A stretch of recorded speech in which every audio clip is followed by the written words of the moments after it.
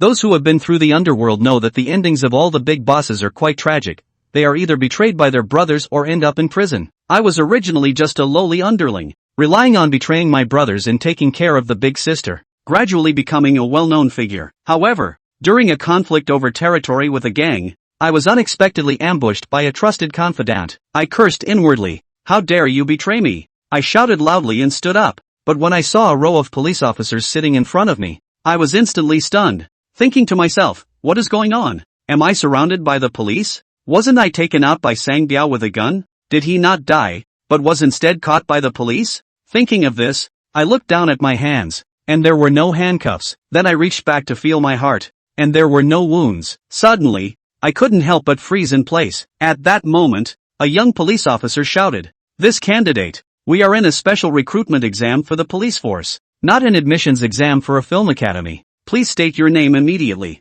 Hearing this, I was completely bewildered, not knowing what kind of game this police officer was playing with me. But I thought it didn't matter. After all, it was better than dying at the hands of a thug. So I pulled out a cigarette from my pocket, lit it, and took a deep puff. A group of police officers were taken aback by this scene, while the middle-aged officer sitting in the main seat looked at me with great interest. At that moment, I exhaled a thick cloud of smoke and said, "Sir, doesn't your document clearly state it? Why are you still asking me?" The young officer, seeing the situation, instantly became furious, but just as he was about to scold me, the middle-aged man in the center waved his hand and smiled. 9527. This time it's a special recruitment by the police force. To avoid any conflict of interest, your name is not included. Only your temporary police number and exam scores. I was immediately stunned. Ever since I graduated from high school, I had been mingling in society. When did I become a candidate for the police force? Just then, the young police officer saw me silent and shouted sternly,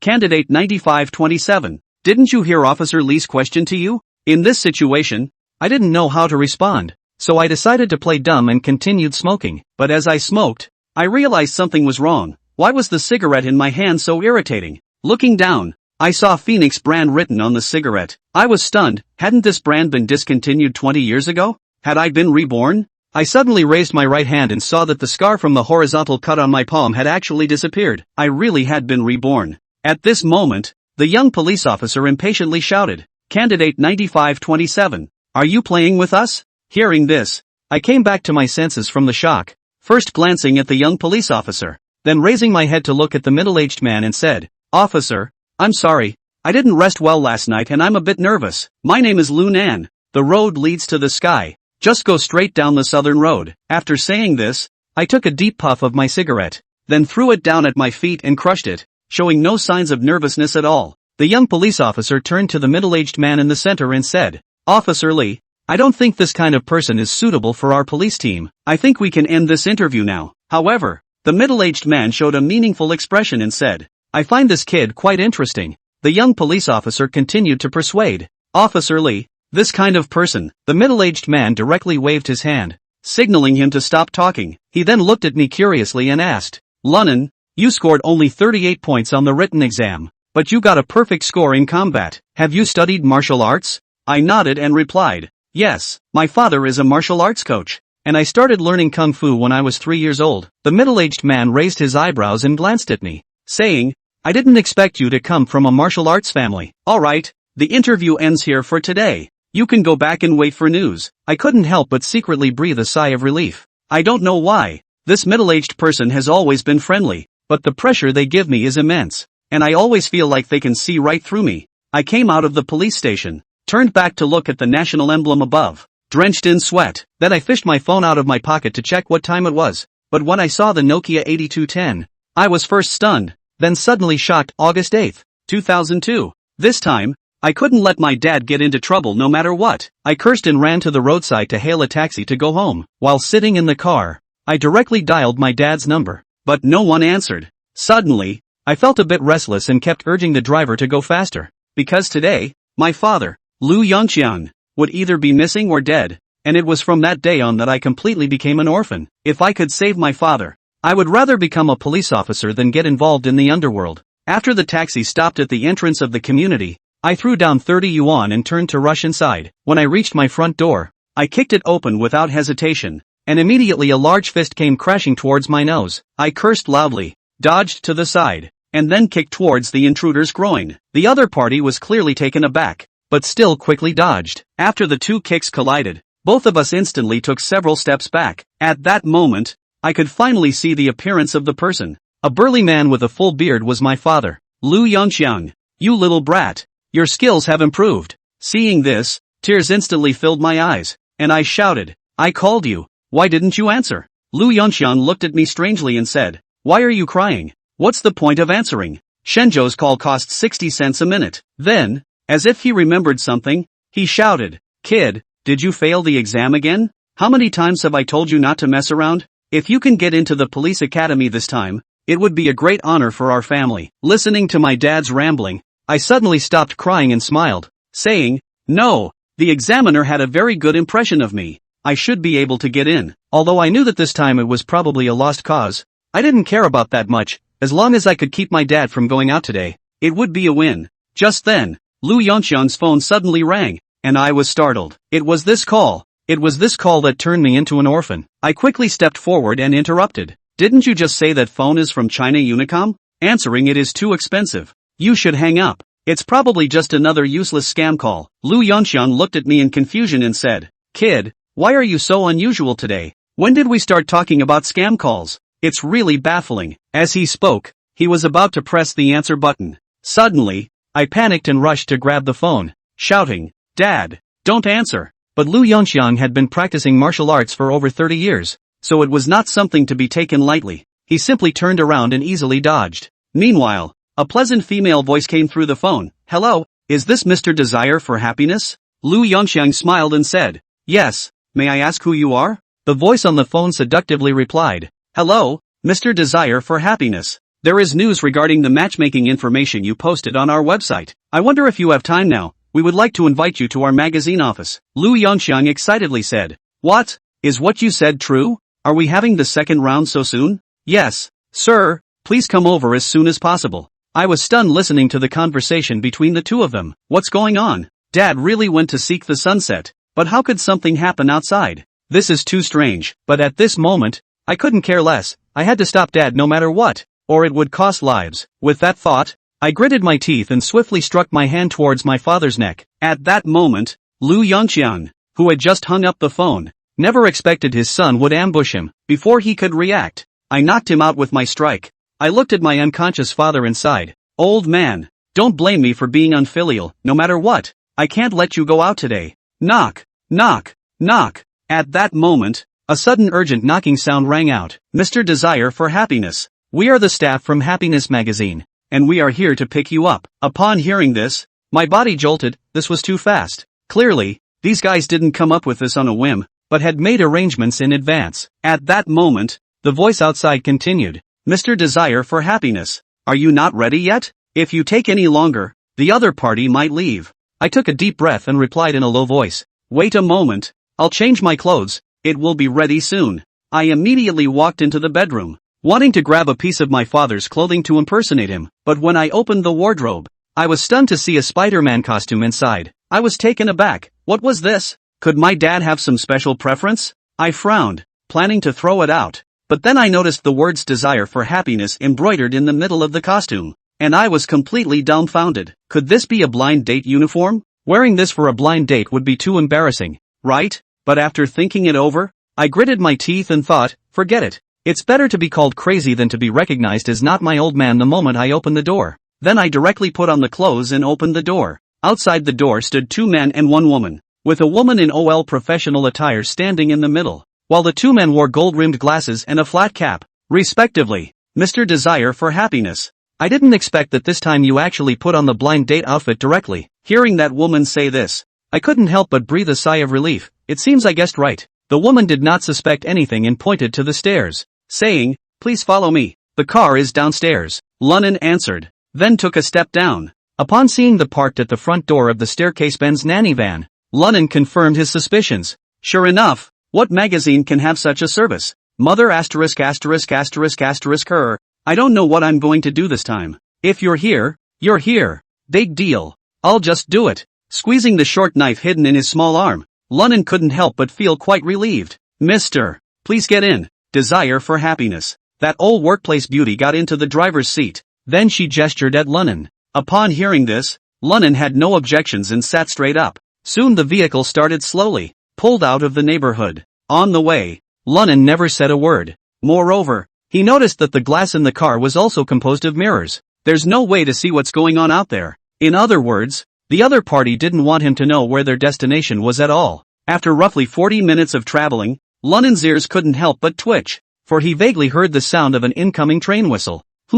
This is to the south of the city. The reason why Lunnan was so sure was because within the city of Liangchang, only freight trains pass through in the direction of the south of the city, not in several other urban areas. Just as Lunnan was pondering, the vehicle's traveling speed slowed down quite a bit. After another 5 minutes, the vehicle came to a complete stop. Mister, please step out of the car. Desire for happiness. This blind date destination is here. Lunnan nodded, then pushed open the car door and jumped out. Just after getting off the bus, Lunnan couldn't help but freeze for a moment, because it turned out to be an abandoned factory. No wonder there was the sound of an iron door closing just now. Lunnan thought darkly. Mister, please follow me. Desire for happiness. The OL workplace beauty greeted Lunnan with a smile, and then walked towards the plant. Lunnan nodded and followed the OL workplace beauty, walking in together. Only, the further Lunnan went inside, the tighter his frown became. Damn, why is this place like a detention center? Even the canopies are made of steel. At the end of the walk,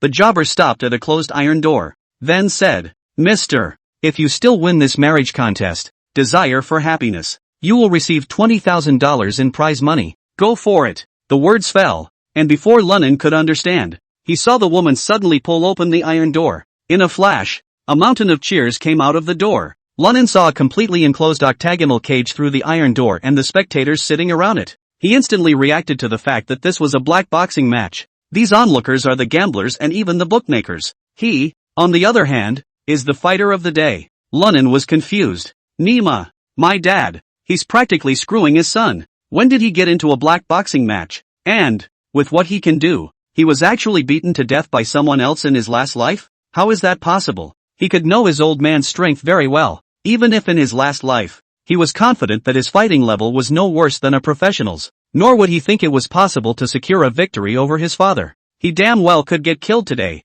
I'm not much better. Thinking of this, Lunnan couldn't help but have some drumming in his heart. Mister, good luck. Desire for happiness. At that moment, the professional woman pushed his shoulder, and Lunnan stepped into the octagonal cage without any defense. Immediately afterward, the woman closed the iron door. Woo-woo. Yes, desire for happiness. You've got to win. I've got a big bet on you. Roars, cheers, and yells were intertwined. In a flash, the tension within Lunnan instantly disappeared. At the same time, adrenaline is spread throughout the body. Even his hands involuntarily trembled slightly. Oh, this feels, stepping on a horse is great. Lunnan's eyes shone with excitement and anticipation. The corner of his mouth showed a wicked curve that, it doesn't matter who beat their old man to death in a previous life. I'm going to beat you to death alive in this life. Lunnan excitedly squeezed the short knife hidden in his small arm. Just then, the iron door across the street suddenly opened. Clang, clang, clang. A sound of heavy iron rang out.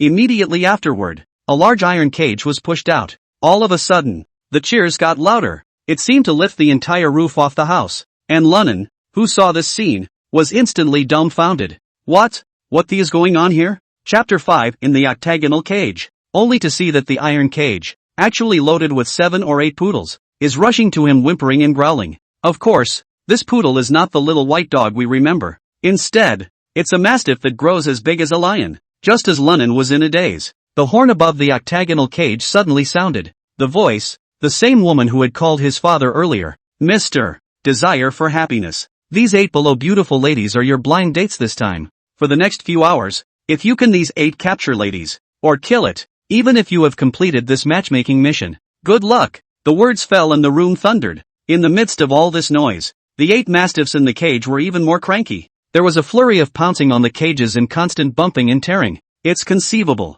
Without this cage blocking them, they would have already pounced on Lunan by now. Lunnan, on the other hand, was frozen in place. Still playing like that? Black Fist, shouldn't you be fighting someone? How did this even get man versus beast? My father, his old man, was he in his last life by these 8 bitten to death? Thinking of this, Lunnan involuntarily swallowed a mouthful of saliva. In an instant, though, he was replaced by a wave of anger. All 8 dogs must be slaughtered today. However, Lunnan quickly calmed down. Although he didn't know the rules of black boxing, he understood that as long as he got these poodles killed, this blind date mission would be completed. Thinking of this, Lunnan took a deep breath, then nodded at the staff, meaning, he could release those 8 mastiffs. Seeing this, the staff did not hesitate. Pull the front cage door straight open. In a flash, 8 mastiffs the size of a lion instantly pounced out. Saliva was still flowing from the corners of his mouth, as if he had already seen Lunnan as a dish of food, and he came flying. Mudmas. I've even slaughtered 70 to 80 people in my last life. What do I care about a few of your dogs? Lunnan cursed, followed by his right foot violently stomping on the ground, his body leaping up high, and his left leg kicking out fiercely. Boo! A kick to the head of the mastiff that hit the head. At once, the mastiff let out a whimper of pain and rolled over on the ground a few times. The other 7 mastiffs saw this and became ferocious. They hissed and lunged towards Lunan once again. At the same time, the one that was kicked over stood up and pounced on Lunnan. At this moment, they had only one goal, and that was to eat the human in front of them. Mudslingers. It's really resistant to beatings. Lunnan cursed and hurriedly dodged, but he was still a step too slow and took a claw to the right shoulder. The intense pain made Lunnan draw a breath of cold air. At the same time, he subconsciously kicked out, sending the mastiff flying. Woo! Roar! At this moment, the remaining 7 mastiffs completely reddened their eyes. All of them attacked Lunnan. Spicy next door. When this is over, if I don't die, I'll definitely take out all the guys from this what's his name wedding magazine. At this point, Lunnan was also aroused to ferocity, not caring about the wound on his shoulder. After dodging a mastiff's attack, his figure was like the wind, and he quickly circled around to the mastiff's back. Immediately afterward, Lunnan's left hand pulled back, strangling the mastiff's neck in a deadly grip. At the same time, while flinging its body, it retreated to the edge of the octagonal cage, and then, the mastiff's huge head was ruthlessly stuck on top of the iron fence of the octagonal cage. Mudslides. Along with the mastiff's frantic struggles, its tongue kept brushing past Lunnan's cheek, even cutting through the skin to ooze blood, but Lunnan still wouldn't let go. He's out for blood now. Ka-ching! Accompanied by a sound of bones breaking, the mastiff's neck was directly broken by a twist, and it limply paralyzed on the ground. Ha ha ha ha! Mud horse, Lousy will be afraid of you all? Lunnan panted heavily, his eyes staring viciously at the remaining 7 mastiffs. Woohoo! Ouch! The 7 mastiffs felt sad because of the death of their companion. I don't know. Still intimidated by Lunnan's ferocity, they all surprisingly let out low whimpers. At the same time, the spectators outside the octagonal cage were completely abuzz. Jesus, what do I see? The guy actually choked the mastiff to death. It's horrible, isn't it? Holy, this show is so charged. Much more enjoyable than watching those black boxing matches. I can't take it anymore. I can't take it anymore. There are 7 left. This happy Spider-Man is dead. With the shouts of the crowd, the 7 mastiffs seemed to recover. Once again, both claws were stretched forward and his head bowed slightly, ready to attack again. Lunnan, on the other hand, did not feel nervous about it, because he had decided to use the knife. Hell, it doesn't matter if they let them use their weapons or not. At this rate, I'm sure I'll be bitten alive. In that case, why don't we first let my old man avenge my father? In his last life, I have to tonight pull out muscles and bones. With this in mind, a hideous smile appeared at the corner of Lunnan's mouth, and in the very next second, 7 mastiffs pounced in unison. This scene undoubtedly horrified the surrounding spectators. Everyone thought the happy Spider-Man was dead. Some of the female companions sitting beside them had unconsciously covered their eyes. Can't bear to look at the gruesome images below. Niet. However, right at this moment, only Lunnan could be heard suddenly bellowing. In the next moment, he jumped violently into midair. With that, the right hand tugged at the left sleeve, putting the pre-prepared short knife in my hand. I fought a slash at the first 2 mastiffs to pounce. Put! The sharp short knife instantly cut the throats of those 2 mastiffs, splattering scarlet blood. Poof! Blood sprayed all around as the crowd erupted. Meanwhile, the voice of the woman who had called her father rang out of the speaker again. Mister, according to the rules, you can't use weapons. Desire for happiness. I'll you up. That's for people. Who says you can't use a knife on a dog? Then you tell them not to bite with their mouths. At this moment, Lunnan was furious to the extreme, and before the woman's words fell, he directly interrupted with a furious roar. Immediately after that, with the short knife in this hand, I rushed towards the remaining 5 mastiffs. Put! Put! Put! The sharp blade quickly sliced through the fur of the 5 mastiffs. Each slash penetrated deep into the flesh. Blood flowed, and the smell of blood was strong to the extreme.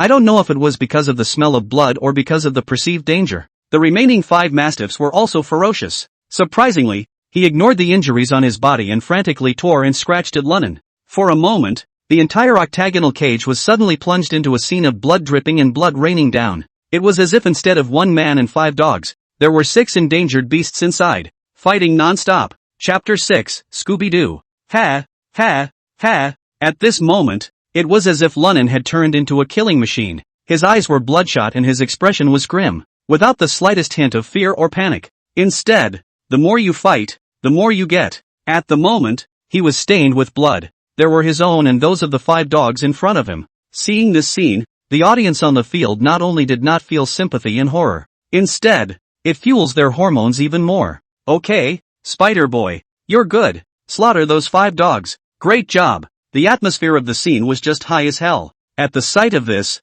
the horn on the top of the octagonal cage did not sound again. Maybe even they didn't expect this effect. However, since the audience didn't object, they naturally wouldn't say anything more. After all, the customer is God. Ha ha ha. Ha ha ha ha ha ha. Ha ha ha ha ha ha ha. However, Lunnon ignored those words from the audience. On his face, however, a color of madness emerged, and he let out a crazy laugh. His eyes were crimson, as if they were dripping blood. Damn you. It's harder to kill a few dogs than it is to kill someone. Saying that, Lunnon pulled off his mask, which had long been soaked in blood, with a single hand. But the fact that his face was covered in blood still made it impossible for everyone to see his real face. Instead, the crowd became even more exuberant because of the move. Cheer up, Spider Boy. As long as you can slaughter those 5 dogs, I'll privately reward you with 100,000. Ha ha ha ha ha. UB*TCH. Do you think I care about money? Lunnon laughed out loud while wrapping the short sword in his right hand with his mask. I, for one, am trying to avenge the old man in my last life. After saying that, Lunnon directly pounced towards the mastiff that was closest to him. Bang, bang, bang dash. A series of dull collision sounds came out, and in just the blink of an eye, the mastiff was kicked out by him. Lunnon then swung his short sword to slash the other mastiffs. Put, puffing, puffing, flesh and blood are flying. Blood erupted. Very quickly, 3 more majestic mastiffs fell to the ground. Their eyes were wide open. Blood kept spilling out of their mouths, and their bodies convulsed a few times before they were completely lifeless. Howl howl dash. Seeing this scene, one of the mastiffs seemed to be irritated. Surprisingly, he rushed up regardless. Its tongue licked its lips and flared its teeth. Seek death. At this moment, Lunnon was in a stormy state. Where did he care too much? Only to see him snort coldly and directly plunge his short sword to meet him. Click. The short knife cut through the veins of the mastiff's neck and instantly hacked into that mastiff's neck. Ow! The mastiff hissed in pain and hung his head unwillingly. As Lunnon's short knife was stuck in its neck, it was not drawn out. Plus it's huge. Surprisingly, the knife in his hand was yanked down. In one fell swoop. The knife is lost and this Spider Boy is finished. Aha! The remaining mastiff was obviously the leader there. I've been observing it for a long time, and it's been wandering around out there and hasn't been part of several offenses. Now that boy is in danger. I've been looking at this kid for a long time. Bite him for me. Otherwise I'll lose $1 million. The spectators in the gallery roared at the sight. There's pro Lunnon and pro dog. Anyway, the scene was a mess. However, just when everyone thought that this dog was going to swallow Lunnon in one gulp, things developed in a way that was completely beyond everyone's expectations. Only 1 person and 1 dog were seen in such a noisy situation. And surprisingly, neither of them took the lead. 2 pairs of scarlet eyes stared fiercely at each other, like 2 substantial swords. Gradually, the crowd on the field didn't move either. Both gazed at the man and dog inside the octagonal cage. Just then, a slight smile suddenly surfaced on Lunnon's face. Immediately after that, surprisingly, he fished out a box of cigarettes from his pants pocket, pulled one out and took it in his mouth. Click, click. Surprisingly, he was unable to light the lighter because the blood had soaked it. It wasn't much of a stretch, and the cigarette became wet and smelled like blood.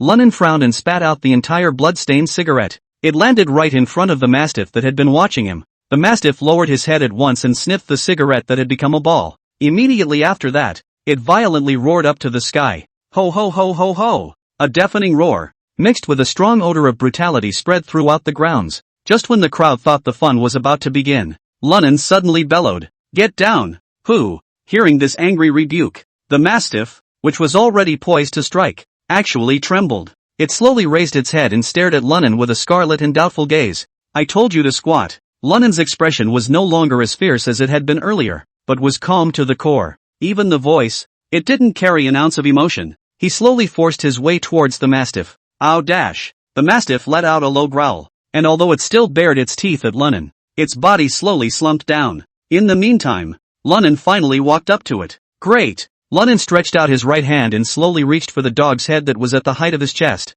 The mastiff, seeing this, seemed to want to resist, but after seeing Lunnan's icy cold eyes, he actually slowly lowered his dog's head. It even wagged its tail slightly twice. Snap dash! The next moment, Lunnan easily pressed on its head. Crouch! What did I see? Actually tamed that mastiff? How the hell is that possible? That mastiff is a that can fight wolves, king of dogs. If I hadn't already read the information, why would I have bought Dogs Win for $1 million?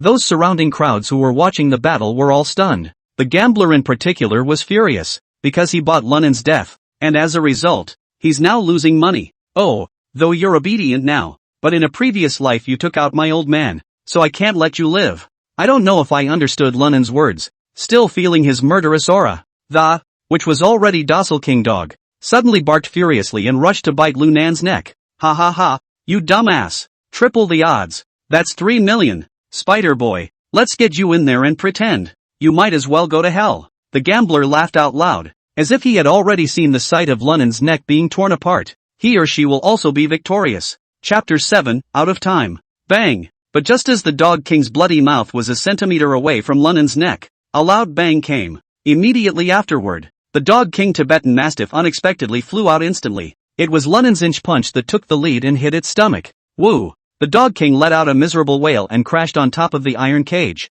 Immediately afterward, it stood up again in a flash. There was a fierce look of disbelief in his eyes. With that, it shook twice and fell to the ground again. This is all tedious to say the least, but it really only happened in a split second. When everyone came back to their senses, they realized that the scene from earlier had ended. What the is this? Spider boy, win! Ha ha ha ha ha, Spider boy wins! Asterisk asterisk asterisk asterisk. How come that kid didn't get bitten by the king of dogs? That spectator just jumped unconsciously. At the same time, with force, he tore the betting ticket in his hand to pieces, and at that moment, the horn on the octagonal cage sounded again. The winner of Is This Blind Date, Mr. Desire for Happiness. Wow dash. The crowd was abuzz with screams and clapping. There were waves of cheers. Asterisk asterisk asterisk asterisk in hell. Finally got over it. Exhausted, Lunnan sat down on his butt and leaned against the side of the cage to rest. He was very happy at this point, because not only did he save his old man's life in this life,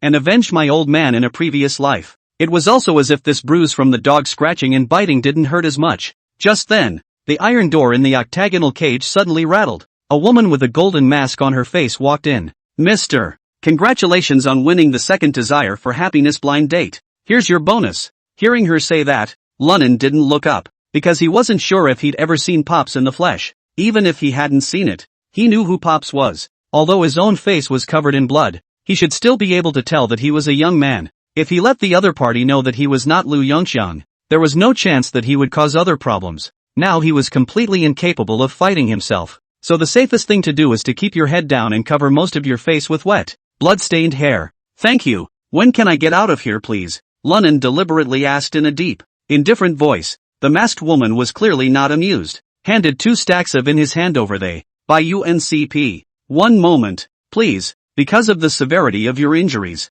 we will now inject you with rabies and no need. Just find a car to take me back. Lunnan took the 2 stacks of CP, not caring if the blood on his body would soak through, and tucked them directly to the side of his pants. Then holding onto the bars of the octagonal cage, he slowly stood up to his full height.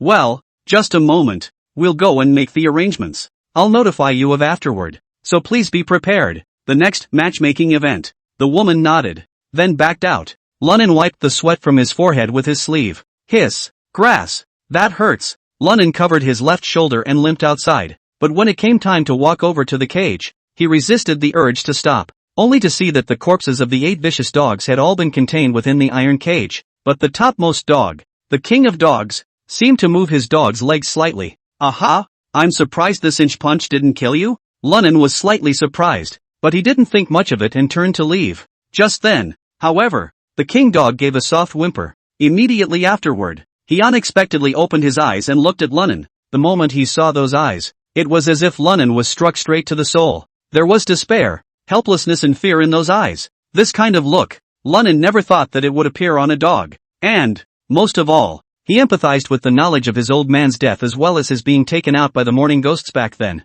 Your own eyes, I suppose, are the same. Just then, 2 crew members had come up on the field, ready to push the cage away. Wait. Lunnan held back the pain and blocked it. These dogs, what's going to happen to them? Ah, mister. These dog corpses are no longer useful. Desire for happiness. It'll be pulled out and buried by us. Seemingly intimidated by Lunnan's match in the octagon, the staff was surprisingly extremely polite to him. This king dog is still alive. Oh, it doesn't matter. Without waiting for Lunnan to finish his words, another staff member said with a smile, they've already lost, and even if they live, they'll be disposed of. Don't say this king dog is wasted, so just bury them together. Hearing him say that, Lunnan was slightly stunned. Immediately afterward, he understood what the other party meant. In a previous life, was his own old man like not these mastiffs? Is it because of the loss of the game that these guys are getting killed? Thinking about this, Lunnan only felt anger attacking his heart, but the pain that tore through his body made him suppress his anger and point at the dog king. Can I have this dog? This. The 2 staff members looked at each other and seemed to have no authority to make a decision. Just then, the masked woman's voice rang out. Since Mr. wants this scrappy dog, it doesn't matter if I give it to you. Desire for happiness. But, I am curious, what are you going to bring him back for? Oh, I'm so badly injured. It's a good idea to stew it while it's still breathing to replenish its health. If you had driven faster, its meat, too, would have been considered fresh. Upon hearing this, the 2 staff members immediately broke out into a cold sweat. The masked woman, however, nodded her head in deep thought and, okay, that's not a problem. With that, she looked to the 2 men. You guys help mister, and move this king dog to the car. Desire for happiness. The 2 staff members sniffed and immediately agreed. After all, Lunnan did need help to move. So the 2 of them combined their efforts and carefully dragged the king dog out of the iron cage. But the dog king struggled violently despite being covered in wounds. The sharp teeth even left several scars on the staff. Don't move. Move again and I'll kill you now. With Lunnan's bellow, the cranky dog king was really honest. It allowed 2 staff members to bind its limbs with ropes, then lift to the outside. And Lunnan didn't dare to be alone with that masked woman. With a wave of his hand, he followed into the tunnel. After walking out of the tunnel, it was already dusk. Standing by the car, illuminated by the setting sun, Lunnan was in a world of his own. The scene just inside the octagonal cage kept surfacing in his mind. The gang definitely won't make it easy for them in the future. Just as Lunnan was thinking about it, sweat suddenly broke out. A feeling of great danger assailed his entire body. Immediately afterward, Lunnan instantly opened his eyes. Look around. There was nothing out of the ordinary except for the driver of the car, and the 2 crew members who were lifting the king dog into the car. Not true. My feelings can't be wrong. Lunnan's gaze froze and he jerked his head to look at the staff member sitting in the driver's seat. At this moment, he was full of sardonic smiles, and his backward grasp was directed at his neck. Seek death. Lunnan roared. He didn't even have time to think about it in detail as he dropped to both knees and leaned forward. A hard elbow hit on top of the man's back. Boo! Click! A dull crunching sound came out. Lunnan's elbow directly shattered his opponent's spine, causing him to fall limply into the seat. At the same time, a siren sounded. Immediately after that, a phrase he was extremely familiar with from his past life suddenly came out of the mechanical speaker. No movement. You're surrounded. Surrender on your knees at once. Chapter 8 Golden Valley Mansion. Hearing this voice, Lunnan subconsciously got into the car. Mind you, that was his truest reaction in his last life. At this point in time, he had been reborn for less than a day. Muscle memory simply cannot be changed. Ta-da-da-da. Just as he had gotten into the car, a burst of gunfire rang out, firing as hard as it could over the bodywork. No movement. Move again and we'll be rude. Hearing the sound, Lunnan hurriedly leaned over the car window and looked out, only to find the group of cops hiding around the far corner aiming this way. Grass. I didn't break the law, so what's the point of being afraid? Suddenly, Lunnan reacted. One just kills a few dogs in self-defense. There's no need for that kind of stress reaction. Don't shoot. It's a misunderstanding. A misunderstanding. Lunnan hurriedly shouted at the top of his voice. I'm just here on a blind date, not breaking any laws. Cut the crap. Raise your hands and slowly get out of the car. Let us see you. Hearing Lunen's words, the surrounding police officers didn't let their guard down. Tramp, come to this big wild place for a blind date? You're burning newspapers in your ing grave. Fooling around with ghosts. Also, the nanny van had the right license plate. The very same one that they had been following for a long time in the Major Crimes Brigade. Fine. I'll be right down. Don't shoot. I'm badly injured. And if I bleed out and die here all at once, you cops are guilty of a major dereliction of duty. Lunen raised his hands while continuing to yell loudly. But just as he was about to walk down the back door of the nanny car, a man suddenly sprang out from inside the factory and got into the passenger side of the car at once. This was followed by a kick to the driver who had been knocked out by Lunen. A low gulp. Hurry up and close the door. After saying that, the man started the car and pushed the gas pedal to the bottom with one foot. Squeak. There was a sound of tires grinding on the ground. This black Benz nanny car, surprisingly, accelerated madly and sped toward the front. Naya. After the car sped away, the two staff members who were out of cover immediately cursed. Immediately afterward, he tried to run inside the factory. Ta-da-da-da. A shot rang out. Two staff members were instantly boxed in. At this moment, a dull bellowing cry suddenly came from among the ambushed police. Damn! Team 3, get in the car quickly and give chase. Special J members, hurry up and blockade the whole factory with me. This time, the group of guys who disregarded the law must be eliminated in one fell swoop. Yes. Upon hearing the command, the rest of the crowd jumped into the police car and sped off. At this moment, the reactive Lunen glanced at the driver who was driving. He was only seen wearing a hood so that his real face could not be seen, but with his big toe, he knew that this guy was bound to be a gambler on the inside. Just when Lunen was about to this guy unconscious and hand him over to the police to take the credit for his crimes, but he heard the man say suddenly, "Grass, you little bastard. You've grown up. Even your old man can be knocked out. And I'm on a ing for your old man blind date?" Saying that, the man yanked off his hood, and it was Lu Nan's old man Yunchang. *******. Dad, why are you here? Lunen's eyes rounded in shock. You asshole, you almost got me killed. Lu Yunchang cursed indignantly and then said, "What's up with that dog next to you?" Looking at the half-dead mastiff lying beside himself, Lunen was momentarily speechless, not knowing how to explain. "Forget it. Dump the cops first. Otherwise, our masters will be in trouble." After saying that, Lu Yunxiang pressed the gas pedal to the bottom. Rumble. The black nanny van rushed out of the industrial park in an instant. Lunen's ears were sharp, and he vaguely heard the sound of a police car siren coming closer and closer. He was anxious in his heart, coupled with the fiery pain of the injuries on his body. Cold sweat was already breaking out on his forehead. Just then, a large billboard on the side of the road caught his attention. Too late to say more. Lunen directly roared, "Turn right, then take a left at the second intersection. Go to the underground parking lot of the Golden Valley building. Hurry!" Ha! Hearing these words, Lu Yunxiang clearly froze. Obviously didn't understand what Lunen meant, but tends to trust his own son. Lu Yunxiang still hit the steering wheel and turned right. "Cut the crap. Do as I say. Hurry up." At this moment, Lunen unconsciously recovered his previous life's the aura of, and his voice carried an unquestionable decisiveness. "Big brother Nan." Lu Yunxiang knew it wasn't the time to ask detailed questions. Without saying much, he followed Lunen's instructions and quickly drove toward the underground parking lot of the Golden Valley mansion. Then, he couldn't help but be curious and said as he twisted his head to look at Lunen, "What's the point of going to that underground parking lot, little brat?" "Dad, you'll see in a minute." Lunen's face was grim at the moment. He didn't explain much, because now his physical strength was severely overdrawn, and it was simply not enough to sustain his spirit. Fortunately, despite his words, Lu Yunxiang continued to follow Lu Nan's orders. Soon, under Lu Nan's command, Lu Yunxiang parked his car at the deepest part of the Golden Valley building. Here, the only business district in the southern part of Liangcheng occupies an excellent location. Stop the car. Throbbing brake dash. An ear-splitting sound of emergency brakes rang out. Immediately afterward, he saw Lunen open the car door and jumped out in one go. "Dad, get the dog and follow me up to the 4th floor. Grass. What time is it? And you're asking me to carry a 200-pound dog?" The corners of Lu Yunxiang's mouth twitched. "Hold on." But Lunen didn't care, and after yelling, he didn't choose to wait for the elevator, but ran towards the 4th floor from the stairway. Seeing this, Lu Yunxiang had to grit his teeth and carry the dog on his back.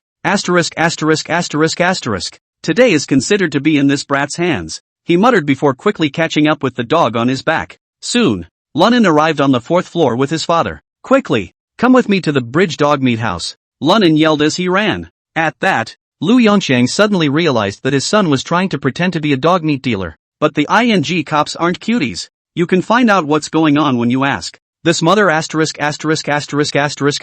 But since his son had already given the word, Lu Yongxiang naturally had to follow it. He also had no choice but to hard toward run. The bridge dog house. But I don't know if the king dog smells his own kind. The closer it got to the dog kennel, the more it struggled. Asterisk.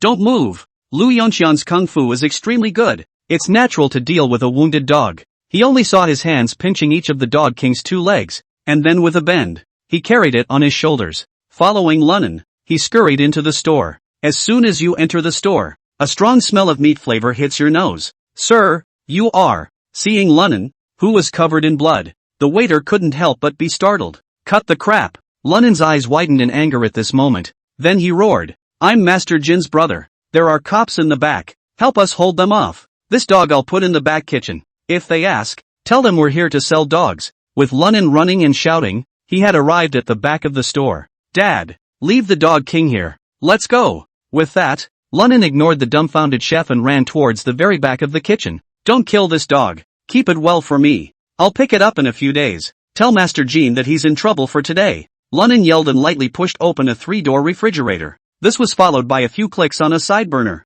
The concealed door on the wall opened instantly, and an elevator, with little space, appeared in front of the duo. Chapter 9 Father-Son Dialogue. Little brat, in a moment you'll give me a good explanation. Lu Yongxiang cursed, then rushed into the elevator. Seeing this, Lunan didn't hesitate. Tugging up a chef's white dress and draping it over his body, he pressed the button for the first floor. Those 2 guys are supposed to be coming here. Quick! Search me. Uncle Hat, what are you doing? We're a legitimate business. With a dense chorus of inquiries and noise, the elevator slowly descended and finally reached the first floor. After the elevator door opened, it turned out to be the back door of the Golden Valley building. The place doesn't look as luxurious as the front. Instead, it looks like some kind of private warehouse. Rows and rows of neat iron shelves were filled with all sorts of disorganized things. Dad, when we go out, we'll split up. Rendezvous at the house. Lunan greeted him and left without looking back. Looking at his back, Lu Yongxiang couldn't help but be speechless for a while. Why can't I understand this kid anymore? What does he usually do? Where do you know these messed up people? Also, who was that Master Kim he was talking about? Glancing back at the elevator door that was about to close, Lu Yongxiang gritted his teeth, then took a step towards the back door. Lunan, who had left the back door, seemed to know that there would be no police presence here. I stopped a taxi and got on it. Man, why don't you clean your body for this shift? There's still blood from the slaughter. If I get it in the car, I still have to clean it. Without waiting for the driver's words to fall, Lunan fished out a bloody $100 bill from the waist of his pants. This stuff isn't clean either. Do you want it? Oh, to be. Where are you going? I'm on my way. College neighborhood. Yell for me when you get there. I'll rest for a while. Touché. You sit down. After saying that, the driver put it in gear and scuttled right off. The journey was uneventful. An hour later, Lu Nan, who had cleaned up his wounds, sat down with Lu Yongxiang. Tell me, little brat, what the hell is going on? Oh, old man, you might as well get this yours out of the blind date of way beforehand. If I hadn't gone for you, today, you can hang there. When Lu Yongxiang heard this, he almost sprayed this son of his with a mouthful of old blood. You've got your wings, kid, knocking out my old man and pretending to be me. Do you have any idea what you've done? Lu Yongxiang seemed to be getting angrier and angrier as he glared fiercely at his own son. Okay. At that moment, Lu Nan suddenly reached out and stopped Lu Yongxiang from continuing. He took a deep breath, then spoke in a deep voice. Old man, I'm not kidding you. I dealt with 8 mastiffs for you today. If I hadn't brought a short knife beforehand, I'd be hanging there today. Hearing this, Lu Yongxiang couldn't help but stare. 8 mastiffs? Aha. That's your blind date. And the one you carried at the end was the king dog of them all. Lunan nodded, then fished out a cigarette from the coffee table and lit it up to smoke. Lu Yongxiang frowned, but didn't say much. Lunan didn't rush his father and smoked a cigarette to himself. Alas, after a long time, Lu Yongxiang finally sighed and said, I underestimated the gang today. I didn't realize that the ones who fought me were not people, but 8 mastiffs. If it's really like you say, I could really die there if I go. Old man, what kind of power is that group? I don't know. Lu Yongxiang shook his head and then said, I've also only been on one blind date and won a mere $5,000. As for more details, nothing is known. Hearing this, Lunan instantly remembered something, touching out his brand new Nokia 8210 Road. That money you won to buy me this? Lu Yongxiang glanced at it and nodded instantly. Did you forget? 2 days ago it was non-tube me. Said if I don't buy you one, you won't take the police force recruitment test. I'm not good at anything except some kung fu. Now I don't have many classes at school, and my basic paycheck is damn near enough to feed and clothe both of us. Where would I have the spare money to buy you such a nice cell phone? Just as I was figuring out what to do, it just so happened that the group contacted me and I went to a game. That's the way it is. Hearing his father say that, Lunan's nose couldn't help but sour, all the while hating to slap myself twice as hard. In my last life, it didn't matter if my father was killed by a dog or by that force, or they were accidentally killed during a police raid in siege. It all boils down to the fact that you had to have this crappy cell phone. What's the difference between guy who that and the traded in his kidney for a decade or so later Lovecraft for? No, it's even less of a thing than that mountain gun. At the very least, people trade in their kidneys. Himself, on the other hand, traded his father's life for a cell phone. Thinking of this, Lunan's eyes involuntarily reddened.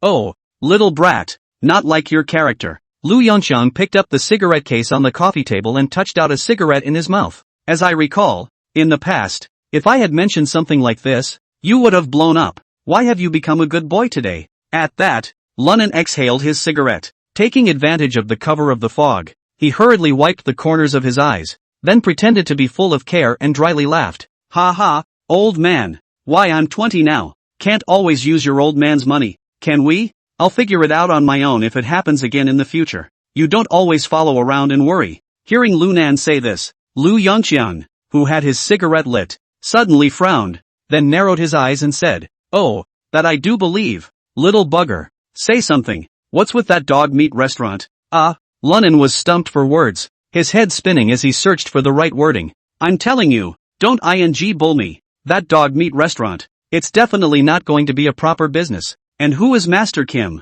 Lu Yongxiang's words caused Lunan's expression to slightly freeze. Ha, ha. He scratched his head with a dry smile and, Master Jean. That's Fatty Jean. I met them in the game room. It's normal that you don't know. So what? Old man. I'm hungry. You go make me some dinner. When Lu Yongxiang saw this, he was in a hurry. Little brat. You owe a beating, don't you? Seeing his father so anxious, Lunan hurriedly put away his playful expression and said with a straight face, Dad, I just said that. I'm 20 years old. It's time you gave me some privacy. And you going on it's not like didn't tell me before about a blind date. You. Facing Lunan's rebuttal, Lu Yongxiang was speechless for a moment. After a moment, Lu Yongxiang slowly sighed and, Kid, your mother died early. I've been a father and a mother since you were 3 years old. Come on, old man. Don't say that. Seeing that Lu Yongxiang was going to be cliched again, Lunan hurriedly waved his hand. Dad, don't worry. I'll be sure to follow the right path from now on and not let you worry about me.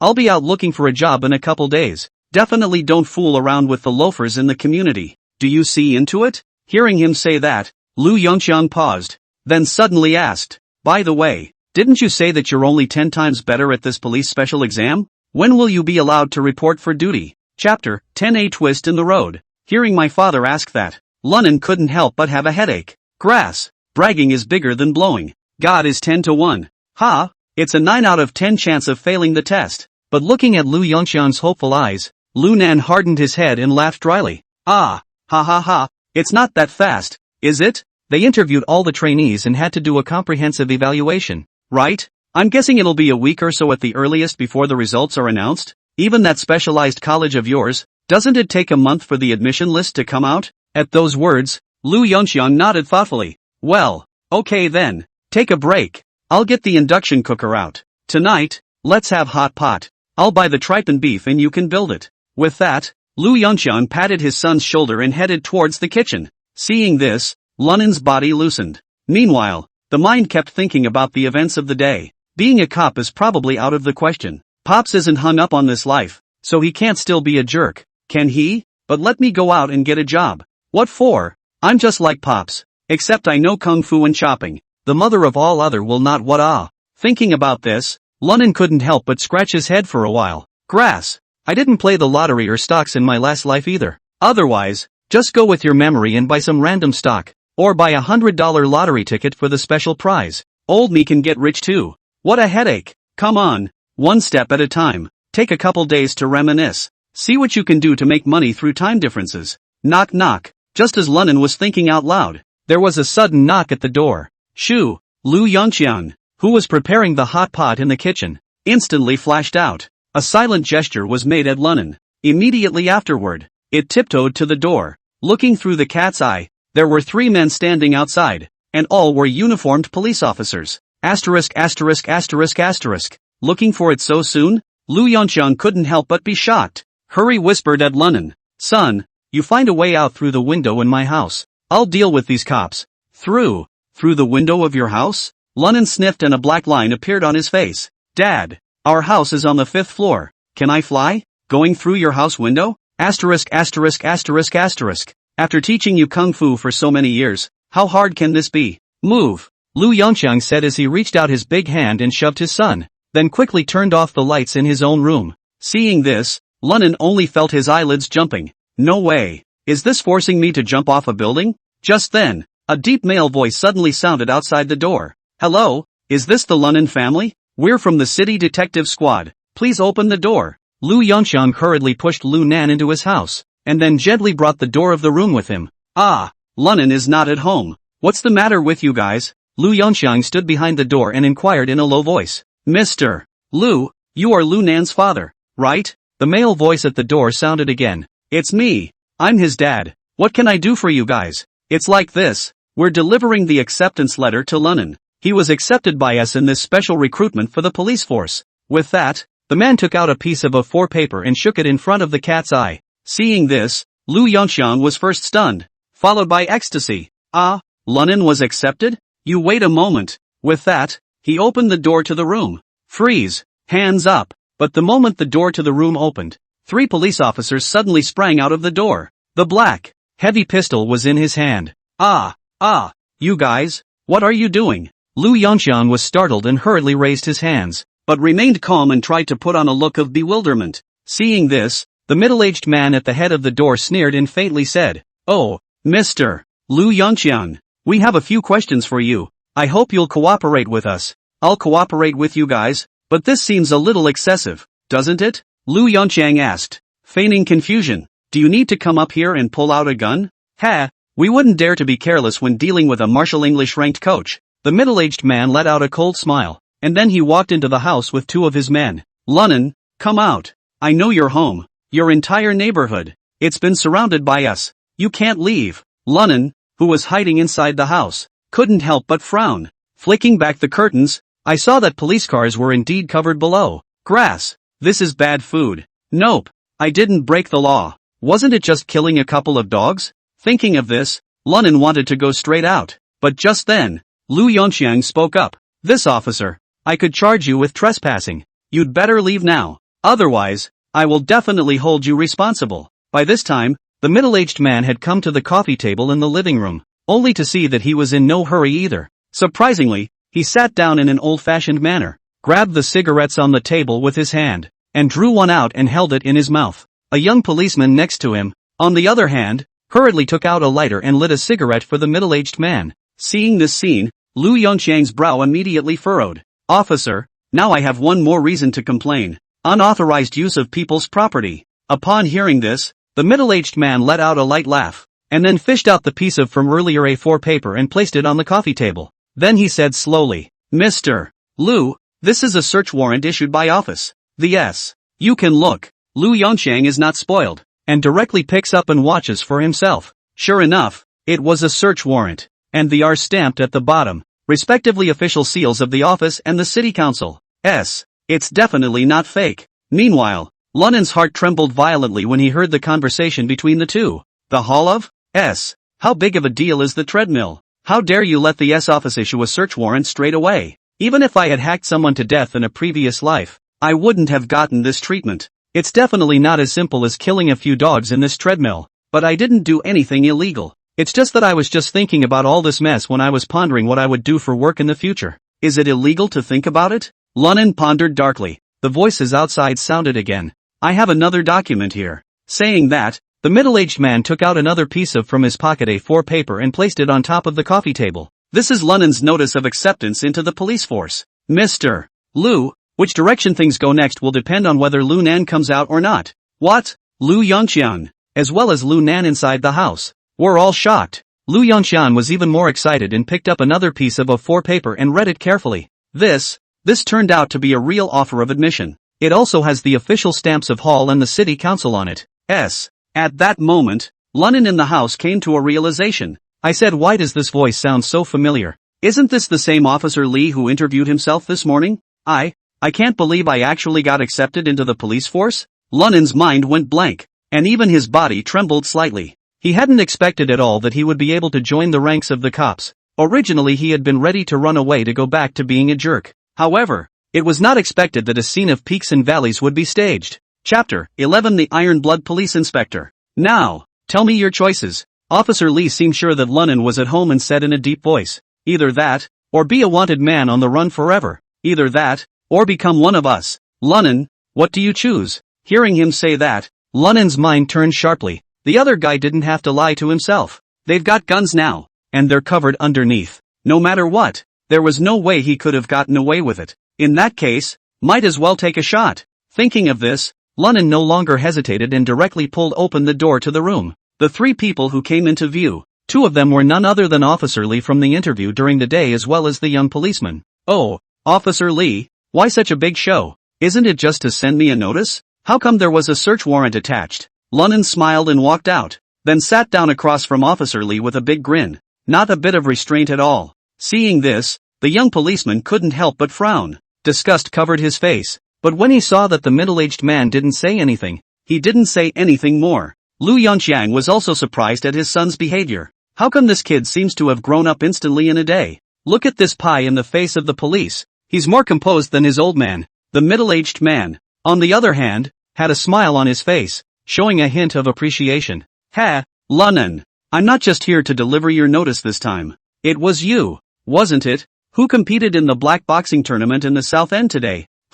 Lunan's eyebrows shrugged his shoulders, not acknowledging it. Officer Lee, I don't know what you're talking about. What's with the black boxing? I'm a good citizen who abides by the law. Never did any of that fly-by-night stuff. The middle-aged man glanced faintly at Lunan before speaking again. There's no need to deny it. The driver you injured was one of ours. He got a good look at you. I also realized it was you based on the portrait profile he provided. Hearing him say that, Lunan couldn't help but in his heart thump. That guy turned out to be a cop. I thought it was that dating magazine guy. I should have known to hit harder. Just finish the kid off or him into a vegetable. Seeing that Lunan didn't say anything, the middle-aged man smiled and waved his hand and, don't worry, I wasn't responsible for that one, so you don't have to worry about me taking you back. Hearing this, Lunan was slightly relieved, but his face did not move. Oh, Officer Lee, even if you arrest me, there's not much evidence. I didn't even fight anyone black, just got 8 dogs killed, and that driver I injured can't be held against me,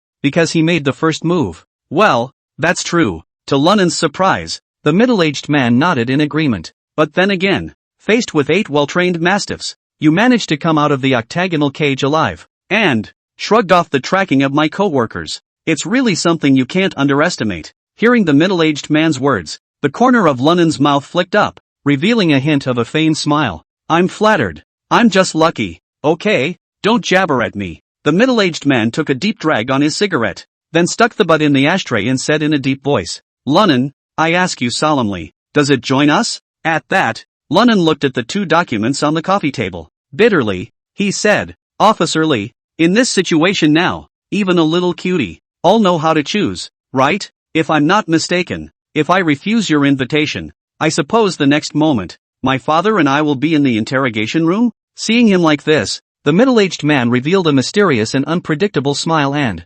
nice. If you don't join my team, it's none of my business. As a police officer, I naturally have to assist my colleagues in solving a major case. Take you and your father back. I suppose it's normal. As soon as those words left his mouth, Lunan felt a chill run down his back. Damn, this cop was tougher than any guy he'd encountered in his past life. He's not just not playing by the rules. There is also a direct disregard for discipline in order to achieve one's goals. Them mother asterisk airs are tough. But what is it about me that deserves such treatment from him? Just as Lunan was secretly thinking, The middle-aged man pushed the acceptance letter over the coffee table. With that, he stood up in shape and said, "Tomorrow morning at 9 o'clock. Of the Sheraton Jiangbei Hotel, meet me in room 808. I'm temporarily based there now." With that, the middle-aged man stood up and walked out of the room with 2 policemen in tow. "By the way, my name is Xiangwen Li. You can call me Li too from now on." When I finished speaking, I walked straight out. "Li to man? Iron Blood Police Inspector Li Xiangwen?" Lunen's eyes rounded, and his entire body seemed to be petrified, unable to calm down for a long time. The current officer Li may not be well known, but 20 years later, this is the most top-notch police expert in China. It holds supreme prestige and power in the police force. Even the provincial branches, the General Bureau, and even the headquarters in the capital had to sell him a few points of face. Such a bullish and glittering big shot is personally delivering a notice to me. A little calico? And absorb me into his ranks? His mom. There's definitely something going on here. Lunen's mind was racing, and he was trying his best to recall Li Xiangwen's past. Son of a. Suddenly, the call of Papa Lunen came to his ears. Lu Nan turned his head and looked at Lu Yongxian suspiciously. "Good boy. I can't believe you really didn't lie to me. Surprisingly, I really did get into the police with a 10% chance. And, surprisingly, you were spared today's trouble because of you. Good son of a." Speaking of maneuvering, Lu Yongxian's eyes cannot help but red. "Alas, your mom died early and won't see the day when you'll excel. But you haven't wasted my time bringing you up." Hearing this, Lunen's head went big. "But then you can't tell each other what you know. After all, the current Li Xiangwen wasn't famous yet. And, even if you tell Pops that you're coming back from a rebirth after 20 years, this Li Xiangwen must have some other purpose. I guess my own old man, too, would think he was a psychopath." "Come on, Dad. Stop crying," Lunen hurriedly joked. "In my impression, wooing level coach Lu Yongxiang is a tough and bold man. How did you become so fragile in the blink of an eye?" Hey, it's not because of you." Lu Yongxiang wiped his moist eyes and, "No more. Let's eat. I'll bring the Mao I've been hiding for 20 years out, and we'll have a good drink. Tea. Celebrate the fact that you have become an honorable people's JC. But don't." Lunen hurriedly waved his hand and, 20 years of thatch tea has got to be worth 8 of your blind dates. You might as well keep it. In case there's ever a shortage of money, you can still sell it for emergencies. Old arms and legs, don't pull useless stuff." Saying that, Lunen took the money he had won earlier, out of his pocket. "Here, this is out those 8 yours what you won after knocking. Blind dates of. Took a cab back today for 100. I'll keep another 19,000 for the rest. You keep the rest of the 18,000. Saying that, Lunen checked 19 from the inside and slipped them into his hip pocket. With that, he placed the 2 stacks of $100 bills on the coffee table. Seeing this scene, Lu Yongxian was even more pleased, red-eyed and heavily patting Lunen on the shoulder. All right, son of a. Consider this your money for my bottle of 20-year-old Mao tea. Today, we must drink well together." Chapter 12, The Amazing Melon. The next day, 8:30 a.m. Are cops so high profile now? Office at the Sheraton? Lunen looked at the towering in front of him Sheraton and muttered unconsciously. "Damn, that Li Xiangwen isn't shaking me, is he? Could there be a conspiracy here? Otherwise, shouldn't it go to S Hall, or City Hall, anymore? You should find a police academy, police station, or something like that." Touching the acceptance letter in his pocket, Lunen couldn't help but feel a pang of egg pain. If you don't go up now, you'll be a wanted man after 9 o'clock. He believed that with Li Xiangwen's ability, this matter would definitely not be difficult for him. Gotta both come and go. Lunen gritted his teeth, and with a step, he was about to head toward the Sheraton's front door. But just then, a beautiful figure caught his attention. The woman was seen wearing a long snow-white trench coat. A sarong was wrapped around his head and he wore a huge pair of sunglasses, covering up most of his entire visage. If you don't know, you'll think it's some big star coming. As he entered with the Sheraton's revolving door, Lunen couldn't help but have his pupils shrink, because he saw a gun at the woman's waist. She's a cop. Lunen's identity became clear to her the first time. Only cops are equipped with specialized holsters. Why does it look more and more wrong? Lunen secretly murmured, feeling vaguely furious in his heart. Whatever, let's go up first. If you can't do it, just reject Li Xiangwen and get the hell out of there. Mother her. It's not like I wasn't wanted in my last life. When he thought of this, Lunen took a step and headed for the main entrance. By the time he entered the Sheraton lobby, the woman was long gone. Lunen didn't hesitate and ran directly to the elevator. 2 elevators were found, one showing the first floor, and the other one is on its way up. It was as he expected. On the 8th floor, the elevator stopped. It then never moved again. Oh, it should be Li Xiangwen's soldiers. For those who don't know, you'd think it was this guy's mistress, dressed so flamboyantly. Scratching her head, Lunan shook his head, then pressed open the elevator door and went in. Ding! Soon the elevator slowed to a stop. Lunan took a deep breath, then prepared to cross the threshold and walk out. However, just as he lifted his foot, he faintly heard a quarrel. Li Xiangwen, tell me, what now? Do you want to eat clean and disown? Hearing Li Xiangwen's name, Lu Nan was stunned. An instant reaction ensued. Still really Li Xiangwen's mistress? Ha! Immediately after that,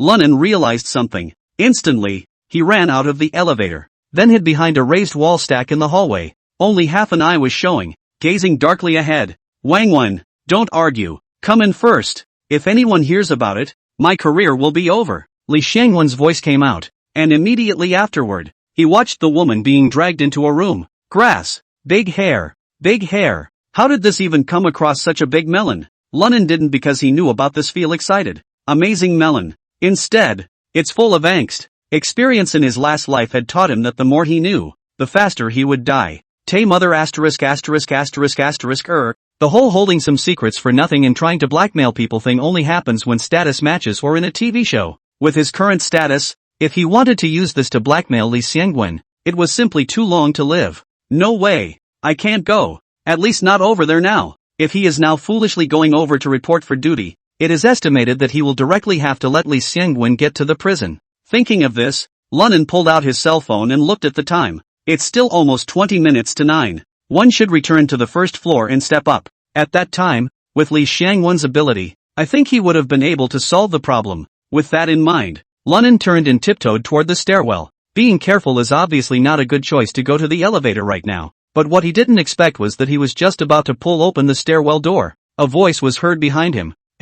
Lunan, you're here early. Looks like you're ready to join us. Come here. Hearing Li Xiangwen say this, Lu Nan was immediately impressed in his heart. Holy, so quick to put that pussy to rest? Li Xiangwen is really good. Thinking of this, Lunan turned around with a smile on his face and said deliberately, Ah, Chief Li, I didn't expect you to be here to greet me. It really flatters me. Ha. You're a better talker today than you were in yesterday's interview. Li Xiangwen smiled and waved his hand. Then asked, why don't you take the elevator up? Ah, I have a morning routine. I didn't get a chance to practice because I had to come over and report today. So just climb the stairs and come up. Lunan lied without blushing. Well, that's a good habit to get into. Come on over here. Li Xiangwen didn't dwell on the matter, nodded and retraced his steps back to his room. And without hesitating, Lunan headed in of the direction. 808. Since this room was in the middle of the hallway, Lunan pondered it as he walked. What should I talk to Xiangwen Li about later when I go in?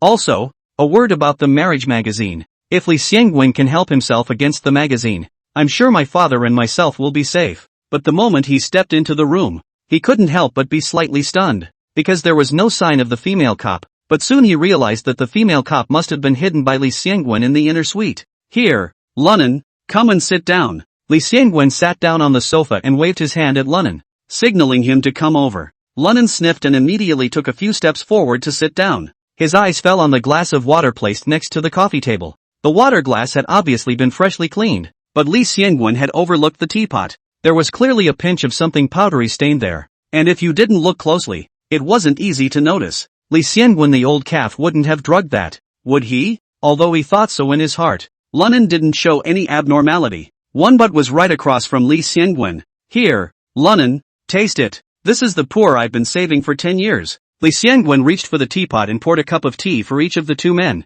Smiling, I'm glad you came on time. Seeing this action of his, Lunan couldn't help but frown slightly. But in an instant, he broke into a smile and politely declined. Chief Li, I'm not thirsty. Let's get down to business. Ha, there's no rush. Let's talk about it over tea. Li Xiangwen was still holding his teacup and smiling as he looked at Lunan. This move made Lunan even more secretly suspicious. Mother asterisk.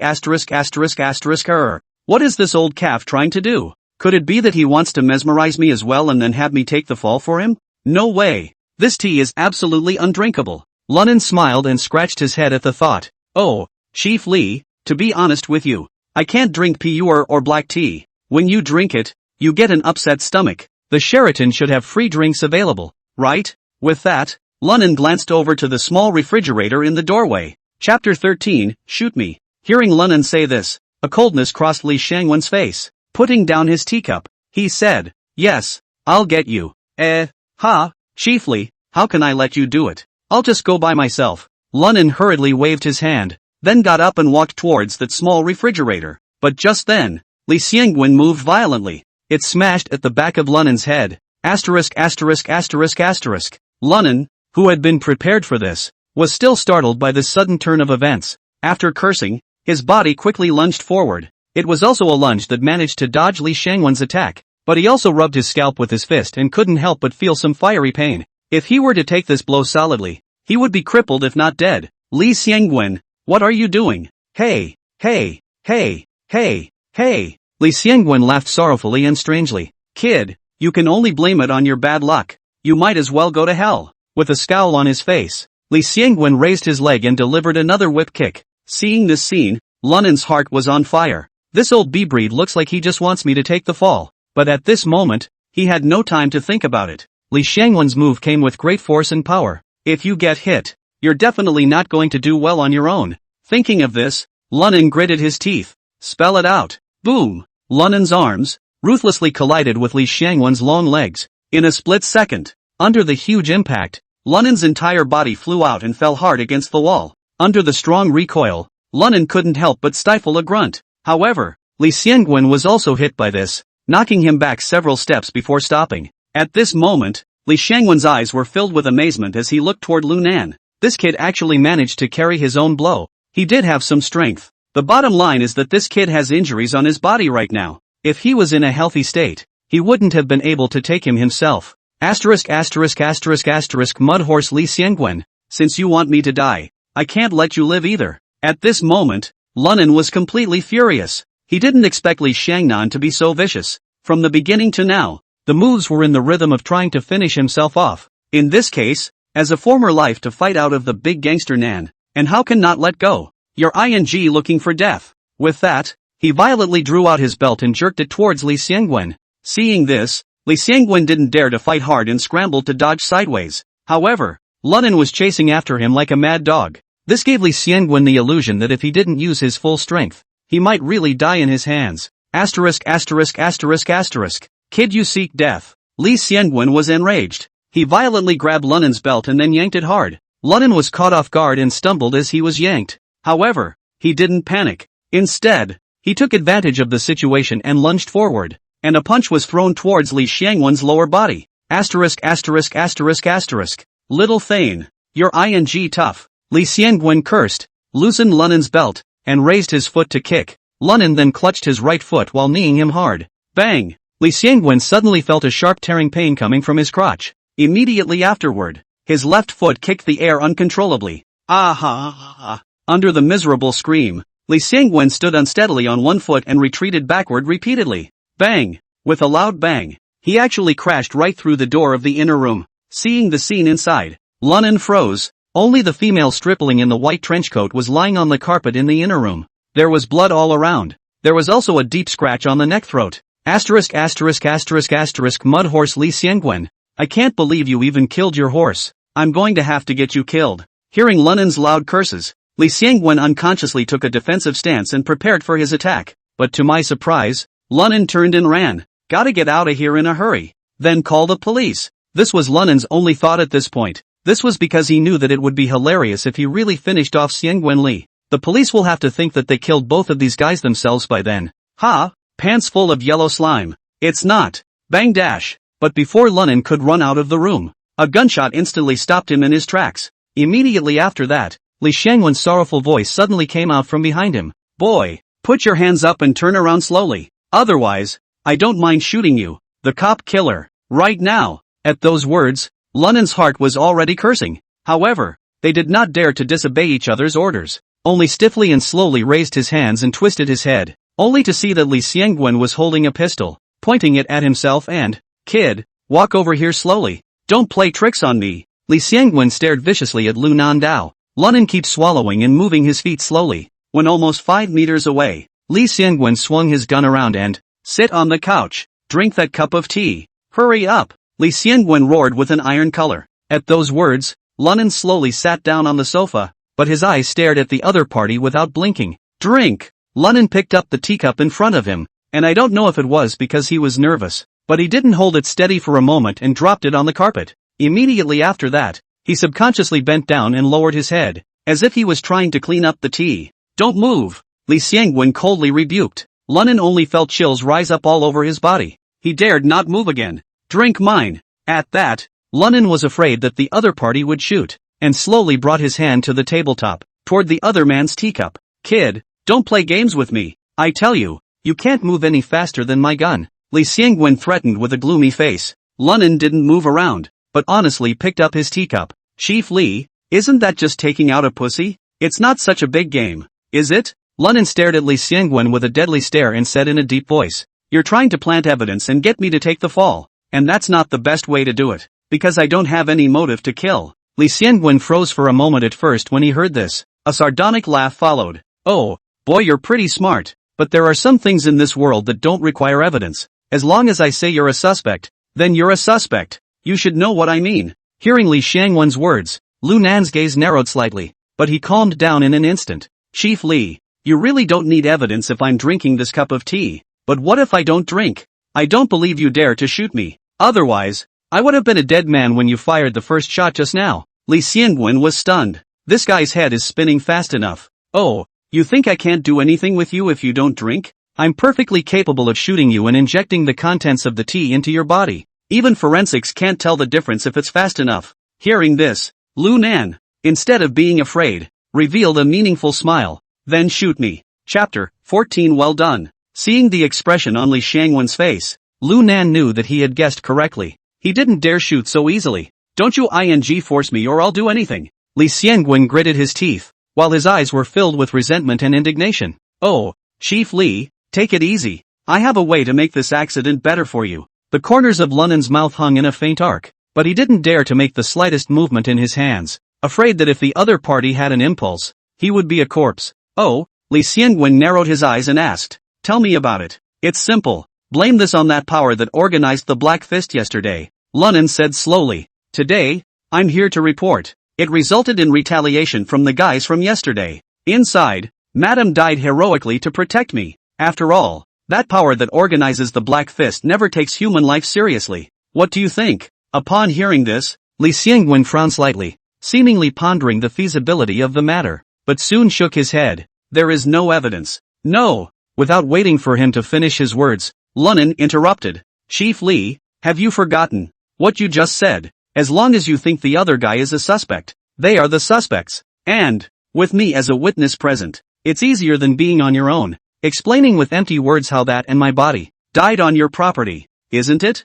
Seemingly impressed by Lunan's words, Li Xiangwen fell into hesitation. The mind kept pondering the feasibility of this matter. Lunan's proposal was absurd, but the details made sense. Yet, make sure that the other party is absolutely cooperative. If this kid had the slightest crooked thought, he would be completely wasted. As if reading his thoughts, Lunan continued to compel. Chief Li, this is something I will absolutely work with you to get right. Without you, I'd be a young man in waiting. My father and I are still in the grip of that power. Even if I don't care about my own life, I have to plan for my old man, don't I? Upon hearing this, Li Xiangwen hesitated for a moment before regaining his confidence. Good. Since you're willing to cooperate, let's put on a show together. But before you do that, you have to do something. Hearing him agree with his proposal, Lunan couldn't help but sigh in relief and asked in a panic. Chief Li, just ask for anything. I'll do it if I have to go through the fire. Oh, this is a good thing. Li Xiangwen laughed, then waved his gun. In the cupboard in the inner room, there is the dagger I used a moment ago. You go get it up and take another stab at that and I'll believe you. Hearing this, Lunan froze. He didn't expect that Li Xiangwen would be so crazy, but when it occurred to him, the other party was trying to pull himself into the boat as well. He was relieved. Good. I'm going to get it. After Lunan finished speaking, he put down his teacup and prepared to get up. Move slower, kid. Your kung fu is good, and it really makes me a little intimidated. Seeing this, Li Xiangwen hurriedly called out to him. Oh, Chief Li, that's a serious statement. I'm just a bit of a three-legged kung fu master. How can I compare to you? Hearing this, Lunan slowed down his movements and slowly got up, heading towards the inner room. Li Xiangwen's pistol, on the other hand, was kept pointed at him, fearing that he would snap out of it. Seeing this, Lunan couldn't help but curse in his heart, but he was unable to do anything about it. In a short while, Lunan came to the cabinet that Li Xiangwen had mentioned. Reaching down and pulling open the cabinet door, he saw the dagger Li Xiangwen had been talking about. It was only stained with blood, a frightening red, but Lunan was not frightened by the scene. Instead, he showed a hint of doubt. Boy, pick it up slowly and stab it twice at the pussy on the ground. Hearing Li Xiangwen say this, Lunan took a deep breath and gripped the hilt of the dagger. In this moment, Lunan unexpectedly laughed out of place, and his actions all fell into the eyes of Li Xiangwen. Li Xiangwen's face was as gloomy as if it was about to drip water as he asked coldly, "Kid, what do you mean by that?" At this moment, Lunan seemed extremely relaxed. Unconcernedly, he turned the dagger upside down in his own hand, then shrugged his shoulders and said with an air of disbelief, "Chief Li, isn't it about time to play along with you here? Asshole, don't you dare play with me? Believe it or not, I'll crash you right now." Li Xiangwen was furious, but Lunan wasn't the least bit afraid. He only grinned, then jerked out his dagger and stabbed the girl on the ground in the abdomen. Put! There was a muffled sound and blood splattered everywhere. Seeing this scene, Lunan instead laughed even more happily.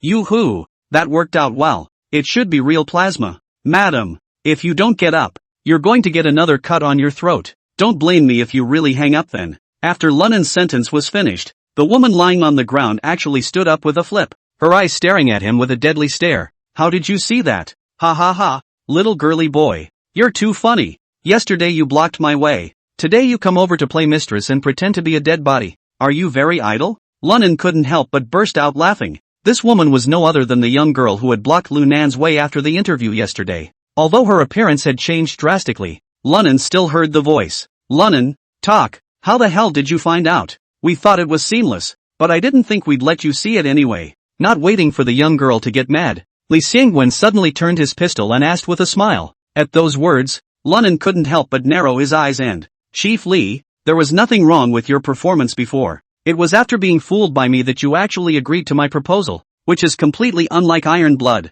Speaking of this, Lunan suddenly reacted. Li Xiangwen should not have the now nickname Iron Blood Police Inspector, so he hurriedly changed the subject and said, "Not like you should react. Oh, and what kind of reaction do you think would be appropriate for me?" At those words, a playful look emerged on Li Xiangwen's face. "Just shoot me, then inject in the T number 4. In the meantime, call the police," Lunan said while pulling out a pack of cigarettes from his arms. Pulling out a cigarette and lighting it, he took a deep drag. Hearing this, Li Xiangwen secretly nodded his head, because if he had actually committed such a thing, he would indeed have done what Lunan said. After tucking the pistol away, Li reached out to Man and, "Give me one." Hearing this, Lunan handed him the cigarette. Li Xiangwen held a cigarette in his mouth and gulped it down with a cozy face. "From what you're saying, there's an afterthought. Keep talking." Chapter 15. Are you kidding me? Seeing that Li Xiangwen had the intention to test himself, Lunan no longer hid himself and said lightly, "I had my suspicions then,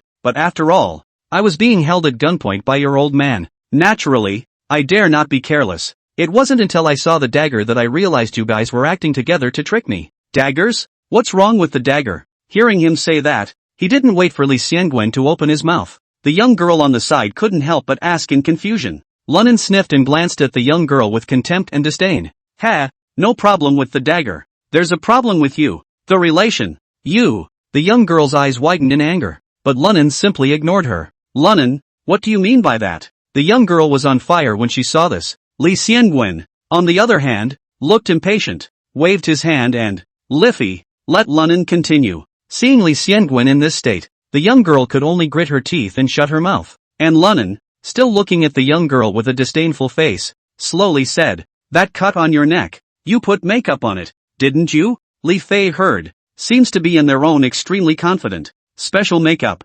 Straightening her chest, she lifted her neck slightly again, showing the wounds he drew in their full glory. "Nice. I did the makeup. This makeup, it's absolutely fine. Unless a professional forensic examiner gets his hands on me, he'll never be able to see through my disguise." Hearing these words, Lunan smiled and shook his head. "Your makeup is really good and realistic, but this wound doesn't fit this dagger. You're full of..." Hearing Lunan say this, Li Fei instantly exploded, but Lunan continued unperturbed. "The dagger is not sharp. One might even say blunt. It was presumably chosen by chiefly on purpose for fear of any real accidents, but that's exactly why your wounds won't be so smooth. Besides, I just looked closely and the dagger is too small for your wound." A wound like yours would take at least a short knife of about 30 centimeters to cut out. So it's no cockamamie use if you're wearing realistic makeup. After hearing his analysis, the young girl's eyes widened. Not only her, even Li Xiangwen was surprised and asked, "All this, how did you know?" Lunan naturally will not be stupid to say that in his past life, he was a short mule cut to the big brother of the Lord. Instead, he scratched his head in feigned embarrassment. "My dad taught me the use of all types of cold weapons from a young age. And, in order to build up my courage, I would buy raw pork from time to time and let me chop it. So I'm particularly familiar with those. The wound on Liffey's neck was nothing like the pigs I cut up. And, a dead pig should be as good as dead. Stabbed in the body. It won't be so bared in spilling blood, will it? Li Xiangwen. Liffey. This is cursing, right? Ha, besides, I just made a random guess like that, and I didn't expect to be right." Seeing the young girl's beautiful face suffocating red, Lunan said in a pretense of relief. Hearing this, Li Fei was almost furious. While on the side, Li Xiangwen frowned and, "What if you guessed wrong?" "Wrong guess?" Lunan took a deep breath of smoke, then disliked the cigarette but in the cigarette jar, full of concern. "Just guess wrong and stab her for real. And I can't put my life on the line because of a dead man, can I?" Li Xiangwen, are you a ING guy who just graduated from high school? How like a murderous demon. But these Li Xiangwen just thought about it, because Lunan's past experiences as well as his ancestors were completely checked out by him. Although there were a lot of fights and brawls in school, but with an extreme sense of justice, the people he beat up were either social gangsters or school bullies. The key thing is that this kid's life is absolutely clean. Of this, Li Xiangwen could be sure. Therefore, he had no way to argue with Lunan's words just now, so he changed the subject. Point taken. Anything else? Nope. Lunan shook his head. I think these are enough. Hearing him say that, Li Xiangwen nodded. With that, he also stubbed out the cigarette in his hand and extended his right hand. Lunan, you have officially passed the test. Welcome to my team. Hearing this, Lunan grinned, then stood up straight and gave an extremely substandard military salute towards the opposite side of the room. Thank you, leader. Looking at Lunan in this state, Li Xiangwen was also in tears, waved his hand. No need to do that. Just feel free. Yes, leader. Lunan withdrew his arm, his face extremely serious though, but the heart was happy. Ha ha ha ha ha. In hell. I didn't realize that I had been a jerk all my life in my last life. Nowadays, they are also mixed into the team. That's a lot of raised eyebrows. The paycheck may not be as much as you made when you were a jerk, but it's good to know that the old man has social status. I just don't know what my department is called. Thinking of this, Lunan opened his mouth and asked, Chief Li, what department are we under, and where are all the other co-workers? Ahem. At the mention of the department, Li Xiangwen coughed dryly and did not take the lead in answering. Instead, he rushed aside to Li Fei. Li Fei, go to 807 and remove your makeup. Then go get some breakfast. I have some things to talk to Lunan about. Seeing the leader's words, Li Fei didn't dare to disobey, so she could only leave the room resentfully. Lunan, you sit down too. Once the door to the room was closed, Li Xiangwen pointed to the sofa on the side and said to Lunan. Lunan nodded and followed suit, walking over to the couch and sitting down on his butt. Lunan, you should know that our department is a special department, right? Otherwise there would be no special recruiting. Hearing this, Lunan froze slightly, then nodded in agreement. Indeed, he's just a high school diploma himself, not a police academy graduate yet. If it wasn't for the special department, there is absolutely no way one could become a police officer. Nothing else. Just talk about that series of training at the police academy. One simply doesn't understand it at all. So there's nothing wrong with this special recruiting argument at all. Our department specializes in national security missions. That's why there are no departmental numbers. What? Lunan sniffed and snapped. Then a bad feeling came over him. Leader, it's okay to not have a number. But my external identity is what? Li Xiangwen said with a serious expression. Your outward identity remains that of an unemployed youth. Asterisk. Boss, you're not planning to make me play infernal affairs, are you? Hearing Lunan say this, Li Xiangwen was slightly stunned and then asked, what does infernal mean? Hearing Li Xiangwen ask this, Lu Nan instantly reacted. If I remember correctly, the movie Infernal Affairs was supposed to be released in December this year. It's still more than 4 months away, so it's understandable that Li Xiangwen wasn't sure what he was talking about. Infernalism is, I mean, you're not planning to make me go undercover in some club as an unemployed youth, are you? Oh, Lunan, not only do you have terrific hands and a keen sense of observation, and the ability to see into people's hearts is really something. Not bad. Exactly. Hearing Li Xiangwen say that, Lu Nan was instantly confused. That's a bit of a dud, isn't it? I've been born again and I've passed the police exam. How dare you try to make an old man a jerk? This nifty god. It's not a joke, is it? Chapter 16, what is the salary? Seeing Lunan's look, Li Xiangwen calmly sipped his tea and slowly explained. Lunan, this time, the reason why the office has authorized special preparations and recruited special team members, it was for this undercover operation. Because, only at the police station there are no files. Someone who hasn't been a cop for a day is best suited for this. As long as you can help get hold of the evidence of this force's crimes and uproot it completely from Raya Chang, you'll be considered to have accomplished your mission. By then, your identity will naturally be restored. If you want, you can also go to your area and become a police station suo chief of. No, Chief Li. Without waiting for Lunan to open his mouth to inquire, he saw Li Xiangwen waving his hand and continued. And, in the meantime, I'll be taking care of that. For you and your father. Black Fist Organization. Absolutely guarantee your father's safety. Speaking here, Li Xiangwen paused, and then continued to add. I was worried before that you weren't up to the task. But seeing what you just did has boosted my confidence. Both your stance and your reflexes are perfect for being a jerk. I hope you don't reject me. Chief Li, it's not like this is non-negotiable. But shouldn't you tell me what this is power and we'll go from there? Lunan said with a depressed expression. And, I don't know anything, and you want me to take the job. Isn't that a bit hasty? Hearing this, Li Xiangwen was dumbfounded. I was the one in a hurry. Saying that, Li Xiangwen took out a craft paper bag from within the briefcase beside the sofa. Inside is that information on. Take a good look at it and we'll talk. Gang. With that, Li Xiangwen handed it to Lu Nan. Lu Nan reached out and caught it, opening it up, only to find that inside this information, there were actually a few photographs interspersed. Seeing these photos, Lu Nan's pupils couldn't help but shrink violently. For one of them was the very same morning ghost that had finished him off in his last life. In a flash, he already knew the gang that Li Xiangwen was going to put himself under cover with. To confirm his suspicions, Lunan flipped up from the beginning. It was as he expected. This gang was none other than his own nemesis force in his last life, White Nine. The reason for the name.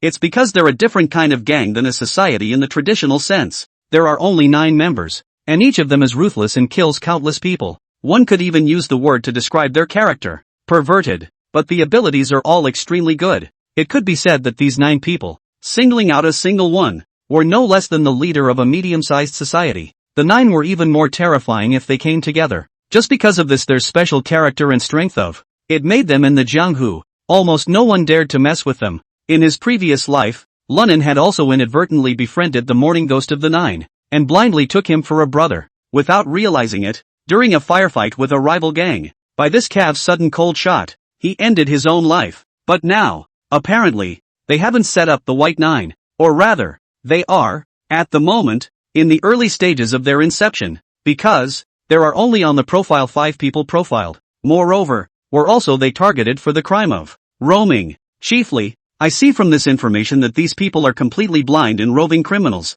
There's not. Where am I supposed to go undercover? Even a nest? Lunan asked, feigning ignorance. It's true that they don't have a clear-cut power, but it's much more harmful than those forces. Li Xiangwen said in a deep voice. We have several lines of brothers that are tracking these 5 men, but they are extremely cunning and have been unable to get evidence of their crimes. Even the brothers who were sent out to penetrate them, were sacrificed. Speaking here, Li Xiangwen's expression darkened and he took a drag on his cigarette before continuing. Until 20 days ago, when we at the old caught a nicknamed nightclub guy, Scar K. He was a one of the distant cousin of Blue Faces. I want you to get past this kid and into their inner circle. When the words came to this point, Li Xiangwen looked at Lu Nan with a gleam in his eye. I know that this mission is dangerous, but I want you to come next. Because, there's absolutely no trace of the police on you. Even for this special admission test, I erased the record through means. And, judging from your performance just now, you're better than all the other comrades. After saying that, Li Xiangwen stopped speaking, but looked at Lunan and silently smoked a cigarette. It seemed to be waiting for his answer. Lunan frowned slightly, looking down in deep thought. It was only after a long time that he looked up at Li Xiangwen and, Chief Li, there's something I don't understand that I want to ask you. Saying that, Lunan pointed to on the photo the morning ghost and asked knowingly. He looks about my age. Much different age than the others in the photo. Is it one of them too? Aha. Li Xiangwen nodded and, all we know is that his name is Morning Ghost. Nothing else is clear. The comrade we lost. he was the one who found the breach. So you don't underestimate him just because he's young. If you ask me, he's probably the one who's the hardest to deal with here. With that, Lee Seung-gun waved his hand again and, you don't need to overthink this right now, because it's hard for you to get inside them that quickly in the early stages. So there's no access to him yet. At those words, Lunan nodded in understanding, then asked again, by the way, if I take this mission, you mean I'm going to prison to go undercover? Is there anyone to cover you on the inside? No. Lee Seung-gun shook his head. We can't give you any support, explicit or implicit. That would make you more dangerous. So everything, at your discretion. Lunan sniffed and scratched his head in agony. But I've never accepted a mission like this before. What if something goes wrong? It's going to prison. After all. Lee Seung-gun glanced at him, as if he could see his little mind, and said faintly, no need to act with me. State your claim, and if I can, I'll try to oblige. I'm going to watch you, with my own eyes, enter my dossier into the system. Dogongan. And, the confidentiality code. I have to enter it myself. And, I can terminate the mission at any time and ask to be reinstated. Could be. Lee Seung-gun nodded without hesitation and then said, however, if you are sacrificed during the mission and we don't know the code, you won't be able to recover your identity. Oh, I don't need you to worry about that. People are ing dead and it doesn't matter what they are. Lunan waved his hand with disinterest. He didn't want to be like Chun Yongrin, who had been stupid for 3 years after 3 years and ended up with a bullet in his brain. Hearing him say that, Lee Seung-gun pondered for a long time then nodded. What else is required? Lunan stroked his chin. Then his eyes burned as he looked toward Lee Seung-gun. And, if it's a time of danger, I have the power to kill. You are not allowed to hold me criminally liable afterward. The corner of Lee Seung-gun's mouth twitched viciously. Then he gritted his teeth. Good. No problem. Any more? Seeing that Lee Seung-gun agreed, Lunan felt out a cigarette and lit it up to smoke it. Last question. What is my salary? At those words, Lee Seung-gun couldn't help but stare. With that, it was understood that the other party was agreeing to the task and said with a smile, you decide. Chapter 17. We can talk. After leaving the Sheraton, Lunan couldn't help but be in a bit of a trance. After living a new life and going around in circles, I'm actually going to be a jerk again? Am I being set up by that Lee Seung-gun? Lunan shook his head, then exhaled a thick puff of smoke. Phew, but what the heck? This life is a bungling asshole. It's a lot better than it was in my last life. The bottom line is that Pops is still alive right now. And, in their own familiar territory deep and with official support behind them. That's not such a bad thing. Muttering that Lunan figured this out, a smile involuntarily appeared at the corner of his mouth. Oh, then let me have a good time mixing it up. In this life, whoever dares to stop me, then don't blame me for being ruthless. Saying that, Lunan took a sharp drag on his cigarette and put it out, then stopped a taxi and drove away from here. At the same time, Lee Seung-gun, who was watching him leave through the window on the 8th floor, was likewise smoking a cigarette. Lunan, I hope you have some surprises for me. After all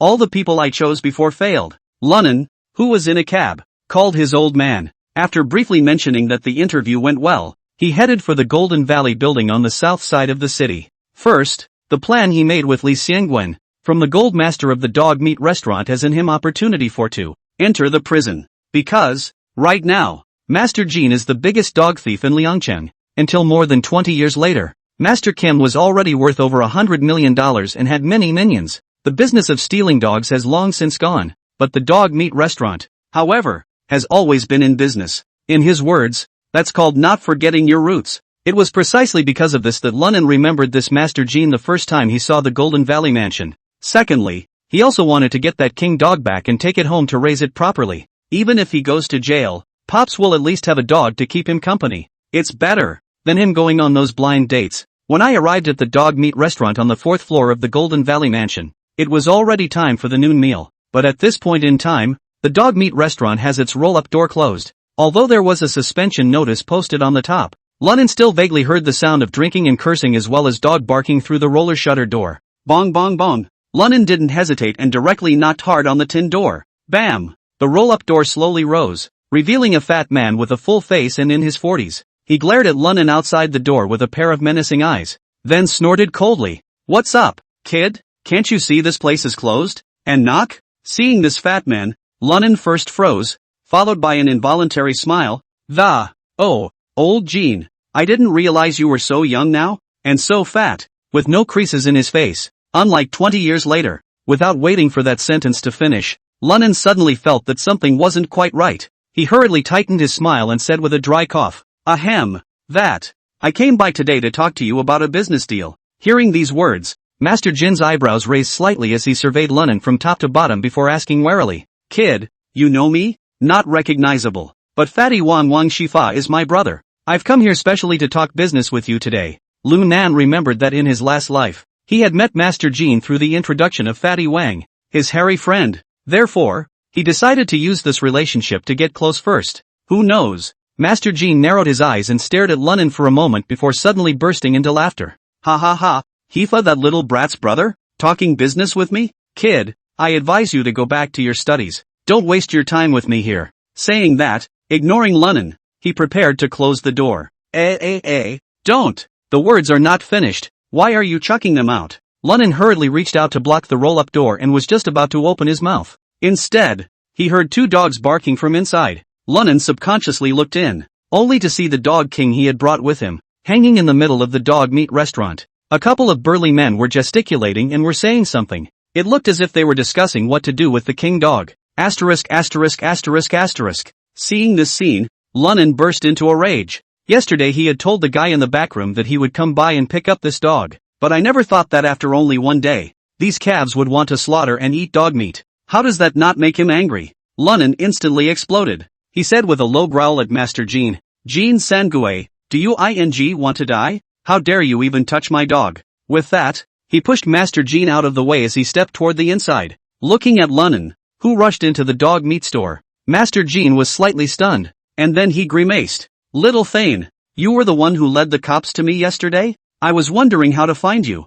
I didn't expect you to come to my door by yourself today. Jin Sangue, here's to calling you Master Jin, without honoring you. What the hell are you stepping on in my Lunan's eyes?" Lunan glanced at Master Jin with a cold face, then said coldly, "Put the old dog king down and this will be settled. Otherwise don't blame me for being rude." "Ha ha ha, Little Thane, you're still arrogant." Master Jin laughed angrily and shouted at the people in the room, "All of you come out. Today let this little Thane know what happens when he offends me." As he spoke, he saw 7 or 8 pugnacious men come out from the inside and surrounded Lunan in the center. The face of each person was covered with horizontal flesh, with a fierce and vicious look. "Kid, before that, I have something else to ask you." Master Jin let out a sardonic laugh at the sight, then looked at Lunan with a sinister gaze and asked, "How did you know I had a secret door in the back kitchen here?" The dark door in the back of his dog meat store is transporting those himself used for dogs. Non-FA. At the same time, in case if he or she commits a crime, it's also a quick way to get out through that secret door.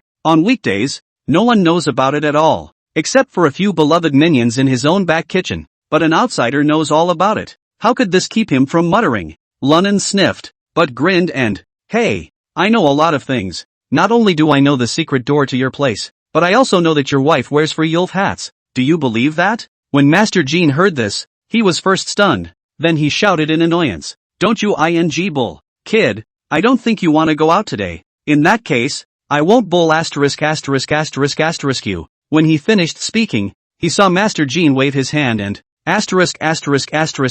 him for me. Kill it on me. As the words fell, only a few strong men with big waists around them pounced towards Lunan. In the face of the crowd's offense, Lunan was not hiding, but instead took the initiative to meet them. Bang! With a fist blast, Lunan directly smashed into one of the big men, sending that big man flying directly out, and his entire body fell straight to the ground. Afterward, Lunan mercilessly kicked out again, directly kicking another big man away. Immediately afterward, Lunan was seen leaping up, his legs violently sweeping over the heads of the last 2 men. Poof, poof, accompanied by 2 muffled sounds. Those 2 strong men also fell to the ground in response, completely losing their fighting strength. It all happened so fast. In a flash of lightning. It wasn't until then that Master Jin, who was not far away, came back to his senses. Rubbing his eyes, he looked at Lunan incredulously. At this moment, Lunan jumped up and put down the hanging dog king, before he coldly looked at Master Jin and slowly said, "How's it going, Jin Sangue? Now can't we talk?" Chapter 18. The Old Crafty Man. Looking at Lunan's icy eyes, Master Jin shivered involuntarily. This doesn't even look like the eyes of year-old should. 20. This was clearly the kind of dominance that only a resolute and decisive big brother or a generation of lords would possess. Has killed a lot of people? This kid. Just as Master Jin was in disbelief, he only heard Lunan speak faintly. "Jin Sangue, My patience is very limited. If you don't open your mouth, I'm leaving. As for our deal, there's no need to talk about it. I'm going to go talk to Lee. Guess he'll be interested in how to monopolize in Ryojoth dog market. Hearing these words, Master Jin's body shook tremendously and his pupils suddenly shrunk. Li Qian, a tough guy in Liangchang, is in the business of dealing and catching dogs just like him? So, the two groups clashed from time to time. His own gang was mostly at a disadvantage. Listening to the young man, as long as whoever talks to him first about the deal, whoever is the first to squeeze the other out of the cool city. If he's really capable of that,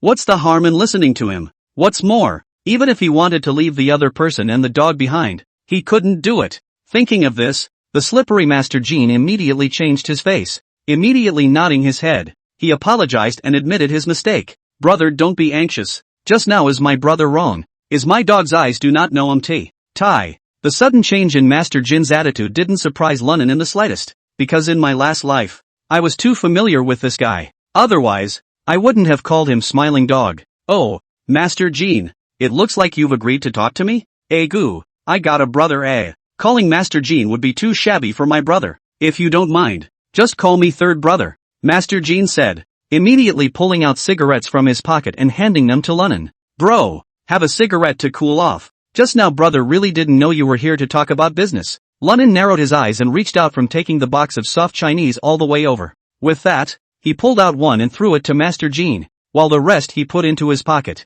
Seeing this scene, the corner of Jin Sangui's mouth couldn't help but twitch. A box of soft Chinese with these 3 characters costs nearly $100. If it hadn't been for the fact that a peddler happened to be dutifully delivering a box of dogs to him today, he doesn't usually bother to smoke it. But this kid actually gave a direct black down. Simply heartbroken him straight twitch. However, where was he to care about that at the moment? After all, one's own well-being was still in the hands of the other party. After lighting the other party's cigarette, Jin Sangue then continued to ask with a smile, by the way, I wonder what your name is, brother? What's your relationship with Wang Shifa? The main road leads to the sky, and I go south. Lunan took a deep drag on his cigarette and pretentiously uttered the catchphrase from his last life. I'm Wang Shifa's hairdresser. Lunan?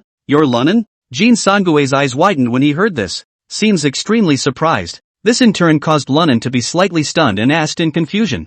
You've heard of me? Hey, of course I've heard of you, Jin Sangue said with a slap of his thigh. That little punk Wang Shifa always mentions you to me, saying you're great, and offered to take me to meet you. But old brother, I seek to think that you are no more powerful than a little Billy boy. Having said that, Jin Sangue seemed to realize that he had said the wrong thing. Panicked, he waved his hand. Brother Lunan, I can't change my mantra for a while, don't mind me. Ah, alright, you go on. Seeing that Lunan wasn't angry over this, Jin Sangue laughed dryly twice before continuing. Oh, I seek to see that you are no more powerful than a youngster. I'm not supposed to meet you at my age. You're supposed to meet me. I didn't realize that just because of this, that kid Wang Shifa had stolen 5 of my dogs. If it wasn't for the fact that his father and I were old friends, I would have knocked his legs off. The kid's been avoiding me all this time, too, so I guess he's afraid I'll clean him up. At those words, Lunan froze slightly. He didn't expect this guy, Fatty Wang, to have the intention of introducing me to Master Jin during this period. No wonder Jin Sangue knew about himself. So it was because of this. After a moment of silence, Lunan then nodded his head and, Sango, since you know me, it's a good thing. I have a plan. If it can be executed perfectly, this time you'll be able to directly annex the Yanrya dog market, and drive Li Qian out of this city. Hearing Lunan say this, a glint flashed in Jin Sangue's eyes. Realize that this deal for yourself costs next to nothing. Even though his current power was not as strong as Li Qian's, he still had about $30,000 in net profit coming in every month. If he could really dominate the dog market in Liangchang, it would be at least not less than 100,000 per month. If that were the case, one would be afraid to wake up laughing in one's dreams. The temptation, it's just too great. But Jin Sangue was hesitant. I would love to swallow Li Qian, but this guy is definitely not to be underestimated. I wonder if you could elaborate on the plan, brother, so that I can have a good idea of what's going on. And, if this does come to pass, what favor do you want, brother? Lunan sniffed and didn't say the first thing he and Xiangwenli had planned. Instead, he asked rhetorically, Third brother, is the reason why you can't get past Li Qian because of those around him 3 tigers? Nice. Jin Sangue nodded and said hatefully, ******** in hell. If Li Qian didn't have those 3 guys Zhao Jinhu, Zhao Yinhu and Zhao Tiehu by his side. I would have destroyed him long ago. Those three assholes, they are not good guys. Especially that guy Zhao Tiehu, he is simply sinister and poisonous. These three brothers under Li Qian combined their efforts and messed with my head. Hearing this, Lu Nan's mind instantly recalled Jin Sangui and Wang Shifa being by his previous life the image of chaste and hacked. 3 tigers in. If he hadn't happened to run into himself that time, waste those 3 tigers, or maybe at that time Jin Sangui and Wang Fatty would have to die miserably on the streets. Thinking of this, Lunan nodded, and began to slowly recount his plan. After Lunan told Jin Sangui all about his plan, Jin Sangui's expression gradually became grave. Oh brother, I think you're crazy. You dare to do such a risky thing? Oh, it's not poor. Lunan sighed and shook his head in mock helplessness and said, I've been out of high school for almost 2 years now, and I can't keep reaching out to my old man for money, can I? At those words, Jin Sangui was hesitant. I wonder, how much does it cost a brother to do this? 100,000, Lunan said without hesitation. For $100,000, I'll help you take the 3 of them out. Definitely won't get you involved. Hearing this, Jin Sangui actually didn't even blink and said directly, yes. This caused Lunan to be stunned. Although $100,000 was nothing to Jin Sangui right now, but isn't he afraid he'll slip up or get caught by the cops and end up selling him out? It seemed to read his thoughts. Jin Sangui smiled slyly and pointed at the dog in Lunan's hand. Brother, do you know where that king dog in your hand, and the 7 mastiffs before it, came from? Hearing this, Lunan instantly reacted and lost his voice. Asterisk.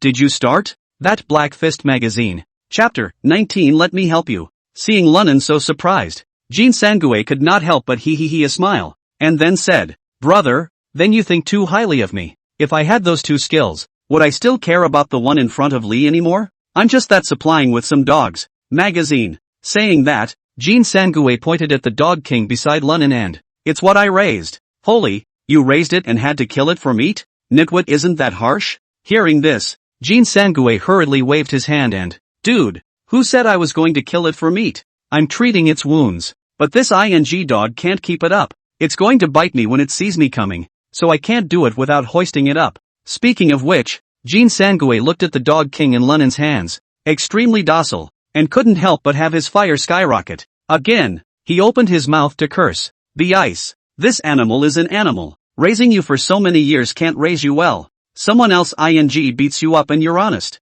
Jin Sangui's complaint was obviously in vain, only to see that as soon as he finished cursing, that dog king immediately glared at Jin Sangui in a fierce manner. The stance was as if to say, if you dare to scold me again, believe it or not, I'll bite you to death. Jin Sangui was speechless for a while. Why is dog so cheap? This TM. I scolded it and it dared to glare at me? Seeing this, Jin Sangui stretched out his foot and tried to kick it. Woohoo! As a result, that dog king was angry and bared his teeth at him. Only then did Jin Sangui withdraw his foot with resentment. Lunan saw this but couldn't help but laugh out loud and then asked, so you know everything about me yesterday? Got it. Dude, you are so fierce. They say 10 dogs and a mastiff. I've got 8 mastiffs there. The equivalent of 80 dogs. I didn't think I'd let you take out 7 of them. The king of dogs also made you a dog's egg. Awesome. Jin Sangui nodded, then stuck out his thumb and said, the best part is that not only did you withdraw safely from the strip, 2 kicked and crippled a special the way out, really impressed by the fact that, brother,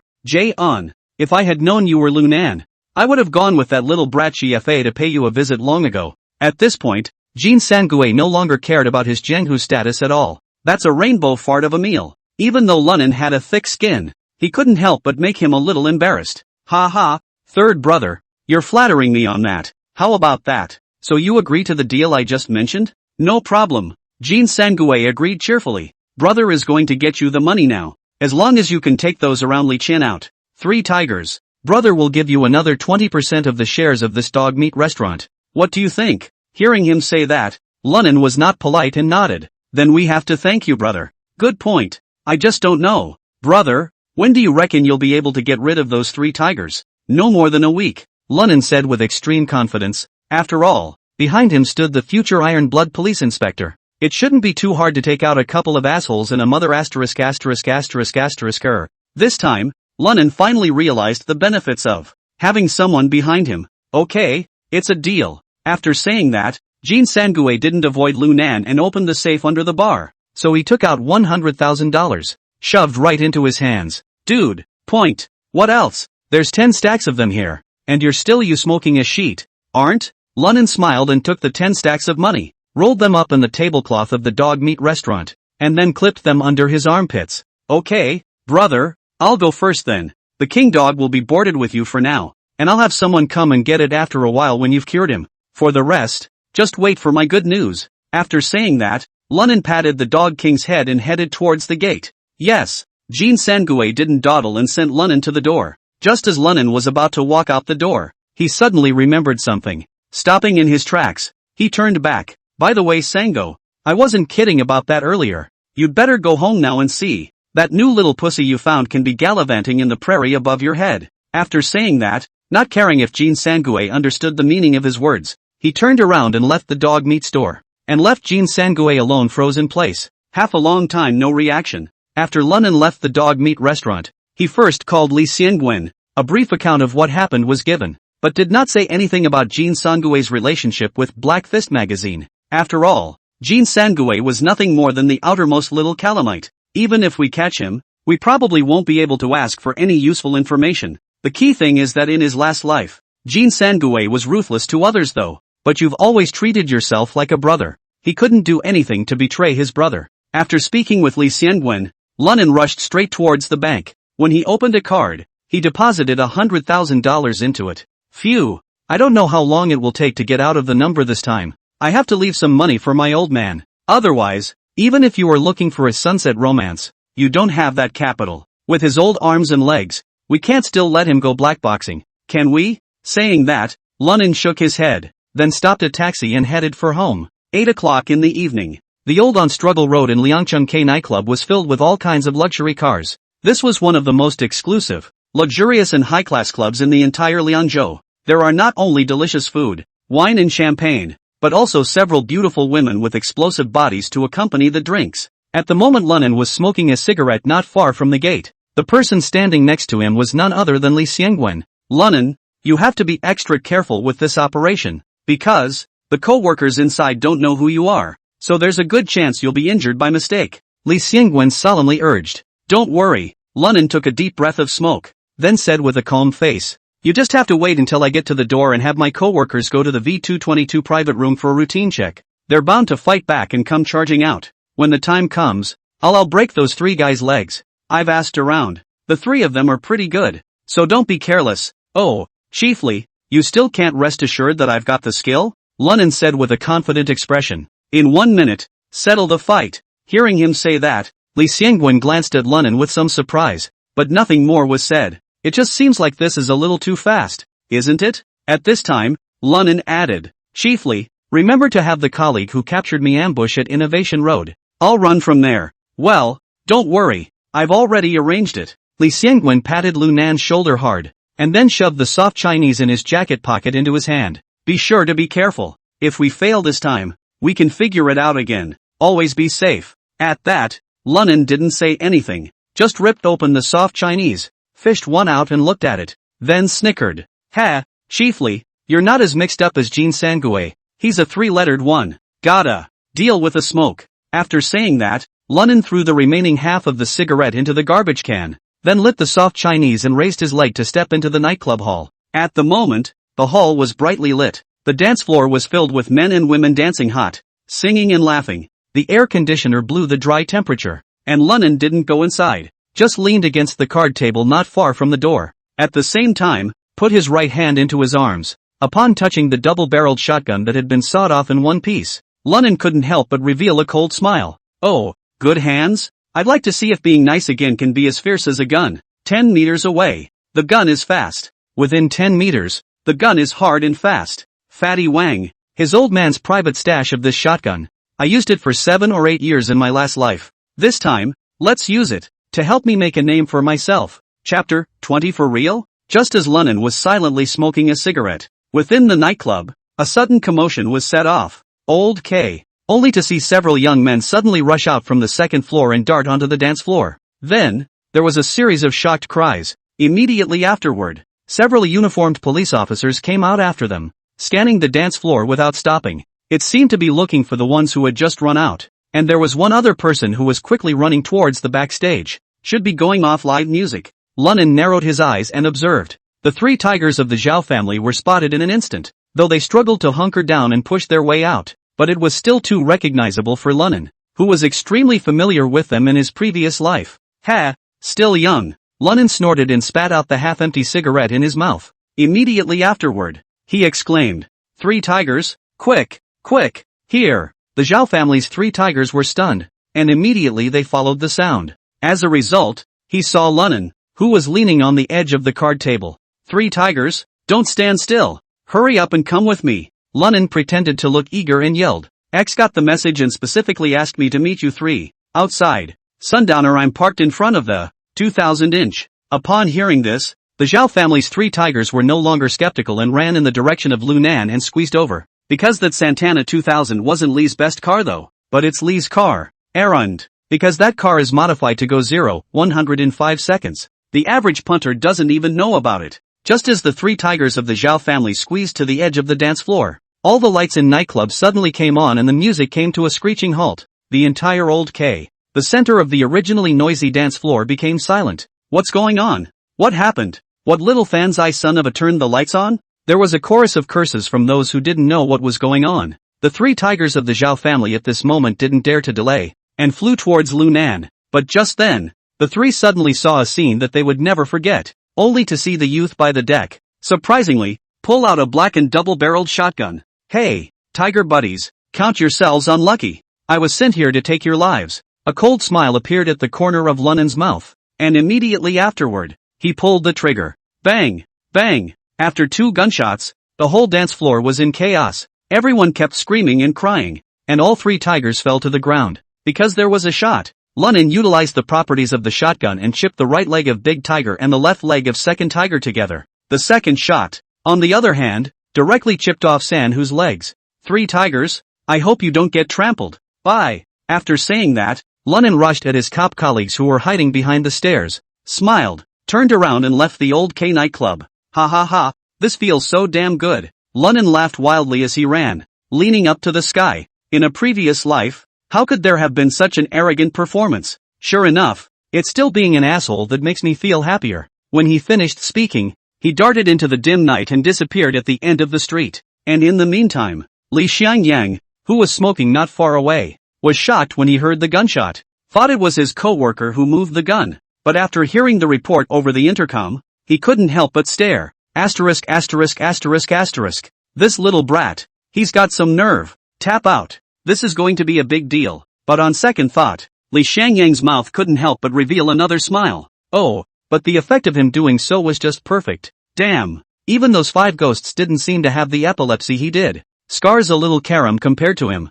Well, I'll add to his fire. Thinking of this, Li Xiangyang hurriedly picked up the walkie-talkie and said, everyone block all exits immediately, especially around nightclubs, and notify the armed police, the criminal police, and the security team, all together here. Remember, don't make a scene, or we'll all be eating. Yes. On the other side, Lunan darted along the innovative road. Seeing a cool on the side of the road A98970 car, Lunan couldn't help but reveal a hint of an evil smile. Ha, if I let you guys catch me so quickly, doesn't that mean there's something fishy going on here? I'm going to have to make it a little harder for you guys to do that. Otherwise, going to jail might not be impossible for the perverts to detect a break. You know, these ghosts have noses, but they're very good. Thinking that, Lunan did not continue to run in the direction of the car as he had planned before. Instead, with a turn, he bore off to the side of the alley. At this time, the 2 police officers who had long been ambushed in the car, immediately ran down from the car. Stop! Don't move! One of the female police officers was none other than Li Fei, and the person next to her was the young policeman who had interviewed Lunan that day. Li Fei, how does that kid just now look like Lunan to me? The young policeman said, pointing deeper into the alley. Humph, that's him, Li Fei said with an angry look on her face. Brother Wang, let's catch up. What happened to must have something to do with him, old just now K. At that, the young policeman nodded and, nice, this kid must have failed the police exam and that's why he's robbing homes. I told you he wasn't a good pie. And I was right. Saying that, the young policeman unexpectedly suddenly pulled out a 5.4 pistol from his waist, pulled the bolt, and chased after him. And at that moment, Li Fei suddenly froze. Brother Wang, you, why are you even carrying a gun? Never mind that. Catch that kid first. After saying that, the young policeman chased towards the alley. Obviously, he didn't know Lunen's true identity, and Li Fei, who knew the inner workings of the matter well, was at a loss for words in her anxiety. She hadn't been able to say it straight. Otherwise today's layout will be wasted. One could only stomp his foot and follow suit. Lunen ran wildly down the alley. He was very fit, though only about 1.77 meters in height. The power of the explosion was by no means inferior to that of a professional athlete. Moreover, Lunen had practiced martial arts since he was young, and his physical fitness was far beyond normal. Oh, just two people came and tried to arrest me? If I really let you guys catch me, I'll be so embarrassed. Bang! Just as Lunen's mind conjured up such an image, suddenly, there was a violent burst of gunfire in his ears. Then there was a soft clang. Asterisk. What's going on? Lunen snapped to attention. Bang! Bang! Bang! But before he could think much about it, 3 more shots rang out. Muddy, these dogs play for real. Holy, that old man Lee predicted my prediction. At this point, Lunen no longer had any more teasing in mind. He raised his agility attribute to the extreme. In a few steps he jumped to the corner of the alleyway, then rolled violently in a circle and ducked against the wall. Bang bang! Several bullets instantly sped past Lunen's head. Pust! One even grazed his shoulder. Nima! These cops are crazy, aren't they? Really want to kill old man ah? Lunen covered his shoulder and looked angrily at the 2 figures at the entrance of the alley. Since you don't remember the friendship of your fellow soldiers, don't blame me for being ruthless. Muttering, Lunen instantly flashed within another alleyway. With that, he dug into a dumpster on the side of the road. Chapter 21 Shooting for Real. Quick, quick, Liffy, that kid's headed this way. He should be shot. He won't get far. The young policeman shouted as he ran toward Lunen's hiding place. Brother Wang, don't chase after him. The kid got away injured. Li Fei was in a cold sweat with anxiety. She couldn't stop the young cop at all because the bastard was too fast. And after Lunen heard the young policeman's words, a light sprang out of his eyes. Nima, so it's you, the calf? I'd say that's a pretty hard hit. Today is the day to settle old grudges with new ones. Liffy, hurry up and call for reinforcements. Tell Team Lee that Lunen is here and tell him to hurry over. This kid definitely with what happened at the old had something to do nightclub. Even with that Scar guy could be in cahoots. At this moment, the young policeman changed his magazines while running, and yelled at Li Fei behind him. Ha! Li Fei was shocked. She hadn't expected such a situation at all. Moreover, he couldn't explain to the other side in order to fulfill his mission, so he could only be anxious. And Lunen, who was hiding in the dumpster, froze when he heard this, and then the response came. Ha! So this calf wasn't aware of the plan here. It seems that Head Lee is still very insightful. If he knows who I am, he'll know who I am. 9 times out of 10, he'll get him killed in prison. Just as Lunen was pondering, the young policeman had already arrived at the entrance of the alley. Seeing that it was a dead end, he was in less of a hurry. He was seen with his gun in both hands, aiming at a dumpster deep in the alley. Lunen, you come out. If you turn yourself involuntarily, maybe we can still get you leniency. Otherwise, he. The young policeman raised his pistol while smiling sorrowfully. Meanwhile, Lunen, who was hiding in the dumpster, was nearly furious. Going out? I'm guessing I'll have to beat you to a pulp as soon as I show my face, right? You think I'm as dumb as you are? Brother Wang, don't rush in there. We're only assisting the 2nd Brigade on this mission. I've just contacted Team Lee. He's coming this way. Let's just keep watch here. It could be dangerous. Lunen's got a strong body. Li Fei anxiously discouraged. She was afraid that the young policeman would rush in and then enrage Lunen, causing him to do something even more dangerous. Although he had a bad impression of Lunen, but after all, she was personally sent by Li Xiangwen to assist the other party, so she naturally didn't want anything to happen to him. At the same time, Wang Hai was his senior. More than anything, he didn't want this big brother of his to have any problems without his knowledge. Liffy, you just stay here and keep watch. I'll go inside. I don't believe that Kid Lunen has 6 arms and can outrun a gun. This asshole dares to assault a police officer in the street? I'm going to make him look good this time. Wang Hai didn't even put Lunen in his eyes. He felt that with his real-world combat experience and anti-detection sense,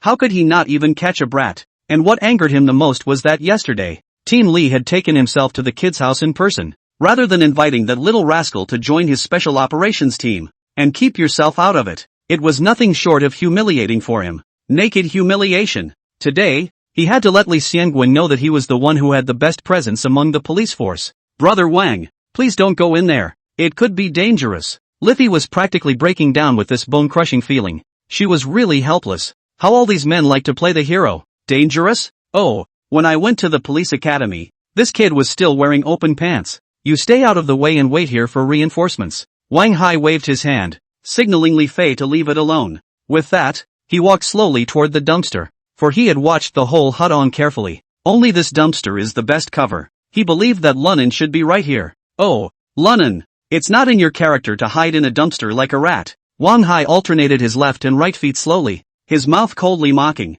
Well, aren't you crazy? Come out. However, the dumpster was silent. There doesn't seem to be the slightest movement. Humph, playing God. I'd like to see how long you can hold it in. Saying that, Wang Hai had already reached the side of the iron dumpster. Lift your leg violently and kick it. Knock. A muffled sound. Wang Hai kicked the side of the dumpster with all his might. But keep your eyes on the opening of the dumpster. He wouldn't hesitate to pull the trigger as soon as Lunan showed his head. After a long time, he saw that there was no movement inside. The corner of Wang Hai's mouth couldn't help but reveal a sardonic smile. Had, little brat, you can really hold back. In that case, I'd like to see how long you can hold out. Dang, another heavy, muffled thud came. Ha ha, you're not coming out this time. Lunan, I'll see if you're a shrinking violet. Keep holding back. This time, Wang Hai completely exploded. Dun dun dun dun. His feet were like machinery, kicking frantically toward the dumpster. Each kick is powerful and carries madness.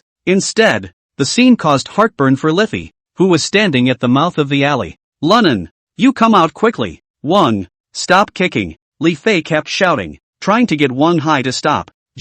Where is Wang Hai willing to listen? In his opinion, the more this Lunan kid could endure, the more he was sitting on the fact that this guy had something fishy going on. Bang! This time, Wang Hai directly pulled the trigger. Grimly, Lunan, I'm going to count to 3. If you don't come out, don't blame me for beating you. A rat, to death alive in a dumpster. At this moment, Wang Hai under the streetlight was like a demon, with a cruel and bloodthirsty hideous smile on his face. As long as Lunan doesn't come out of the dumpster, he'll be sure to shoot this guy indiscriminately. Brother Wang, Lunan is our. Just as Li Fei was about to tell the truth, Wang Hai's 3 followed the count. Bang bang bang bang. Then there was a gunshot. Wang Hai actually did empty his clip. At this time, Li Fei at the entrance of the alley was completely stunned by this scene. Li Fei's eyes were flushed in red. She never expected that Wang Hai would actually shoot. And on the road not far from the mouth of the alley, Li Xiangwen also heard the gunshots. No good. It's a 54 shot. Wang Hai shot. Li Xiangwen's face changed dramatically, running frantically in this direction. And at that moment, Wang Hai still had a sardonic smile on his face as he said coldly, "Oh, little Thane, this is your own way of seeking death. Blame it on me. I didn't realize you ended up like a rat in a dumpster." Wang Hai said this because he was extremely confident in his shooting skills. The 7 rounds he fired were based on the area of the dumpster. No matter what position Lunan hid in, he couldn't hide. But just as he was about to rummage at the dumpster, suddenly Lunan's grim voice was heard from the streetlight overhead.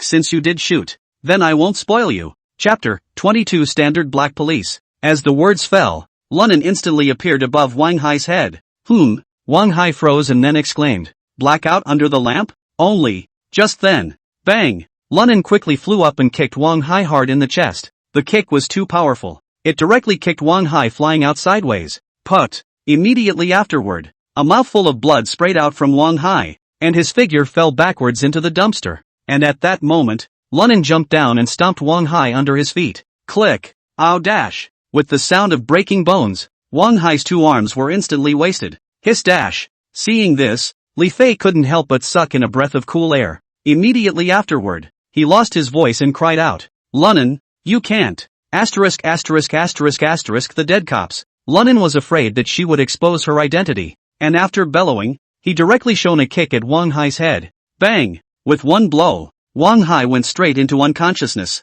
Lunan, what happened to Wang Hai? Just then, Li Xiangwen had also arrived here. Just by looking at the situation in front of him, he had guessed what had happened before. Hurry asked sharply, "It's okay, it won't die, but short-term disability is inevitable. Now let me knock out.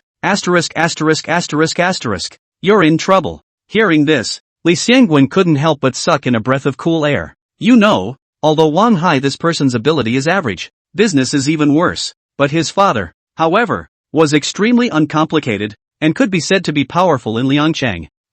If I don't waste him at Tama, There's no way I can do the next thing in peace. Saying that, Lunan fished out a cigarette, lit it up and took a drag on it. Chiefly, I don't care what background he has. You fix me up. Otherwise this is something I'm going to drop. Upon hearing this, Lee Seung-gun instantly shook his head bitterly. Lunan, this is a tricky one, but I'll do my best to broker a deal for you. That Wang Hai's old man. Alas. Speaking later, Lee Seung-gun couldn't help but sigh heavily. It seems to be quite difficult. Hearing this, Lunan instantly understood that Wang Hai's old man was not ordinary. His eyes couldn't help but narrow slightly as he, that trashy behind you should be just like Wang Hai, right? When these words came out, Li Fei's body suddenly stiffened. Her face instantly turned pale. Her lips wriggled for a long time, but she didn't dare to open her mouth to speak, because in these few days, Lunan had brought her too much shock, and Lee Seung-gun also grimaced and didn't squeak. Chief Lee, I'm telling you, that thing we talked about if you want to go through with it,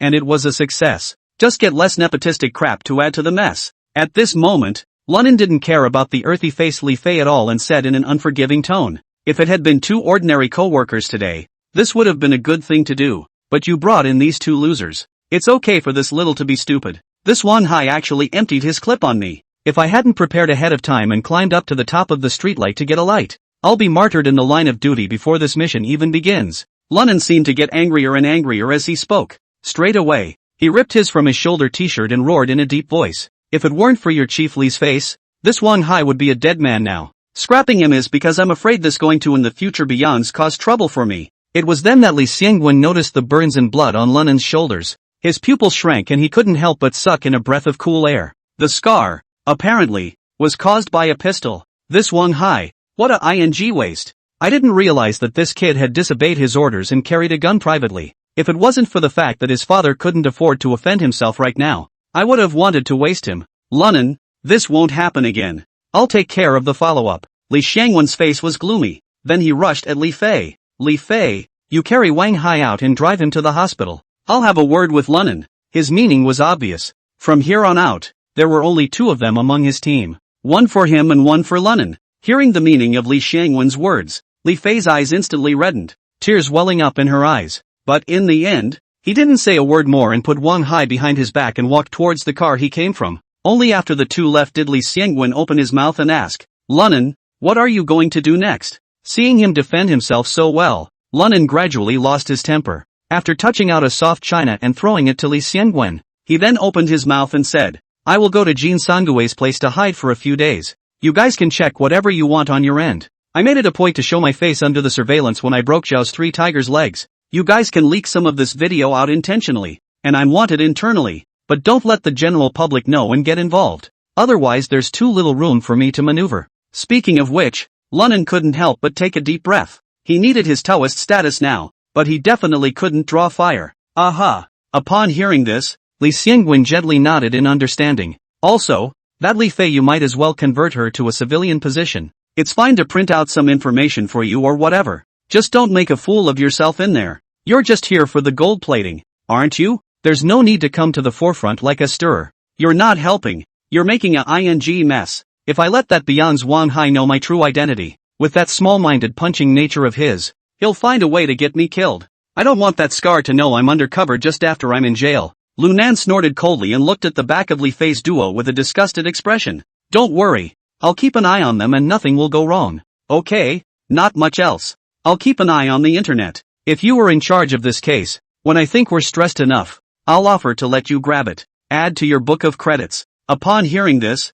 Li Seung-gun didn't say anything more, but only shook his head and, don't pay attention to what's on the internet. Shootings are big cases. Since I'm in Cool City, I must be leading this case. By then the top will surely put pressure on me. I'll make a promise to them to solve the case in a week, but I want you to let me catch it on the fourth day. Hearing this, Lunan couldn't help but be dumbfounded. At the same time the impression of Li Seung-gun in his heart inexplicably became better, because, surprisingly, he didn't shy away from telling himself what he was thinking. That meant that Li Seung-gun was really treating him as one of his own. Yes, Lunan nodded and said. Then on the fourth day, you pretended to find out that Jin Sangue had something to do with it. Just bring your men and surround the Golden Valley mansion. Speaking of this, Lunan then told Li Seung-gun about the secret door to the back kitchen, and then said, when the time comes, you'll guard the back door all by yourself. I'll make you arrest me yourself. Yes, Li Seung-gun nodded. then said if he had a deep meaning. If you want to gain Jin Sangue's trust in these 3 days,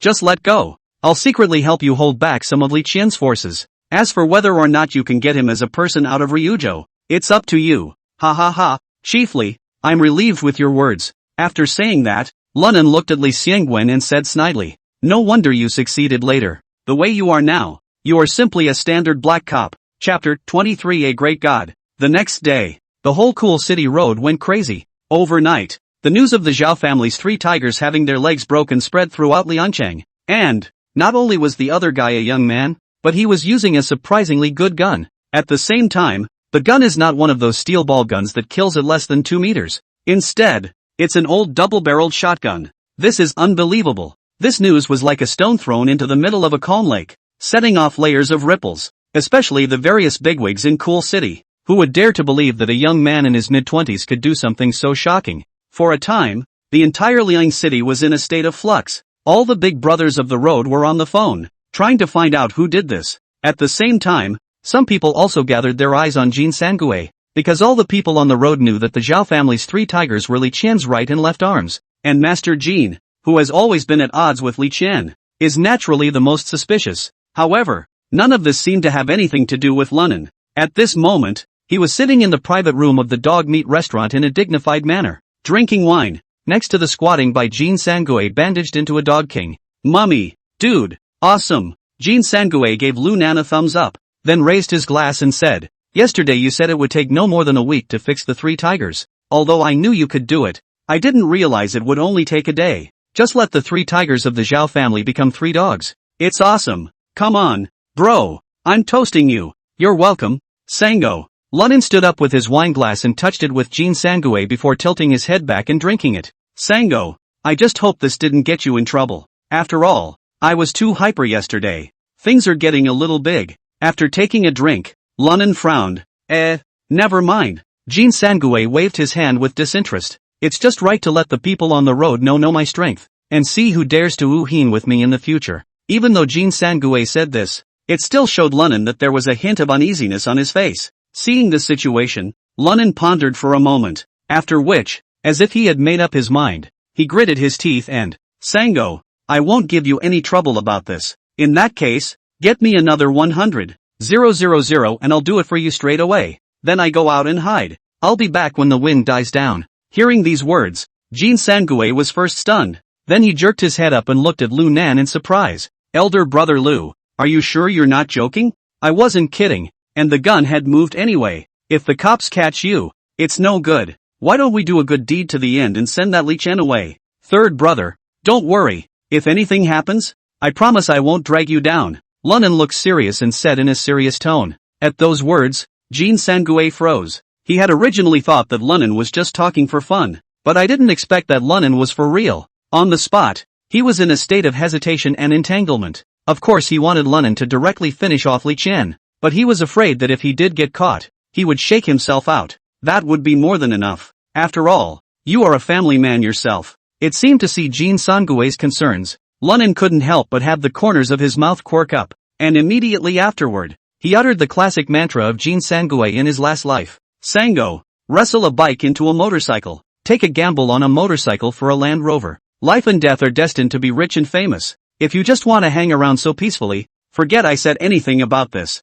As the words fell out of his mouth, Lunan took a sip of the wine in his own glass by retreating, and then said, Third brother, then I'll take the dog king with me first. After all, the cops don't know when to check you out. If you catch me here, you'll be in trouble. Lunan spoke and was about to leave the private room, but at this time, Jin Sangue finally slammed the desktop fiercely and said, Good, since you are so determined, brother, then I'll take a big gamble with you. Brother, dude, tell me what else you need besides 100,000 bucks? Sango is bound to support you. Seeing him do so, Lunan deliberately pretended to be dumbfounded. A long time passed before he asked in a deep voice, Sango, have you thought about the viciousness of this matter? Asterisk. Afraid of chicken feathers? When a lord is on earth, he is to live his own life. A man dies a bird's death. With those words, Jin Sangue slapped his hand heavily on the table and said, Cut the crap and say, what do you want Sango to do for you? Lunan's eyes narrowed slightly. Get me a car, $100,000 in cash, and a hiding place for Li Qian. The sooner the better. If you can have all three ready now, I'll go and do Li Qian now. Ha ha. Okay. No problem. Jin Sangue agreed with a bright face, after which he walked out of the private room. Not much later, returned clutching a black leather bag. Brother, here's $300,000. This is all the money I have left in the store right now. It's all yours. As for the 20% dry shares, brother, I'm a man of my word. You give me a card number, and when the time comes, wherever you go, whoever this card belongs to, I'll pay you on time every month. Also, the car is readily available. I've got a Jetta downstairs that should be enough for you to drive to your errands. Jin Sangue is a very righteous person and treats his brothers with great justice.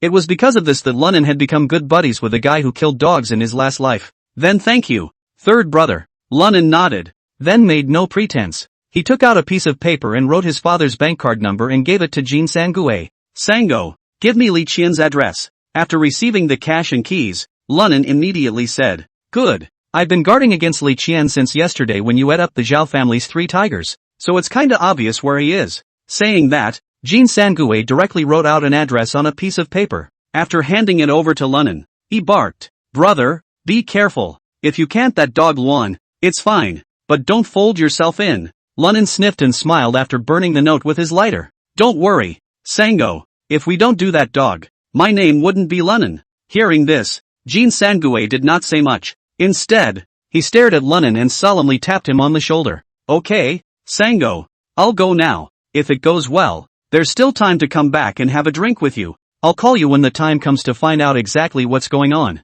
Good. Now that you've made up your mind, I wish you the best of luck. Brother, Jin Sangue nodded, his face full of perseverance and worry. Lunan didn't dawdle, picked up his bag, and headed out of the private room. Just as he was about to cross the threshold, Jin Sangue behind him suddenly spoke. By the way bro, thanks for that about my smelly. I fought her back to the countryside yesterday. In the future, he can only herd horses and sheep in the countryside, and will never be green enough to come to me again. Hearing this, Lunan was inexplicably poked by Jin Sangue for a laugh. Couldn't help but throw my head back and laugh. Ha ha ha, congratulations to third brother then. After saying that, he walked out without looking back. Looking at Lunan's back, Jin Sangue couldn't help but froze a bit and muttered, if this time, my brother is unharmed. This Lianchang road, there is a great god who can stab through the sky. Chapter 24, I'll do it for you. At this point, get the Lunan who had Li's former address. The mental state of the whole person has changed radically.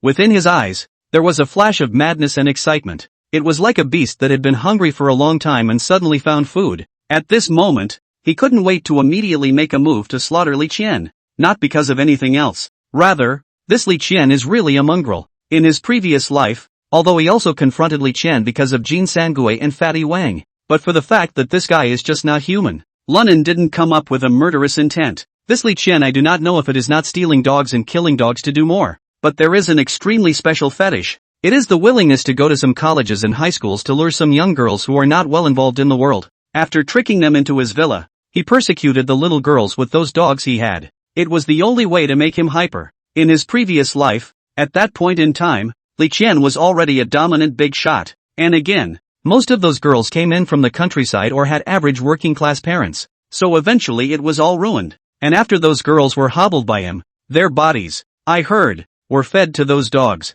And Li Qian, he only took out a few tens of thousands of dollars to settle the matter. This is simply more unconscionable than an animal. If you say that you avenging are the murder of your past life, then you are avenging the murder of a ghost in your past life. A ghost in. This Li Qian was Lunan's pure disgust for him. Disgusted enough to want to finish him off right now. That way, it kind of saves a lot of good girls. He, former old dog, today old me will just send you straight to the west. Saying that, after Lunan threw the purse containing $300,000 into the trunk of the Jetta, getting into the driver's seat, he started the car and drove away from the Golden Valley mansion as soon as he stepped on the gas. At this point, inside a bungalow in Town, a lewd-looking young man is straddling a woman, doing the indescribable. But not even 3 minutes later, it was sketchy. Although the young woman is not yet finished, but still pretends to be extremely satisfied. Charming eyes confused, pampering asked, ex-brother, when are we going back to Liangchang? What is this place? It smells like cow.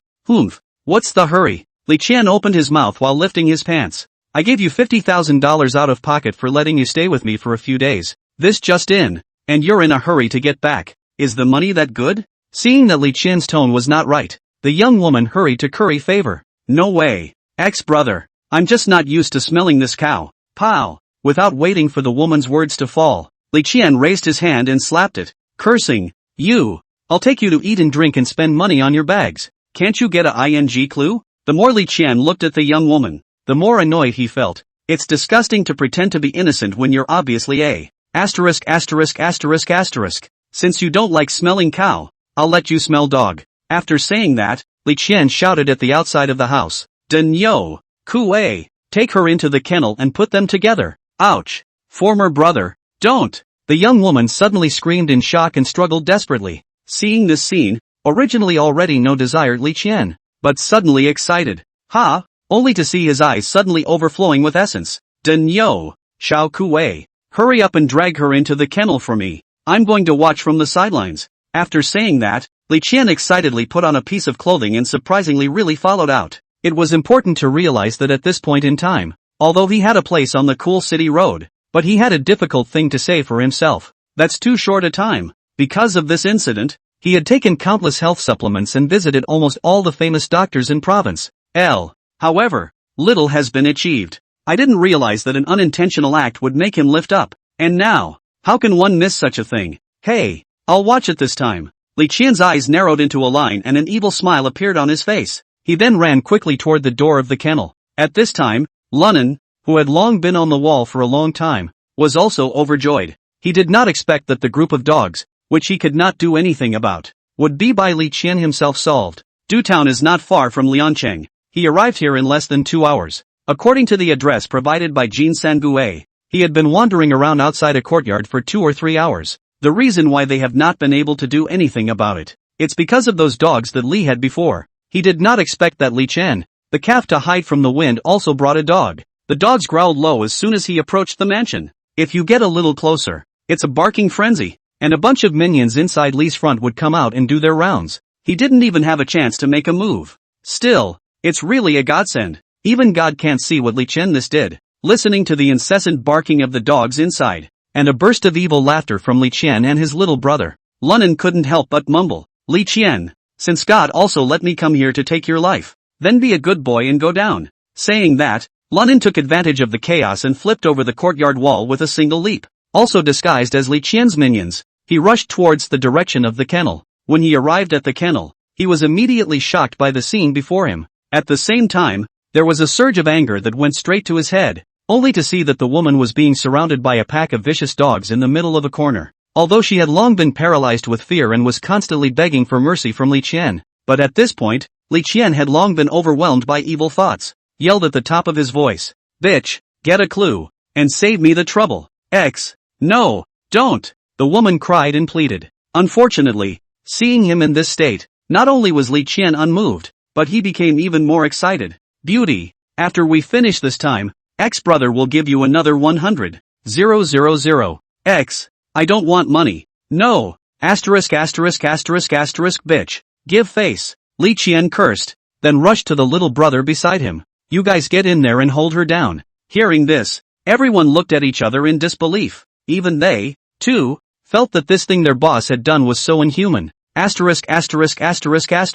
Are you all deaf? Didn't you hear what I said? Li Qian stormed out, pointing at the gang and cursing. Ex-brother, isn't this not good? Pow! In hell. What's with the Jesus act with me? Li Qian slapped a slap onto the face of the junior brother who tried to admonish him, and then shouted angrily, "Can one of you go do this?" At this time, Lunan, who had long been furious, suddenly fished out the double-barreled shotgun behind him and said coldly, "Ex-brother, this matter, I'll do it for you." Chapter 25. Go bite him to death. Ha ha ha, good. Get it done for me and ex-brother will reward you. Hearing Lunan's words, Li Qian still thought that it was one of his minions, couldn't help but laugh and turn back around. But when he saw the blackened double-barreled shotgun disliking his head, the entire face instantly turned pig liver color, and all of his body began to tremble violently. "You, what are you doing? Oh, don't do anything. Don't you want to play with people and dogs? I'll let you have a good time tonight." Lunan finished speaking and jerked the trigger.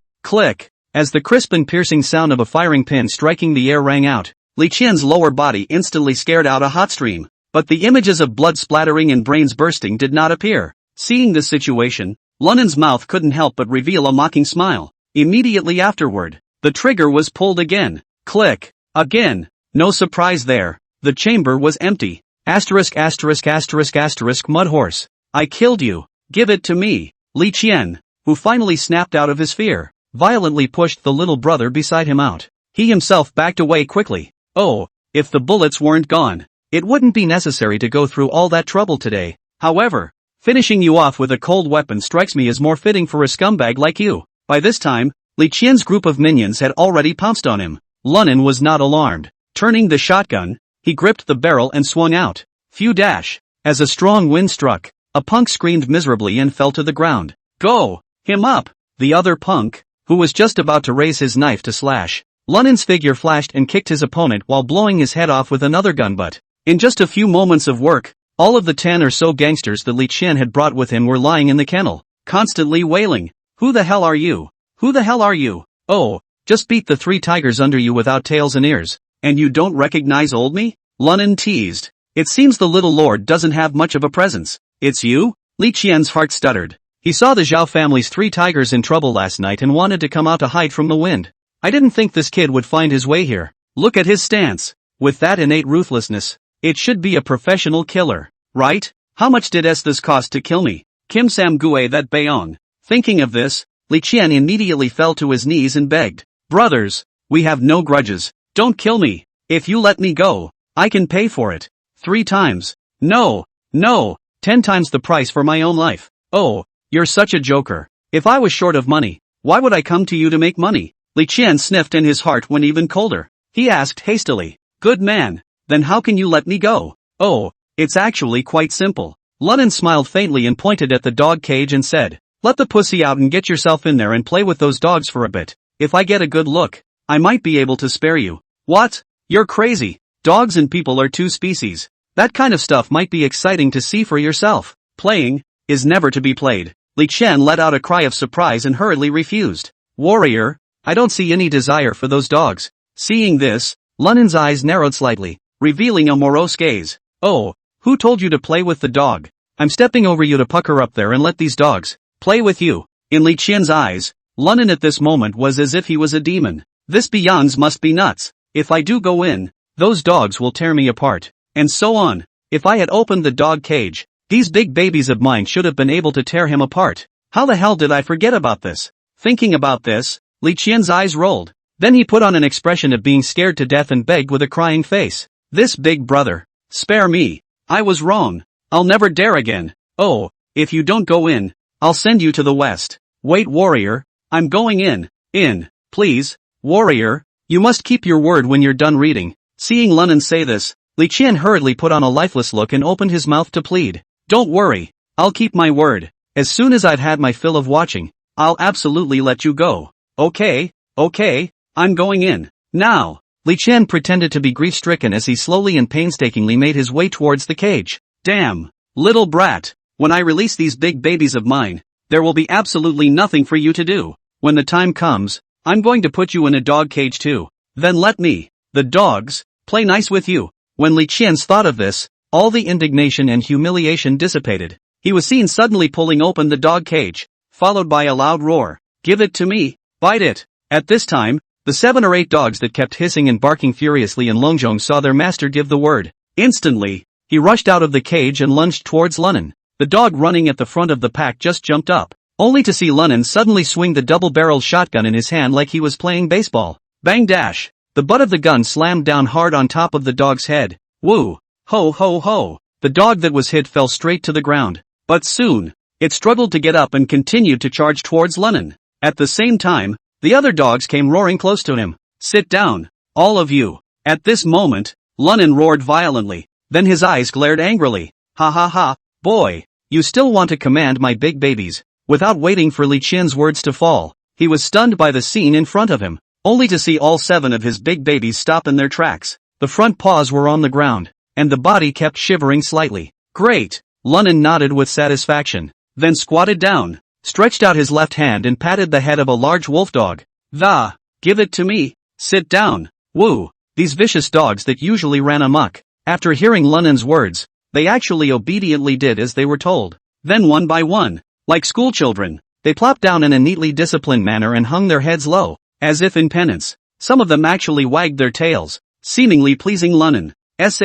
What the hell? Li Qian looked dumbfounded. He even suspected that his eyes were hallucinating. Nima, realize that you have to work out these big babies for yourself. Live chickens and ducks are often used to practice their predatory and animalistic skills. Each time, they make a mess of chicken feathers and end up tearing the captured rooster to pieces. But today, they are actually wagging their tails at themselves and pleasing Lunnan. What the is going on? Li Qian couldn't understand, at all, the world of these vicious dogs. Lunnan was also a little surprised at the situation in front of him though. Yet, he knew that it was definitely related to those mastiffs that he had finished off Jin Sangue. It is important to realize that an animal's perception of danger is far superior to that of a human. At this time, Lunnan raised his eyelids and looked at Li Qian with a sardonic smile on his face. Oh, ex-brother, looks like you're taking my words as fart? With that, he patted the head of the vicious dog in front of him and said coldly, give it to me, bite him. Chapter 26. Ooh-hoo, ho woof woof. In a flash,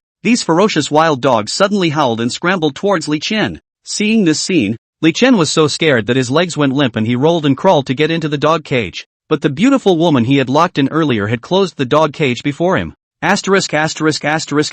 You. Open it up. Ah! Before Li Qian could finish his words, there was a miserable scream. Only a vicious dog had bitten off one of his paws.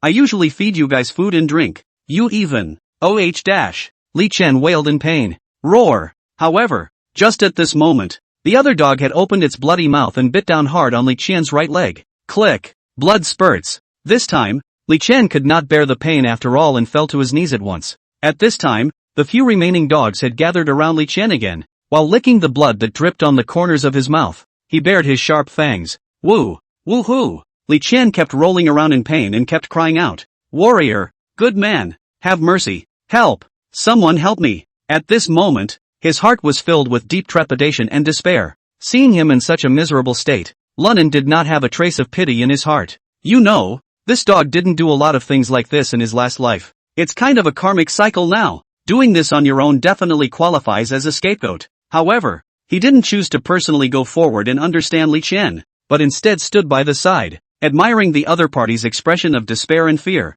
You madman, bereft of conscience. Ah, you maniac, lunatic. Li Qian had a scowl on his face as he cursed angrily at Lunan. The one who was bereft is you. If you're not putting your woman inside a dog cage, want to see some kind of man with a mad dog? Naturally, I didn't get a chance to appreciate you as you are now. You're to blame for all of this. Lunnan's tone was still incredibly cold. At this time, Li Qian had already repented his intestines. But it's too late. Just as Li Qian froze, another sharp pain hit him. I saw a black-backed dog, so viciously intent on severing the roots of its offspring that it actually planned to hide away for a solitary meal. Surprisingly, those vicious dogs, didn't bother with Li Qian. Instead, they joined the fray. At this moment, Li Qian had long been tortured to death. Only his face was covered in dirt and blood, his body curled up, his hands covering his crotch as he cried out at Lunnan. Please let me go.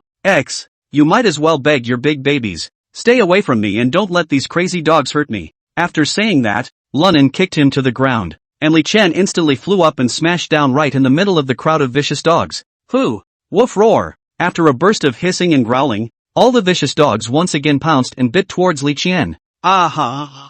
Li Qian let out a miserable scream and desperately tried to crawl to the side.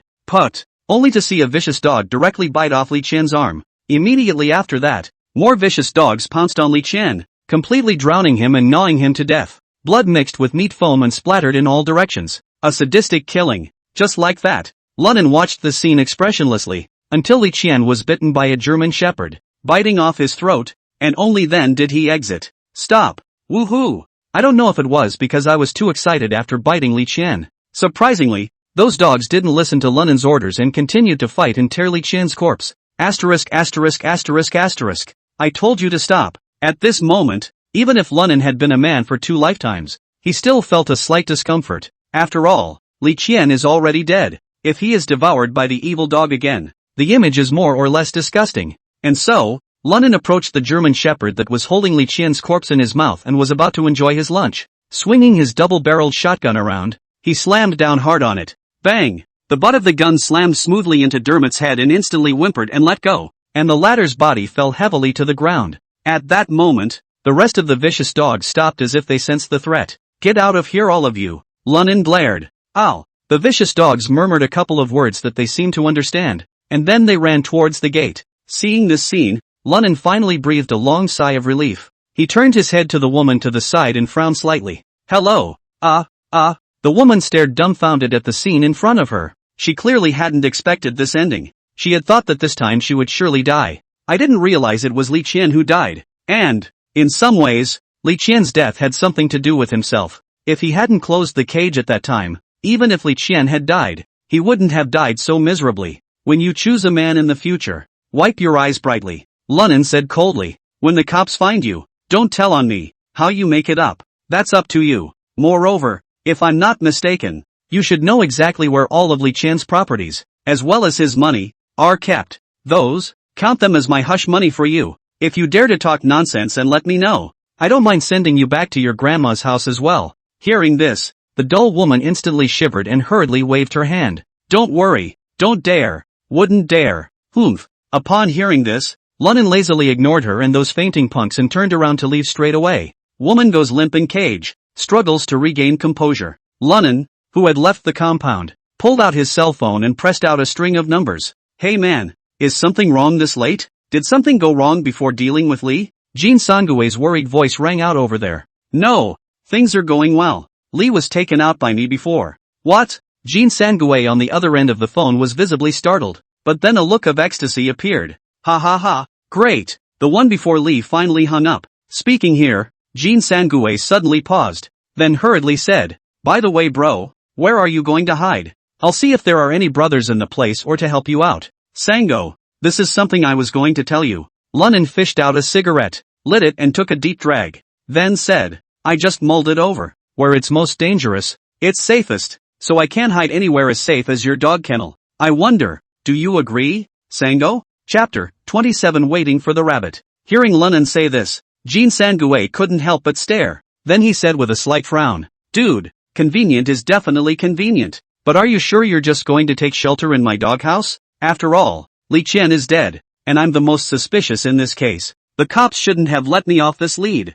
At that, Lunan smiled and said, "Sango, you put the word out now. The cops should be looking for you at the first opportunity and searching your dog meat restaurant, but you have a good alibi for today, and the cops will lock you up tops for 24 hours, and I'll duck in after the cops leave the doghouse. At that time, no matter how capable they were, they couldn't possibly think that I would be hiding there. However, I just don't know if you're willing to give up the running water of the dog meat restaurant these days, San, as well as being ready to be dragged down by me. Asterisk asterisk asterisk asterisk. Dude, what are you talking about?" As soon as Lunan's words fell, Jin Sangue cursed. "You stepped on a horse and now you're doing all this because of me. If anything really happens, third brother will definitely carry the load for you. If I, Jin Sangue, don't even have this Jianghu morality, I don't need to mix in the Jianghu." Upon hearing this, Lunan smiled, then asked, "Then we have a deal?" It's a deal." Jin Sangue agreed with bravado, seemingly confident in Lunan that he could escape the cops' pursuit.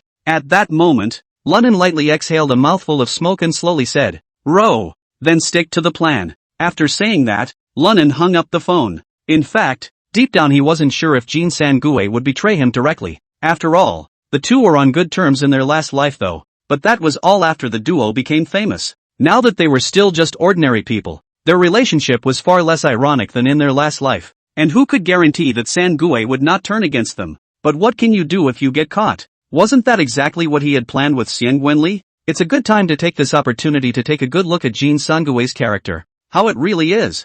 Thinking of this, Lunan no longer hesitated. Flicking the cigarette in his hand onto the haystacks in the compound, he waited for the fire to burn before walking away without looking back. "Sango, you're not kidding, are you? You're saying that Li Qian is dead?" At this moment, old within the nightclub's box, Jin Sangue's group of minions asked with a face full of astonishment. Nonsense, can I lie to you?" Jin Sangue took a drag on his cigarette, then patted his chest with a proud face and said, "Li Qian that should have died a long time ago." The minions were excited to hear this. "Sango is awesome. I can't believe I slaughtered this son of a Li Qian. Third brother is mighty and domineering. Ha ha, now third brother is rich. Sango is awesome." The juniors excitedly surrounded Jin Sangue and bragged about it. This kind of thing, Jin Sangue has long been accustomed to. Usually he will definitely brag a few times. But today, for a change, he said with a straight face, this matter has nothing to do with me. The news of Lee's former hanging was also told to me by a friend of mine. I guess it can't be false. Don't you guys go out there and talk about it. Ah, don't worry, Sango. That's a point of separation we still have. We'll never tell. Not bad. Don't worry about it, Sango. When these words came out, all the juniors nodded their heads in agreement. Only Sun Fuxiang and Li Dong's faces were a bit ugly. Come on, drink. Jin Sangue didn't seem to realize this and yelled, happy day, power. Go and get them to go and open me a couple more bottles of Royal Salute. Let's get drunk. Before he could wait for Dolly on the side to speak, he saw Sun Fuxiang hurriedly stand up and said with a smile, third brother, do we still need brother Dolly to order this? I'll just go. Upon hearing this, Jin Sangue didn't object and just waved his hand. Alright third brother. Then I'll go now. Sun Fuxiang grinned, then turned around and walked out. As he headed outside, he took out his cell phone and dialed a number. Team Zhang is in trouble. Wrong somethings. Meanwhile, Li Dong wobbled to his feet and said drunkenly, Sango, I'm going to take a piss. Go on. Seeing Jin Sangue nod, he staggered out. As soon as he went out, Li Dong's eyes lit up. He was seen looking around to make sure no one was around. It was then that he pulled out of the belt around his waist and SIM card slipped it into his cell phone, then muttered in a low voice, no way. My big brother can't just die. Jin Sangue doesn't have the power. No. I need to confirm this quickly. And Jin Sangue, who was still in the private room, drank beer one glass after another though, but the eyes looked out the door as if they were deep in thought. Ha, a cop, a pre-Lee lapdog, trying to bluff me? You guys are still a little young. I'm counting on you two little brats to spread the news that Li Chen has hung up for me. Streetlights are sparse in the city of Yangcheng near early morning. An occasional car drives by. Everything seemed quiet and secluded. And just at one point, abruptly, a sharp siren cut through the night sky. It made the entire Golden Valley mansion seem to tremble. For a while, the neighborhood was awakened. But who knows what has happened to the Golden Valley mansion again. But Lunnan, who was watching the scene with a smile on his face from afar, was, old Jin's execution is pretty strong. So soon the cops are making a move? Stay here at the dog meat restaurant for 2 days first, and then give Chief Lee a call. I'm halfway through my mission. With this thought in his mind, Lunnan picked up his cigarette and continued to sit on the long chair, enjoying the moment's comfort. Only after all the police cars had been evacuated did he leisurely get up, dust himself off, and head toward the back door of the Golden Valley mansion. Through a series of maneuvers, there were no surprises. Lunnan then came to the Sangue dog meat restaurant. That's quite a flip. Looking at the dog meat restaurant that was full of mess,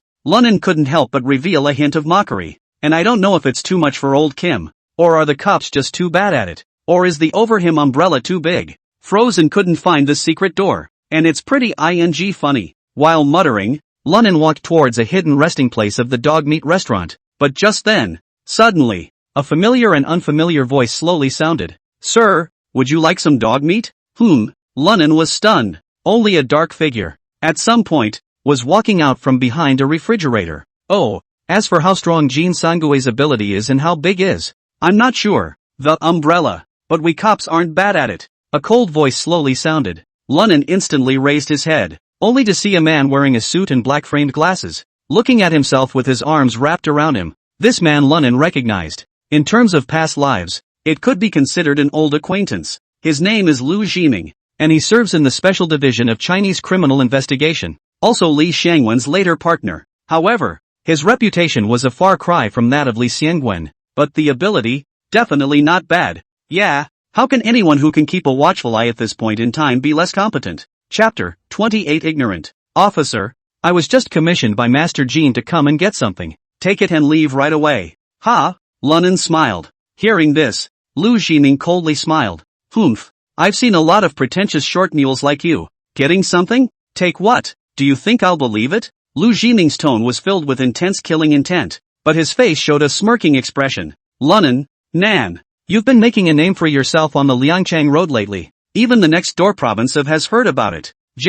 Hearing Lu reveal his identity, Lunnan wasn't surprised at all. Instead, there was some snickering. Realize that you are going undercover, and it's to the middle of a prison, where the greater one's reputation, the safer one is, and trying to hang with the White Nine, the head of Blue Face. Without a bit of status in the Jianghu, It is estimated that Scar will not even look at himself. Therefore, Lunan faintly smiled and said, "Oh, yeah, of course," Lu said with a smirk. "You're the newest big celebrity in Cool City now. There will be a public gunfight under the cameras at the nightclub.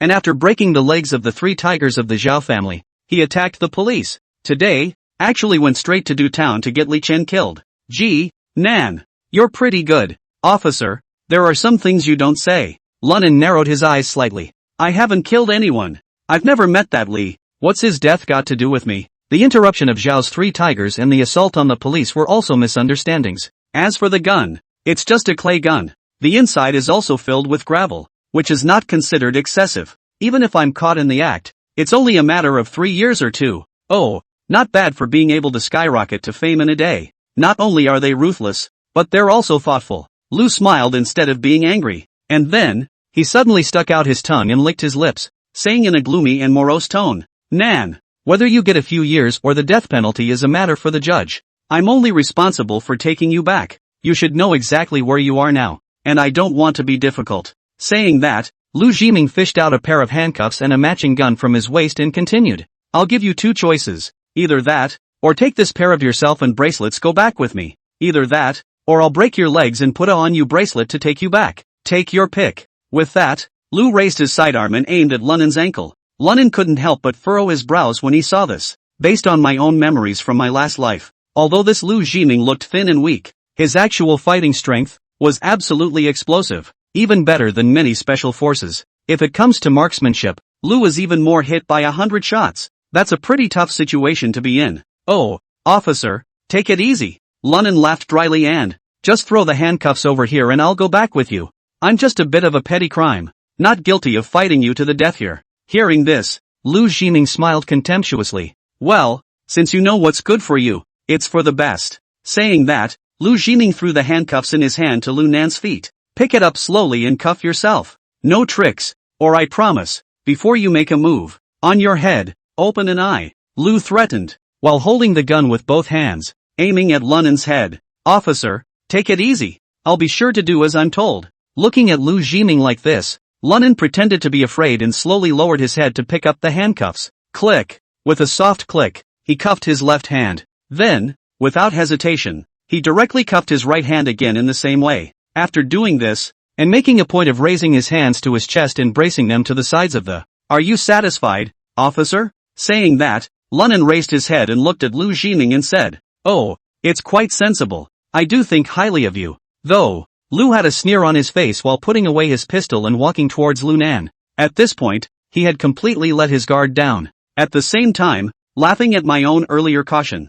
Meh, assholes are still assholes after all. No matter how vicious you act, once you see a gun, you're just a piece of trash. Even the toughest character, when encountered with his own pistol, would only surrender. However, just as he had arrived in front of Lunan and wanted to pat Lunan on the shoulder, "Hey!" Suddenly, Lunan moved. The moonlight reflected on the handcuffs instantly cut out a silver aura and smashed towards Lu Jiming's forehead. It was so fast that it caught people off guard. Lu was immediately startled and rushed to dodge. Pust, yet still half a step slower. With a sharp pain coming from him, Lu Jiming's nose was actually directly shattered. Blood flowed horizontally. He screamed miserably, covered his nose and took a few steps back, his face full of indignation and, "Grass mud horse, little brat, you dare to lie to me." As he spoke, Lu Jiming's right hand went towards the matching gun at his waist, but at that moment, Lunan had already stabilized himself and pounced forward with unparalleled swiftness. Bang! A punch blasted out, hitting Lu squarely in the chest.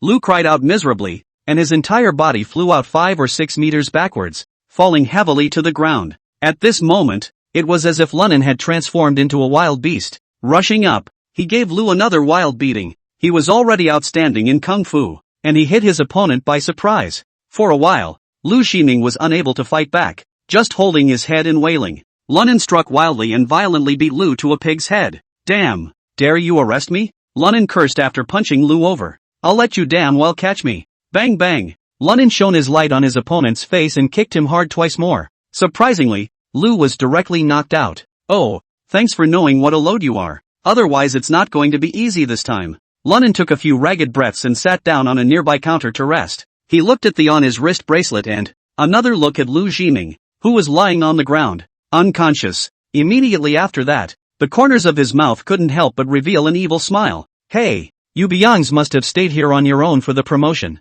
I'll dismount your gun and hide it later, when the time comes, not to mention anything else, just the loss of a gun will be enough to make you drink. With that, Lunin bent down and first fished out the handcuff key in his coat pocket. Open the silver bracelet. Then he touched towards the matching gun on Lu's back waist. But right at this moment, Lu Jiming unexpectedly flipped over and struck towards Lu Nan's face. Lunin was on guard. Immediately, he moved to the side to avoid Lu's attack. At the same time, he clenched his other hand into a fist and took the opportunity to blast Lu's ribs with a punch. Well, Lu stifled a grunt and curled up into a ball in pain. Uing. Lu was just about to break out into a yell when he was punched in the stomach again. Hey, stinky cop, playing fraud with me? Lunin took the other man's sidearm in his hands and played with it. I've told you. I know you what kind of goods are. Bayong. Still playing this with me? You stepping on a horse is simply uninformed. Saying that, Lunin cut Lu Jiming's hands behind his back and placed handcuffs on the other party's hands. That's when he fished out a cigarette, took it in his mouth, and took a nice drag. Lu sir, since you don't know what's good for you and have found me out, you can't blame me for being ruthless. When I finish this cigarette, I'll send your old man to God. Chapter 29 Change of Plans. Cough. At this moment, Lu Jiming had a dry cough, which gradually slowed down from the suffocation of Lunin's punch. Kid, in your words, you're not a big deal, but if you kill a cop, it's a capital offense. Hearing the other party's words, Lunin was instantly happy. Ha, Lu sir, you're really good at scaring people. Don't I know the law yet? Killing a police officer is indeed a capital offense, but I'll get you out of here in a minute. Find a place where no one will take you out, and who knows? I did it. As he spoke, Lunin took out his lighter and lit a cigarette and gulped it down. Seeing the other party's movements, Lu Jiming completely panicked. How could he not have thought that the other party would really want to kill him? Ahem. You don't mess around. Lu's voice trembled, obviously scared. Oh, Lu sir, I'd say it's all thanks to you. If you weren't so bent on promotion that you chose to stand alone and keep your head in the sand, now you're not alone. Pity, didn't realize I wasn't a rabbit but a coyote. Did you? Lunin said mockingly. So, don't say anything, it's all fate. Lu Jiming sniffed, his face filled with despair and unwillingness. I'll be a ghost and I won't let you go. Ha. Yes, I'm begging for it. Lunin let out a cold snort, his eyes glowing with an intense fury. He then threw the remaining cigarettes to the ground and stomped on them. It was only then that he found a rag and gagged Lu's mouth. Lu sir, since you're in a hurry to get on the road, I'm not going to boil the eagle with you here, take you straight to the north of the river and send you on your way. As soon as the words fell out of his mouth, Lunin lifted Lu up and dragged him towards the outside of the store. It was a.m. when I exited the Golden Valley building. 4 o'clock. It was still dark, but the sanitation workers had already begun to clean up the trash on the streets. Oh, Lu sir, I'm really sorry. Looks like you'll just have to make do with the trunk. It doesn't take long. It's an hour at most from here to Gangbuk. But then again, it's good for you to get an early feel for the tight space in the trunk. After all, I wouldn't dig too big a hole if I buried you. After saying that, Lunin directly stuffed Lu into the trunk and drove away from Golden Valley Mansion. When you go to drive towards the north of the river again, Lunin pulled out his cell phone, edited a message, and sent it to Li Xiangwen. Now that the atmosphere has been baked here, there's no need to follow the previous plan. Why don't we let Chief Li take the opportunity to free Lu? In this way, not only could Chief Li sell a personal favor to the other party, and finish catching me, and it will also minimize the hassle of old gold. It's simply a 1-2 punch. But I have to find a place to hide Lu's gun before that. A police gun. This stuff isn't for everyone. In the future, this thing is not only the principle of my life, but also my medal of honor. The key thing is that Lu lost his gun, and the road to promotion will definitely not be that smooth. This would be an invisible way of solving a potential threat for Headley. Hey, the bongo jerk is a real good one. Lunin couldn't help but burst out laughing as he pondered this. And then, he increased the speed of the car and hid Lu's gun underneath one of the provincial highway's road monuments before continuing to drive forward. It wasn't much of a stretch to get to the town and country. After Lunin parked his car, he went straight to a nearby abandoned warehouse. It was originally a factory converted into a warehouse complex. However, it has been abandoned for a long time because the residents in the neighborhood have been moving out one after another. Oh, it's the same as it was 20 years later. Lunin smiled faintly, then first removed the license plate of the Jetta and threw it into the smelly river not far away. Scraped the frame number again. That's what opened the trunk. Hey, Lu sir, don't sleep.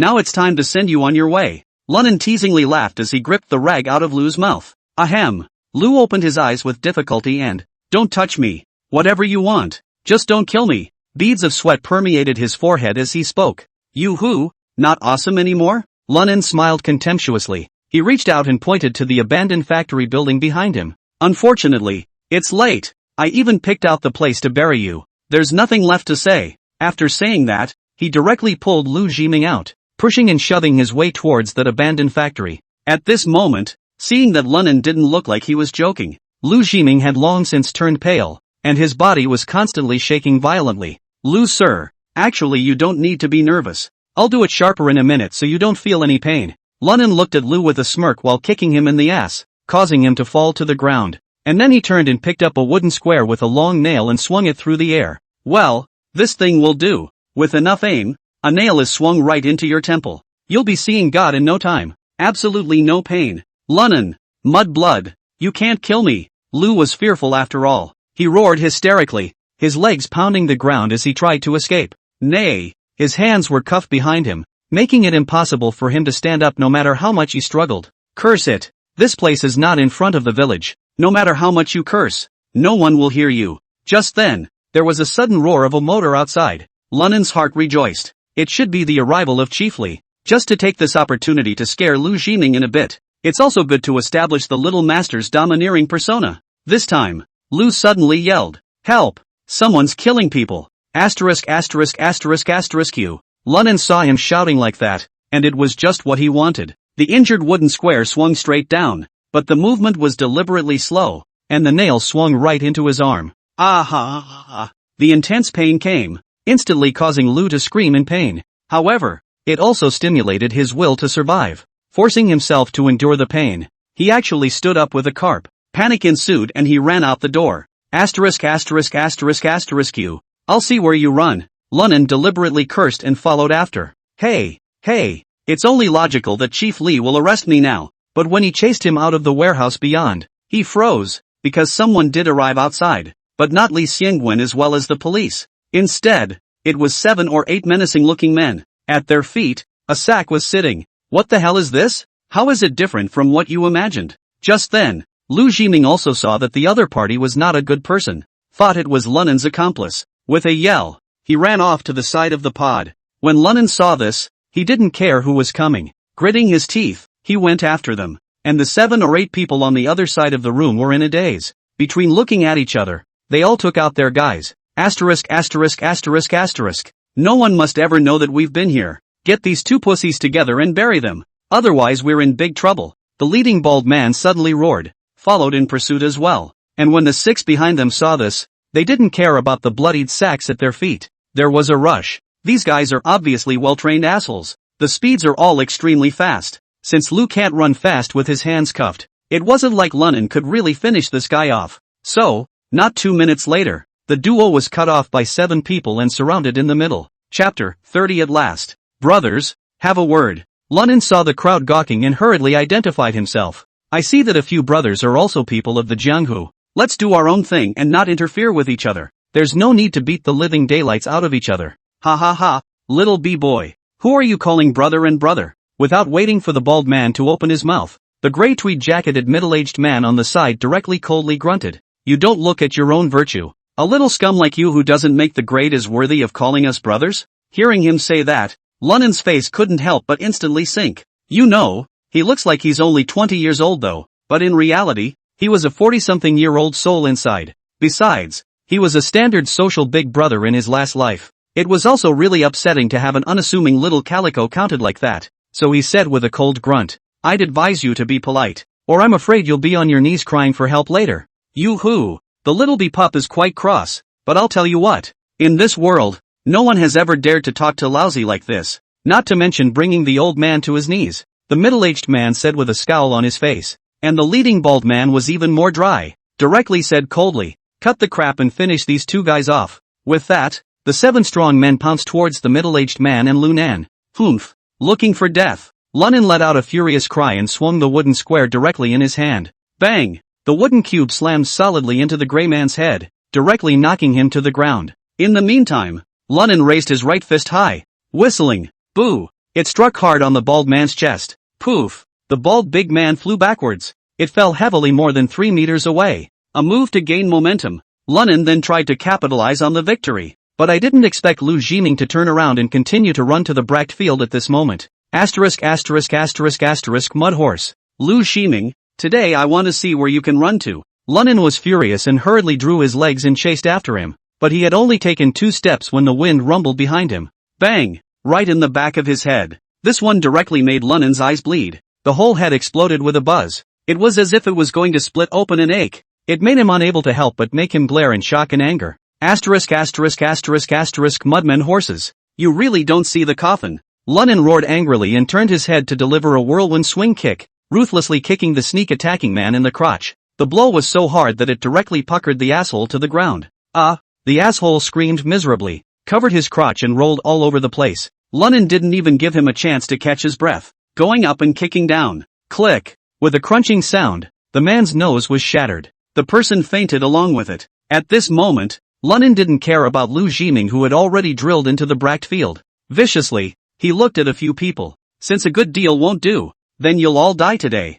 At this time, the corner of the eyes of the bald man who had just gotten up could not help but twitch. He had already realized that the kid in front of him looked young. But the strikes were extremely vicious. It's like being an old asshole who's been in a lot of battles. At this moment, the bald head's heart could not help but tremble. But he is also a good and brave person. So he did not retreat, but instead laughed sorrowfully. Brat, I admit you're good, but I don't believe you're a match for several of us. Since we let you crash our business today, you're going to die if you don't. I'll you up. Lunan couldn't help but be on fire at his words. Straight away, he cracked. Crashing a chicken. Isn't it just about dealing with individuals? How big of a deal is Nima? The old man was going to do away with that cop here. What about letting you doglaners ruin it for me? I have to kill you all today. After Lunan finished speaking, his body exploded with killing intent. His eyes were as sharp as a falcon's, and his body was gnarled with muscles and explosive power. And his figure, moreover, was like a cheetah, and the moment he moved, it was thunderous. In the blink of an eye, Lunan lunged at one of the assholes. Asterisk asterisk asterisk asterisk. Seeing Lunan's speed, the gangster couldn't help but be startled. Subconsciously, he was about to reach out to fend it off. It's just that Lunan is too fast. Before the opponent's arm could be raised, he grabbed the asshole's wrist, and with his other hand, he directly used a counterjoint technique, slamming into his elbow. A hard goodbye. Ka-ching! It was actually directly breaking the opponent's arm alive. Ah! The asshole screamed miserably on the spot. The intense pain caused him to spasm, and take advantage of it. Lunar swept his opponent's knee. Kala! The sound of crisp bones breaking rang out. The asshole fell straight to his knees, covering his legs and screaming and wailing. The scene happened so suddenly. The remaining 5 assholes didn't expect Lunan to be ferocious. In less than 2 minutes, 2 of his own brothers were wasted. Especially the bald big man was scared to death. How he hadn't thought about it. Such a well-mannered teenager, out of the blue is so vicious and vicious.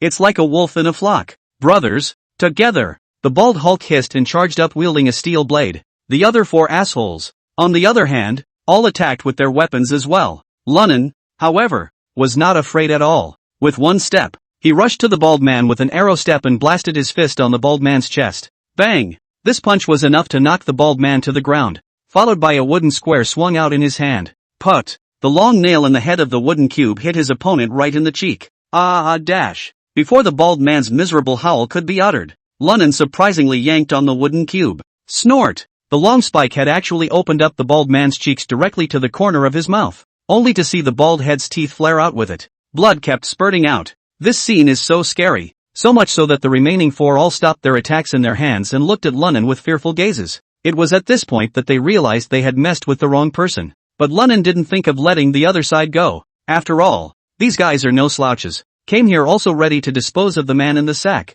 There was no burden at all in Lunan's heart to take out this kind of guy. As for Lu Jiming, he however didn't care if the other party ran or not. It doesn't really affect the big picture anyway. There was only one thought in Lunan's mind. Kill. Troubleshooting once and for all. I'll hi you. At this time, the bald man finally came to his senses, and immediately pounced towards Lunan with unclear words. Asterisk asterisk asterisk asterisk you and your mountain guns. Lunan grunted coldly. With that, a fist slammed out. Click. Another clearly audible sound of shattering bone rang out, only to see the right side of that bald man's ribs instantly break into several pieces. He even felt a huge pain ripping through his lungs. Woo woo woo. The bald man opened his mouth wide to shout, but all he could do was make a muffled low sound. His eyes were covered in panic and shock. At this moment, the bald man finally felt how close death was to him, and the remaining 4 assholes were really scared, just staring blankly at the scene in front of him without a single reaction. Oh, go to hell. Just as Lunan raised the wooden cube in his hand, ready to result in the bald head in front of him, a sudden bellowing cry rang out. No movement, otherwise, we're going to have to shoot. Hearing Li Xiangwen's voice, Lunan was happy in his heart, but the action in his hands did not stop. The nails in the front of the wooden square, directly into the middle of the bald man's neck. Chapter 31. Don T. Pretend with me. Snicker. Blood instantly shot out of the unzized wound. Air. The bald head had been scared dumbfounded. He hadn't even expected this civilized youth, who dared to kill himself in front of the cops. At this moment, he could only stare at Lunan with wide, terrified eyes, not daring to believe. Look at what? I don't intend to kill you, but I'm going to make you learn a lesson. Keep your blind eyes open from now on, whoever you dare to ponder. After saying that, Lunan threw the wooden cube in his hand onto the ground. With that, he raised his hands and deliberately looked at Li Xiangwen in a gangly manner. Sir, I surrender. However, I urge you to arrest these boys as well. I saw them carrying a bloody sack just now, and it looked like they could be carrying a person. It's right in front of the warehouse door. As he spoke, Lunan pointed to a few assholes at the side. Li Xiangwen sniffed and didn't wear out his tracks. He instructed a few of the cadets brought behind him to say, cuff them all. Yes. Several officers immediately sprang into action and quickly subdued and handcuffed several people. Li Xiangwen, on the other hand, pretended not to recognize Lunan, handcuffed him to him personally. At the same time, secretly, he squeezed on his arm, then rushed the crowd. Take these men into custody. Then go check out the bloody sack this kid was talking about. I'm going to interrogate this boy myself. Yes. After the remaining few officers responded, they escorted the assholes to the police car, and Li Xiangwen walked at the end with Lunan. Where's Lu? Li Xiangwen asked softly. You didn't get him killed, did you? That could be a problem. Lunan shook his head slightly and replied in a low voice. He was so scared out of his wits by me that he panicked and ran into the pod. However, there were quite a few injuries, but they were all minor injuries. Death is definitely not dead. Upon hearing this, Li Xiangwen nodded and continued to ask. Beautifully done today. It's better than getting arrested from Jin Sangue. Worthy of being an elite cadre of police officers selected by me. Li Xiangwen. He. Thanks for the compliment. Chiefly, Lunan grinned. Well, though, you're doing too hard of a job of treating Li Qian. Li Xiangwen reminded with a frown. Chiefly, you didn't see the scene. That calf deserved to die. Hearing Lunan say that, Li Xiangwen couldn't help but get curious. Oh, what happened then to make you so angry? What did that horsey guy in front of Li tell you? Lunan didn't answer directly, but asked in return. She just said she was playing with Li X, and then she heard the whistling. The dogs he had then tore into him like crazy. It ended up biting Li Qian to death. Oh, the can really make it up. Lunan skimmed. Li X this is keeping that in the kennel, trying to get those dogs to with that pussy hump, and ordered his men to assist the dogs. Say, what's wrong with me for doing that? Lunan's tone was filled with contempt and disgust, with a hint of nausea mixed in. Is this Li Qian so perverted? Li Xiangwen's face was unsightly. At that moment, Lunan continued. And this Li Qian is definitely not the first time he's done something like this. I'm definitely doing the people a favor by taking him out. Hearing this, Li Xiangwen's grip on Lunan's arm tightened slightly, signaling him to feel at ease. You did the right thing, but there are some things to be cautious about. I'm in charge of this. I'll cover you up. And I will say to the top that the repercussions of this are so bad that it will be dealt with internally. That way, it doesn't take away from the huge reputation you've made in the last 2 days. Then I'll trouble Chief Li. Lunan nodded his thanks. Aha. You'll have to make your own way back. I'll be you up to in sentencing 10-15 years. That'll give you a chance to get close to Scar and figure out how to break out of prison with him. But you have to be careful in there. After all, you're special. Even if I can offer you help, it must be limited. Li Xiangwen's expression was extremely grave. After all, Lunan was only 20 years old and hadn't had a single day of proper training.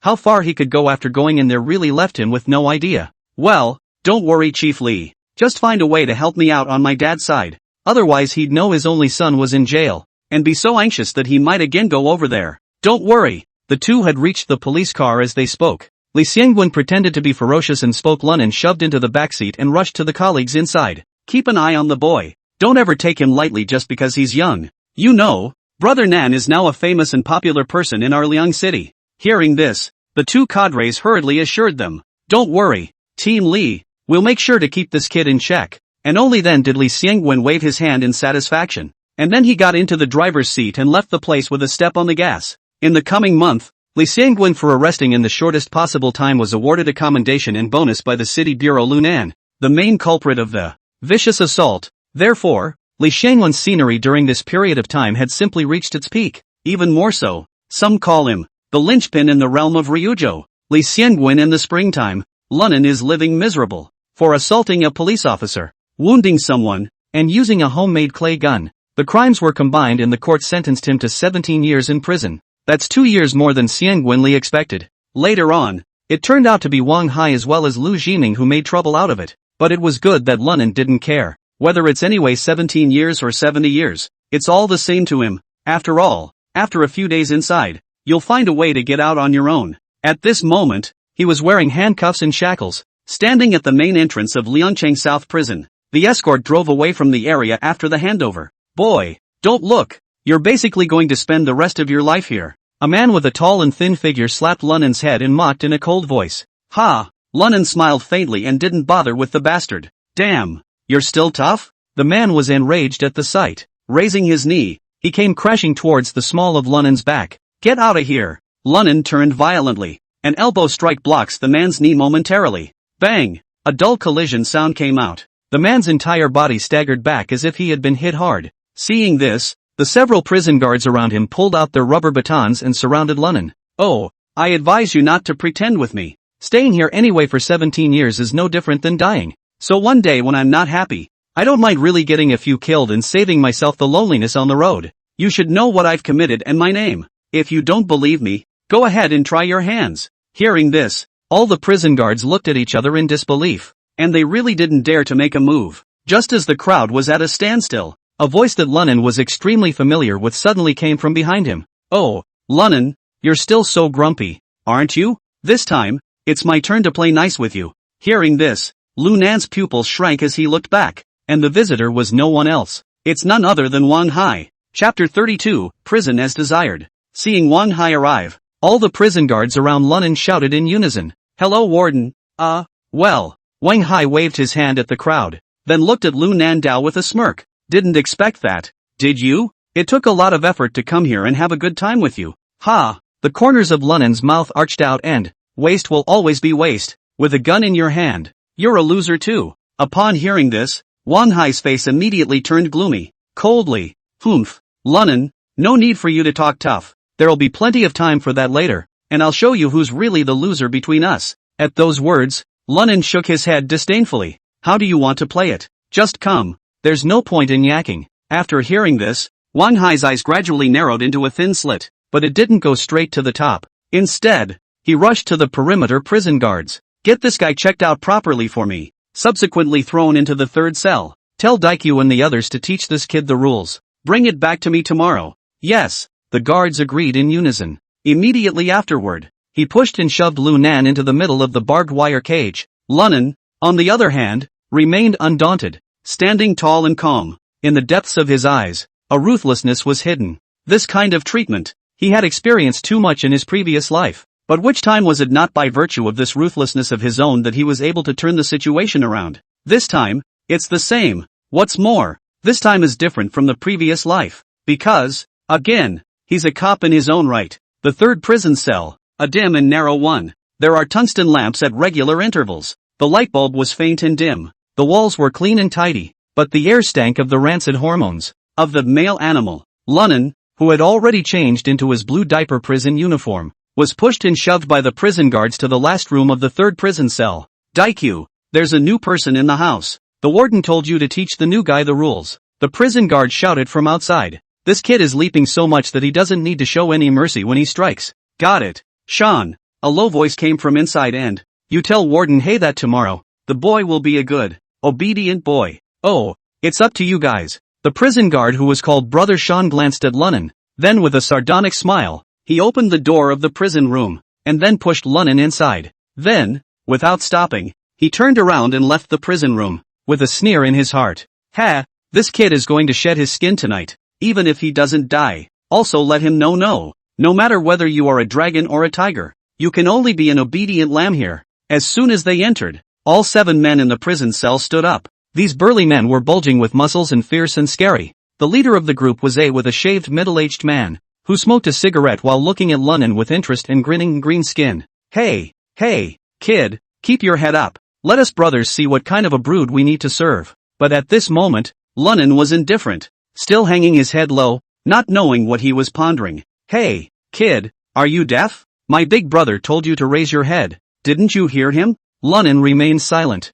This made the big man with the inch head feel that he had lost face, so he immediately waved his hand at his men and, viciously, you go and let this kid know the rules. In hell, playin' with my personality here? At those words, the burly man was filled with excitement. Ha, brother, leave it to me. Let's see if I don't make this kid cry. The strong man with an inch head stared at Lunnan with a face full of grimness, his eyes showing cruelty, and it was as if Lunnan had turned a deaf ear to all this, still standing still, not moving a muscle, until the sound of that prison guard closing the corridor prison door came from outside the corridor. It was then that Lunnan spoke. Hey, I'm not looking up because I'm afraid I'll scare a few of you to death. How's that? You didn't get you guys killed out there then, and now you think you're okay? After saying that, Lunnan slowly raised his head. At this moment, the strong man with an inch head who had already walked over saw Lunnan's face clearly and instantly froze in place. The remaining 6 were all shocked on the spot as well. As it turned out, these 7 people were no one else.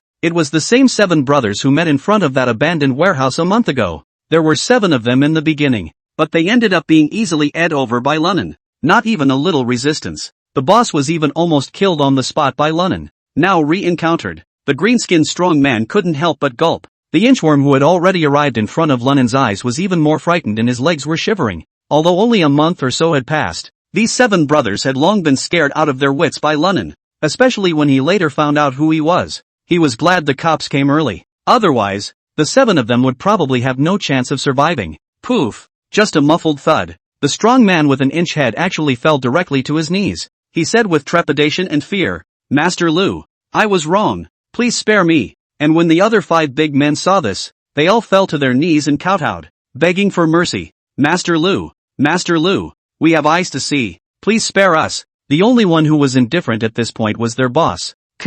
It's not that he's so powerful or stiff. Rather, he was completely dumbfounded by Lunnan. His right hand covered the on his neck nail scar and he was shaking like a chaff. Even cigarettes burned to the fart and they didn't even realize it. Hey, your name is Daikyu, right? What do you mean? They're all on their knees, and you're going to educate me on this? Hearing this, Daikyu couldn't help but wince, as if the scars on his neck were following the drilling and stinging pain. Don't dare!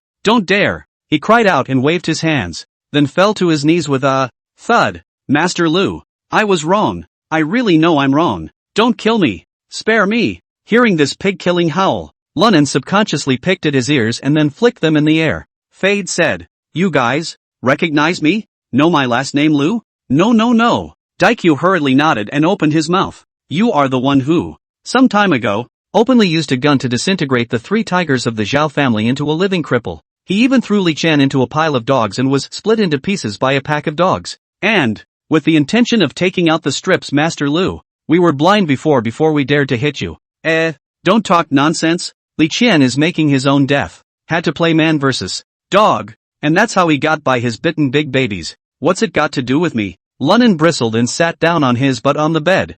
I never kill anyone, much less like killing animals. Thinking about something like Li Qian, I'm not going to take care of him myself. Understand? Get it? Li Qian made his own death. It has nothing to do with Master Lu. Daikyu's head nodded as if he were a chicken pecking at rice. Well, it's good to know. Lunnan continued to ask. Didn't you guys someone too? How is it that instead of being locked up in cell 1 of the death row inmates, they are locked up in cell 3? Hearing this, Daikyu shook his head with a bitter smile. Master Lu, what was in the sack that day was not a person, but a mountain donkey. Chapter 33 I am going to take a nap. Mountain donkey? Lunnan couldn't help but stare. Well, it's the balsam roe deer, also known by its scientific name, the protomusk. It is a nationally protected animal. Not waiting for Daikyu to finish his words, Lunnan smiled and waved his hand and, ********.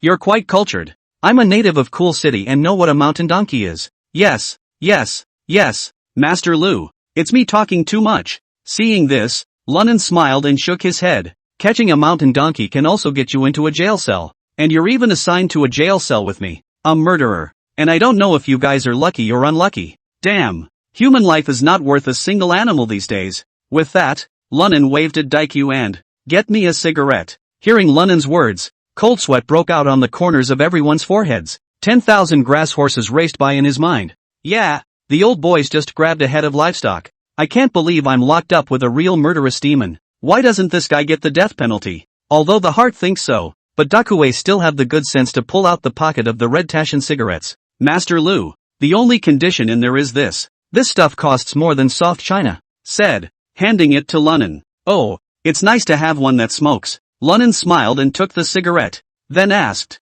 "Where did you get this thing?" "Bought it from Warden Hay. 100 a box." Daikue didn't dare to hide it and hurriedly replied, "Ha, this Wang Hai, who is more than raised, is really dark. I should have known that I should have done him along with him at that time. Damn, now you've got yourself in so much trouble." Lunnan waved his hand as he lit his cigarette on fire. "Alright, since we can be locked up under one roof, we're in this together. Don't all kneel. Stand up. Thank you, Master Lu. Thank you, Master Lu." Hearing Lunnan's words, the crowd was relieved. They have risen to their feet. Lunnan took a drag on his cigarette, and then exhaled a thick fog, before he narrowed his eyes and asked, "By the way, how many years did you all get for catching a mountain donkey?" I was the main offender and got 20 years. Several of them were accomplices and received sentences ranging from 7 to 10 years. Cough cough, cough up. Hearing Dakue say that, Lunnan immediately choked on the smoke and kept coughing. A long moment passed before he caught his breath. Asterisk asterisk asterisk asterisk.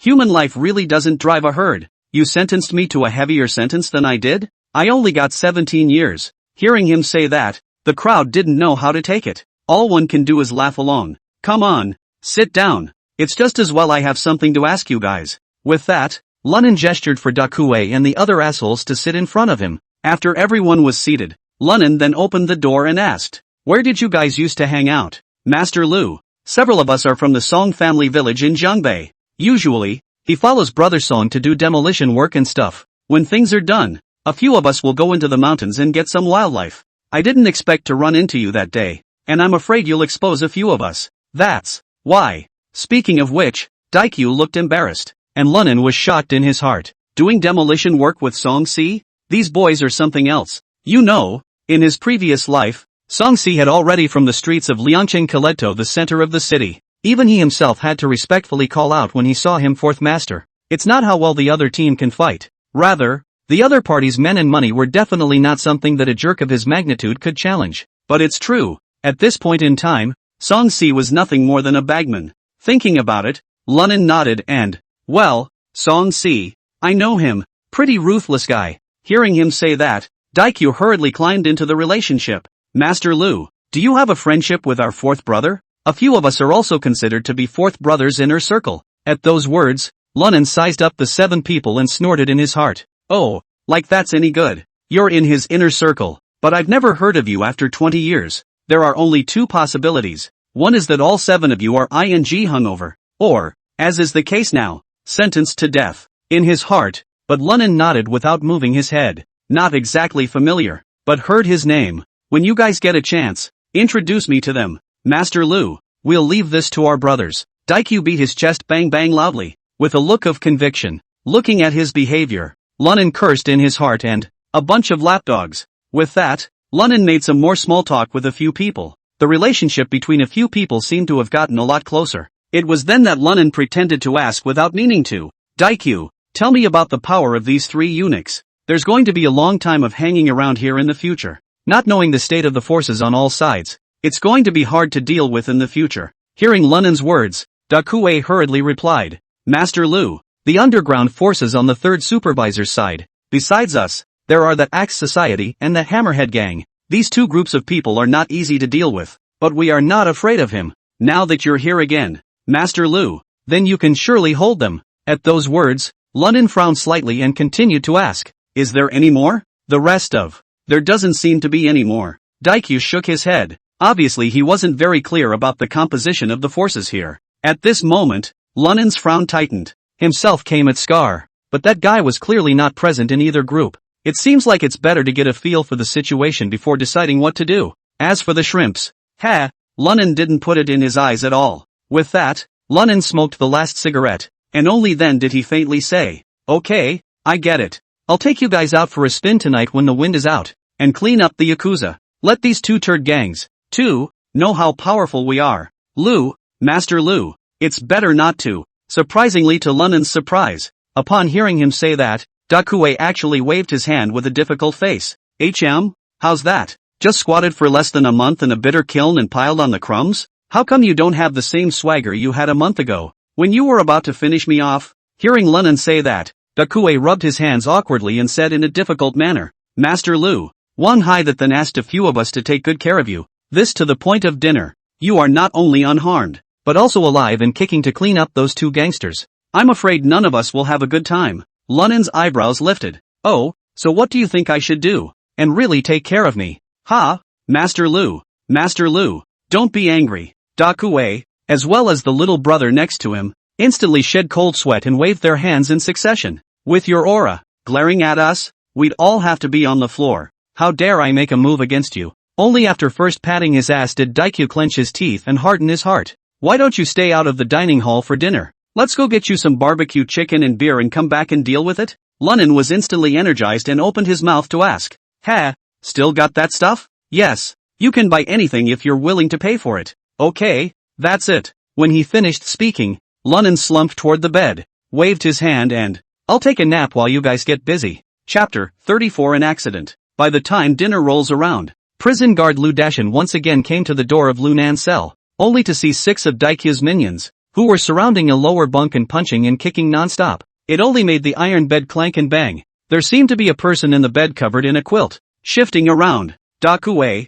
on the other hand, was leisurely smoking a cigarette on the side, and when he saw Lu Dashin coming, he hurriedly extinguished the cigarette, getting up and laughing. "Brother Sean, you're here? Well, that little what's the status of Pop? B." Lu Dashin glanced inside and faintly asked, "Hey, Brother Sean, aren't you confident that I'll do my job?" With a fawning smile, Daikue pointed to the face quilt on that bed and, "I purposely put a quilt over him. All the fights that come out of this are internal. Even if someone saw it, or a family member visited the prison, they couldn't see the problem. He's in a coma at the moment. I don't think I'll be able to slow down for a bar month." Hearing him say that, Lu Dashin was extremely satisfied and nodded. "Nice. That's very thoughtful of you. Come on, you guys have been tired all afternoon. Go to dinner. When you've had your fill in a little while, go ahead and take the boys' digestive food." "Okay." Daikyu nodded, then shouted at the minions behind him, "Come on, let's go eat first. When I come back, I'll buy you guys some roast chicken and beer.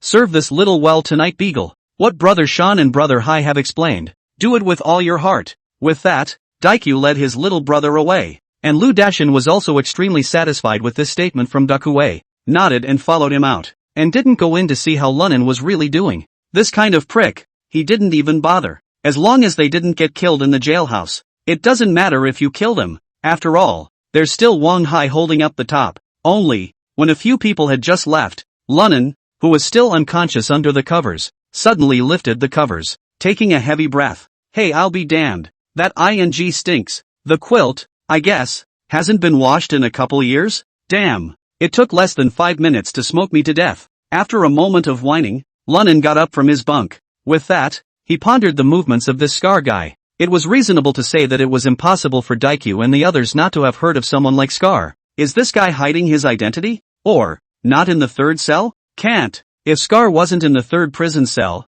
Li Xiangwen wouldn't have placed me here. Guess the kid hid his identity in front of a bunch of assholes. If that was the case, the only people who knew his true identity would be the prison guards. Now this calf Wang Hai has transferred here to get back at me. Li Xiangwen must have already known the news. Then it's impossible for him to send me any more messages. Otherwise, if I let Wang Hai know about my undercover identity, I'll die even faster. It looks like it's up to Daikyu and the rest of them on this one. At this time, inside Wang Hai's office, he was resting his legs on his desk, looking at the 7 men before him. Song Dakue, I heard that kid made you clean up pretty good. Brother Hai, what you command, we will naturally follow." Daikyu fawned and nodded his head. "That kid is definitely all internal. It won't get better for 10 days and half a month." "Well, good." Wang Hai nodded with satisfaction. "Did you ask what I asked you to try?" "Hi, I saw to be in such a hurry as soon as he entered the prison cell, fearing that he would become suspicious. So it's better to give him a beating first. There'll be plenty of time to ask him later. Wang Hai sniffed and said with a light hum, "Humph, you kid is spooky." Although he said so on his lips, Wang Hai was satisfied with this approach of Dakue. It's the only thing that makes it more credible. After all, he wasn't sure if Lunan was an undercover agent or not. If anything, this kid is way too pugnacious. If it wasn't, he shouldn't just be in jail this time. Even if it's not a death sentence, it should be a life sentence. But he only got 17 years. That seems a little low. At that moment, he heard Song Dakue say again, "Right, brother Hai. Tonight a few of our brothers are taking shifts to keep watch. I'm going to make sure that kid can't live and can't die. That's a relief for you." With that, he shook the plastic bag in his hand and said, "Look, I've got this beer-battered chicken. I'm afraid that beating that kid will be too physically exhausting and I'll be hungry in the middle of the night with no food." "Grace. Okay, I'll wait to hear from you then. Make sure that kid learns a lesson. Remember, don't get anyone killed. Don't worry Hai. You get busy, and we'll be on our way." Seeing that Wang Hai nodded, Dakue and the others didn't say much and turned around to withdraw. Only after a few people had left did Lu Dashan, who was on the side, open his mouth and ask, "Brother Hai, could it be that Lunan's little brat still has some kind of identity?" Upon hearing this, Wang Hai frowned slightly and pondered for a moment before slowly saying, "It's still uncertain. Still, I think there's something fishy going on." After saying that, he seemed to remember something and continued to ask, "By the way, isn't the great fighting competition for the entire Cool City prison system about to begin?" "Ha, ah, yes." Lu Dashan was first stunned, then he reacted and nodded. "Very well, then let's start with some internal selection." Wang Hai retracted his feet and fished out cigarettes from the table and said, "Let it be known to both gangs of assholes that their guys are going to be in attendance. Let them take turns taking care of Lunan for me for a while. As long as no one gets killed. No missing arms or legs. Nothing. Okay." After Lu Dashan lit the cigarette for Wang Hai, he then hesitantly asked, "That four-eyed kid from the Axe Club, should we put him in?" "Attend. He must be allowed to participate." Wang Hai took a sharp drag on his cigarette and said with sinister eyes, "That guy is a tough one. You'll turn around and tell him only that I'll make it easier for him if he can make Lunan's death an accident. Ruthless? Let Lunan die accidentally?" Hearing this, Lu Dashan couldn't help but be shocked. "Hi, can that four-eyed boy who is skinny be that ruthless? I'm thinking that you're letting him participate because you want to take the opportunity to clean him up. After all, that kid didn't give you the slightest bit of face when you took office." Without waiting for Lu Dashan to finish his words, Wang Hai smiled and waved his hand. "Oh, you don't know the origins of that kid from the Axe Club. He doesn't give me face normal." With that, Wang Hai took a drag on his cigarette before continuing. "He definitely has a knack for keeping the coroner from seeing the real cause of Lunan's death." Hearing him say that, Lu Dashan's face instantly became odd, as if he was pondering something, and Wang Hai obviously didn't want to dwell on this topic for too long, so he just stood up and said, "Well, you go ahead and make the announcement." 3 days later, the selection process opens. All are required to attend. The one who gets first place this time is rewarded with a strip of wazoo. Second reward awards a red tashin. And for the third, let's get them a Yashiharu for the third. In the meantime, the three of them will get 1 credit, which counts towards the sentence reduction policy. "Okay Hi." Hearing this, Lu Dashan respectfully responded before exiting the house. Chapter 35, Who is Scar? Early the next morning, in the middle of the prison cafeteria, the lights were bright and the people were crowded. "Goo, isn't this our new boss Lu? Ha ha." At this moment, Wang Hai looked at the limping and shriveled Lunan and said with a big smile, "Boss Lu had a good day yesterday, didn't he? I'll you up." "Wang Hai, fight me yourself if you can. You find 7 dumb asses. Ahem." Without waiting for Lunan to finish his words, Daikyu behind him suddenly gave a dry cough. Lunan instantly reacted and hurriedly put away his arrogant words, and all of this fell into Wang Hai's eyes, and he thought that Lunan was letting Dakue and the others get scared. Couldn't help but laugh louder. "Boss Lu, I'd say you're just too uneducated for your own good. I've seen a lot of people like you. At the end of the day, you still have to be good and listen to me, or else." "Hey." While grinning sardonically, he pulled out his cigarette case and distributed it to the 7 Daikyu men without a care in the world. Dakue and the others naturally nodded and accepted the cigarettes, then smoked them beautifully. Lunan, on the other hand, was cursing with an irritated look on his face. This couldn't help but make a few people laugh.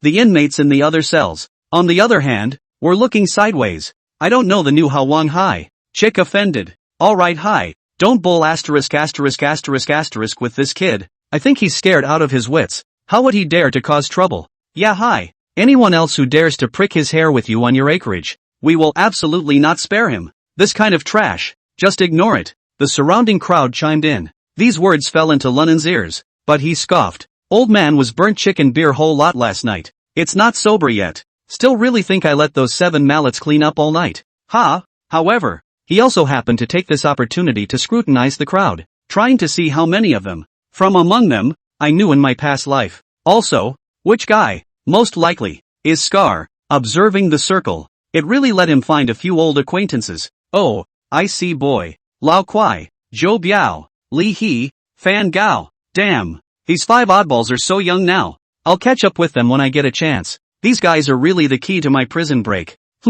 But which one is Scar? The glasses guy or the mean bald guy? The reason why Lunan had this was because apart from the 5 people he knew, these 2 guys were the only ones still eating without slowing down. It seemed to be completely uninterested in what Wang Hai and the others were doing. This air of not taking anything personally is not something that can be developed by being involved in a few fights. Just as Lu Nan was secretly thinking, Wang Hai suddenly spoke. Alright brothers, last night you all received a notice from Comrade Lu Dashan, right? Fighting tryouts will take place 2 days later. After this breakfast, I will relieve you of your labors, give you guys 2 days off. I hope everyone practiced well inside the cell, or on release. Speaking here, Wang Hai intentionally glanced at Lu Nan before continuing. Normal cuts and injuries are allowed to exist, but definitely don't make a scene. Otherwise, I will not be lenient. Hearing Wang Hai's words, everyone was extremely excited. Many people even heard the meaning of his words. The eyes that looked at Lunan were extremely complicated. There was ferocity, indifference, and sympathy.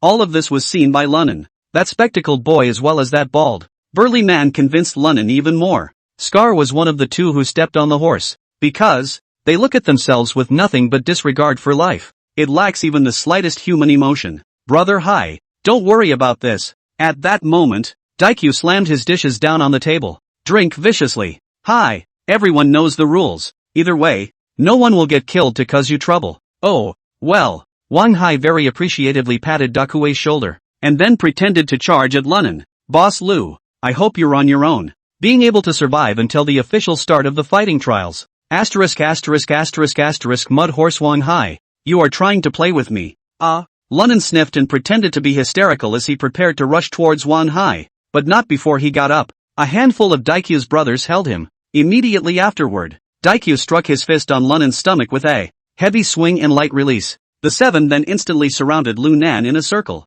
non-stop punching and kicking up. Bang! Bang! Bang! The dull crash resounded throughout the cafeteria. This scene directly shocked the rest of the crowd, and these 7 have been extremely skillful after last night's practice. It looks like it hits hard and kicks raw. It's really all about the sound made by the tables and chairs and benches. As for vigorously beating Lunan, if they were given 8 guts, they wouldn't dare. You guys are trying to beat me to death. I, for one, am going to react to my superiors in the South City prison. At this moment, Lunan was possessed by the playwright. Covering his stomach, he fell to the ground with a pained face and said with difficulty, "Oh, Boss Lu, this isn't the time for you to be awesome on the outside. I'll do to you what I want to do to you." At this moment, Wang Hai squatted on the ground and patted Lunan's cheek and said, "Rest assured, I'm not going to let you die that easy. This is just the beginning. In the future, I'll have plenty of ways to torture you." After saying that, he wiped his right hand on Lunan's body in disgust, then stood up and walked out of the restaurant.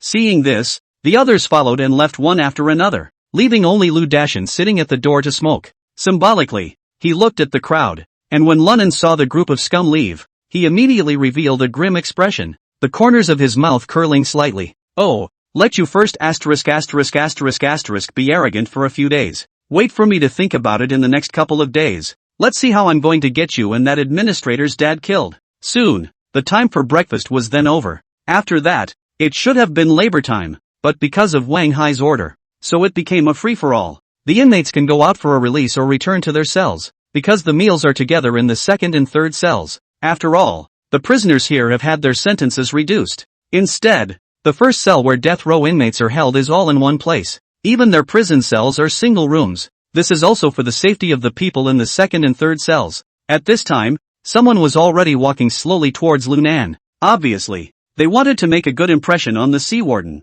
and to clean up this weakling. Lunan naturally wouldn't give them a chance. After stretching his back, He stood up his form and walked directly towards the direction of the prison cell. Kid, stop right there. Before the trouble seeker could finish his sentence, he saw the 7 members of Daikyu suddenly blocking their way. Song Daikyu, what the hell are you doing? Oh, what for? Naturally, I'm going back to the prison cell to work out, Daikyu said fearlessly. You ex-clubs might as well go practice more on how to chop wood. That kid is from our jailhouse. Even if you clean him up, it's not your turn. Listening to the bickering in the back, Lunnan didn't care. I thought I could stop and go back to catch up on my sleep, but I didn't expect to walk to the entrance of the cafeteria. But Lu Dashin blocked his way. Oh, boy, this is no time to go back to the prison cell. Saying that, Lu Dashin pointed to the playground outside the other gate and said, they could all be there waiting for you. Chapter 36 The 8 Immortals return to the cave. Hearing Lu Dashin say this, Lu Nan instantly understood what the other party meant.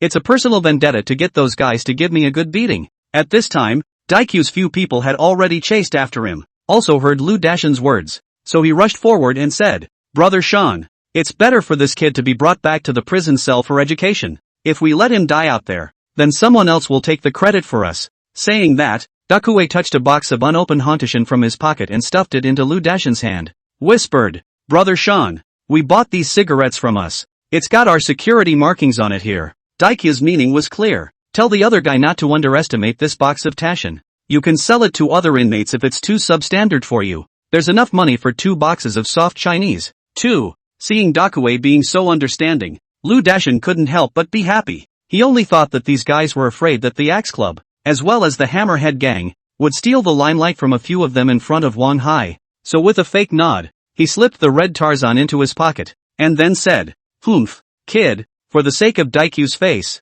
I'll let you be at peace for 2 days. When he finished speaking, he looked at Daikyu and the others. Then you guys take him back to the cell block and remember to give me a good education on him. Don't let the boy always prick his hair with me. Don't worry, Brother Sean. I'll do it, Daikyu assured. Lu Dashin nodded in satisfaction at the sight, then carried his hands behind his back and walked off into the distance with his toes in the air. After the other party left, Lunnan's eyes flickered and he whispered, it seems that these grandchildren are really dogs who can't change their ways. Since you guys like to play, I'll play with you. After saying that, Lunnan softly rushed at Daikyu as he walked. Dakue, can you find a chance to fool this Lu Dashin and Wang Hai? Better yet, get a few executives over to watch at the tryouts? That I'm not sure about, but I can try. Daikyu scratched his head and laughed nervously. Upon hearing this, Lunnan nodded and did not say any more. After all, you can't force such things, but if it did come to pass, it would be of great benefit to him. He would find a way to make Wang Hai, this trash,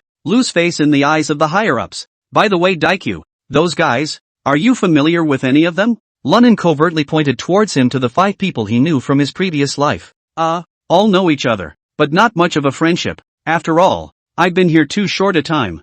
Daikyu shook his head and continued. Besides, there are about 300 inmates in our cell block. I simply can't familiarize myself with each one. Got it. That old guy you have your little brother call to our prison cell. If he does not come, say to him, old cripple has a good friend for you. Hearing him say that, Dakue looked back at the old Kwai and asked with some confusion. He doesn't limp either. Don't ask too many questions. You go when you're told to go. Don't let it show. After saying that, Lunnan took a few sharp steps and rushed towards his prison cell. Daikyu naturally didn't dare to disobey Lunnan. He ordered his little brother to go and find the old Kwai, while he himself followed closely behind. After returning to the jailhouse, Lunnan opened his mouth and asked, Daikyu, what are you going to tell Wang Hai about my identity? Hey, Nan, don't mess with me. Daikyu waved his hand. Wang Hai is A and I am not. Can you be an undercover agent sent by the cops? He's absolutely insane. Oh, what makes you so sure I'm not undercover? Lunnan looked at Daikyu with a smirk.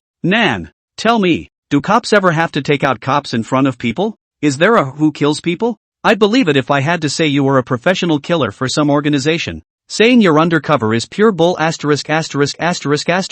said Daikyu, sitting down next to Lunnan. Brother Nan, when tomorrow I'll talk to Wang Hai about what happened in Jiangbei that day. Let him think of the rest. Hearing this, Lunnan patted Dakue's thigh and nodded. Okay, just don't say we met that day. Otherwise I'm afraid he'll get suspicious and turn on you afterward. Brother Nan, don't worry. Daikyu patted his chest. I'm not stupid. Just as the two of them were chatting, one of the junior brothers led the old Kwai to within their prison cell. At this time, the old Cypress was not yet 40. Ordinary looking, the kind that can't be seen when thrown into a crowd. But Lunnan wasn't a normal friend of his in his last life. Naturally, I won't recognize it. Which one of you is looking for me? How did you know about my nickname? The old Kwai did not dilly-dally and said right to the point. At this time, he was no longer that honest look, and his whole person had changed tremendously. Especially the ferocity and cunning revealed in his eyes made Daikyu feel strange to the core. However, he still didn't show it on his face, and instead looked at Lunnan, who was on the side. It was only then that Lunnan threw away the cigarette in his hand, smiled and looked at the old scullion. And, oh, old Kwai, it's me who's looking for you. You know me? Old Kwai looked at Lu Nan and Dakue with some confusion, not knowing what kind of drugs they were selling in their gourds. When they were in the cafeteria just now, the two of them clearly looked incompatible. Daikyu was even more eager to get Lunnan killed. How is it that after returning to the prison cell, these two became brothers? What surprised him most was that his nickname was known only to his closest brothers. Old Cripple. Because I had polio myself when I was little, one leg was long and one was short. The nickname was a holdover from those days. When I grew up, I practiced walking by myself through hard work, although it didn't cure the disease. But normal people can never see anything. How did this young man know? Oh, Feng Jiliang is my godfather. What? Upon hearing this, old Kwai was shocked. But in an instant, the face sank. Boy, don't talk nonsense here. I ate and lived with my master for 10 years and served him until he returned to heaven. I've never seen you before. Lunnan laughed coldly and spat out words indifferently after slowly taking a drag on his cigarette. The 8 immortals returning to the cave is an unspoken secret of your clan,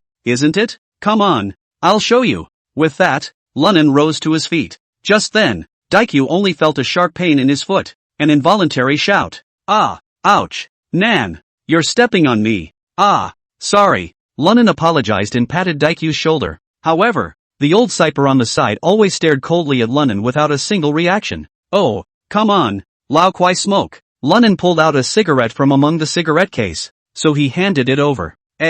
No need. Before it could be handed to the old Kwai, it was framed by the opponent's right hand. Fade said, I can't afford to smoke such nice cigarettes. Kid, your performance of the 8 immortals returning to the cave doesn't seem to be successful. Ha? Stomping on people's feet to get my attention. Aren't you looking down on me, thief gate? And look down on me too? Seeing the old Kwai dismantle his trick, Lunnan was not annoyed. Smiling, he shook his head, then put the cigarette back in his pocket. Then he said lightly, Old Kwai, you said you don't smoke. Why do you still keep one in your pocket? Give it back together. Upon hearing this, old Kwai couldn't help but be shocked, and then he touched his pants pocket in disbelief. Chapter 37 Brother Lao Kwai. Sure enough, when old Kwai touched a cigarette in his pants pocket, his face couldn't help but change color. Kid, how did you do that? Old Kwai's eyes narrowed into slits, as chilling as a viper. Guess. Lunnan smiled and asked a rhetorical question. With that, his right hand shook again, only to see a steel needle in the shape of a toothpick clutched between his fingers.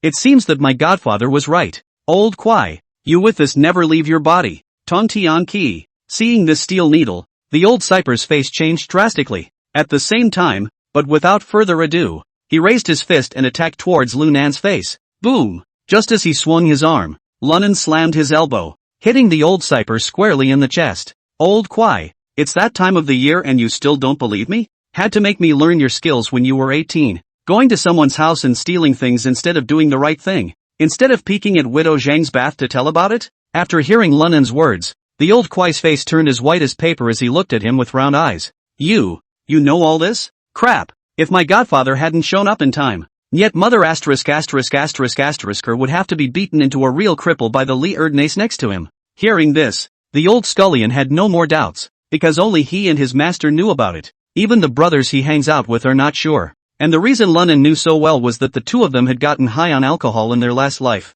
It was only then that the old scullion exposed himself to the embarrassment. The next day was a dead giveaway, yet Lunnan knew it had to be true. Otherwise, Lao Kwai would surely not have piggybacked on his master and disgraced himself with him. Sure enough, the words came out today. The whole situation was instantly reversed, only to see the old Kwai retract his fist and say indignantly, **********. This old man, why does everything go out the window? There's not a word out of his mouth. Ha ha ha, old Kwai brother, that's because my godfather loves me. 2 potatoes high and told me as a joke. Lunnan hurriedly took the opportunity to draw the two of them closer, jokingly saying, if he hadn't told me this, it would have been quite difficult for us to recognize each other today. My name is Lunnan, the the main road goes south, and I'm taking the south road south. Saying that, Lunnan extended his right hand. Old Kwai is not a pretentious person. Similarly, he extended his right hand and shook Lunnan's. Ha ha, elder brother Nan. It's a pleasure to meet you. Since you're my master's godson, you're my old Kwai's blood brother. In the future, if you have any use for old brother, just let me know. Speaking of which, the old cypress suddenly sighed. Ugh, if that works well outside, in this J8 place, that's a waste of time for me to say that. Old Kwai's face was downcast as he sat down on the iron bed, holding the cigarette that Lunnan had left in his pocket in his mouth and said, if this were out in the world, old brother would take you to eat and drink. Just this scene, how can we not get drunk now? Just think. Oh, it's okay, I have beer here. Saying that, Lunnan greeted one of Daikyu's juniors. Lindsay, bring the beer 3 cans. We 3 brothers will have a drink. Touché Master Nan. The youth called Lindsay was extremely knowledgeable. He hurriedly carried out the beer and handed a bottle to Lu Nan, Dakue, and Lao Kwai. Seeing this scene, old Kwai was dumbfounded. He had long seen that Daikyu's relationship with Lunnan was not ordinary. However, he did not expect that the other party's little brother would call Lu Nan, who was only in his 20s, Master Nan. This is something that is rarely seen on the roads of Liangcheng. You have to realize that this place, cool city, is not like other places, most face-oriented, especially in the road to mix. That is the face of the life of the importance of all. If Lunnan didn't have something that the other party believed in, beating them to death wouldn't have called Lunnan that. It seemed to have read the old scholar's thoughts. Daikyu said from the sidelines. Ha ha, old Kwai brother. These brothers of ours are going to hang out with brother Nan from now on. Since you are Nan's own brother, then it's also my Daikyu's own brother from now on. Come on, Lao Kwai, let's drink up. Hearing this, the old Kwai was surprised, but still agreed with alacrity. Okay, with that, he clinked his glass and drank after Daikyu. Lunnan, on the other hand, smiled and took a sip with him. The 3 of them then talked more and more enthusiastically, as if they were brothers who hadn't seen each other in years. Nandi, you're amazing. I didn't expect you to not only cripple the 3 tigers of the Zhao family, and got Li Chen killed. Tough enough. After listening to Lunnan's account, Lao Kwai gave a heartfelt thumbs up and, unlike my brother, I can only do some chicken stealing. Can't get on the stage. Brother old Kwai, you're being presumptuous. Lunnan shook his head, full of sincerity. All in the jungle. Who is more elegant than who? It's all bull asterisk. What's more, that before Libby is too sick. If we don't get him killed, we don't know how many girls will get ho-hum in the future. He deserves to die. With that said, Lunnan took another sip of his drink, and then continued. Besides, there's something I really want to trouble old Kwai. Dude, you said it. I'll help you as long as I can. Old Kwai said in an extremely righteous manner. So Lunnan didn't hide it. The matter of Yu Wanghai was briefly mentioned. Naturally, he hid his identity as an undercover agent. After speaking, Lunnan looked at the old Cyper with a burning gaze and said in a deep voice, this time, I'm not going to get Wanghai killed or removed from here. Then he'll find a way to get me killed. So, I want you to help me. Dude, just say it. Expect me to help you steal anything? The old Cyper is also extremely penetrating. It was able to rule the Daikyu 7 in front of him into submission. With all the great things they still do out there, they definitely wouldn't want to back themselves up in force against each other. Then this is all that's left. Brother Lao Kwai, I want you to help me go to Wang Hai's office. Steal a list from his drawer about prisoners taking bribes from him. Lunnan wasn't polite and spoke his mind directly. Steal the list? Old Kwai frowned slightly, thinking for a moment and said, brother, if this is done, it can only be done in the next 2 days.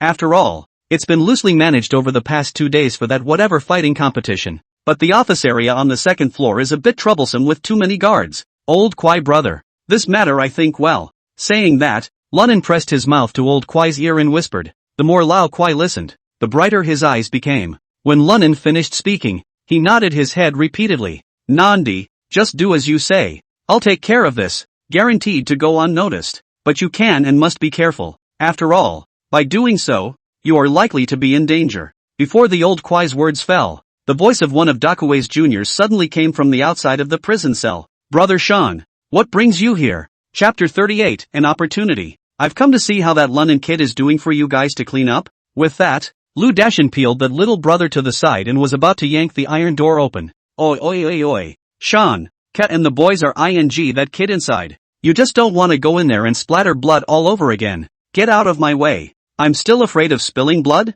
Just in time for me to see what that kid's like. Lu Dashin cursed impatiently and pulled open the door with a clang. Upon seeing the scene in front of him, he was stunned. Daikyu, what are you guys up to? Inside the prison cell at this time, only Lu Nan was lying flat on the bedpan without moving, and Dakue and Lao Kwai were choking him and pressing his heart. Sean, it's not good. We just hit him too hard, and the kid made us lose all our breath under the covers, Daikyu said, feigning anxiety. I've heard that old Kwai knows some medical skills, so I've called him over as well. Hearing him say that, Lu Dashin was shocked. You know, it doesn't even matter that the prisoner has injuries, but if they really died in the prison cell, then they could be in a lot of trouble. So he hurriedly asked, is there still a heartbeat? There's a heartbeat, but no breathing. Hurry up with artificial respiration. Lu Dashin shouted. What the are you standing there for? Quick artificial respiration. If there's a death, you'll all be damned. Hearing this, Daikyu and Lao Kwai both froze. After all,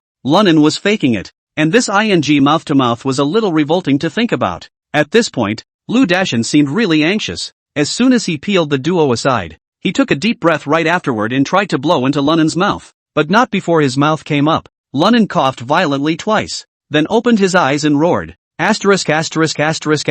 mud horsestackery. I'll get you killed today. Snap. With that, a slap was thrown at Lu Dashin's face. Ah! Lu Dashin covered his face and wailed in pain as he fell back a few steps. Lunan then struggled to sit up and kicked him in the stomach. The mouth yelled at the top of his lungs. I'll beat you to death. Kusama Daikyu, don't even live today. Lunan growled frantically. I'll fight you. With that, he pounced on Lu Dashin, but just as he rushes closer, he is stopped by Daikyu and quickly dragged away from the spot. Little B brat. That's Shango. I'm here. But at this moment, Lunan, as if he had lost his mind, simply ignored Daikyu's words. Rushing Lu Dashin is punching and kicking.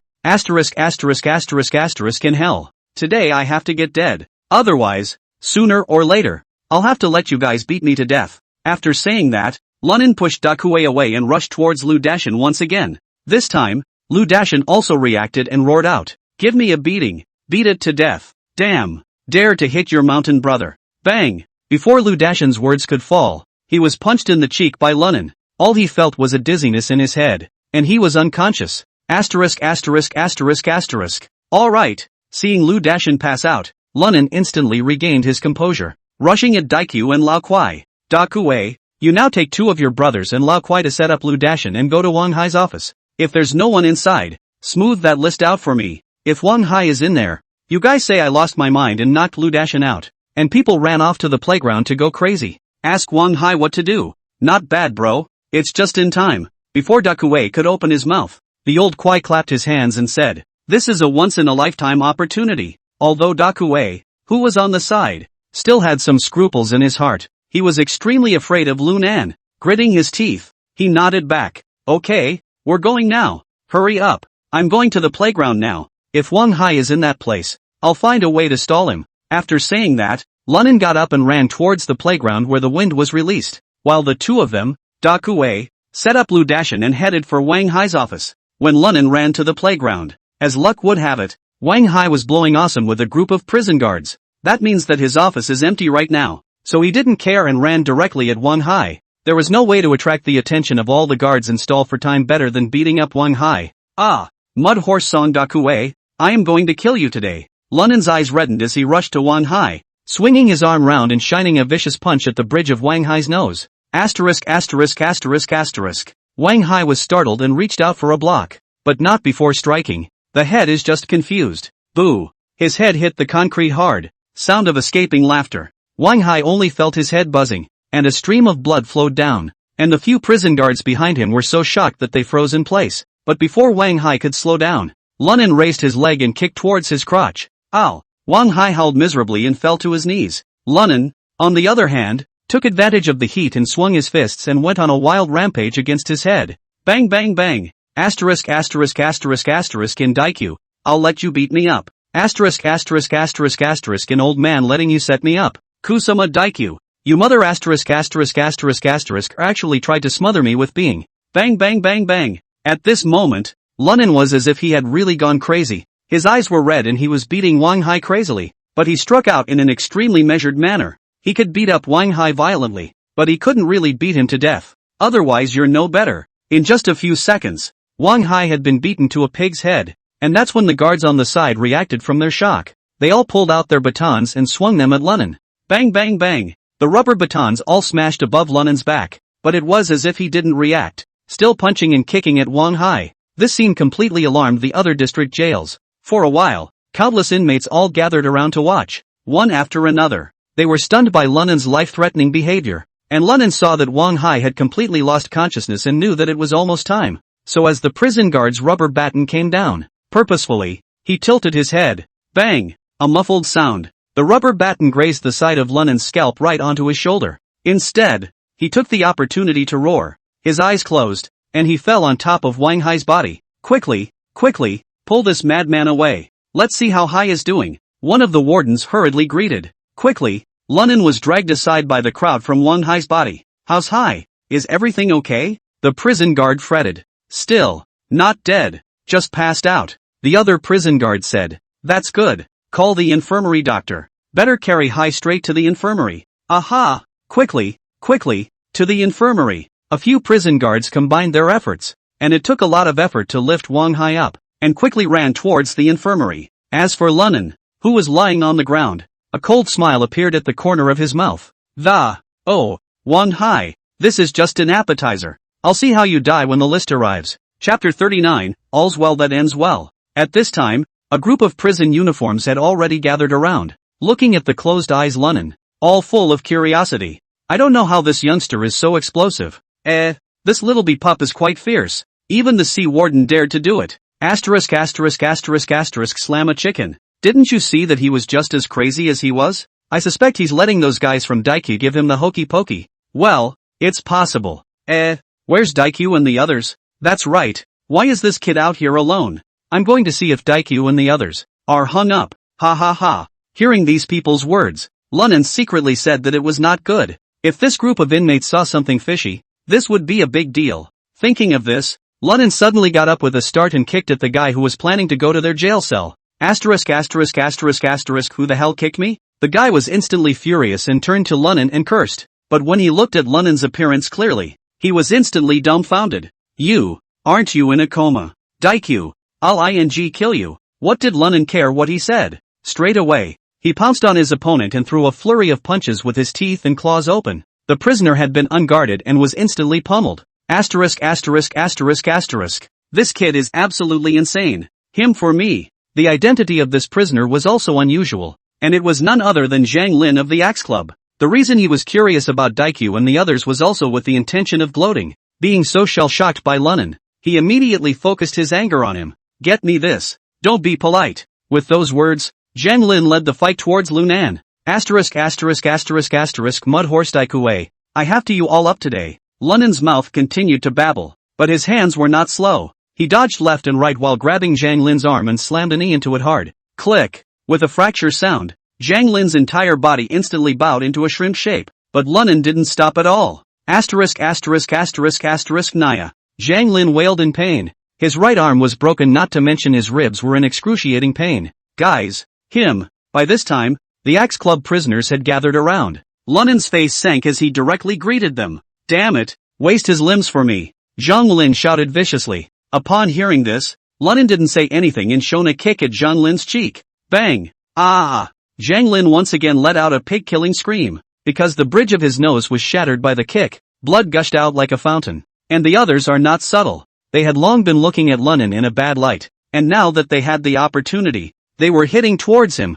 Bang bang bang. In fact, these vegetables and chickens weren't even that much effort for Lunnan to use. However, fearing that others would see the clues, he still pretended to be overwhelmed by his strength, constantly dodging and looking for opportunities to counterattack. Very quickly, Lunnan received 3 or 4 slaps. Even though it was just an ordinary person with weak strength and speed, it made Lunnan feel uncomfortable. Especially, Lunnan had to act, which made it even harder for him. It's not going to work. Let a bunch of vegetables chicken a meal to speculate drums. This who suffer. Damn it, I'm pretending to be crazy anyway, so I might as well just all these scumbags over. Thinking of this, Lunnan wanted to use his full strength and let these rookies know how powerful they were. But just then, a whistle suddenly sounded. Immediately afterward the prison guards, shields and rubber batons in hand, rushed up. Hands on your head, all of you. Crouch down. Hurry up, the guards said menacingly. And a group of prisoners who were originally still arrogant and incomparable, at the sight of this,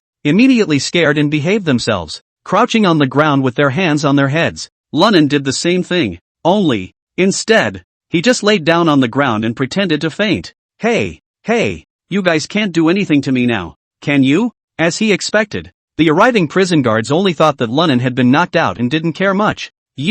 What are you waiting for? Hurry up and carry this kid to the infirmary. If you die here, your Axe Club's good days are over. Damn, all crazy and you guys are still down? One of the wardens commanded. Hearing these words, Zhang Lin hung onto a mouthful of old blood and said in an aggravated manner, "Political F. I'm the victim here. Look at the beating this kid gave me." But the prison guards obviously didn't bother with him and just drank. Get lost, cut the nagging and hurry up. You carry him to the infirmary and the rest of you go back to your cells. The guys sniffed and gritted their teeth in hatred. Humph. We'll see. Zhang Lin indignantly put down a scene and carried Lunnan on his back. But just then, Lunnan, who had long been unconscious, whispered in his ear, "Dog Lanzi, you wait for me. I even dared to beat up Wang Hai, let alone you. I'll kill you sooner or later. OMG mommy." Hearing these words, Zhang Lin straight away felt chills running down his body, and cold sweat instantly seeped out from his forehead. Asshole. Seeing this, the unknown prison guard straightened up and said that Zhang Lin was up to no good.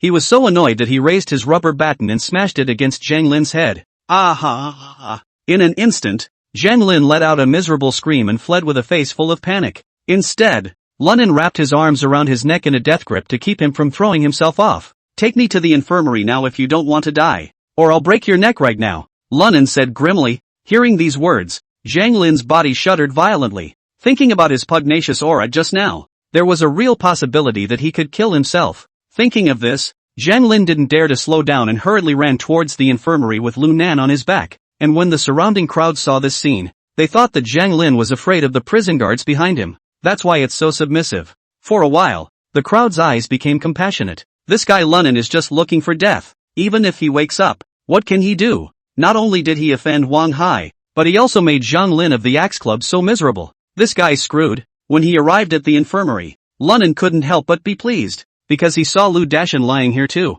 On the sidelines, Daikyu and Lao Kuai were rushing to the head doctor of the infirmary to talk about the situation. Seeing Lu Nan being carried in by Zhang Lin, the duo were first startled, but see Lunnan winking at the duo. Instant reaction. The old scullion sagged his hand, and giving an after sign, he stopped paying attention to him. Okay, and after Lunnan read it, he let out a small sigh of relief. It seemed that everything was going well. Now that's interesting. What's going on with you two? The head doctor frowned slightly. What's all this fuss about this moment? Zhang Lin had already been scared out of his wits by Lunnan, and did not dare to tear him down. Hurry up and speak. Dr. Wang, this Lunnan is crazy. He's the one who injured Warden Hai. Asterisk.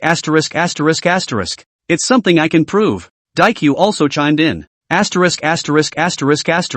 Sean came to our jail cell ready to see this kid. I didn't expect to be knocked out by him. That's why I called out to old quite a frame Sean to come to you. Hearing this, Dr. Wang nodded and, okay, put him in that hospital bed. I'll show it to Warden Hai and Dason before I show it to you. After saying that, Dr. Wang rushed at Dakue and Lao Kuai. Go back. You too. Yes, Dr. Wang. The two bowed respectfully at each other before turning to leave, and as he was on the wrong side of Lunnan, the old scullion seemed to move his hand. Lunnan only felt something extra in his pocket. Needless to say, it must be that list. Oh, the old Kwai's 8 immortals returning to the cave is really something. Chapter 40 Blessings of the Great Man. Dr. Wang, as well as a group of medical staff, were naturally busy right after Wang Hai and Lu Dashan. As for Lunnan instead, he fell into disrepute. Oh, damn, it's a clean fall. As he thought about it, Lunnan looked left and right. Seeing that no one was here, he peeked at that list.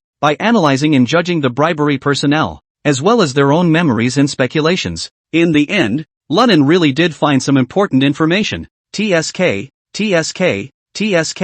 this Li Feng, that would be Scar. For S sake, Wang Hai has just been in office for half a month, and this calf sends $50,000. Looks like Blueface is really spending money on him. His old cousin, Lunnan muttered darkly while continuing to watch on, until he had finished reading the entire list. He had a rough idea of the distribution of forces in this prison in his heart. Oh, the Axe Club and the Hammerheads are both little caramels too, but this Beisho Hall has some strength. But why hadn't I heard of it in a previous life? Lunnan, who couldn't figure it out. didn't dwell on it. After all, as long as Scar's identity was known, this time's affair had been a success. Thinking of this, Lunan got up and secretly pulled open the door of the ward. The crowd is found next door examining Wang Hai and Lu Dashan's condition. Look around the entire corridor of the medical room. He couldn't help but be amused when he saw the portrait of the great man hanging on the wall. Framed. Ha, let's just hide this list behind great men. There should be no place safer than here. I hope his old man will bless me.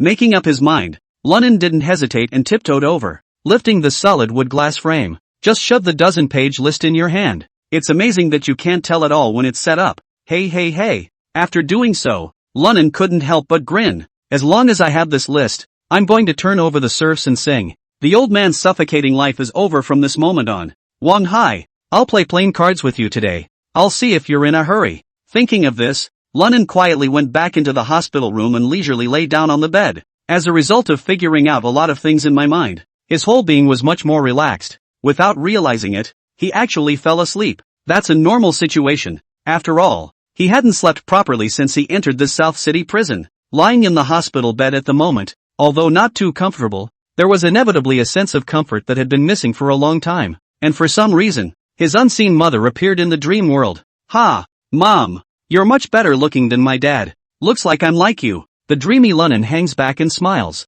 But just then, there was a sudden low, angry roar. Lunan, I'll kill you. You have the ing nerve to sleep? How dare you mock me in your ing dreams? Snap. Immediately afterward, it was a hard slap on Lunan's face. Asterisk.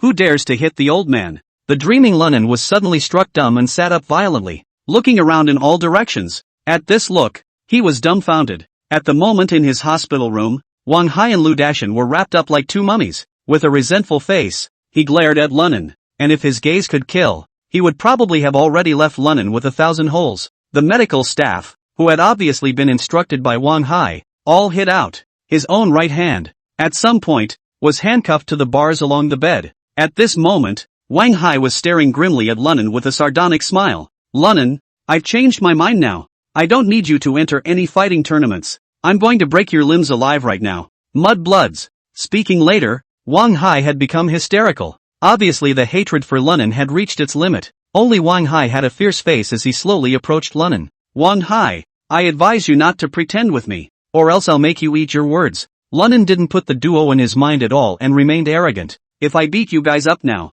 I'll be accused of abusing the handicapped. Hearing these words, Wang Hai could no longer hold back. Toward the bridge of Lunan's nose he ed. At this point in time, he must beat this face, which he hated, into a rotten potato. Otherwise, it is difficult to eliminate the hatred in his heart. But not before he punched his fist. Lunan suddenly straightened up, and then his left foot was pumped over. Bang! Lunan then swept his foot onto Wang Hai's broken arm. Ka-ching! After a crunching sound, Wang Hai's right arm with the plaster was unexpectedly shattered directly. Aha! The intense pain caused Wang Hai to instantly howl out miserably. The veins on his forehead were throbbing and his eyes were reddened, and his body fell to the ground as he lost his balance. Poof! This scene fell in the eyes of the nearby Lu Dashan, who was instantly dumbfounded, but immediately reacted and lunged towards Lunan. Lunan narrowed his eyes slightly as he watched Lu Dashan pounce over and did not choose to avoid. Surprisingly, he decided to play a bright card and beat up even Wang Hai. Will you still be afraid of Lu Dashan, the dog's leg?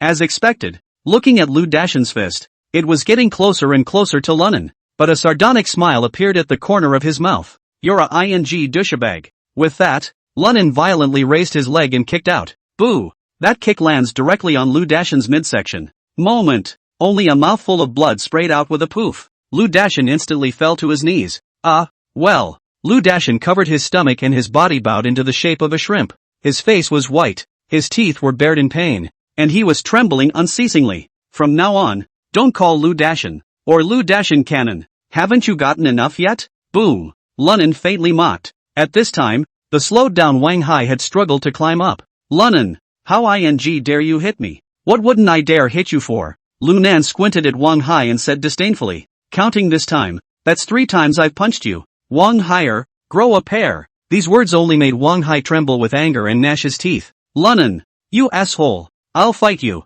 With that, he reached for the sidearm at his waist. Spell Nima. As soon as those words fell, Lunan pointed at Wang Hai and cursed. Awesome, you pull out a gun and shoot me. But how come I don't believe you have both? I'm just a prison inmate. And you're the warden here. If I die under your police gun, even your old man can't protect you, can he? Speaking here, Lunen's tone steeply raised with a teasing face. So cheap. It wasn't me you shot with the gun. It was your career. The moment these words left his mouth, it made Wang Hai instantly dumbfounded. Indeed, if he really injured or killed Lunen, then he himself would definitely not have a good ending. But he couldn't accept Lunen humiliating himself, especially when he was beaten up again and again. His dignity and face completely collapsed. This made him even more irritated to the core. Asterisk. I'm going to get you killed. In the next moment, Wang Hai rushed towards Lu Dashan like a madman. Immediately afterward, he felt for the sidearm at his waist. Wang Hai actually plans to let Lu Dashan take the fall and shoot Lu Nan with his gun. Chapter 41. You try it. Lunen's face suddenly changed when he saw this scene. Couldn't care less about pretending anymore. After all, the pussy is someone else's. The life is your own. Only his left hand snapped to his right thumb. Ka-ching! There was a crunching sound that dislocated the right thumb right off the press. Immediately afterward, the right hand was skillfully wrenched free from the handcuffs. At the same time, Wang Hai had also pulled out the gun in Lu Dashan's waist and pulled the trigger towards Lu Nan. Bang! The gunshots rang out at first. Lunen managed to sidestep. Still, a burn mark grazed the spot where his shoulder had been. Although he dodged the fatal damage, it still startled Lunen. If he hadn't dodged before Wang Hai fired, plus the other party was in a hurry and lost his aim, this one is probably going straight to Hades. Asterisk. Mud horse Wang Hai. Lunen immediately broke into a fit of rage, and then without hesitation, he flew and slid, kicking his opponent hard in the knee. At the same time, Wang Hai fired a second shot. Bang! Click! This time, due to Wang Hai's knee injury, he lost his aim. The slug still didn't quite hit Lunen, but it ripped off a piece of flesh. A sharp pain hit the center of his heart, causing Lunen to stifle a grunt and nearly pass out. Wang Hai didn't feel good either. The fracture of his right leg at the knee position made him want to have a few seizures. Aha! Wang Hai wailed mournfully, keep pulling the trigger. Bang bang bang bang. But this time, Lunen was prepared and kept dodging. Eventually, he delivered a whip kick that hit Wang Hai's gun-toting right wrist hard enough to dislodge his sidearm. Immediately afterward, Lunen took advantage of the situation and once again threw a punch on top of Wang Hai's cheek. Bang! The huge impact knocked Wang Hai to the ground. Asterisk.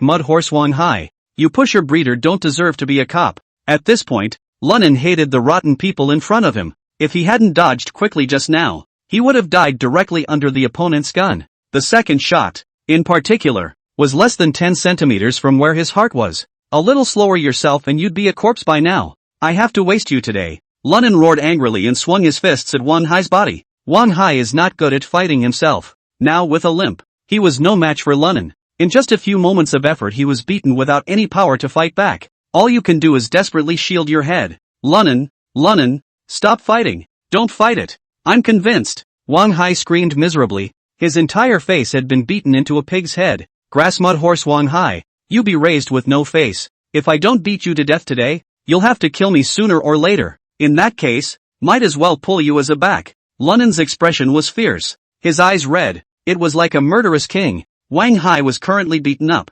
woefully huddled in the corner shivering. At this point he was really scared. He himself hadn't even been able to finish this Lunen off until he emptied his clip. How similar is this scene to the last one that happened at the dumpster? Lunen, I promise not to mess with you from now on. You spare me. Spare me. Wang Hai pleaded with a face full of horror. He had sensed that Lunen was trying to get him killed, not simply teach him a lesson. Grass mud horse Wang Hai, you dog L son has no face at all. I'd better get you dead first. At this moment, Lunen's murderous aura seemed to have long lost his cool. Hearing this, Wang Hai's expression changed dramatically and he hurriedly opened his mouth to plead. Lunen, don't worry. I definitely won't mess with you this time. You let me go. Oh, letting you go? If I let you go, I'll die. It's better if you go ahead. After saying that, Lunen raised his fist and smashed it at Wang Hai's temple. If this is smashed into reality, Wang Hai will definitely die. But just as the fist was about to fall, Lu Dashan, who was on the side, suddenly hugged his arm. Strive for downward pressure. Due to the suddenness of this blow, Lunen's fist was deflected and smashed on top of a stone slab on the side. Bang! With a muffled sound coming out, Lunen's arm was almost cracked. Asterisk. Get the hell out of my way. Lu Nan became furious and was about to backhand Lu Dashan violently when the door to the wardroom was suddenly kicked open. Freeze! The 4 policemen instantly broke into the ward. simultaneously lighting up the pistols in their hands and aiming them at Lunnan. "Get on the ground for me, or we shoot!" A young prison guard at the head of the group snapped. At those words, Lunnan's eyes were filled with indignation and humiliation, but inwardly, he skimmed his lips with extreme disdain. "Damn you for taking so long to rush in. If these lapdogs had come a little later, I would have been unable to act." At this moment, Wang Hai instantly came energized when he saw that someone had come to support him. The high voice urged, "Quickly, quickly, cuff the boy. This kid grabbed a gun and assaulted a police officer. A heinous crime. Hurry up and give me a good interrogation." With that, Wang Hai struggled to his feet and slammed his fist into Lunnan's face. But how could Lunnan let him have his way? The side of his body instantly dodged the vitals, but he still hit him and the gunshot wound in his left arm. Seeing Lunnan wailing and wailing, Wang Hai was instantly excited. It seemed that even the injuries on his body were much better. "Damn it, how dare you assault a police officer? I'm going to skin you today, Wang Hai, mud horse, don't you get cocky. You emptied Lu Dashan's clip. I can't believe your superiors won't ask questions. When the time comes, I will be honest. It's not certain who's going to skin who." Lunan forced himself to endure the pain in his left arm and glared at Wang Hai through gritted teeth. As expected, Wang Hai instantly froze as soon as those words left his mouth. But soon, a grim smile welled up on his face. "Ha ha ha, little bee pup, you really reminded me. Not bad, not bad. When our superiors find out about this, it will be dealt with seriously. Can't get you killed though, but I can keep you from opening your mouth." Upon hearing this, Lunnan smiled coldly and said without a care in the world, "I can take you down even if I'm dumb. After all, it's not like you need a mouth to mail a list of bribe takers." "What? What did you say?" Wang Hai's face changed, revealing an expression of disbelief. "Hey, Li Feng 50, 000, Zhanglin 30, 000, Zhao Defa 30, 000. As each name is read out along with the amount of the bribe, Wang Hai finally lost his composure. "No, this can't be. How did you know that?" Wang Hai roared hysterically, finding it hard to believe what was happening in front of him. "How could this Lunnan know so well? My ledger list is clearly locked in my office drawer." "Ha, nothing's impossible." Lunnan's icy words interrupted Wang Hai's thoughts. "That document of yours? I've had it sent outside the prison. As soon as the slightest thing happens to me, he will to the Discipline Inspection Commission, the provincial respectively send it the Ministry of Organization, W, and Z. At that time, even if your father is powerful, he should not be able to protect you, right? Besides, you might even get yourself fired from your job. Your dad should have a lot of political enemies in his current position, right? How many people, do you think, will fall in line when the time comes?" Speaking here, Lunnan paused, then sneered, "Wang Hai, if you don't believe me, you can try." Chapter 42. Too pretentious. Hearing Lunnan say this, Wang Hai's entire body trembled violently, completely panicking. You, are you wondering why I can get my hands on these things? For among your people are those who work for me." Lunnan stared contemptuously at Wang Hai, his eyes filled with teasing, and at this moment, Wang Hai looked back at the group of prison guards around him. There was resentment in his eyes. "You're a bunch of mealies. Usually eat from the old man and use the old man's money. Now when it matters, it's unreliable. Put this kid in solitary confinement. Don't let it out without my order. A bunch of losers." After cursing, Wang Hai couldn't care about the pain of his fractured knee. He touched a nearby crutch and limped to the office. "Hi, let me help you. Roll. See your ass, make it or break it guy." Without waiting for Lu Dashan to finish his words, Wang Hai directly rebuked angrily, and when Lu Dashan saw that his ass had hit the hoof, he could only resentfully escort Lu Nan with the crowd towards the confinement room. Inside the office, Wang Hai sat in front of his desk and looked at the empty drawer. His face was grim to the core. Never in a million years would he have thought that Lunnan would have such a means. Actually stole that list of accounts from under his nose. This whole thing must be an inside job. Otherwise, the culprits could not have come to my office. The thought suddenly struck him. Immediately after that, he remembered that when he was in the infirmary today, he heard that only Lu Dashan had come to his office. This. It has to be him. Just now you were acting with me there. Wang Hai heavily slapped the table and stood up immediately afterward. But he forgot that his knee was in the process of being fractured. "The pain that pierced my bones hit me instantly. Wang Hai let out a heartbreaking scream, but at this point he could not care less about his leg injury. And after forcing himself to endure the intense pain and struggling to get up from the chair, he picked up his crutches and headed out the door. "Oh, Sean, guess which one of you is my man?" At this time, Lunnan was on his way to be escorted to the lockup. Lu Dashan and a few other prison guards followed around. Hearing this, Lu Dashan snorted coldly and said, Lunnan, do you think that this bit of your fomenting tactics will work with us? Save your breath. There is no way that we, here, have any of your people. Hey, Sean, that's hard to say. Lunnan smiled in disbelief, and then said with words in his mouth, Wang Hai doesn't believe in brothers like you do. You're going to be in bad luck if you don't straighten things out this time. Brother Sean. Lunnan, what do you mean? Lu Dashan frowned slightly while his gaze swept to the several guards on the side. Seeing that they didn't seem to take it to heart, he relaxed a little. Ha, what do you mean? Literally, of course. If I'm not mistaken, you're the only one who's been to Wang Hai's office today, right? Then he lost his ledger. Don't you think it's kind of funny? Lunnan deliberately paused for a moment, the corners of his mouth curving playfully. Immediately afterward, it continued. Furthermore, aren't you clear about Wang Hai's methods, Brother Sean? He's a master who would rather kill than let go. Not to mention you. Even these big brothers, if you can't get it right, you'll have to eat pot roast. After these words were said, several of the prison guards around them shuddered. Though his expression remained the same, his heartbeat increased in speed. After all, they had learned from Wang Hai's ruthlessness. He had run the former warden over in order to transfer to this prison. That's what he said to the crowd himself, including his treatment of prisoners, which is chilling to think about. That's why Wang Hai had only been here for less than a month.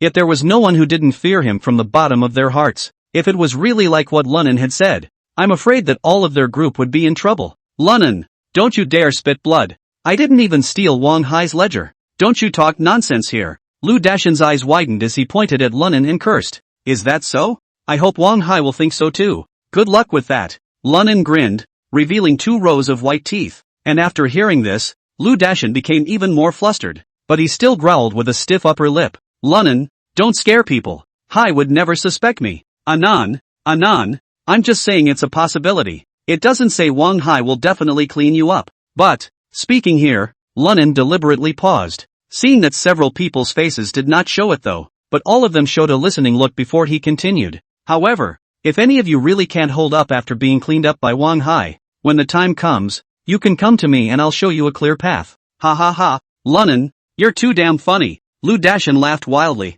thinking that Lunnan was crazy, and it is completely insane. The meaning of the words was that they were actually asking the guards of the city's southern prison to defect to him? Delegate to a prisoner? It is simply whimsical. Come on, you'd better look after yourself. It's not just anyone who can stand this confinement. After saying that, Lu Dashan opened the iron door of the confinement room. At the same time, a sour smell hit his nose. Lu Dashan frowned and covered his nose, only to feel his stomach turn over in disgust. Impatiently, he pushed Lunnan inside with one hand. With that, he closed the door. Lunnan, who had reached the inside, also frowned, as the smell was indeed a bit revolting. In this out-of-reach confinement, Lunnan measured the place by feeling around and realized that it was only like 3 or 4 square meters, and there was no place for air to breathe. The entire confinement room is an airtight square box. This place is an absolute nightmare nature for the average person. But having had the experience of being confined in his previous life, Lunnan didn't take it seriously at all. Sitting down on his ass on the damp floor,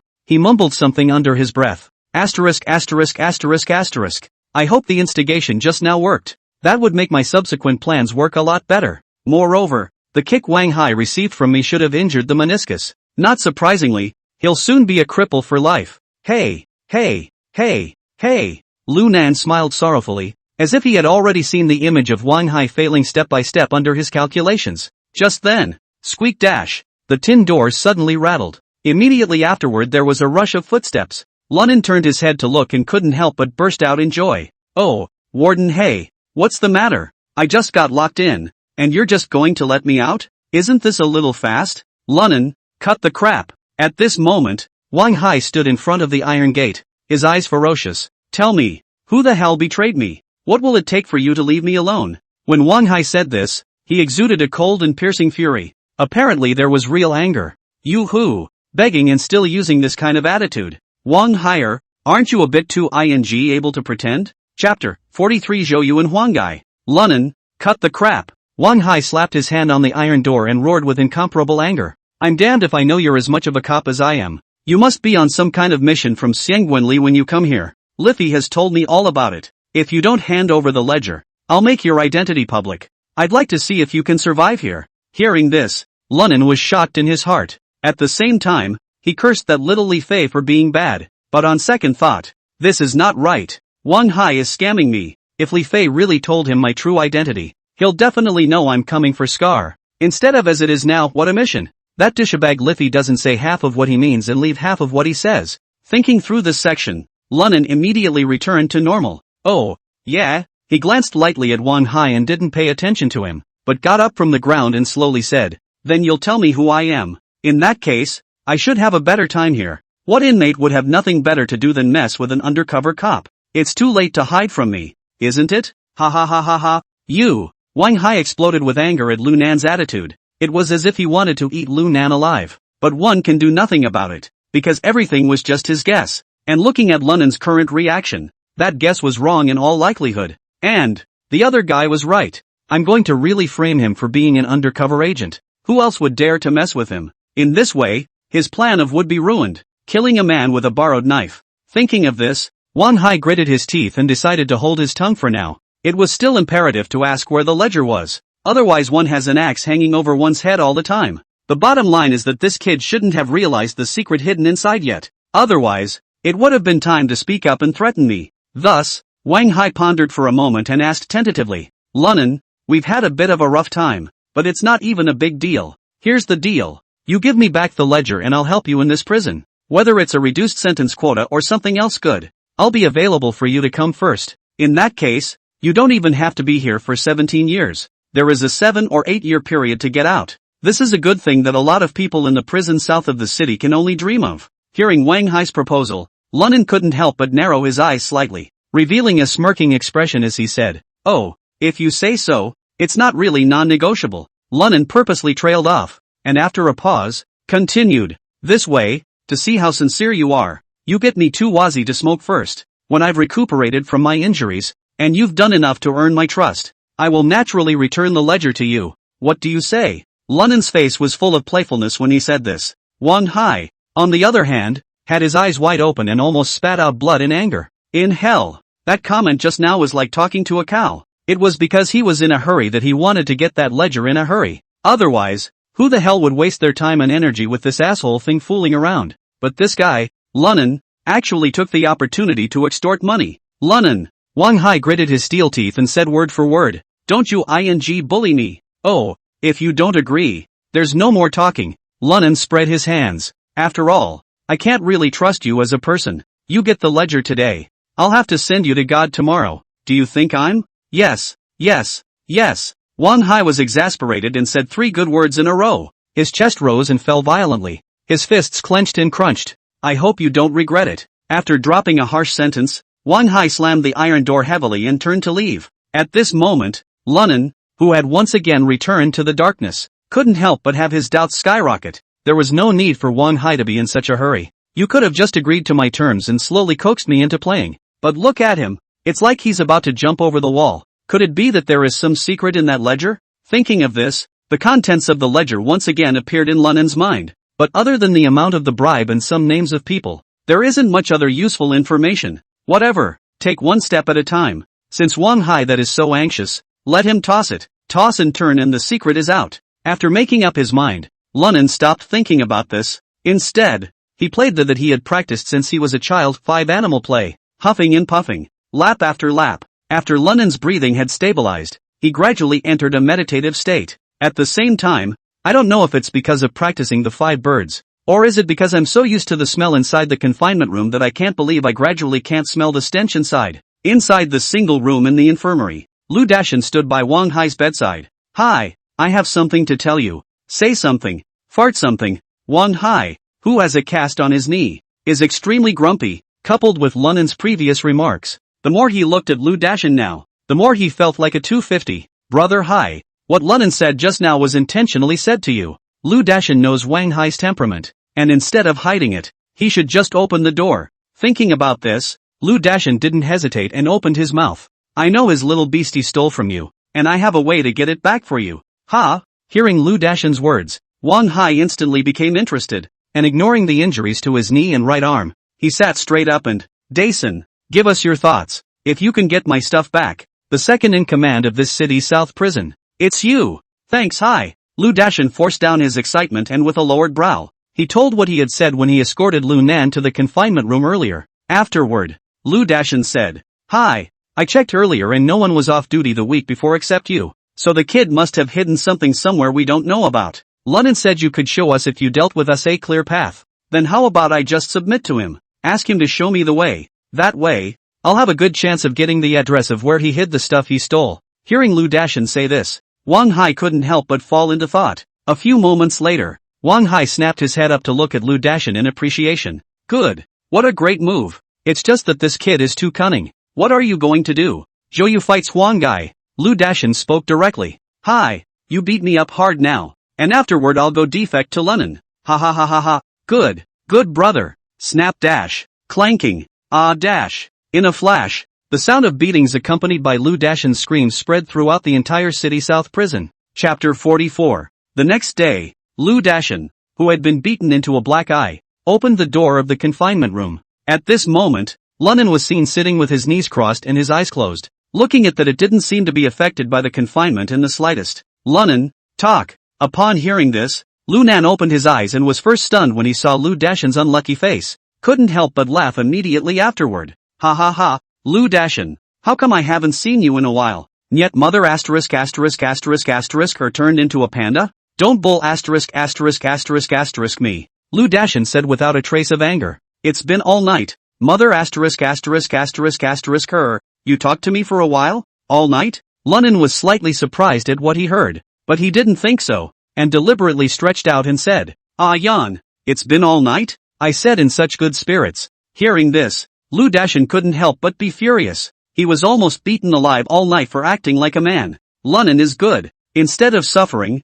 it looks like it's comfortable? It's so damned irritating. Although he thought so in his heart, his face did not show any emotion. After all, one comes with a mission. It was necessary to gain Lunan's trust and get the list back as soon as possible. Otherwise the dog basket case Wang Hai won't spare me. Thinking of this, Lu Dashan tried his best to restrain his fire and eased his tone to ask, "Lunan, yesterday you said that if Wang Hai came after me, you would show me a clear path. Say, what way?" Upon hearing this, Lunan smiled faintly, and then didn't hide it. "This is a clear path. It's very simple. As long as you tell me Wang Hai's every move, I'll just bring him down." After saying that, Lunan extended his index finger and wiggled it. "Oh, that's it?" Hearing this, Lu Dashan froze, then snorted. "Is that all that counts as Minto?" Saying that, Lu Dashan's eyes flashed with a few moments of contempt. "Do you know who Wang Hai is backing? Who's his dad?" Lunan, you're too childish. Wang Hai's dad is the entire police, the second in command of system.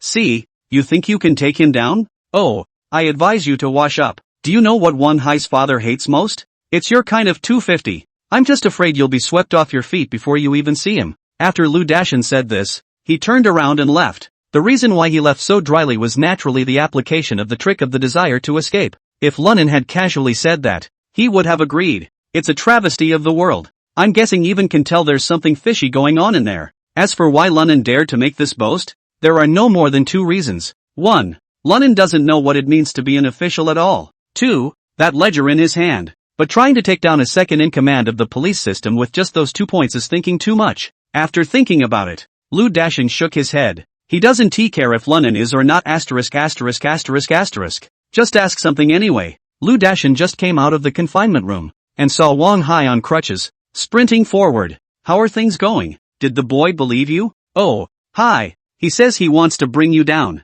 I turned around and left. It's called a desire to catch up. Bang! Not waiting for Lu Dashan's words to fall, Wang Hai's cane directly smacked him in the face. Asterisk asterisk asterisk asterisk mudbloods. "Want to catch you paralyzed?" After saying that, Wang Hai roared angrily and once again swung his cane towards Lu Dashan. "You asshole. I told you to hold on tight. You are still pretending to be a mastermind with me? See if I don't get you killed today." Wang Hai became angrier and angrier as he hit Lu Dashan, swinging one cane after another. Lu Dashan wailed in pain, but still insisted. "Hi, take it easy. He shouldn't believe me if I seem too anxious. I'll you up. You don't believe me when I hit you this hard? That's not hitting hard enough." The more Wang Hai thought about it, the more angry he got, and he couldn't wait to eat Lu Dashan alive. The reason one was in such a hurry was that, if Lunan found out the secret of the list, what's the point of bringing yourself down? Even his own old man will be brought down. This Lu Dashan is even here to act with me. Ouch. Hi. I was wrong. Lu Dashin covered his head and wailed, his face full of tears. Wrong your ass wrong. Saying that, Wan Hai punched and kicked him even more vigorously. It was my mistake. I should never have trusted you. You piece of. Hi. Alright. That's a bad enough injury. I'm going back to London now. Hearing this, Wang Hai finally stopped, but with a curse on his lips. Hurry up. If you're a second late, I'll kill you. Also, before our internal fighting tournament in the south of the city prison, if we can't ask the whereabouts of that ledger, I'll dig a hole right here and bury you. Yes. I'll get the job done. Don't worry, Hai. After saying that, Lu Dashin covered his forehead that was gushing blood furiously and drilled back in a grey backward manner. Asterisk, this pussy why maniac. Lu Dashin murmured viciously as he wiped the blood. No, the old man will really defect to London. Looks like he's got something in his hand that could really bring you down. Otherwise you pussies wouldn't be so nervous. The more Lu Dashin thought about it, the more he felt that what London had in his hands was powerful. So it was decided to stabilize London for the time being and wait for an opportunity to ask where that thing is. If I can hold it in my hands, grass on a horse, I will directly threaten Wang Hai. After figuring this out, Lu Dashin immediately returned to the confined area and headed towards Guan Lunan's room door. Squeak! After opening the iron door, Lu Dashin rushed straight into the house and locked the iron door. Then he rushed at Lunnan. Lunnan, I think what you said works. Lunnan looked up at Lu Dashin and couldn't help but snort with laughter. Ha! What? Just went out and let Wang Hai clean it up? Asterisk in hell. Just went out the door and ran into the dogman. Give me a beating for no reason. Lu Dashin gritted his teeth as if he had been wronged. At those words, Lunnan raised an eyebrow. Oh, then he's screwing you to death. You don't even avoid people when you beat you up? And shunning my ass. Our group of brothers, we all let him beat us down. There's not much left in the press. Lu Dashin was busy explaining, as if he was afraid that Lu Nan would not believe him. Lunnan, I've decided. Vote for you. Just tell me how you can bring Wang Hai down. Lunnan's eyes narrowed slightly after hearing this. In that case, do something for me. What is it? You say. I can do it. Lu Dashin patted his chest to show his loyalty. It's simple. First put me out of here. Otherwise, how am I going to bring down Wang Hai if I stay here all the time? After speaking, Lunnan looked at Lu Dashin with a smirk. It seemed to be to see his reaction. Rest assured. I'll figure this out and get you out of here in half an hour tops. Lu Dashin said with extreme certainty. Wang Hai, that mountain cannon, is going to the hospital in the city in a while. I'll let you out while he's gone. Okay, then let's work together. Lunnan stood up and extended his hand to shake Lu Dashin's. Happy cooperation, Master Lu. Chapter 45 Physical Examination. Half an hour later, Lu Dashin did release Lu Nan from the confinement room as promised. Master Lu, what else do you command now? Lu Dashin asked with a low brow. Oh, Brother Shan, what else can I command? Now that it's out, I'll just go back to bed. It's been a rough night. Lunnan pretended to stretch. Master Lu, won't you go to the infirmary to get checked out? After all, your injuries don't look too bad. Lu Dashin falsely reminded. No, thank you Shan for your concern. I know myself well enough to rest for 2 days. Lunnan waved his hand and turned to leave. Seeing this, Lu Dashin hurriedly blocked it. Something else. It's better to go to the infirmary and get checked out. It would be a pain in the ass if it left some dark wounds. I'm still pointing at you. With that, he was about to pull Lunnan. At this time, Lunnan's face changed slightly, then immediately calmed down and, no, I'll just take a nap in my jail cell. This scene, however, did not escape Lu Dashin's eyes. Oh, I know. Lunnan must have hidden Wang Hai's account book in his prison cell, even on Son Dakue and a few of their brothers. Otherwise, he wouldn't have let the med bay get away with being so nice. Instead, they are going back to the jailhouse. When he thought of this, Lu Dashin immediately revealed a treacherous expression. Master Lu, you'd better listen to Brother Shan, lest you fall sick later on. That won't be worth it. After hearing this, Lu Nan's face sank violently. Lu Dashin, what do you mean by that? Is there not some kind of attempt? How dare you? I'm just thinking of you, Master Lu. Seeing Lu Nan like this, Lu Dashin became more and more certain of his guess. It's not like Son Dakue's brothers are his daughters-in-law. Still in a hurry to get back? Master Lu, listen to me. Even for rest, the medical room was more than a little better than the prison cell. And, I promise you will never get in trouble today, Lu Dashin said with conviction. Lu Nan stared at Lu Dashin for a long time, and finally reluctantly nodded his head. Okay, I'll just go take a nap. Good. I'll come with you to the med bay. Hey, Lu Dashin grinned at the corner of his mouth. Let's go then. With that, the two of them headed to the medical room. when Lu Dashan brought Lunan to the prison's medical room. Lunan stopped abruptly. Wait. I suddenly remembered that I hadn't cleaned up Daikyu's calves yet. I'd better go back in them before I come back to the med bay. After all, now I have brother Sean to back me up. Master Lu, do I need you for this? Lu Dashan waved his hand full of unconcern. You rest here. I'm going to get those guys now. Damn. Let them bully you. I'll take it out for you. After saying that, Lu Dashan pulled Lu Nan into the medical room and then huffed and puffed. On his way out, he even made a point of greeting Dr. Wang in the hallway in front of Lu Nan. Dr. Wang, please you give Lu Nan a good examination. If something is wrong, hurry up and treat him. If it's okay, let him rest here for a while. No need to be too concerned. Hearing Lu Dashan say this, Dr. Wang couldn't help but be a little surprised. However, knowing his relationship with Wang Hai, he nodded and didn't inquire much. After Lu Dashan left, Lunan, who was sitting on the corridor bench, crossed his legs, his eyes narrowed into a line, and a cold smile curled the corners of his mouth. Oh, you're so good at this. You've almost got undercover written all over your face. Damn, if you were in a previous life, you wouldn't have survived even one episode. Lunan, why don't you come with me to my office and I'll check you out? Ah, Dr. Wang, no need. Lunan hurriedly waved his hand and said, I spent last night in solitary confinement and I smelled too much. Now, just let the smell out in the hallway and then go to the ward and rest for a while. If I feel uncomfortable anywhere, I'll come back to you. Oh, well, then, don't go anywhere. I'm going to get busy. Dr. Wang was also smoked enough by the rancid odor of Lunan's body. Can't wait for him to say that. Moreover, at this time, Lunan was handcuffed and shackled, and there was no fear that he would engage in any foul play. After saying that, Dr. Wang walked towards the innermost office. Seeing him leave, Lunan quickly rose to his feet. With that, he lifted the frame of the portrait of the great man on the wall, and, after feeling out the list of names, went into the prisoner's ward. Closing the door to his room, Lunan looked through it carefully. At the same time, it rushed to the bright light of the window. Nothing out of the ordinary was found. There's no mezzanine. It's also regular printed on paper. A 4. What is the secret of this thing? Lunan checked all over again but was still clueless. No, this can't be left in the wards and corridors. Those two cabs, Lu Dashan and Wang Hai, must have gone to search my prison cell. If you can't find it, you will definitely come back to me, because I was limited in where I could go in the last 2 days. When the time comes, there's no guarantee they won't suspect this place, but now I have no way to get out of here. What should I do? Thinking of this, Lunan's mind suddenly flashed, followed by a smile. Can I go to Dr. Wang for a physical checkup? Cursed Lu Dashan. You're a ing waste. This time, after checking Lunan's prison cell, nothing was found. It also gives you away. Mass LGB. You just did not swear to assure me that the account book is in Lunan's prison cell. Or maybe it's on Song Daekyu in a few of them? Where are the books? Wang Hai raised his walking stick and then wanted to continue smashing it towards Lu Dashan's head. Hi, I really tried. Lu Dashan held his head and explained with a fearful face. That Lunan kid is just too cunning. Who knew that this little beastie had deliberately pulled that stunt to make me believe that the ledger was in his prison cell? At those words, Wang Hai laughed in anger.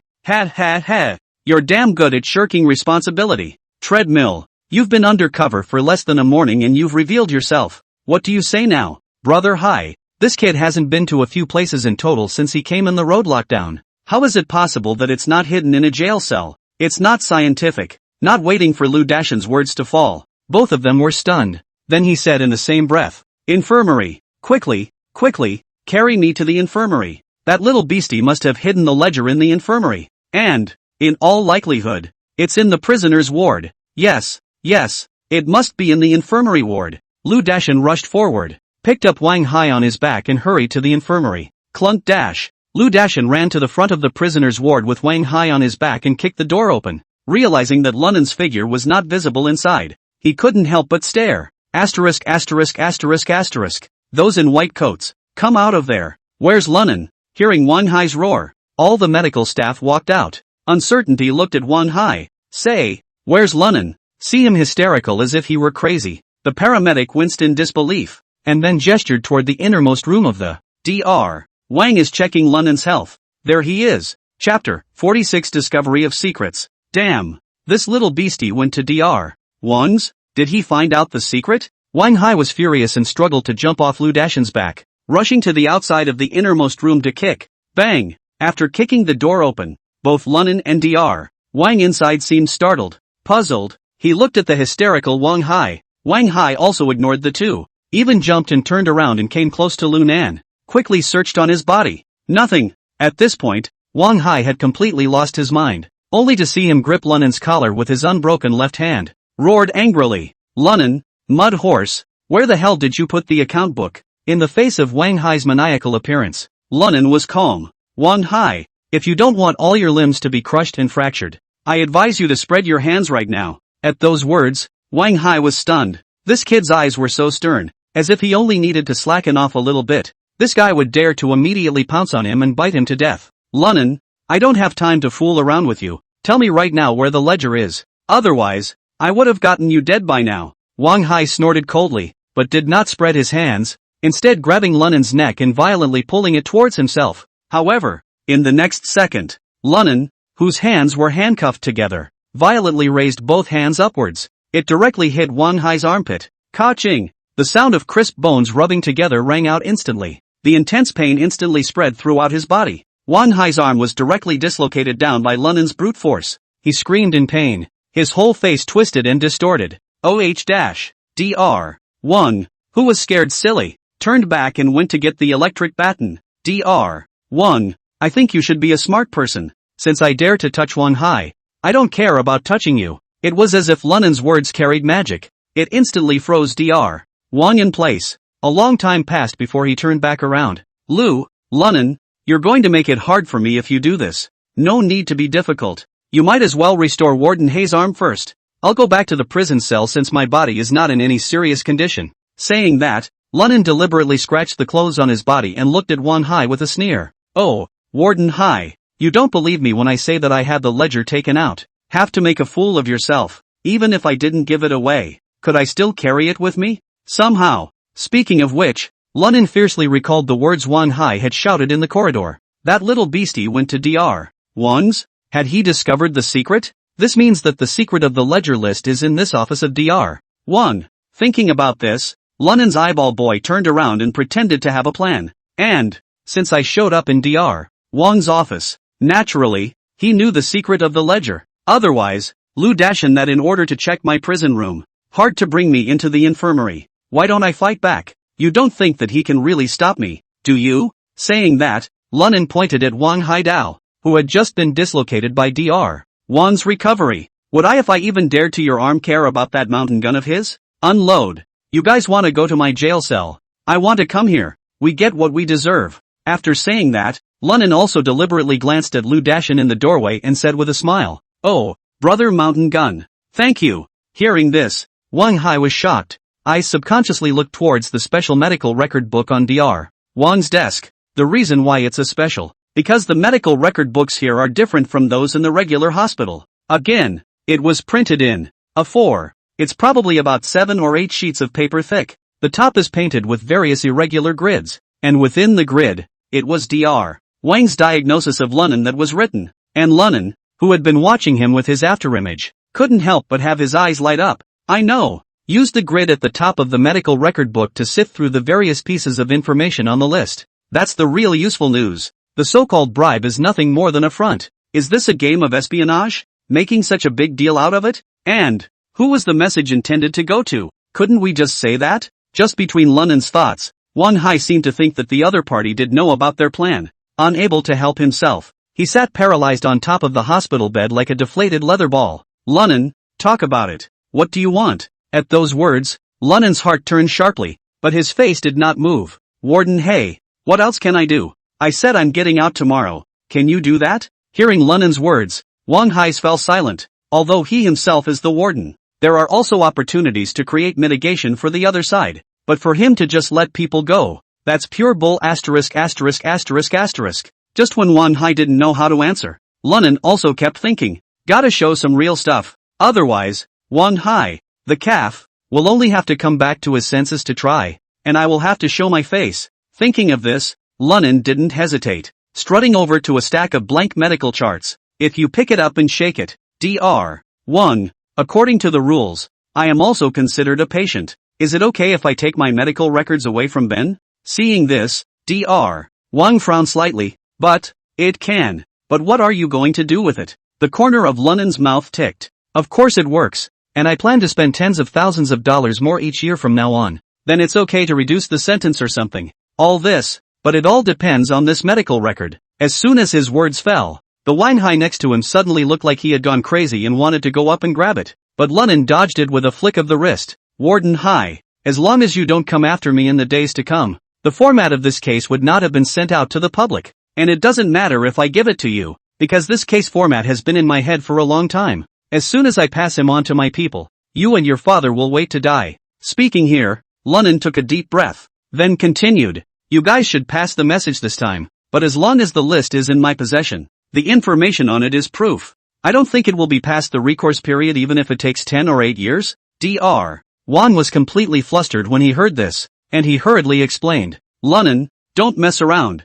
I promise I'll never hurt you again. Oh, it's best if you don't harm me. As the words fell, Lunan glanced disdainfully at Juan Hai and walked straight to the door. Said at the dumbfounded Lu Dashin, brother, you've worked hard on this one. If you hadn't brought me to the medical office, I would have had a hard time trying to properly memorize this case format. Alright, you don't freeze up either. Take me back to my cell. Hearing Lunan say this, Lu Dashin was surprisingly dumbfounded on the spot for a moment. By the time he reacted, he saw that Lunan was already heading towards the door. At this moment, he glanced at Wang Hai who seemed to want to tear him apart and couldn't help but shiver. Dole said, Hi, I'll send Lunan back first. Without waiting to finish, Lu Dashin no longer had the courage to continue. Turning, he ran after them. Chapter 47 Appalling. As soon as he left the house, Lu Dashin caught up with Lu Nan like a dog. Then he said with a fawning smile on his face, Nan, let's go to the restroom. What the hell? Lunan wondered if he had heard wrong and repeated it again.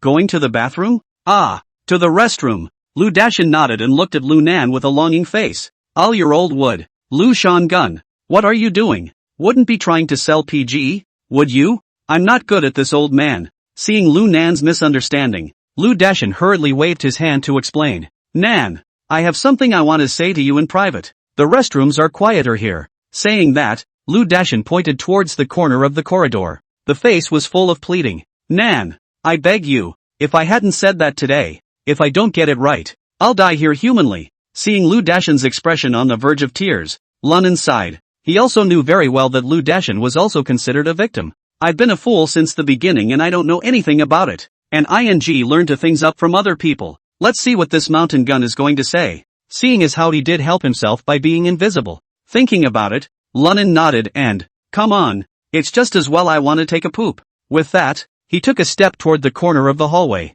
And Lu Dashin saw this and hurriedly followed. Just before reaching the door of the restroom, Lunan suddenly stood still. Then said, Lu Dashin, I don't think you want others to hear your words? Lu Dashin hurriedly nodded. Come on, let's go this way then. Saying that, Lunan pointed to the women's restroom on the side and said, can't this place be cleaner? Upon hearing this, Lu Dashin hurriedly nodded. It can be. So then the two of them went inside the women's restroom. After going in, Lu Dashin first checked each compartment. After making sure that no one was there, he knelt down in front of Lunan with a thud, hugging his thigh. He said, Brother Nan, you must save me this time. Otherwise I'm dead. Wang Hai won't spare me. Seeing him like this, Lunan had a sneer on his face and said in a good-natured manner, Oh, Sean, I gave you a chance, but you don't give a damn. That's what you said earlier when you were outside the door of the confinement cell. And the result? Turned around and sold me out. Now if I still believed you, wouldn't I be a bit of a douchebag,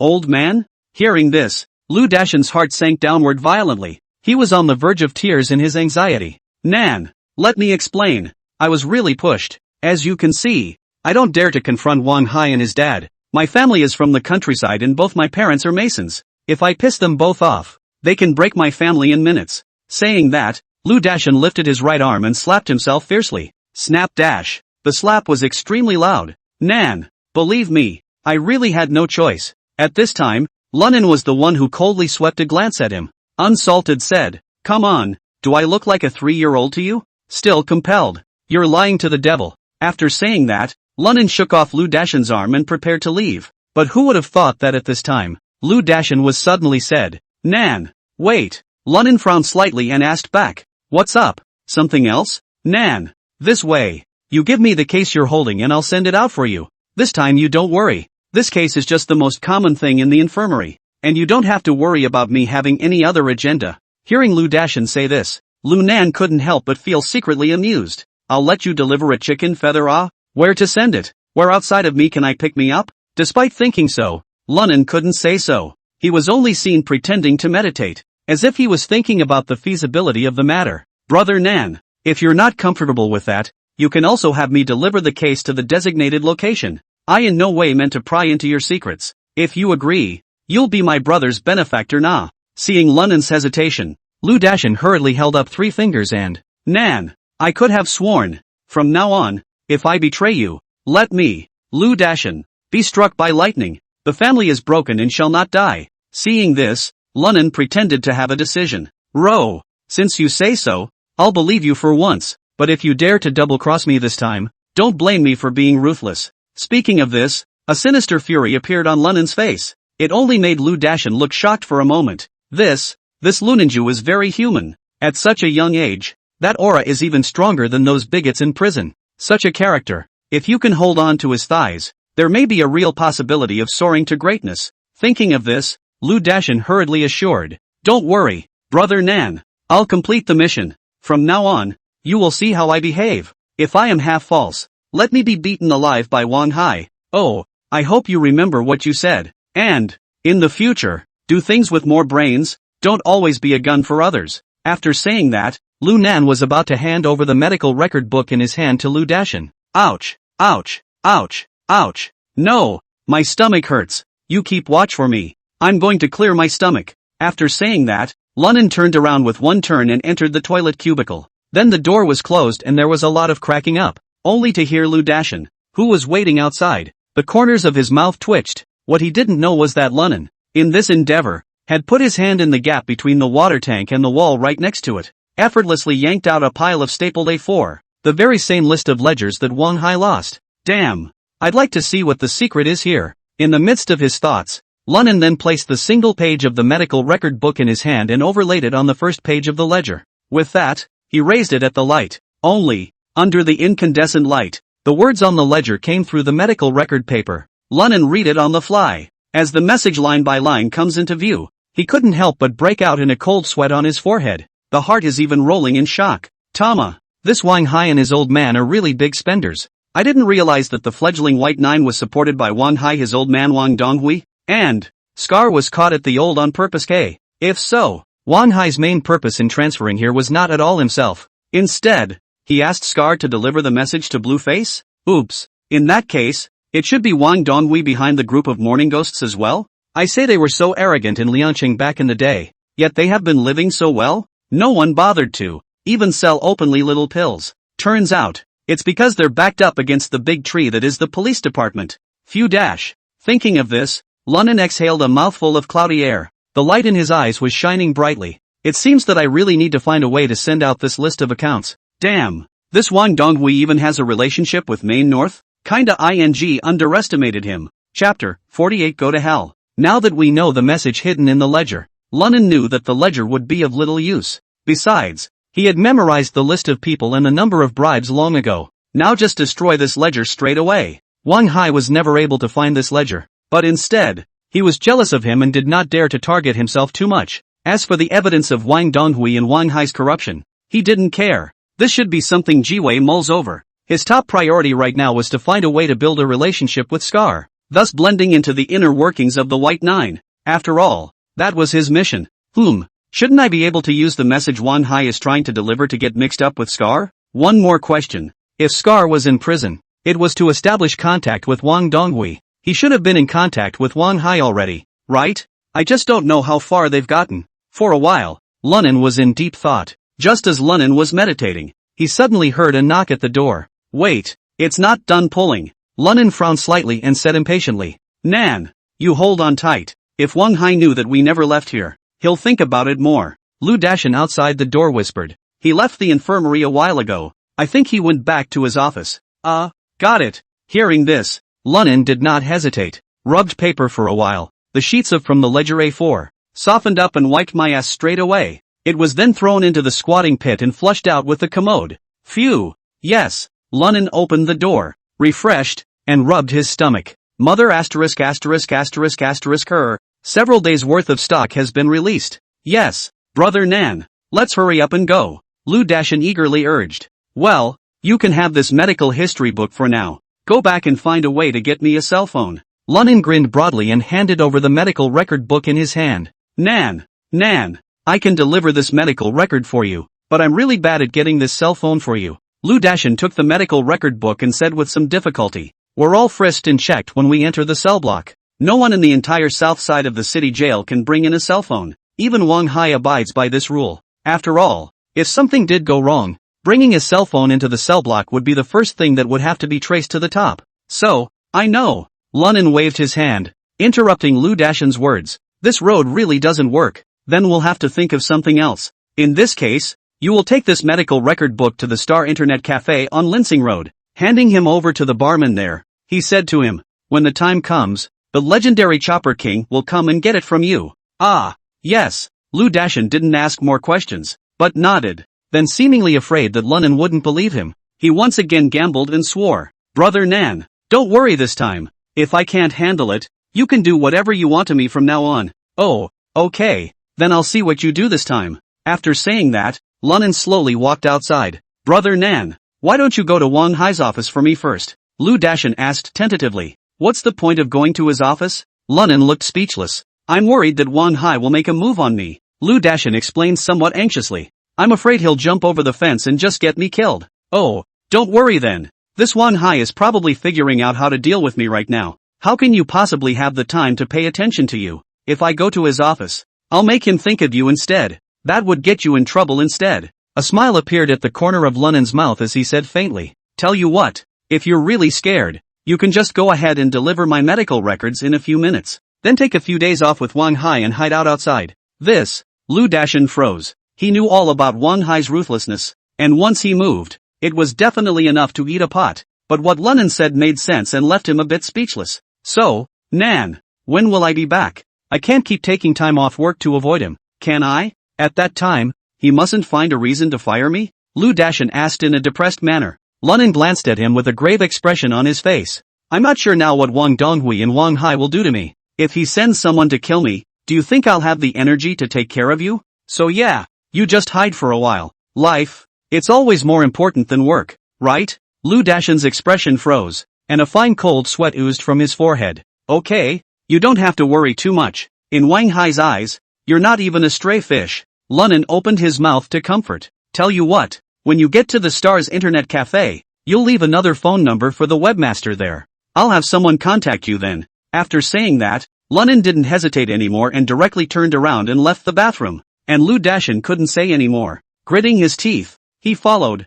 on the way back to the jailhouse again, just in time for free time. Many of the inmates were moving around the playground in separate areas, and for the most part, it's all about practicing hard fighting skills. After all, the internal selection is tomorrow. If we can really represent City South Prison in the whole prison fighting league, their future, then, might be rewritten. Instead, Lunan's eyes flickered as he kept scanning the surrounding crowd. In the end, he locked onto Li Feng. I just saw that he was practicing with one person, and he looked like he was in good shape. Not much in the way of fighting skills, but extremely hard-hitting. He out as a started street fighter. That guy jumping up and down, isn't that Scar? Lunan gently raised his head and asked softly at Lu Dashan. I'm not sure about the nickname, but this Li Feng's energy doesn't seem small. Wang Hai was very polite to him. Lu Dashan said without hiding anything. Oh, and do you know what he came in for? How long was the sentence? Lunan continued to ask. This one, allegedly for robbing and raping a nightclub girl.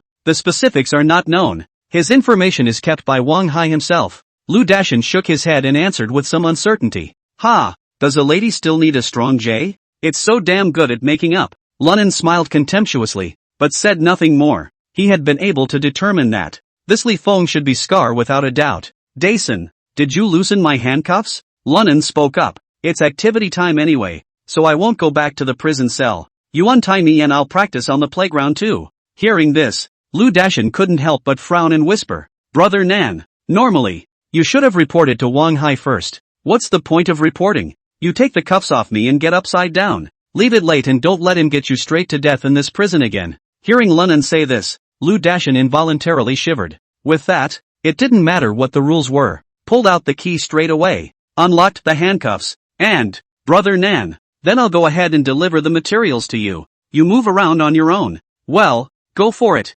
Lunnan nodded, but wasn't at all worried about whether Ludashin would betray himself this time, because that Star's internet cafe had nothing to do with him. As for the legendary chopper, it was just a nickname he gave to Fatty Wang. He did this because he knew that Fatty Wang would definitely come over to visit the prison in the next few days. When the time comes, he'll just have Fatty Wang bring the message out. As for the Star Cafe and the legendary chopper, meh, to hell with it. Chapter 49 You choose. Looking at Ludashin's departing back, Lunnan, who had unlocked his handcuffs, couldn't help but have a cold smile on his lips. Ludashin. Ah, Ludashin. If you really work for me this time, I don't mind giving you a hand when appropriate. But if you're in the middle of not knowing what's good for you, don't blame me for getting you killed. Whether you're a man or a ghost, it's up to you to make your own choice. Dude, you're out? Just as Lunnan was pondering, the 7 members of Daikyu hurriedly surrounded him. On the other hand, the old Kwai was pretending that he wasn't familiar with Lunnan, and just glanced this way before continuing to sit on the chair and sunbathe. Out. Lunnan opened his mouth to ask after moving his wrist. How about that? You didn't let Wan Hai toss you around much yesterday, did you? Treadmill. You can't mention it. Son Dakue cursed furiously. That is simply deranged. And just now that Ludashin put us 7 this beating had to ask us about some kind of ledger or something. He's a grandpa. How do we J8 know anything about books? The more Daikyu said, the more fire he got, and he couldn't help but explode. The remaining 6, likewise, were filled with indignation. Ha ha, okay, that's the end of it. Wan Hai will probably be able to stop for a while. Saying that, Lunnan patted Daikyu's shoulder and comforted him with a smile. I've made you suffer this time. The other inmates in the prison saw this scene. Weren't the 7 of them about to get the rookie killed the day before? Why are you talking and laughing today? And the Daikyu guys didn't care what anyone thought. Hurriedly, he waved his hand and grinned a silly grin. Nan. What's this? We're all brothers here. So what's the big deal? But it's going to be hard to eat and drink in the future. Wang Hai probably knows about our relationship by now. I won't get any more special treatment. Oh, it's alright. I'll have special care for Nan in the future. Lunnan laughed without a care in the world. Wang Hai this has to listen to me. Who's so capable of blowing awesome? And also Wang Hai has to listen to you? Who do you think you are? Without waiting for Lunnan to finish his words, he heard a piercing and arrogant voice ring out from the side. The crowd turned their heads to look. Only a dozen prisoners were slowly rushing towards them. The leader was none other than Zhang Lin of the Axe Club. Oh, what? You're getting over it. Lunnan wasn't spoiling for a fight either, and directly opened his mouth to taunt. Still, that's a pretty good recovery you've got there. Broken ribs, broken nose, and it's only been a day and you're jumping up and down? Mudbloods. Zhang Lin had wanted to curse back. However, when he was looked at by Lunnan's icy cold eyes, he unexpectedly directly held his words in his throat, unable to say anything for a long time. Think about how raw the other teen was yesterday. He was really afraid that the other guy would himself again. Kid, aren't you a bit too arrogant? Right at this moment, a dry and thin youth walked out from behind Zhang Lin with a gloomy look. Seeing the other party like this, Lunnan couldn't help but frown, because he saw a kind of indifference in the other's eyes. That look was extremely uncomfortable. It was as if the Lunnan few were corpses in his eyes. Lunnan took a deep breath and suppressed the feeling. Then he raised his head and stared at the young man with a burning gaze, asking in a calm tone, "Who are you?" "My name is Axe, of the Axe Club." Hearing the other party say that, Lunnan snorted. "Ha, what the are you talking to me about, tongue twisters? What with the axe and the hammer? Say, what do you want? Kneel down and apologize to Brother Lin. I'll forgive you," Axe said coldly, "or I'll get you killed." Hearing this, he didn't wait for Lunnan to open his mouth. Rat, the little brother behind Daikyu, roared violently. "I'll you up. You count as a J8. How dare you try to get our Nan killed?" After saying that, he kicked it over. Axe's eyes narrowed momentarily, flashing with a dangerous essence. Seek death. With that, Axe took a violent step forward and swung a vicious punch towards Rat. His dry, lean right arm instantly bulges with muscle and looks extremely out of place. And the punch was fast. It even vaguely brought up an air-breaking sound. "Look out!" Daikyu exclaimed. Yet his words had not yet fallen. Lunnan stepped aside to do the same. Just hear bang. With a muffled sound, both sides took several steps back. "Ha, no wonder he's so arrogant. Looks like you've practiced too." Axe's gaze stared slightly, sizing up Lunnan. "Deal with things." Lunnan opened his mouth expressionlessly, but in his heart, he was secretly surprised. This kid is definitely a master, and it comes out hard. That blow just now was clearly prepared to directly waste Rat. If he hadn't reacted quickly. I'm afraid Rat's leg. It's gone today. And seeing the results after the two men exchanged blows, Daikyu and the others all rounded their eyes. They never expected it. That soft-looking axe was actually even with Lunin. That's too fierce, isn't it? And Zhang Lin, who was on the opposite side, looked at Lunin with the same gaze. Apparently, he also didn't expect Lunin to be able to follow this blow from the axe. But then, the corner of his mouth hooked into a cold arc. Kid, you're asking for death. The man with the axe has no other hobbies. He's willing to practice his fists and kill people, stirring up the demons in his mind. You're dead. Sure enough, just as Zhang Lin was pondering, Axe suddenly let out a sharp, loud laugh. Ha ha ha ha ha, ha ha ha ha ha ha. The laughter was filled with hideousness and bloodlust. Next, only to see that he suddenly clenched his fists. His whole body strength poured into his fists, and swung out violently. The moment. It was as if the axe was transformed into a different person. Kid, die for me. The axe let out a low, beastly hiss that shook all directions. Lunin's face flushed. There's a lot more to this guy than meets the eye. Not daring to slow down, Lunin hurriedly retreated half a step back. With that, his right hand went toward his opponent's wrist. When Axe saw this, a sneer appeared on his face and he threw out his right hand. Make a fist with the palm of your left hand. It's a hard shot towards Lunin's lower ribs. Asterisk asterisk asterisk asterisk. Trying to explode my liver? Lunin was startled and hurriedly let go of his hand, switching to a blocking motion. Unfortunately, it was still too late, and he was hit hard in the shoulder by the axe. Dang! A muffled thunderous crash resounded. Lunin's entire body instantly retreated 7 or 8 steps backward, eventually falling heavily to the ground. The axe, on the other hand, did not move at all and stood there as if it were a god of war. Ha ha ha ha ha. Axe threw back his head and laughed, scanning Lunin, who was lying on the ground, with contempt. Kid, you're too slow. Your kung fu is good but too slow. Compared to me, you're nothing. With that, Axe's smile faded and he said grimly, either you kneel down now and apologize to Ringo, either that, or be killed alive by me. Little B-boy, take your pick. Chapter 50 asterisk asterisk asterisk asterisk ed into a hammer.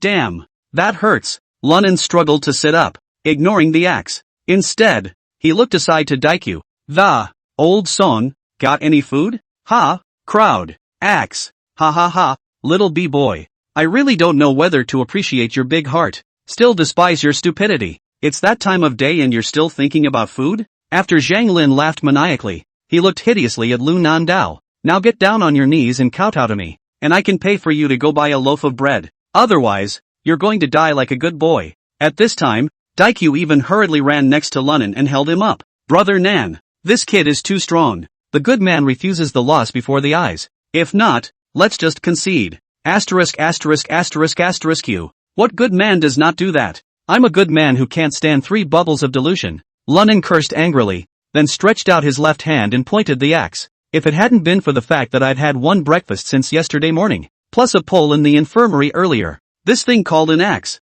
I'll turn him straight into a hammer. Daikyu scratched his head awkwardly. The others bristled with disdain. People just think that Lunin is blowing awesome and using it to cover up his failures. Little B-boy, my patience is limited. Are you kneeling or not? If you don't kneel, don't blame me for getting you killed. Axe still had a cold look on his face. His eyes narrowed, radiating a horrifyingly ferocious gaze. Ouch. Holy, this kid's pretty cranky. In that case, I'll play with you. Lunin slowly got up from the ground. He patted the dust at the crotch of his pants, then rolled up the sleeves of his shirt again in a Bruce Lee signature move. Hammer, come on, let's see you what can really do to me. Come over here. Seeing his opponent defy him so much, Axe burst into a rage. You know, his position in the Axe society is not high though, but everyone respected him. Even the president was polite when he saw him. Otherwise he wouldn't have been allowed to use his club name as a nickname. At this moment, how could he not be angry at being humiliated by a rookie chicken? Little brat,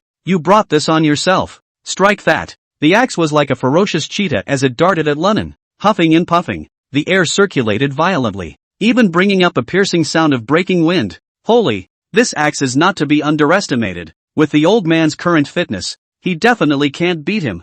Thinking of this, Lunin roared. Asterisk asterisk asterisk asterisk come over here when I tell you to. You're really obedient. In that case, I'll let you off the hook today and fight again tomorrow. After saying that, a cocky Lunin turned around and ran. The speed was so fast that he not only dodged the axe attack, and in the twinkling of an eye, he ran into the midst of a crowd of watching stewards. I'm going back to the prison cell. So don't you guys just stand around. That kid is going to kill someone in public. Can't you see that? Let me tell you, if anything happens to me here, you'll be waiting for Wang Hai to take your skins. One blind then hoo-hoo. After cursing, he didn't wait for the dumbfounded crowd of disciplinarians to react. Then he had run in. Crouch. This guy actually dares to spread his wildness in our place. The stewards responded. By this time, Zhang Lin's group of axe clubs had also chased after him. He wanted to enter the prison cell and directly kill Lunan. After all, Wang Hai said at that time, to maim and injure, with him at the back to support. But a bunch of stewards can't really allow that to happen. Wang Hai said so though, but officially there is no such order. And the key thing was that they could all see it clearly just now. Lu Dashan, who had always been known as Wang Hai's beloved, but he was extremely polite to Lunan. What was going on here? They didn't know though. However, Lu Dashan's attitude is something to be savored. Thinking of this, the disciplinarians immediately blocked the doorway while berating Zhang Lin and the others. Zhang Lin and Axe, I advise you to leave immediately. But Warden He has orders. Only when it comes to the playground. You can cut each other. It doesn't say you can go into a jail cell and still be lawless. With these words, Zhang Lin and the others stopped in their tracks. Though these people are making a name for themselves on the road. However, there is still not much courage to really do it in the face of discipline. How can a man not bow his head when he is under the roof? You know, to get mixed up in this capacity. Not too bright, but definitely not cute. Knowing that these stewards can never be offended here. And, who knows if that Wang Hai, who looks like a second-generation rich guy, is here to gild the lily.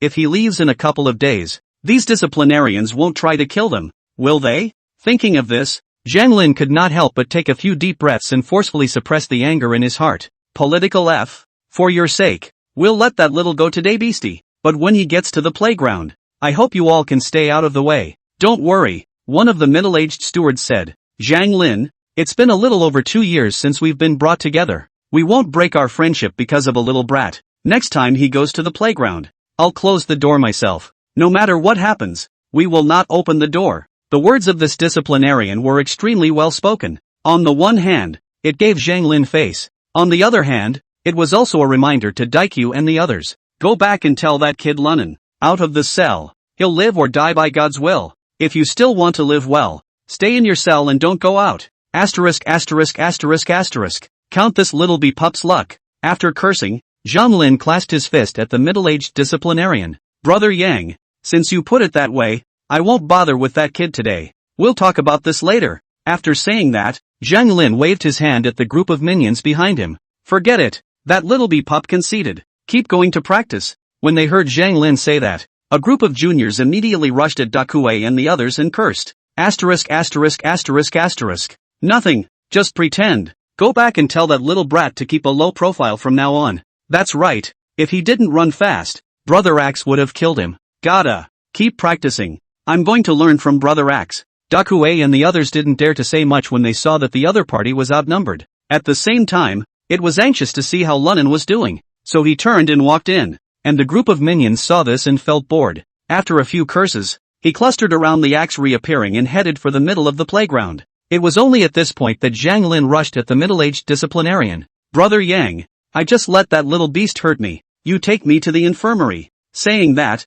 Zhang Lin took out a cigarette and handed it to Yang. Okay, go. This Brother Yang is an old disciplinarian here. Naturally, he knew the rules. A prisoner could not go to the infirmary in private without being escorted by a correctional officer. Just as the duo had turned around and were about to head for the infirmary, there was a sudden outburst of curses from behind him. Asterisk asterisk asterisk asterisk mud horse. Today I must take you axes, and you into a hammer. Chapter 51 Life and Death. The bellowing was thunderous. The group of disciplinarians as well as Zhang Lin were so frightened that they shivered and hurriedly turned back to look. As a result, a figure was seen, rushing out from within the prison cell. A leg kick lands on Chamberlain's face. Ah dash! Miserable screams rang out, and Zhang Lin's entire body flew horizontally 3 or 4 meters away, and Lunan's right hand was shoveling something into his mouth, followed by a big chew. Half a roasted chicken was carried in a grease-stained, numbing grip in the middle of his left hand. In order to get you dog laners, I spent $1,000 on 2 roasted chickens.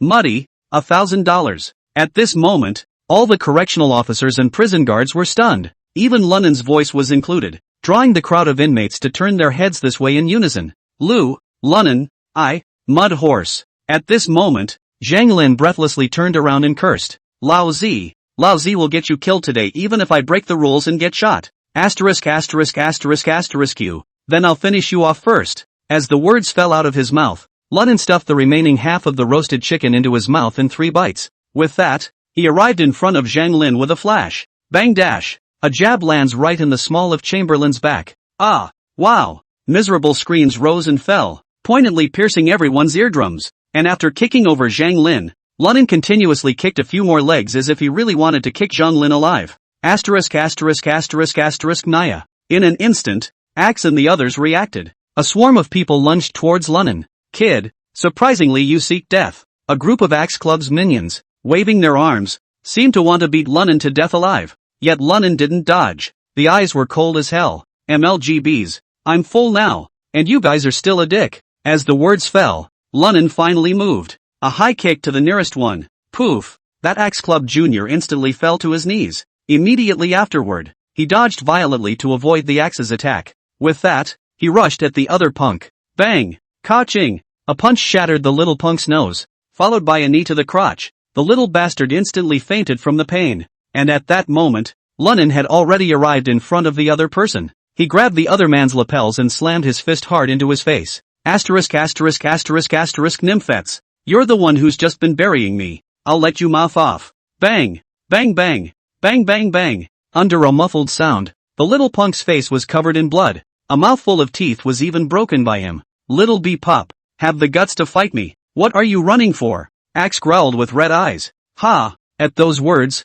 London glanced at him, then sneered. You're too slow to catch up with me, and you're going to blame me for it? Hammer! Having said that, a ferocious whiplash leg sweep. Snap! The kick smacked right into the leg of another junior who was already stunned. Immediately, a click was heard. That little brother's thigh bone is broken. Aha! Accompanied by a pig-killing howl. The little punk covered his thigh and rolled around in place in pain. And London did not delay. Just like a tiger entering a flock of sheep, he once again killed into this group of small gangsters of the Axe Club. What made the Axe rage was this. No matter how much he chased after him, he could not effectively close the distance with London, because London's speed was too fast. It's almost like a ghost. And the most crucial thing was that although London looked thin and weak, his strength was exceptionally terrifying. Every time he threw out a leg, someone would inevitably howl miserably and fall to the ground, spitting out blood. Obviously, those minions of the Axe Club couldn't stop him at all. A few short minutes later, the 30 or so juniors of the Axe Club were all knocked to the ground.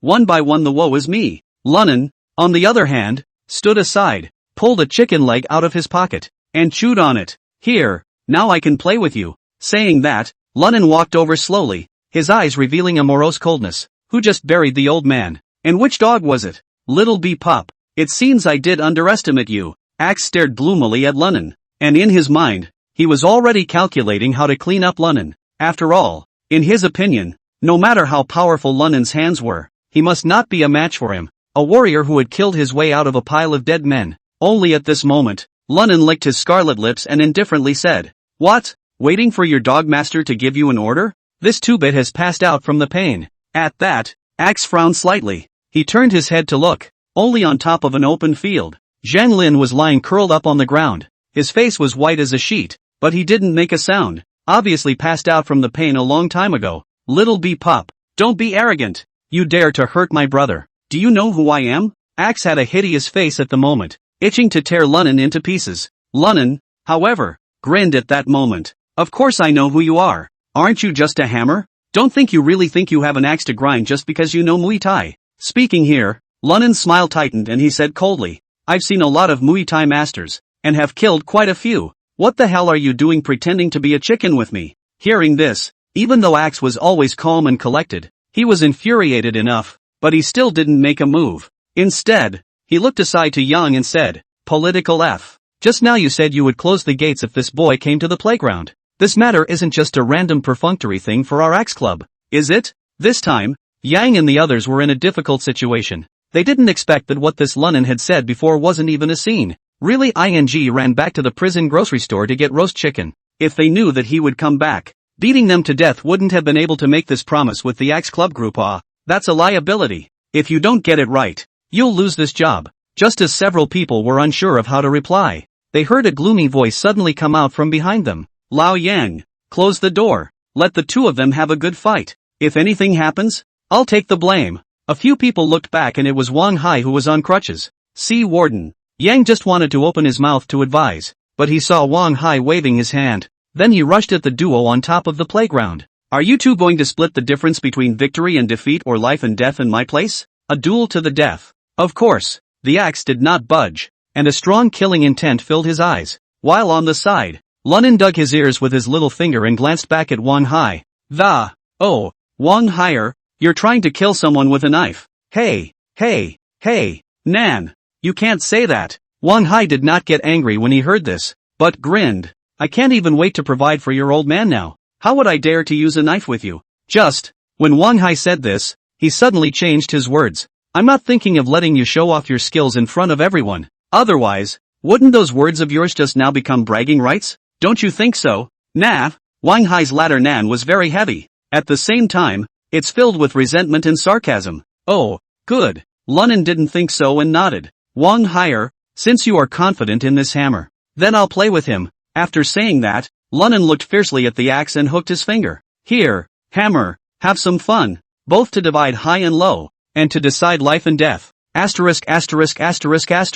Go to hell. As the words fell, the axe swung his arm violently, slamming hard into Lunan's head. Chapter 52. Only blue and violet left. It's a standard elbow strike with a knee strike. Extremely fast. Extremely difficult angle. If it were the rest of the people, they would have been unable to avoid it and could only resist it. It was just a pity that the person he ran into was Lunan. Especially if it's still drunk and full of fire. Lunan. Bang! Without the slightest fear, Lunan stretched out his left hand and blocked the axe's attack before kicking out his right foot in a lightning-fast manner. Bang! In an instant, the two men traded blows, only to hear a muffled sound. The two elbows and knees connected. Surprisingly indistinguishable. Little B Pop is a bit more powerful than just now, but it's not enough. Axe's eyes were cold to the bone. Immediately afterward, he saw him violently raise his foot and viciously kick towards Lunan's crotch. The kick was sharp and hard. If you get hit, I'm afraid you'll lose half your life. However, just when everyone thought Lunan couldn't dodge it, he dodged violently,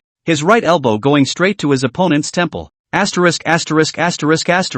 Axe cursed angrily and had to retract his attack, retreating backwards. Oh, hammer, you're not so great at these two, Lunan teased. I thought how strong it was. The whole thing was no red, orange, yellow, green or green, only of blue and purple. Asshole, how dare you call me a basket case? Axe was shaking with anger and growled through gritted teeth. I'm not a ing Axe if I don't crack your balls today. The words were spoken, and Axe swung his fist violently forward again. It's you that I'm scolding, you blue violet. Seeing this, Lunan didn't hesitate and directly met him with a cold smile. Bang, bang, bang, bang, bang, bang, bang. The two of them fought fiercely, fighting like wild beasts, ferocious to the extreme. The surrounding prisoners, as well as the correctional officers, all revealed shocked expressions when they saw this. And Wang Hai, who was smoking a cigarette, was even more shocked. You know, he knew the ferocity of the axe well. This guy has been operating around Yunnan and Burma,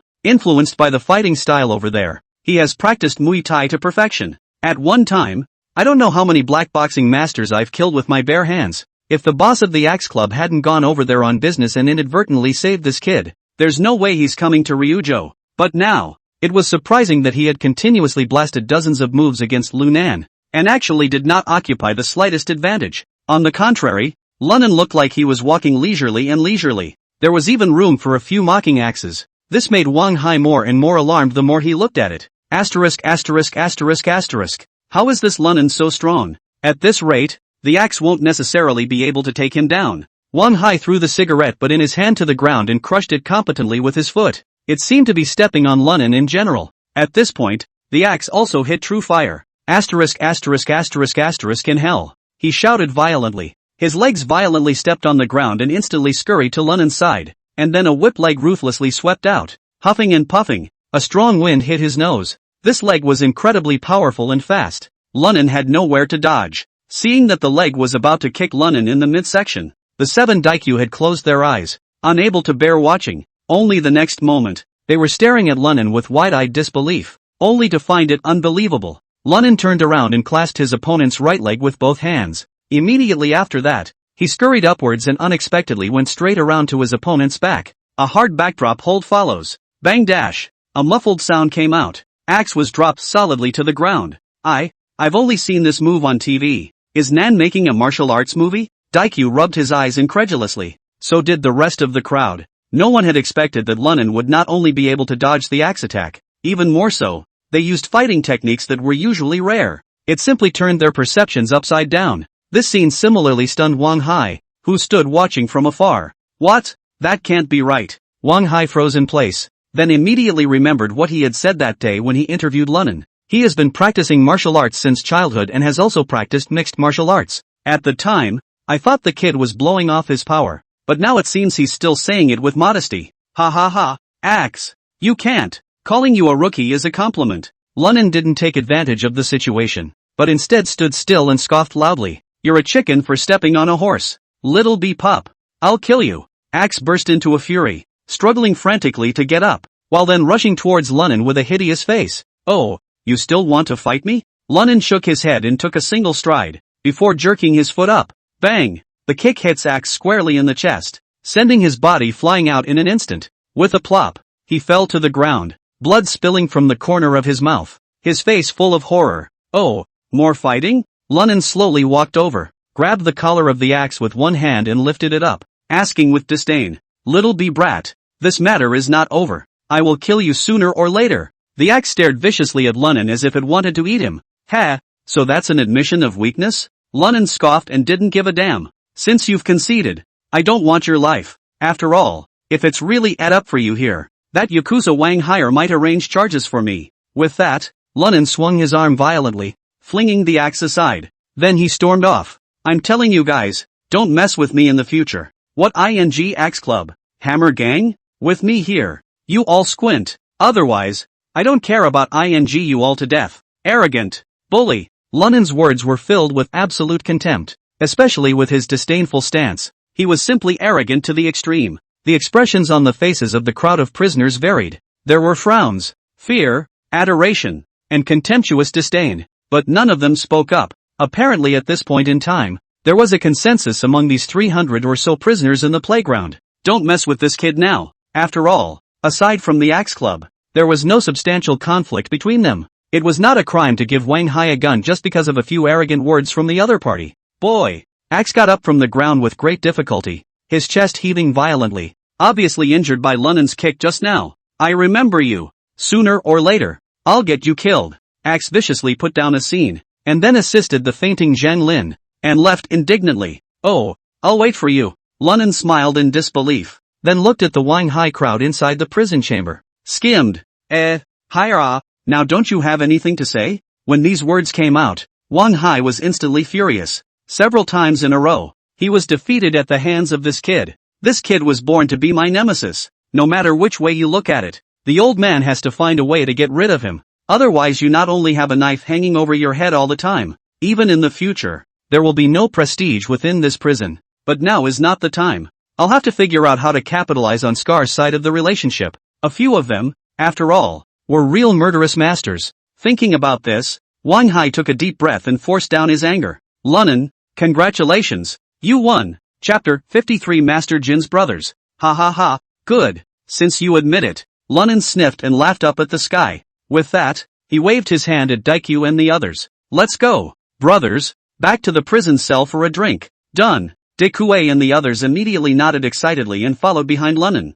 Wang Hai looked at the arrogant few with a gloomy face. In his mind, he was calculating how to utilize these guys first, and subsequently get them killed. Lunnan, who had everything caught in his eyes, was revealing an intriguing smile. By doing so now, he could be said to have ruthlessly slapped Wang Hai's face in front of a crowd of prisoners as well as the correctional officers. This kid is connected to Scar and the people behind them. Categorically, he wouldn't let himself off the hook like that, and go to Scar on your own initiative. Might as well have this kid come over to himself. That way, the initiative is in my hands. All that's left is how to turn that kid. Wang Hire, this time, I'll make sure you steal the chicken. Hey, old me, in my last life, I was familiar with the White Nine and their team. Thinking of this, Lunnan once again resumed his dangling appearance and walked straight towards the prison cell. At the same time, Wang Hai rushed to a young man wearing glasses in the distance and made a wink. With that, he turned and walked back to his office. Nan, you're amazing. As soon as he returned to the prison cell,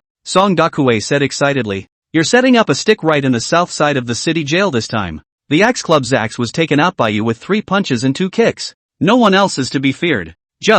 I heard that Axe Guy is the #1 fighter in the Axe Society. But in front of Nan, it's simply not worth mentioning. Listening to the rainbow farts of the crowd, Lunnan smiled and waved his hand and, I'm just casually playing with them. Damn, the tiger is not powerful. Treating me like a sick cat. I've had enough of them for a while. With that, he sat down on the bunk and crossed his legs, fished out a cigarette, and took it in his mouth. Seeing this, Song Dakue hurriedly took out a match and lit it for him. Compliments followed. Brother Nan, tomorrow is the internal fighting selection. You'll come out on top this time. When the time comes to commute the sentence or whatever, it won't be bad. Lunami took a drag on her cigarette before shaking her head and, I'm not going to that tryout tomorrow. Ha! Hearing Lunnan say that, Daikyu was stunned for a moment. Nan, why don't you join us? You'll definitely take first place this time. You know, Axe is in our prison and would have been the favorite to win the title. After letting you beat up like that today, I'm guessing the others will have to lose you in the air.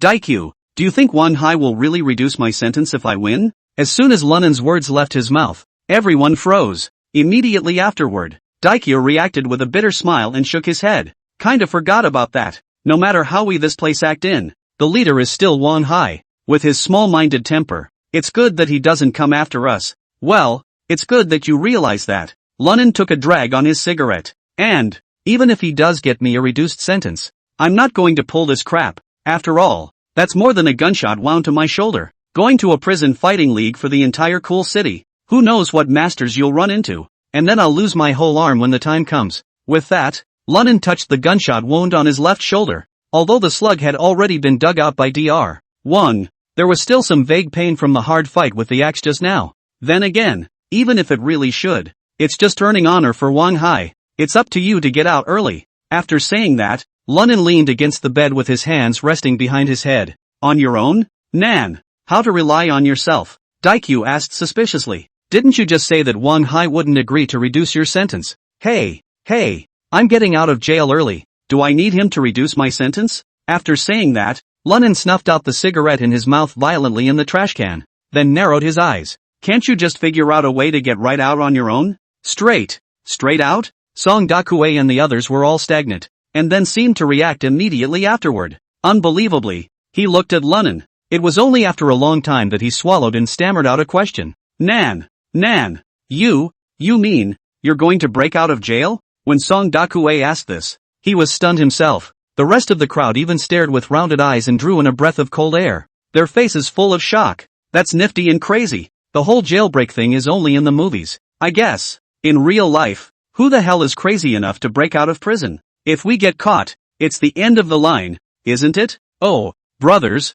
if I may say so, I have that in mind. What are you guys going to do about it? Saying that, Lunnan's eyes were like knives as he looked at the Dakue several people. Daikyu several people were instantly dumbfounded. A moment later, Daikyu was the first to respond. And, holy, are you really planning to break out of prison? Nav, can you take a few of us with you? Yes. Nan, can you take us with you? That's right. Nan, you are definitely the only one a few of us look up to. Spicy each bees, just beat a mountain donkey, to be sentenced to so many years. Really not willing to As Daikyu's words fell, the others responded. They've wanted to get out of this hellhole for a long time. After all, no matter how self-contained it is here, it's not as good as the flowery world outside. What's more, this place is full of a bunch of brown guys. Not even a pussy. How does that make them suffer? Lunnan smiled slightly and slowly stood up. Okay, I'll mull this over. Let's see how it goes. When he finished speaking, Lunnan's face became grave as he swept past the faces of the Daikyu several people.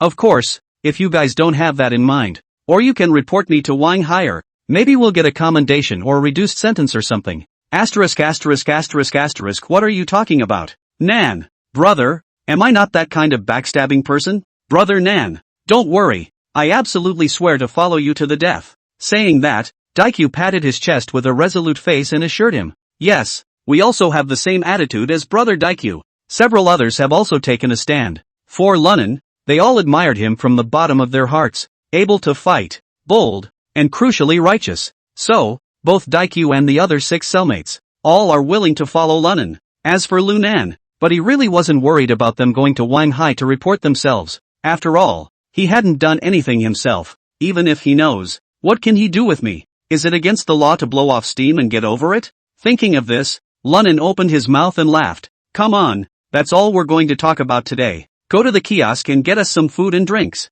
Anything else? Wait until after tomorrow's tryouts. Ha ha, brother Nan. This is just right. Don't get drunk tonight. With that, the group was going to go to the prison kiosk and get something, but as soon as he left the prison door, Lu Nan couldn't help but be stunned. Only a burly man was standing in his doorway, staring at the lot of them dead in the face. This man Lunnan has seen. It was at that time when he was acting with a few of Daikyu's men in the dining hall. Other than Scar, the only other guy who wasn't watching. Before he could open his mouth to inquire, he heard the burly man say, Lunnan, my name is Li Dong. I'm Master Jin's brother. Chapter 54. Li Dong? Lunnan couldn't help but frown when he heard the burly man say that. I haven't seen you at Old Kim's? Li Dong grinned. Oh, Master Jin is usually very busy, and I'm just in charge of his security, rarely showing up. What's more, you haven't known Master Jin for long. It's not surprising that you haven't seen me. Oh, Lunnan nodded. Then looking around again and not realizing anyone else, he asked, I say brother, what do you want to see me about? At this moment, Li Dong was standing at the door, obviously waiting for himself. Ah, yes. I'd like you to participate in the internal fighting tryouts tomorrow. Li Dong opened the door. I'll meet you in the first match, and I'll lose to you on my own accord then. Hearing him say that, Lunnan couldn't help but be confused for a moment. Mudbloods. This one is out of his mind, isn't he? I can't believe that I'm even offering to give away my head? And, why do you want me to defeat you? Then go and defeat someone else, and end up being a gun for Wang Hire? I'm not sick and fed up? After mentally cursing, Lunnan shrugged his left shoulder and, excuse me, I still have a gunshot wound. Won't take part in this boring contest. With that, Lunnan led Dakue and the others to leave. Lunnan, you have to participate in this match. Li Dong suddenly took a step across and blocked the path of several people. Lu Nan raised an eyebrow at Li Dong and faintly said, what do you mean by that? Are you still going to force me to participate? Nice. Li Dong nodded and then explained. Wang Hai approached me just now. Let me step in and finish you off right now. That's why there's no one here but me. Upon hearing this, the 7 members of Dakue instantly stepped forward and blocked Lu Nan behind them. Lunnan, on the other hand, narrowed his eyes and patted Daikyu on the shoulder, signaling him to take it easy. Then he looked up at Li Dong Dao. And then what? Li Dong was silent for a moment and then said, Wan Hai doesn't know about your relationship with Master Jin, so I'm going to go back now and deal with him. Let's just say there's a lot of you guys and I'm not 100% on taking me out on you. I will then suggest to him that he the ring tomorrow misses and gets you in. That won't draw suspicion. Oh, so that's it. Lunnan nodded in realization. Then tomorrow you lose to me on purpose. Even if Wang Hai wants to trouble you again, he has to consider the repercussions. In the meantime, I'll be able to stay alive? Well, that's what I plan to do. Li Dong nodded without hesitation. Lunnan sighed softly and shook his head. I'm sorry, but as good as your plan is, but I just can't do it, because I've decided not to participate in this audition. Why? Li Dong raised an eyebrow. Judging by the state you were in just now against Battle Axe, the gunshot wound on your left shoulder doesn't affect you that much. Well, Lunnan reached out and touched his left shoulder, then spoke. The gunshot wound really doesn't bother me, just a more serious bruise. Then why don't you participate? Li Dong couldn't wait to interrupt. If you don't agree to my proposal, Wang Hai will still let me find a chance to finish you off. We'll all be in a difficult situation. Because of your relationship with Master Jin, there's no way I can really put my hands on you. But if I can't fulfill Wang Hai's mission, he will definitely target me. I'm not as powerful as you. Daring to fight the Sea Warden hard. After Li Dong finished saying this with a face full of gravity, he stared at Lu Nan with a burning gaze. And after hearing Li Dong's words, Lunnan suddenly smiled. Does Master Kim have nothing to say to me? Hearing this, Li Dong could not help but be stunned. He hadn't expected the other man to think so outside the box. It took a moment of silence before he spoke. Master Jin told me to tell you that everything is fine out there. Speaking here, Li Dong couldn't help but pause, his brows following with a slight frown. What? Is there anything else you can't say? Seeing this expression on his face, Lunnan asked curiously. There's also a strange quote. Leiden said hesitantly. Lunnan froze. What words? Li Dong hesitated for a moment before speaking. Master Kim also said that the legendary King Chopper cannot be trusted. Hearing this, Lunnan was also stunned. What kind of nonsense? Legendary King Chopper? What the hell, legendary Chopper King? Li Dong shook his head. In short, those are the words. Specifically, I'm not sure. Okay, thanks for passing it on. I know. Lunnan nodded. then said, "Since you're Master Jin's brother, I can't make things difficult for you, then I'll agree to your offer." Hearing him do so, Li Dong could not help but reveal a hint of a smile. "That's good. Even if I lose to you tomorrow, Wang Hai won't say much." Don't be happy yet." Lunan waved his hand. "In that case, you go back and talk to Wang Hai. While I have agreed to your challenge, there is a caveat. It is you who can challenge me only after you have defeated everyone. In that case, you lose to me on purpose, and I'll be the champion. There's no need to continue the game in the back. Otherwise, it'll be us in the first fight, and after I'm done with you, I'll have a bunch of people behind me. I'm tired of being tired. Is it okay if I arrange it this way?" Lunan looked at him and smiled. "But if you're not confident you can take them all." Li Dong nodded with an air of entitlement. "Don't worry, with this group of mongrels, they won't be able to stop me. Only that axe I'm slightly leery of. But today it was you who struck and wounded. Tomorrow, I'll take all those things down and challenge you at the end." "Touché, then it's a deal." Lunan grinned. "Then go ahead and report to Wang Hai. We brothers are out skating too." With that, Lunan took a step toward the kiosk. Looking at his fading back, Li Dong deeply exhaled a mouthful of turbid air. At the same time, a sinister expression was spat out in his eyes.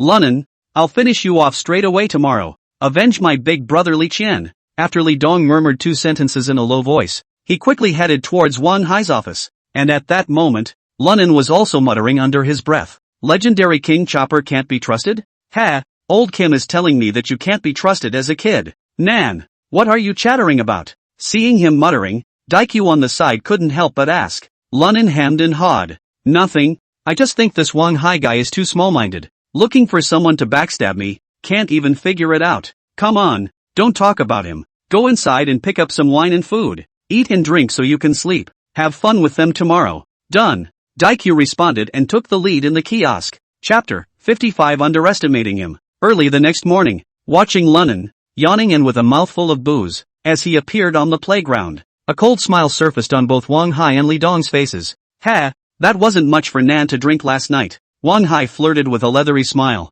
"That was a must. Beating up some ungrateful guys, and Ed over something that thinks it's pretty awesome. Can we not celebrate with a drink?" Although Lunan had a tired face, his mouth didn't let up at all. "Besides, that kiosk is your deal. We spent hundreds just on those things a couple of us bought yesterday. Even for a nightclub, that's not the price. You're not adjusting prices here as well. That's a little too dark, isn't it?" "Ugh, it can't be helped." Wang Hai sighed with a feigned sigh. "Things are rare. This place would be better if someone as enlightened as me hadn't come over as warden. Where can there be so much eating and drinking? Besides, I'm taking a lot of risks here to improve your lives. If you think it's too expensive, you don't have to buy it. After all, it still doesn't cost anything for the cabbage bangers and potato stew provided by the cafeteria." Hearing this, Lunan nearly broke into a fit of rage, but also knew that there was nothing wrong with what Wang Hai said. All right. Lunan rubbed his head with a pang of annoyance. "Damn, I'm not that bad." Lunan skimmed his lips and lazily said, "I'd better go and see what all the fuss is about." With that, he rested his hands behind his head and led the 7 Daikyu towards the center of the playground. "Grass, little bee-pup, let you be arrogant for a while first." Wang Hai cursed hatefully and then whispered to Li Dong who was beside him. "When you challenge him, just beat him to a half-crippled state. Can't take his life when I'm not sure if he's got a pickup outside." "I know." Although Li Dong agreed on the surface, but in his heart, he had long ago sentenced Lunan to death. At that time, even if Wang Hai blamed it, he only had to say that he didn't control the strength. Lousy fought for Jin Sangui for so long in underground black boxing. I don't believe I can't get rid of him. Thinking of this, a dangerous chill flashed in Li Dong's eyes as well. On the other hand, Lunan had already arrived at the audience. The so-called auditorium is a group of inmates sitting on their knees around an empty space. After he and Daikyu had settled into their positions, a glance swept over them and they were instantly happy. I didn't expect Zhang Lin and Axe to both appear among the audience as well. Damn, those things are tough. All let me beat into that bee. Still come to join in the fun? I'm not afraid to die with a crash. At this moment, Zhang Lin and Axe had also noticed Lunan's gaze. Both of them glared at him. If the gaze could kill, Lunan thought that he would have been dead already. Seeing their unfriendly eyes, Lunan wasn't spoiling for a fight either, and directly raised his middle finger at the duo, then sneered. You guys, you're looking at your mom next door. Look at the eyeballs again and I'll gouge them out for you to use as a cannon to step on. I don't know what's going on. Axe sniffed and became furious. He just wanted to get up, but Zhang Lin yanked him back. Axe, calm down. Lunin can't get better today. Axe gritted his teeth. That kid dared to humiliate us like that. I'm going to kill him with my own hands. Zhang Lin shook his head. There's no rush. This kid can't bounce around for long. Today we'll watch the play. Wang Hai will definitely have an arrangement. Asterisk asterisk asterisk asterisk mudblood. Looks like it didn't convince you guys. Before Zhang Lin, who was planning to put things to rest, could finish his sentence, Lunin had unexpectedly scurried over. Immediately afterward, a punch was thrown at Zhang Lin's face. Asterisk asterisk asterisk asterisk. Him to death next door. Seeing this, Axe immediately roared out in anger. The other punks around him saw this and pounced on them. Bang! Bang! Bang! In an instant, the muffled sound of fists and kicks met, and in just a few seconds, the mournful screams resounded throughout the entire playground. Ah! My arm is broken. Help me! Help me! Grass! My back seems to be broken. Don't kick the crotch, you mother asterisk asterisk asterisk asterisk Ah! Help! Inside the originally hot competition venue, it instantly became chaotic. Only 10 or so of the Axe Club's gangsters were lying horizontally on the ground and wailing. A bunch of dumbasses. And they're learning to pick fights. In hell. It won't count if I don't beat the out of you, Lunin said as he looked at Zhang Lin, who was not seriously injured, as well as Axe. What about you two? Why don't you dare to go on after pretending? Lunin arrogantly dug his nose, then flicked it at the duo. The cursed next door. You two are nothing but pussy rats. Asterisk asterisk asterisk asterisk Mudmalunin. Today I have to get you killed. As the words fell, Axe tried to step forward. Bang! But just then, a gunshot silenced the entire chaotic playground. Whoever moves, kill him. Wang Hai's angry voice spread throughout the playground. Lunin, aren't you a little too race-faced? Seeing Wang Hai's constantly twitching face muscles, Lunin knew that he was truly anxious. There's nothing wrong with that when you think about it. I've given Wang Hai, the pussy, a hard enough time myself this while. Now that he had intentionally or unintentionally sabotaged some of his plans, it would be strange for him not to be anxious. Thinking of this, Lunin grinned extremely smartly. Oh, Warden Hai, just now I was just warming up the crowd before the match. Inner one, why are you still excited? Hearing this, Wang Hai took a deep breath and tried his best to suppress his anger. At the same time, he said coldly, to fight a little while to go up and fight. It's no fun when you do that. Yes, yes, yes, Warden Hai. You said it. Lunin hurriedly compensated with a smile, his heart secretly happy. He just deliberately pissed off Wang Hai, and in the process cleaned up the Axe Club again. There's no point in continuing to play it safe now that the objective has been achieved. As expected, seeing Lunin groveling so much, Wang Hai seemed to gain a brief moment of satisfaction during this time. Nodded. Alright, in that case, get your ass in gear. The game is about to start. Touché. Sit down. Sit down. Lunin pompously clapped his hands and rushed to the crowd of dumbfounded prisoners. Damn. Didn't even hear what Warden Hay said? Why don't you sit down properly? When the crowd heard this, they hurriedly sat upright and stopped being playful. Seeing how cooperative Lunin was, Wang Hai was satisfied and nodded and said aloud. This fight is in a challenge elimination format. If you want to enter, just come up now. After winning, you can take a game off or choose to continue with the challenge, until there is no one to challenge. Finally, it's up to our panel of judges to sort out 1, 2, 3. Now the race is on. Who's first? As soon as Wang Hai's words fell, Li Dong was the first to walk to the center of the field. Then looking around the crowd, he said, I'll go first. Any of you challenge me? After saying that, Li Dong stood still with a cocky expression. I'll do it. A stocky boy jumped out of the crowd. With that, he walked over to Li Dong and drank in a deep voice. Li Dong, I've been seeing you for a long time.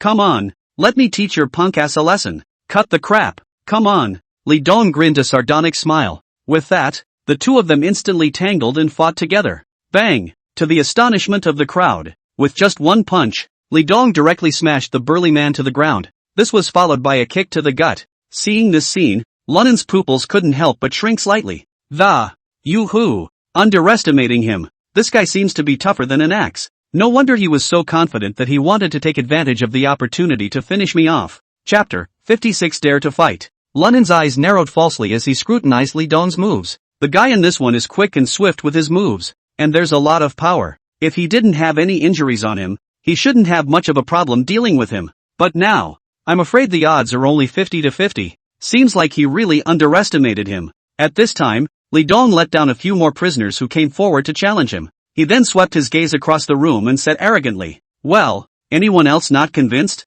At this moment, Li Dong was extremely arrogant, even with a strong hint of contempt. Seeing his face, everyone's eyes focused on Lunnan. After all, the scene where he dried to the axe yesterday was still fresh in his mind. At this point, it didn't make sense for him not to go up and fight for a hand. "Oh, what are you looking at me for, J8? Lunnan leaned against Daikyu's body and said tiredly to Li Dong, "I drank too much yesterday and I haven't gotten over it yet. If you're feeling unopposed, do a set on the playground. When I feel the booze has worn off, I might point you in the right direction." Everyone burst out laughing when they heard Lunnan say that. Li Dong, on the other hand, frowned. Obviously it has been agreed. This forced to raise Lunnan how to backtrack? Did he find out about me and Wang Hai? Can't. Lunnan couldn't have known about our calculations. So what could it be because of? Just as Li Dong was thinking about it, the crowd's murmurs were loud, and as if Lunnan was deaf, he was completely unaffected by the sounds. Hey, I guess that mountain gun of an axe won't be able to take the excitement anytime soon, will he? It is good for me stamina to have him consume the Li Dong net first. Thinking of this, Lunnan was even more old-fashioned as he looked at the field without any movement. As expected, as the crowd murmured louder and louder, Axe couldn't take the invisible disdain any longer. Who in the city south prison didn't know the power of his axe before he fought Lunnan? But this newcomer had defeated him lightly, causing him to lose face. Now actually even this trash, Li Dong, dared to ride on his head too and piss? This is absolutely unforgivable. Asterisk asterisk asterisk asterisk Nima. You're so arrogant. Axe hissed furiously and directly stood up, rushing towards Li Dong in the field, a punch towards his cheek. His movements were fast and furious, and Li Dong also noticed the axe that came out of nowhere. Immediately he frowned. He didn't expect the bastard to suddenly rush at him like he was crazy. But the reaction wasn't slow. It was seen that Li Dong's body was violently sidestepped while he simultaneously threw a punch. Bang! There was a crunch, and the two of them were evenly matched against each other on the spot. A fight ensued immediately afterward. Lunnan, on the other hand, was carefully watching Li Dong's moves from the stage, seemingly looking for any breaks in them. Nan! This Li Dong's kung fu is not weak. Old Kwai whispered to Lu Nan. You're injured. What are you going to do in a while? Hey, of course it's fun to watch, Lunnan said absently. Competitions like this one are obviously that Wang Hai well prepared for me by. If I go up and fight with them for any first place, won't I be treated like a monkey by the other side? Hearing Lunnan say this, Old Kwai could not help but be slightly stunned, and asked tentatively, What? You're not competing? Participate, but not for first place. Instead, have an exhibition match. Showmanship? Old Kwai looked at Lunnan with uncertainty. Oh, Old Kwai brother, just wait for the show. The corner of Lunnan's mouth sketched out an evil arc. I promise, this match will be so good, so exciting that you won't be able to bear to watch it. Oh, hearing this, the Old Kwai narrowed his eyes slightly and couldn't help but show a hint of interest. Hey, I'll give them a big surprise later.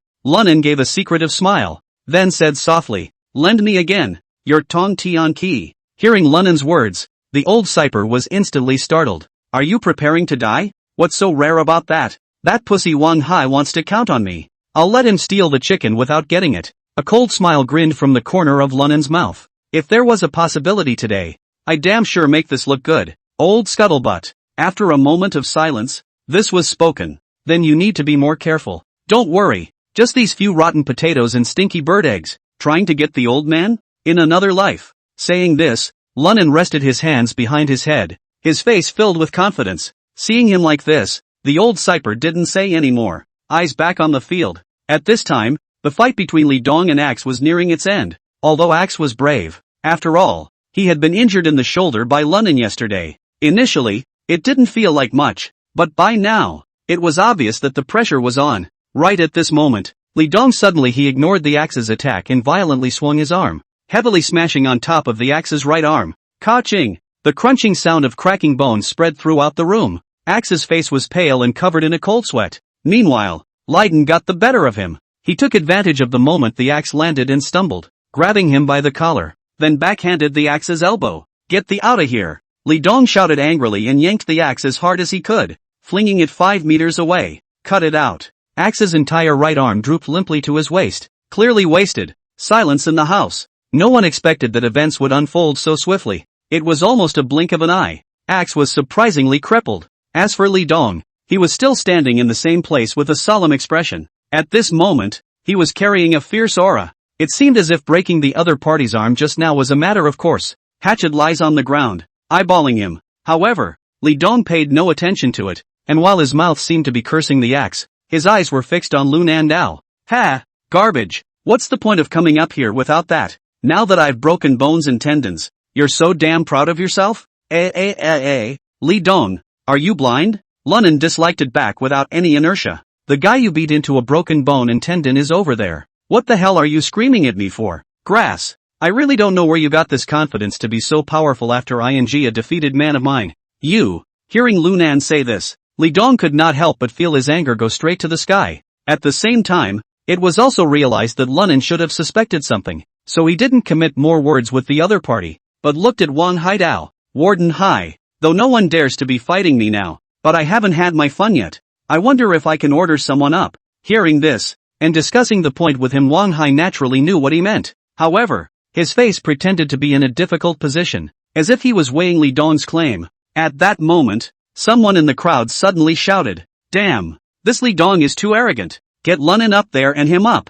This voice was like lighting a hornet's nest, and all the prisoners yelled, "Yes! Get Lunan up there to teach him a lesson. Get Lunan up there and him up. Lunan! Lunan! Lunan!" Finally, all of them began to call out Lunan's name. As if this scene had been rehearsed beforehand, their adoration for Lunan had reached a blinding level. At this moment, the corner of Wang Hai's mouth traced an evil arc as he looked towards Li Dongdao. "Since no one has any objections, you can pick the opponent of your choice." Hearing this, Li Dong rushed to Wang Hai to thank him and bowed. Then his eyes burned as he looked at Lunan. "Lunan, I'm going to challenge you. Do you dare to fight?" Chapter 57 Tripartite Contracts. Hearing Li Dong say this, the crowd of prisoners cried out even more. Lunan's name was bellowed out by them with a roar, as if it was going to topple the roof of the entire City South prison. And Lunan didn't get up first. Instead, he muttered something in the old scullery's ear. He then patted him on the shoulder before slowly rising. The crowd thought that he was preparing to go up to the ring to teach Li Dong a lesson,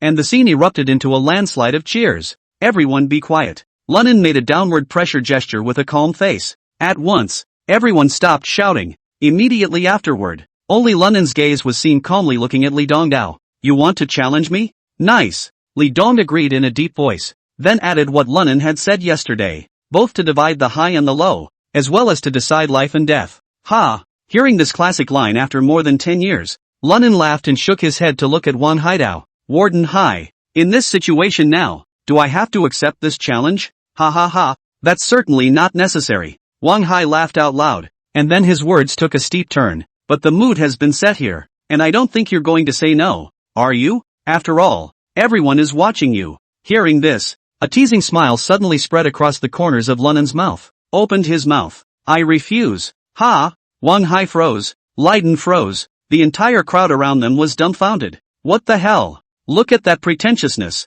Shouldn't you be on the field right now? What's with the rejection?" And Wang Hai and Li Dong looked at each other with the same dumbfounded expression. This is different from the script that was discussed yesterday. At this moment, seeing Lunan smile, Wang Hai only felt his head buzzing, not because of anything else, totally pissed off by this calf. In hell, this little pup definitely did it on purpose. He is purposely trying to embarrass me. Wang Hai's body trembled with anger, and the strong man asked with gritted teeth, "Why don't you want to play?" Lunan shrugged his shoulders. "Look, my shoulder was injured by you, Warden Hai, so I'm not fit to continue moving. Besides, the food's been worse lately. What's the point of going up there and ripping him off when you're not fit either?" Hearing this, Wang Hai almost spurted blood. "Nima, you think the food's bad? And TM bad fitness? Dazzled 2 big roasted chickens yesterday, and beat Axe and Zhang Lin into 3 grandchildren. In the evening, I heard that with Song Daeq and the others. They had this meal and drink with beer and bread.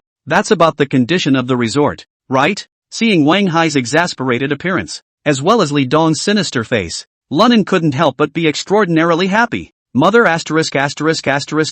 her, I'll if you two want me to? Wouldn't that make old me too undignified? Warden Hai, I don't think I'm really physically up to it. If I were to make a move, I'm afraid I wouldn't have the guts to kill someone, so let's call it a day." Hearing him say that, Wang Hai couldn't help but have his forehead veins rippling, but then immediately afterward, he froze. After a long moment, a somewhat confused question. "You say you're physically unable to. I'm afraid I'll kill someone if I don't hit them hard enough." "Ah, yes." Lunan nodded rightfully. Wang Hai, on the other hand, was filled with black lines, and his heart simply beeped. Aren't those two ing sentences contradictory? Oh, Warden hi. Just because I'm sick. So if you go on the field and make a move, it's bound to be a killing move. In case there's a slip-up and Brother Lee Dong is killed, it'll be troublesome. Lunan explained nonchalantly. When the time comes, it's not likely that even you will follow the melon fishing. I think it's better to leave it alone.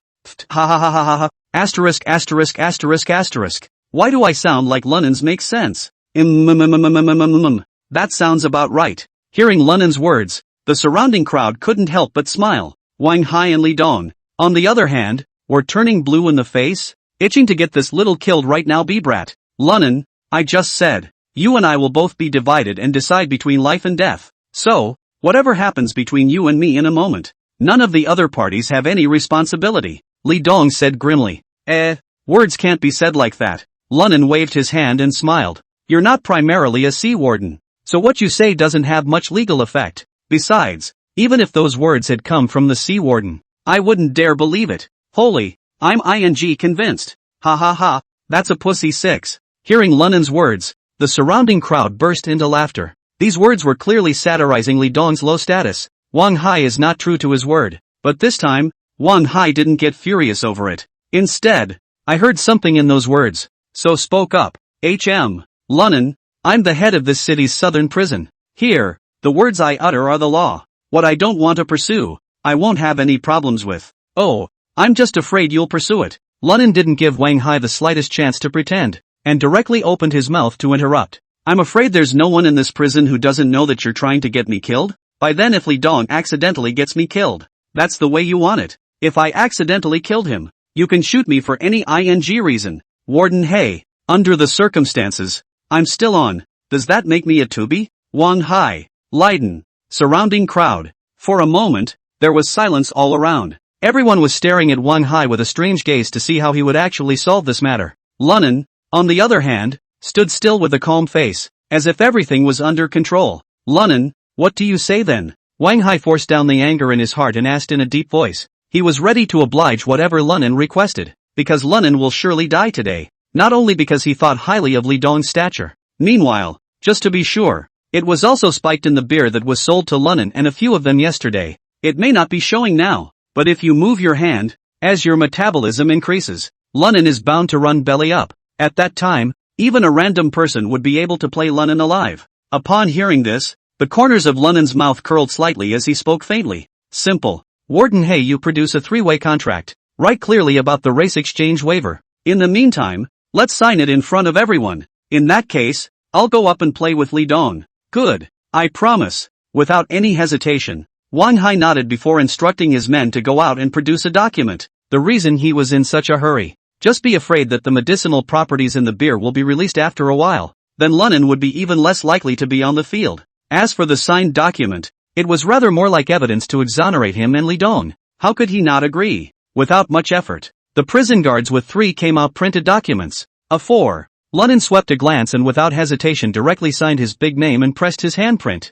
Wang Hai and Li Dong have done the same. After everything was done, Wang Hai hurriedly and sorrowfully urged, Lunan, can you come on now? Chapter 58. Wang Hai's tone was cold to the core. Lunan, however, smiled and shook his head. Don't, Warden hey, I have a small request attached. Wang Hai's brows furrowed. His patience was about to run out and he drank coldly. Say, Lunan unconcernedly dug his ears with his little finger and said lazily, a big shot like me, why shouldn't there be a little appearance fee? You get me 10,000 in commissary vouchers first. Either that, or I'm not going to fight in this match. At those words, Wang Hai almost spat out blood and his cheeks twitched, but for the sake of being able to get Lunan to hurry up and get Li Dong killed, it was only through gritted teeth. Yes. After saying that, Wang Hai took a bunch of stamped from the hands of a prison guard white notes and threw them fiercely to Lunan. Lunan wasn't polite either, reaching out to grab those vouchers and stuffing them into his pocket with a smile. Then he lifted his leg and walked towards Li Dong.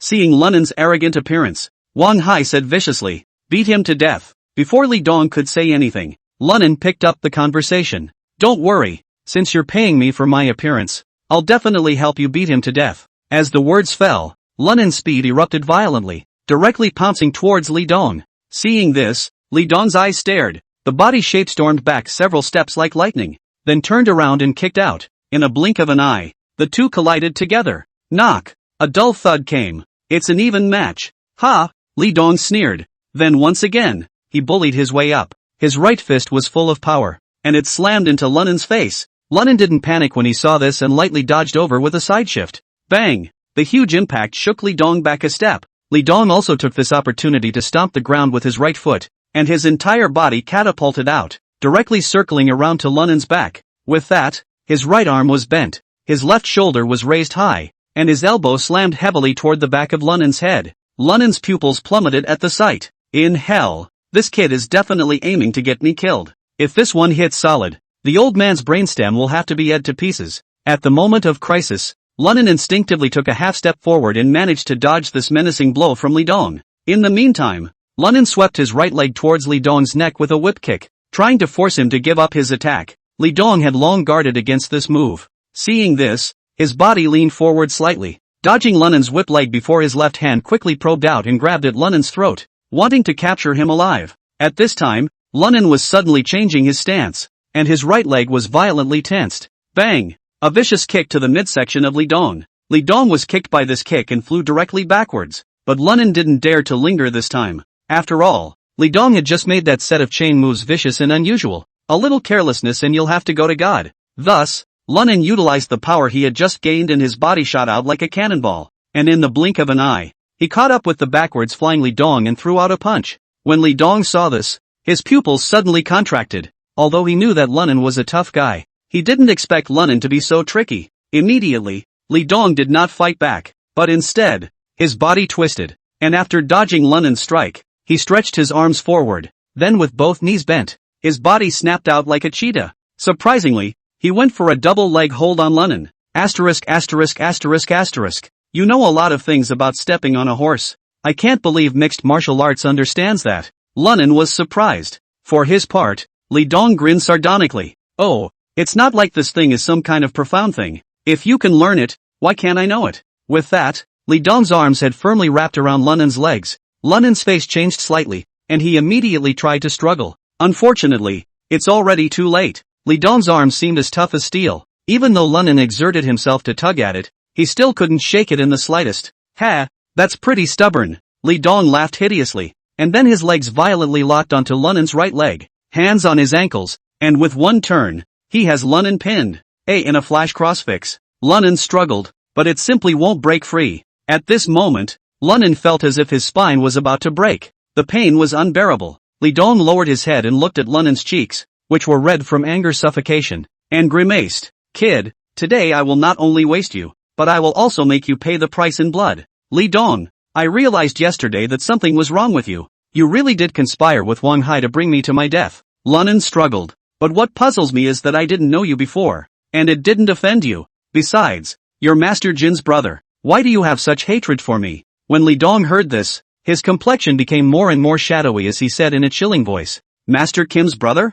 Master Kim counts as a J8? At this point, Li Dong was self-conscious that he had already won, and was not at all worried about the possibility of Lunen flipping, so there was no hurry to twist his right leg. Instead, he said viciously, I'll tell you why I'm going to get you killed, because my last name is Li. Li before Li. Hearing this, Lunen first froze, then reacted violently. *********. You're that creep's brother? I'll you up. Li Dong sniffed and became furious, his eyes glaring round and his hand slightly exerting force. All Lunen felt was a stabbing pain in his ankle. Who are you cursing? Li Dong roared angrily. Li Qian is my big brother. My own big brother. ********* in hell. You're really that perverted thing's brother, aren't you? Without a hint of restraint, Lunen continued to curse. I told you, how we have no grievances. You have to kill me. So it is. You shut the up. Li Dong was burning with rage, his forehead veins popping as he gritted his teeth and asked, Lunen,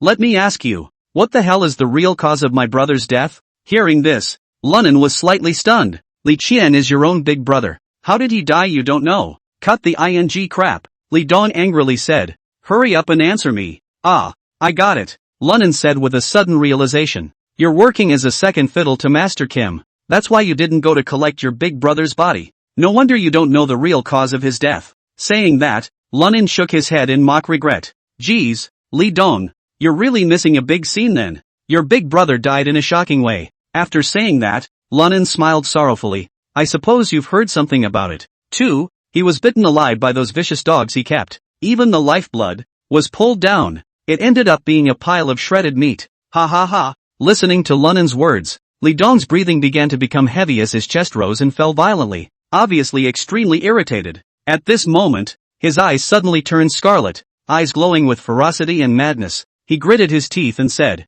"In that case, I'll break all your limbs into pieces, and then stomp on your life. Let you, too, become a pile of broken meat." With that said, Li Dong did not hold back any longer as his body violently exerted force, about to strangle Lunen's right leg. Chapter 59. Seeing Li Dong launching his force, Lunen followed suit and turned his body at the same time. Gulp! The two surprisingly rolled over together, and Lunen's right leg, intact. Asterisk asterisk asterisk asterisk in hell. Little master practiced mixed martial arts with my old man when he was 7. Would it be as bad as you, the scumbag? Trying to hang my legs. You're overthinking it. As the words fell, Lunen let out a cold snort, then lifted his left leg and kicked at Li Dong's abdomen. Bang! Due to the entanglement of the two, Li Dong was unable to dodge in time and was instantly hit in the small of the back. Asterisk asterisk asterisk asterisk. Taking the pain, Leiden's crossbody is also declared broken. Seeing this, Lunen hurriedly retracted his right leg and stood up with a carp,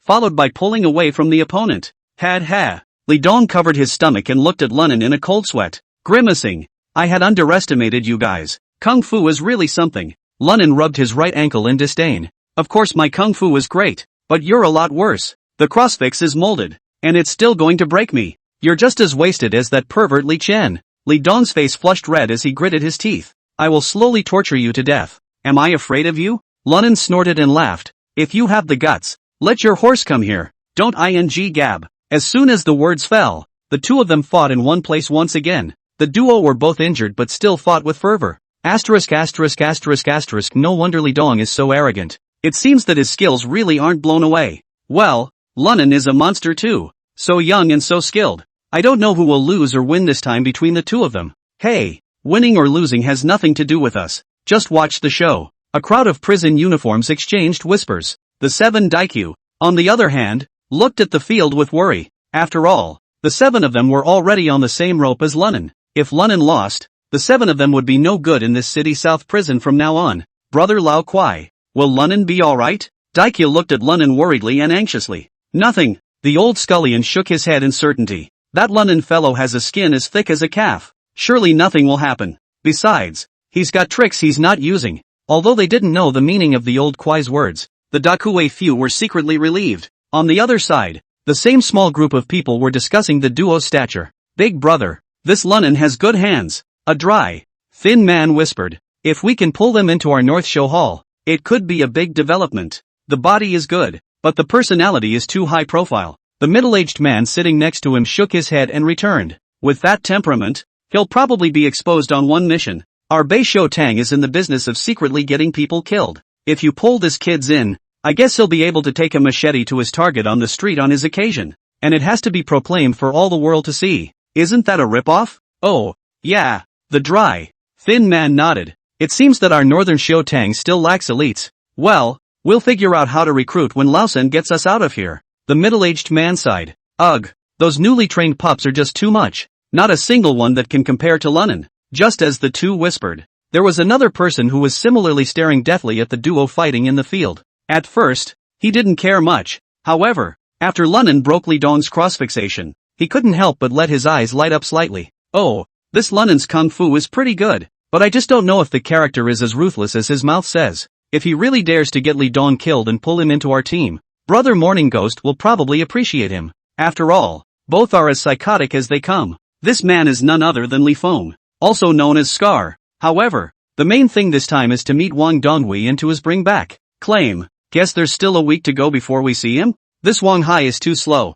Couldn't figure it out for the life of me. It's been suffocating the old man lately. There's not even a pussy around. When the old man gets out, he has to have a good time. As for this Lunen, let's talk about it when and if the time comes. Scar stroked his chin and muttered. And just then, in the middle of the field, the fight between Lunen and Li Dong still hadn't ended. Both of them fought with real fire, and their strikes became more and more vicious. It's either inserting an eye or pulling out a crotch. There wouldn't have been much action to watch anyway. However, due to Lunen's injury problems, Li Dong was clearly a bit stronger. Gradually, Lunen's fists began to show decadence. Seeing this, Li Dong burst out laughing. Ha ha ha, Lunen, aren't you so arrogant? Why are you acting like a dog now? I'm going to play you to death today. Oh, play me to death like a dog? Your big brother was played to death by a dog, Lunen said with an expressionless face. Upon hearing this, Li Dong immediately burst into a rage. Asterisk asterisk asterisk asterisk. Get dead. After saying that, Li Dong directly rushed up and a knee strike went straight to Lunen's crotch.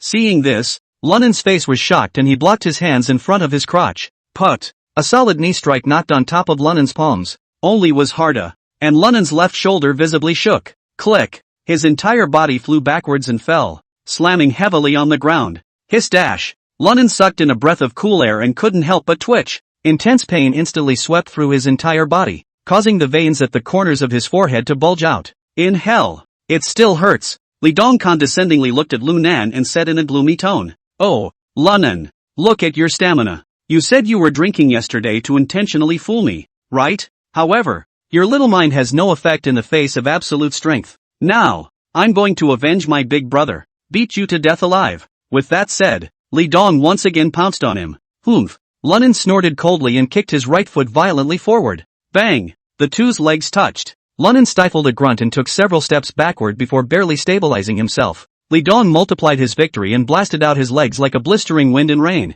Boom boom boom. A dense rain of kicks. With each footfall, Lunen's face turned pale. By the end of the day, Li Dong had forced Lunen to fight back with no room for maneuver. Ha ha ha, little cub be cub. I'll see how long you can last. Li Dong laughed rampantly, as if he had eaten Lunen. Meanwhile, Wang Hai, who was watching, was also clenching his fists in excitement. It was as if the person who was violently beating up Lunen was himself. All those days of stifling and anger have finally been relieved a bit. Huff, puff, puff. Lunen panted heavily, beads of bean-sized sweat sliding down the corners of his forehead. His muscles tensed and made ready for defense. Lunen, go to hell. Li Dong laughed fiercely and violently swung his leg again. He kicked the air with this one. Lunen's pupils shrunk slightly as he sidestepped and dodged out of the way. Just then, Li Dong surprisingly follows with a spinning low sweep that trips Lunen straight to the ground. Then one side of his body ambled after him. The right arm strangles towards Lunen's neck, ready to use the naked choke to strangle him alive.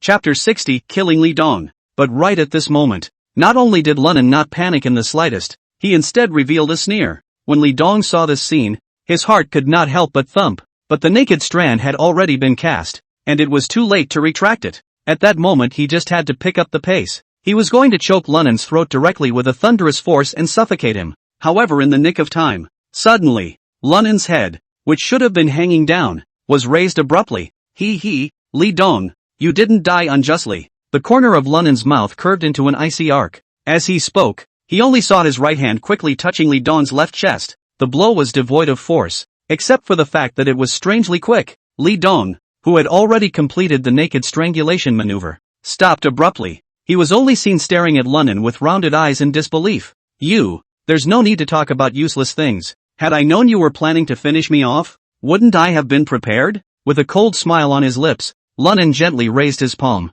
only to see that between his two fingers, he was actually holding a 3-inch long steel needle. It's the old quite key to the sky. At this moment, Li Dong's pupils dilated, not daring to look at that heavenly key with disbelief. His expression gradually turned hideous. It turns out that from start to finish, he was in someone else's reckoning. It turned out that Lunen's so-called show of weakness and admission of weakness just now was all an illusion. Lunen laughed coldly, his gaze sinister as he stared at Li Dong and continued. When you get down there, say hi to your perverted big brother for me. Tell him you're the one I sent down to be with him. 2. Li Dong's eyes rolled open and his lips opened and closed a few times, but nothing came out. In the end, it could only be reduced to a resigned whimper, but his eyes were still glaring at Lunen in death. Surprisingly, it's a dead giveaway. Oh, eyes so wide. Who are you scaring? Lunen muttered softly. I'm not a pussy. Scaring me won't help. After saying that, Lunen violently broke away from Li Dong's restraints and scurried out far away with a carp. Then,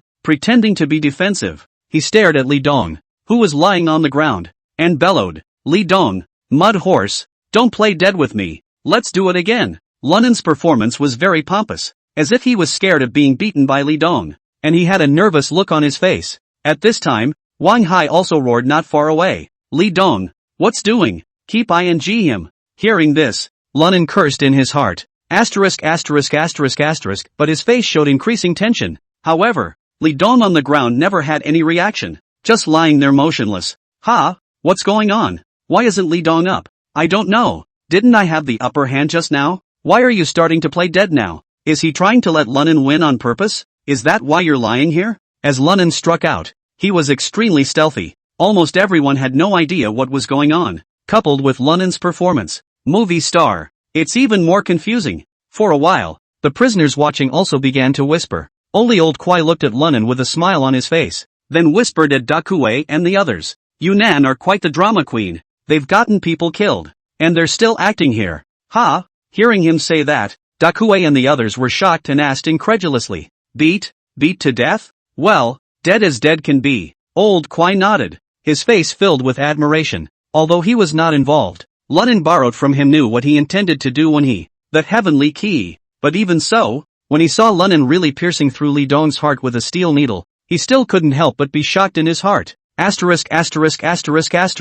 Nan is awesome. Daikyu and the others were instantly excited and wanted to run onto the field for a hard hug. Seeing Li Dong lying on the ground and remaining motionless, Wang Hai also realized that something was wrong. He hurriedly led the way toward the field. What's going on? Wang Hai frowned as he crouched on the ground to check Li Dong's injuries and realized that Li Dong had unexpectedly cut off his breathing. Li Dong is dead. Hearing Wang Hai say that, the entire playground exploded. Wang Hai, on the other hand, slowly stood up his form and looked at Lunan Dao. Lunan, what have you done?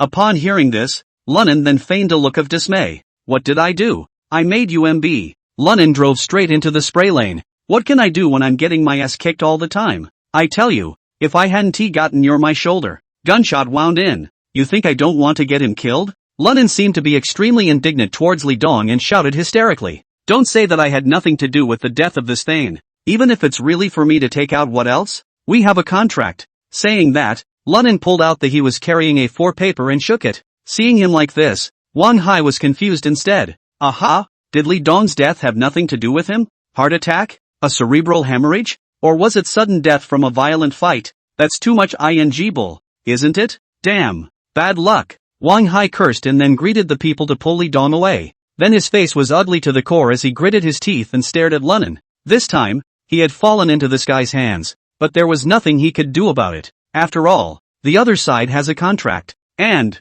in his own jurisdiction, Li Dong died. If he really used this as an excuse to clean up Lunan, he couldn't get away with it himself. It seems that the only way to do this is to make Li Dong an accident. Thinking of this, Wang Hai shouted at Yang. Old Yang, there's no need to get Dr. Wang to do an autopsy. If anyone asks, let's just say he was playing with his roommate at the event hide and seek and accidentally crashed and died. Yang froze and said with some doubt. What about the surveillance video? In case the people on the top might be in trouble if they check.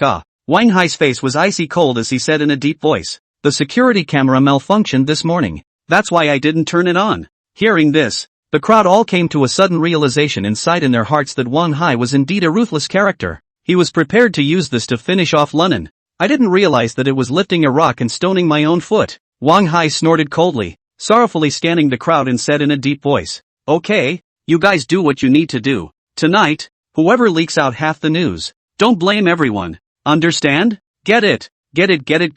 All the prisoners nodded their heads in unison. Wang Hai, on the other hand, looked back into the field and looked at Lunan with extreme reluctance.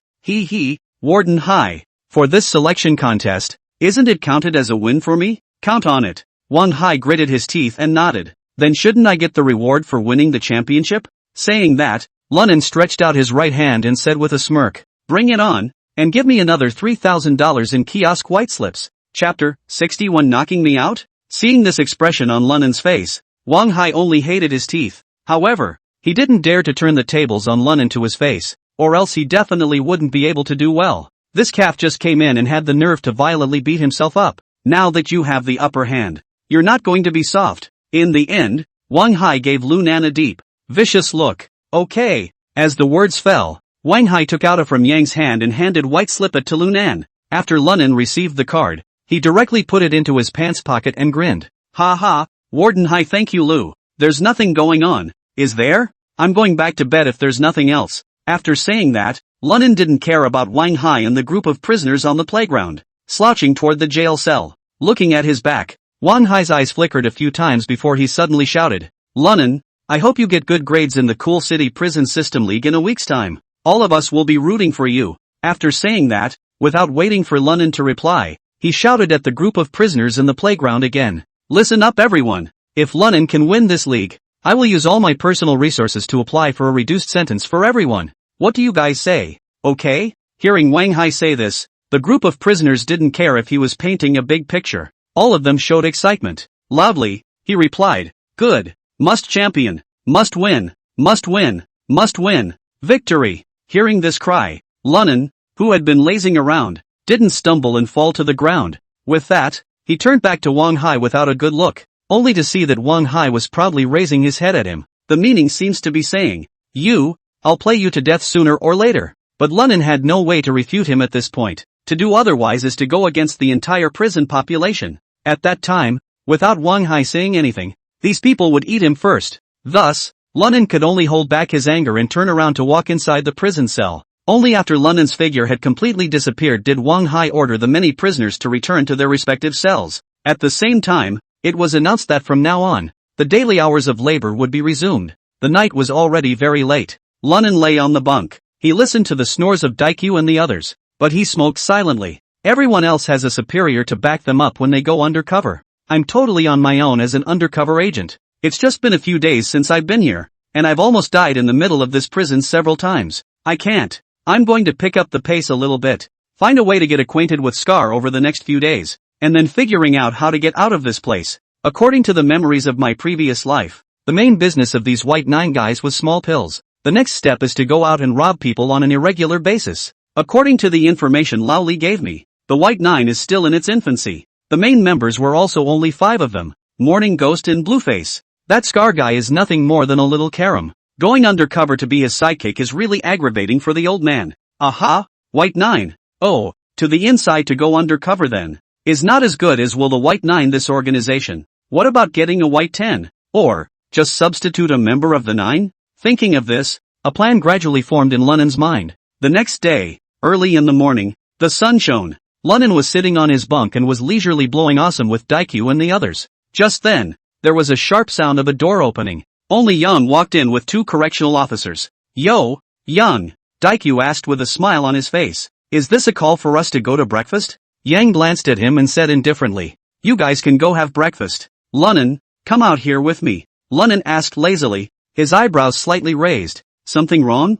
I'm hungry for breakfast now too. Lunan, Warden Hai is looking for you. Said there was something to inform you. Don't you make it difficult for us. Although Yang's tone was icy, the meaning of his words was self-evident. That is, you and Wang Hai's business. You two roll. It has nothing to do with us. At those words, Lunan couldn't help but frown. But he didn't make things difficult for the other party. Standing up and patting Daikyu on the shoulder, he followed Yang out. Brother Yang, Wang Hai that what bad is holding back again? Give me some perspective. After going out, Lunan opened the door and inquired. Yang just frowned when he heard him call Wang Hai that, but instead of losing his temper, he slowly shook his head. I don't know exactly. Warden Hai didn't tell me. However, I heard it has something to do with Lu Dashan. Lunan sniffed. Something to do with Lu Dashan? Mother asterisk asterisk asterisk asterisk her. Didn't this kid take a vacation? What could it have to do with him? Just as Lunan wanted to continue asking, Yang was the first to shake his head.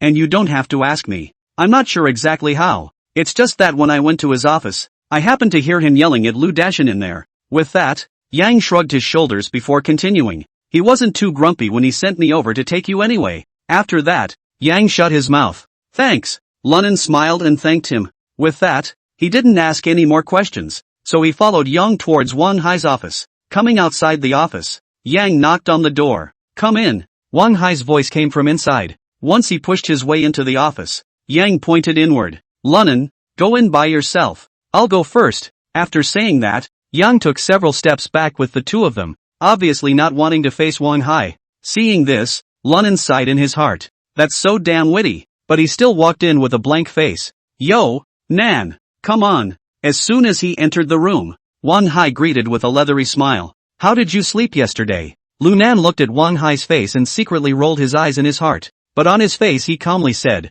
not bad, not bad. Hey, it's good that Nan likes it. Then I'm relieved. Wang Hai laughed grimly twice, then reached out and pointed towards the position in front of the table, grinning. Come, Nan. Sit. Seeing Wang Hai like this, Lunan frowned instead and waved his hand. Wang Hai, you don't have to be so with me either. I haven't had breakfast now and I'm quite hungry. So say what you have to say and fart what you have to fart. Hearing him say that, Wang Hai's expression first stiffened, then the smile returned again and, laughing as if he didn't care at all. Gee, now that you've said that, I won't ink it. Brother Nan, this hand of Lu Dashan's, you play it quite well. Wang Hai, I'm not sure what you're saying, Lunan replied with an expressionless face. Moreover, he really didn't know what Wang Hai meant. After all, he just let Lu Dashan go to the Star Internet Cafe. As for what the other party had done, he was completely unclear. Oh, Nan, what are you pretending to be stupid for? Wang Hai snorted. Let's clear, people do not say dark words. Lu Dashan went to the discipline report my matter. Is not you instructed? I can't believe you didn't know. Hearing this, Lunan was also shocked in his heart. Is this Lu Dashan crazy or what? Actually went to discipline to report Wang Hai? Isn't that going to the toilet with a searchlight looking for? Sure enough, seeing Lunan's silence, Wang Hai thought even more that he was behind it, but the words that followed made Lunan even more confused. But I have you to thank for that, too. It did not allow Lu Dashan to produce substantial evidence. Are you knocking me out? Chapter 62 The rightful owner appears. Hearing Wang Hai say this, Lu Nan was even more confused. Mother I don't even know what Lu Dashan is smoking. How's that for knocking you out? It's better to knock you around than to beat you up. That's the old man's style. Nan. Master Nan. I'm convinced. I just hope that from now on we don't interfere with each other. Wang Hai gritted his teeth and said, I'm telling you, don't push me. No one will benefit when the time comes. You gave me a warning, and I got it. From now on, as long as you don't mess with me, I'll never bother you. But if you dare to pull any more useless crap with me, don't blame me for being rude. The last sentence he growled in a lowered voice. Lunan, on the other hand, was exasperated. He looked at Wang Hai, who was filled with anger, and couldn't help but sneer. Wang Hai, are you crazy? MLGB. You're the one who's been picking on me since I first came in. I was only forced to fight. How did it become me bullying you? Hearing this, Wang Hai was instantly annoyed. Snap. He pressed the cigarette butt out violently and glared angrily at Lunan.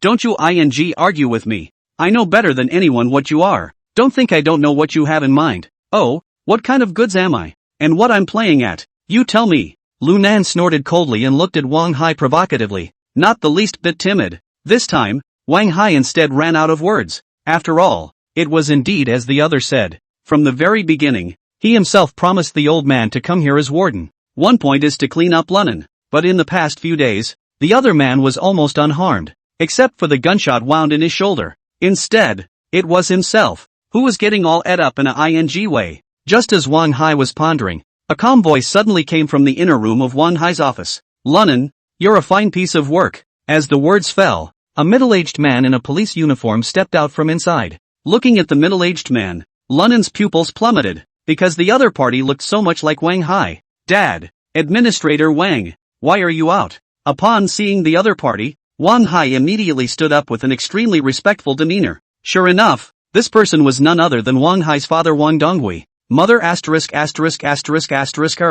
didn't expect the old boy to come in person. He's not your average canon, now not even 50 years old. He had become Liangqing, the second in command of the community. Jing, corrected after 7 years. It can be described as a person of great power. Although Wang Hai was his only son, he was still trembling in front of him, not even daring to breathe a breath, especially when it was known that the other party was still Liangqiang or even the underground emperor of province. Lunan was even more secretly staggered. Not to mention now, even in his previous life, although he was known as the Nan of the Cool City Road, but compared to this kind of character, it's also completely inadequate. Oh, hi, you go out for a while. I'll talk to Lu. At this moment, Wang Donghui suddenly looked at Wang Hai with a smile. Yes.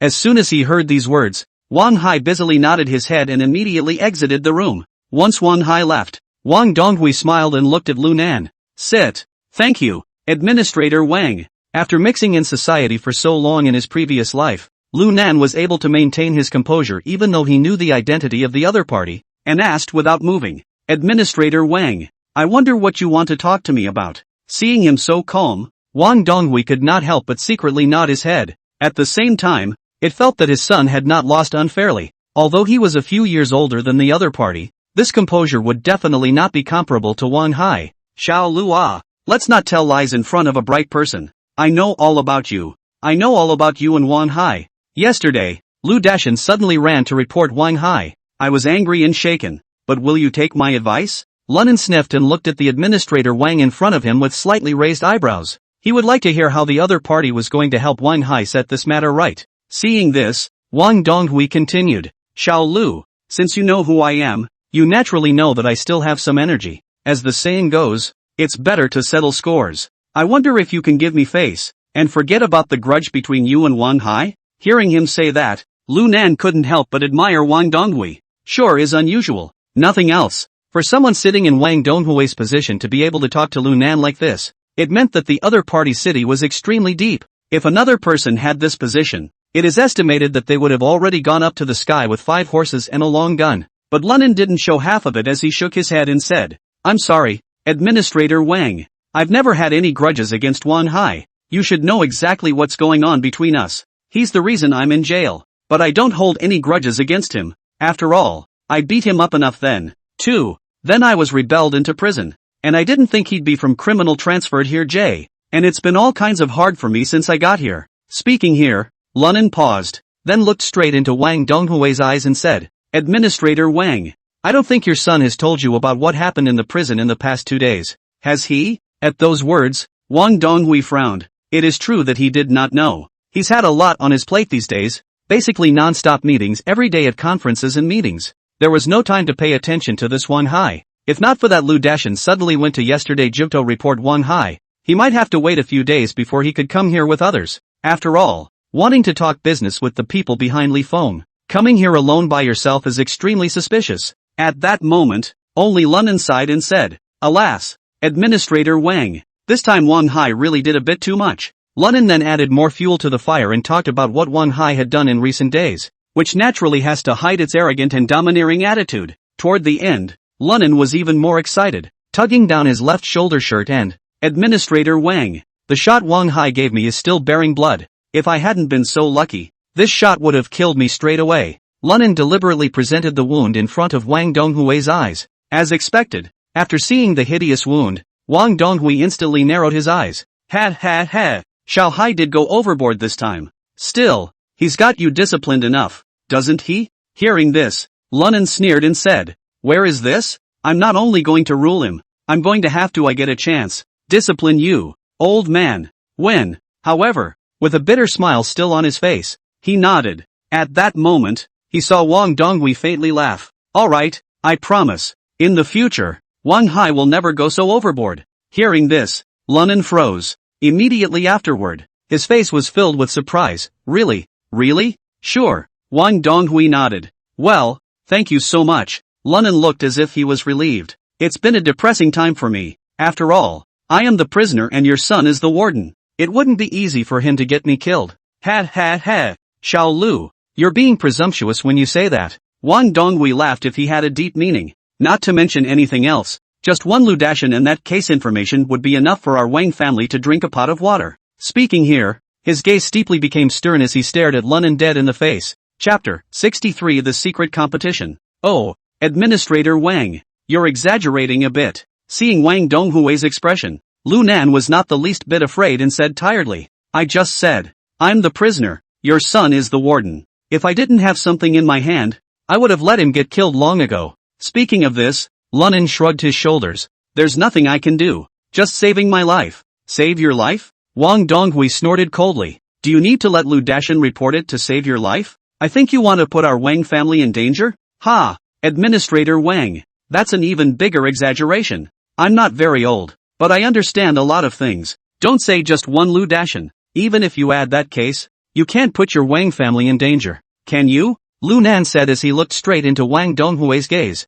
Am I right, Administrator Wang? Well, interesting. Lu, I've realized that you're a lot more interesting than your dad. He spends all day teaching in school classes, and after all these years, he has yet to be promoted to full height. I thought he was just a mindless martial artist. But seeing you, I think your father is a man of great wisdom. Hearing Wang Donghui say this, Lu Nan's face changed drastically. Wang Donghui, what are you doing? I have nothing to do with my father, he shouted out angrily, and at the same time, his body leaned forward slightly. It looked as if he was about to strike out and finish off the other party if Wang Donghui did not give him a statement. But Wang Donghui didn't have the slightest fear. Leaning his body towards the sofa, he slowly and methodically took out a cigarette, lit it and took a drag before slowly spitting out the smoke ring and said, "Path, don't get excited. I'm a different person than my son. I never fight an unsure battle. Now that I know I'm coming over to see you today, it's only natural that I should learn more about you. Administrator Wang, just tell me what you're going to do," Lunan said with a grimace. Hey, relax, relax. I told you, I'm just getting to know. After Wang Donghui finished with a smile, only then did he pat Lunan on the shoulder and say, "Well, let's keep talking, Xiao Lu. To be honest, I still admire you. At such a young age, he is not only a good fighter, but also a meticulous thinker. Moreover, it was surprising that he was able to subdue Lu Dashan as well as those prisoners in such a short period of time. Oh, don't talk about high. Even when I was 20, I didn't have your tactics. The later generation is really the later generation." Hearing Wang Donghui change his chatting path, Lu Nan's heart instead became more alert. This old thing was making threats and compliments all over the place. This is trying to play with me. Workplace PUA. If I hadn't lived once, I wouldn't have been able to get a hold of you, old boy. Though the mind thinks so. However, a hint of smugness appeared on Lunan's face. After all, his true age was now only 20. If he shows too much maturity and old-fashioned, this Wang Donghui may not really be able to let himself live through today. Oh, Administrator Wang, you're flattering me. I for one didn't go to much school. Just tell me what's going on. Don't beat around the bush. I sound giddy. Oops. Ha, Xiao Lu. Really frank enough. Okay, in that case, I'll get right to the point. Seeing that Lunan was refreshing, Wang Donghui was also painfully honest and opened the door. And what I mean is simple. Take out and give it back to me and do something for me. The case book. What happened between you and Hai is written off. Administrator Wang, what's in it for me? Lunan directly opened his mouth and inquired. Hearing this, Wang Donghui not only did not get angry, but instead looked at Lu Nan more appreciatively. Smart, tough enough, not as pedantic as the others. The bottom line is that there are human lives on the line. Such a young man is tailor-made for me. Wang Donghui. Thinking of this, Wang Donghui took a deep breath of smoke and slowly said, "I can grant you one request." Any request? Hearing this, Lunan's eyes suddenly narrowed, his essence flickering, and, "Any requests? Nice. Any request," Wang Donghui said decisively. "I, Wang Donghui, have always spoken my mind. That's the key to why I'm in the position I'm in today. As long as you fulfill those two conditions I just mentioned, your request, I can fulfill it." After saying that, Wang Donghui stopped talking. Instead, he looked at Lunan and smoked silently. It seemed to be waiting for his reply. And Lunan didn't ask to help him with anything, because Wang Donghui had said that he would fulfill any request he had. Definitely not good. Mostly, it's just killing people to get rid of them. Thinking through this section, a sneer spread out from the corner of Lunan's mouth as he indifferently said, "Administrator Wang, you should be well aware of my request even without saying it. I'm going to get out of here." Yes. Hearing Lunan's words, Wang Donghui didn't even hesitate and directly nodded his head in agreement. At the same time, Wang Donghui smiled, and then returned the other party's words. "Oh, what I'm asking you to do for me, you should be equally clear if I don't tell you? Nothing more than killing people and getting away with it. It's a small thing for me. I've had more than 1 or 2 lives taken on me, and I don't care about 1 or 2 more." The tone of speech was extremely calm, as if killing was not considered a big deal at all. Quite a bloodthirsty as well as rags to riches kind of 20-year-old. But Wang Donghui didn't know that this was exactly a persona that Lunan had created for the other party. As expected, after hearing Lu Nan's words, Wang Donghui couldn't help but raise his eyebrows. Ha, Xiao Lu. You can't say that. What killing people? It's to get rid of violence. As he said that, 2 cold lights shot out from his eyes. I hope you understand. There is no absolute black and white in this world. There's just a matter of who's got the hardest fist. Whoever I say is a thug is a thug. Whoever says that is a good citizen is a good citizen. You want to get out of jail? I can help. But you must kill someone for me. At this moment, Wang Donghui finally revealed the aura that a superior should possess. 1 word and it's life or death. Hearing this, Lunan's pupils couldn't help but shrink violently, because he heard the same threat from Wang Donghui's words. Saying he's a good citizen is definitely not a prisoner. In other words, say he's guilty of something he's not guilty of. That's the beauty of entitlement. After a moment of silence, Lunan raised his head, gazed into Wang Donghui's eyes, and asked seriously, "Kill who? When?" Upon hearing Lunen's response, Wang Donghui's face immediately put on a smug expression. He knew that he was going to win this round. Because what you see for yourself, you will get. Both rights and people. Oh, there's no rush on this one. Wang Donghui waved his hand and smiled faintly. I'll tell you naturally when I release you from this prison. After saying that, Wang Donghui put his hand into his pocket, pulled out an envelope, and put it on the coffee table in front of him. Mainami, here's what you have to do these days. Only then can you be released from this south side of the city prison in name only. As for that medical record, I assume you destroyed it? So I don't care if you want it. Wang Donghui stood up his form and walked towards the door.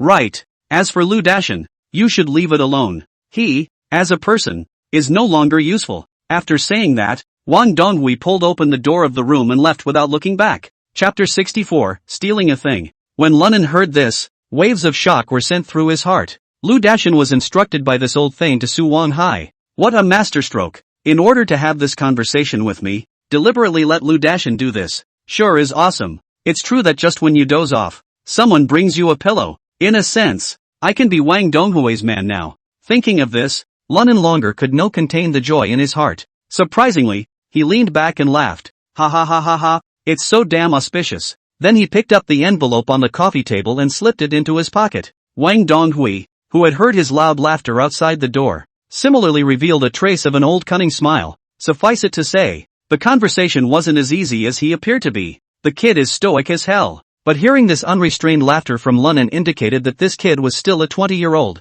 After all, I didn't manage to keep my joy and anger at bay. However, it also put him at ease. Thinking of this, Wang Donghui said to the waiting Wang Hai, Xiao Hai, from now on, you should leave this kid alone. I have great use for it. Remember? Dad, don't worry, I know what to do. Wang Hai hurriedly agreed. Well, take him back. Go back and treat the gunshot wound on him properly. You're coming home for dinner tonight, and I have something to explain to you. After saying that, Wang Donghui patted Wang Hai's shoulder and left quickly, and after hearing the sound of his footsteps walking away, Lunan inside the room immediately reverted to his previous calmness and composure. If Wang Donghui saw it at this time, he would definitely be surprised and unable to close his mouth. Where in front of me was this Lunan still a little bit of the crazy and yelling look he had just now? Instead, it's a wisecracking demeanor of strategizing and deciding. At this moment, Lunan had long since reverted to the Nan who reigned over the wind and clouds of Liang City. Oh, Wang Donghui, you're putting half your life in my hands.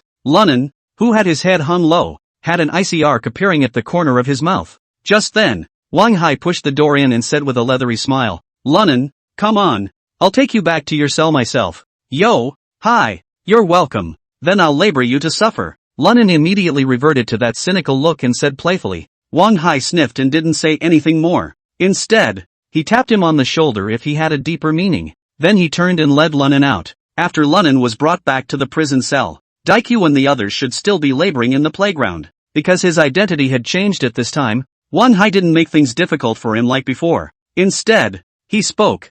I'll have old Jan bring you your breakfast later. You eat first. I'm going to the infirmary. Have Dr. Wang and the others get ready to give you a good look at the gunshot wound in your shoulder tomorrow. After saying that, Wang Hai patted Lu Nan's shoulder again, signaling him to relax. Then it stepped away. Lunan looked at Wang Hai's back as he left, and a sneer of sarcasm sketched out from the corner of his mouth. Oh, what a good son. Lunan sat alone on the bunk, pulled out the envelope in his arms, opened it and read it carefully. It didn't take much effort to get a clear picture of what was inside sheet of paper, since it was only an A4. Let me enter the Cool City Prison System's fighting competition, then lose it to their designated person, creating the illusion of death so as to leave City South Prison. Chow, this Wang Donghui really has a way about him. Saying that, Lunan tore the paper into pieces, then stuffed it into his mouth and swallowed it. A 4. Well, the old guy had figured out what to talk to me about before he got here. I just don't know if he's going to use me as a disposable pistol when he gets out, or who sells fish old mare. Lunan snorted and shook his head. Doesn't matter. I just don't know how Wang Donghui arranged Scar. Looks like the plan will have to change. After Lunan ate breakfast, he directly greeted Wang Hai and went to the playground. At that moment, the prisoners who were laboring saw him come out. Whether Lunan recognized himself or not, he smiled and nodded in greeting. His reputation was now open in the south of the city prison. After violently beating Wang Hai, peacefully, down with the axe and take out Li Dong. Who would dare to disobey such a fierce man? And Lunan didn't have much of a rack. He waved at all of them, and then came next to old Kwai and Daikue and the others who were pulling weeds. Brother Nan, Wang Hai didn't give you a hard time just now, did he? Seeing Lunan appear, Daikue hurriedly came over and asked. Lunan shook his head faintly. Nope, not only did he not pick a fight, but he even brought his breakfast over for the old man to eat down. More filial than a son. Hearing him say that, everyone only thought that Lunan was blowing off his power, and they all grinned. Ha ha ha, Nan, you're awesome. Okay, you guys go about your business. When they see us not working, the discipline will be in trouble. Lunan waved his hand, then came over to the old scullery and tapped his right hand on his coat pocket. Old brother Kwai, things have been returned to their rightful owners. Thank you for the yesterday heavenly key, otherwise I would have had some difficulty dealing with that Li Dong. Ha, you kids are pretty good. After feeling around in his pocket and hiding old Kwai the Tongtian key, gave Lunan a thumbs up. From now on, you'll kind of stand on a stick in the city's southern prison. Don't forget your old Kwai brother, but you have to cover me. Hearing him say that, Lunan shook his head and, Brother Lao Kwai, this is difficult. What does that mean? Hearing him say that, the old Cyper couldn't help but stare. Lunan didn't hide it and directly whispered, I figure another month and I might be out of here, so it shouldn't be able to cover you. Asterisk. What the hell? Old Kwai's eyes rounded at the words and, Nan, you're addicted to bragging then, aren't you? If I remember correctly, your sentence was 17 years, right? One more month and you're gone? You're going to heaven? Hey, brother, I got a big hug today. The extremely thick kind. Lunan smiled gently and didn't elaborate. It's not that he doesn't want to talk about it, or doesn't trust the old Cyper. Rather, there are some things that the fewer people know, the better. After all, there were quite a few people in the neighborhood now, so it would be a bad idea if someone were to hear about it. Cut. You just blow awesome. Lao Kwai gave him a blank look, then continued to bury his head in the sand. Seeing him do so, Lunan digressed. Brother old Kwai, I have a favor to ask of you. What is it? You tell me. The old man replied without lifting his head. What else could I want with you? Please help me steal something. Lunan lowered his voice. Hearing this, old Kwai stopped hoeing at once and said without a trace of anger. You mother last time I helped you to go to Wang Hai's head of documents. Let someone this beat. I'm not doing it this time. You hire someone else. Old Kwai's tone was full of resentment. Lunan, however, raised his eyebrows and, Hey,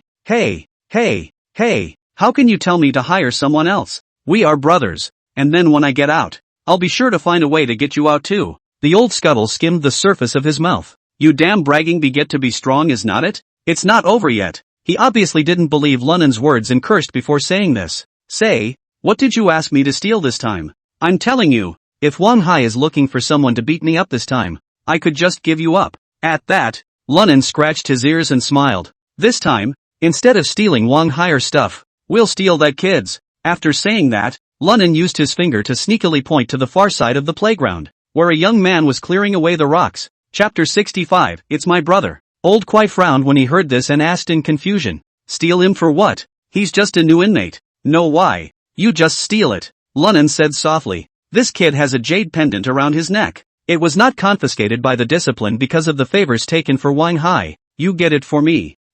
Okay. Old Kwai didn't hesitate to ask. When do you want that thing? The sooner the better. If you can get it to me now, then go now. Asterisk. You're not being rude. Hearing Lunan say this, old Kwai laughed and cursed. Then dusting the weeds off his hands, he was about to head over in the direction of the young man, but at that moment, only to see the same group of people running in that direction. Lao Kwai, what's that guy's job? Lunan pulled the old Kwai and opened his mouth to ask. I'm not sure. The old scullion shook his head. This group should be a force, but they're pretty mysterious and pretty strong. But I don't know the name of their organization. Pretty strong? How do you know? Nonsense. I don't have much, but I still have eyesight. The Axe Club and the Hammerheads have always been a rampaging masters of these two contraptions, but there is a lot of scorn for this group. Hearing him out, Lunan was thoughtful in his mind and suddenly remembered the name on that list. And with that, off the top of my head, from the North Show Church? North Show Church? You're saying that this group is from the North Show Hall? The old scullion was startled and hurriedly turned around to take a few glances. Damn. No wonder being stared at by these calves makes me feel all out of sorts. So it's Bei Su Tang. Old Kwai, you know about Bei Xiu Tang? Lunan asked suspiciously. It's an organization he's never heard of. Even after 20 years, he was already a well-known big gangster in Liangcheng, but in his impression, He hadn't heard of the existence of any Northern Shotang either. The only reason I know the name is because of that information. I've heard that Bei Shotang is different from the other gangs. It's an organization that specializes in assassinations. And this organization does things covertly and is rarely active in the public eye, unless it receives an assassination mission. The old scullion nodded, and after a moment's silence added, and this group of calves from the Northern Shotang do things ruthlessly, and never leave any survivors. I don't know how it was planted this time, but so many people were caught in it? It doesn't make sense. Just as the old scuttle was explaining, Bei Shotang's people had already reached that young man's side. The stewards, though they saw it, turned away in droves and ignored it. Even the interest in asking was lacking. At this time, a youth with a tattoo on his neck walked out of the group from the Northern Shotang, saying something at the young man. It didn't look as if there was any intention of doing anything. The young man, on the other hand, shook his head as if he wasn't interested, but the tattooed youth didn't seem to want to give up yet, and kept persuading. At this, the young man seemed even more irritable. Impatiently, he waved his hand and his voice was much louder. I've said that I and am not interested organization. J8. I am not participating. It's time to go wherever. Don't around with me here. Hearing this, Lunin and Old Kwai came to an enlightened realization. This is recruiting in prison, nah? I said, how can an assassin's organization get so many people in? After all this time, this group of people are all recruited here. Old Kwai suddenly realized and was surprised. Could it be that this Bei Shotang still wants to grow and develop in this prison? Can killers still recruit like this? Hey, they're pretty original. Lu Nan sneered. It seems that the threshold of the assassin's profession isn't too high. Just as the duo said, there's been another change on the Bei Shotang side. I don't know if it's because there's a communication problem. The tattooed youth actually slapped a mouth directly onto that young man's face. And the young man didn't show any weakness, picking up the stone and fighting with the other man. However, due to the large number of people on the Bei Shotang's side, the young man was soon knocked to the ground. Get the North Showdown crowd circle kicked up. Oh, Old Kwai, there's no need for you to steal his jade pendant. I'm going over there right now so I can get to know him. Saying that, Lunin patted Old Kwai's shoulder and then headed that way. Zhou Piao. Ah, Zhou Piao. You weren't that different 20 years ago than you are 20 years from now. It's all so damn pugnacious. Lunin muttered under his breath as he moved forward. But it's nice to get a beating now. Save yourself the trouble of meeting you in the future and violently beating you up 5 or 6 times before you become my little brother. At this time, those people from Bei Shotang were still surrounding Zhou Biao, who was lying on the ground. Seeing this, Lunin immediately shouted, "Hey! Stop it! Stop it! All of you!" At this time, the crowd of onlookers, seeing that there was something lively to watch, also came over and stood around talking. When the people from Bei Shotang heard the shouts, they immediately stopped moving. Lunin? The tattooed youth frowned, obviously not expecting Lunin to come here to mind his own business. Zhou Biao also slowly raised his head. When he saw Lunin, he didn't have any special expression, because they didn't cross paths at all. On the contrary, Lunin revealed a teasing smile when he saw Zhou Biao. "Yo, if it isn't Zhou Biao, you don't recognize me? Ha? Lunin, do I know you?" Zhou Biao scratched his head, looking confused. He was certain that he had definitely never met Lunin or had anything to do with him. Seeing that naive look on his face, it seemed to instantly bring Lunin back to his last life. Laughing out loud, he said, "Ha ha ha, you even know what my name is. How can you say you don't recognize me?" "Ah, that's true." Zhou Biao scratched his head, hearing the duo's conversation. The tattooed youth on the side frowned even tighter, because he could be sure that this Lu Nan had come over to stand up for Zhou Biao. Otherwise it would be impossible to come over and force a relationship. This kind of behavior is tantamount to provocation. If it were normal times, he would have thrown this guy in a cell to squat long ago. But today is the moment of truth, and they want to develop Lunin into a partner. So the tattooed man could only hold back his anger. He took a deep breath and said coldly to Lunin, "Lunin, I advise you to stay out of this. This has nothing to do with you." "Nothing to do with me?" Lunin snorted, pointing at Zhou Biao on the ground with a swollen nose. "This is my brother. Do you think it has anything to do with me?" At those words, Zhou Biao froze for a moment. He didn't expect Lunin to actually stand up for himself. At this moment, a sudden warmth rose in his heart. The tattooed youth's brows furrowed even deeper, and his eyes flickered with a strong killing intent. Instead, he took a few deep breaths once again and tried to restrain his temper as he gritted his teeth. "In that case, we'll give you face. But remember this clearly, there can't be a next time. Otherwise, or what?" Lunin looked at the other party with a smile on his face,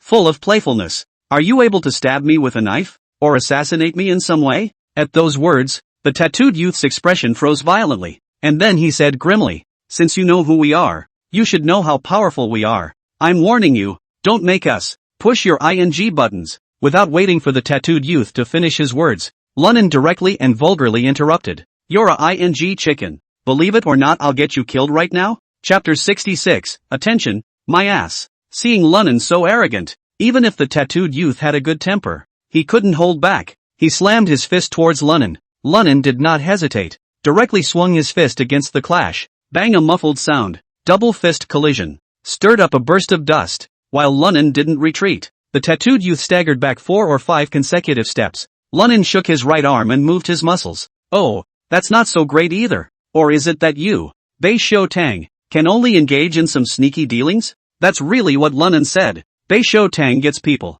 and they never sneak up on them. What with the poisoning, the car accident, the kidnapping threat, even if it's an assassination, it's just a cold stab to finish it off. What kind of killer goes up there and asks someone hard? That's totally unprofessional. But even so, hearing Lu Nan's ridicule, the tattooed youth was still furious and red in the face. Lunnan's words were really hurtful. Asterisk asterisk asterisk asterisk Naya. The tattooed youth finally exploded, and after cursing angrily, he rushed towards Lu Nan once again. Lunnan snorted coldly and skimmed his mouth in disdain. "Come on, you might as well change your routine. With your skills, you'd starve to death selling on the runway, and learning people to fight?" Lunnan shook his head and then whirled around to directly send a flying kick out. Boo! A heavy muffled sound came, and the tattooed youth was directly kicked 7 or 8 meters away, falling to the ground in a sorry state. He felt as if his ribs had broken in several places. His pain.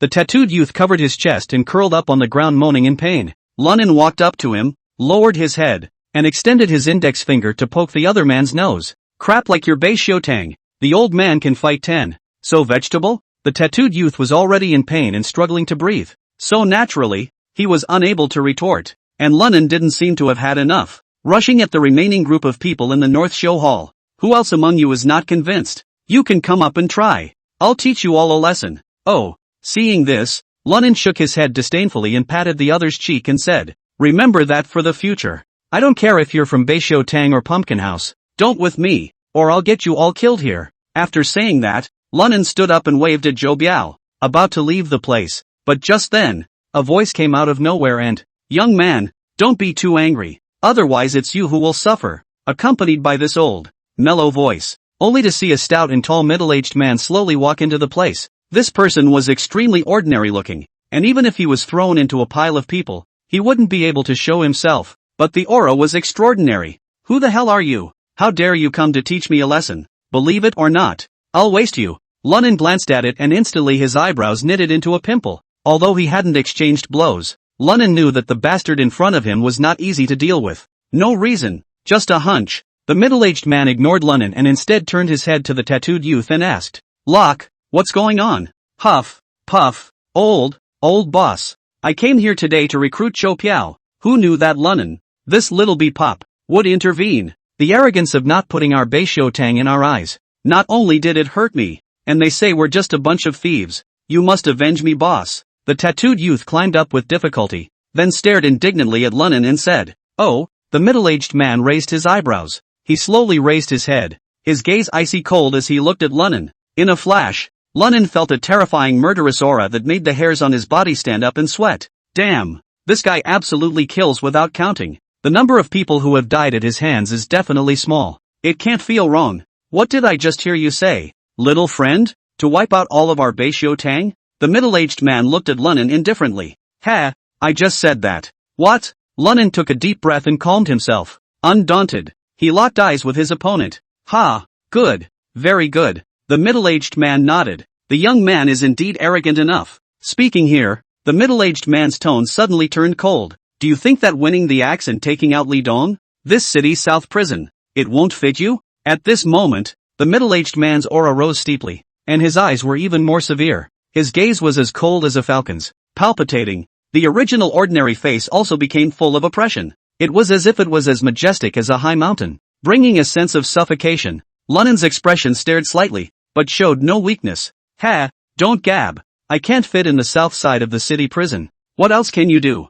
Can you get me out of jail? If you're really good at this, then I thank you." Lunnan's character is typically soft and hard. The stronger you are, the more arrogant he becomes. However, he was also ready to do it. The middle-aged man's eyes instantly narrowed, and a dangerous light flashed in his eyes. The next moment, he suddenly grinned. Only, that smile was chilling to the core. Oh, well, I'll fulfill your wish. I hope you can stay this awesome for this time to come. And, you take care of yourself. Pay attention to everything you do. With that, the middle-aged man turned around and, Lou, let's go. Go weeding over there. And then took a step to the other side. When Lunnan saw this, he immediately froze. He had expected the other man to storm off and strike. And it actually went away like that? Asterisk.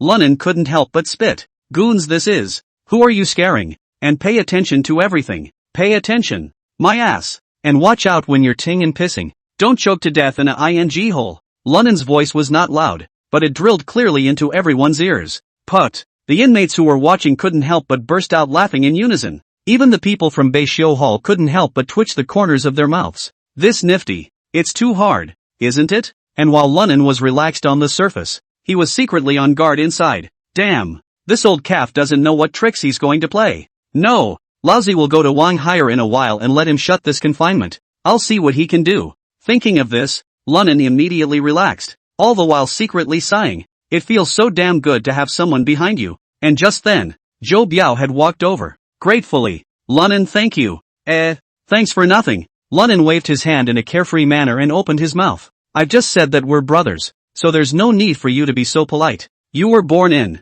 right? 83-inch. Ha? Zhou Biao was first stunned, then nodded. Ah, yes. Oh, me too. I'm from January 1st, so, from now on, you can just call me Nan.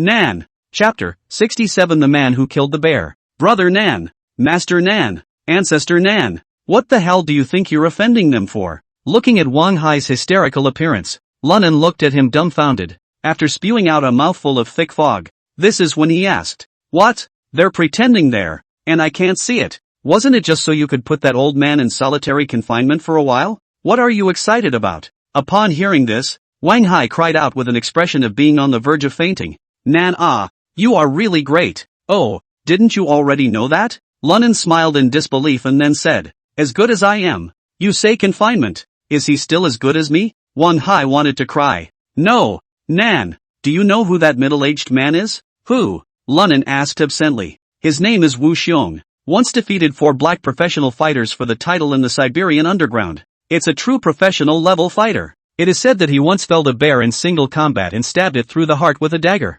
What the hell? Mother asterisk can take on a bear solo? What are you talking to me about? At those words, Lunnan instantly rounded his eyes. Why would I lie to you? Wang Hai shook his head and laughed bitterly. This Wu Xiong is indeed very powerful. And, I suspect he's much more than that. Later, due to a boxing match, injured his right arm. That's why he came back to Liangchang and created the Beisho Hall, specializing in helping the rich and powerful get out of trouble. Oh, Lunnan nodded. However, his head was still in a state of downtime. This kind of thing was simply beyond his cognizance. But after carefully pondering over it for half a day, Lunnan found another anomaly. It shouldn't. Since this guy is so good, how come I'm still being scolded? Lunnan couldn't help but frown at. The Lord who can take down a bear shouldn't have too much of a problem taking me down, right? Having to get all with me sneaky is not necessary, is it? Asterisk.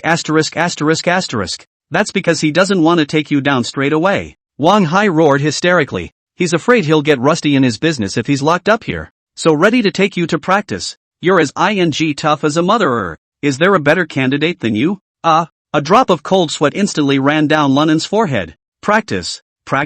Isn't he looking down on me too much too? More than looking down on you. He totally wants to abuse you so he can prove himself. This guy is a pervert. Wang Hai sighed and shook his head. This is going to be a problem. If I can find him, I guess my old man's phone will be ringing off the hook with those guys. Hearing this, Lunnan's brows furrowed slightly as his heart turned sharply. Aha! It seems that this Wu Xiong and the Killer Hall are not necessarily unrelated to Wang Donghui, even if he didn't raise it. Should have served him as well. Otherwise Wang Hai wouldn't be in such a dilemma. When Wang Hai wanted to deal with me, why didn't he go straight to this Wu Xiong? Thinking of this, Lunnan took a deep drag on his cigarette and asked, pretending not to notice. Hi, you looked down on me so much 2 days ago. Why don't you let this bear-catching guy finish me off? Wang Hai rolled his eyes and said without a good mood, I'd love for him to finish you off too. Too bad the old guy is asking for too much. That's money I can't afford. Asterisk asterisk asterisk asterisk. You're really not avoiding it. Lunnan didn't expect it to be because of this reason and couldn't help but show a surprised look. What do I have to avoid? We're all on the same rope now anyway. Wang Hai justifiably shrugged his shoulders and continued. No matter what, this Wu Xiong is definitely going to get you killed. After all, he's been squatting here for almost 3 years. I guess it's getting rusty if I don't move around. Speaking of this, Wang Hai sighed and, I'll go talk to him, and hopefully he'll give me the benefit of the doubt. Let's leave it at that this time. Otherwise, there's only one way to save you. What method? Put you in the brig. Grass. You're not kidding. Lunnan blew up in a fit of rage. If he doesn't give you face, it's out of your hands, and you don't need to ground me. I'll find a way to deal with him myself. Hearing this, Wang Hai looked straight at Lunan for a moment before saying in a serious tone, Lunnan, honestly, if my old man hadn't talked to you before, I'd hate for you to say that, because it must be you who dies. But right now, I can't let you take that risk. With that, Wang Hai lit up a cigarette, took a heavy drag, and said in a deep voice, whether you admit it or not, now you're kind of working for my old man. I can't afford to cause his plan to fail. Hearing this, Lunnan's heart not only didn't feel warm and fuzzy, even, it was a little unnerving. Wang Hai saw that he didn't believe him, so he patiently persuaded him. There's at most a month left, so I guess you'll be able to get out of here. In other words, as long as nothing happens to you during the month, Wu Xiong won't have much chance to trouble you later. Although there are quite a few members outside of the North Shore Church, but except for Wu Xiong, I guess they can't do anything with you. That's why confining you is one of the best ways to protect you. Hearing this, Lunnan couldn't help but feel a little amused. Yesterday, the two of them couldn't wait to get each other killed. Today the Serbi Wang Hai even thought about how to protect me with all her might. It's pretty ironic. Thinking of this, Lunnan silently took a drag on his cigarette and looked up. Hi, I'm kinda touched when you say that. I don't agree with you though. If Wu Xiong is really as powerful as you say, then it's useless for me to hide anywhere. It would be better to be open and honest and fight him head on. I'd like to see how scary the guy who can get a bear killed is. Saying that, Lunnan stood up in shape and said, I'll be caging some men here in the next few days as well. Let's see if we can have some fun with him. Wang Hai shook his head helplessly and sighed. Okay, then remember, don't mess around. I'll try to talk to Wu Xiong. Don't worry. Lunnan waved his hand and then walked out of Wang Hai's office. When he had just closed the office door behind him, Wang Hai's face suddenly turned gloomy. Oh, Lunnan, since you're looking for death yourself, it's not my fault. By then, even if my dad knows, it's only fair to say that you don't know what you're doing. Saying that, Wang Hai stuck the cigarette in his hand fiercely in the cylinder and said with a fierce smile, if I were to talk to Wu Xiong, he would give me face, but I'm not going to beg him for a little punk like you. If that guy Li Dong hadn't sworn to intervene, Wu Xiong sent you to heaven that day. Chapter 68 Accidents. Lunnan, who had returned to the prison cell, was likewise pondering over a countermeasure. If that Wu Xiong was really as raw as Wang Hai said, one should not be an opponent. After all, that guy took out a bear. I've only taken out a few dogs. It's not on the same level in terms of the size of the animal. But then again, even if he's a not Superman, Cuckoo zaps him a few times and he still gets karma. Bully, why should I be afraid of him? Besides, I don't believe that small-minded thing Wang Hai would really worry about me. He's a ratio that presses that attribute. Thinking of this, Lunnan suddenly grinned a cold smile and, hey, it's not really certain who gets who killed. If I didn't have an injury on my shoulder, I could probably kill a bear if I slammed it. Nan, what are you muttering about? What the hell killed a bear? You're planning to play poacher later on like us, aren't you? As soon as Lunnan's words left his mouth, Daikyu beside him suddenly came over. Hearing this, Lunnan's eyes couldn't help but light up, asked with interest, Akui, have you ever hunted a bear? Hearing this topic, Daikyu instantly became interested and slapped his thigh. Hiya, Nan, we actually hunted a black bear blind. That guy, he sold for a lot of money. Let's get our brothers properly fed for a while. Yeah, that black bear. It's covered in valuable stuff. Tear it down and sell it for a stiff $200,000. That's not true. It's a shame that thing is out of reach. The remaining 6 responded in kind. Tell me, how did you hunt it? Lunnan hurriedly pursued the question. It's really not much to say. It was the trap that was laid and then killed with a shotgun. Daikyu replied, scratching his head. Hearing this, Lunnan didn't die, continuing to ask, Daikyu, you said that if there was no gun, only a dagger or a short knife, can a man hunt a bear? This, Daikyu thought about it and nodded with certainty. Can, if you know the paths of the bears, and if the traps are reasonably well made, you can hunt without a gun. Well, the trap, Lunnan muttered and nodded, pressing on. So you say, to take a knife and fight a blind bear hard. Can we finish it off? What? The 7 Daikyu were all wide-eyed. It was like looking at Lunnan like he was a psychopath. Nan, are you okay? We are human beings, not supermen. Who can kill a blind bear with just a hard cut with a knife?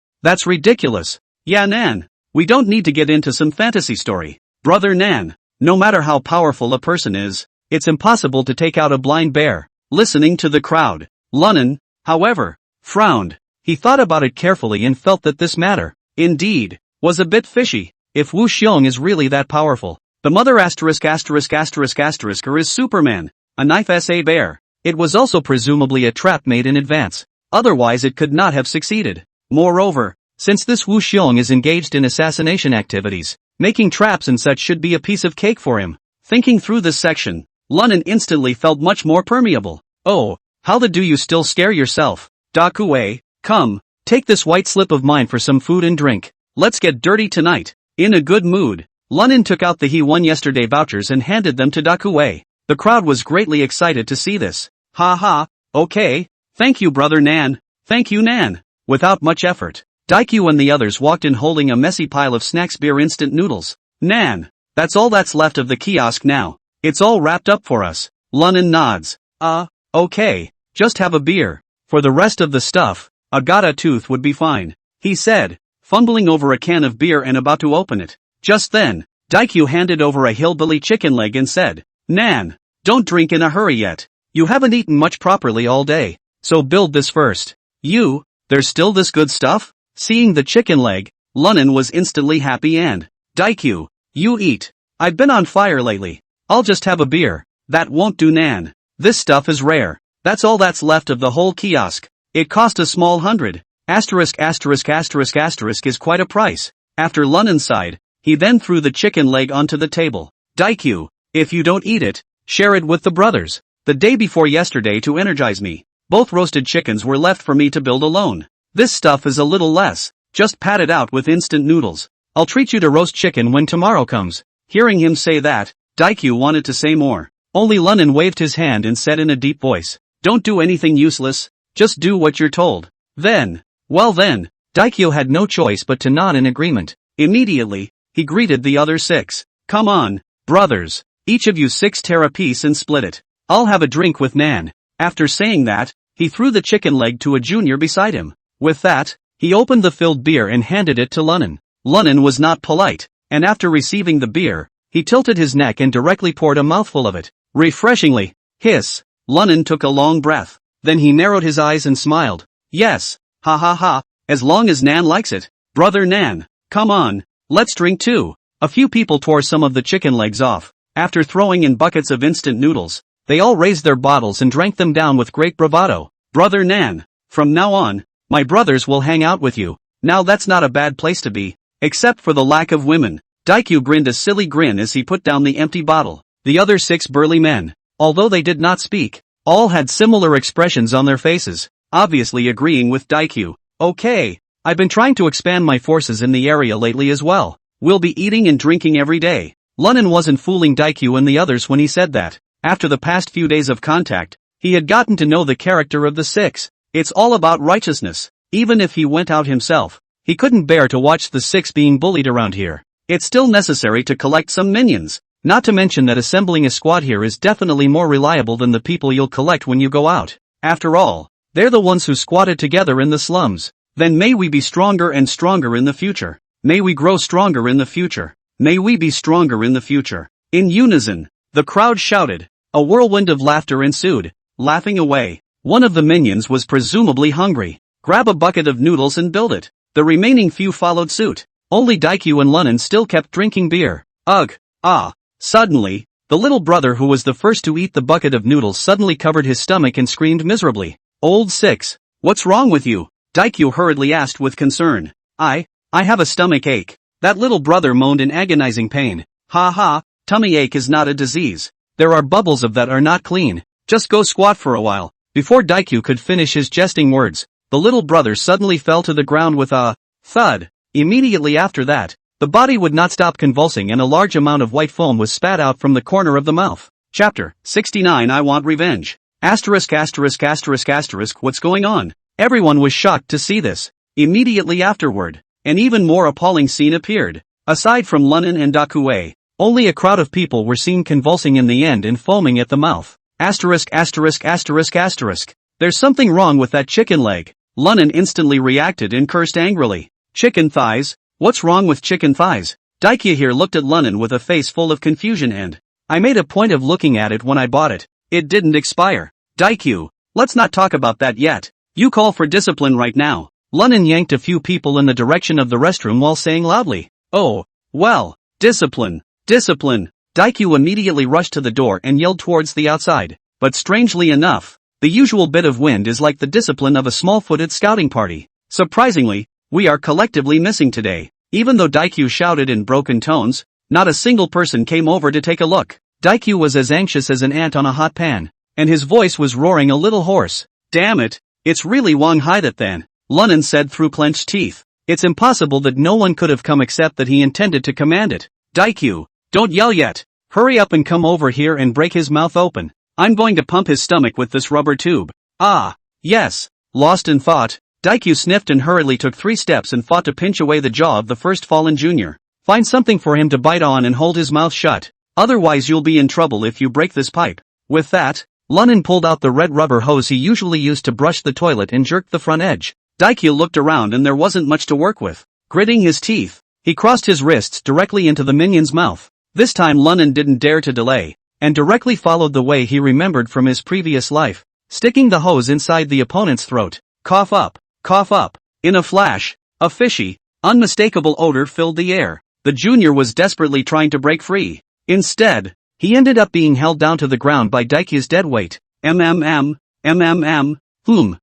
didn't care how the other party struggled and directly unscrewed the faucet. Wow! Cold water splashed out of the pipe. Soon, cold water mixed with gastric juices gushed out of the minion's mouth. Keep his head up. Don't let him choke. Lunan warned as he controlled the position of the hose to prevent it from falling. Okay, Nan. Daikyu immediately followed Lunan's instructions and forcefully raised the junior's head up, causing the water jet to impact even more violently. Gollum. Soon, the little brother's stomach began to bulge. Wah dash. Accompanied by a violent vomiting sensation, the junior brother felt his chest tighten up and opened his mouth to spray furiously. Lunan saw this and pulled out the hose as soon as he could. Vomit. Vomit. Vomit. A flurry of stomach acid and filth, all of it thrown up on the side table, huffing and puffing, huffing and puffing. Finally, the junior seemed to regain some consciousness and kept vomiting. Come on, come on, next. Lunan didn't dare to delay and urged Daikyu. Well, next.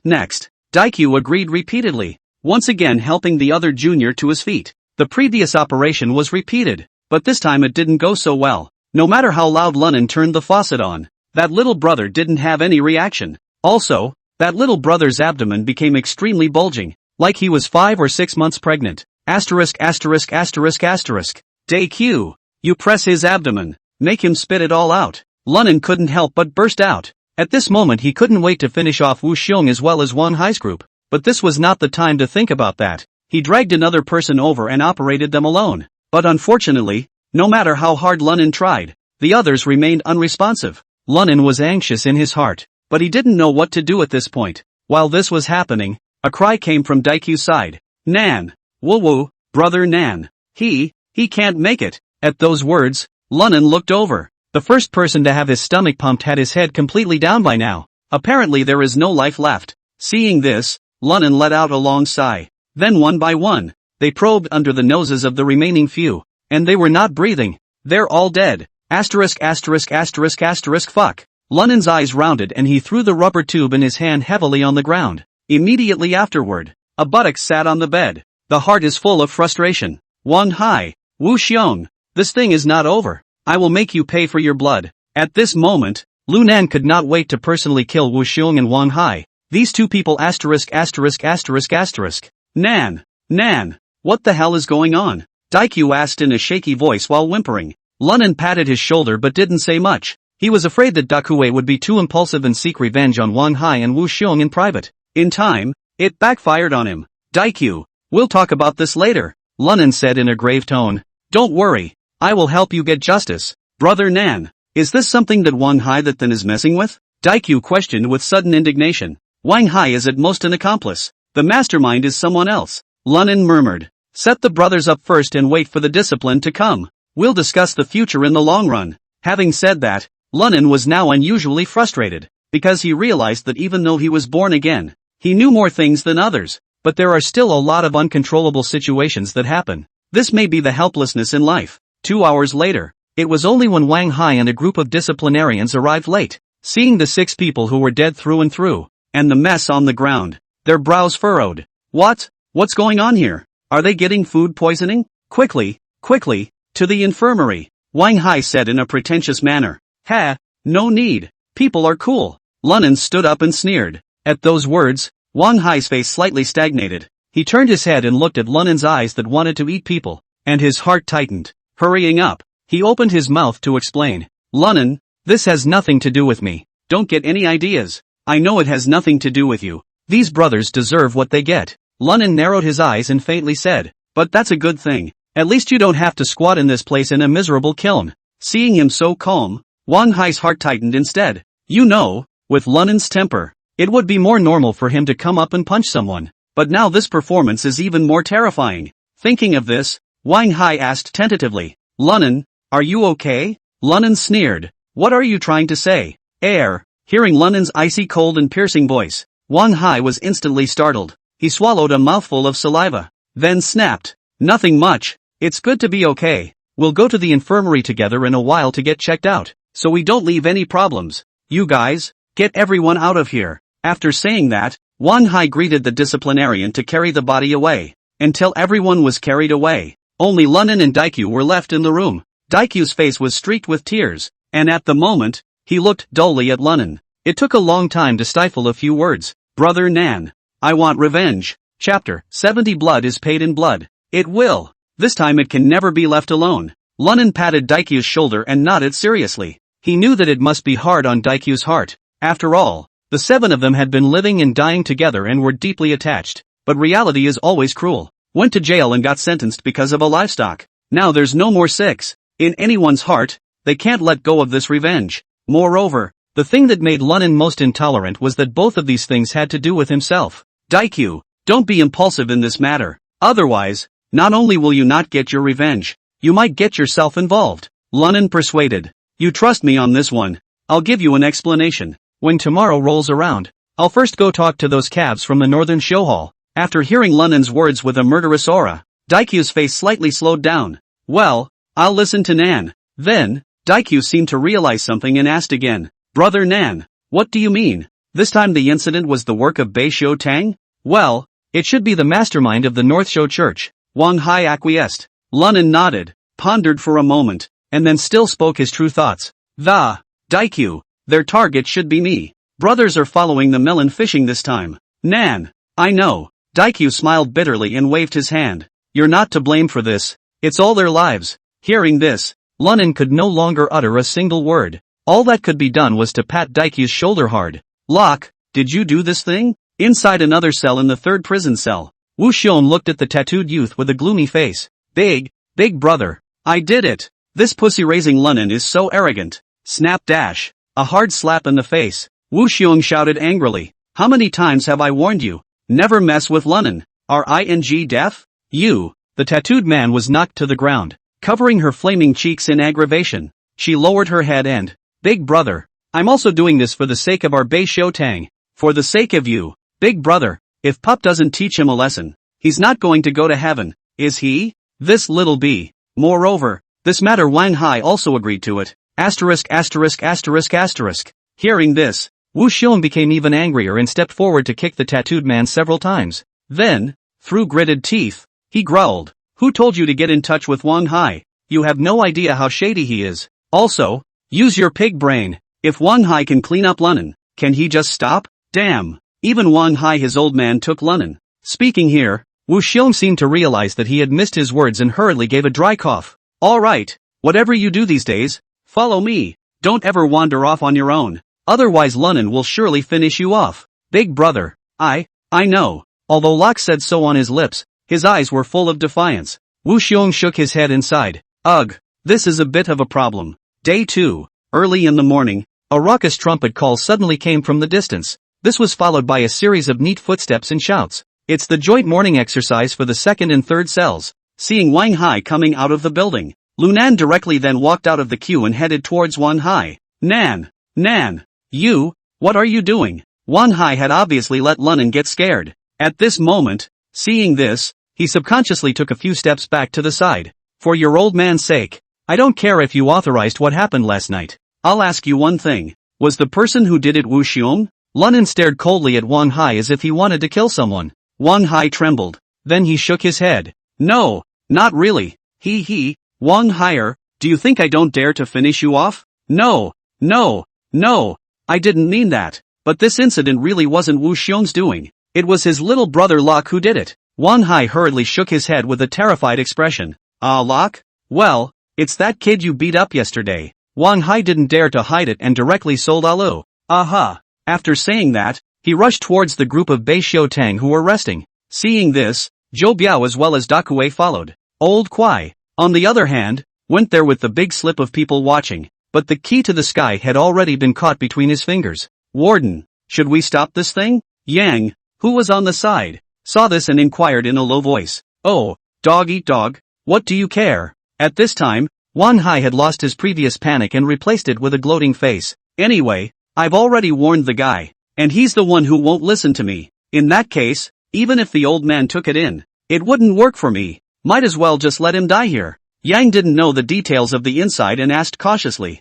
but aren't you still counting on Lunan to fight for you? Ha, I have to thank Lunan for this. Because of this, Wu Xiong approached me this morning and agreed to participate in the competition. Wang Hai smiled sorrowfully, with Wu Xiong making a move. It doesn't matter if Lunan participates or not. Speaking of this, Wang Hai felt out a cigarette and lit it. Damn, I really don't know how my old man has his eye on this Lunan. On the other hand, Lunan's trio had already arrived at the gathering place of the Northern Show Hall. Yo, if it isn't Lunan. Locke opened his mouth in a conspiratorial manner. What's the matter? I heard someone in your cell got food poisoning last night? I heard 6 dead? Speaking of which, Locke pretended to be surprised and said, oh, nothing seems to be wrong with you by the look of you. It should just be a runny belly pull? How's that? Didn't scurry to your heels, did you? The rest of the crowd burst into laughter and pointed at Lunan. Wu Xiong, however, frowned slightly. Shut up. The mocking expression on Locke's face stalled, and he didn't dare to make another snide remark. Lunan, however, didn't even pay attention to Locke, and instead stared at Wu Xiong with a deadly stare. Wu Xiong, shouldn't you give me an explanation for this matter? As these words were uttered, Wu Xiong immediately felt a wave of pressure come over him. To say that yesterday he only thought Lunan was a young man with outstanding hands. It's powerful, but not enough to be feared. But at this moment, it was as if he felt that Lunan was a great man of the Jianghu with whom he could be equal and dominate, both in terms of aura, and that composure beyond the age range. Both are not on par with themselves. This strong intuition, which he had honed only after so long in the Tao and through life and death, could never be wrong. Wu Xiong took a deep breath, suppressed the surprise in his heart, and said lightly, what do you want to be accounted for? Lunan looked at Wu Xiong with cold eyes and slowly spat out 4 words. Blood for blood. Ha, are you sure? Wu Xiong raised his eyebrows. Lunan's attitude is just too tough. This did not stop Wu Xiong from being insufferable. Ha, the person is standing in front of you. What's there to be unsure about? Lunan spoke calmly. You give this to me to dispose of, and I want to look for trouble from your Beishiu Hall. Otherwise, I won't rest with you. Chapter 71 Appointment with Wu Xiong. Hearing Lunan say that, the people around him all sucked in a breath of cold air. That's a blatant challenge to your own boss. Though they knew Lunan was capable of fighting, but yet, he thought in his heart that Lunan was definitely not a match for his boss. He's just looking for death when he does that. Locke laughed even more. Ha. Lunan, are you out of your ing mind? How dare you challenge our boss? Do you believe that my boss can break your head with one punch? Lunan still ignored Locke and just looked at Wu Xiong with a deadpan expression. At this moment, a strong fire also welled up in Wu Xiong's heart. Humph. Young man, do you have any idea what you're talking about? Wu Xiong looked at Lunan with a grim look on his face. If you really want to die, I can fulfill you. Upon hearing this, Lunan nodded and without turning his head, pointed at Lu and said, oh, so this you're Pauling? When Locke saw Wu Xiong backing him up, he immediately called out, who the are you cursing? With that, he tried to hold Lunan's fingers and pouted him off. Seeing this scene, Wu Xiong's face changed violently. Locke, watch out. Before the words left his mouth, Wu Xiong got up and kicked towards Lunan. He had thought that Lunan would definitely dodge or retreat. As a result, he didn't expect that Lunan hadn't moved at all. He waited until Alok was close enough before he suddenly lifted his leg and threw a whip kick hard at his opponent's chest. Bang! Bang! Ka-ching! The crunch of bones breaking and the muffled sound of ribs snapping came almost simultaneously. Alok's entire body instantly flew several meters away. It barely stopped after knocking over a few piles of debris that it hadn't had time to put away. Wow! He opened his mouth and vomited out a pool of blood. His eyes were lax, his body trembled, and he directly collapsed. And Lunan took a kick from Wu Xiong just as hard. However, it only retreated by half a step, not even shaking a bit. He wiped the blood that spilled from the corner of his mouth and turned his head to look at Wu Xiong. You can't keep him now. A foot for a foot. That's fair. The scene happened so fast that everyone was confused. No one expected Lunan to use an injury-for-injury fight to violently injure someone. Nima. Wu Xiong froze for a few moments, then roared angrily and rushed toward Lunan. All your ancestors. Don't J8 talk useless. Lunan said expressionlessly. If you have that time, hurry up and save that yours little brother of. If he doesn't die, what he did yesterday is written off. If he dies, he deserves it. Speaking of this, Lunan took a deep breath and said, let's fight here in a week. Standing live, lying dead. Do you dare to answer the battle? Hearing him say that, Wu Xiong's eyes narrowed and looked at Lunan like a viper. Yesterday, I was going to give you some minor punishment over the last few days to show you that there are people out there, but I didn't expect Locke to make an early move. This is indeed my failure to discipline, but that's also our business at the North Show Church. It's not your turn to teach him a lesson for me. Wu Xiong's eyes were grim. Since you don't know any better, I'll oblige you. In a week, life or death. Good. Cool. Lunan flashed a smile and said, I'm not teaching him a lesson for you. I'm cleaning up after you. You should thank me. Otherwise, with his kind of underhandedness, sooner or later, he'll bring an end to your Beishiou gang. By the way, you don't have to check either. If I am not wrong, that called Aluas 5 viscera and 6 bowels should all let me kick and break. I won't live. After saying that, Lunan took Zhou Biao and Dakue, turned around and left. Wu Xiong, on the other hand, stood still, his face cloudy. Locke was always getting into trouble on a regular basis though, much to his disgust, but after all, it was one of his favorite right-hand men. Last night, I had just instructed Locke not to leave his range of vision. To be taken out by Lunan in public today, this was a hard slap in his face. The corner of Wu Xiong's eye twitched at the thought, deadly staring at the backs of the Lunan trio. Since you are bent on death, then I can't show any mercy. However, before that, I have to inform Wang Donghui. Looks like that fake death plan of Lunan's isn't going to work. Because, old man, I'm going to make him a real corpse. Lunan said coldly as he entered the prison cell and passed Wan Hai. Hi, there are many things I think you should still ask your old man more. His thoughts, sometimes, are not as simple as you think. Don't get smart and mess up the old man's business. Otherwise, he may not clean you up. After all, there are times when a son isn't necessarily more dear to you than the power in your own hands. By the way, from now on, Zhou Biao is transferred to our prison cell. Wan Hai's face turned blue at the remark, but Lunan had already taken the duo and walked in past him. After turning the corner, Lunan whispered at Zhou Biao and Dakue beside him. Come on, get over here and hold me up a little. MLGBs, can't hold out much longer. At this moment, Lunan's face was unusually ugly. The entire chest and abdomen seemed to turn over. He knew how terrifying Wu Xiong's strike was just now. If he hadn't utilized that his father had taught him to the soft power counteract most of the force, then it won't just be Locke who gets kicked to death. He or she will be buried with them. This was the first time he had gone head-to-head with Wu Xiong. Although it was only a single strike, it also gave him a rough estimate of Wu Xiong's strength. Nan, are you okay? The two Zhou Biao asked with concern. Don't worry, it's fine. Lunan gritted his teeth and entered the prison room, sitting on his butt on the bed. Wah-dash! Gastric juices mixed with blood sprayed the floor in one gulp. The two were shocked at what they saw. Nan, are you okay? Lunan waved his hand at the duo, but his mouth was still puking. Zhou Biao and Dakue didn't dare to ask again, but just kept stroking his back. I hope it makes him feel better. Halfway through the day, Lunan then stopped vomiting and took the cup and rinsed his mouth. This Wu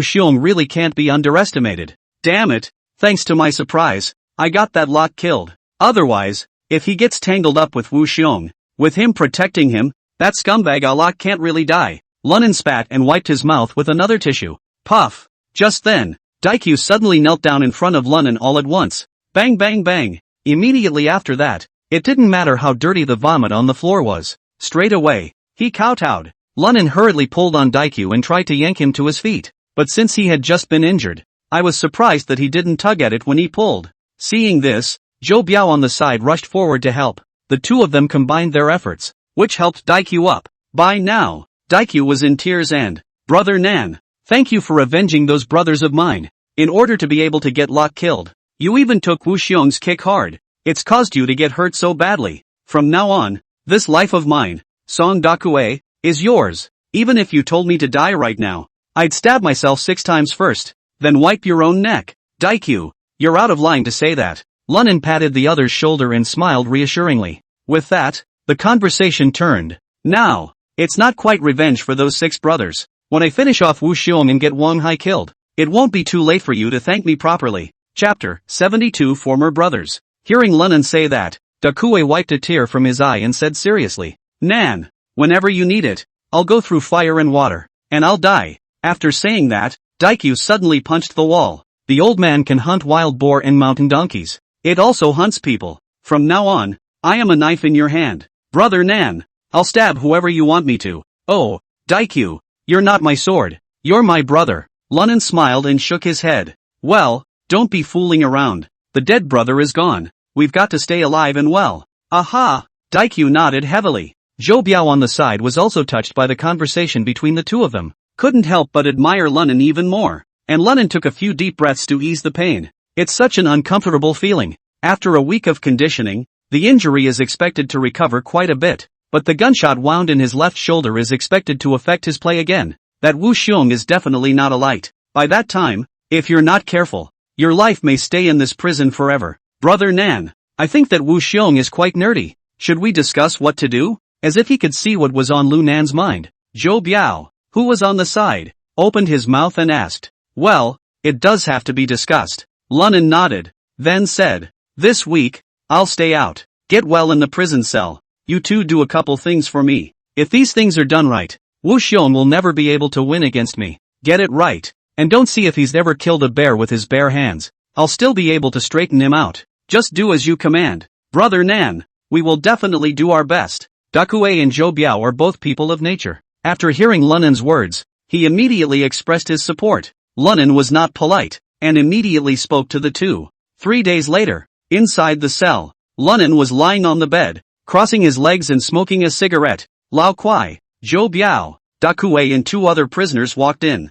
Zhou Biao said with a serious face, "Nan, it's all been done according to your instructions. We've got the stuff." Daikyu tapped the shoulder of a nearby, svelte-looking inmate and chimed in, "Yeah Nan, this time it's thanks to Li He, or else we really couldn't get that Dr. 1. Brother Daikyu, you're just lifting me up when you say that," Li He said with a smile. "If it wasn't for you and that act boy put on in the infirmary, I see, there's no way I could have gotten it with another old Kwai brother getting all the materials out." Saying that, Li He fished out a small glass bottle from his bosom and handed it to Lunan. At the same time, there was some concern. "Nan, this stuff is still risky, and I went to jail for it. You want to stop thinking about it?" "Oh, it's okay, I believe you, and believe in myself." With that, Lunan reached out and took the glass bottle. Without a moment's hesitation, the cork was removed and a drop was poured into his mouth. All of a sudden, a strong scent filled the entire ward. "This stuff is good. I've been pointing at this stuff in my last life." Lunan narrowed his eyes and barred his mouth a few times in intoxication.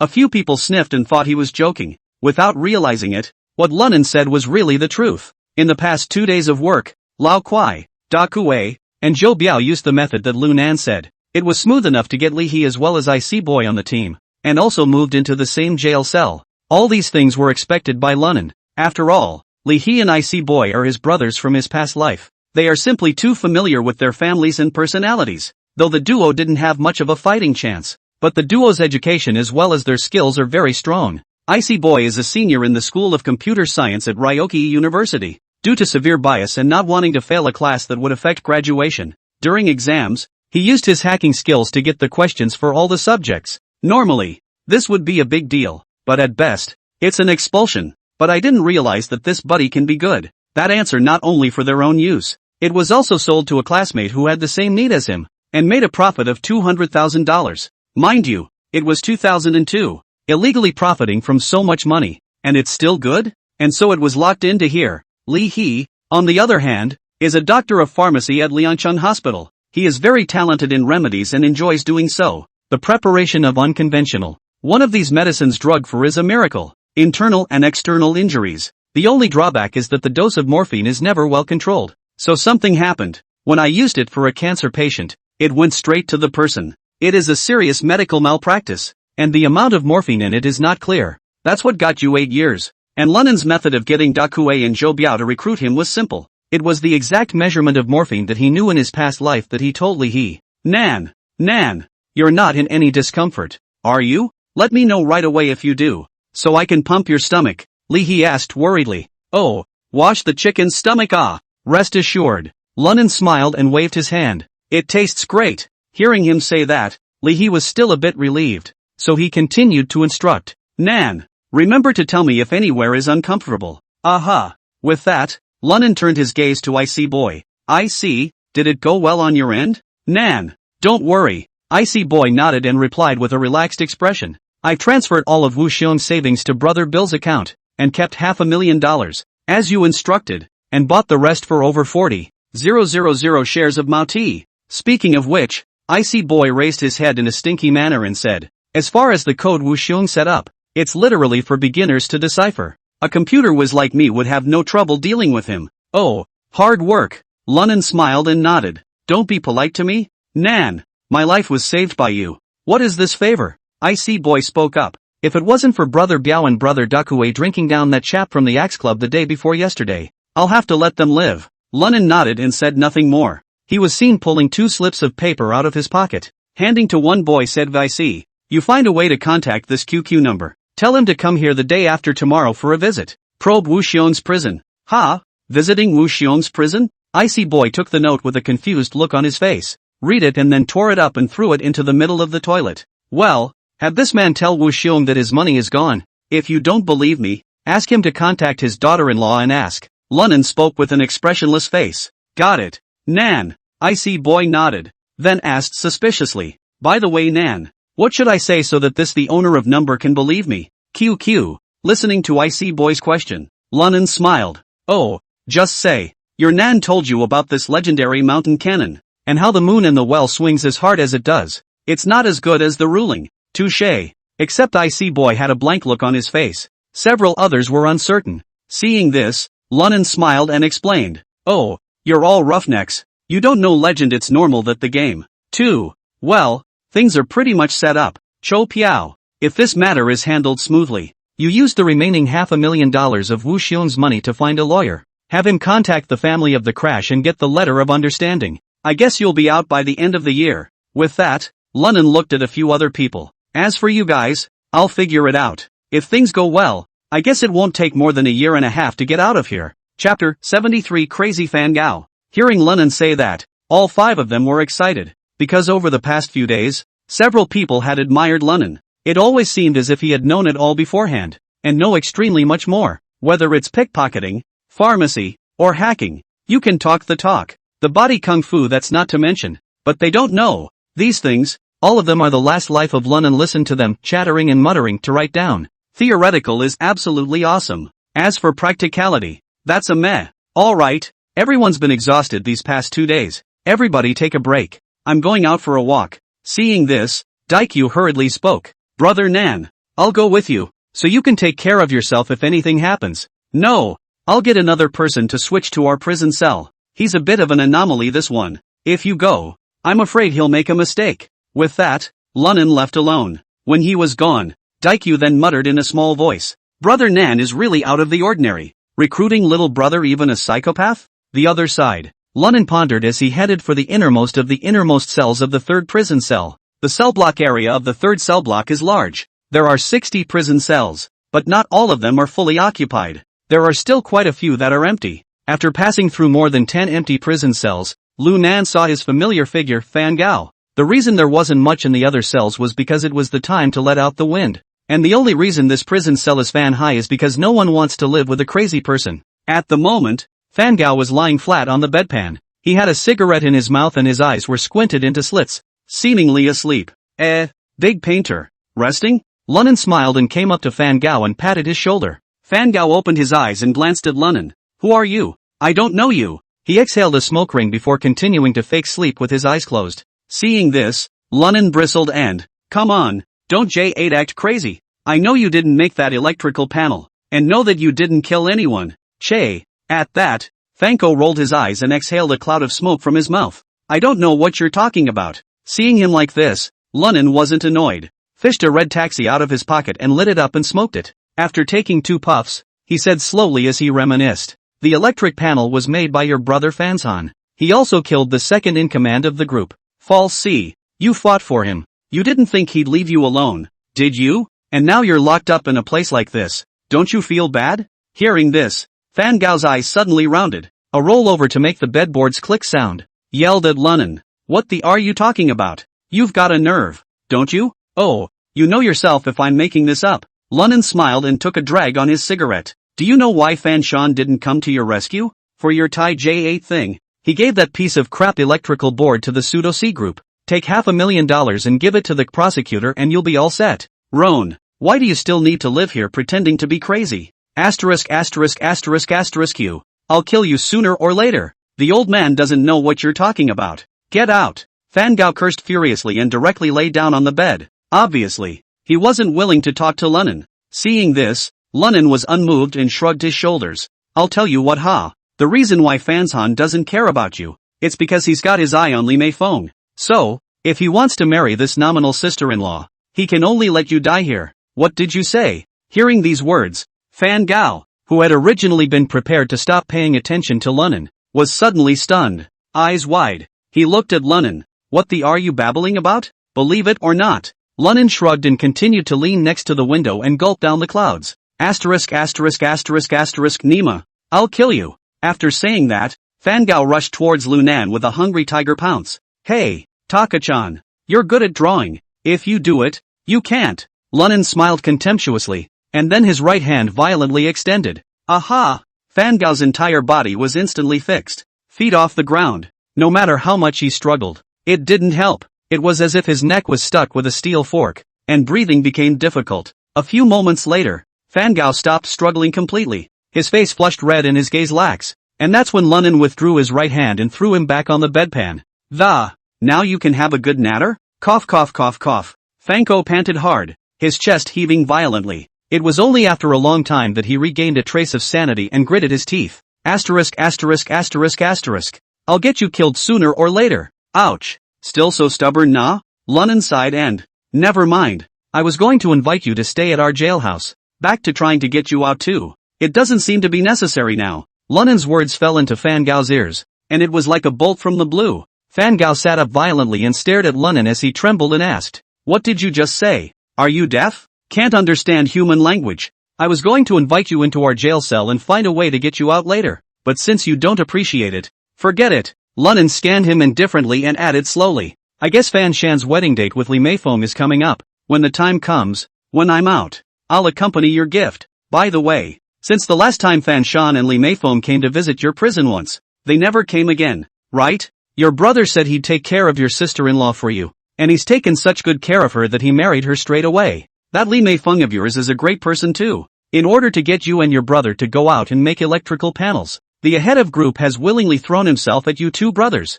Pseudo-C has talent. After saying that, Lunan stretched his thumbs at Fan Gao. Hearing this, Fan Gao seemed to have been struck by lightning and instantly froze in place. Oh, you figure it out for yourself. You know better than I do what's going on inside. With that, Lunan patted Fan Gao's shoulder, turned around, and headed out. Just then, Fan Gao sat up straight violently and said sharply, wait. At the sound, Lunan stood still and turned his back to Fan Gao Dao. What? Any other orders? Feel free to mention it. Help me. Get me out of here. Fanko took a deep breath, trying to keep himself calm, yet the more he did, the more hoarse his voice became instead. Yo, ain't you crazy? What? Healed so quickly? After saying that, Lunan turned slightly and looked at Fan Gao Dao with a raised eyebrow. Believe me now? Fan Gao was silent for a long time, but finally nodded disheveledly. Believe it, because I realized long ago that there was something wrong inside. Just didn't understand why my brother would do that. Speaking here, Fan Gao suddenly smiled bitterly. Come on, it's all minor. Lunan raised his head, reassuringly. Ask your brother yourself when you get out. Fan Gao nodded, then took a deep breath and looked at Lunnan with a burning gaze. One last question. Who the hell are you and why do you know all this? At those words, the corner of Lunnan's mouth curled up in an evil smile. In another life, you told me yourself. Hear him say that. Fan Gao only thought that the other party intended to conceal his identity. But right now, he had no choice. He swallowed and spoke slowly. It's okay if you don't want to talk about it, as long as you can get me out of here. I'll believe you if you say you're God. Oh, that's not all. Go away. Chapter 74 The Real Purpose. The next few days, except for a couple of new cellmates out and about in Lunnan, he himself did not leave his prison cell a step. Both Wang Hai and the group of prisoners thought that Lunnan was there because of his severe injuries. That's why it's been so demoralizing. Otherwise, with his arrogant and domineering character, how could he stay in the prison cell without coming out at ease? This also made Wang Hai feel extremely relieved, because he could already be sure that Lunnan was dead this time. Let's not talk about Lunnan being seriously injured. Even if he was intact, Wang Hai didn't think he would be a match for Wu Xiong. So, Wang Hai went so far as to open a handicap inside the prison. Bet on how long Lunnan can last under Wu Xiong's hand. The story quickly spread through the prison. The other inmates rushed to join in the fun. Most of the people in there can't hold Lunnan down for more than 3 minutes. However, there was another person who bet on Lunnan to win. This man was none other than Axe of the Axe Club. Axe, are you sure Lunnan can win? Zhang Lin said with a look of disbelief. That's Wu Xiong. Outside, he's the bearer of the Bei Shou Tang. In here, it's the tough guy in our cell block. Can that Lunnan kid do it? Ha! Axe snorted with disdain. Don't worry, that Lunnan kid is by no means simple. He's not going to lose, and I bet Wu Xiong might die here if he gets it wrong. Zhang Lin shook his head, still questioning. After all, although Lunnan was powerful, he was still too young. Compared to a big shot from the first tier of Cool City like Wu Xiong, there should be no chance of winning. Come on, you can bet on Lunnan if you want. I do have to bet on Wu Xiong. Zhang Lin shrugged his shoulders, no longer paying attention to the axe, but stuffed the white slip from the disciplinarian who had written Wu Xiong Sheng into his pocket. And just then, the door of the prison cell suddenly opened, and Wang Hai was the first to walk out. Behind them were the two who followed Wu Xiong and Lunan. Well, the game starts in 10 minutes. Anyone who's done betting, sit back down. Hurry up if you're not betting, Wang Hai urged, loudly. Seeing this, most people followed the rules and went back to squatting obediently. After a few more minutes, the remaining people bought the winner they had in mind. Immediately afterward, the playground in front of the prison building resounded with noisy cheers, and Lunnan and Wu Xiong walked together to the center of the field. At this moment, Wu Xiong's arms were naturally hanging down, and he was looking at Lunan without joy or sorrow, as if it was like looking at a dead man. Lunnan's face, on the other hand, wore his trademark lazy smile. This kind of smile, unlike Wu Xiong's kind of calmness and composure, seemed more warm and sunny.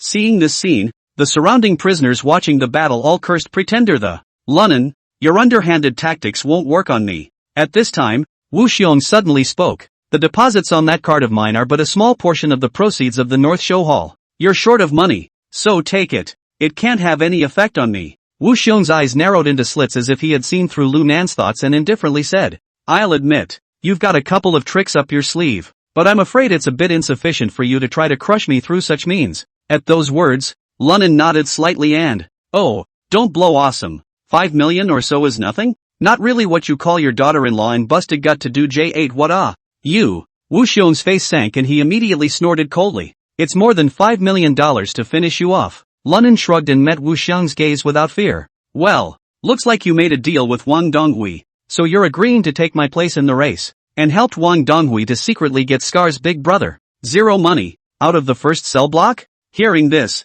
Wu Xiong's pupils suddenly shrunk. Subconsciously, he asked, how do you know? Ha! Seeing this, Lunnan grinned, revealing his morose white teeth and said, since I can get your money away right inside, nature has a way of knowing what you've all been chattering about. Hearing these words, Wu Xiong's heart was shaken dramatically. Lunnan actually knew about the 0 money guy? But on second thought, it was a relief. It must have been Wang Donghui who told him at that time. But he didn't know that Lunnan knew the reason why the death row inmate in the first cell block 0 money. It wasn't because of Wang Donghui. Rather, it's because of Li Xiangwen. He was supposed to be coming after Scar on this mission. But who knows? After he asked to IC Boy get in touch with Fatty Wang. On another whim, he asked Fatty Wang to get in touch with Xiangwen Li. Of course, Fatty Wang didn't know who Li Xiangwen was, just by phone. And Li Xiangwen didn't ask too many questions. Just a dead horse. Told the news to Fatty Wang. As for whether or not it would get in, He wasn't sure. After all, even if the message doesn't come in,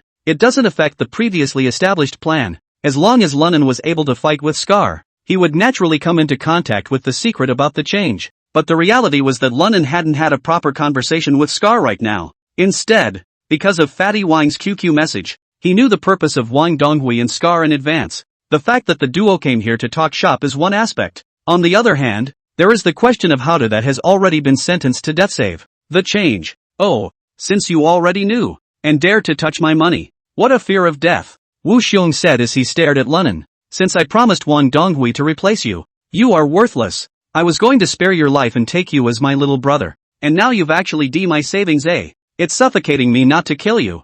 Ha! Lunnan bristled non-committally. What do I care if you're holding back? Why don't you suffocate yourself? Even if you beat the old man to death here, your money is gone. Also, it's not certain who will die and who will live. Ha ha ha, we'll see then. Wu Xiong sneered. So he wasn't going to talk nonsense with Lu Nan. Moved his arms, then hooked his fingers at Lunnan and, come on. As the duo had both lowered their voices to speak earlier, so the crowd of inmates only saw their mouths chattering non-stop, but didn't know what they were saying. If he hadn't been afraid of the intimidating power of the two men in the city's southern prison, he would have cursed. At this point, see, it's finally time to start the fight. The entire playground erupted in a shocking cheer. A bunch of prisoners have been waiting for this moment for a long time. Asterisk asterisk asterisk asterisk in hell. Get on it. Dilly-dally nifty hammer? Asterisk asterisk asterisk asterisk come on. Damn it. Hurry up and do it. Don't ink it. Go, go, go, go, go, go, go, go, go, go, go, go, go, go, go, go, go, go, go, go. Listening to the shouts, Lunnan moved his neck, then muttered to himself. Asterisk asterisk asterisk asterisk. I'd like to see how far I am from this bear killer. If we can't really beat them, it looks like we'll have to play that one even more buried. As the words fell, Lunnan's eyes snapped open. A steely, cold aura flickered in his eyes. Then he scurried over towards Wu Xiong. His fists were like heavy cannons, vicious and unusual. Chapter 75 Fighting Wu Xiong. Wu Xiong coldly smiled, staggered on his feet to avoid it, and lifted his leg to kick. His movements swift and tricky. Lunnan steps to the side to avoid it, swinging his elbow straight up in the process. Wu Xiong easily defused it. And then, once again, he bullied his way forward. Lunnan alternated his attacks with both fists, but they were always skillfully deflected by Wu Xiong. The two fought each other, and it was hard to tell the difference. The prisoners watching the battle around them became more and more agitated. Many people even stood up and clenched their fists vigorously, chanting continuously. It was as if the two of them couldn't wait to fight to the death. Lunnan, on the other hand, frowned, and the look on his face gradually became grave. The test just now made him realize that Wu Xiong was by no means an ordinary expert. His moves, so subtle, totally unlike the stance an ordinary Yakuza gangster should have. Whether or not he actually killed a bear, but the guy's former status as a black boxer should have sat well. Kid, good hands. Continue. Wu Xiong smiled indifferently and reached out his hand. It's been a long time since I've had to fight someone. It's the perfect day to take you and move your muscles. He was confident in his stature. In his opinion, Lunnan was young and physically fit though, but compared to yourself, it's not even a concern. Lunnan sniffed, and a cold light exploded under his eyes as he suddenly leapt up. The right leg flew through the air and kicked, sweeping towards Wu Xiong's head. Wu Xiong's eyelids narrowed slightly, fiercely exerting his legs. He similarly stomped in the air and struck a hard blow with it. Boo! The sound of a dull crash rang out. Both of them took half a step back. This level of collision was obviously far from the point where the two could fight for their lives. This scene slightly surprised Wu Xiong, who hadn't expected Lunnan's physical fitness to be so strong, so young to have developed this body. If I work out for a few more years, won't I turn the river? Thinking about this, a look of regret appeared in Wu Xiong's eyes. Alas, I had planned to take you on as a disciple. As a result, you had to seek death. It's a pity that you have a good physique. Asterisk asterisk asterisk asterisk Nima, take me as your disciple. You're not worthy yet. Lu Nan shouted angrily, and his two fists came out in unison, blasting towards Wu Xiong in a continuous stream. This time, Wu Xiong did not hesitate in the slightest. He crouched slightly on his legs and held his arms over his fists. Bang, bang, bang. Lunnan's attacks fell as hard as they could, but they still couldn't help Wu Xiong. Ha ha, kid, your fists are soft and powerless. Wu Xiong laughed arrogantly. Lunnan's eyes grew colder and colder, but his tone of voice was indeed not arrogant or impatient. Oh, where did this just come from? Who doesn't want to move their muscles? It's just warming up now. Before Lunan's words fell, he once again attacked Wu Xiong. This time, Lunan's power and speed were much stronger, and the wind of his punches was sharper. Wu Xiong's eyes narrowed. This kid is in really good shape, and a lot of fighting brains, though every time, he used brute force to fight hard. It looks clumsy, but it's very aggressive. This guy's physicality and fighting skills are perfect, but the breath was too sharp, so I guess it had something to do with his injuries. In that case, I don't have to get tough with him, just drag it out for a while and he'll get down on his own. After thinking of his fighting thoughts, Wu Xiong no longer fought Lunan hard. Instead, they chose to roam the defense. Lunan, on the other hand, didn't care and attacked frantically while looking for a break. But after all, Wu Xiong had been licking blood at the tip of a knife for many years. Experienced and extremely responsive, Lunan's attacks almost all fell short. After a fight, he realized that he actually didn't have any advantage. At that moment, Wu Xiong suddenly shifted his orientation and came behind Lunan. His left fist gathered strength and slammed down towards Lunan's spine. Lunan sensed the danger and immediately dodged to the side. Humph, too much physical exertion. Ha, now you want to hide? Late. The corner of Wu Xiong's eyes flashed with a touch of cruelty, and then his body moved again. With one arm around Lunan's waist, he slammed him hard to the ground. Bang! It was accompanied by a low crashing sound. Lunan lay on the ground without a sound. Wu Xiong, on the other hand, dusted his palms nonchalantly. Oh, young man, still too exuberant, only knows how to attack strongly, and doesn't even understand what tension is. Wu Xiong shook his head and sneered. There were cheers all around. Ha ha ha, win. I bet on Boss Wu. Me too. It might improve the food this time. Realize the freedom of the kiosk. How about an axe? I said let you bet on Wu Xiong to win, right? Hearing the noisy cheers, Wu Xiong's mouth hung a satisfied smile as he turned to look at Wang Haidao in the distance. Warden hi. There is no one in our cool city who can stand up after being hugged and dropped by me. Now isn't it time for you to announce the results? But before Wang Hai could say anything, the cheering around them stopped abruptly. Instead, there were expressions of horror and bewilderment on everyone's faces. That one really hurt. Hearing this voice, Wu Xiong turned around sharply. Lunan, who was originally unconscious, suddenly let out a murmur. Immediately afterward, he slowly rose from the ground. Hiss! The crowd sucked in a breath of cold air. How can this kid even stand up? And are his bones made of iron? Wu Xiong's pupils contracted violently. He could never have imagined that Lunan would be so tenacious. But in an instant, he regained his composure. Ha! No wonder you dared to provoke me. Sure has a bit of a knack for it. Wu Xiong spat out a mocking remark from his mouth, but he was secretly on guard and alert, because he was certain that his blow was definitely not something that anyone could easily resist. You know, how many fierce men died under their own holds back in the day, but the kid stood the up like it was nothing. This is just mind-boggling. He, Boss Wu. It seems that your hands aren't as scary as I thought. Lunan patted the dust that stained his body and laughed in disbelief. I don't know because you used to be a wannabe, or is it because you're old and out of shape and soft and powerless? Lunan used Wu Xiong's previous words directly back. You. Hearing Lunan say that, Wu Xiong became furious. Little brat, don't show off your mouth. I'll send you to hell. As the words fell, Wu Xiong stamped his feet on the ground and lunged forward. Swish! Wu Xiong's speed was as fast as thunder, and in the blink of an eye, he rushed to Lunan. His right hand formed into a claw, bringing up a biting wind that grabbed Lunan by the throat. It can be seen that at this time, Wu Xiong no longer have with Lunan the mood to play. Prepare to crush his throat straight away. Get out! But Lunan wouldn't just sit back and wait. He roared and raised his elbow in a sweeping motion. This time, it was somehow faster than before. Boo! The two men's arms collided, erupting with a loud noise. Stomp! At this moment, Wu Xiong was actually shaken back 3 steps before stabilizing his body, and Lunan merely staggered back a step. Little brat, did you hide it just now? Wu Xiong's face twitched as he looked at Lunan in disbelief.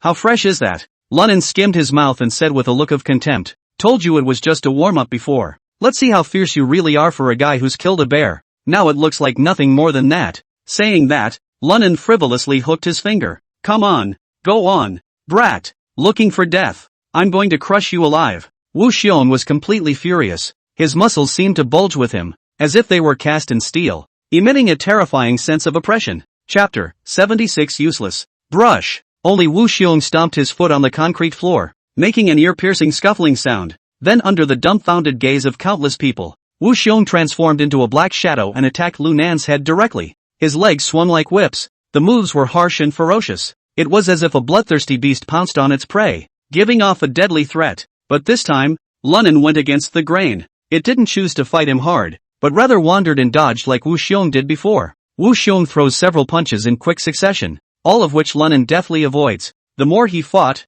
the more annoyed he became, and the more ferocious his attacks became. Lu Nan remained unperturbed, dodging and dodging, staging and blocking. Grass, play this with me. Wu Xiong cursed, his eyes filling with blood as he fiercely reached out and grabbed Lu Nan's neck. At the same time, the left foot kicked towards the opponent's crotch. Oh, old lamp, you're quite ferocious. Lu Nan sneered, his head lowered, and dodged over. With that, his legs curled slightly, framing Wu Xiong's kick. Bang dash. Both knees overlap. A dull crash rang out. Lu Nan took advantage of the situation and stepped back. Asterisk asterisk asterisk asterisk. Don't run. Wu Xiong was annoyed. He hits a sidekick that goes straight for Lu Nan's chest. Seeing him like this, the corners of Lu Nan's mouth revealed a smile of scheming success.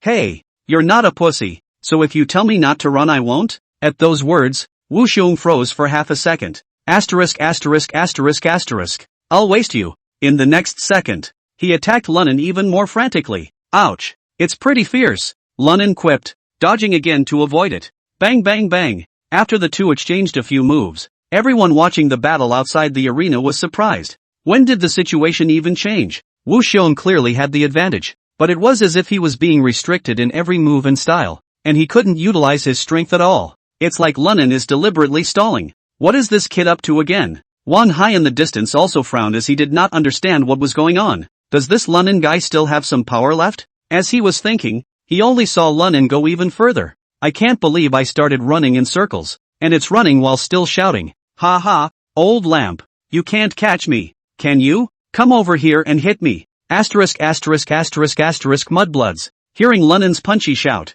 Wu Xiong became even more furious as he roared and immediately launched a pursuit. But the other side is extremely oily. Even when he was forced to make contact with him, it was a touch and go. Doesn't fight him hard at all. This made Wu Xiong furious. He had never seen such a rogue enemy. It's just shameless to the core. While at this moment, Lu Nan had been observing Wu Xiong's state. He'd had IC Boy look it up via the internet. The reason why this guy Wu Xiong came back to Liangcheng from the underground black boxing over in Siberia, it's because he got his lungs busted up in his last fight, and lung injuries are destined to affect endurance. Although Lu Nan was not a black boxer, he grew up practicing fighting with his father. It's also very knowledgeable about the condition of the body. Moreover, the reason why he attacked ferociously before was because he wanted to see Wu Xiong's reaction. Sure enough, this guy was extremely careful about protecting his left lung. This made Lu Nan even more certain that his guess was correct. As a formerly reigning big jerk, Lu Nan has encountered countless street fighting roundups of all kinds. Long ago, he developed the habit of fighting when he could and running when he couldn't.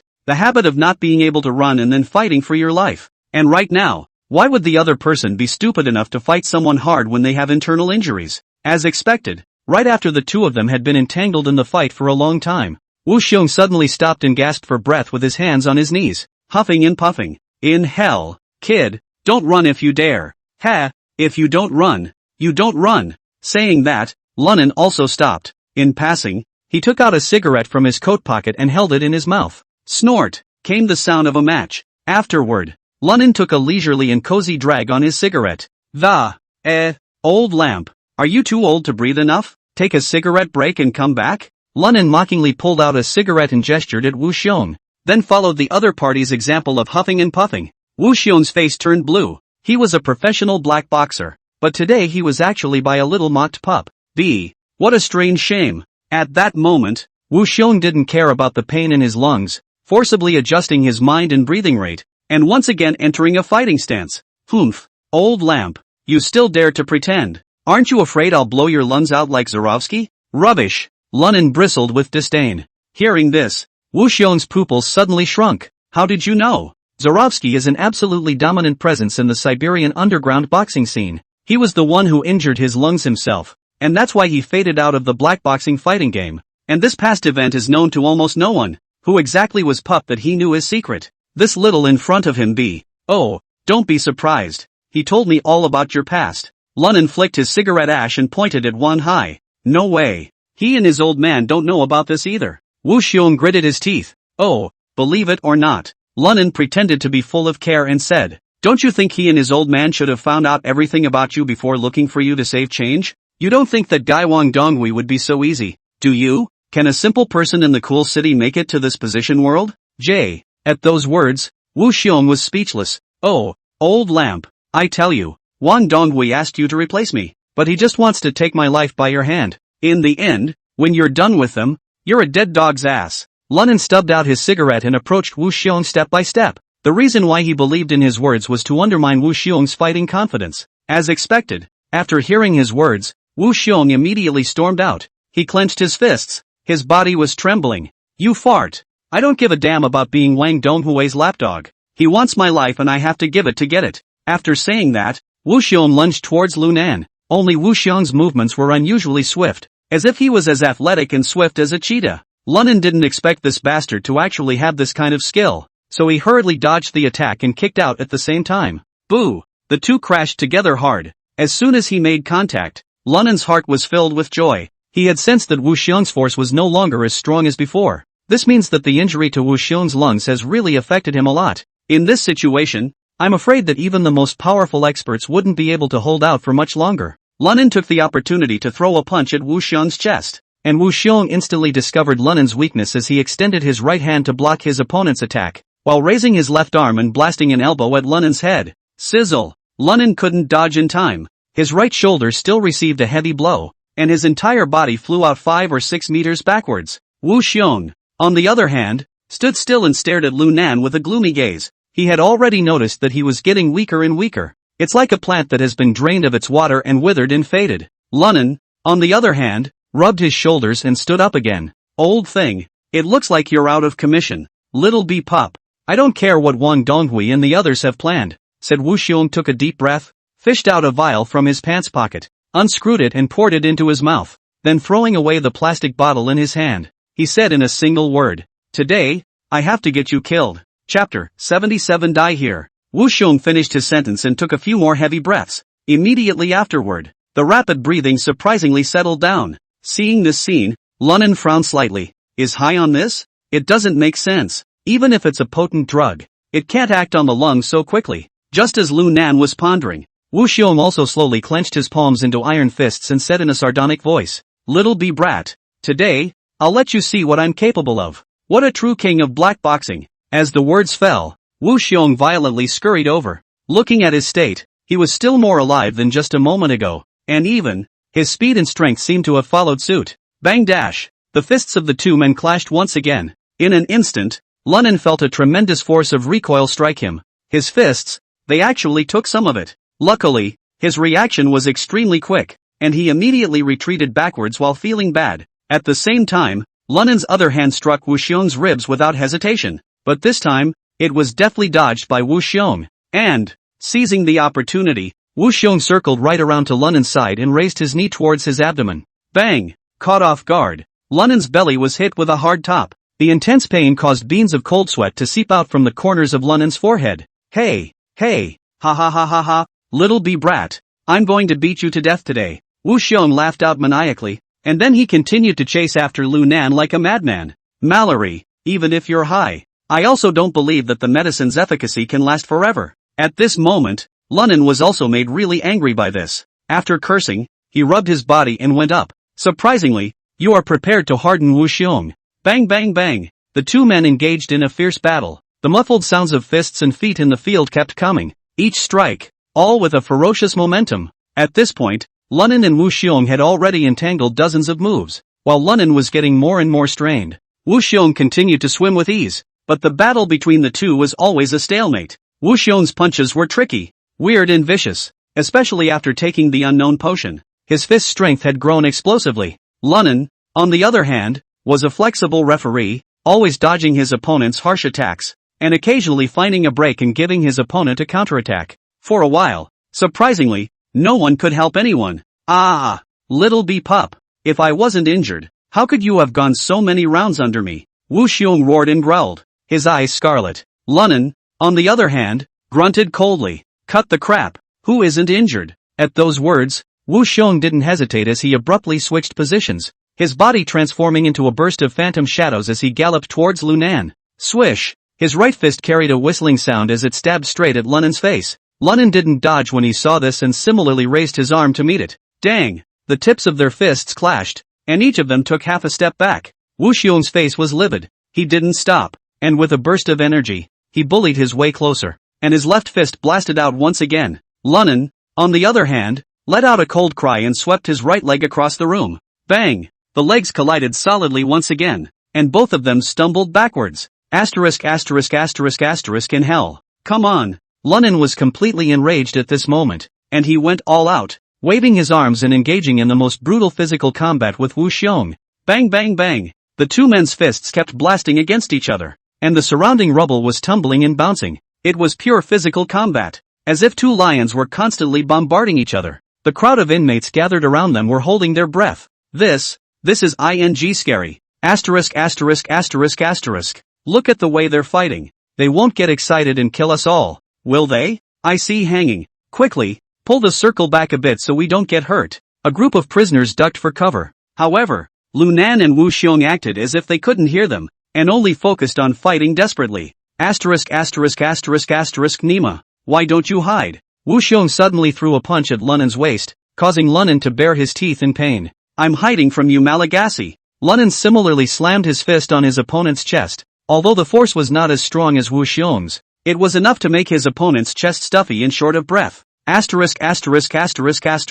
Old man. Wu Xiong was so dumbfounded by Lunan that even his speech became slurred. But soon, he gritted his teeth. Little b-boy, since you want to play with your life, then I will accompany you to the end. If you're not afraid of death, is lousy afraid? Wu Xiong's eyes were red as a mad beast. Lunan frowned. He could feel that Wu Xiong's state was obviously different, as if he had turned into a bloodthirsty devil. As expected, at this moment, Wu Xiong was frantically attacking while yelling continuously. Zorovsky, I'm the real king of black boxing. Wu Xiong finished hissing and slammed another heavy punch towards Lunan's head. This punch was so powerful that it brought up a gust of wind. However, Lunan had already prepared for this, and immediately tilted his body to avoid his opponent's attack. Immediately after that, his left leg curled, and then tensed violently. Boo! With the force of this kick, Lunan's entire body leapt up and kicked hard on top of Wu Xiong's shoulder. Well, Wu Xiong stifled a grunt and staggered a few steps, almost falling to the ground, but shook his body and surprisingly lunged again.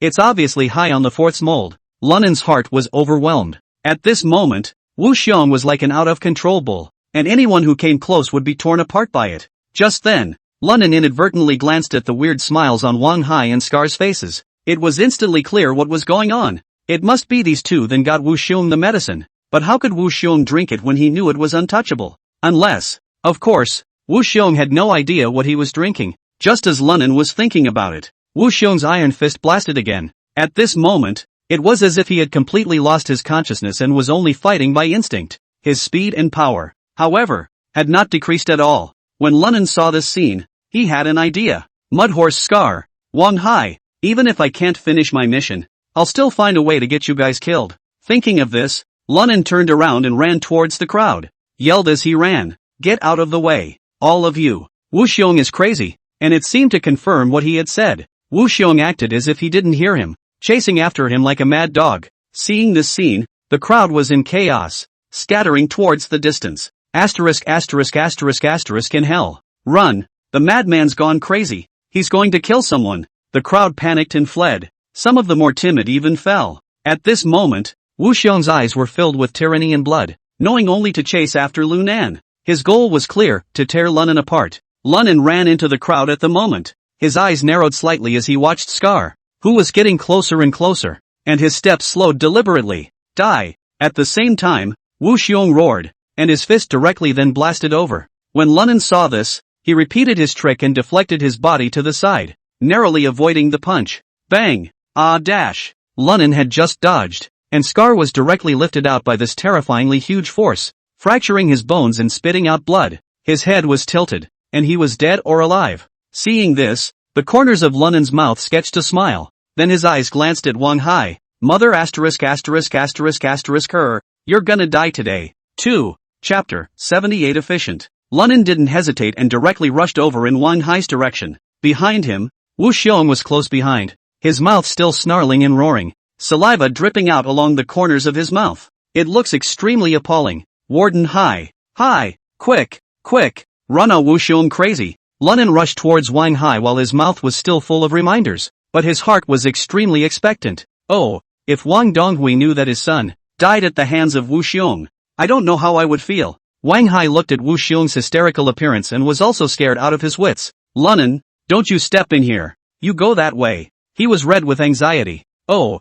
okay Hai. A cold smile appeared at the corner of Lunan's mouth, and he was immediately about to change direction, but his movements were extremely exaggerated. To Wu Xiong's eyes, it seemed more like a fake move before attacking.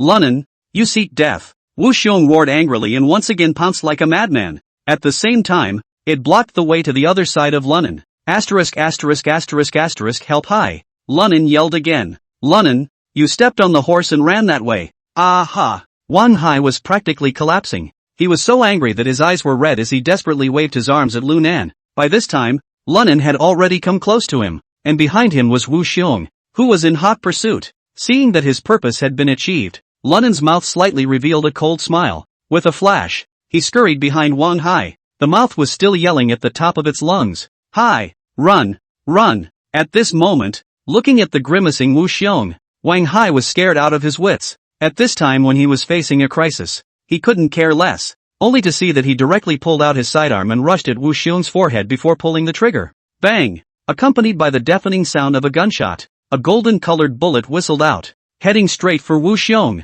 However, Wu Xiong still didn't care and continued to pounce towards Wang Hai with an incomparable ferocity. Bang dash! Ah! At the same time that Wu Xiong was shot, his fist hit above Wang Hai's right face. Wang Hai howled miserably, and his entire body tumbled to the ground on the spot. Put! A mouthful of blood splashed out from Wang Hai's mouth. His face was completely twisted, his whole face deformed. Ah! Wang Hai was lying on the ground letting out a painful scream, but his eyes were filled with resentment. Wu Xiong, on the other hand, stood frozen in place, shook his body, and collapsed beside him. On his brow, blood was gurgling. Seeing this scene, everyone was dumbfounded. Wu Xiong is dead? Wu Xiong was actually killed by Warden Hai. Warden Hai is really powerful. One shot to the head, killing Wu Xiong in seconds. Ha ha ha, deservedly. Wu Xiong just deserved to die. He's crazy. And seeing Wu Xiong dead and Wang Hai seriously injured, although Lunan was upset, he had no other choice.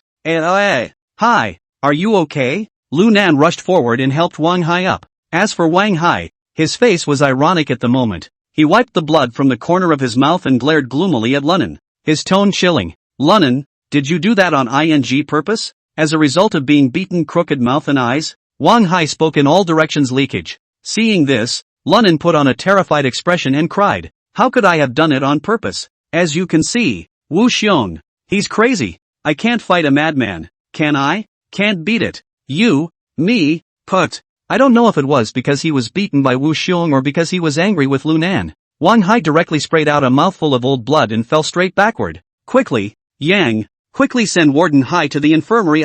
Don't be in any accidents. Hearing this, the dumbfounded disciplinarians on the side reacted instantly. Under Yang's leadership, 7 hands and 8 feet lifted Wang Hai up and rushed over to the infirmary. Lunan, who watched the crowd leave, then a cold smile spread out from the corner of his mouth. Ha! You're lucky you didn't get killed by Wu Xiong today. However, Wu Xiong is dead. Scar was also in a bad way. I'll see what you guys do in the back. Wang Donghui. I guess after you know this news, will you not also be angry old blood straight? Ha ha ha. Thinking of this, Lunan laughed freely, and then waved at Dakue's group of people and, brothers, the game is over. Wu Xiong is dead. I've won a great victory. Let's go back to the prison cell. Done. Daikyu and the others cheered. Several people then cheerfully left the scene and headed back to their cells, and the crowd of inmates who were watching and the corrections officers who hadn't left, came back to their senses. None of them expected that this competition would end in a form similar to a farce. It's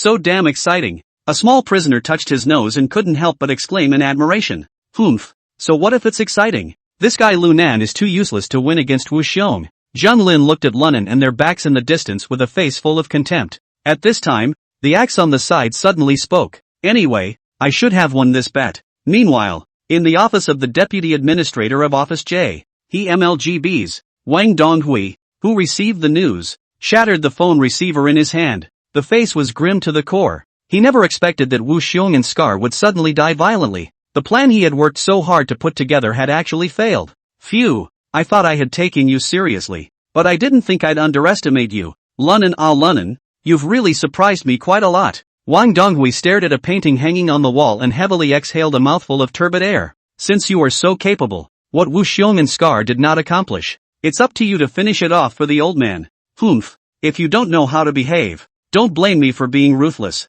After saying that, Wang Donghui packed up his things, turned around and left the office room door. The other side. Brother Nan, Wu Xiong is dead and Wang Hai is seriously injured. This isn't going to get you into any trouble, is it? Zhou Biao asked without worry. What trouble can I have? Lunan said, full of concern. These things are accidents. What's it got to do with me? Lunan waved his hand confidently. Now Wu Xiong and Scar are dead. It seems that Wang Donghui can only come to me if he wants to continue to fulfill his plan. Mother ********.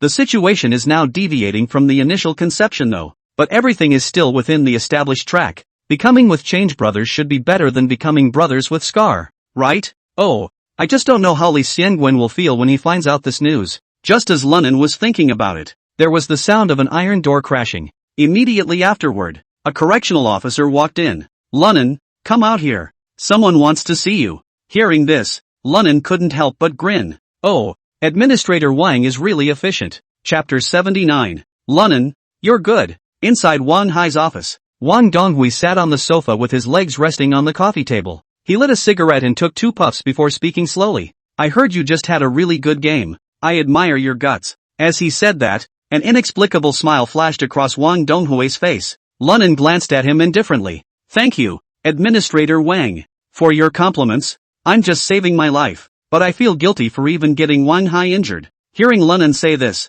Wang Donghui was dumbfounded. Ha. Do you feel guilty? Why do I get the impression that you boys look like you're getting away with something? Seeing Wang Donghui doing this, Lunan couldn't help but be impressed. Not to mention that he had ruined his plans. Let's just say that he had seriously injured the other party's son. Not only did Wang Donghui not storm out, but he could talk to himself so calmly. It's pretty damn uncomplicated. Administrator Wang, it can't be helped. Lunan shrugged his shoulders and spoke slowly. After all, I have to show you what I can do, too. Otherwise you don't even know when you're being treated like an outcast. That's sad. Hearing this, Wang Donghui nodded. His gaze slightly condensed as he looked toward Lunan.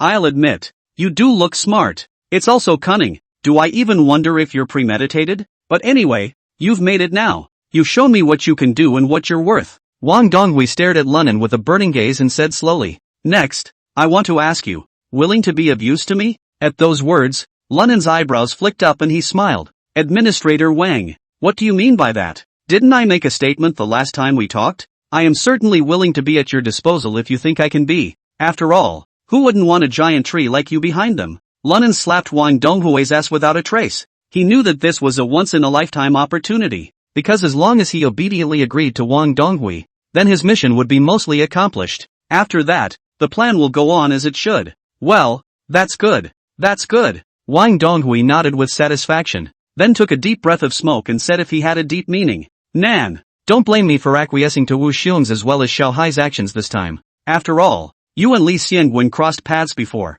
I had to be cautious. Hearing him say that, Lunan couldn't help but feel a tightness in his heart. However, Wang Donghui's next words made him put his heart down. However, by flanking you further, as well as your recent series of performances, I'm very pleased with you. As he spoke, Wang Donghui pulled out a soft Chinese from his cigarette case and threw it to Lunan. Hey, thanks to Administrator Wang for mentioning it. Lunan smiled and took the cigarette, lighting it and taking a deep drag. Wang Donghui's gaze narrowed slightly and his tone became serious. Do you know why I believe you now and am giving you this chance? At those words, Lunan was slightly stunned and asked tentatively, because I took out Wu Xiong and Scar? Wang Donghui shook his head. That's just one aspect of it, but it's not all because of that. Most of all, you act decisively. Not only did you know about the change through all the clues, and, through his own means, he actually dissolved this situation of certain death. How could I not be impressed by a talent like yours? When Lunan heard this, he was relieved, since he was able to name this zero-money guy to my face.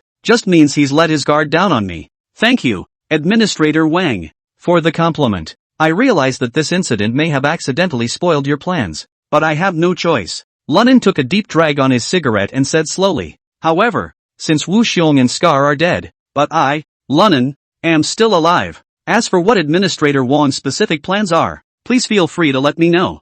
I will do my best to accomplish what you wish for me. Wang Donghui listened and nodded in satisfaction. Good, Xiao Nan, since you're so forthcoming, I'll cut the crap. You help me save the change away, and be my eyes around him. Let me ask you, do you dare take this thing? Hearing this, Lunan was delighted in his heart. Ha ha ha, I was waiting for you to say that. In that case, the old man's proximity to change is a matter of course, and don't bother trying to figure out how to get the change to trust you. Even if Late Zero knows I'm Wang Donghui's eyes, what can I do? The two of them were on the same rope anyway. This inadvertently hides the fact that I am a cop. Although he thought so, Lunan's face didn't show it. Instead, he pretended to be difficult. Everything else is fine, but saving a death row inmate seems to be a bit of a challenge. Upon hearing this, Wang Donghui also frowned. This matter is indeed somewhat troublesome. It is indeed as Lunan said. Now Wu Xiong and Scar are dead. The forces in the outer ports of Beisutang wouldn't be able to use them. One's previous plans are about to be overturned altogether and need to be replanned. But just as Wang Donghui was having a headache, Lunan spoke again. Administrator Wang, I do have an immature plan. Why don't I tell you about it? You give me guidance? Oh, Wang Donghui immediately became interested and looked at Lunan with interest. Tell me what the plan is. Administrator Wang, your concern right now should be the problem of the outside personnel picking up the loose change when it goes out, right? Lunan said without haste. How do you know? Wang Donghui raised his eyebrows. Seeing this, the corners of Lunan's mouth curled into a faint smile.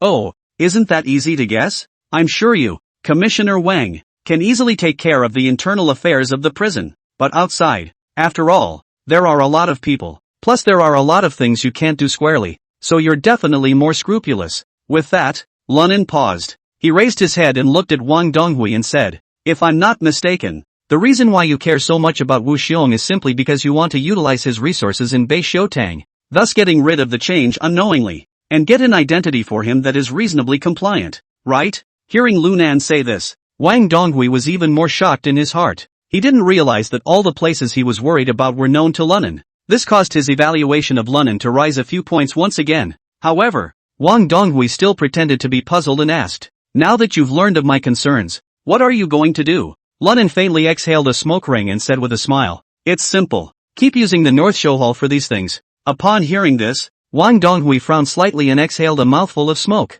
Now Wu Xiong is dead. How can I still make the North Show Hall obey my orders? This whole thing isn't that great, is it? Oh, don't worry. I'll take care of this. Wu Xiong is dead though, but I have a way to keep North Show Hall at your service. But how? Wang Donghui pursued. But you're going to have to fish a few people out for me besides me and the change. Who are you going to save? Wang Donghui's eyes stared. A few of our brothers within the prison cell. I promise, as long as you can agree to this condition of mine, we will definitely be able to help you with the matter of the Northern Show Hall. Chapter 80 Reaching an Agreement. Seeing Lunan speak with such certainty, Wang Donghui pondered. After a moment, he took a deep drag on his cigarette and, no one in the third cell has a long sentence. This is something I can promise you. However, you have to tell me, what makes you able to control Beishotang? Because Wu Xiong's daughter-in-law is still alive. She can help me. Lunan grinned and said without hesitation. She can help you? Why is she helping you? Wang Donghui froze, then was surprised.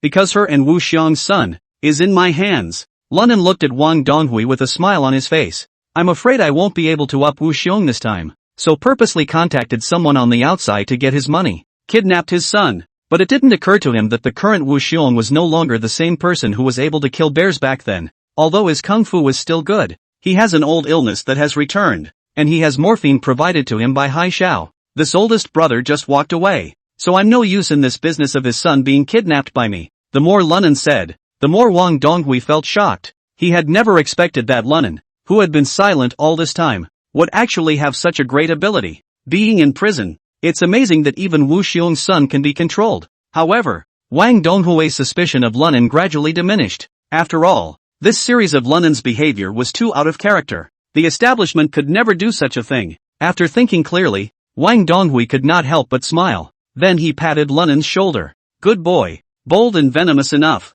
In that case, I'll leave this matter to you. Don't you let me down. Thank you Administrator Wang for cultivating me. Lunan hurriedly thanked him, while his heart blossomed with joy. By the way, Administrator Wang, there's something else I need to ask you about. With Wu Xiong dead this time, what am I going to replace my previous plan of faking my death with? Wang Donghui said after a little contemplation. The original plan went ahead as usual. You should go to the tournament when you should go to the tournament. You just take out one prisoner during the course of the game this time. Afterwards I'll have Wang Hai put you in cell block 1. We'll talk about how to get the change and you out of there then. Speaking here, Wang Donghui looked at Lu Nan if he had deep meaning. It seemed to be to see his reaction. But to Wang Donghui's disappointment, Lunan's face didn't change at all. He nodded and smiled. Since Administrator Wang believes in me so much, let's do as Administrator Wang says. It's not just a mistake to take out a prisoner. It's nothing. It's not like I haven't edged someone over by mistake. Lunan's tone was resolute and sincere. It was as if taking out a prisoner was like getting an ant killed. It doesn't count for anything at all. Seeing this, Wang Donghui nodded in satisfaction. Very well, I'll get all the internal things in order. The guys in your jail cell, I'll let them all out before your match. For everything else, I hope you won't let me down either. Ha ha, don't worry, Administrator Wang. After saying that, Lunan left Wang Hai's office, but his mouth held a cold curve. Wang Donghui, you've repeatedly tried to find out if I'm a cop. Then I'll play nice with you too. Don't talk about missing a prisoner. Even if I were to let me finish you off right now, I wouldn't have a single psychological burden. It seems that in the future, when contacting Laoli, it is better to be cautious. I'm dancing on the tip of a knife. One slip up and you can damn well ascend to immortality. On the other hand, Wang Donghui was also pondering over the various things about Lunan. Well, this kid is quite a talent, but it's also clear that he's extremely ambitious. However, it is people with such desires that are best controlled. It's the rocks in the pits like Li Xiangwen that really give people a headache. When we find a chance, we will definitely do him in. For this matter, why don't we just wait for Lunan to go out and have him finish it? If we can get this done, he can truly be of use to me. Right now let him replace Wu Xiong and get the change out. After making up his mind, Wang Donghui's eyes flashed with wisdom. Nan, are you okay? Just after returning within the prison cell, Daikyu's group of people all gathered around. Oh, alright, it's okay. Lunan waved his hand and then said, come on, hand over all the white slips you few are holding. Ha! Several people froze. Then they all rummaged through their pockets. It wasn't long before everyone took the white strips they had in their hands. Nan, are you going to go? Planning on drinking? Zhou Biao asked uncertainly. Hey, Bill, Nan's going to save, give it to him. Whatever he's drinking or doing. Icy boy said with a grin. You have so much money in your card now. Do you care about this white slip? Zhou Biao skimmed his lips. Any more money in the card is Nan's. Besides, this place doesn't use any money except for whiteout. Pyo, look at what you're saying. Brother Nan is the boss of our prison cell. He does what he says. Saying that, Icy boy handed the 2 white slips in his hand to Lunan. Nan, here. Aha. Lunan nodded, then looked at the silent Fan Gao Dao. Crazy, where's your white slip? Give it to me. Fan Gao stood there with his head down, not saying a word. What? You can't give up a white slip when I ask for it? Hearing this, Fan Gao suddenly raised his head and glared at Lu Nandao. I have all the white strips, but you said get me out. When? You in a hurry? Lunan stared at Fan Gao with a smirk. Nonsense. Of course I'm in a hurry. Fan Gao didn't give Lunan any face at all, and said in a deadpan manner, you're not going to get me here just to ask for my blank check, are you? Hearing him say that, Lunan was dumbfounded. Icy boy was even snarky. Ha ha, crazy, how many white strips can you have? And still have Nan on his mind. But before he could finish his sentence, Icy boy froze in his tracks. Only Fan Gao pulled out a large white slip from his pocket and opened his mouth. I have all of this stuff. Crazy, I didn't realize you were a landlord. Icy boy and the others were stunned beyond belief. They never thought that Fan Gao, who was usually like a log, was actually so rich. Only Lunan seemed to have known this for a long time and said with a smile, oh, this guy even can draw bills. JIA. This white slip counts for nothing. With these words, Icy boy and the others suddenly came to a realization. No wonder I always feel that crazy brother has a smell on him. So it's the smell of riches. OMG. Crazy, you're hiding it deep enough. I didn't realize you were so good. That's it. Listening to the crowd's ass kissing, Fan Gao was unmoved, still looking straight at Lunan, waiting for an answer. Seeing this, Lunan shook his head and, soon, almost when is it? Fanko pursued. Lunan chuckled. Soon. Bring me all your white slips today. Let's have a nice drink tonight. I guess tomorrow and the day after, all of you guys will be out of jail. What? Everyone's eyes widened when they heard Lunan's words. Unbelievably, he looked at Lunan. Nan. You just said that it was. It was us? Icy Boy inquired with overwhelming excitement. Lunnan nodded. Well, it's you guys. Afterward, Lunnan stretched out his fingers and nodded from several people in turn, saying solemnly, You 6. You should be out of jail within the next 2 days. Chapter 81. Hurry up and shoot. Oops, my god. The broken shoes are showing their toes. Within the empty prison cell, Lunnan lay on the bedpan, crossing his legs and humming a little tune. Wang Donghui is really extremely efficient. In less than 3 days of work, Da Kuei and Lao Kuai, a group of 6 people, were released for various reasons. These reasons are one more bizarre than the other. What made Lu Nan most speechless was Zhou Biao's reason for release. Surprisingly, it was because the other vehicle had no right-of-way due to not having had an annual inspection. Therefore, Zhou Biao was not convicted of the car accident. What a ing day. Lunnan fished out a cigarette and held it in his mouth, muttering, This era is pretty nostalgic. A little bit of power to make such a big deal out of it. The so-called law is about as good as a tool in the hands of those in power. Taking a drag on his cigarette, Lunnan muttered again, But it's better this way. It does save a lot of trouble. The plan can go on as normal once these things are out. A small smile appeared on his face at the thought. Lunnan, here. Hearing the shout, Lunnan hurriedly stood up and rushed to look at the door. Oh, how are you getting ready? Yang pushed his way into the prison cell and opened his mouth to ask. Lunnan laughed. It's been ready for a long time, just waiting for the political to call of. Hearing him say that, Yang was dumbfounded and shook his head. You kid, and you're not in the right shape. Now that you're ready, come with me, get a night's rest. The fight league starts tomorrow. At those words, Lunnan hurriedly nodded his head and, Touché, if you don't move around, you're going to grow hair on your body. Now no one in the entire cell block is practicing with me. Oh, who's crazy enough to practice with you? Yang said as he handcuffed and shackled Lunnan. You, kid, Ed Axe and Zhang Lin into submission. Got Wu Xiong and Locke killed again. Normal people are too long to have nothing to do with your bull Brother Yang, you can't say that. Lunnan skimmed his lips and said, I didn't mean for this to happen. It was just self-defense. As for Locke and Wu Xiong, that's all to blame. Who made them intend to get me killed? Just because I'm a good-tempered man doesn't mean I'm afraid of them both. Hearing Lunnan's words, Yang shook his head helplessly. You're the only one with a good temper? But don't bull me. Alright, come with me. After fastening the last shackle, Yang led Lunnan towards the outside of the prison. Lunnan followed him and couldn't help but ask, By the way, Brother Yang, why don't we see our warden? Hi. Hey, you think people are like us? People are leading the D. They would have taken a special car there long ago. Oh, Lunnan nodded thoughtfully, but didn't ask any more questions. Soon, the two walked outside the cell block and got into a police jeep, heading toward the outskirts of town. Lunnan, this time you have to work hard. Aim for a clean sweep. It's been a long time since we've gotten any accolades on this project. Our South Side prison. Yang encouraged Lunnan as he drove. Lunnan nodded. Don't worry, it's all minor. Brother Yang, I'll be in a daze for a while. Yell for me when you get to the place, ha. With that, Lunnan began to close his eyes. Chi City, the second largest city in province.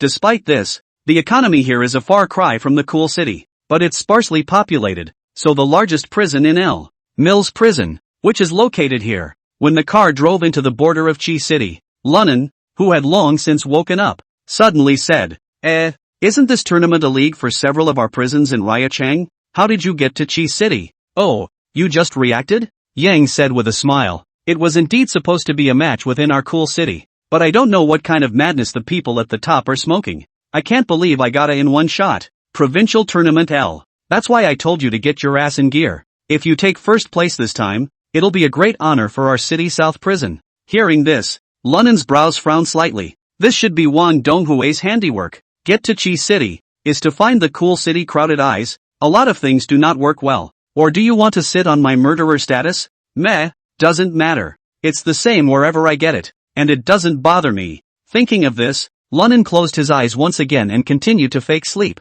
It was late in the evening when we arrived at the Mills prison. Lunnan raised his head and looked at the towering walls in front of him, and couldn't help but say a word of emotion. Brother Yang, this Mill prison of yours looks even more powerful than our city South prison. Yang sighed softly. Alas, it can't be helped. Who made this our best prison in province? Most of the people on the border here are also felons. The security measures, as well as the hardware, are naturally much stronger than our city's south. When he finished, he pulled open the door and stepped out of the car. Lunin had just jumped out of the car when a staff member came closer. After performing a series of body searches on him, he then rushed at Yang. "Comrade Yang, we're taking him to the preparation cell now. Some other comrade will then take you to Warden High." "Aha." Yang nodded, then admonished Lunin, "Be honest over there and don't make trouble for your comrades in the mill prison." Before Lunin could reply, the disciplinarian who had just opened his mouth couldn't help but snicker and said in a mocking manner, "Don't worry, Comrade Yang. We're not like your prison in the south of the city. If he dares to make trouble here, he is really tired of his life. In our case, but any disturbing behavior, we have the power to shoot him down directly without orders from our superiors, so feel free to relax." Hearing him say that, Yang couldn't help but spit out his tongue. Lunin was also in a cold sweat. Say shoot to kill. Ah, well, it must be a lot darker than the south side of town. Whichever corrections officer didn't get the answer right went straight to God. However, he didn't bother to think too much about it. He just nodded and followed that disciplinarian towards the front. In no time at all, he came within the mill prison. Looking at the dense assortment of buildings before him, and the armed prison guards patrolling to and fro, Lunin secretly gulped and, "Look at this battle. It's quite a bit more powerful than the south of the city. Wang Donghui Nabi wouldn't be trying to get me killed directly here, right? But on second thought, it doesn't seem possible. After all, if Wang Donghui really wanted to screw himself, he didn't have to go through so much trouble at all. Within the city's southern prison, you can make yourself disappear." Having figured this out, Lunin gradually calmed down. Both come and go. Anyway, soldiers come and go. Thinking of this, Lunin followed the prison guards to the battle preparation prison area. The facilities here are different from the prisons south of the city. Every cell is not closed, one by one. The front of the cubicles were fenced with iron grills as enclosures. You can clearly see what the inmates are doing inside. This made Lunin couldn't help but think of the American drama Prison Break that he had watched in his past life. The cell in that movie, that's what it looked like. "Hey, kid, you're not here for the competition too with your chicken-like physique, are you?" At that moment, a cross-faced, shaved-inch male inmate flirted up at Lunin through the fence. Lunin glanced at the prisoner and paid no attention to the other. Yo, cocky enough, look at your little arms and legs. You're just a soft foodstuff, aren't you? I'm talking to you, didn't you hear me?" Hearing the other party's provocation, Lunin rushed to the prison guard beside him. Political F, didn't you just say that? If anyone picks a fight and makes trouble here, they'll just be shot. With that, he pointed to the burly man that, "This pussy is supposed to be considered picking a fight, right? Political F, why don't you just shoot him?" Chapter 82. Before the game. Hearing Lunin's words, the prison guard at the side burst into tears. "Is this a ING competition? This is a ING pickle, isn't it? What kind of person comes up and lets himself be shot?" But the prison guard was obviously a veteran as well. Only a cold-faced look was seen as he said faintly, "Kid, there are rules for everything. It's up to me to decide who to shoot and who not to shoot. It's not your turn to tell you what to do." Oh, Lunin bristled and didn't say another word. And that burly man was instantly enraged after hearing Lunin yell. Only his eyes were rounded and he opened his mouth to curse. "Little B-Pup, you're ING looking for death, aren't you? Do you believe me, Grandpa?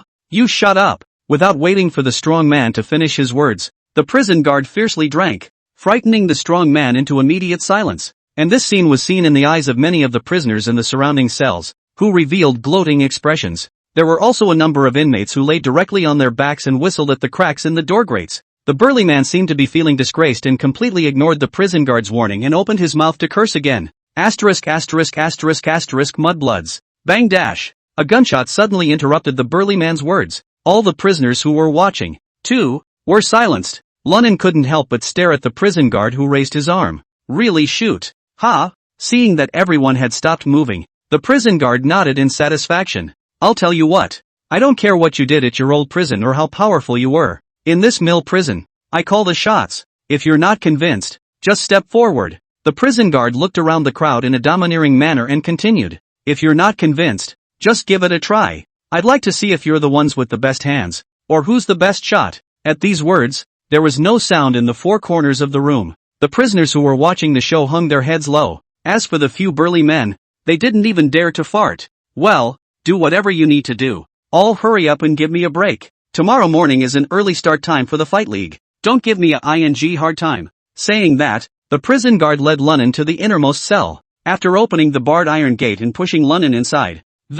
"And you, don't be a smartass about nothing. I can run this by you today, or I'll have you beaten to death tomorrow." After saying that, The prison guard glared fiercely at Lunnan and turned to leave. Looking at the back of the prison guards as they left, Lunnan couldn't help but scratch the tip of his nose and mutter, "Nima, what's so great about firing an empty gun? Can patience you instead shoot the just now asterisk asterisk asterisk asterisk ah?" Cursing, Lunnan was aware that he could not pull any punches here. It's not a crime if you get shot by someone. Immediately, he went to the bed and sat down to rest his eyes. But just as the prison guard closed the door, the shouting and cursing of the burly man from before came over at once. "Little beastie, what prison are you from? Give me your name and I promise I won't beat you to death." Lunnan was slightly stunned for a moment as he sniffed. Then, a weird arc appeared on his face. Next, only Lunnan suddenly jumped off the bed. "The main road leads to the sky, and I go south. Your grandfather's name is Lunnan. You remember that, Dasher boy Chi." Upon hearing Lunnan's words,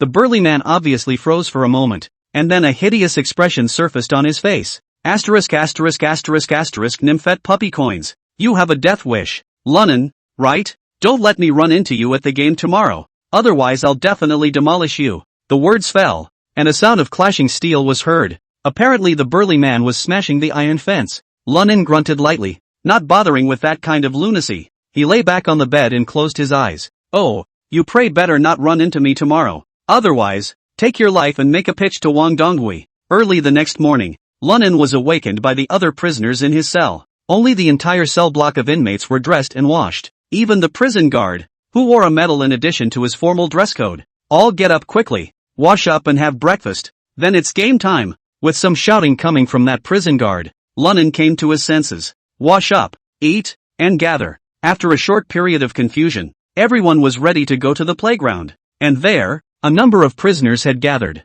The prisoners were sitting on top of the stone steps of the playground. On the other side, there was a makeshift podium. The top was equally full. Lu Nan looked there and found Wang Donghui listed. When he took a good look at the people around Wang Donghui, he could not help but have his pupils shrink, because he actually saw a familiar face in that group of people. That person was clearly Li Xiangwen. What's going on here? Lunnan raised his eyebrows twice. How did Li Xiangwen get here? Could this be Wang Donghui's test for both of us? Or is there something else fishy going on here? Just as Lunnan was pondering, one of the prison guards presiding over the match ascended the high platform and announced aloud to the crowd, "Attention all persons serving sentences. Welcome to the first prison fighting league in province L." The words fell and the applause thundered, and the warden added, "I'm sure you already know that the previous prison fighting league was just a civic event organized by the Cool City Council. But this time, with the support of, it was decided to expand this competition to the whole province, L Province Leader D, and it is defined as a competitive tournament of an official nature. Prisoners who finish in the top 3 will have their sentences reduced accordingly. I hope everyone will make an effort." After the host's impassioned speech, Wang Donghui took over the microphone. After some more grandiose and unnutritious speeches, the game officially kicked off. After a series of process arrangements, the game soon started officially. Hey, 9. Chicken Little. You wait for death. The burly man who had a verbal altercation with Lunnan earlier looked at the number in his hand with a sardonic smile, and looking at the 10 ball in his hand, Lunnan couldn't help but shake his head helplessly. Ugh, that's ing bad luck. I can't believe I drew number 10. Not even a chance to watch 2 more games. Take out the burly man yourself and you'll probably be captured, right? Thinking of this, Lunnan tossed the numbered ball in his hand and glanced at the burly man and said, "Big dumb beep. You are really unlucky. Or you might as well just admit defeat later, or die without knowing how." The burly man laughed coldly and threatened grimly. "Remember what you said, B-boy. Little. I'll just tear you apart." A faint smile hung at the corner of Lunnan's mouth. Fine. If you're that good, I'll count myself as convinced. But if you don't have those skills, just admit defeat. It's not worth it to save your life. As the words fell, he walked straight to the side to watch the battle, no longer paying any attention to the 7-blooded strong man. Chapter 83 Intentional Testing. At this point, the first game had officially begun. Neither of the 2 men on the stage were bad, but there was clearly some stage fright, for the duo's fight, while seemingly intense, was more like a rehearsed exhibition match. But come to think of it, after all, there were nothing but prisoners sitting on the stage. There are also provincial and municipal leaders at all levels of D. What kind of person comes up and hits with a dead hand? If something happens, we'll be lucky if the sentence isn't increased, not to mention reduced. Under the exchange of punches, the 2 ended up in a surprising draw. Hearing the cheers of the crowd, Lunnan skimmed his lips. With those 2, I wouldn't dare a little carom in the south side of town jail. What's the point of comparing them if they all play like that? It was as he expected. The next few games were all about this play. It looks menacing, but it's all on point. None of them really hit hard. Just like that, if Wu Xiong hadn't died, he would probably have been able to directly sweep the area. There were losers and winners in the match. And soon, it was time for Lunan and the burly man to take the ring. The burly man stood on the high platform with a condescending look. Little scumbag, didn't you say you were going to kill me just now? Now, I'll show you who's the loser. Ha ha, don't you cry. Be cub. Little. Lunan sneered and raised his eyelids, paying no more attention to this man. Ready, go. With the referee's word to start, Lunan instantly exploded. He charged like a tiger. Extremely fast. In the blink of an eye, he arrived in front of the strong man. Then without hesitation, he waved his right arm and directly slashed down hard towards the strong man's head. The burly man was stunned, but in a split second, he reacted and held out his arms for a fight. Bang! Lunan misses with a lunging left leg kick. The burly man stifled a grunt. The body stumbled to the side. However, Lunan didn't give him a chance to catch his breath at all. Followed closely by left leg knee high. Then it slammed hard into the burly man's chest. Poof! The burly man fell on his butt. Holy! This kid is too fierce, isn't he? Giving in one round? Yeah, that's too fierce. I heard the two of them yelling at each other yesterday and thought it was all bull. The inmates watching the battle from the stage were shocked, and at that moment, a clamor suddenly rang out from the stage. It turned out that Lunan didn't capitalize on his victory after one move. Instead, he looked at the strong man with cold eyes and said, "How about that? Admit defeat or not?" The burly man gritted his teeth and stared at Lunan. Mudhorse. I didn't think your kid had two tricks up his sleeve. I was going to have some fun with you, but it looks like I'm going to have to get serious too. Lunan sneered and shrugged his shoulders. Then let your horse come. This burly man rose from the ground with a scowl on his face and shouted angrily. Good, little bee-pup. Since you seek death, it's not my fault. As the words fell, he swung his arm and blasted a fist at Lunan's face. Rubbish! Lunan sneered disdainfully, and then he slightly curled one leg before steeply catapulting out. Boo! Just for a moment, the burly man's iron fist clashed hard with Lunan's calf. Both of them were unmoving. The burly man was filled with shock. It was because the seemingly skinny little chicken cub had actually carried his own full-strength punch hard. Oh, just this caliber of offense? You're the one who said you're not polite, and it looks like you're not very good at it either. Lunan sneered disdainfully. Mudbloods. Humiliated by Lunan one after another, the burly man stormed out, no longer disregarding the previous admonition of his disciplinarian. He decided that he must get this kid in front of him killed, even if the sentence is increased. Thus, the burly man frantically pounced on Lunan. He clasped his hands in a circle, forming a half-moon shape, and slammed them hard against Lunan's head. Seeing this, Lunan didn't dare to be careless. After all, the other side was following the point before. Now it's clearly a fight to the death. Which one that can come to a fight league is not a bully within the local jail? Thus, Lunan also used his full strength to do the same. Bang bang bang. The two frantically exchanged blows, punching. Within a short span of 5 minutes, the duo had already paired off no less than dozens of attacks. The inmates on the sidelines looked dumbfounded. It's like savages versus savages. Each time they collided, bones exploded with a chirping sound. This is nifty as a movie martial artist. Not only were the onlookers dumbfounded, even the group of leader on the podium DS and stewards were dumbfounded. This is too raw. Both of these boys are ing animals, aren't they? No, it's okay for that strong guy to be more of an animal. That little white boy looked like a student in his early 20s. Surprisingly, it's so beatable too. What prison are they both from? I don't know. Still, this match looks like it's going to be quite enjoyable. A crowd of stewards murmured. Wang Donghui and Li Xiangwen were silently watching the match in the field. I don't know what's on my mind. Xiangwen how do you see these two people's hands Which one of them can win? Suddenly, Wang Donghui opened his mouth and asked. Li Xiangwen frowned and shook his head. It's not good to say. That burly man had a strong body with heavy fists and vicious legs. If he hits you with a blow, it's probably not going to be pleasant. With that, Li Xiangwen shifted his gaze to Lunan's body again. Although this kid Lunan looks young, his fighting skills are incredibly skillful, even more professional than the old police officers we have here. The key thing is that this kid is ruthless. If he catches him, I guess that strong man might not be well. Oh, Wang Donghui raised his eyebrows and asked in feigned surprise. That young man you know? Ha ha ha. Administrator Wang.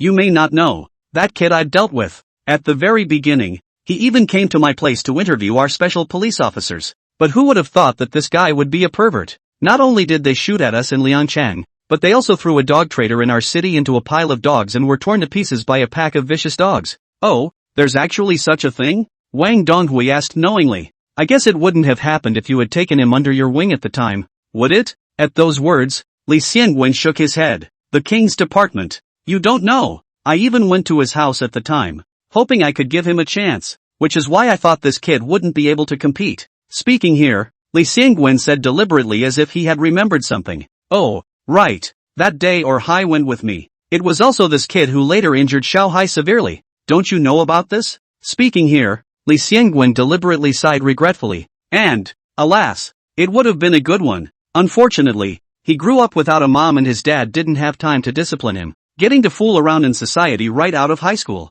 If you get your act together, you could really do great things. Unfortunately, not only did he later break the law, or I arrested him myself and sent him to jail. As he said that, Li Xiangwen deliberately showed an expression of regret. However, his words instead caused Wang Donghui to reveal a satisfied smile, because Li Xiangwen said did not cover up, but instead extremely frank. That's enough to show that he doesn't have a ghost in his heart. And from the other party's words, it could also be heard that Li Xiangwen really felt sorry for Lunan. If there was something fishy between the two, Li Xiangwen only needed to make a simple statement. There was absolutely no need to show emotions that were tinged with favor towards Lunan. Thinking of this, Wang Donghui also shook his head with feigned regret. Alas, in that case, that's a good boy for nothing. Chapter 84. Take it or leave it. At this time, the fight between the two in the field had already entered a white-hot state. Lunan, despite his age, possessed practical combat abilities beyond the norm, especially in close combat. It's fierce, and the burly man wasn't the least bit weak.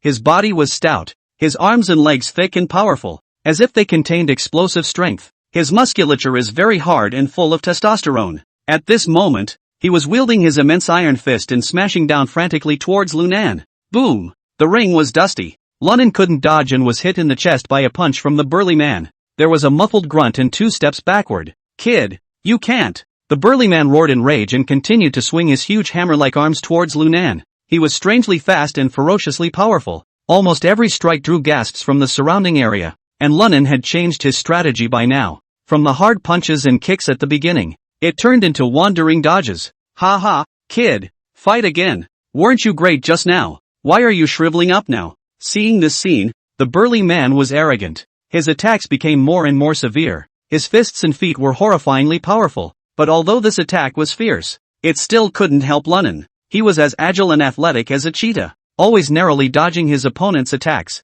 The reason why Lunan was like this was not that he couldn't take the strong man in a hard fight, but he had his own considerations. Wang Donghui asked himself to take out a prisoner for no other reason than to put himself in a cell block with zero money. But what if the other person has a crooked mouth and just sells themselves out? Pressing the issue of not being put in a cell block for an immediate execution. Then not yourself *******. You know, the armed police guarding the bottom of the ring are all holding in their hands AK blitzes. This is if you look at yourself and don't let the guys beat you to a pulp, right? So, he was going to stall for time. Find the right moment, then wait for an opportunity to take out the burly man in front of you in an inconspicuous way. In that case, one is suspected of manslaughter though, but it has to be investigated, doesn't it? At that time, he would logically be put into the first prison area, without giving Wang Donghui the chance to immediately get himself killed in a brainwave. Thinking of this, Lunan suddenly bellowed. The entire person sprang out as if he were a cannonball. Bang! He slammed his fist hard into the burly man's chest. It was followed by a whip kick to the opponent's waist. Bang! Bang! Chain of 3 kicks. The burly man was kicked back several steps, but then it stabilized itself. Little B-Pop, you're given a chance and you don't hit it. You're out of energy, aren't you? Ha ha ha, then you're waiting to die. The burly man laughed continuously, then raised his bushy palm and slapped it towards Lunan's cheek. Oh, come on, let me see you how neutral are. Lunan sneered. With that, an amazing move was made. He lunged up, wrapped his arms around the other man, and with the help of his strong impulse and weight, knocked the burly man straight to the ground. The strong man was dropped to the ground, and Lunan smoothly wrapped his legs around his neck in a death grip. Both hands forcefully counter-wrestled the opponent's wrist joints. It's the of mixed martial arts crossbody. Click, click, click, accompanied by a gurgling bone-cracking sound. The strong man's wrist was directly twisted off. *********Nima. The burly man howled in pain. He struggled, trying to get out of Lunan's grip, but at this time, Lunan had already seized the opportunity. Put your right knee on your opponent's crotch, then swing your left elbow high. Bang! A crunch! The tip of that hard elbow actually poked through the skin and crotch of the strong man. The burly man instantly screamed in misery. He was trembling violently, his face pale to the core. The pain and fear almost made him faint. Lunan, on the other hand, took advantage of the situation and once again stretched out his foot, kicking the burly man hard in the ribs. Snap! This time, the strong man directly paralyzed to the ground. At this moment, he was twitching, his face was as pale as paper, his forehead was sweating, his teeth were cackling, and he couldn't even speak clearly. And seeing this scene, the surrounding crowd was silent and shocked, and Lunan knew that he had to get him dead right away, or else he would definitely stop himself when the crowd reacted. Thinking of this, Lunan flipped his wrist and held the old Kwai had left him before his release from prison Tong Tian Ki between his fingers. With one punch, he headed for the burly man's heart. Lunan, stop it! And it was at this moment that a low, angry cry came out. Lunan was slightly stunned at his words, knowing that this was Li Xiangwen's voice, but the movement of his hand was not slow at all, and he pretended to be unable to collect his hand and hit above the left chest of his opponent. Thumbs up! With a soft sound, the sharp Tong Tian spoon pierced the heart. Piercing the heart of the strong man, the burly man's expression gradually stiffened, and Lunan backed up extremely fast, pretending to be extremely cautious as he assumed a fighting stance. Isn't it time for you to admit defeat? If you don't admit defeat, you'll be killed by me. But the burly man stood frozen in place without a single reaction. At this time, everyone looked at the strong man inexplicably, not knowing what he meant. Lunan, on the other hand, laughed coldly in his heart. Oh, broken heart, can't live. However, it would have been an accident if the coroner hadn't examined it in detail. And that's exactly what one does. Therefore, Lunan pretended to be anxious and shouted, "Hey, why don't you hurry up and admit defeat? Do you really want to be beaten to death?" But the burly man remained standing as if he couldn't hear Lunan's words. At this point, the inmates on the floor burst into a clamor. What's this for? If you want to fight, then fight. If not, then admit defeat. Staring at a cow's eyeball here to worry about what? Who knows? I guess I was stunned and confused. This doesn't seem right. One of the inmates noticed something was wrong. Holy, it can't really be that you got punched in the face, can it? Don't be ridiculous. He's probably shriveled up? Just then, the burly man finally reacted, just shook his body and fell straight backward. Bang dash! There was a loud crash and dust flew. The referee wardens on the stage rushed up, rolled the burly man's eyelids and felt the arteries in the other man's neck. Reporting to the wine department and the Li division. He's dead. What? Li Xiangwen's face changed as he frowned and asked. Confirmed dead? Okay. The warden nodded affirmatively. Li Xiangwen immediately walked onto the stage, staring at Lunan with a deadly stare, and roared angrily in a low voice. Lunan, did you do that on purpose? Hey, Li division, don't talk nonsense. This can't help but fight. A few punches let me kill. So can you blame me? Lunan's face was full of aggression, and Li Xiangwen didn't believe it at all, and hated it and cursed angrily. I sent you to prison to be properly rehabilitated. Why are you still not honest here?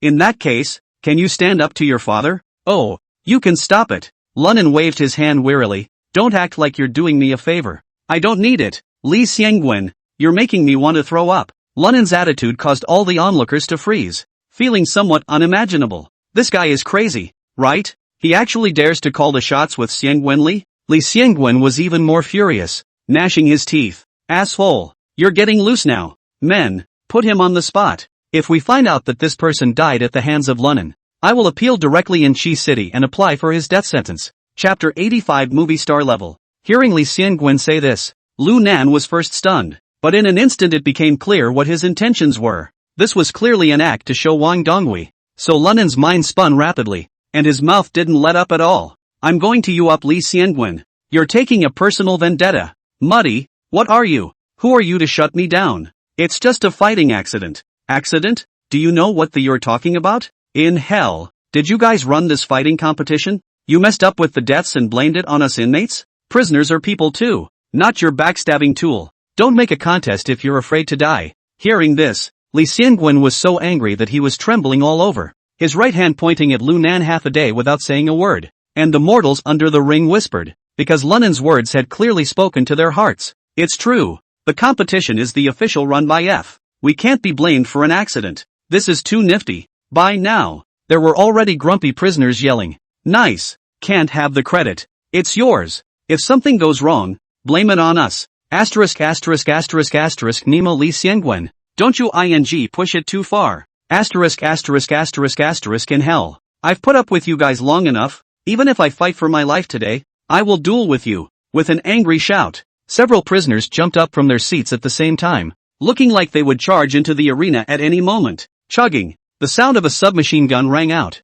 The entire meeting was silent, only to see the armed police on the stage aiming their guns at the prisoners after firing shots at the sky. There is a drop of a hat rhythm of "you to death" at the Blitz. Although the group of prisoners had some guts, they were abashed in the face of the ferocious armed police and sat back involuntarily. After all, when the Mills prison says they'll beat you to death, they really will beat you to death. At this moment, Li Xiangwen's face was horribly gloomy. The gaze that looked at Lunan seemed to carry knives in it, wanting to tear the other into pieces. However, Lunan saw a hint of appreciation in his eyes. Sure enough, just then, Wang Donghui then walked slowly and looked at the crowd sorrowfully and said, "Gentlemen, I want you to be clear about one thing. I'm the top lead here D. If you're not happy, I'll make you happy. Come, say, who among you is disobedient?" At those words, the prisoners were silenced and no longer dared to say anything. It's clearly a shot in the dark. Who is this time out? These prisoners may look vicious, but most of them are still pretty wimpy at heart,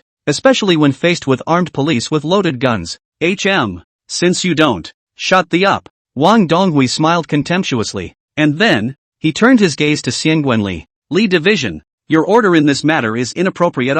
Wang Department, this Lunan kid is just perverted. You mustn't be fooled by his appearance." Without waiting for Wang Donghui's words to fall, Li Xiangwen hurriedly opened his mouth to explain. However, Wang Donghui shook his head slightly. "Mr. Li, you've got it all wrong. I'm not questioning your arrangement. On the contrary, I'm happy with you. However, it's against the rules to detain Lunan here on the spot. Moreover, it's easy for someone with an axe against our public to grind system."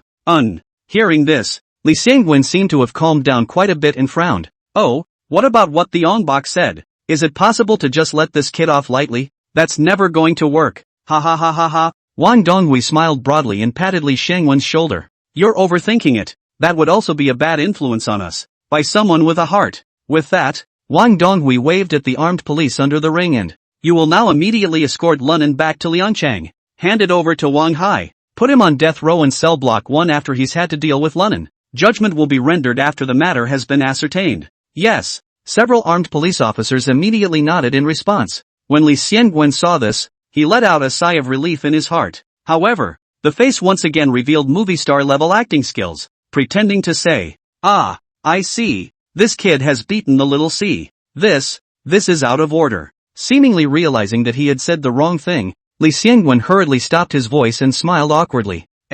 Division Li, don't talk nonsense about some things," Wang Donghui said in a nasty voice. Yes. Li Xiangwen smiled twice, purposely showing his dissatisfaction and hopelessness on his face. It made Lunan look at it with a big smile. He said, "You're too good at acting. Why don't you go act in movies and TV shows? If you were to play Infernal Affairs you'd definitely be better than Nima Liang Siwei. In that case, I'll go along with you." Thinking of this, Lunan moved violently, his shoulders instantly breaking free from the prison guard's grip. Wang Donghui, mud horse. His fists clenched and he roared in anger as he pounced towards Wang Donghui like a wild beast. This scene scared everyone. Who didn't think that this Lunan was crazy? Instead, Li Xiangwen's mouth was a touch of viciousness that crossed the corners of his mouth. "Hey, little beast. Quite bloody. I like it." With that, Li Xiangwen directly raised his leg and kicked Lunan in the stomach. Snap! As soon as the kick went down, Lunan felt a pain in his stomach, but he couldn't care less about that. At this moment, he just hissed madly and attacked towards Li Xiangwen, but as soon as he got up, he was pinned down by the armed police who came up. Seeing this, Li Xiangwen squatted down and patted Lunan's cheek, saying sorrowfully, "Little brat, is the majesty of Administrator Wang not something you can touch? You think this place is still like school where you can do whatever you want? This is a prison. Here, you have to follow the rules. Also, the first time I sent you to prison, I tried to get you killed. I didn't expect you to pick up on the lack of evidence. This time, I'll see how you escape the law. Bring me down." Finally, Li Xiangwen swung his hand violently and slapped Lunan's face. Instantly, 5 fingerprints appeared on top of his cheeks, and a strand of blood flowed out from the corner of Lunan's mouth. It seemed as if Li Xiangwen was extremely indignant towards him. Wang Donghui, who was on the side, but slightly waved his hand to signal Li Xiangwen to step back, and then he slowly took out a paper towel and wiped the palm of his right hand before turning his head to look at the furious Lunan. The indifference. Lunan, don't worry, we will investigate this case thoroughly. When the time comes, if there's a real grievance, I will do you justice. After saying that, Wang Donghui instructed a few more armed police officers before turning to leave. Li Xiangwen stood in place looking at Wang Donghui's back, his face expressionless, not knowing what he was thinking. He then turned his head and sneered at Lunan. Little brat, just wait to die. This time I'll make sure to prove that you killed someone. Even if you can't be sentenced to death, you'll be in the middle of a prison and never get out. Asterisk asterisk asterisk asterisk off. Wait until you become administrator. Just like you. I don't see a chance in this life. Hearing Lunan's words, Li Xiangwen seemed to be really enraged and stepped forward to deliver another kick. That's when he waved his hand and growled angrily. Take this boy under arrest. Chapter 86. I am going back on my word. Lunan was directly escorted to the prison car by a group of armed police with guns. This time it's different than when I came. The prison van was a converted minibus. Inside, the glass windows are welded to the bars. Moreover, the people who escorted them, apart from a few armed police officers, there was also Wang Hai among them. All right, everyone back. Old Jan and I will just escort the boy back. Wang Hai rushed the armed police and ordered. You guys are still focused on making sure there are no accidents at the mill prison. Hearing him say that, the armed police officers didn't insist. After saluting at Wang Hai, he handed Lunan over to him. Comrade Wang Hai, then we'll leave this boy to you.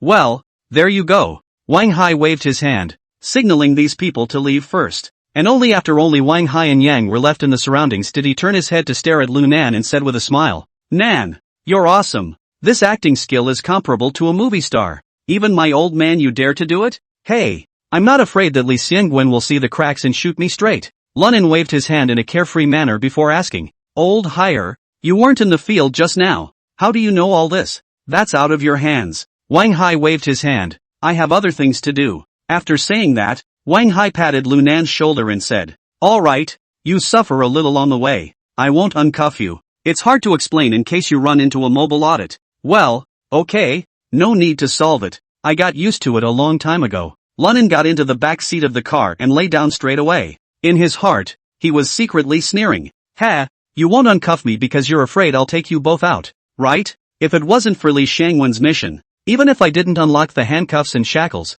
I would still be able to do you guys. Seeing that Lunan cooperated, Wang Hai didn't say much, gesturing for Yang to drive. He drove Lunan out of the mill's prison, the other side, until after Lunan was escorted away by the armed police. Li Xiangwen seemed to have not yet calmed his anger. Wang Department, I won't watch the next match. I'm going to take a break in the restroom. Upon hearing this, Wang Donghui was dumbfounded and said with the demeanor of an elder, Oh, Xiangwen, there are some things you still go too far. The King's Department taught me a lesson, but this kid is so damn infuriating. Okay, go take a break. When the game's over, you can drink with me. Chi City soy sauce wine, but it's very famous. Not worse than Lameo tea. Wang Donghui said smilingly. Good, then you can watch the match first. Wang Department, I'll go and ask them to prepare the food and drinks before taking a break. Li Xiangwen responded and turned toward the back building. Until he turned the corner of the building, Li Xiangwen watched from side to side. Only after realizing that no one was there did he reveal a palm-sized piece of white paper from within his palm.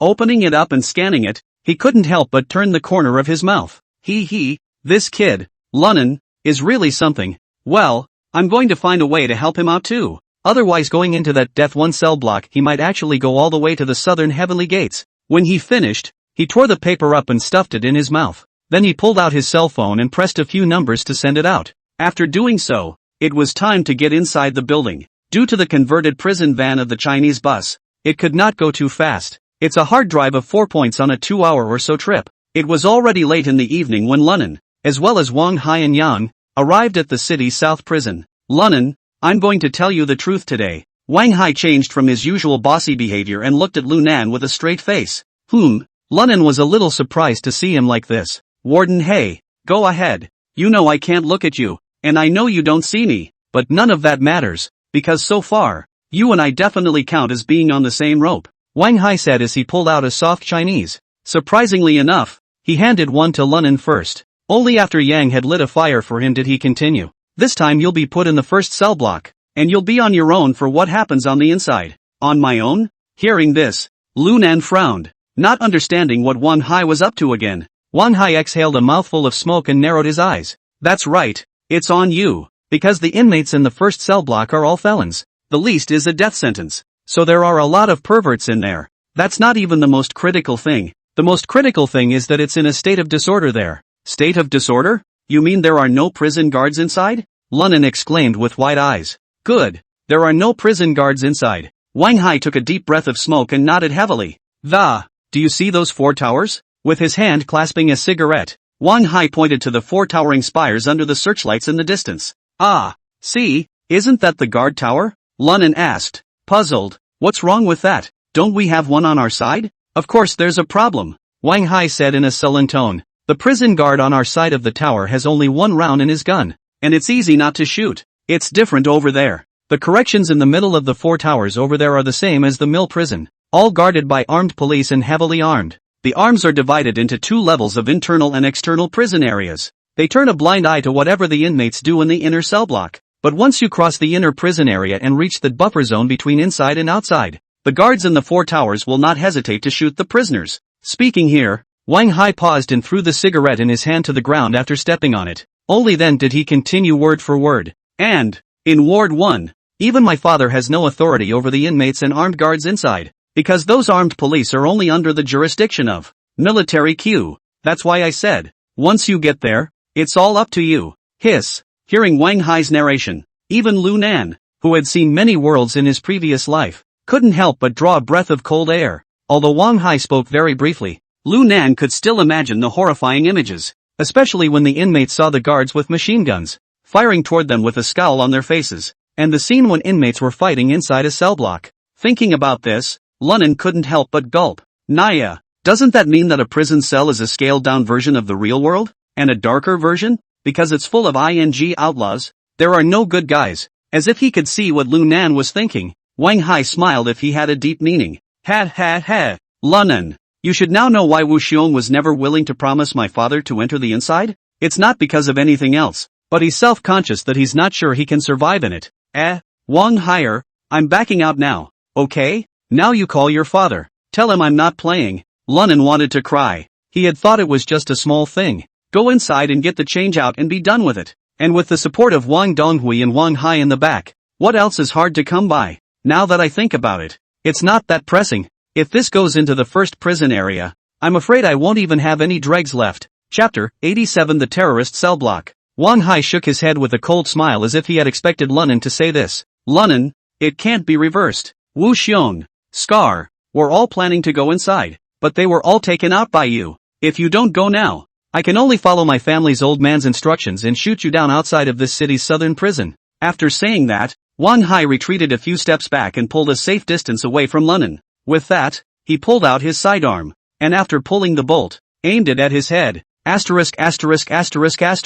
Looking at the blackened muzzle of the gun, Lunan took a sharp sip of his cigarette fart. He knew that Wang Hai definitely didn't mean to joke with himself. If he refused to do the job, he would not hesitate to shoot himself. Damn. Fell for the ghosts. Lunan cursed, then looked at Wang Haidao. Wang Hai, tell me, have you and your father been counting on me from the very beginning? All that happened before, was it just a play you 2 masters put on? Including what's her name medical records book, and Wu Xiong and Scar were killed by me. All in your calculations? The purpose is to get me into the first prison block? Upon hearing this, Wang Hai grinned, revealing his morose white teeth. Ha. Not really. It should be a matter of things coming together step by step, and you're the only one who's best suited for it. My dad and I had originally picked someone else, but they were all eliminated. In the end, it was only you, who pleased my old man the most. So, there's no choice but to commit to you. Asterisk.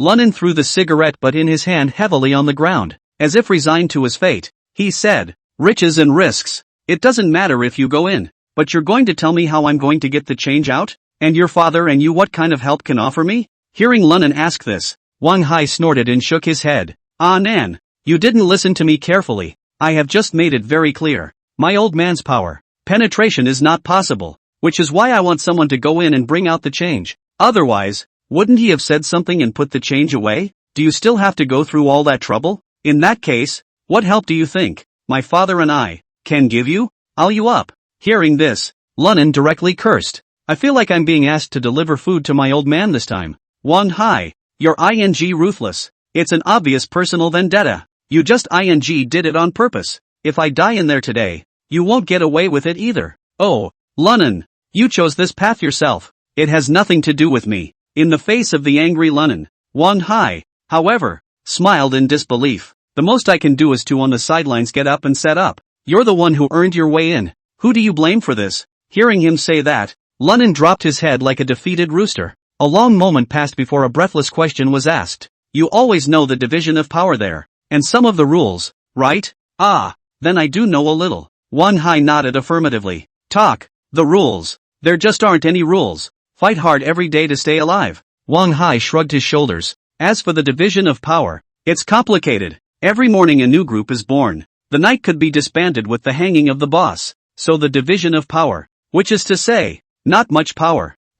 Hearing these words, Lunnan cursed at once and asked as if his heart was dead. Before I go in, can I get a sword and spear or something? It's not like you don't even have a weapon when you get inside, right? I can prepare you for that instead. Wang Hai pretended to be generous and said, but during the jail search session, you'd better be able to stay out of the way of the other side's armed police. Otherwise, there's a good chance you'll be shot on sight. Oh, right. You're gonna have to get naked during the body search. Are you sure you want me to get you a weapon? I suggest you think it over. At those words, Lunnan fell silent. Seeing him in this state of mourning, Wang Hai's heart blossomed with joy. This stupid beep. Let you fool around with me. Now you know you're scared? Ha ha ha. Mother asterisk. As long as he goes in, he's probably going to die inside 9 times out of 10. The old man's revenge is avenged. However, this kid is often capable of surprising and performing miracles. In the event that this dumbass has a stroke of luck against the odds, it's no loss to me or my old man. Instead, it can help our Wang family move to the next level. Well, no matter what, this sale is a sure thing. Worth it. Okay, I understand. You prepare a short knife or dagger for me. I'll find a way to bring it inward. It's my bad luck if I can't bring it in. It's better to let the armed police just shoot them than to let the perverts inside die alive. Lunnan took a deep breath and his eyes hardened a lot. No problem. With that, Wang Hai rushed at Yang and ordered, Lao Yang, go to my office and bring me that Swiss Army knife. Alright, Mr. Hai. Yang agreed and turned to run toward his office. And at this time, Wang Hai patted Lunan's shoulder and said with a straight face, Lunnan, I hope you can make this work. If you do get the change out, I won't have a chance to embarrass you even if I want to in the future. At that time, your status in front of my old man will probably be higher than mine. So good luck with that. Q. Lunan glared at Wang Hai without any good humor. How can I see that you're gloating? Ha. I can't help it if you don't believe I'm genuinely wishing you well. Wang Hai shrugged his shoulders without any exasperation and then stopped talking. Not long after, Yang walked over with a saber in his hand. Seeing the Swiss Army knife in his hand, Lunnan instantly did a double take. This is the real deal. It was so much better than the kind of counterfeits he usually had. Lunnan, this was specially customized for me in Switzerland by a friend I asked. Absolutely authentic. If you strike fast enough and hard enough, you can cut even a thumb-thick iron pillar. Now I'm giving it to you, and I hope you bring it in. With that, Wang Hai handed it over. Accepting the Swiss Army knife close at hand, Lunnan nodded. Wang Hai, if I die inside, so much for our feud. If I don't die in there, I want you to call me brother when you see me from now on. And, if you ever play games with me again, I will slit your throat with this knife in front of your father. Oh, don't worry, Wang Hai sneered. As long as you have the ability to bring out the change, I will respectfully call you brother when I see you in the future. And absolutely no trouble from you. Well, I hope you remember what you said today. Lunnan nudged Wang Hai with his saber and turned around. Let's go. Since we can't hide, let's go in early. I'd like to see if this ing1 cell block is so scary or not. At this moment, Lunnan's face was filled with a look of death. Exactly as if he was going to die. Hey, since you said so, let's go. Seeing Lunnan's generous face, Wang Hai's mouth curled into a cruel smile. Together, in concert with Yang, they headed for the deepest part of the prison in the south of the city. Chapter 88 Clarification of the situation. The trio walked through the second and third cells of the prison south of the city. Come to an underpass door. There were several searchlights above the door of the tunnel, emitting a blinding light. Instead, there was a dark steel gate at the end of the tunnel. The gate was closed, and from the cracks you could vaguely see that it was filled with armed police officers with loaded guns.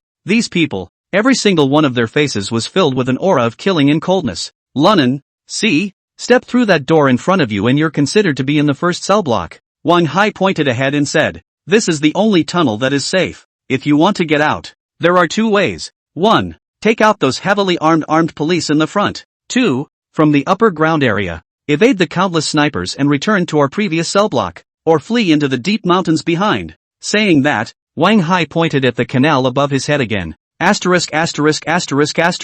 Wang Hai, what do you mean by that? I'm a dead end? Seeing Lunnan's somewhat exasperated appearance, Wang Hai couldn't help but laugh extraordinarily happily. Ha ha ha, how can that be? I certainly do hope you bring out the change unharmed. These words are nothing more than telling you the path you can choose. Okay, don't J8 bull **** me. I'd rather hurry up and get into the first cell block now than talk to you anymore. Otherwise, I'm afraid I won't be able to hold back and finish you off right now. After saying that, Lunnan waved his hand in disgust and took the lead in striding towards the innermost iron door. Looking at this arrogant look of his, Wang Hai gritted her teeth in anger, but soon enough, he returned to normal, a vindictive smile appearing at the corners of his mouth. Humph, Lunnaner, let you run wild now. You're on your own when you get into the first prison block later. After saying that, Wang Hai and Yang sped 2 steps to catch up with Lunnan. Just as he reached the doorway of that iron gate, he saw an armed police warrior on the opposite side first saluting,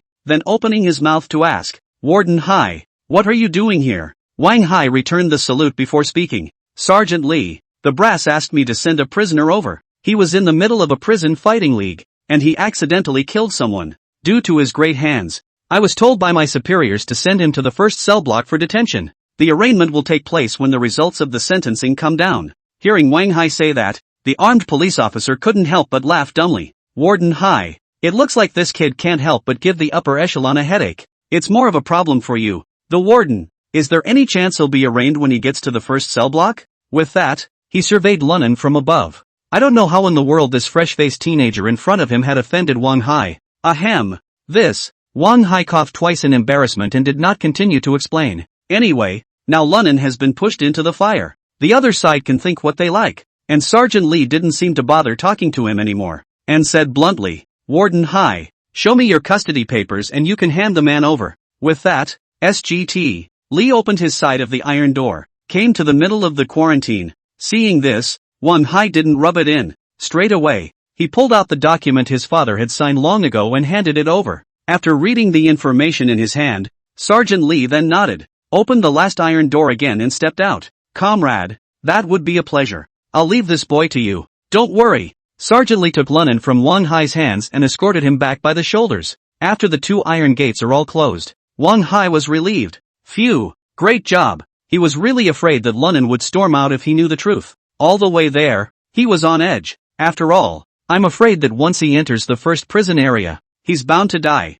And now, finally, the dust is settling. Lu Nanner, you also have today. Who made you ungrateful before? The rest is up to you. Thinking of this, the corner of Wang Hai's mouth raised in a sinister smile. Lunnan was escorted forward by a group of armed police. After walking up the steps from one of the underground iron doors, Lunnan didn't feel that this was any different from the second or third prison cell. At least for now. It doesn't look like it's anywhere near as bad as the outside. Same photo retention room. Same examination room. Only, instead of prison guards, the people around them were armed police with loaded guns. After taking the file photo, Sergeant Li seemed to be reading his thoughts and couldn't help but grin. Kid, this is where we stay. Conditions are naturally quite a bit better. When you get inside, you'll understand. Saying that, a group of armed police had escorted him outside the inspection room. By this point, the group of armed police seemed to be extremely taciturn. All of them stood in standard military posture when they were 3 meters from the door. Only SGT,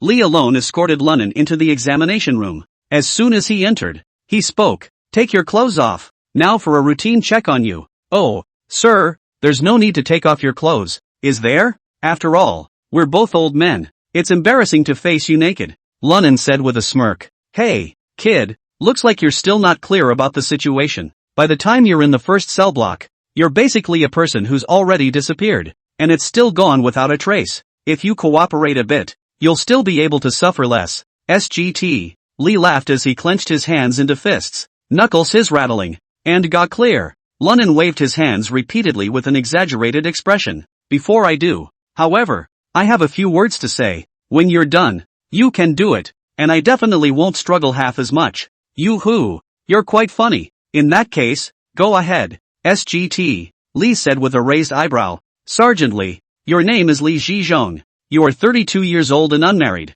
The family lives in suburb of Liangqing Damaji. A. Family members, parents, older sister, younger sister, and a brother, right? Hearing Lunan's words, Sergeant Lee's face changed drastically. How do you know? It could be seen that Li Zhizhong was trying his best to control his emotions, for his clenched fists had begun to shake slightly. Ha ha, so it looks like that's right then. Lunan laughed. Sergeant Lee, let me say I'm clear on the situation, right? You see, am I not talking nonsense? At this time, Li Zhizhong had already regained his composure, only that his entire person had become more somber. Kid, I don't know how you found out about all this, but I'm warning you, you'd better not mess around or I'll make sure you don't live through the night. Sergeant Lee, don't worry, I don't mess around, Lunan said with a serious face. Yesterday, there should have been $1,968,000 more in your brother's account. That money, it's enough to treat the old lady, right? And your sister and younger sister should have been notified of their acceptance yesterday about going to work at the state-run rubber factory,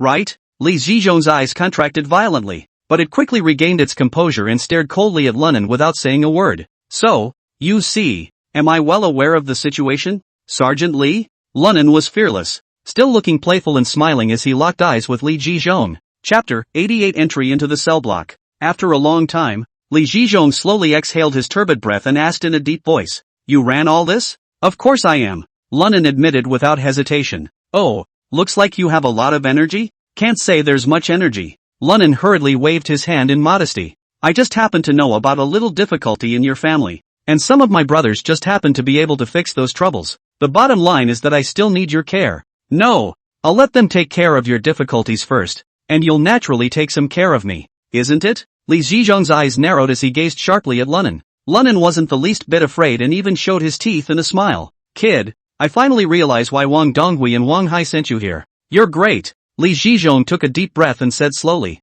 I'm curious, though, by your profile, it looks like you've been in the third prison area all these days. How does one get these things done? Oh, cats have their ways, and dogs have their ways. Anytime I can solve your problems, it's an honor. As for how I did it, I won't trouble you. Sergeant Lee. Hearing Lunan say this, Li Zhizhong laughed abruptly. He reached down and removed his military hat. Casually, he threw himself onto a side chair. Immediately after that, he took a step towards Lunan. Each step on the hard concrete floor made a click, click sound. Lunan, on the other hand, always kept a smile on his face. Very well, I hope you'll always keep your current smile in the future as well. The words fell. Li Zhizhong's right arm was raised high, and then it ruthlessly slammed into Lunan. Boo! A loud muffled sound came out, as if it were a thunderbolt. Lunan's entire body was knocked to the ground. Humph! Li Zhizhong snorted coldly. Spinning around, he lifted his leg again. A kick lands to the chest for Lunan.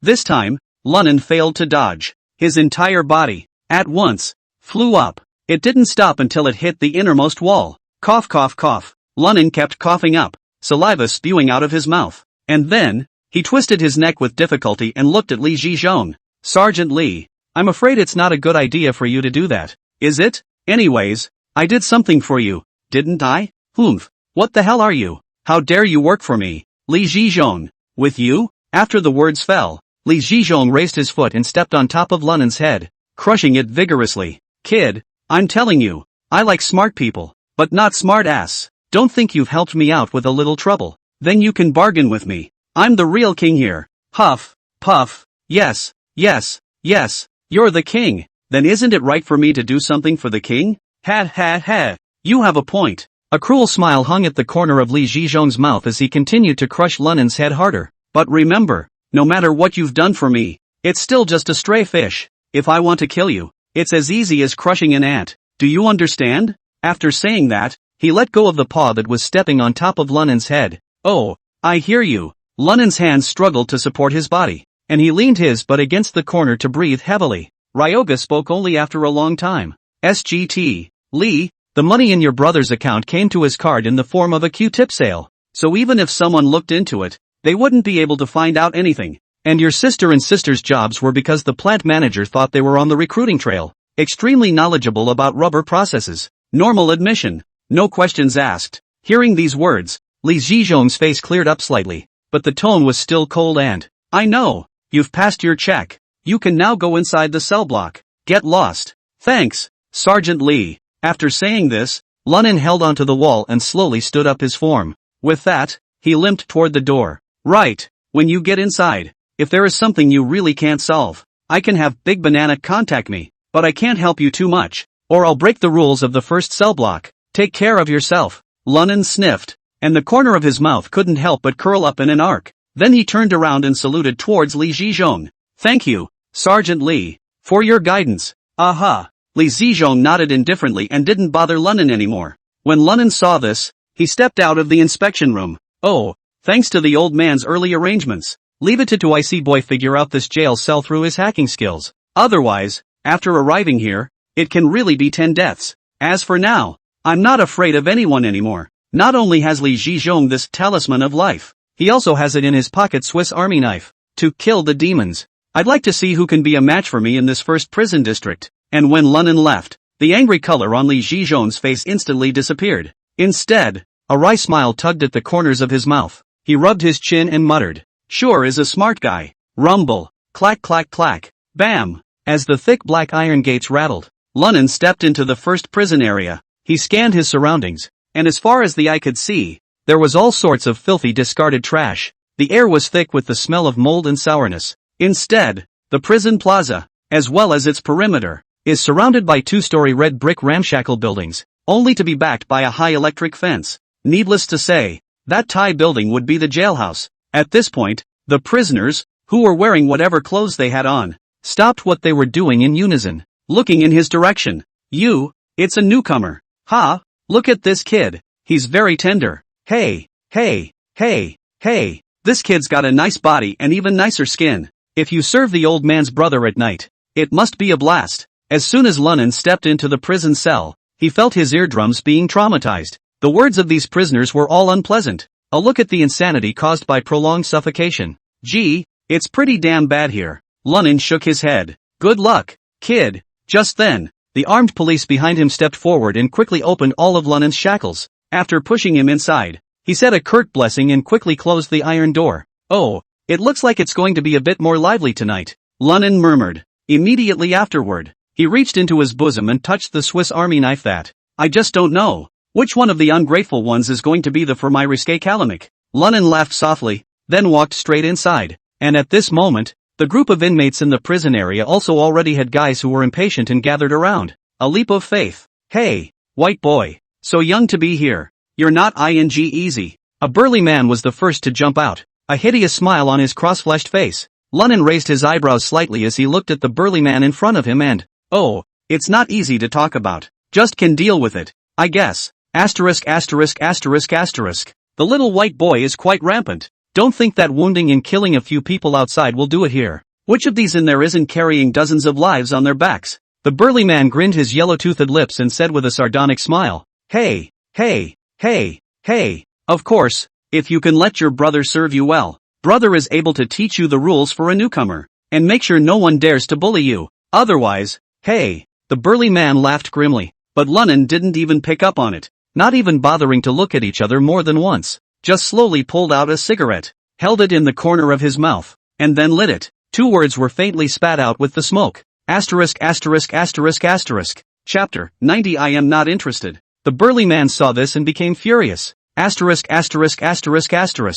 give you 3 colors, but you've opened a dye house, right? I'm going to screw you over today. As the words fell, the burly man copied the wooden stick on the ground and rushed towards Lunan. Seeing this, the rest of the inmates yelled, Beat the out of him, little brat, you're looking for death. Ha ha, I bet he won't live more than 10 minutes. What? This kid is going to die now. Come on, keep opening. Read this kid can at how long last the hands of tank. After a moment of cacophony, the burly man had already swung his club and ruthlessly smashed it onto Lunin's head. Lunin just smiled slightly when he saw this. With that, his body sidestepped and dodged the attack. Bang! The wooden stick in the burly man's hand smashed on the worn concrete floor due to inertia. There was a lot of gravel splash, and Lunnan was still holding the cigarette in his mouth, looking at the strong man with disdain. Grass, with these two skills, you still learn others to pretend to be a big brother? Not self-serving. Listening to the taunts coming from his ears, the strong man's heart grew more and more indignant.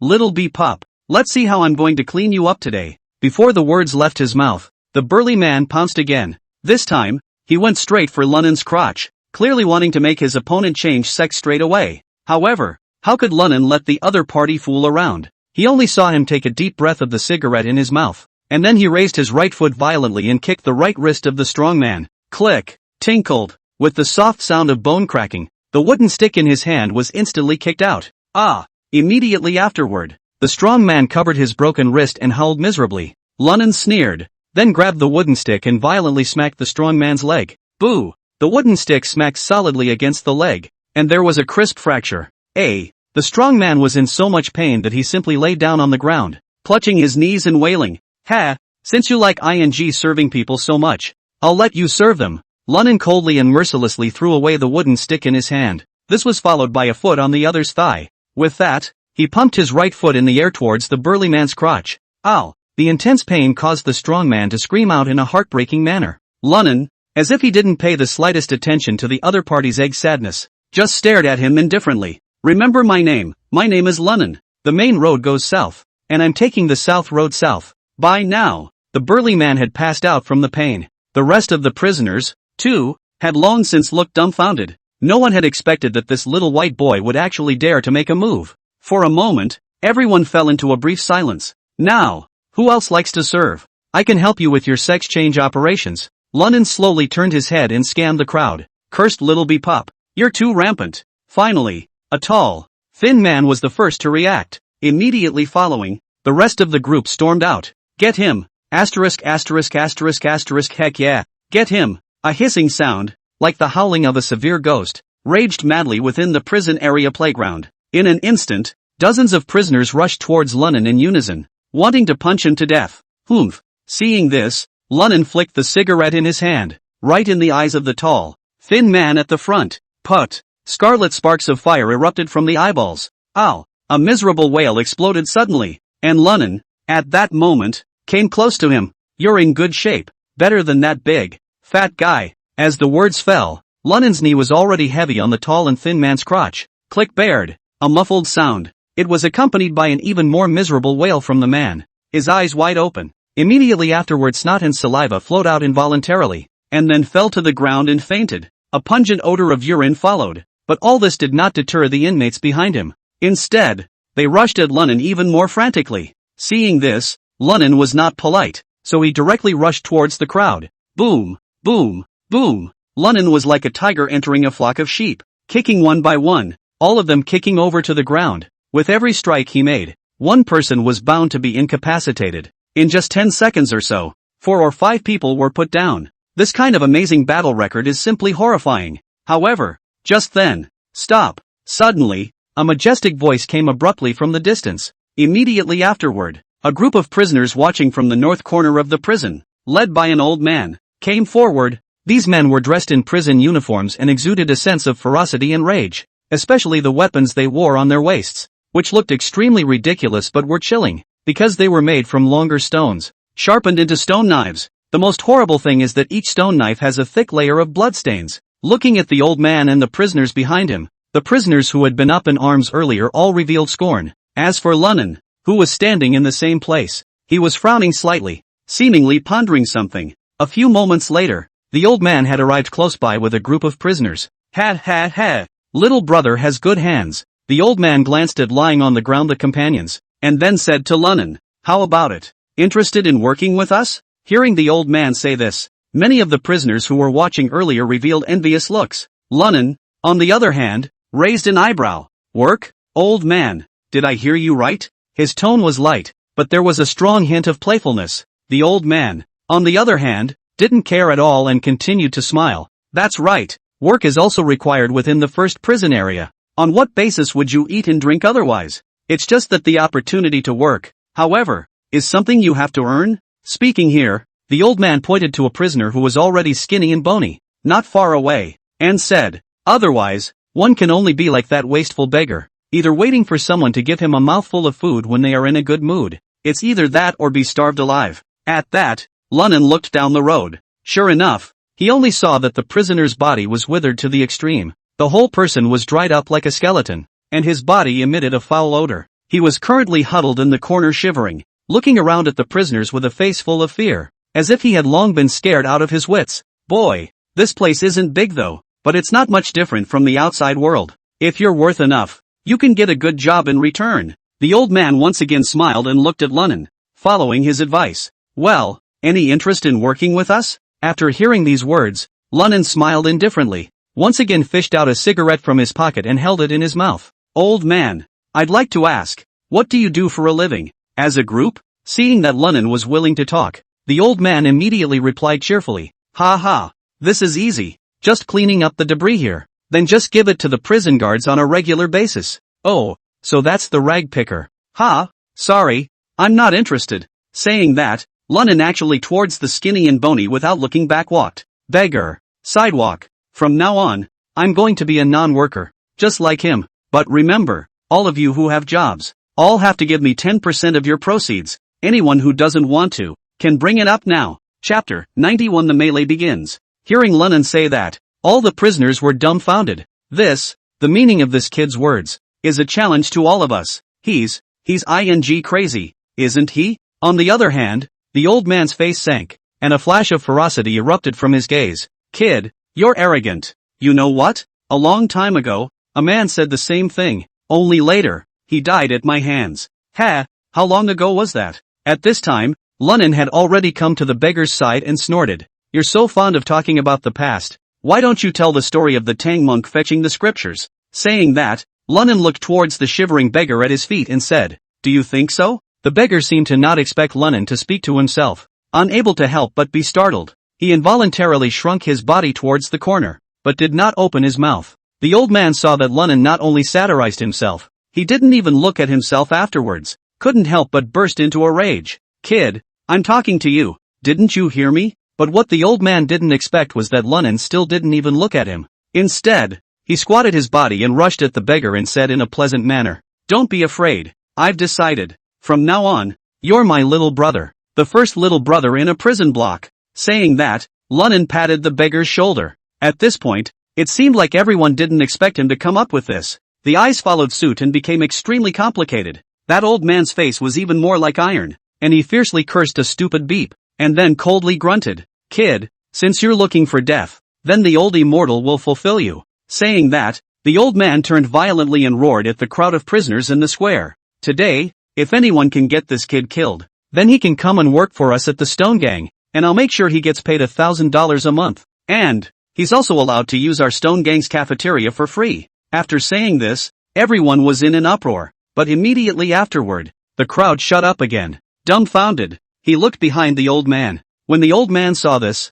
he turned back with an open mind, only to see that Lunnan, at this moment, surprisingly didn't take them seriously at all. Surprisingly, he put his arm around the beggar and shoved a cigarette into the other's mouth. Here, have a cigarette. You're my little brother. If there's a fight later, you'll have to help. With that, Lunnan was about to light his lighter, but how dare that beggar move? Shaking his head repeatedly. It's okay, smoke if you're told to, even if it doesn't help. I don't blame you. After Lunnan finished speaking gently, he directly put the lighter under the cigarette and burned it. The beggar seemed to be unable to argue with Lunnan, and finally sipped 2 mouthfuls. After lighting the cigarette up, Lunnan nodded with a wide smile. Only then did he look over at the old man and said with a faint smile, Old man, I think you talk too much, so please shut up. After saying this, his face snapped and he repeated his previous words once more. I'll say it again. Later, those of you with jobs, every time I get paid, I have to take 10% out and give it to me. Anyone who is not convinced can speak up now.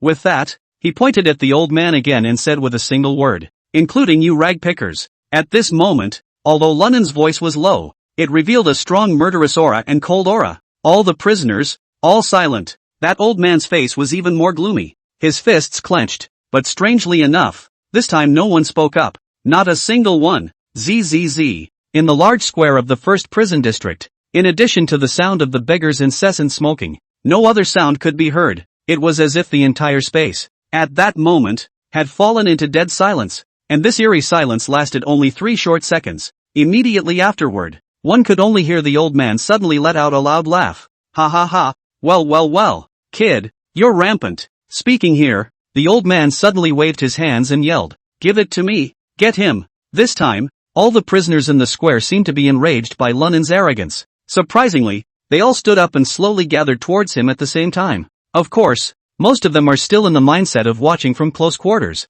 Seeing this, not only did Lunen not feel the slightest bit nervous, he instead excitedly moved his arms. Hooking a finger at the crowd, he said, "Come on, damn, get him." With the old man's angry shout, a number of short-tempered prisoners followed suit. In an instant, all sorts of fist shadows and leg winds came. Lunan, however, was unafraid to meet the overwhelming attacks and bravely met them. Only muffled thuds were heard continuously, and a burst of miserable screams resounded one after another. "Ah, it hurts like hell. Help, help me. Asterisk.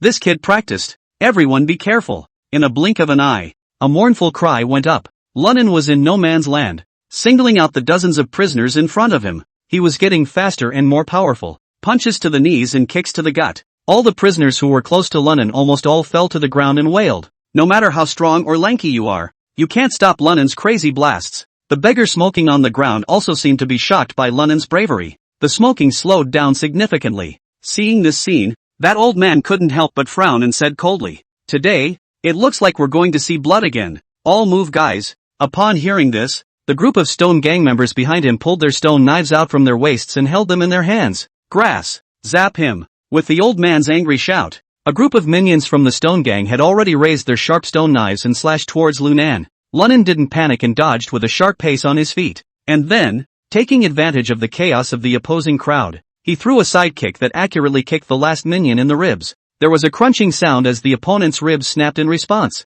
Lunen then took an arrow step and bullied his way in. Grabbing his opponent by the collar, he jerked his right knee up. Thud. Only muffled sounds came out. The opponent's chest, Hurley, collapsed. Immediately after that, Lunen quickly struck again. With his left hand, he grabbed the head of another stone gang minion and pushed it down into his arms. And with his right hand, he delivered an elbow strike that ruthlessly smashed into the other's head. Bang! The opponent's head was actually hardened by his smashing and blossoming. Scarlet blood, accompanied by white brain matter bursting and splattering. Thumbs up, but also at that moment, Lunen was also caught by the opposing team. The stone dagger stabbed viciously and mercilessly. Lunen instinctively twisted his body to avoid the vitals. With a snort, the skin and flesh of the shoulder tore and blood flowed. However, at this moment, Lunen's eyes were cold to the extreme, and he fiercely reached out and grabbed the hair of one of the inmates on the side, directly yanking him in front of him. There was a muffled bang. His forehead slammed heavily against the bridge of the other man's nose.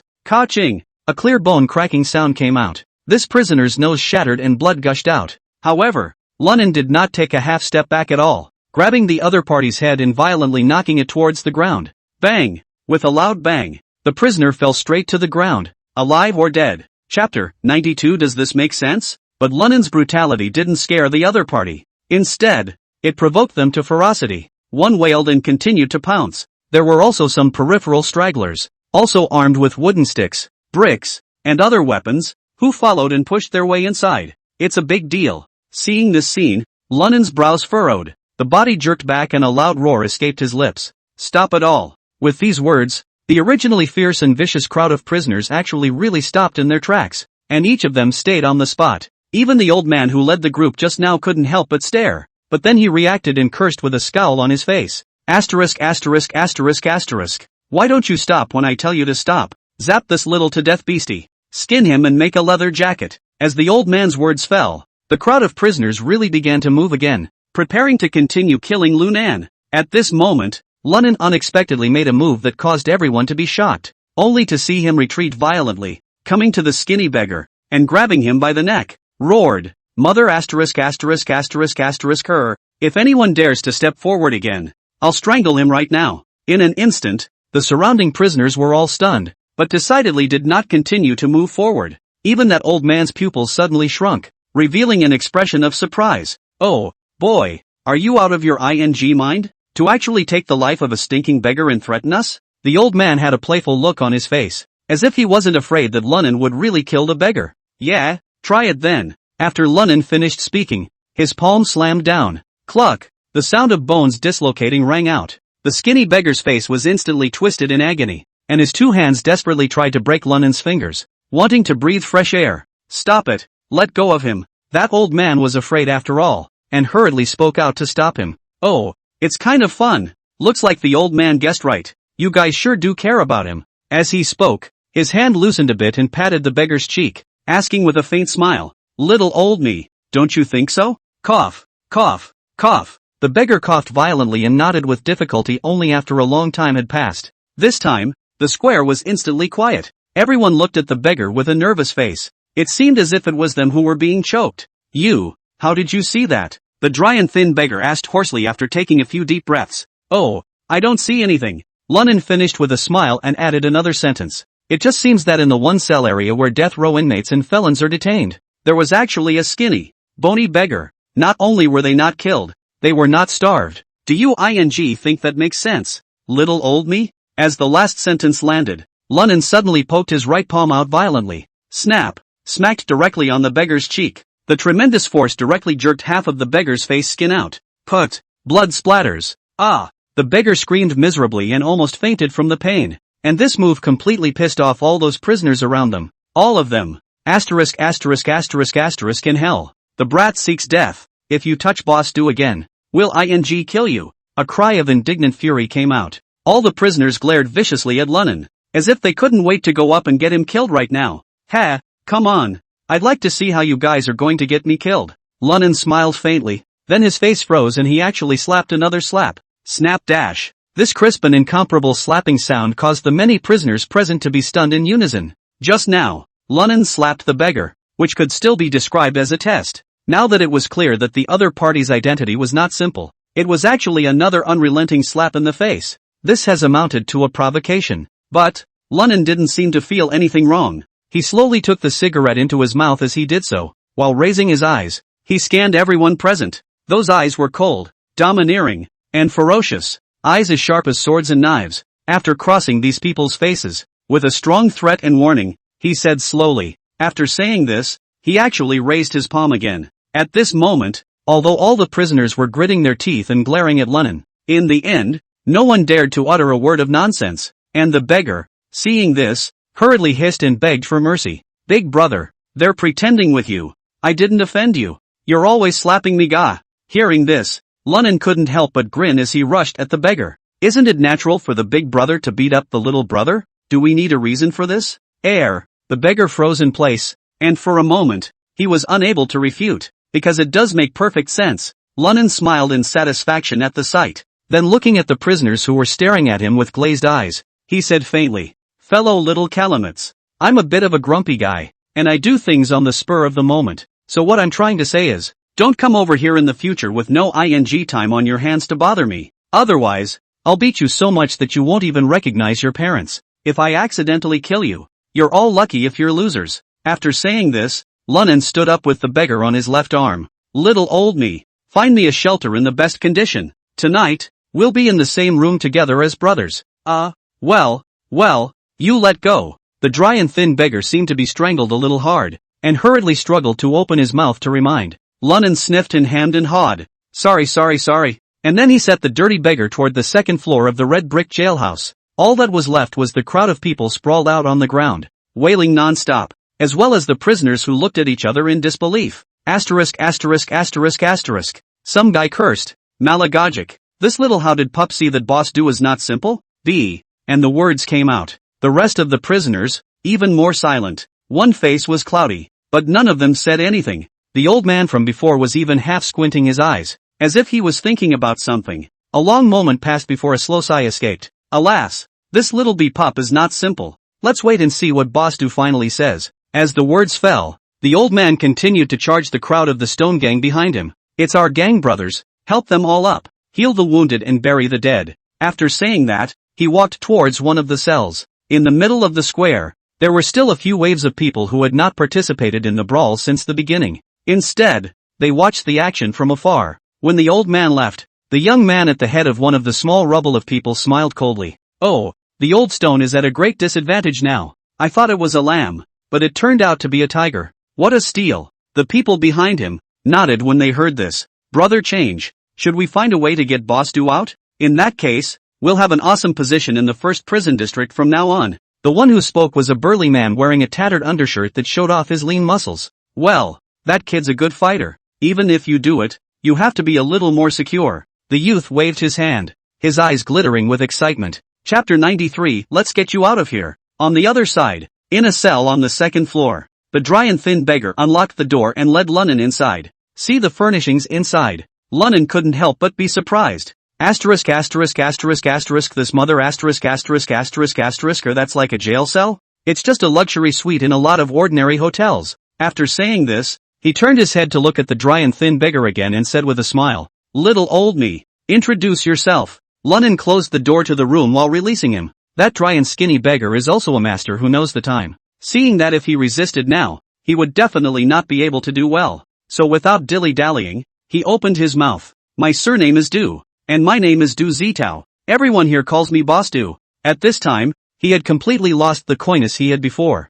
In his expression, he revealed an arrogance and gloominess that was extremely inconsistent with his entire face. And Lunnan frowned slightly when he heard his words. Du Zitao continued. "The reason they call me Boss Du is because I'm the only here who can give them ice one. D. Asterisk asterisk asterisk asterisk. You're awesome." Lunnan was a little surprised. He only knew that this man Du Zitao would never be as simple as he looked. "But I didn't expect to actually get ice in a prison cell D? Isn't that a little too much ing energy? Oh, it's not worth it." Du Zitao shook his head. Although he said that, a look of arrogance clearly flashed in his eyes. And that look, it wasn't faked. He does have enough capital. What did you come in for? Also, if you have such energy, what's the point of getting yourself all raggedy and smelly? Cosplay, huh? Or are you some kind of misbehaving? Lunnan asked flirtatiously. Du Zitao shrugged his shoulders. "I didn't want to come in here either, but I don't even know where I can go when I leave here. Because I was born in the middle of this cell block number 1.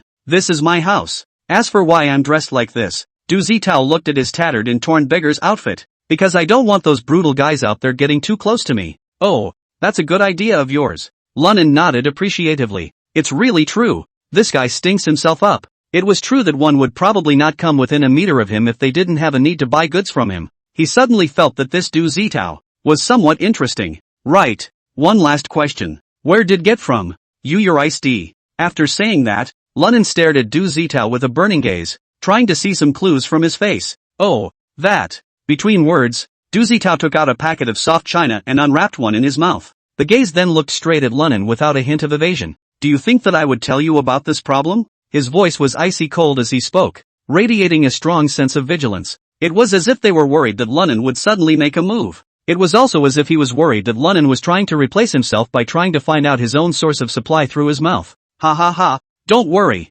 Lunnan, don't lack money and don't play with those messy little pills. I'm asking you this just out of pure curiosity. After all, you can get iced D. It means you should have a strong network of connections." Lunnan spoke unapologetically. "Oh, actually, it wouldn't hurt to tell you. It saves you from always thinking about it and makes me more trouble instead." After hearing Lunnan's words, Du Zitao let out a cold laugh. "Because I'm not an inmate here, so feel free to come in and out of here. Naturally, I can go out and buy some groceries and come back." Saying that, Du Zitao walked to the innermost part of the room and unapologetically opened a wooden door. Only the inside was filled with all sorts of plastic utensils and a mess of instruments. At the same time, a smell of rotting pork comes out of the place from time to time. The odor was much stronger than the smell on Du Zitao's body. Seeing this room full of things, Lunnan instantly reacted. With an unbelievable face, he looked at Du Zitao and said, asterisk asterisk asterisk asterisk you're making your own poison here? Aha. Du Zitao nodded. "I made all these drugs in secret and no one else knew about it but me. Of course, since there's a limit to what you can buy, so the purity is not really high, but it's enough in this place where not even a fly can get out. Don't you have someone to keep an eye on you whenever you go out?" Lunnan suddenly thought of a possibility and hurriedly opened his mouth to ask, "Oh, how is that possible?" Du Zitao shook his head as if he heard a joke. "Every time I go out, I'm followed by armed police. Unless, of course, I sign the pledge. Other than committing a crime and going out and never coming back, they're not going to follow me. But I told you, this is my home. Where can I go if I don't come back?" Du Zitao shrugged his shoulders and said, "And I feel comfortable here. The status is also very high. At least everyone has to respectfully address me as Boss Du. No one dares to touch me." Having said that, Du Zitao seemed to have thought of something else. Seriously though, you've got me a little impressed. I can't believe that even the old stone couldn't help you, and that you found out so quickly that I was different. If I'm not mistaken, you're undercover, aren't you? Hearing Du Zitao say this, Lu Nan's heart was jolted, but in an instant, he regained his composure and laughed with a mocking expression on his face. Ha, have you ever seen an undercover agent on death row? I wish I was undercover so I could still get out of here fast. Upon hearing this, Du Zitao looked straight at Lu Nan for a long time before nodding his head. Well, you have a point. And, if you were undercover for the cops, you wouldn't really have gotten so many people killed. Come on, don't bull ***** me about useless things. Lu Nan waved his hand and digressed. Let's talk about something serious. You say. Du Zitao leaned back in his chair, his legs resting on the other chair, crossing his legs. A hangdog look. Lu Nan's face was serious as he slowly said, what I just said out there was the truth. In the future, I won't be doing any work here. They all have to give me a 10% share of the proceeds of their labor. Here, naturally, you are included. Ha! Hearing this, Du Zitao was first stunned, then laughed out loud. Are you kidding me? Do you know how much the old man gets for 10%? At this moment, Du Zitao's laughter seemed extremely arrogant. It was as if he was sneering at Lu Nan's whimsy. What are you laughing at?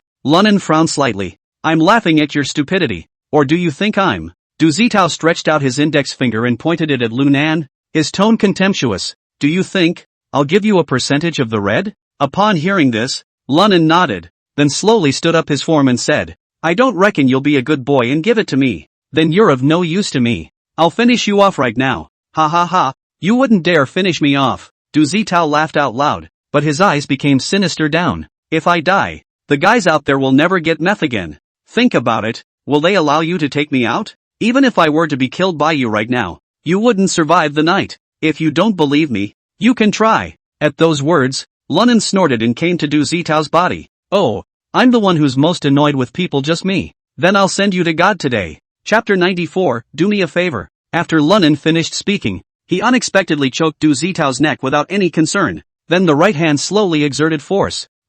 Du Zitao's face turned purple and red, and his entire face was suffocating. At the moment, he struggled desperately. Woo woo woo. A hoarse cry for help had escaped his throat, but no matter how hard Du Zitao tried, he couldn't break free from Lu Nan. Just when Du Zitao felt that his consciousness had gone into a bit of a trance, a voice suddenly sounded outside the door. Boss Du, we're here to buy goods. Is it convenient for you now? Hearing this voice, Lu Nan's brows frowned slightly. Then he came to Du Zitao's ear and said icily, I'm giving you one last chance. Agree to my terms and become my little brother. Otherwise, I don't care if there are hundreds of people out there taking you for some boss do. I'll send you to the West right away. Nod your head if you promise. If you don't say yes, close your eyes. At this point, Du Zitao was really scared, because he could clearly sense that this Lu Nan in front of him was definitely not joking. The man is a madman. If he refused, he would really finish himself off. After thinking it through, Du Zitao hurriedly nodded. Seeing him do so, Lu Nan nodded in satisfaction, then released his right hand from the other's neck. At this moment, Du Zitao finally gained fresh air, big breaths of oxygen. It was hard to speak. The party is convenient. I'll get it for you now. Okay, we'll take this time 2G. The voices continued to come from outside. Du Zitao sniffed and struggled to get up from the sofa. He then went into the inner room and drummed for a moment, then pulled a plastic bag the size of a 1-inch photo out of it. It contained 4 icing sugar-like tablets. Du Zitao glanced at Lu Nan and asked for advice. I take it out for them? Well, go ahead, but you'd better be smart or this is the last time you'll ever do business here. Hearing Lu Nan's cold words, Du Zitao involuntarily shivered. Then, with gritted teeth, he headed for the door. After opening the door of the room, Du Zitao shook the small plastic bag in his hand at the door and said indifferently, spare change, the goods are here. Same old rules, pay up first. Ha ha ha, Boss Du, I've always been a man of my word.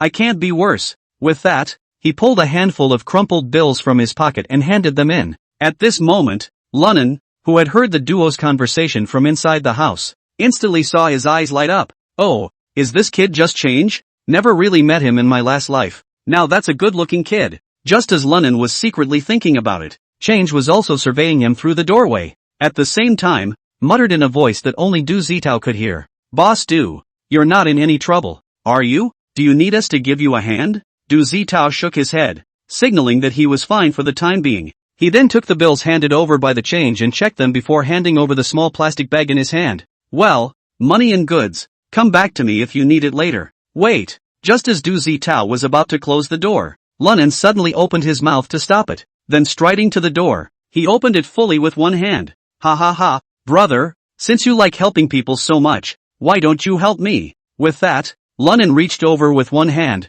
ready to glean in the change, but he clearly underestimated the strength of zero money. The only thing I saw was the change backhandedly grabbing the plastic bag and then pulling it back. At the same time a hard punch slammed into Strike Lunar's stomach. Ha! Good hands! Lunan snorted coldly and instantly threw out his foot, kicking Zero Money straight in the chest position. Zero Money is strong and ruthless though, but after all, there was no systematic fighting training. Before, when I was outside, I was only acting with a sense of ruthlessness. So at this moment, facing Lunan's attack, he simply couldn't hold back and was directly kicked to the ground. Lunan, on the other hand, took advantage of the situation to pounce forward and grab the other party by the neck, surprisingly lifting him up directly. Asterisk asterisk asterisk asterisk in hell. All of you guys just stop, or I'll break this kid's neck right now. Seeing a few prisoners behind Zero Money trying to come up to help, Lunan cursed angrily. At the moment, Change was on the verge of being choked off, but still fighting back. Only his legs kept stomping about, and his entire face was red with suffocation. Seeing this, the three prisoners were so frightened that they hastily retreated to their original positions. Du Zitao was even louder in his exhortation. There's something to be said for that. He didn't say anything just now. Don't kill him, or who will come to buy goods from me in the future? Hearing this, Lunan smiled coldly at him and, hey, don't worry, I won't get him killed, but I need to talk to him. With that, he yanked the change inside as soon as he could and turned back to his three minions in a cold voice. You guys stand guard at the door. If a stepping stone dares to casually disturb my old man, he'll be waiting to collect his corpse. After saying that, he closed the door of the room with a bang. Looking at the change that was caught in like a small chicken, the corners of Du Zitao's mouth twitched fiercely twice. In hell, this Lunan is simply a psychopath. Don't care at all what the rules are or how many people are offended. If such a person can survive for more than a week, in the future, this prison district will not be his world but if you can't live through it, will the old man follow him in the melon fishing Thinking of this,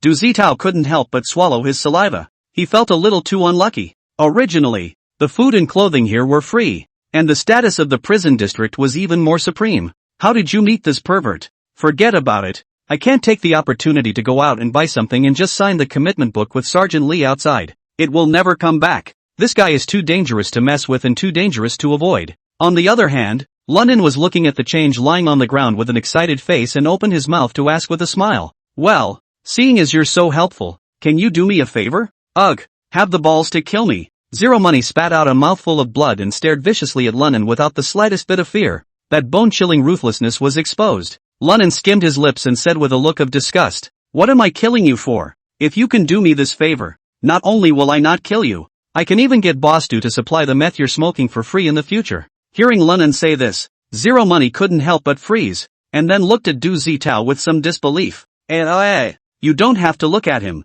Lunan roughly wrenched Zero's cheek back and continued to smirk. Boss Du, as you call him, is now my little brother, so I have full authority over him. Speaking here, Lunan paused and turned back at Du Zitao. Boss Du, am I telling the truth? Yes. Du Zitao hurriedly agreed. He was now afraid of Lunan, the madman, afraid that comment was wrong and that both he and the change would die in this house. Oh, how about that, brother Change? Now can you believe what I'm saying? Cough. How do you want me to help you? Seeing Du Zitao nod his head, Zero Money finally loosened his mouth. He knew that with Du Zitao's energy in the first prison area, there was no need to lie to himself. Hearing him ask that, Lunan's smile couldn't help but widen even more as he tried to speak in his kindest tone. It's really simple. I want you to be my little brother. Chapter 95. I am really impressed. Hearing Lunan say that, Zero Money's eyes instantly widened, as if he didn't believe his ears. You're asking me to be your little brother? Zero Money looked at him incredulously. Lunan, on the other hand, shrugged his shoulders, full of disinterest. It's not just you, either. It's those little kalamis you brought with you. Originally I didn't want to take them, but for your sake, I'll take it reluctantly. Hearing him say that, Zero couldn't help but be speechless for a while. He had come originally seeking to take advantage of the fact that it was now dark to come over and see if he could get Boss Du out. As a result, I didn't expect to be hanged by a newcomer just as I entered the door. and I almost didn't get killed. The most detestable thing is that Boss Du has even become someone's little brother? Moreover, this newcomer even wanted to take himself as a junior as well. Thinking about my change out there, that's an existence that would give the entire Chinese police a headache. How did it come down to this now? The thought of this caused a momentary gnashing of teeth in Zero Money. Du Zitao, on the other hand, looked at the change with extreme sympathy. Hey, are you going to do this favor? Lunan seemed to have exhausted his patience, and looked at him with slightly raised eyebrows. You'll be sorry if you don't help. I'll send you to heaven now. If you can do anything when you get over there, take God out and be the boss. With that, Lunan touched a rope from the side and stretched it. Well, it's pretty sturdy. Let's just hang you with this. It's too tiring to strangle you by hand. As he said that, Lunan put the rope around Change's neck. Seeing Lunan's calm cut and organized appearance, Du Zitao couldn't help but have a black line. This one's a psychopathic killer. A normal person would be more or less emotional if they wanted to get someone killed. Yet, he was actually so calm. It was as if it was not a human being but a pig that was to be killed. Even killing a pig shouldn't be this calm, right? Du Zitao felt that he had been completely convinced. At the same time, a determination was made. At first light tomorrow, I'll go to SGT Lee to sign the pledge, even if I'm wandering outside, and definitely not going back to the first prison block. This nasty Lunan is definitely a monster. At this time, the change whose neck had already been lassoed by Lunan was also confused. He never expected that Lunan would really want to kill him, though he was physically far above the average person. However, in front of this seemingly skinny Lunan, there was no room for resistance. If the other party wanted to kill himself, it would be absolutely easy. Wait. Zero Money looked at Lunan in panic and shouted, "Brother, let's have a talk. It's not appropriate to come up here like that, is it?" "Hey, nothing inappropriate," Lunan said as he carefully tied the knot. "I can only get you killed if you don't become my little brother. Though in this place, it's all a matter of dying sooner or later, but before I die, make sure you get all the guys here who don't submit to me." After tying the knot in front of the neck of the change, Lunan touched it. Satisfaction followed. "Brother, don't worry. This knot is hard. When I make a push later, this knot will just choke your throat and you won't feel much pain." Saying that, Lunan came around behind Zero. The hands then began to slowly tighten the rope. Zero Money finally panicked when he saw that Lunan didn't have the slightest intention of joking. Malagasy, he has a lot of savings out there that he hasn't spent. Besides, who said the old man would die here? I got the message a long time ago that my brothers would find a way to come and rescue me. I can't die here. There's no shame in being someone's little brother. Besides, I'm perfectly capable of saying yes to him first and waiting for a chance to get him killed. Thinking of this, Zero Money instantly had a decision and hurriedly opened his mouth. No, I'll help. No, I submit. Hearing Zero Money say that, Lunan immediately stopped moving and revealed a wicked smile. "Oh, you served?" Convinced, Change nodded repeatedly. He was now a complete wimp, and completely lost the arrogant look he had just had. Lunan's face softened a little as he sniffed and patted Zero's shoulder. "Ha, that's right. Knowing the time is a good thing. Recognizing me as your boss is much more promising than hanging out on your own." Saying that, Lunan frowned again. "But look at you, with your backbone. I can't believe you. In case you stab me in the middle of the night while I'm asleep, I'm in trouble." Hearing Lunan say what was on his mind, Zero Money couldn't help but be shocked. But before he could open his mouth to defend himself, he saw Lunan violently reach out and grab the rope around his neck. "Boss, I can't. Change screamed in terror. "Holy," I said, "what are you afraid of? Now that you've submitted to me, I'm not old enough to keep strangling you like a pervert. I'm just feeding you something." Saying that, Lunan stretched out 2 fingers and pinched the cheeks of the change. Woohoo! Feeling 2 fingers like giant jaws of steel pinching him, Zero instantly let out a slurred cry of misery. Isn't that ing sick? But not before he continued to ponder. He saw Lunan fumble out a white pill from his pocket and shoved it directly into his mouth. Change struggled desperately to spit it out, but found himself unable to do so. As steel-jawed fingers, "Be honest and eat this so you can live," Lunan said with a cold grunt and slapped Change's cheek hard. "Gollum." Change swallowed the pill with difficulty. Then he saw his face flush. Vom dash. He slumped to the ground, dry heaving violently. "What are you feeding the old man?" "Nothing. It's just something to keep you from fighting back." Lunan grinned. Then he also ignored the lifeless face of Zero Money and looked at Du Zitao on the side. Boss Lu. Nan. You, what are you looking at me for?" Du Zitao was made uncomfortable by the look and shivered as he asked. seeing how handsome you are. Well, then, don't look at it either, will you? I would never betray you. I'm not eating that thing of yours. Du Zitao was crying and his eyes were on the verge of tears. He was really scared, because he was now 100% certain that Lunan was a pervert. Oh, not eating is not an option. Lunan took a step closer to Du Zitao and said in an evil tone, "This stuff has to be eaten. Otherwise, I can't guarantee you'll survive tonight. It occurred to me that if you ever have a whim, signed a pledge with that Li Zhizhong. What can I do if I don't come back? Where will I find as good as you when the time comes, cook? So, I advise you to behave yourself. If you don't eat it, I'll feed you myself." Lunan's tone was eerie and terrifying, as if he was a devil crawling out of hell, chilling people. Seeing the other person tell what was on his mind, Du Zitao knew that what Lunan had in his hand, he would have to eat even if he didn't. Otherwise, this perverted guy must not have let himself go on living. Thinking of this, Du Zitao cried out, "Boss Lu, I'll eat." Chapter 96. Not bad at all. Du Zitao gritted his teeth and took the grayish-brown pill handed over by Lunan. Forcing back the feeling of nausea and the flopping coming from his stomach, he closed his eyes and ate the pill that Lunan handed to him into his stomach. Only when he saw this did Lunan reveal a satisfied smile. "Ha ha ha, that's right. You'll both be feeling a little restless in a few moments, but it doesn't matter. It'll be fine in a few minutes." After Lunan finished speaking, he directly lay down on the bed aside and closed his eyes. "You two hold back for a while and don't disturb my sleep. It's been a tiring day for me." When he finished, he actually snored. There seemed to be no concern at all about whether the duo would take the opportunity to get him killed. Du Zitao and Zero Money looked at each other in disbelief. Asterisk.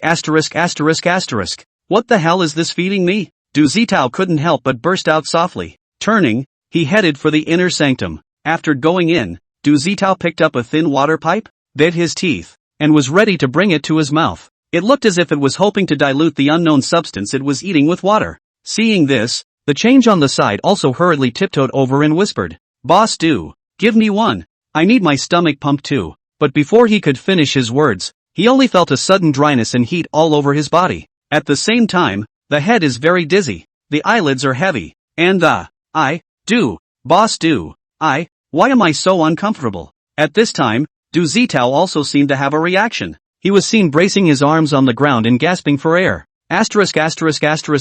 I'm uncomfortable too. What kind of crap is this for us to eat? Hot. Saying that, Du Zitao directly unscrewed the faucet, then put the thin tube on his head and kept flushing it. You know, in this part of the first prison block, water is a very precious resource. Normally, even when he made meth, he counted on it, but at this point, he couldn't care less about that at all, thinking only of putting out the flames inside before they were put out. And the change was even more exaggerated at the moment. He was even soaked to the crotch of his pants, and his entire body was as if he was deflated. Even standing was shaky. At the same time, breathless, he tried to reach out and grab the hose. "Get out of here!" Du Zitao roared and kicked the change directly. The fuzzy-conscious Zero Money did not show any weakness, and directly raised his hand to grab Du Zitao's kicked-out leg, and yanked it violently. Put! The two fell to the floor and wrestled at the same time. At this time, Lunan in the room suddenly opened his eyes and said, "I told you, you two toss lightly, just bear with it. It's only a matter of 10 minutes or so, and after that it's fine." After saying that, he stopped paying attention to the two of them and continued to sleep. Hearing Lunan's voice, the duo, who were already about to lose their minds, were instantly startled. Du Zitao instantly pushed away the change. Asterisk.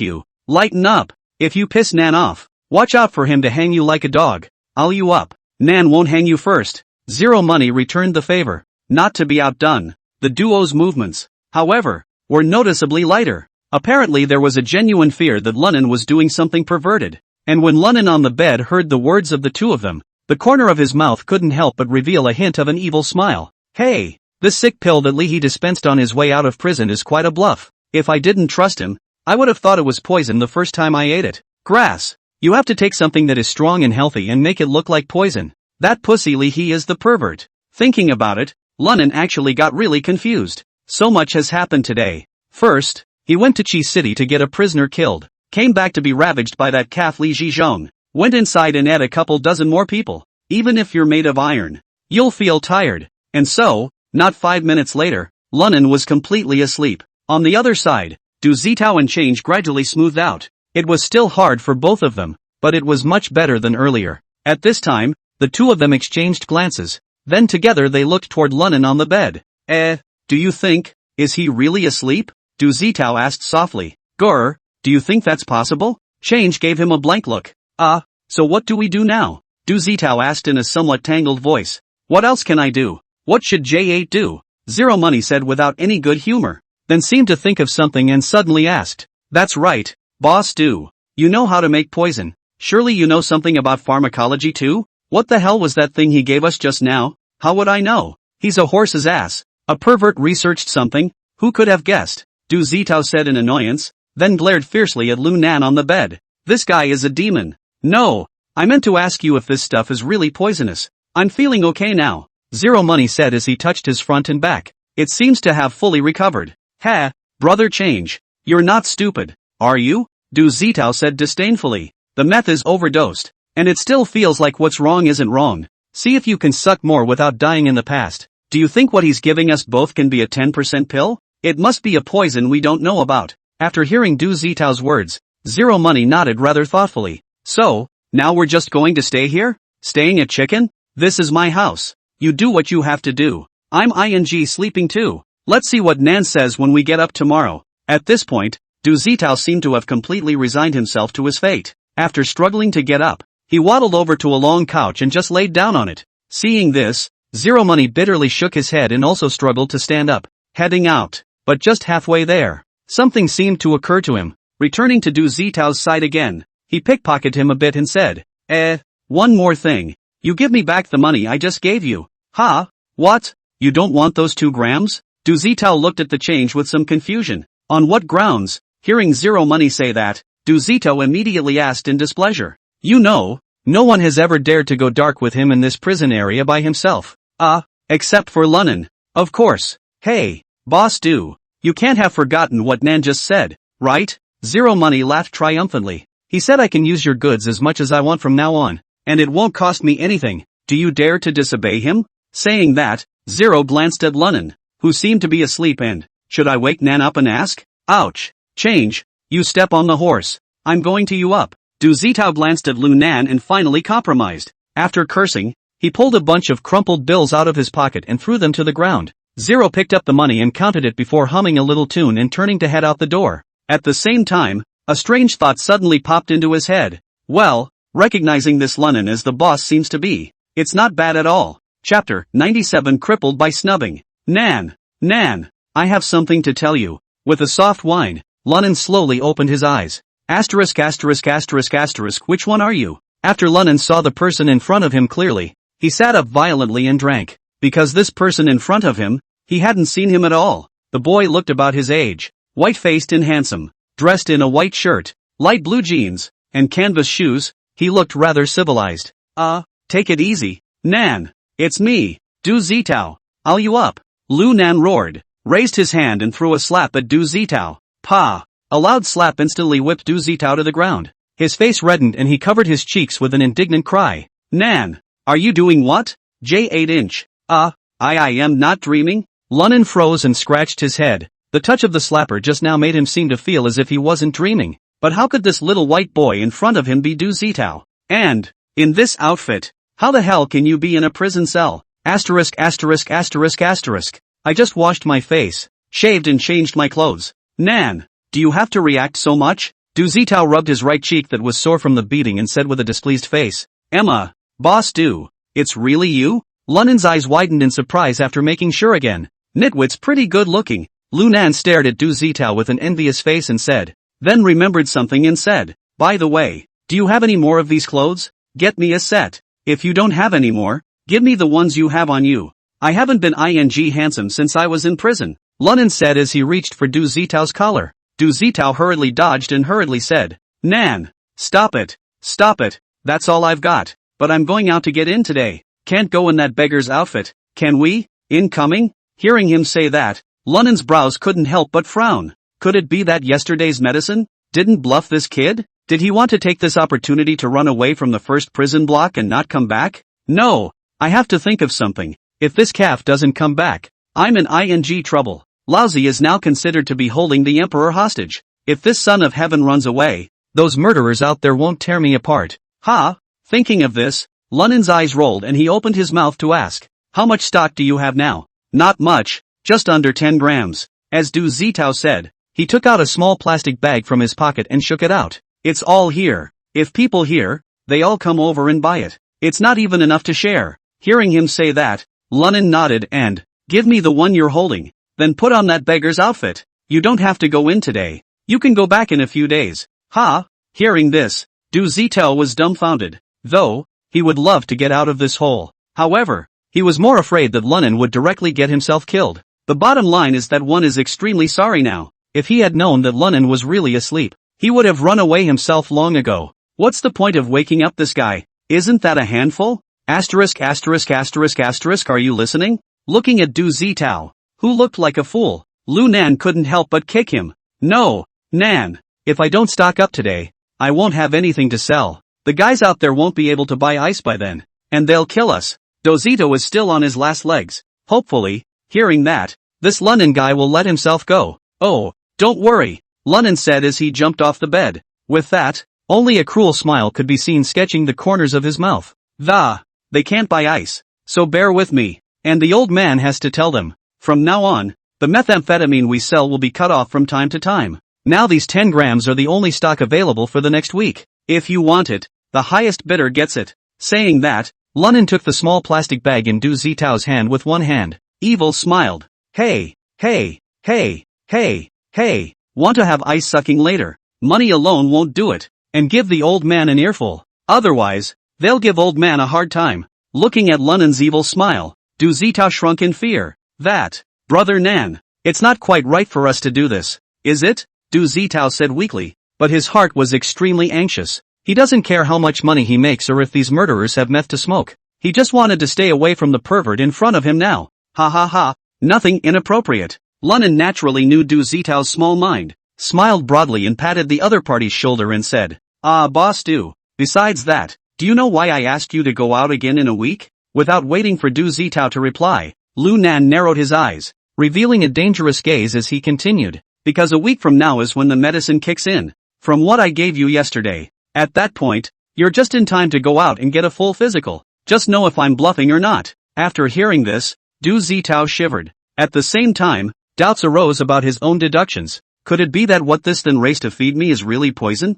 Asterisk asterisk asterisk asterisk, this pussy raising. Du Zitao cursed half offhandedly and reacted instantly. Waving his hands hurriedly, he explained in a panic. Nan, I was wrong. Don't get me wrong. I was just scolding those guys outside. Lunin grinned a cold smile. Hey, boss Du, I don't care what you think. If you don't believe me, you can go out and stock up today too. But don't blame me if you die out there when the time comes. The medicine I gave you yesterday is not for the average doctor. If you don't believe me, you can leave now. After saying that, Lunin sat back down on the sofa, fished out a cigarette and smoked it. At this moment, Du Zitao's face was green for a while. On the one hand, it feels like Lunin is blowing awesome. The other side, again, felt that if what he said was true, wouldn't he or she only live for a week after getting out? Then there's no point in trampling yourself even if you leave this pervert, right? Just as he was suffering, Lunin spoke again. Boss Du, I'm not afraid to tell you. It's a drug that I was supposed to use to come to the first prison block and dominate. The person who dispensed this drug is a doctor of pharmacy from Johns Hopkins University. If you think I'm blowing awesome bluffs, I won't stop you. Oh, boss Du, those who know what's good for them are good at what they do. Hearing this, Du Zitao completely despaired. He had been thoroughly convinced, because he couldn't believe that a perverted asshole would know about Johns Hopkins University. Mind you, he also did it because he was interested enough in pharmacy. That's just learned about all this when I went out to stock up. Otherwise he wasn't sure. But he didn't know that in Lunin's previous life, what he often hung on to was, ugh, why didn't I go to Johns Hopkins back in the day to further my education? Why do you have to be a socialite like you? Okay, Nan, I trust you. Since you've already made up your mind, I'll definitely support you.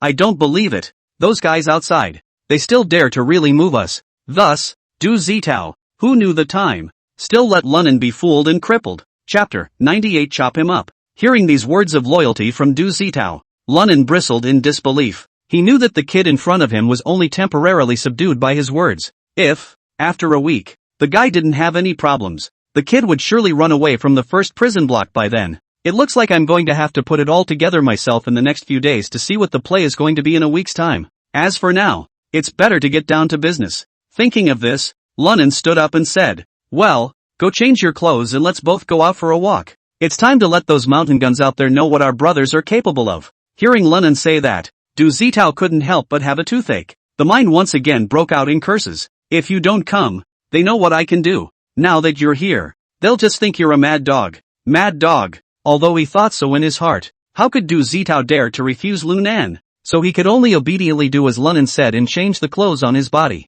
Back in that beggar's outfit. "Oh, you look so much better to me in this." Lunnan patted Du Zitao's shoulder with satisfaction. "Otherwise, which one of you little white boy lookalikes is not heroic at all?" With that, he walked towards the door. Du Zitao had no choice but to bow his head and smile bitterly, then followed him out. The two just went out. The playground of the first prison cell was found to be full of people, as well as the entire open corridor of their second floor. Each one stared menacingly at the two of them. Especially the two burly men at the head of the group had a fierce look on their faces. The many prisoners who had originally surrounded Lunan and Du Zitao also dispersed immediately upon seeing them come out, making way for a passageway. Apparently, on this floor, no inmates were willing to mess with them. "You're the new Lunnan from yesterday?" One of the men with dense scars on his bald head looked at Lunnan with eyes as gloomy as water as he questioned. "What? Are you blind? Didn't you see me ing someone on the playground yesterday evening?" Lunnan glanced at the other party, his face full of mockery. Nymphets. Dare to talk to Brother Black Bear like that. Get a life. Hearing this, the prisoner next to the scarred man burst into a rage. Raising his leg, he kicked towards Lunnan. "I'll you up." Lunnan raised his eyebrows, and with a low kick, he met his opponent's knee straight ahead. Click. Dash. With a crunching sound, the prisoner's right leg was fractured, and he immediately screamed miserably as he clutched his right leg. Lunnan, on the other hand, as if he had no feelings at all, still maintained his kicking position and looked at the scarred man in a pretentious manner. "Brother Black Bear, right? Since you didn't see anyone yesterday when you were blind then huffing and puffing. Now, do you see?" Lunnan's words fell, and the entire room fell silent. There was a portion of the people here, though, who had obviously known of Lunnan's arrogance. It didn't feel like much of a stretch, but there are many more, like black bears. When Lunnan went up against the Stone Gang, he was either inside the prison cell having fun, not caring about the commotion outside. Either that or they're so used to these kinds of fights that they don't care who's fighting who again. After all, fights are all too common in this part of the world. All of the prisoners in this section, at this point, stood frozen in place. The way they looked at Lunnan was like looking at a monster. "Is this guy?" I actually dared to dislike the Black Bear. You know, Black Bear's ruthlessness is well known in the first prison district. On weekdays even those big brother level inmates would have to weigh in against him. But now this guy is so good that he's actually actively looking for a fight. Ha! And Black Bear, at that moment, slowly stroked his chin. He looked at Lunnan and grinned, just between this smile, but filled with a strong flavor of cruelty. I said how a newcomer is so arrogant. So it's a practiced but within a prison ward, you're the only one. How many more can you beat with even the best kung fu? Speaking here, Black Bear looked at Du Zitao on the side again, disdainfully. Or do you think that if you hold Boss Du, I won't dare to touch you? Now Lunnan, the guy with the bag on his head, has kicked the bucket. Black Bear he doesn't do drugs. Of course there's no need to sell Boss Du's face. Aha! I've been looking at that guy with his head up his ass for a long time. This fooled him yesterday. I'll see if he dies this time. There were whispers all around. Instead of stopping it, the Black Bear brought a smug smile to his face, because he also wished to let this Lunnan in front of him sidestep his own strength. But the next second, his face froze. Because, surprisingly, Lunnan blew a thick mouthful of smoke into his face. "Black Bear, who told you that I was on my own?" Saying that, Lunnan turned his gaze to the change path not far away. "Change? How many of us are there?" Hearing Lunnan's question, Zero Money's face froze. At this point he had the heart to die. Mentally, he cursed along with them. I should have let him strangle him alive last night. That's better than letting Black Bear's gang die alive and strong today. Unfortunately, in this world, there are no pills for selling regrets. He had no choice but to reply stiffly. "There are 11 of them." "Ha ha ha, 11 people? You're kidding me. Just this bunch of losers under your hand? Still want to fight me?" The Black Bear laughed up to the sky, his face filled with contempt and disdain. The prisoners around him, on the other hand, sneered in unison. Hey, I say kid, you don't take a piss and look in the mirror. With the crap you've got on your hands, you also want to challenge our Black Bear gang. You want to die, don't you? Hurry up and kneel down and beg for forgiveness. Maybe our brother Black Bear will even let you go. One was full of playful banter. Oh, just Who is Brother Black Bear? Who dares to mess with it easily in the prison district? Do you think that you can mess with our Black Bear gang just because you beat up the old and weak Stone gang yesterday? You newbie. How dare you pretend to be a pussy in front of Brother Black Bear? It's not too long. I'll see that later on. You few losers will definitely be beaten up so much that you won't even recognize your mothers. There was another roar of laughter. However, Lunin shrugged his shoulders blandly with an air of unconcern. There are only 13 of us now. But, speaking here, Lunin paused for a moment in a mysterious manner, and only then did he take out the small plastic bag that held the 10 grams of meth and said aloud, "Starting today and for the next week, Boss Do will not be offering any meth products to anyone, because the ingredients are gone. The ones I have in my hand are the only ones in stock. If anyone can cut the Black Bear's head off for me, I'll give this pack of ice to them." Boom! The moment Lunin's words came out, the entire prison area instantly exploded. Many people's eyes widened as they stared deathly at the bag of methamphetamine in Lunin's hands. Many others have begun to gulp uncontrollably. At the same time, slowly surging towards the Black Bear gang's side, their gazes all flashed with a bloodthirsty light. Seeing this scene, the corner of Lunin's mouth couldn't help but curl up. He knows these junkies too well. For the sake of this in their hands, let alone letting them take out the Black Bear gang, even if it meant asking them to chop themselves up, they wouldn't hesitate. Chapter 99 Kill a Bear 2. At this time, Black Bear's face also changed. He didn't expect Lunin to play this trick. He knew that he could really get his head chopped off if he didn't make the first move. Little B-boy, you seek death. So after he let out a loud curse, he blasted towards Lunin's face. The rest of the crowd also rushed up, ready to take advantage of the chaos to get Lunin killed. However, just as they had rushed to about 2 meters from Lunan, Lunin turned back and pushed Du Zitao into the door, then shouted that, "Du, you lock the door." With those words, he jumped from over the open corridor of the second floor. After landing, Lunin yelled at the people below, "What else is there to see? The Black Bear? I'll give him this pack of ice. Destroy the Black Bear gang. You guys suck ice from now on. I don't care if you want money. Let Boss Do manage enough." The moment these words came out, everyone's eyes, all of them, turned crimson. Kill. Then it rushed towards the group of black bears like a mad beast, and the Black Bear's face, too, changed abruptly. This situation is totally beyond his expectations. How is it that in the blink of an eye, he, the Black Bear gang, seems to be making an enemy of the entire First Ward guys? Nigga. You guys are actually fighting me for a pack of broken viruses? Get the out of my way. The Black Bear was furious and kicked one of the youths at the front of the room. With that, he yelled at the brothers beside him, "Run!" However, these addicts have been blinded by methamphetamine. Now that I hear that I can suck ice, I'm even more like a wolf. It didn't matter how powerful the former Black Bear gang was, they all pounced on the Black Bears and started tearing and biting them.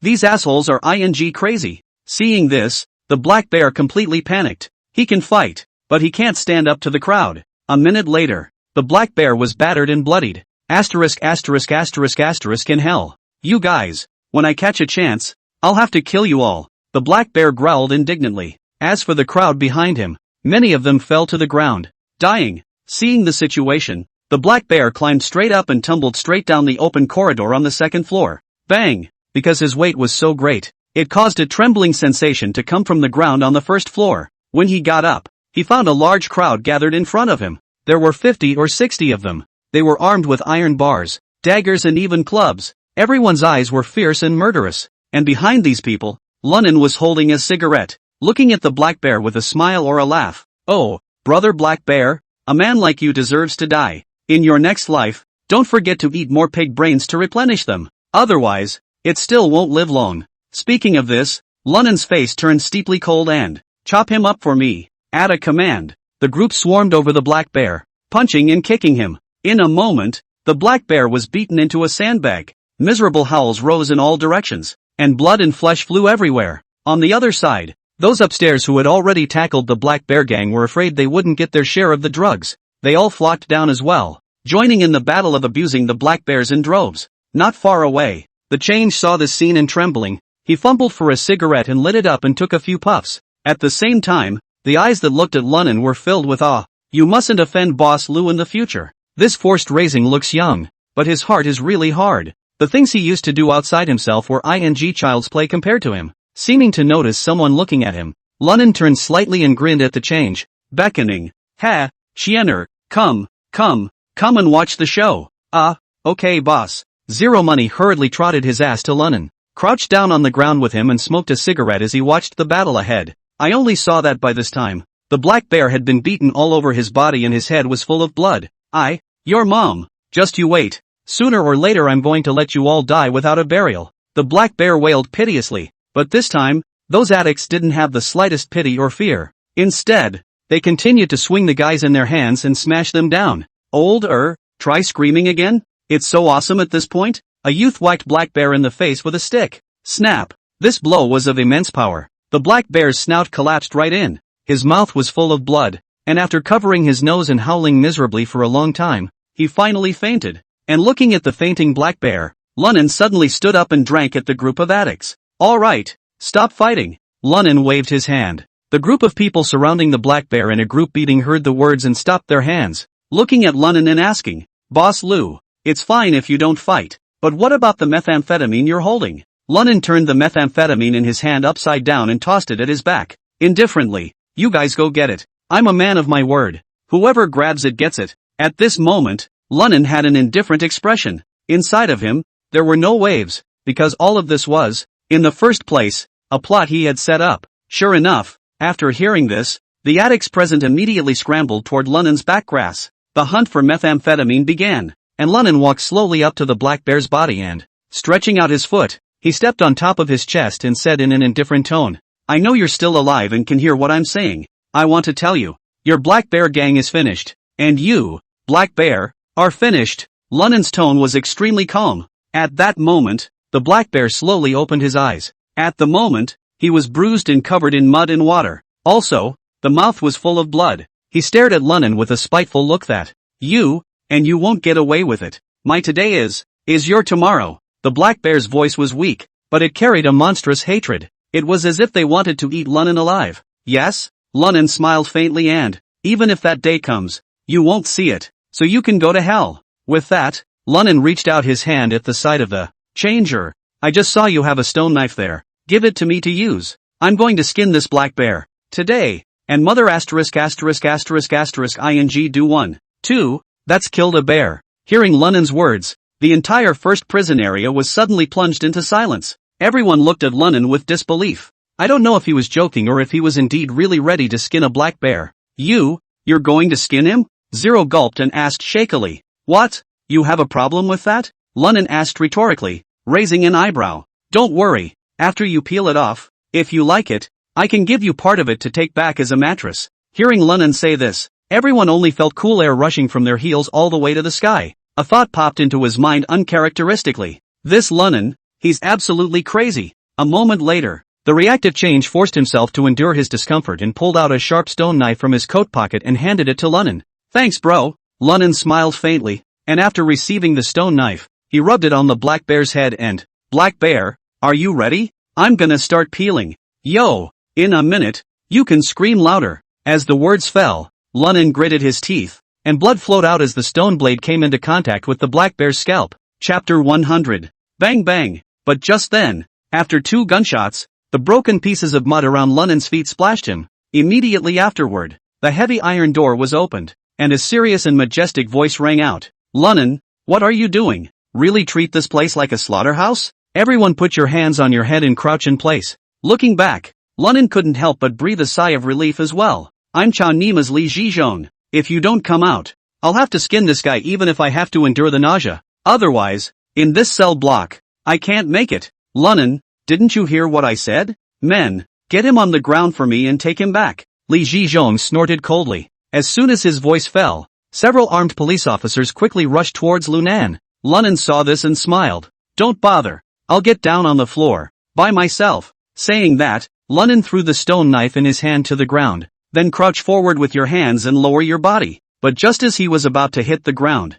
his feet stomped backward. Bang! Click! Unbiasedly, Lunnan's feet kicked right into the face of the already unconscious Black Bear. Black Bear's face instantly caved in. Even 2 of his teeth chipped away. At his neck, it was even broken into 3 pieces. Bone pierced the neck and blood spurted out. The Black Bear is dead. It was kicked to death by Lunnan in front of the armed police. Cripes Mud Horse, you're looking for death. Seeing this, an armed police officer was furious to the extreme as he kicked over Lunnan and raised the electric baton in his hand to slash down on Lunnan's head. This kind of thing, though, happens simply too often in the first prison block. Every so often a group of people die, but no one has ever dared to a dead man in front of their armed police. This is a blatant provocation. However, Lunnan simply ignored him. It was as if he could not feel the pain at all. Still holding his head with both hands, maintaining the position of lying on the ground, a look of allowing the armed police to inflict violence. Well, take him back. Seeing this, Li Zhizhong frowned and said. He then turned to look within the first prison block and shouted, "Attention all prisoners, all of you will now hold your heads in place and kneel on the floor. Kneel well. No one is to return to the prison to rest until dawn tomorrow. Otherwise, I'll show you what I'm made of. It's a lot of smiley faces for you guys lately." At those words, the entire first prison area was silent, and everyone obediently slowly knelt on the ground and held their heads. They did not doubt Li Zhizhong's words in the slightest. If they annoyed him, the snipers on the tower would not hesitate to blow their heads off. Li Zhizhong nodded in satisfaction, then ordered the armed police to carry Lunnan and turned to leave. "Lunnan, are you stepping out of your mind?" Inside the interrogation room, Li Zhizhong roared madly. "You just came in yesterday, and today you're making such a big deal out of it? Do you have any idea how long it's been since I've been inside the cell block?" At this moment, Lunnan's arms had been bound to the wall, while his body was suspended in midair. His face was pale and beads of sweat covered his forehead, but there was still a fawning smile on his face. "Oh, Sergeant Lee, don't be angry. I was forced to do this, wasn't I? I can't live if I don't make a statement in the first ward. As you can see, those guys are all vicious, obviously running to get me killed." "Enough! Shut up!" Li Zhizhong glared at him and said angrily that, "What do I care if you live or die? In short, I need a rational explanation now. Otherwise, don't blame me. Okay." Lunnan was busy nodding his head and, "Sergeant Lee, is $1 million a reasonable explanation?" Li Zhizhong froze, and immediately afterward, he narrowed his eyes and said, $1 million? Where did you get that kind of money for a felon?" Lunnan hemmed and hawed, and said mysteriously, "SGT, Lee, money is not a problem, as long as you let me make a phone call and do me a small favor. Someone will be looking for your brother soon about the 1 million Q-bucks deal." Li Zhizhong snorted and shook his head, saying slowly after turning off the surveillance in the interrogation room, "After all this mess, you want to beg me for a favor, but you might as well start." Early the next morning, the inmates, who had been kneeling in the playground all day and all night, walked back to their cells in order. Do you think Boss Lu will be back this time?" The exhausted change, slumped against the couch, asked as he smoked a cigarette. "I reckon it's bad enough." Du Zitao shook his head worriedly. "Since the establishment of the first prison district, I haven't seen anyone who can come in and cause such a big problem on the second day. And, even SGT, Lee himself came in. Boss Lu might be in a bad way this time. Asterisk. Can't it?" Zero Money sat up straight and said anxiously, "Cursed next door, we've both taken his poison. If he's killed by Sergeant Lee, we probably won't survive either." Hearing him say that, Du Zitao fell silent. It took a moment before he said slowly, "I'm guessing that we shouldn't be a big deal for a while." "What do you mean? You think Lunnan, that little Thane, is fooling us?" Zero Money's eyes widened in disbelief. "Neither." Du Zitao shook his head. "The poison should be real, but not necessarily that divine. This isn't a fantasy novel where the drug lasts a week and clicks and poisons us both to death. I reckon what he's giving us could be a chronic poison. If we can find out properly, I guess we can get rid of this poison too." Hearing this, Zero scratched his head in annoyance and, "Grass, chronic poison is bad enough. If you can't cure the poison, don't you still have to die?" Hearing him say that, Du Zitao also let out a long sigh. "Alas, now it's just a matter of praying that Lunnan is released within a week." Bang! Before Du Zitao's words fell, a loud bang suddenly came from outside the door. Lao Du, open the door for me. Li Zhizhong, that ho-ho old me all night, quickly let old me make up a sleep." Hearing this voice, Zero Money and Du Zitao were both shocked and delighted, and hurriedly ran over to open the door to the room. Only Lunnan was leaning against the doorframe, his face full of exhaustion. Asterisk.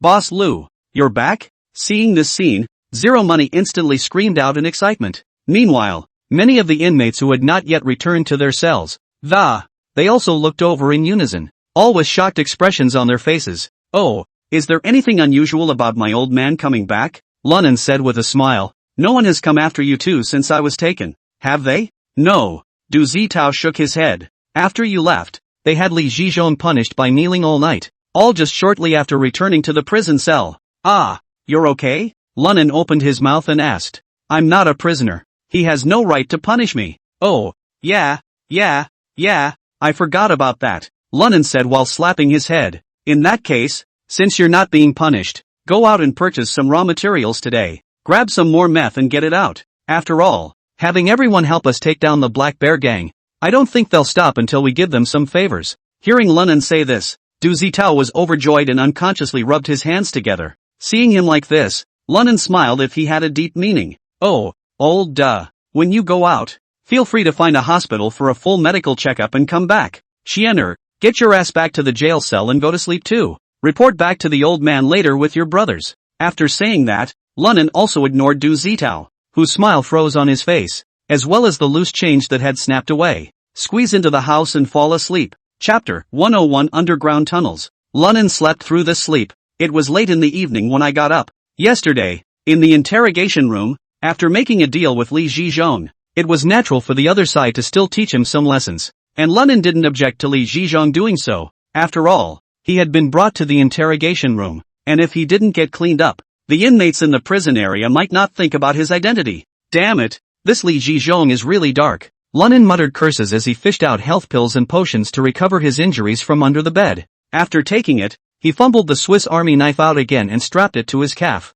That's when he stretched and jumped out of bed. There's no telling what this garbage will start today, but the good news is that the plan is going well. Already taken the change as a junior. All that's left to do is figure out how to away from this run place. J8. Lunnan muttered as he pulled the door open. When looking at the situation outside the door, Lunnan was once again dumbfounded, only to see that outside, like yesterday, it was again crowded with people. The difference was that the way these people looked at him was no longer as fierce as before. Instead, there was more than a hint of fear and flattery. What the are you guys doing standing in front of my door again? Any other guys want to come up and get their asses kicked? Lunnan snorted coldly and said in a pretense of arrogance. At those words, everyone's gazes became even more fearful. A few of them, who were slightly more courageous, opened their mouths to inquire with trepidation. Master Lu, you're okay? Crap. Of course I'm fine. Lunnan gave the crowd a hard stare. How's that? Want to try out the old man? Ho ho ho. Don't dare. Don't dare. The man rubbed his hands together with a compensatory smile and opened his mouth to speak, but didn't. Just then, the sound of change suddenly sounded behind him. All of you, get out of my way. I told you all not to keep my boss from resting. Still around not knowing what's good for you.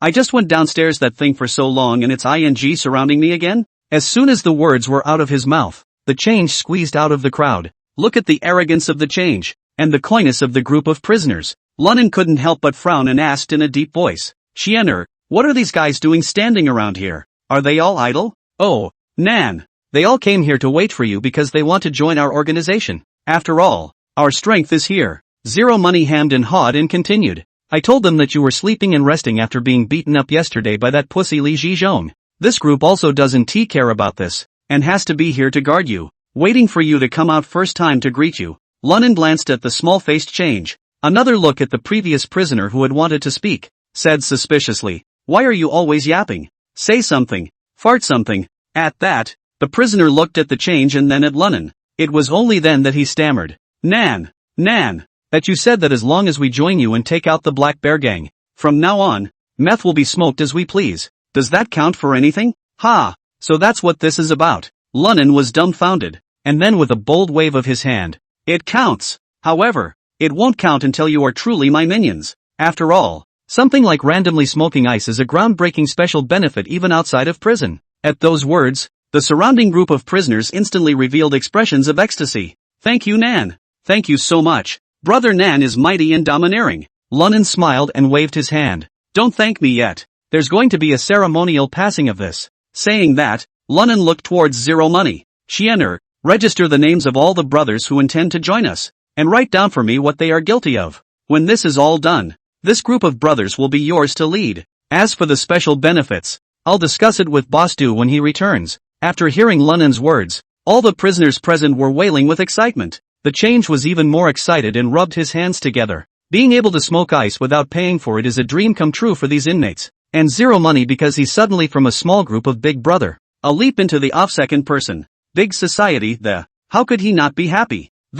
Nan. What's the name of our gang? There should always be a name, right? Change reminded as he rubbed his hands together. Without even thinking about it, Lunnan blurted out the name of the gang from his previous life. The Southern Heavenly Gates. One day when I feel like it's almost time, I'll take you all with me to cause havoc in the Heavenly Palace. Hearing this, all the prisoners all burst out laughing. They had expected Lunnan to give the gang some imposing name. I didn't realize that such a comical title had been taken, especially the last line, the big mess in the Palace of Heaven, but also make the atmosphere become extremely pleasant. But they all responded loudly with their mouths. Brother Nan is mighty. Brother Nan is domineering. Lunnan nodded with satisfaction, while an evil smile appeared at the corner of his mouth. Hey, there's such a group of people involved in a prison break together. What is that if not a big mess? There's not a single one of you guys that's any good. Using you guys as cannon fodder won't be a psychological burden for me. Thinking of this, Lunnan waved his hand, then rushed at Zero to command. Changer, why don't you take them to registration? And I'll slip in. I haven't had a good look at this place since I got here. Nan, do you want me to follow you? Don't get into any danger on your own. Zero Money asked fawningly. No need. I'd like to see that. After the last 2 days, who else is that unenlightened? Lunnan grinned, a cruel chill flickering in his eyes. The group of inmates then left under the arrangement of the change, and Lunnan walked slowly toward the stairs. The entire area of the first prison block is about the size of a standard soccer field though, but these old red brick jailhouses were obviously not built all at once, so it creates a slight state of staggered heights. Add to that the disorganized state of the first prison area over the years, and there are still a number of places that have been altered and demolished by the inmates, especially the interior, which is clearly 2 rooms, but many of them have a hole in the center, turning them into a connected big room. These then are the results of remodeling, and the reason Lunnan sought to look everywhere was to see if there were any places that could provide help for the prison break. Of course, there was also the purpose of seeing if it could be like it was in the second or third prison block. Spotted some old acquaintances. After all, in my last life, I was mixing with the jungle myself. Many of them are of felons and death row inmates, peers who have escaped by whatever means. In the unlikely event that I can find one, I guess I can explore each other's understanding of jailbreaking. Thinking about it, Lunnan had already stood at the end of the second-floor corridor. He had just raised his foot to step around the corner when he abruptly froze. Within view was a long tunnel leading to the basement. There were a number of people at the mouth of the tunnel transporting something inside. Chapter 102. What are you guys up to? Lunnan cried out curiously, and obediently moved a few moments nearer. However, this voice of his immediately caught the attention of a group of people not far away. It was 5 or 6 big, burly men. What puzzled him most was that the guys were wearing helmets. Upon seeing Lunnan's appearance, one of the burly men raised an eyebrow, looking as if he didn't treat him very well, but probably knowing that he wasn't to be messed with. He turned his head to the side and pretended he didn't hear it, continuing to move things. When Lunnan saw this, he didn't get angry, but instead walked a little closer. Intend to look a little closer. Just then, a hoarse voice was heard from behind him. Boss Lou, are you planning to pick a fight when you come to our Stone Gang's place? Could it be that you think there's really nothing we can do with you? Lunnan looked back and it was none other than Old Stone. Oh, Old Stone, you're still Steel. Lunnan sneered. The first day I was alone, your Stone Gang was beaten to a pulp by me. How dare you talk to me like that now? Believe it or not, today, I'll wipe out your Stone Gang. As he spoke, Lunnan's face snapped into a grimace. His body was filled with a ferocious and hostile aura, but the Old Stone was not the least bit moved, and only grunted a cold Lunnan, what's going on in the first prison block isn't as simple as you think. What makes you think we, the Stone Gang, are hot enough to have a job of an official nature, just by being good and brave? Hearing the other party say this, Lunnan's heart couldn't help but flutter. Oh, what do you mean by that? The Old Stone glanced at Lunnan, but did not reply. Instead, he shook his head. Lunnan, since you declined my invitation the day before yesterday, then you're disqualified from this job, too. So please leave. Otherwise, I'll report Sergeant Lee right now and say you're interfering with our normal work order. The Old Stone's words were self-explanatory. It's that they're not only the Stone Gang officially authorized by, and he can always go and contact SGT. Lee, this is no ordinary prisoner, who deserves to be treated as such. Thinking about this section, Lunnan instantly narrowed his eyes. Old Stone, how about we make a deal? Not interested, the Old Stone said bluntly. Do what you have to do. We have work to do. Lunnan frowned, but followed it up with a leathery smile.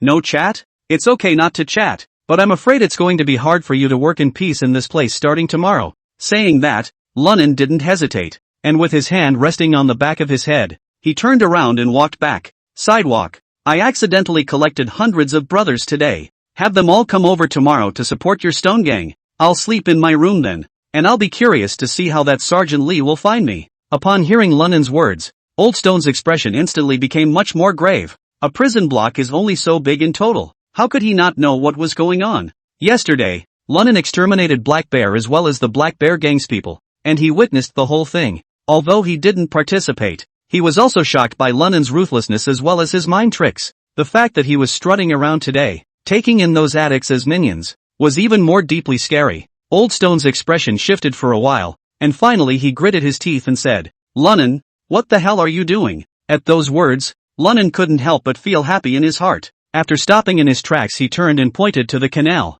"Let me go down and visit. From now on, I promise not to bother your stone gang. Meanwhile, naturally, my minions won't come over and harass you. What do you think?" Old Stone's brow furrowed as he listened. He looked at Lunan, half spitting out a few words. "Good. I hope you're true to your word." Saying that, Old Stone rushed at the strong man from earlier. "Big Banana, get him a helmet. Then you guys show him inside." Hearing the Old Stone's words, Lunan couldn't help but be stunned. Then he looked at the burly man from before, and his mind raced with thoughts. "Before I came in, Li Zhizhong told me to let Big Banana go to him if there was any problem I couldn't solve. And this kid is obviously in the Stone Gang again." The Old Stone and Li Zhizhong also seems to have a great relationship. Here in the end, what is the cat's meow? Just as he was thinking, Big Banana had taken a helmet and fastened it on Lunan. Then in his voice, "Get inside and stay there. If you go far and die inside, no one cares. Don't worry, I'm just visiting." Lunan laughed. Then followed the Big Banana several people toward the inside of the tunnel. A dim oil lamp hung on either side of the surge, and rocks of all sizes were piled up below. It looks like an old coal mine in general. Big Banana, are you guys digging for rocks or mines? How does this place look like a mine to me? Lunan made small talk as he looked around. "I'm not sure, but all that was dug up were rocks anyway." Big Banana replied in a no-nonsense manner, obviously not a fan of Lunan. But this attitude of his Lunan did not care, still asking himself, "Is it a good rock to dig?" "Nonsense, you think everyone is like you? Controlling boss do and recruiting a bunch of junkies as minions. The next step would be selling meth, right? We in the Stone Gang live on physical strength." The more Big Banana spoke, the angrier she became, and she couldn't help but glare at Lunan. Lunan didn't bother with the other party and continued to look around. A little further on, there was nothing special other than some ordinary rocks. Lunan watched with diminished interest as well. He was going to see if this place could lead to the outside. Apparently, he was overthinking it, but just as he was about to turn around and go back, his eyes couldn't help but light up, for he had surprisingly found a fork in the road. The bottom line is that the ground on that switchback is actually lined with steel rails. Your equipment is quite advanced. And pulling mine carts? Lunan pretended to point as if nothing had happened. "What were you thinking?" Big Banana didn't have the heart to say. "That's a dead-end road that was abandoned long ago. I don't know when it was left. As for that rail being made too strong, otherwise we would have dismantled it for weapons long ago. If you sharpen a knife with that thing, it's definitely better than a stone knife." As he said that, he also slanted his eyes and glanced at Lunan, as if to say, if everything else around their waist was going to be a proper steel blade, would they care about you? "Can I go over there and look?" Lunan said suddenly. "Those are railroad tracks. What's there to see? All you have to do is answer me if you can." Lunan suddenly raised his voice. It scared the Big Banana. Thinking about the ferocious manner in which Lunan had finished off the Black Bear yesterday, Big Banana reluctantly nodded. "Okay, but that road is bad back there. If you'd like to see it, go ahead and do it yourself. We'll wait for you at this intersection. That road is a dead end anyway. How you get in is how you have to get out."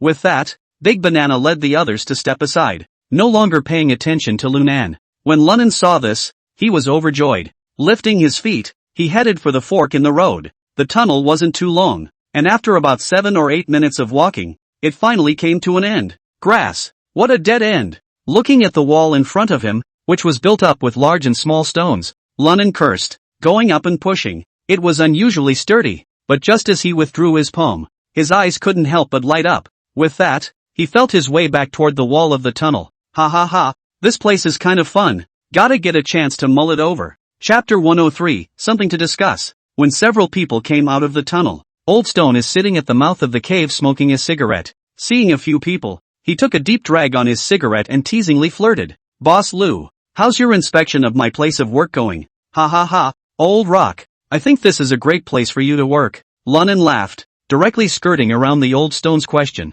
And then, coming to the other side of the. However, it seems to me that your efficiency is still lacking. You should add more manpower. Hearing Lunnan say this, the old stone frowned slightly and said in a deep voice, Lunnan, what do you mean by that? What do you mean? It's literally just that. Just tell me if I'm right. Lunnan waved his hand. Old Stone snorted coldly and didn't pay attention to Lunnan, but pinched out his cigarette and threw it away. How much manpower that is between us. The Stone Gang, NSGT. Lee, it's not your place to worry. Lunnan sniffed, but said with a light sigh, alas, Old Stone, times are different. There's an efficiency to everything. Even though you work like this and don't starve in the first supervisory district, your Stone Gang doesn't get Sergeant Lee's attention. Think about it. If you have enough people and produce enough ore, and how would you be a voice in this cell block? Wouldn't SGT Lee still treat you Stone Gang like a treasure? Hearing Lunnan's words, the Old Stone obviously froze for a moment. Immediately after that, he stood up violently, his eyes staring sharply at Lunnan.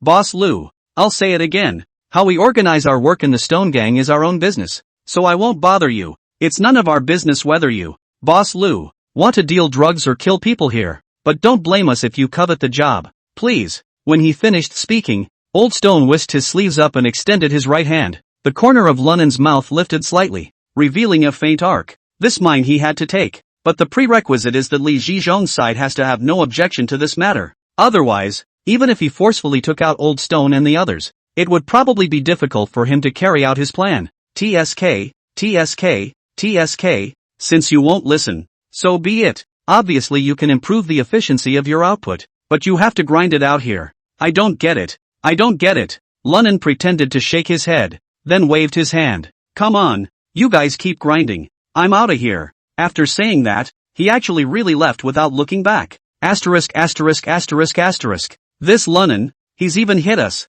The Stone Gang, with his idea. Old Stone fumbled for a cigarette and bit it hard in his mouth. It seemed to be suppressing anger. The other prisoners chimed in with righteous indignation. That's right. This guy is too arrogant. Thinks he's got some skills and wants to ride over our heads and piss on us. It's outrageous. Humph. He think that all of us in the Stone Gang are like the does so good at bullying? Blind Bear Gang. If he hadn't held Boss Du hostage that day, we'd have zapped him long ago for fear of offending that bunch of junkies and causing needless trouble. That's it. Seeing the crowd do so, the Old Stone waved his hand and said with a gloomy face, let's see what happens first. If this Lunnan doesn't know what's good for him, we'll let him know what's good for him too. Yeah, big deal. While the crowd was ranting and raving, none of them paid any attention to the big banana who didn't say a word. After all, he usually talks less, but no one noticed that at that moment. His eyes were rolling under his lowered eyelids. Seems to be thinking about something. Lunnan went around the entire first prison block again. There was nothing new to discover. That's when the schmoozing went back. Nan, you're back? Seeing this, Change hurriedly jogged a few steps over. Aha. Lunnan nodded, then opened his mouth to ask, Chiener, how's the recruiting going? How many little brothers has our Southern Heavenly Sect taken in? Speaking of which, Zero immediately perked up. He hurriedly approached Lunnan and excitedly opened his mouth to introduce himself. Hey, we now have 242 brothers in the Southern Heavenly Sect. We've recruited almost all of them, except for the Stone Gang, and a couple of other gangs that have working privileges. By the way, the Black Bear Gang, they've all returned to the fold. Hearing him say that, Lunnan's brow frowned slightly. 242? Doesn't seem like much. I see we have a lot of people in the first cell block. At those words, Zero Money couldn't help but laugh bitterly. Nan, quite a lot. There are at most 1,000 people in a prison block. That's almost a quarter of it. I heard from Boss Du that our Southern Heavenly Sect can be said to be the most numerous gang since the establishment of the first supervisory district. Boss Du is back from shopping? Lunnan asked with some surprise. Well, it's back. It's busy in the house making poison. Zero nodded uncertainly. Okay, that's for now. These 200 or so people will be under your management from now on. Lunnan patted Zero on the shoulder and, I'll go in first to check on Boss Du. I'll discuss with you guys when I have something to do later. Hearing that Lunnan really released this personnel management to himself, Zero was instantly overjoyed. And, thank you Nan for your trust. I promise to live up to your expectations. Guarantee to bring our Southern Heavenly Sect well. Oh, okay. Do a good job. I won't treat you badly. After some more encouragement, Lunnan pushed his way into the house. After entering the house, Lunnan didn't dawdle and directly walked to the inner room. Only Du Zitao was wearing a huge goggle and was pouring various bottles and cans. Yo, Boss Du, busy working that? Lunnan smiled and greeted. Aha! Du Zitao glanced up at Lu Nan, then lowered his head and continued to get things up. Lunan couldn't help but secretly laugh at this. Then he asked deliberately, Boss Du, did you do a medical checkup this time out? Is the body still hard? Du Zitao's movements paused, then slowly raised his head to look at Lu Nan. Just a complex of emotions flickered in those eyes. A long time passed before he exhaled slowly. Boss Lu, you're really good at this. What the hell kind of drugs are you giving me? Ha ha ha. So it looks like a body check. Lunan smiled and touched a cigarette, holding it in his mouth and, hey, you don't have to care what kind of medicine it is. Just know that the medicine works, and I'll give you the relieving antidote on time in a week's time. That's all. Saying that, Lunan shrugged his shoulders, and then he lit his cigarette up and took a deep drag. Boss Du, you don't have to worry either. When I trust you enough, I will naturally remove all the poison from your body. Now, I'll have to trouble you to make my ice properly. Hearing Lu Nan's words, Du Zitao couldn't help but reveal a bitter smile. He sighed softly, then spoke. Hey, don't worry Boss Lu. I'll try my best to cooperate with you. I just hope you keep your word and don't forget to give me the antidote. Lunan grinned. Ha ha, of course not. Okay, I'll leave you alone. You take your time with the whole thing and make more ha. When he finished, he put the door to the inner room on, a smug smile on his face. Hey, it's not $1 million for nothing. I don't know how many hospitals that Guy Li Zhizhong arranged for Du Zitao to have a physical examination. Apparently he was fully convinced of the fact that he had been poisoned. Well, now that we've taken care of Du, we've taken care of the meth. Then it's time to study about taking down the Stone Gang. Thinking of this, Lunan sat down on the sofa and shouted at the door. Spare change. Come in here. I have something to discuss with you. Chapter 104, The Truth Emerges. Hearing Lunan's greeting, Change hurriedly walked in from outside. Respectfully asked, Brother Nan, just order me anything. Seeing the Change this way, Lunan was satisfied. Whether the other man is there because of the position he has now given him, or because he was sure from Du Zitao that he gave him poison was very threatening. In short, right now he would never dare to disobey himself in the slightest. If one can keep that relationship outside of prison, then one can say that one's undercover agent was extremely successful. Xianer, come, sit. There's something I want to talk to you about. Lunan pointed to the opposite couch and said lightly. Hearing his words, Change seemed to feel a bit flattered and waved his hand in a hurry. You're welcome, Brother Nan. If there's something you want to say, I'll just stand and listen. Sit down if you're told to. We're all brothers. No need to be so polite. Lunan pretended to glare at him in displeasure. Oh, seeing this, Zero Money hesitated for a moment, but finally sat down carefully on the sofa. After Lunan took a drag on his cigarette, he pondered for a moment before saying slowly, Xianer, tell me, what offense did you come in here for? Lunan was not a cutie. He knew that Change now looked harmless though, but the offense is certainly not small. Otherwise they wouldn't be in the first cell block. And what intrigued him the most was why Wang Donghui would go through all the trouble of trying to get him out. That could only mean that this kid was definitely harboring a big secret. Zero Money's expression flustered when he heard Lunan's inquiry, but he recovered immediately afterward and said in a prevaricating manner, Nan, it's not really a big deal. Just a few injuries out there. Xianer, I take you as a brother. You take me as a do? Without waiting for the other party to finish, Lunan interrupted with an expressionless face. The cigarette butt in his hand was then pressed out slowly but forcefully on the coffee table. All the while squinting his eyes dead center and staring at the Change, he said in a single word, Change, I'm going to ask you a question. Think about it before you answer me. This concerns your future in the position. Southern Heavenly Sect. Also, it's about me trusting you. After these 2 days of contact, I'm sure you've seen how I, Lunan, really am as a person. Whether you take me as a brother or as a kaiju, it depends on you Brother Zero Money what you do. Hearing Lunan change his address to himself, Zero Money trembled violently. His fists were clenched, and an intense struggle flooded his eyes. Lunan wasn't too busy rushing the other party, also not interested in his mental activities. Anyway, if the kid doesn't tell the truth, he can just tweak it himself in the next direction of things. Wang Donghui just asked himself to take this kid out, and Li Xiangguan is just letting himself break into the other side's organization. As for whether the kid was paraplegic or a quadriplegic when he was taken out on his own, it all depends on what the kid has done and whether he tells the truth or not. Thinking of this, Lunan once again touched out a cigarette and lit it up to smoke leisurely. Half a cigarette later, only Change was seen biting down hard. Nan, I'll say it all. At this point, the Change suddenly paused for a moment, then taking a deep breath, as if he'd given up his life. Nan, my real name is Li Chang. When I was 12 years old, My parents died early. I have a brother and a sister. My brother went out to work at an early age so that he could support us both. From time to time, I would send some money to my sister and me, and when I reached the age of 15, I spent my days in the Tangjiatan big market by thieving and pimping for nothing. With that, Zero Money told the story of his experience. Until the age of 22, Change was basically indistinguishable from most jerks. Both stepped into the underworld because of their families. If he follows this trajectory, he'll be a no-good small-time gangster at best. But just last year, because of the moving and remodeling of Tangjiatan, but rewrite his fate. At that time, when his parents were alive, the family had a piece of farmland. It's reasonable to expect to be able to get a large share of the money, but I didn't expect to be blackballed by the D&Ds. So in a fit of rage, Zero Money took out the leader, who was in charge of the demolition family of, by mistake, kill a few? Lunnan raised an eyebrow, sparing a glance at the change in front of him, and asked, 3-0, hearing this, Lunnan couldn't help but frown. How can you kill 3 people and not be sentenced to immediate execution? It seems the lead investigating this case D is treating you well. Hearing this, Zero Money smiled disdainfully. Oh, Nan, you don't know. That's because I usually pimp my ass out and keep an eye out. A pinhole camera was planted in the private room of the club where the lady often goes,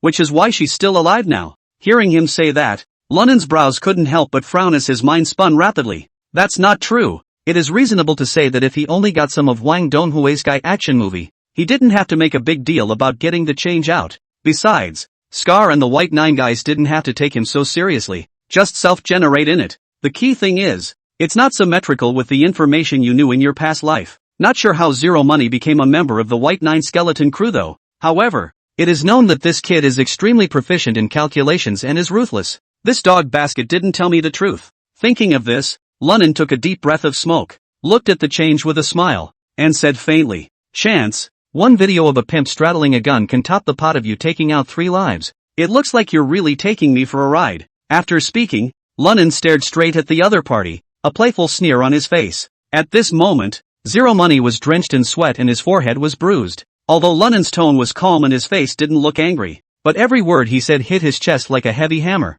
Zero Money knew very well that if he didn't make this clear, I was afraid that it would be really hard to escape today. After thinking for a long time, Zero Money slowly opened his mouth and whispered, Brother Nan, the video I captured was not of those people straddling the cannon.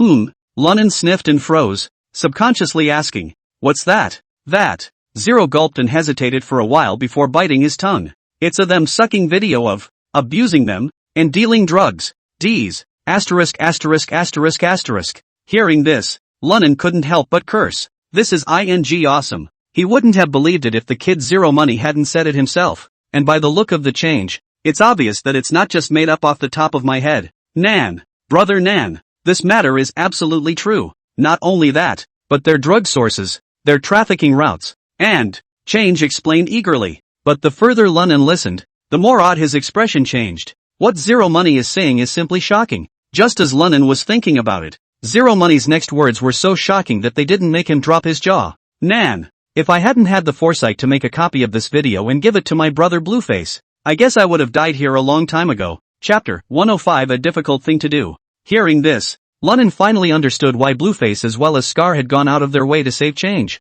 Grass. It's amazing that all 3 of them are brothers. And it's amazing that Change is still a brother to Blueface. Idly phoned to death in the outside cell, and judging by his age, he should be Zero Money's cousin. Whether Wang Donghui knew this information or not, he was not sure, but Li Xianguan must not know. Otherwise he wouldn't have kept it to himself. But it makes sense when you think about it. He himself had dealt with morning ghosts quite a bit in his past life, and he didn't know about this relationship of theirs? Thinking of this, Lunnan took a deep drag on his cigarette and nodded. Well, if you say so, it doesn't look like you're really lying to me. However, with your brother Blueface's reputation in the jungle, would those little kalamis in the demolition office still dare to hack your family's demolition money? Hearing Lunnan say that, Zero Money couldn't help but be stunned and asked in confusion. Nan, you've heard of my brother, and know his reputation? Ah, what's wrong? As Lunnan's words left his mouth, Zero Money's face changed abruptly. The eyes that looked at Lunnan also became odd. Inside there was amazement, skepticism, and fear, and Lunnan instantly understood what he was thinking when he saw the scene. The man, Blueface, was secretive in his movements, except for specific circles as well as the strip. No one knows him at all. This kid is getting suspicious. Thinking of this, Lunnan smiled and took a drag on his cigarette. I don't just know your brother Blueface as a person. I also know that your brother often skips across the country, and is fine with getting some powdered face back from over the Yunnan-Burma border. There are even more lives on his hands. And you have a cousin named Li Feng, nicknamed Scar, don't you? Hearing this, Zero Money's body shook violently. He stared at Lunnan with rounded eyes, incredulously. Who are you? How do you know these things? You're a cop? After these words, Zero frowned and shook his head again. No, you can't be a cop or a police informant. Oh, for what? Lunnan spared a rhetorical question. Whether it's a cop or an informant. Neither could have taken out the black bear in a dignified manner just after arriving in the first cell block. That's their bottom line, Zero Money said as he looked at Lunnan seriously. And hearing his words, Lunnan smiled at once and, it seems you're not stupid. Well, guess who I am? You. Zero's mouth dropped open and his mind worked quickly. Suddenly, his eyes lit up with realization. You're my brother's man? You're here to get me out? Lunnan was slightly stunned, not expecting this kid to think this way, but it was good to let him make up his own mind and save himself the trouble of explaining it. Realize that there are times when talking too much can make the other person suspicious instead. At the thought, he couldn't help but touch his nose and laugh softly in an ambiguous manner. I don't count myself as your brother's man, but I do have some connection to him. You're right about one thing though. I was going to tell you about getting out of here. Hearing this, Zero Money's eyes flashed with a fine light. As long as someone gets themselves out of here, as long as the other person isn't a cop or an informant, what do you care who he is? Thinking of this, he hurriedly bowed respectfully to Lunnan and said, Brother Nan, go ahead. Seeing the other party's attitude, Lunnan nodded rather favorably. And, since you've decided to come with me, I'll cut the crap. There are two things you need to do if you want to get out of here. Lunnan swept the change and said lightly. First, gather the brothers together in the next 2 days and turn around and do away with the Stone Gang. Take down that mine of theirs. Secondly, let's see who in our first cell block has access. It will allow me to reach out. I have to make arrangements. Otherwise we'll go out and not even have a place to stay. Isn't that a ripoff? Holler Nan. After hearing Lunnan's words, Zero Money immediately revealed a look of excitement. But on second thought it's a little discouraging. Nan, the first thing I think is a little less difficult. But the second thing, I think it's very difficult. Without waiting for Zero Money to finish his words, he heard Du Zitao, who had come out at an unknown time, interject. Change, you're wrong. The first one is difficult. On the contrary, I don't think the second thing is too difficult. Lunnan sniffed and turned to look. Only Du Zitao took off his goggles while walking over. Oh, Boss Du, are you done with your work? Aha. Du Zitao nodded and threw the goggles onto the coffee table, then sat down on the sofa. Tell me, what do you think about this? Lunnan leaned against the back of the sofa with a lazy look and looked at Du Zitao with a smile. Boss Lu, do you know why Old Stone can be in that abandoned mine? Mining stones? Du Zitao raised his head to look at Lunnan. Well, it should have something to do with Li Zhizhong and the others, right? Lunnan said uncertainly. Yes. Du Zitao nodded, then continued to ask. Then do you know why Li Zhizhong gave this job to Old Stone? I don't know about that, because the old rock was previously Li Qicheng's last. Asterisk. What did you say? Lunnan almost jumped up and looked at Du Zitao in shock. The news was too much of a surprise for him. The Old Stone turned out to have once been Li Zhizhong's last? It's too dog-eared, isn't it? Du Zitao smiled. It was only back then that Old Stone was the warden of the first prison block. However, because he was corrupt and took bribes, and mistreated prisoners, he caused the deaths of several prisoners. That's why he got a life sentence and is locked up here. It was also then that Li Zhizhong succeeded Old Stone as the new prison governor. Oh, Lunnan sniffed and frowned thoughtfully. So, the old rock was in the army too? Not. It was because of what Old Stone did that the higher-ups decided not to allow local management of the place taken over by the troops. Du Zitao shook his head. But after all, the military and the police are not separate. Plus the Old Stone has some infractions though. But the ones who get killed are all death row inmates. So Li Zhizhong still trusts him. So that's how it is. It seems that even if I move the Stone Gang, I can't move the Old Stone. That's what you mean, right? Lunnan rubbed his nose, somewhat depressed. Not only that, Du Zitao fished out a cigarette on the coffee table and held it in his mouth as he continued. Even that mine would be hard for you to take down, because the stone there contains tungsten, a material needed on the troops' side. So, Li Zhizhong shouldn't agree to let a prisoner manage it. Speaking here, Du Zitao stopped and lit his cigarette on fire and smoked it. Well, not that I want to run this place, I just want to get out of it, Lunnan murmured and whispered, and immediately afterward, as if he had remembered something, he continued, I've only just remembered that you can go out and contact the outside, but you've been in and out so often. Li Zizhong wouldn't be without suspicion. Would he? Du Zitao exhaled a mouthful of green smoke and said with a smile, I don't need to be in and out of here very often. Saying that, Du Zitao felt in his pants pocket, then took out something and threw it on the coffee table. Just use this. Asterisk asterisk asterisk asterisk. Can you have a cell phone? After seeing what was on the coffee table, Lunnan couldn't help but let out a gasp. Oh, how fresh is that? It's this day and age. Plus I'm not a prisoner. Why can't I have a cell phone? Du Zitao grinned, revealing 2 rows of white teeth. Chapter 106, Attack on the Mines. Nan, are you that good? Even 10086 delivers messages for you? Watching Lunnan to one by one send text messages. Zero money and Du Zitao couldn't help but look dumbfounded. 10,086. Ha, how fresh is that? Don't you know 10086 has a special service? Lu Nan skimmed his lips, then returned it to Du Zitao after sending the last text message. Li Zizhong can let you have this thing inside. I don't believe he hasn't gotten his hands on this cell phone of yours. Can deliver a message to me? I not let 10,086. Hearing him say that, both of them were speechless for a while. These operations of Lunnan had long since broken through their cognition, because except for the first SMS he too sent a bunch of gibberish number after. 138. 10086 then messaged him back. Immediately after this pussy razor actually to talked.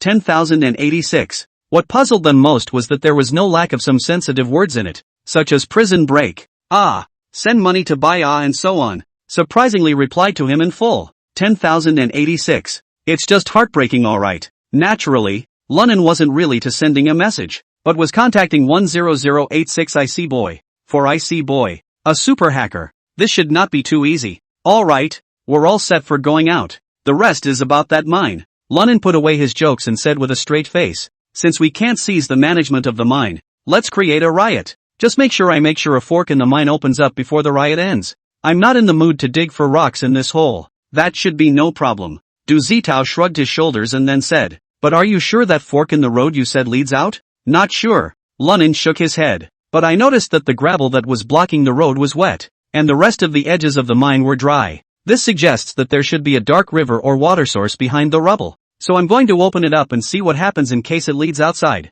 Hearing Lunnan say that, Du Zitao's eyes lit up. There's a water source? What? What do you know? Seeing this, Lu Nan immediately looked at Du Zitao suspiciously. I'm not sure about anything else, but there's a reservoir 3 or 4 kilometers from our place. Do you think the back of that blocked-off fork could be connected there? After listening to Du Zitao's words, Lu Nan instantly became excited. If everything Du Zitao said was true, in all likelihood the back of that fork in the road was connected to that reservoir. Wait, how far did you say it was from here? 3 or 4 kilometers. Du Zitao replied with certainty. Well, it's still a pain in the ass. It takes a normal person about half an hour to 40 minutes to swim 3 or 4 kilometers. If that surge was filled with water, it wouldn't suffocate, would it? Saying that, Lunnan turned his gaze to Du Zitao and said, can you bring in an oxygen tank? Do you think Li Zizhong will be suspicious if I bring it in? Du Zitao said with some hesitation. Also, Lunnan scratched his head and then said, hey, forget it,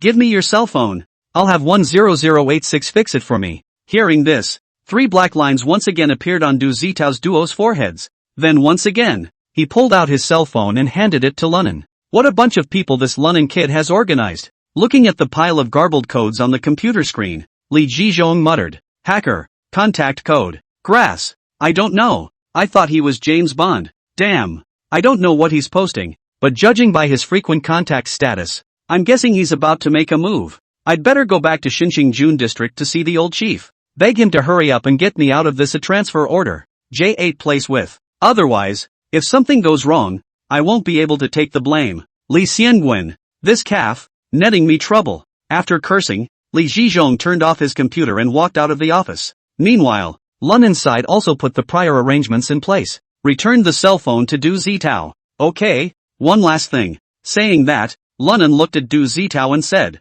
what are you planning? Will you continue to stay here, or will you follow me out? Upon hearing this, Du Zitao bitterly shook his head. Nan, you know, I've never stayed out for a long time. I'm afraid. Scared less. Lunnan waved his hand without hesitation and glared at Du Zitao as he said, growing up with a bunch of vicious murderers. Are you playing chicken with me? The mother asterisk airs out there should be afraid of you, right? Don't tell me you're addicted to living with a murderer.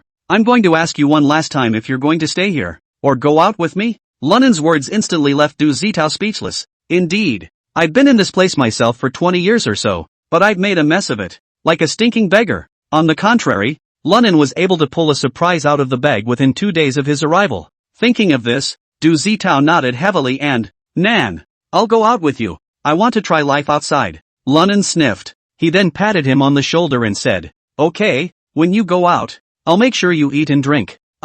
This way. You grab all the meth and you make it all for me. Then you can sign the pledge with Lee. I'll tell you a phone number when the time comes. Just contact him on a different cell phone. I see. Du Zitao sniffed and nodded vigorously. Alright, Xianer, you also prepare and brainwash the newly recruited gang of brothers in the next 2 days. Tell them we're going to make a big move. This time, we'll start with meth. They'll have more if they do well then. Well, I remember Nan. Zero nodded and turned away. 1 week later, looking at the second floor under the open corridor, a whole bunch of minions standing neatly, Lunen couldn't help but smile a little. Brothers, have you been skating high these past 2 days? Hi, the crowd shouted in unison, their voices deafening. Nice. Very impressive. Lunen nodded and gave Change a look. The latter immediately understood and shouted at the bottom. Brothers, who gave us the backbone to skate with impunity? Brother Nan! Brother Nan! Brother Nan! The crowd yelled at the top of their lungs and a strong sense of exuberance permeated his voice.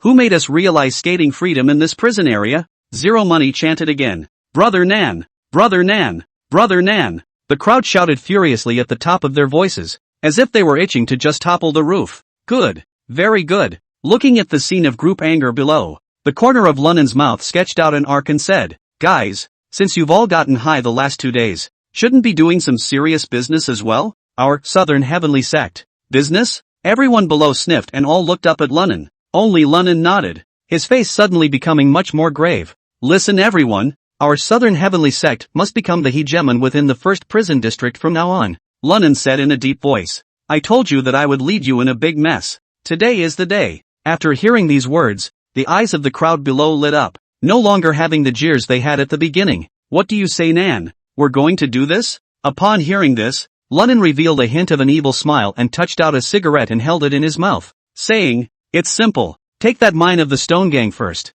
As long as you guys can keep the dorky guys under control. Tonight, I'll give each of you another 20 grams of ice as an extra meal. Ow! Upon hearing this, all of them let out a strange cry of excitement. And then they rushed towards the Stone Gang's mining cave like zombies that had gone crazy. Chapter 107, The Real Sword. The few forces that were previously watching from the corner were suddenly confused. What the? Thought Lunen was done as usual, blowing off some serious steam and leading a bunch of junkies on an open-air porch. I didn't realize that the next second it went straight to work, especially Old Stone and the Stone Gang. It was even more of a blush. All brothers, pull out your weapons. Old Stone roared and took the lead, fumbling the stone knife at his waist with a scowl. Let these addicts know what a real fight is. 2. Roar. At one time, 100 or so stone gangs raised their stone knives in their hands and aimed them at the oncoming zombies. Brothers, copy. Zero Money took the lead, leading a group of minions and rushing towards the Stone Gang's pit. Asterisk asterisk asterisk asterisk. You seek death.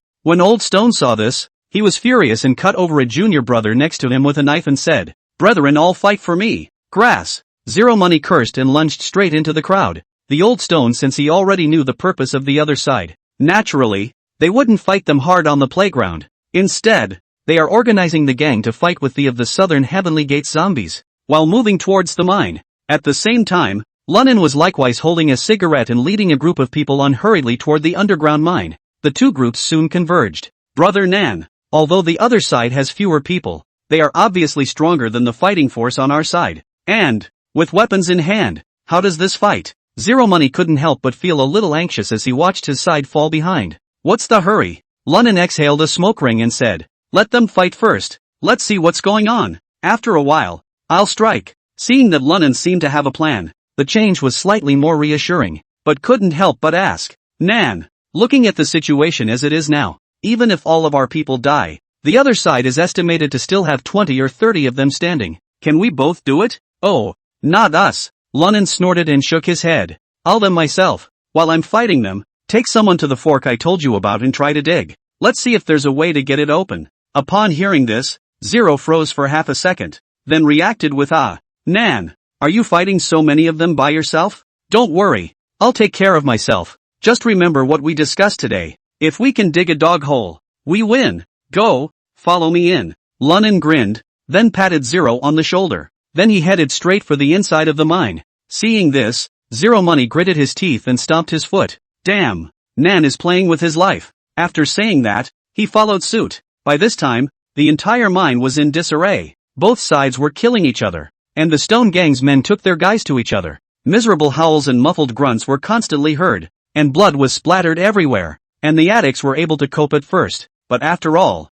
it's a long time to be on meth. The body was emptied long ago. After a long time, the physical exertion was so great that it gradually could not be supported. And by this time, Lunan, with his change, was not far from that fork in the road. He pointed to the road. Change, that's it, you find a way to get there. Okay, Nan. Without dilly-dallying, Change grabbed an opening and tried to rush through the crowd. But the Stone Gang obviously knew him. When they saw him rushing towards them, they thought he was going to take a shot at them. With a curse he rushed at him and hit him. Asterisk asterisk asterisk asterisk Mudhorse. I'll get you. Zero Money sees this and is not afraid of it. Asterisk asterisk asterisk asterisk nigga. Get thee outta here. With a violent shout, he swung out his right fist, instantly smashing two Stone Gang members. Asterisk asterisk asterisk asterisk. Change, you're looking for death. A big man from the Stone Gang roared, and stabbed at the Change. But at that moment, Lunan's figure directly flashed past. Coldly, you're the one looking for death.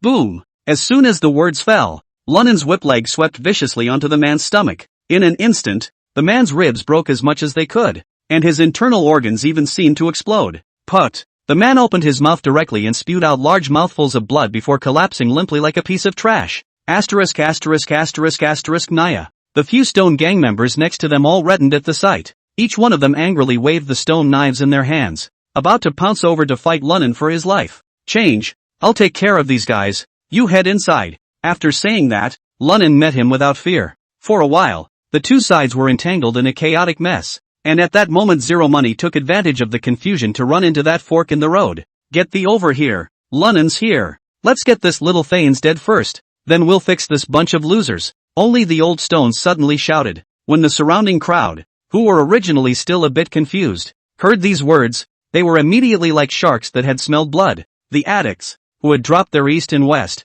wailed and rushed towards Lunan. Asterisk asterisk asterisk asterisk. Looking at the enemies that were attacking the sky, Lunan couldn't help but curse. I didn't realize the group of juniors recruited were so wasted. Seems like a drug addict and a hard laborer can't really fight. By this time, the Stone Gang's men were close at hand, tightly gripping the stone blade in his hand. He stabbed at Lunan. Seeing this scene, Lunan was not flustered and said with a smile at the corner of his mouth, "Today, I'll also let you guys see what a real sword is." As the words fell, he directly drew out the Swiss Army knife on his calf and stabbed it towards the throat of one of the Stone Gang members at the front. Put. In a flash, the Stone Gang member's throat was slit. Scarlet blood flowed out like a spring. Immediately afterward, he collapsed with rounded eyes in disbelief. Seeing Lunan actually kill someone with a knife, all the remaining Stone Gang members were stunned. How did he get it in? One of the Stone Gang members rounded his eyes and shouted with a trembling voice. But at this moment, Lunan didn't care about that much, and stabbed over several more. His knife was very sharp and surprisingly fast. Asterisk asterisk asterisk asterisk. Don't be afraid of him. If our stone knife hits this kid, he'll be seriously injured. Give it to me. Seeing the corpse of his companion, the old stone went mad and hissed. Big Banana, let's ignore the rules for now. Go take out the locked up pickaxe. Get this Lunan killed, and I'll personally explain it to Sergeant Lee. Got it, boss? After saying that, Big Banana took a few people and ran off to the side, while the others rushed forward to Lunan. But soon, their expressions became hideous and agonized. This was because a stream of crimson blood was constantly spraying out from their necks, arms, and other locations. Lunan was like a god of killing descending at this moment, and every time he raised his hand, he was bound to harvest a life. He's physically strong to the point of perversion. Just as he was killing, Big Banana re-entered with a group of people. At this time, they all held rusty iron picks in their hands. Asterisk asterisk asterisk asterisk. Go to hell. With a furious shout, those Stone Gang members raised the iron picks in their hands in unison and smashed them hard against Lunan's head. Dang it dash. A series of metallic clashes resounded throughout the valley. Seeing this scene, Lunan smiled coldly. Oh, it just so happens that I don't have any tools, and I really have to thank you guys for that. Then, it rushed towards Big Banana and the others. Chapter 108, Chiseling the Stone with Great Effort. Aha dash. Lunnan slashed a stone gang member. Big Banana ducked sharply, but Lunnan's reaction speed was too fast. His left foot slammed into the earth. With this inertia, he jumped straight up. Ha! His legs clamped down on the Big Banana's head, and then he chopped it down. Dash. The Swiss Army knife chopped directly into Big Banana's shoulder. Hey, Big Banana. Li Zhizhong said you could let him know if anything happens to me, so I won't kill you today. But you also have to know the good and the bad. If you're foolishly calling my bluff, don't blame me for directly wiping your neck, Lunnan said in a voice that only the two of them could hear. This is followed by a hard kick that sends Big Banana to the ground. At the same time, several others from the Stone Gang had already swung over with pickaxes and shovels. Lunnan snorted coldly, and with a single movement of his body, he disappeared from their eyes. In the next second, when he appeared, he was already standing behind a member of the Stone Gang. Thumbs up. Lunnan's Swiss Army knife appeared directly on the opponent's throat. Pust. Blood spattered. Ah. The Stone Gang member covered his throat and screamed. But just this instant, Lunnan violently extended his right leg and kicked him in the side of his waist. Clicky dash. The spine was directly shattered by the kick. Boom dash. That Stone Gang member's body directly flew out 2 to 3 meters horizontally and fell to the ground motionless. Apparently it's too dead to be true. Lunnan. Mud blood. The old stone was in a rage, picking up the shovel and ruthlessly slapping it at Lunnan. Lunnan had expected him to sneak up on him, so he simply twisted his head to avoid it. And just as the old stone froze, the iron rod in his hand was snatched away by Lunnan and viciously thrown aside. Bang bang! Old Stone's nose burst right through. Dash. This smothering punch directly collapsed half of Old Stone's cheek, causing him to roll on the ground in pain. Without any mercy, Lunnan directly rushed over and stomped on his chest, holding him down. The Swiss Army knife in his hand, then, was directly on his neck. Old Stone, don't think I won't get you killed just because you're older. I've been merciful, can't you see? Saying that, Lunnan's eyes revealed a fierce light, as if he would immediately end the Old Stone's life if he slacked off just a little bit.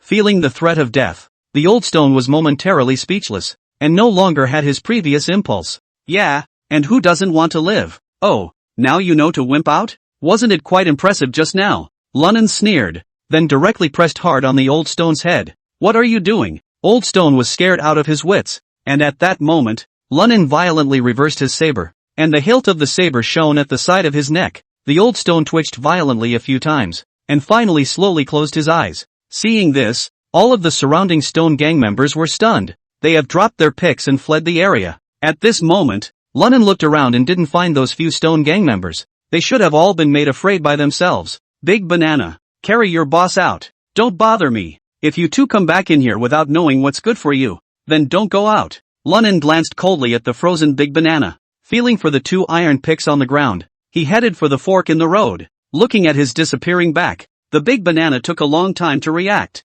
Panicked, he crawled to the Old Stone. Feeling his chest, there was still a heartbeat. What the hell is this Lunnan doing? Big Banana mumbled in horror. However, he didn't dare to slow down at all, and hurriedly picked up the Old Stone, then carried it on his shoulder and staggered towards the outside. At the moment Lunnan kept walking along the forked road, only the change was being knocked around at the end over and over. How's it going, Chiener? Hearing Lunnan's voice, the change couldn't help but be happy. Nan, are you okay? It's okay. Lunnan threw one of the picks at Zero. Get to work. Let's see what's back here. If we're lucky, there's that reservoir back there, and our brothers can get out of here today. Okay.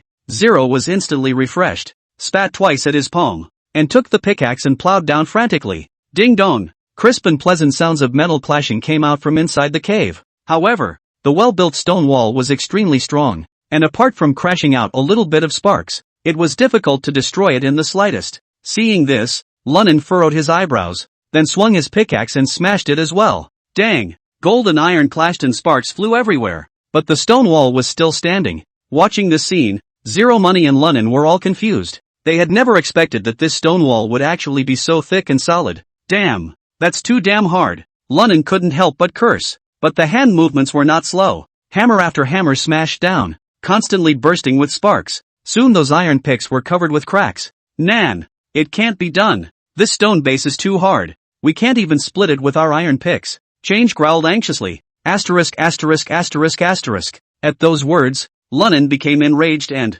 let's just chisel out a rock. Just as long as we can carve out a dog hole for us to burrow in. As the words fell, Lunnan continued to wield his iron pickaxe. Zero Money gritted his teeth and joined in breaking through the stone wall. After swinging for a while, Lunnan was tired and panting, his forehead beaded with sweat, and the iron picks had long since become pitted. As for the stone wall, it remained intact. Mud! What the is this? Lunnan flung the iron picks away in indignation and sat down on the ground panting heavily. Even if he had a physique that was different from normal people, he had done almost 800 chiseling strikes in a row, and his physical strength was greatly depleted. Nan! This won't work. Zero Money sat limply beside Lunnan with a look of despair. Mud! Lunnan let out a low curse. Shiener, go out and see if there are any brothers from our southern heavenly sect. Call a few over and chisel together. Nan! Those guys are junkies. They can't plow through it twice before they're done. Moreover, when we had a firefight with the Stone Gang just now, I saw that most of our brothers were either hung or seriously injured. I guess there can't be much of anyone. Asterisk.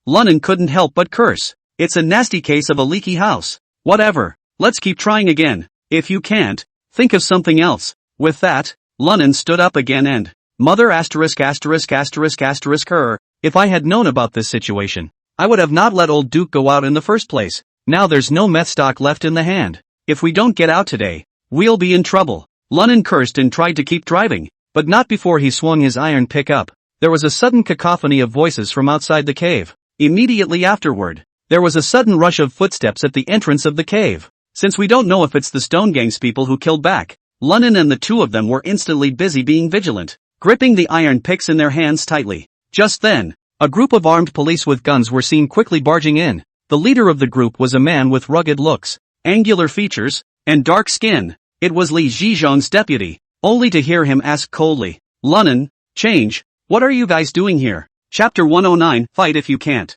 Saw a row of armed police with loaded guns. Lunnan and Zero Money hurriedly threw the iron picks in their hands to the ground and raised their hands. You know, it would be hilarious for these guys to raid the duo right now. Sir Wang, what brings you here? Where's Sergeant Li? Lunnan inquired cautiously. Humph. The armed police officer named Wang Yong coldly swept a glance at the duo. SGT. Li is not in. Now it's up to me. Answer my question. What are you two doing here? Hearing this, Lunnan couldn't help but feel his heart go cold. If Li Zhizhong was there, he was confident that he could still mediate with the other party. After all, so much money was dropped on the other side, but now it was trouble. No, nothing, we're digging for rocks. Lunnan gulped and pretended to be nervous as he explained. Oh, digging for rocks? I remember, didn't you guys get a gang from the southern heavenly gates? Don't you know that this place is under the jurisdiction of the Stone Gang? Wang Yong, the captain of the armed police, looked at the two of them with a cold smile. His eyes narrowed into slits as if thunder would erupt at any moment.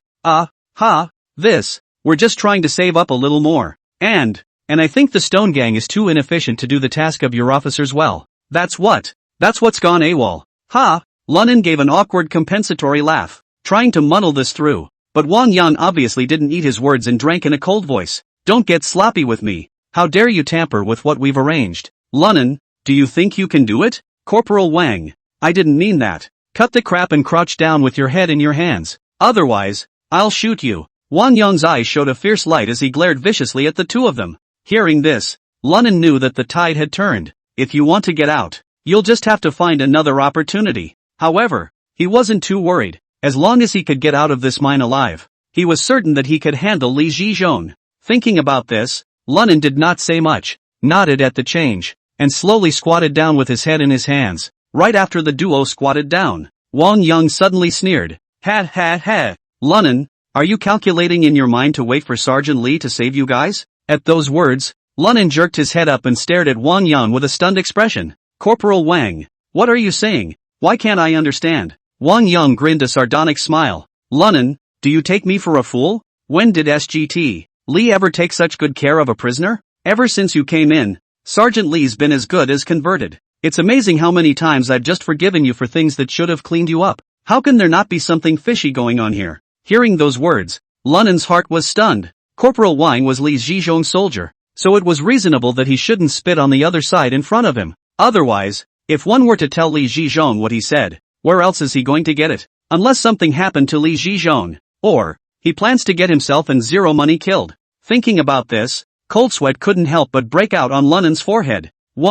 Corporal Wang, what do you mean by that? I don't get it. Why Sergeant Li takes care of me? That you ask him. Lunnan pretended to be calm. Wang Yong laughed coldly. Oh, I advise you to give up these childish ideas. SGT. Lee is not expected to be in the first cell block in the future. Here, now I'm in charge. Towards the end, Wang Yang's tone became incomparably chilly. What are you going to do? Lunan looked at Wang Yang with a deep frown. Oh, not doing anything, just letting you scum get what you deserve. Saying that, Wang Yang directly took out his gun and held it against Lunan's brow. I'm telling you, old man, a disturbing element like you in the first prison block, it should have been cleaned up a long time ago, and now is the perfect opportunity. As the words fell, the other armed police around them pulled out their guns and aimed them at the duo. Wait, Corporal Wang, have a word. Lunan hurriedly waved his hand and said, Hey, what are you trying to say? Wang Yang teasingly looked at the two of them. Did you think that I would be bought off by you like Sergeant Lee?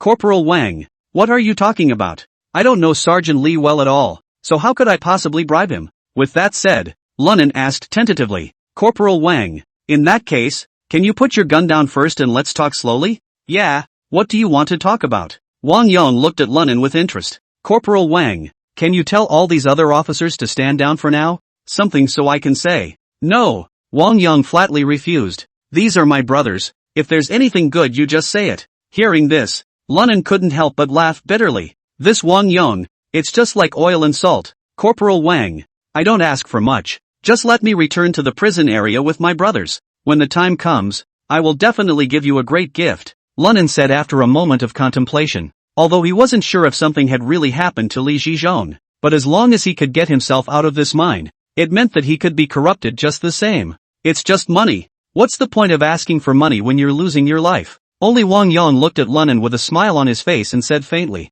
A great gift? How big a gift? Is it as big as the gift you gave Sergeant Lee? This is natural, Lunan said without hesitation. As long as you spare the two of us brothers today, I'm willing to put up $2 million.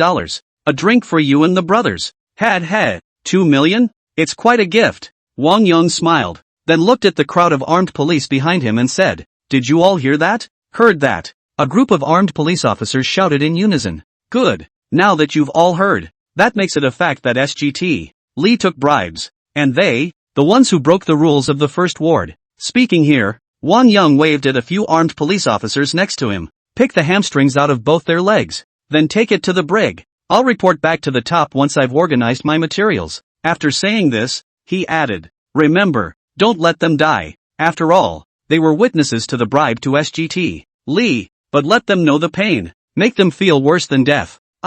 Corporal Wang. Hearing this, the two armed police officers threw their long guns back, then pulled out their military spikes and slowly walked towards the duo of Lunan, while the rest of the crowd were all holding their guns up, aiming at the duo. If Lunan and Zero Money made the slightest move, it was believed that they would not hesitate to shoot the two of them. Corporal Wang. Lunan gritted his teeth and growled lowly. You're going too far with this, aren't you? Both of them knew that once this injured both of them, they were afraid that there would be no way for the two of them to escape anymore. Instead, Wang Yang snorted coldly. Kid, I told you so. I'm not like Li Qicheng. Don't say 2 million, even 20 million. You'll never be able to buy me off. After saying that, Wang Yang commanded his armed police to do it. Seeing the armed police getting closer and closer to him, Lunan's head raced, searching for a solution to the crisis.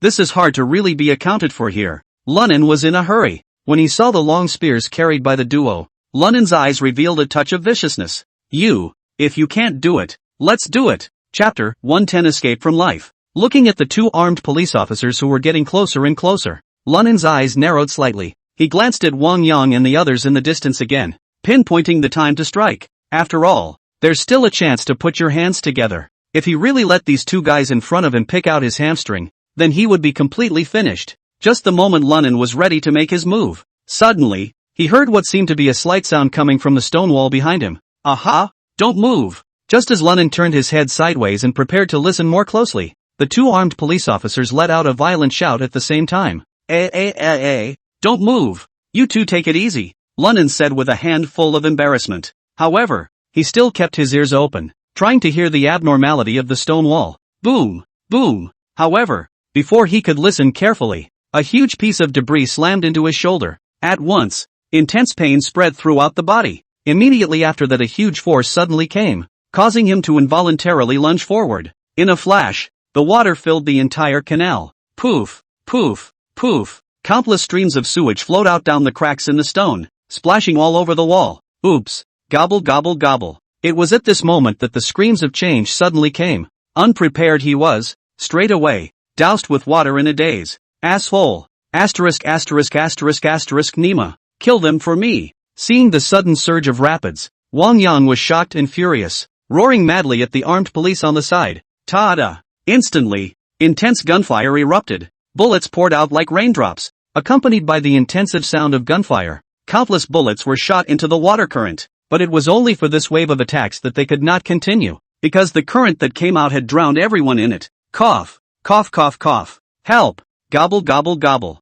The water rushing out of the canal was extremely turbulent because of its narrowness. The crowd of armed police fighters were all choking and turning red. At this moment, Lunan's right hand was holding the steel bars supporting the side of the canal in a death grip. The left hand grasped the already unconscious change. A clear chiseling of myself and no ing reaction. How do you open it on your own now? What the is going on? This current had filled the entire canal and it was impossible to breathe. If I let go now, I guess I can follow the current and rush out of the cave. But Lunan was still a bit reluctant. The exit is right in front of us. If we just give up, won't it be a lost cause? But if we don't let go, Old Man and Change are probably going to drown here. Just when Lunan was in a dilemma left and right, only a silhouette was seen swimming out of that broken hole as if it was a big fish. He still had an oxygen mask on his face. Moreover, his body was light and flexible. In just the blink of an eye, he arrived at Lunan's side. As soon as he lifted his mask, he revealed his true face in the water. Seeing his appearance, Lunan was surprised and delighted.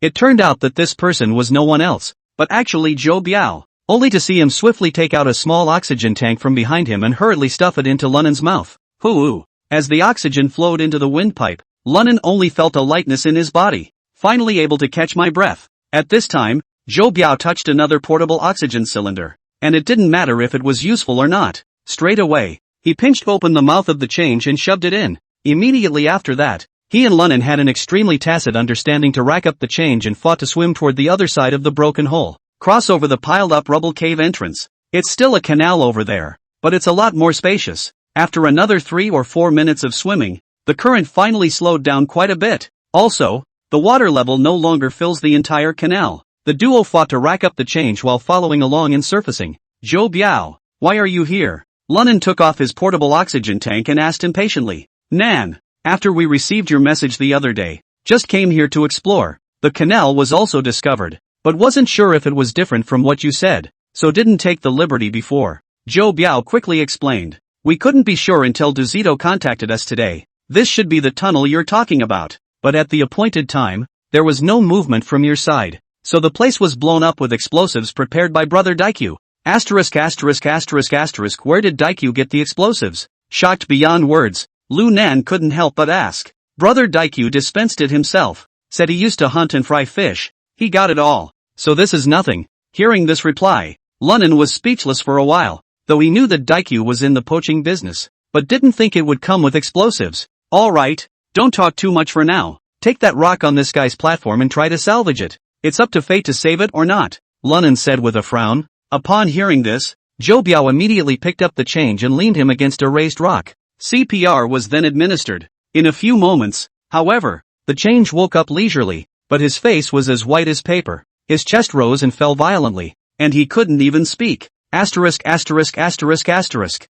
This dog, it's really hard life. Lunan cursed, then patted Change's cheek and, how are you doing now, Changer? Can you swim by yourself? If we're dragging you around, all 3 of us are going to end up here. Cough up, cough up. The change spits out a few gravelly bits with difficulty. Can. Okay, hurry up and swim. Lunan urged as he shoved the portable oxygen tank into Zero's mouth. Don't delay. If we let that group of armed police in the first prison area react, we'll probably have to live here for the rest of our lives if we don't die. Aha! Zero gritted his teeth and nodded, then squirmed with great effort. He felt that he should have broken a few ribs. The pain was immense, but at the moment, in order to escape from here, the change couldn't care less. One can only fight to swim forward. It was good that Lu Nan as well as Zhou Biao were there to help. The trio soon swam out of the entire canopied cavern. Hello! The 3 surfaced together, the water sparkling under the moonlight. Shoo shoo! Just after emerging from the water, Zhou Biao blew a sharp whistle. Meanwhile, a dinghy sped toward the trio. When it got a little closer, Zhou Biao pulled the rope violently, and the dinghy stopped steadily beside the three. Nan, come up here. The one driving the boat was no other than Daikyu. Lunan didn't half hesitate as he pushed the change aboard. Immediately afterward the figure leaped up and jumped into the dinghy. Go go go! Hurry up! Zhou Biao, who was the last to climb aboard, kept urging. Ha ha ha, good. Brothers, take your seats. Let's go. Daikyu laughed bashfully and revved the motor. The dinghy set sail immediately.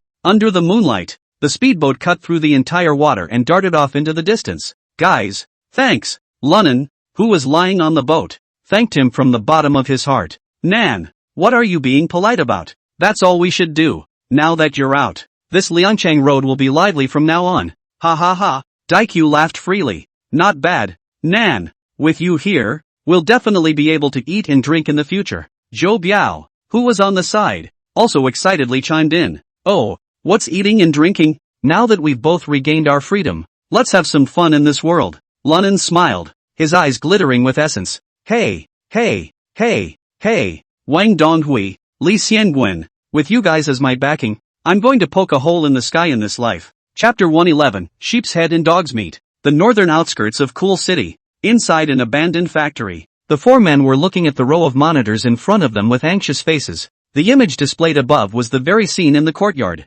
I see, boy. Is this thing broken? The old scullion said impatiently. It's been half a day. Why haven't we seen Zhou Biao and Dakue and the others come back yet? Nothing is going to happen to Nanako, is it? Brother Lao Kuai. This thing is factually broadcast. If they come back, they'll show it naturally. What's your hurry? It's back. It's back. After Boy's words, the other three immediately looked towards the display. Hearing I see, only a van was slowly driving by, and when the car door opened, four people stepped out of it. It was Lu Nan, Dakue, Zhou Biao, and the half-dead Zero Money. Ha ha ha, it worked. It really worked. Du Zitao couldn't help but laugh when he saw that Lunan was unharmed. The other three did the same, their faces full of excitement. Go, go, go, go, go, go, go, go, go, go, go, go, go, go, go, go, go, go. The old scullion ordered loudly. Before I see Boy could get up, He had already run to the big iron door and punched the big lock open. With that, Lunan and the others were seen, quickly walking out. Nan, Mainami, seeing Lunan with a smile on his face, Old Kwai and I see Boy and the others immediately rushed up. Ha ha ha, Old Kwai, brothers, hard work. Lunan smiled broadly and hugged a few people. Only then did Lunan realize that Du Zitao's face was covered in bruises, so asked, Duh, what's going on? It's okay Nan. Without waiting for Du Zitao to finish his words, Zhou Biao on the side suddenly picked up the conversation. Nan, the reason why Dakue and I would later blow up that connecting passage, thanks to Lao Du. Oh, what is it? Tell me. Lunan was puzzled. Du Zitao hurriedly explained. Nan, it's not a big deal. I came out today ready to sign the pledge. I found out that Li Zhizhong wasn't there, and it was that calf Wang Yang who handled it for me. And then what? Lunan was even more puzzled. Du Zitao didn't hide anything, so he told what happened after he left the first prison area. It turned out that usually Li Zhizhong still took better care of Du Zitao. When he wanted to go out and make purchases, Li Zhizhong would let him go with only a token inquiry. But Wang Yang is different. It was always thought that Du Zitao was a destabilizing factor in the first prison ward, so there's always some kind of trouble. But since Li Zhizhong is the head of the first prison district, so although Wang Yang was upset, he didn't dare to go too far. It's just a matter of examining the items a little more carefully. But this morning when he went out to sign the pledge, Wang Yang suddenly changed the norm. Not only did he make him sign the pledge in a shady way, then it got even worse and he beat him up violently. That's when he realized that something might have gone wrong with Li Zhizhong. It might affect Lunan's plan, which was why, after contacting IC Boy and the others, he suggested that Dakue and Zhou Biao and the others directly blow through that barrier. Hearing Du Zitao's account, Lu Nan couldn't help but laugh and pat his shoulder. Ha ha ha, Boss Du of the first prison district is really not simple. I can't believe I found out the cat's out of the bag through something so trivial. Indeed, if it hadn't been for your advice, Old Man and Change might have folded there today. Speaking of this, Lunan tubed the crowd asked for a cigarette. When he saw that the old Kwai Kwai handed over a soft Chinese, he first put it under his nose and sniffed it greedily, before lighting up and inhaling deeply. However, Wang Yang that is no better. If you're lucky and don't die in that mine, he can't afford to be pursued from above. After exhaling a thick puff of smoke, Lunan waved his hand and, well, enough of that. Now that we're all out, It's time to figure out something else. As Lunan spoke, his eyes flashed with a gleam of essence, and the corner of his mouth hung with a cold and cruel arc. Nan, so what are your plans? Li He asked. Intended. Ha? After hearing Li He's words, Lu Nan snorted coldly, his eyes revealing killing intent. Since we've come out this time, it's only natural that we do something that will shock Cool City. Declare that I, Lunan, am back, said the man, looking to the old cuirassier. Lao Kwai, did that psycho Fan Gao say when he'd be back? No. Old Kwai shook his head helplessly. Little Fan's mind is rather jumpy. It's hard for us to understand. Oh, you call him now and tell him I'm back. I'll avenge his jail sentence for him. With his 2 tricks, he wants to trouble Lee Sun of the group? Pseudo-C. It's almost as if I don't know what I'm talking about, Lunan said with a bland smile. No one else thought anything of it when they heard him say that. Only Zero Money's body suddenly shook, looking at Lunan with disbelief. Nan, the Lee Sun you're talking about, is that the one from the second A group? Well, what's the matter, you know? Lunan said with a smirk. At this time, everyone else's faces changed drastically. Group 2A? *******. Brother Nan, you're saying that Fan Gao's psychopathic enemy is the of the Urja group boss? Icy Boy asked incredulously. Looking at you guys, you all seem to know about this Urja group.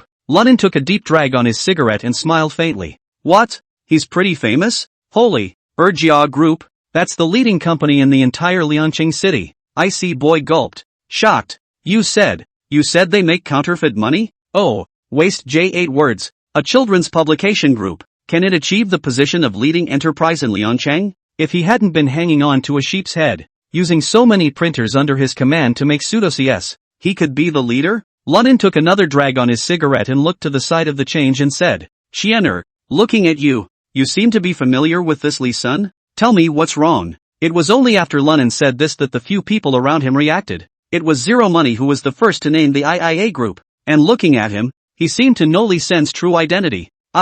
Seeing everyone's eyes on him, Change couldn't help but hesitate a bit.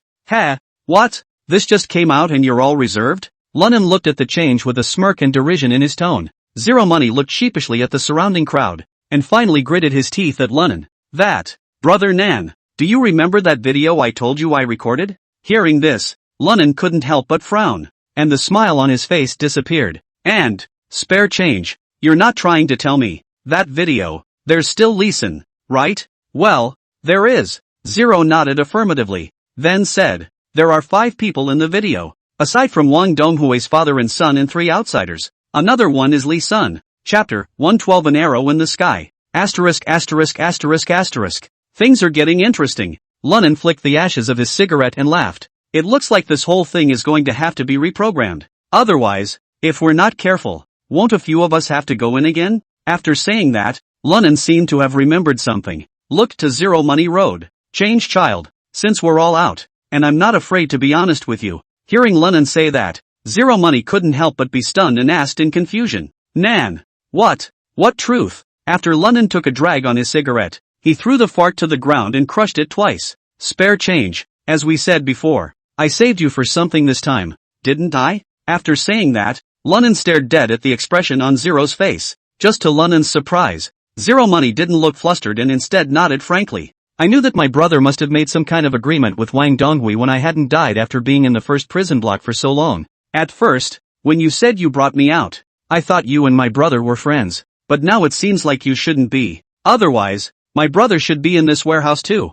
said Zero, taking a deep breath and speaking slowly. Nan, whoever you are, do what you want to me, but it's true that you got me out of the first cell block. Otherwise, I'd be dead even if I didn't die in the first cell block. Died in that mine, too. Just tell me what you want. Seeing Zero Money in such a bachelor-like manner, Lunan instead gained more appreciation for him. Oh boy, you're pretty good, Lunan said with a smile. Wang Donghui begged me to get you out. As a condition, I asked him to let my brothers go first. The news of our successful escape should probably be known to him by now.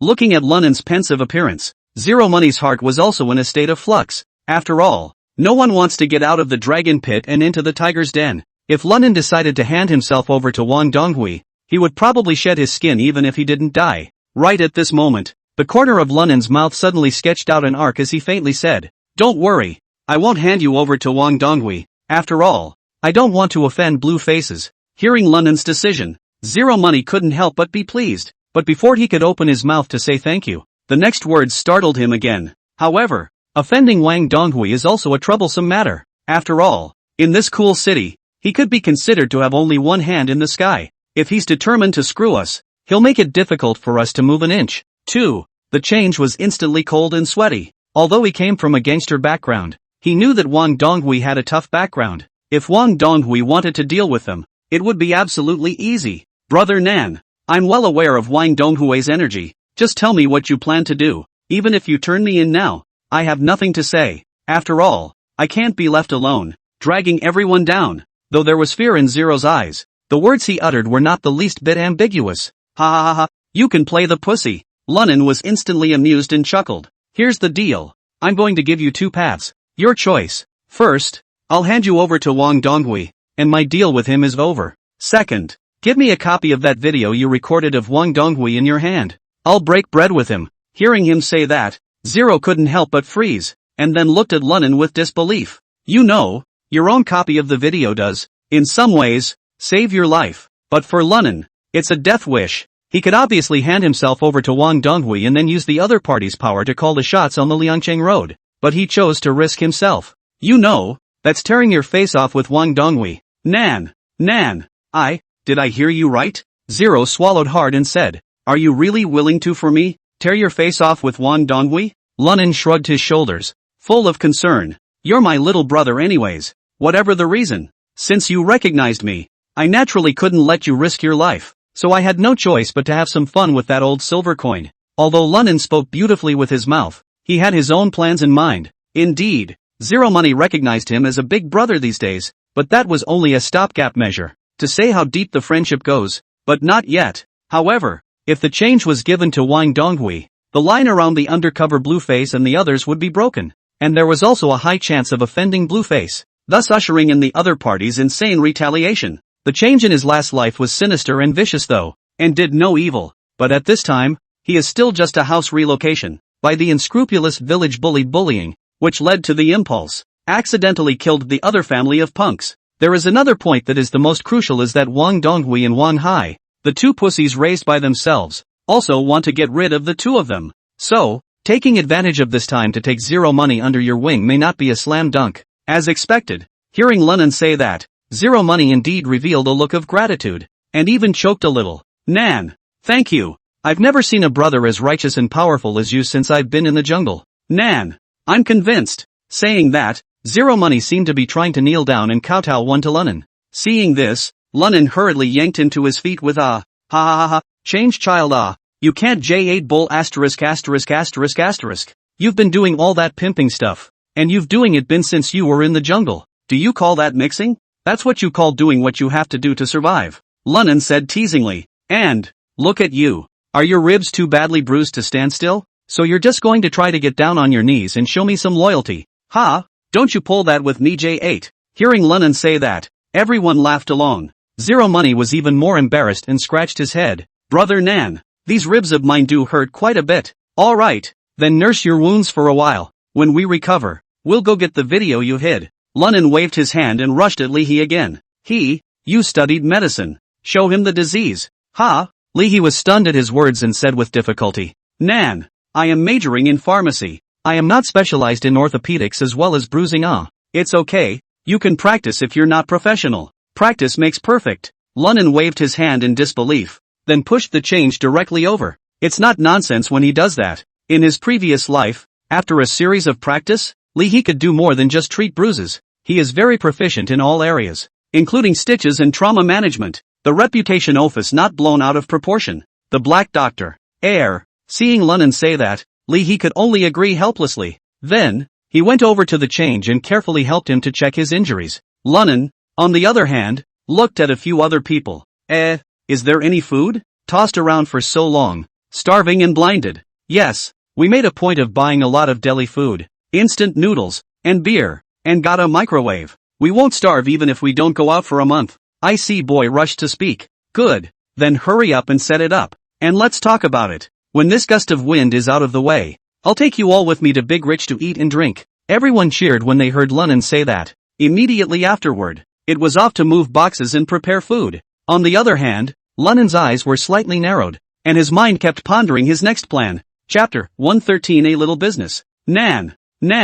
It's bad. Lunnan, who was still asleep, was awakened by a shout from Boy. I see. When he opened his eyes in a daze, he saw Icy Boy standing in front of his bed. Aha! Icy Boy. What the hell are you in a hurry for? I drank so much last night. I'm still getting over it. At the same time, several others were by awakened Boy's voice. I see. Both grumbled as they stretched. I see Boy. We were all drunk last night. You mother asterisk said you can't drink with a cephalosporin. What? Just to exclude us in the morning? Icy Boy didn't pay attention to the crowd, but rushed at Lunnan. Nan, don't go to sleep yet. Something may have happened to Fan Gao. Lunnan instantly woke up, sat up, rubbed his sleepy eyes and asked, what's going on? I'll do as you say and get up today and call Fanko. But his phone went unanswered and then turned off, so I used the locator system I put in his cell phone. He was found on Songnan Road, the very place where the Urja group is located. After listening to Icy Boy's description,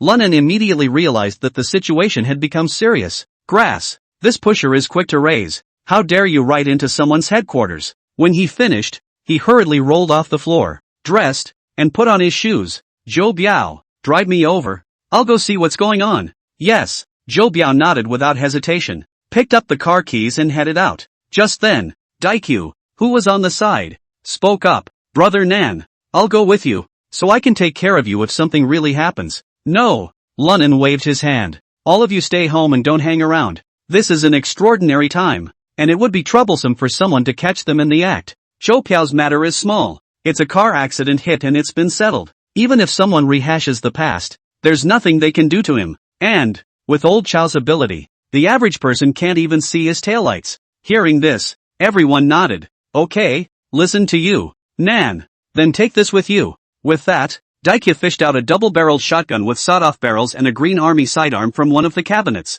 Nan, inside the bag are bullets. With this in place, I reckon you should have no problem defending yourself.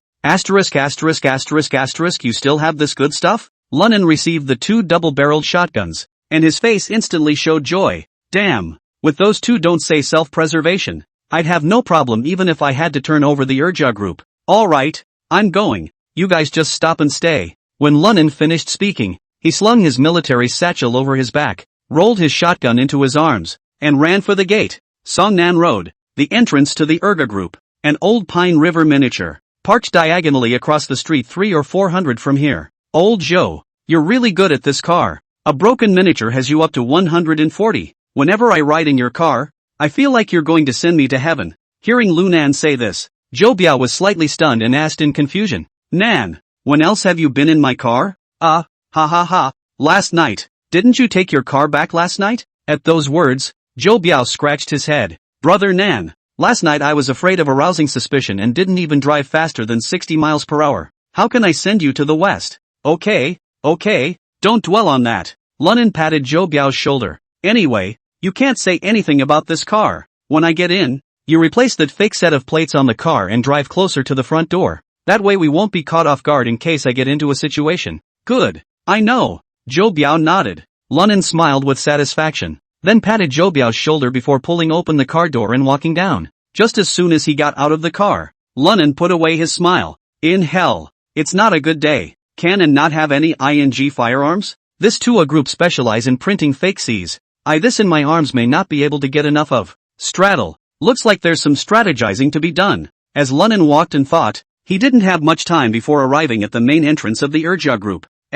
What do you do? While Lunnan was about to lift his foot to cross the post, a security guard stopped him. I'm looking for your director Li. Lunnan raised his head and looked at the security guard with an icy gaze. Looking for our Li Dong? That security guard looked at Lu Nanho from top to bottom, snorted and said, Oh, little Thane, who are you? You want to see our director Li even with your kind of goods? Do what you have to do. Hearing this, Lunnan didn't get angry, but said lightly, I'm looking for your Li Dong to talk about a deal. I'm carrying the goods. With that, Lunnan patted his military satchel. Are you kidding? Still talking business with our Li Dong? Talking about what? Picking up the pieces of our field? I'm telling you, get the hell out of here or I'll call it good. After that security guard finished speaking, he shoved Lunnan, signaling him to hurry up and leave. But Lunnan were willing to leave, still standing in place without moving, but coldly looked at the security guard said, Don't blame me if you move me again. You're just a security guard. You can't make a lot of decisions.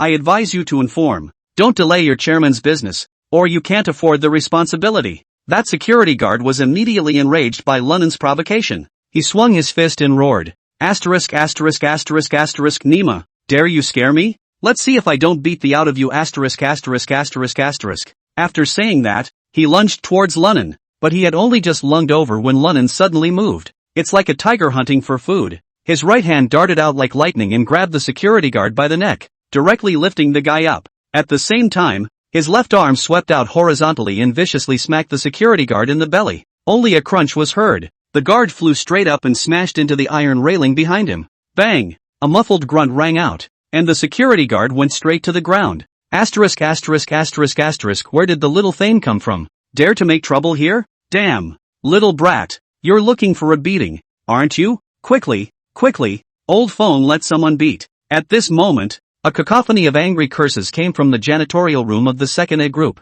Immediately afterward, 7 or 8 security guards gathered around, pointing their batons at Lunen and cursing. Little Thane, you've got some nerve. Ha! Little pussy, believe it or not we'll cripple you. Don't even bleep me, call out your heads. Lunen touched the soft china from his pocket and held it in his mouth. I'm in an irritable mood right now.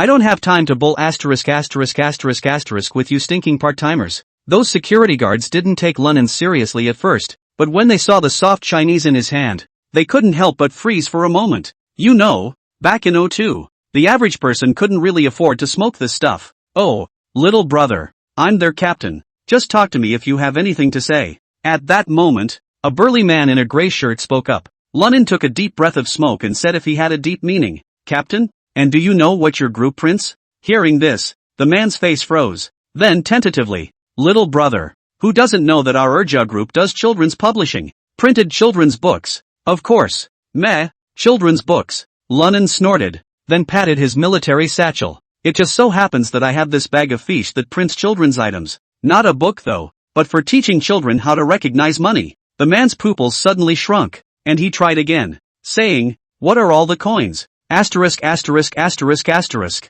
RMB. You can't use it even if you print dollars. Hearing this, the man had no more doubts and said in a deep voice, little brother, wait a moment, I'll greet our manager right now. After saying that, he made a look at the security guards around him and surrounded Lunen in the center. It was only then that he hurried toward the building in the courtyard. Chapter 114 Check the goods first. A few moments later, a man in a dark gray suit followed the man out of the building. He first sized up Lunen before asking with a smile on his face, little brother, is that you looking for our chairman? Cut the crap. Can you make the decision for your chairman on this deal? Lunen exhaled smoke rings and said in a calm tone, oh, little brother is joking. Naturally, I can't make decisions for our chairman. Grass mud horse. Can't do the Lord you come out to you paralyzed ah? I'm playing with you here? Lunen's eyes snapped up and he cursed furiously. This forced to raise Wang Hai also net J8 things. Isn't it just a matter of delivering something and getting paid to leave when you're done? And you can't call ahead for fear of some leak. Oops. I'm not negotiating this deal.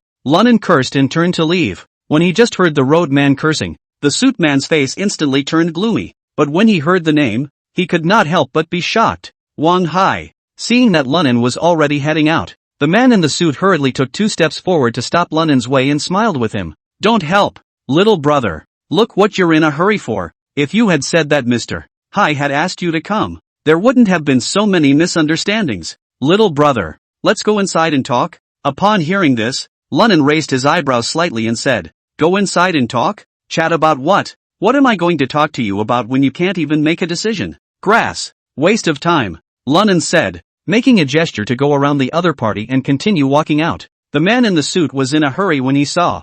Don't help. I'm going to take you to our chairman right now so he can talk to you personally. Lunen stopped in his tracks and twisted his head in suspicion. Really? The man in the suit nodded repeatedly. Absolutely true. 1,000 times true. After Lunen thought about it, he nodded and said, then it's a deal. The man in the suit was instantly relieved and hurriedly led Lunen into the building. As soon as they entered the building, a dozen or so bodyguards in black suits surrounded them and followed the duo. Each man's right hand was thrust into his bosom. Seeing this scene, Lunen couldn't help but feel a chill in his heart. These guys are no good. Despite what he thought in his heart, his footsteps were not in the least bit unruffled. Surrounded by the crowd, he squeezed into the elevator and arrived at the door of the chairman's office. Dum dum dum dum. The man in the suit knocked on the door of the room a few times. Respectfully, Chairman, there's a little brother named Lu who wants to see you, saying he's a friend of young Hai. Hai Xiao's friend? Li Xin frowned for a moment and subconsciously picked up the phone, but after thinking about Wang Donghui's instructions to him to have less contact with them recently. Still, he snapped the phone back and whirled around and said in a deep voice, "Let him in." "Okay, Chairman." The man in the suit answered. And then he pulled open the door of the room to invite Lunin into the office. The office is huge, enough to occupy 200 or 300 square feet. The decor is simple and luxurious, with a strong European style from the last century. The walls and ceilings as well as the floor tiles are all pure white stone for a noble and elegant look. And in the innermost part, there was an ebony table and chairs, as well as an alabaster tea set. After leading Lunin here, he whispered a few words in front of Li Xin. At this time, those men in black were lined up and stood behind Li Xin. After hearing the introduction from the man in the suit, Li Xin looked at Lunin with a burning gaze and asked with a leathery smile, "Oh, little brother, are you a friend of Hai Xiao?" Lunin lazily lit a cigarette and lightly said, "Well, Wang Hai and I are life and death friends. Otherwise I wouldn't have come to you for business." Lunin said this with his mouth, but he added in his heart, "Treadmill, absolute life and death. He's trying to get me killed, and I'm trying to get him killed kind of thing. Oh, so that's how it is. I wonder which ship's crew little brother is on." Lunin laughed coldly in his heart when he heard this. "Grass, trying to set me up with black words? You deserve it? Oh, run your own ship." Lunin replied in an unhurried manner. "Run your own boat." Li Xin nodded, but a strange aura flashed in his eyes, and then he asked with a smile, "I wonder what your age is this year, little brother? What line is running? And how many men on board? Who?" Lunin exhaled a mouthful of thick fog and waved his hand impatiently. "Don't rub it in, will you?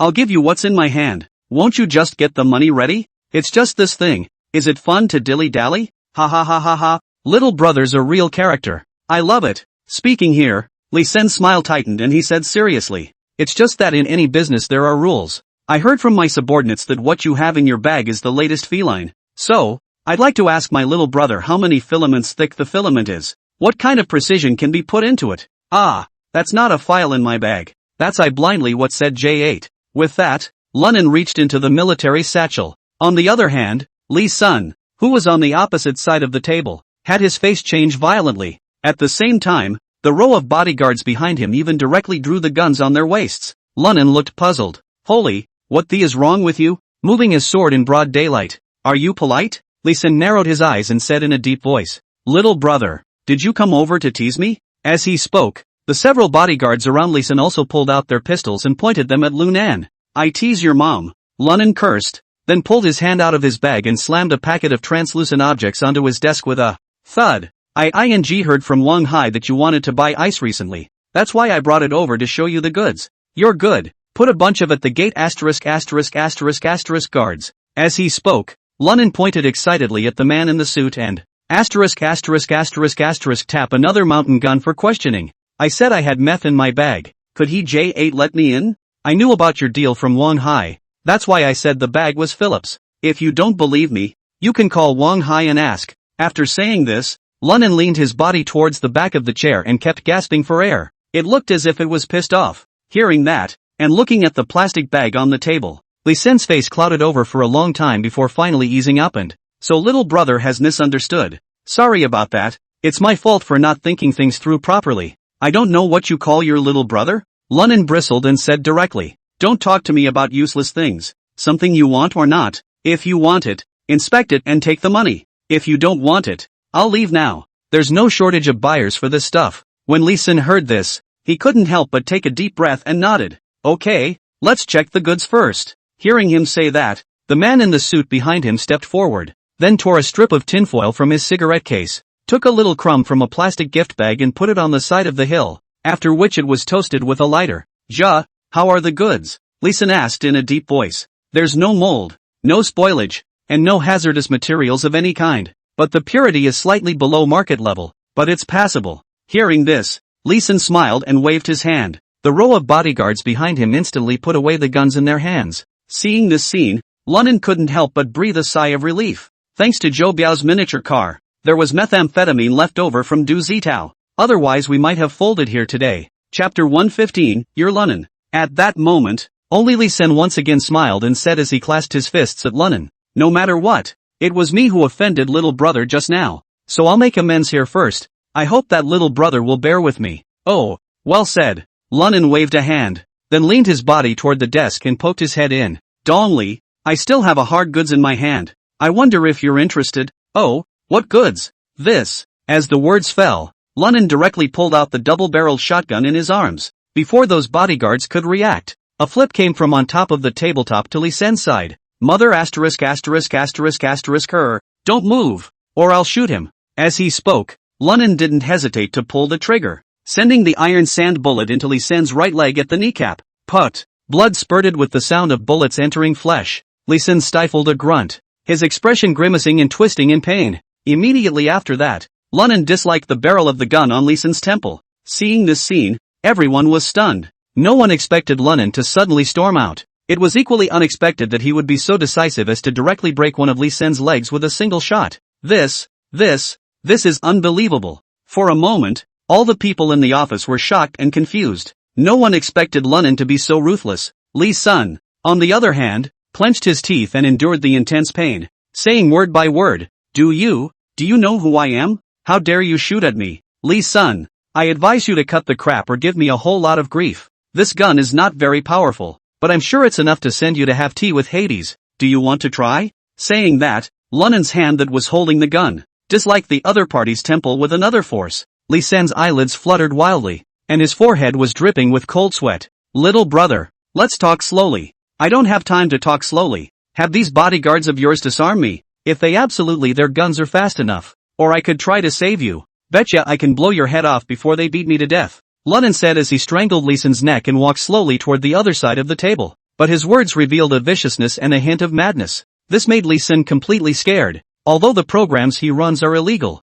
he is not an outlaw. On the contrary, he can sacrifice a lot of things for the sake of profit. So, he's not even willing to bet on it. Therefore, Lee Sen could only do what Lunnan said. What are you guys standing around for? Why don't you just drop all your guns? But Lee Dong. A group of bodyguards were full of tangled faces. I don't even listen to me anymore, do I? Believe it or not, I'll make you all eat your words. Yes, Director Lee. The group of bodyguards had no choice but to throw the weapons in their hands on the ground. Lunnan's heart finally relaxed at the sight. Very well, kick all the guns over here. Don't play tricks. Lee Sen sniffed. A touch of hostility surfaced between his eyebrows, and after snapping and slapping a few times, immediately, there were several black-clothed bodyguards who kicked the firearms at their feet in front of Lunnan. Seeing this, Lunnan couldn't help but sneer. Said in Lee Sen's ear, Dongli, I hope you can cooperate. If you make the slightest move while I'm holding the gun, I'll be the first to pull the trigger. Lee Sen gritted his teeth. Little brother, don't worry, my life is worth a lot. That's good. Saying that, Lunnan led Lee Sen and slowly crouched down to pick up one of the pistols. Oh, good stuff. It's awesome that you can even get May the 4th. Lunnan complimented while putting his double-barreled shotgun away. That's when his heart finally dropped all the way. Now the gun in his hand was a serious thing. Little brother, what the hell are you doing? Lee Sen was sweating profusely at this moment, staring at Lunnan with a tense and apprehensive face, fearing that he would suddenly lash out. Ha! Seeing this, Lunnan couldn't help but smile, then slowly said, I want to see your daughter, your son-in-law, and his great-uncle. What? Lee Sen's eyes widened violently as he looked at Lunnan in disbelief. You? Who do you want to see? I said, I want to see Li Meifeng, Fan Shan, and Fan Gao. Don't say you don't recognize these guys, Lunnan said with a single, decisive word. At this point, Lee Sen realized that all of this was the trouble caused by his daughter and Fan Shan. That little than the cub.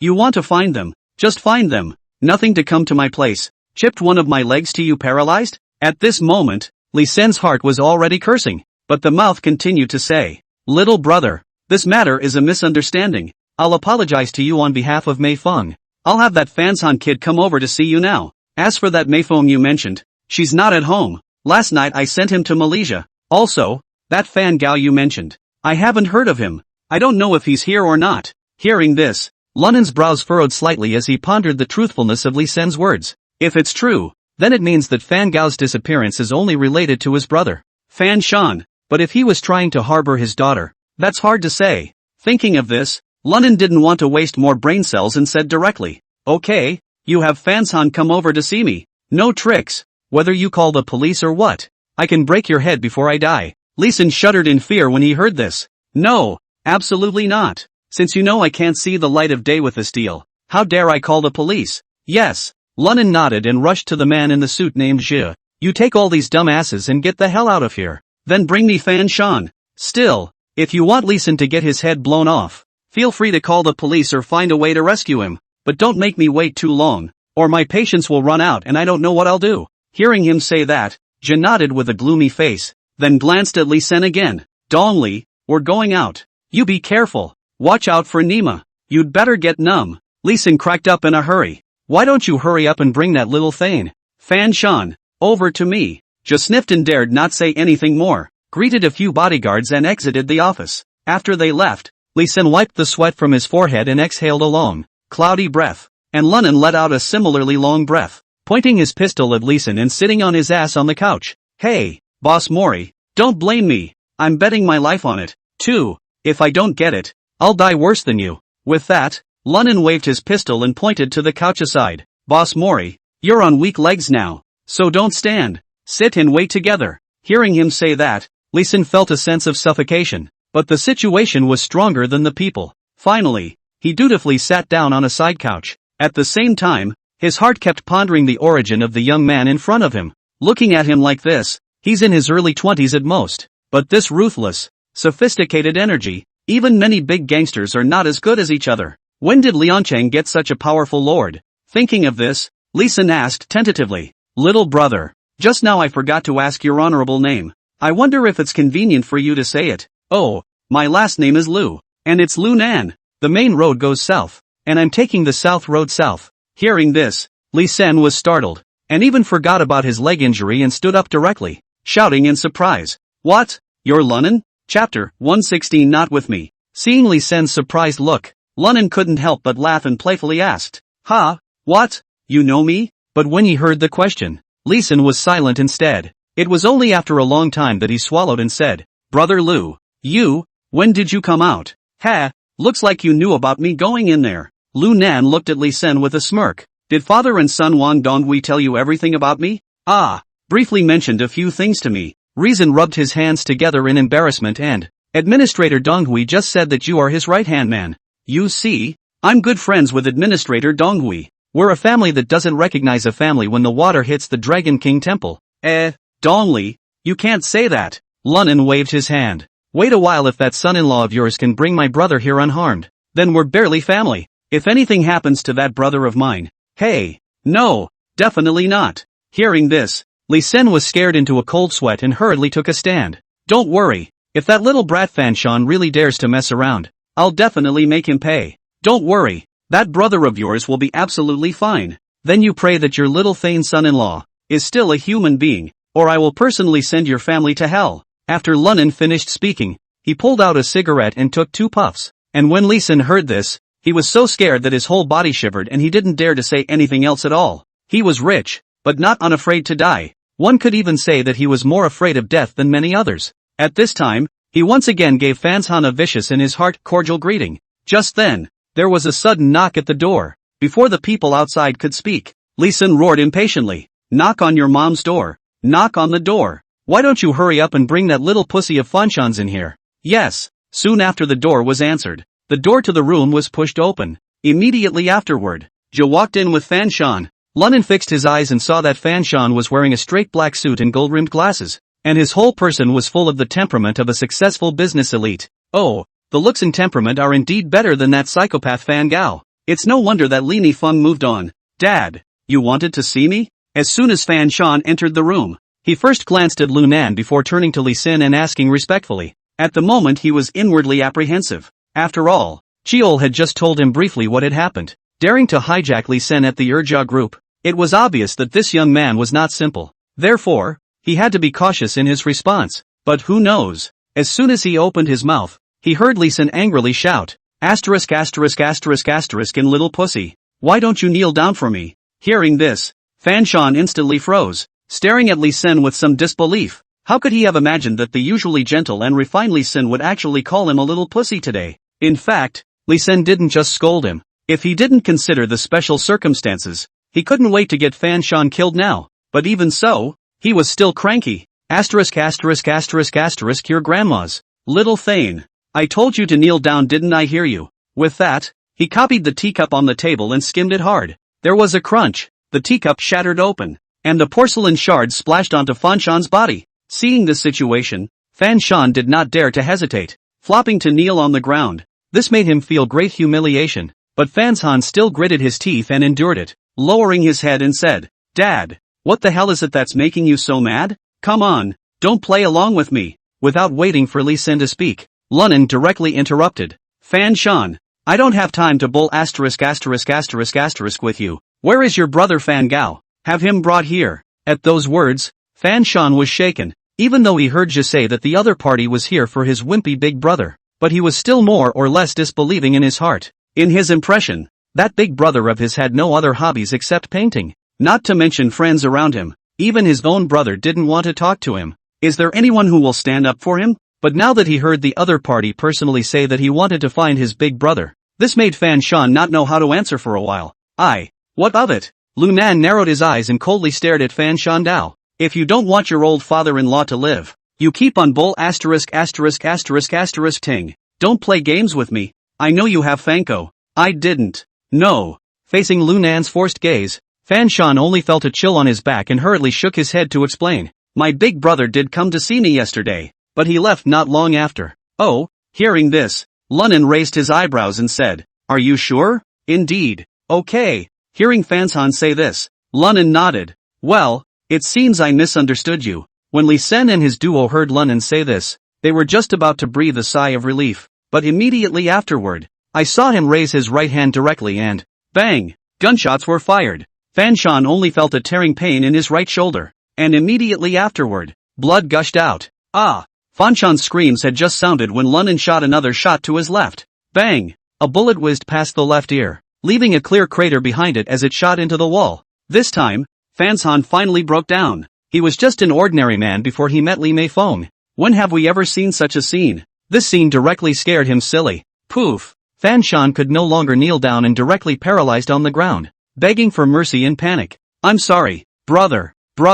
I was wrong. My big brother really isn't with me. He's in." Bang! Another bullet shot out, hitting Fan Shan directly in front of him. Fan Shan covered his wound and looked at Lunan with a face full of horror, but the other side was not the least bit impressed. He stared at Fan Shan with an icy face and said in a cold voice, "I'm going to tell you for the last time. Have someone bring Fan Gao to me. Otherwise the next bullet, I'll take your life straight away." At this moment, Lunan was like a demon, with a stern gaze, a chilly tone, and no hint of emotion. At this moment, Fan Shan was completely stunned. His mouth was open, but he couldn't get a word out. "Fan Shan, mud horse, you are there to pretend to be a hero with lousy? Why don't you hurry up and do what Brother Lu says?" "Muddy horses." Lee Sin cracked up. The reason he was so agitated wasn't because he was afraid that Lu Nan would finish off Fan Shan. Rather, he was afraid that the other party would take offense and get himself killed. Even if you don't get yourself killed, give yourself another leg, a shot. That's enough to drink yourself out of. "Oh, Dad, me big brother. My big brother really didn't have me here." At this moment, Fan Shan could no longer endure this oppression and directly cried out. Seeing this scene, Lunan couldn't help but frown as well. He could already tell that Fan Shan had really broken down. If Fan Gao was in his hands, he would definitely not dare to return a tough talk. But he was equally convinced of IC Boy's hacking skills, and Fan Gao must be within the Urja group. "Poof," Lunan sneered. "Since you want to die, then I will fulfill you." Don't.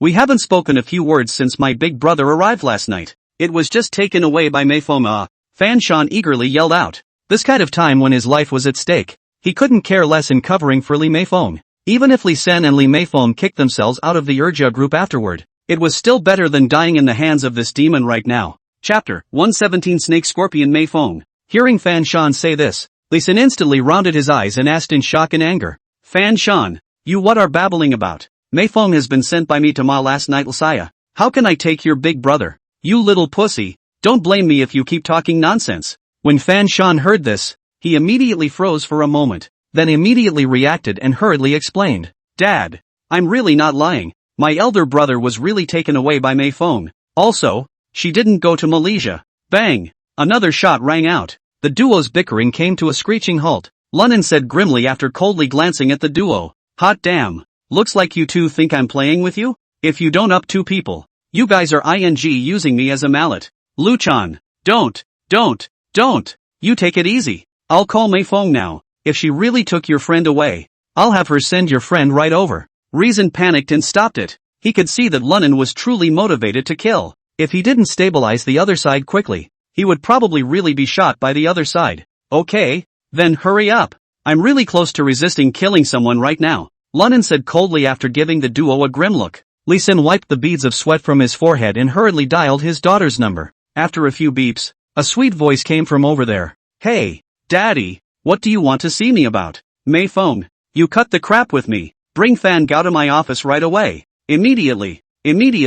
When he got to the point, Lee Sin almost roared. The other side of the phone froze for a few moments, then said in a slow, incredibly slow voice, Daddy, you what are talking about? I'm in right now. Malaysia. Don't you pretend to me. I all heard Fan Shan that little man say, you now bring people up to me at once. Are you trying to rebel? Or do you want me to hand over the entire company to your brother to take care of? After hearing Lee Sen's words, the other end of the phone fell into silence. But after only 3 seconds, there came Lee Meifeng's voice, indifferently. Daddy, I understand. I'll bring someone to your office right now. Assholes. Hurry up. I've really spoiled you. How dare you blatantly deceive me? Lee Sin was furious to the extreme. He didn't expect that Lee Meifeng, who had always been docile, would actually defy himself. Just at this moment, no one knew that Lee Meifeng on the other side of the phone had a palpitatingly sinister look on her face. After she hung up the phone, she turned her head to look at the man beside her who was being tortured to death, and gently stroked Fan Gao's cheek and said, Gao, it's quite surprising that someone would actually stand up for you. Still, that's not a bad thing. Oh, sometimes when I think about it, you might even be a valuable person to me. The other side. Lunnan looked at the time on his cell phone and said coldly, after one cigarette, if I don't see the person I want, just prepare yourselves for the aftermath. With that, he leaned his body back and smoked a cigarette with a flourish. When Lee Sin and Fan Shan heard him say this, they were so scared that their heads were filled with sweat, and even their breathing became incredibly difficult, as if the whole person was deflated. And Joe always stared at Lunnan with an expressionless face, not knowing what he was thinking. Time passed in the blink of an eye. Seeing the cigarette in Lunnan's hand, only the last one as long as the butt was left, Fan Shan couldn't sit still at all. Dad, call Meifeng and ask for clarification. In case Meifeng didn't take my big brother, we're really screwed, Fan Shan anxiously urged. Upon hearing this, Lee Sin didn't talk too much, took out his cell phone and dialed Lee Meifeng's number. Just then, a pleasant musical sound suddenly rang out at the door. Immediately afterward, the door to the room was pulled open from the outside. Only a girl in a fiery red dress shirt stood in the doorway, closing her cell phone. She had a delicate and picturesque appearance, and was filled with an enchanting and charming aura. It's none other than Lee Meifeng. Meifeng, where's Fan Gao? Meifeng, where's my big brother? Lee Sin and Fan Shan roared impatiently. Lee Meifeng frowned slightly, a hint of boredom rising in her heart as she watched her father and fiancé in a sorry state. Father, Dashin, don't worry, Fan Gao is right here. With that, Lee Meifeng waved at the doorframe beyond. Only 2 bodyguards could be seen carrying the dying Fan Gao and walking next to her. Seeing Fan Gao in this miserable state, Lu Nan was furious, but still held back his fire and said, Release the man. Lee Meifeng shook her head. The corners of her mouth rose in a charming arc as she lightly laughed. I'm sorry, I can't let him go. What do you mean? Don't you want your father and fiancé's lives anymore? Lunnan said coldly.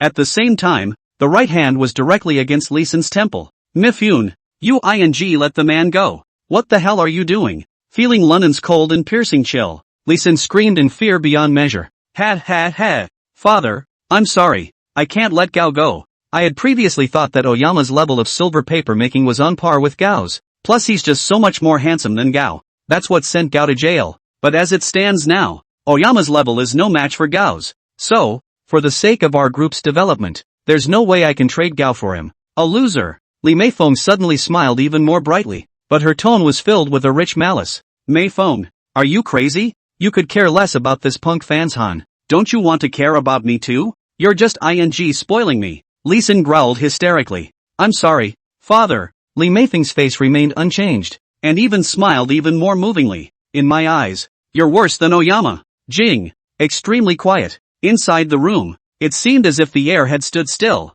Lee Sen's cheeks trembled violently, and his entire face was covered in veins from the redness of his anger. He stared at Lee Meifeng with dead eyes, as if he wanted to eat her. Lunnan, on the other hand, took a deep drag on his cigarette and flicked the ashes from his fingertips onto the floor. casually. I'm not interested in watching your hoity-toity ethical drama here. I'll ask you one thing. Are you going to release this man or not? Lunan's expression was cold and cruel, like Satan crawling out of hell. At this time, Lee Sin was already angry and unable to speak. The whole person was like a deflated ball of leather, collapsed softly on the sofa. Ha ha ha. And seeing this scene, instead of having any pity, Lee Meifeng laughed wildly up to the sky. I know your name is Lunan, and also know about your dealings with Wang Donghui and the others, but none of that can affect me. I'm not going to release Fenko. As for these two in the room, you can do whatever you want. They don't do anything other than drugs and women anyway. Lee Meifeng's words were cold-blooded, but they instantly paralyzed Lee Sin and Fan Shan, losing their minds.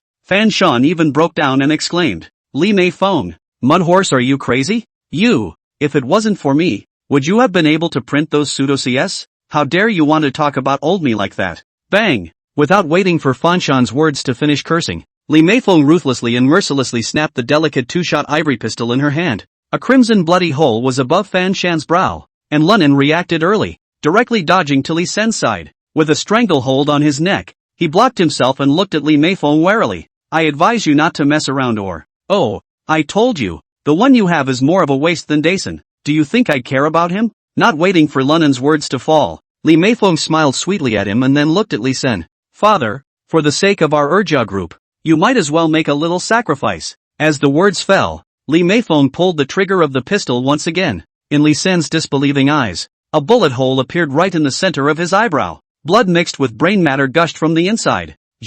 This kid killed the chairman. Why don't you hurry up and bring someone to shoot him down? Chapter 118 Battle of the Second Armor in Blood. Look at the bodyguard who rushed in with a gun. Lunan cursed and pulled the trigger as his body lunged under the desk. Bang bang bang bang. Several bullets were fired into the bodies of the three bodyguards who had just entered, killing them instantly. At the same time, Zhu was shouting, quickly, secure the lady for safe evacuation. This kid killed the chairman. We mustn't let him go. Bang bang bang bang. As the words fell, the bodyguards fired in a flurry. The papers on the desk were riddled with bullets. Lunan, on the other hand, was completely unable to venture out. At this time, Lunan had fully realized that Lee Meifeng had long left a backhand. This chul should have been bribed by Lee Meifeng a long time ago. Otherwise it's still possible to talk with your eyes open? Who dried up Lee Sen? This bunch of pussy raising cannot see? Oh, not letting me leave? I really don't want to leave today. Taking advantage of the gap between the bullets stopping, Lunan smiled coldly and then shouted at Lee Meifeng, who was being flanked by some of the bodyguards as they left. Lee Meifeng, I'll call 110 and contact the media now.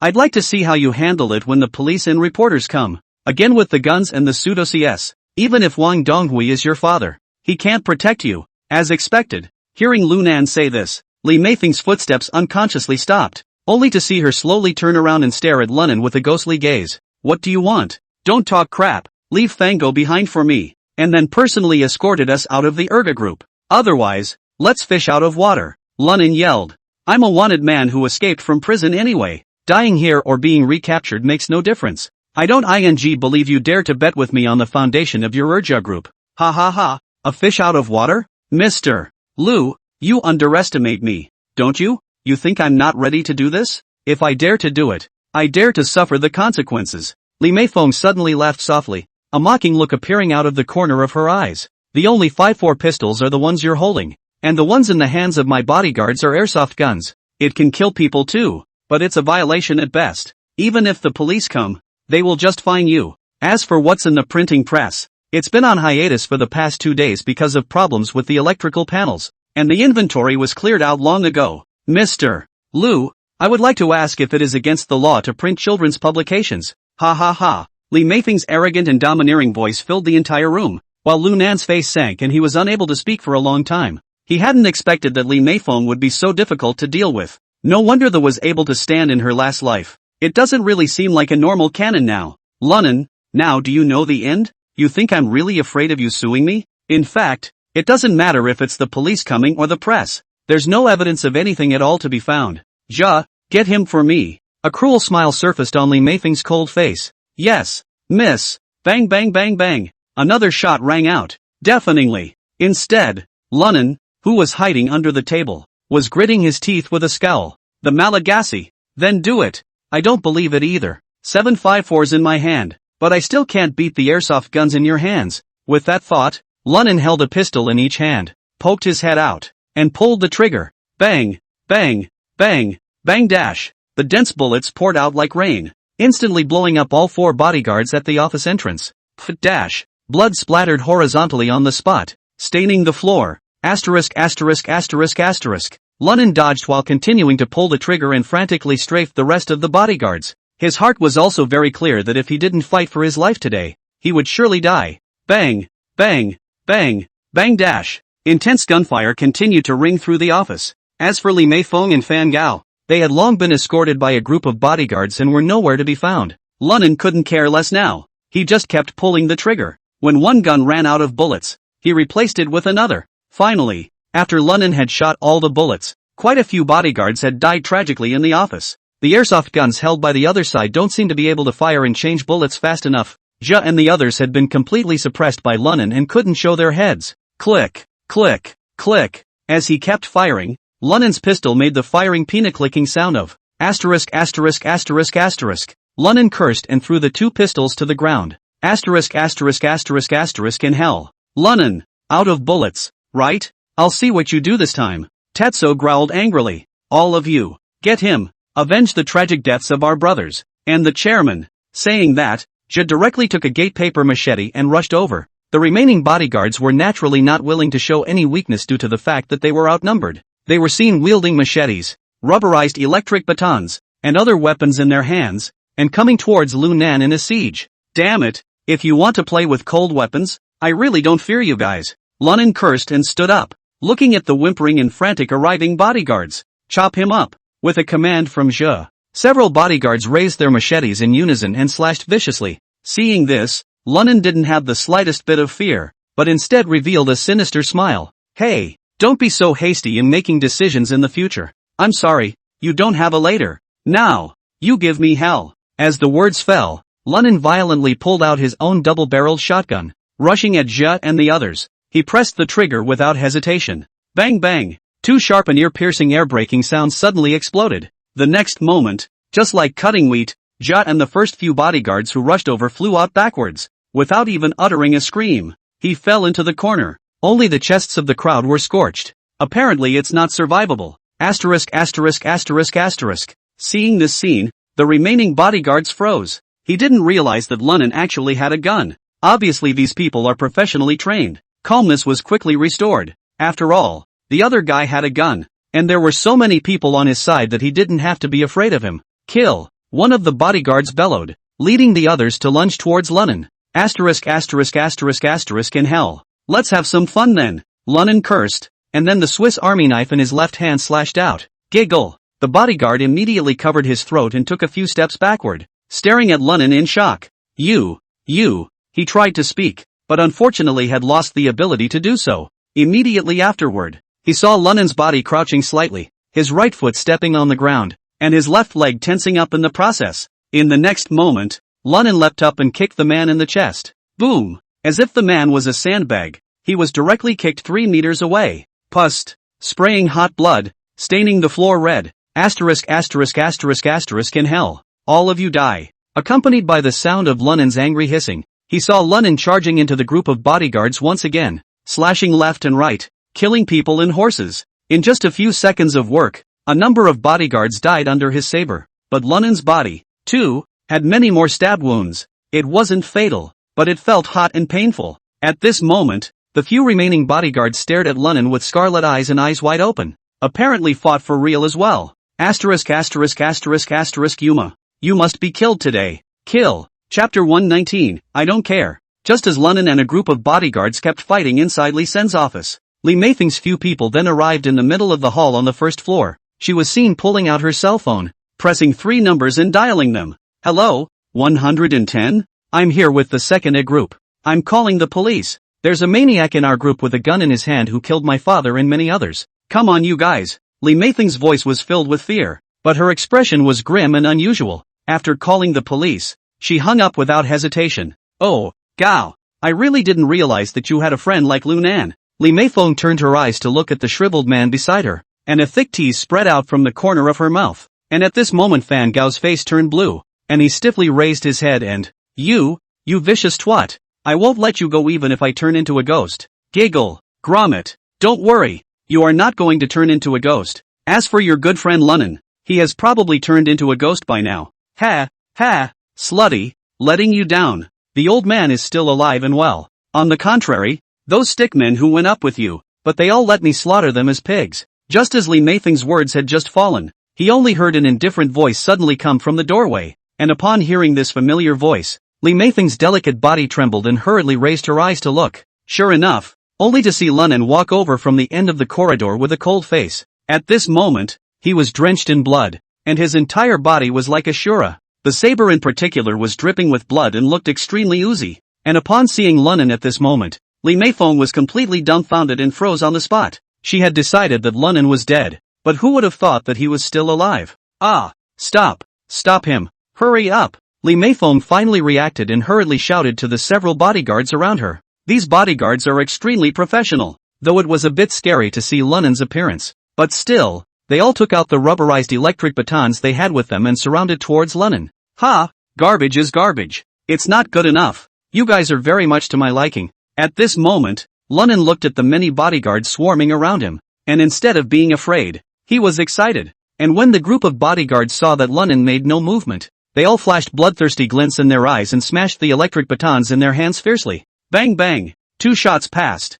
All of the bodyguards were hit in the body and fell in a pool of blood. This is all happening so fast, so much so that Lee Mayfong didn't have time to react. When she came back to her senses, she stared at Lunnon in horror. Only the other man was grinning as he pressed a bullet into the barrel of his gun. Oh, that's all the shotgun's iron sand bullets are good for. When you run into a herd of pigs, you don't even have to aim. It's a great way to up a whole bunch of people at once. Lunnon, what are you doing? Lee Mayfong was terrified and strangled Fan Gao's neck, while feeling out that ivory pistol and disliking the other's temple. If you take another step forward, I'll beat him to death. Lee Mayfong screamed threats, her pretty little face livid. Hey, take it as big or small as you want. Lousy and Fan Gao are just cellmates. It's only 3 or 4 days full of friendship. Do you think I care if he dies or not? Lunnon shrugged his shoulders full of unconcern, seemingly not caring at all about Fan Gao's life and death. And hearing this, Lee Mayfong's petite body trembled fiercely, and a dense and fine sweat surfaced on her forehead.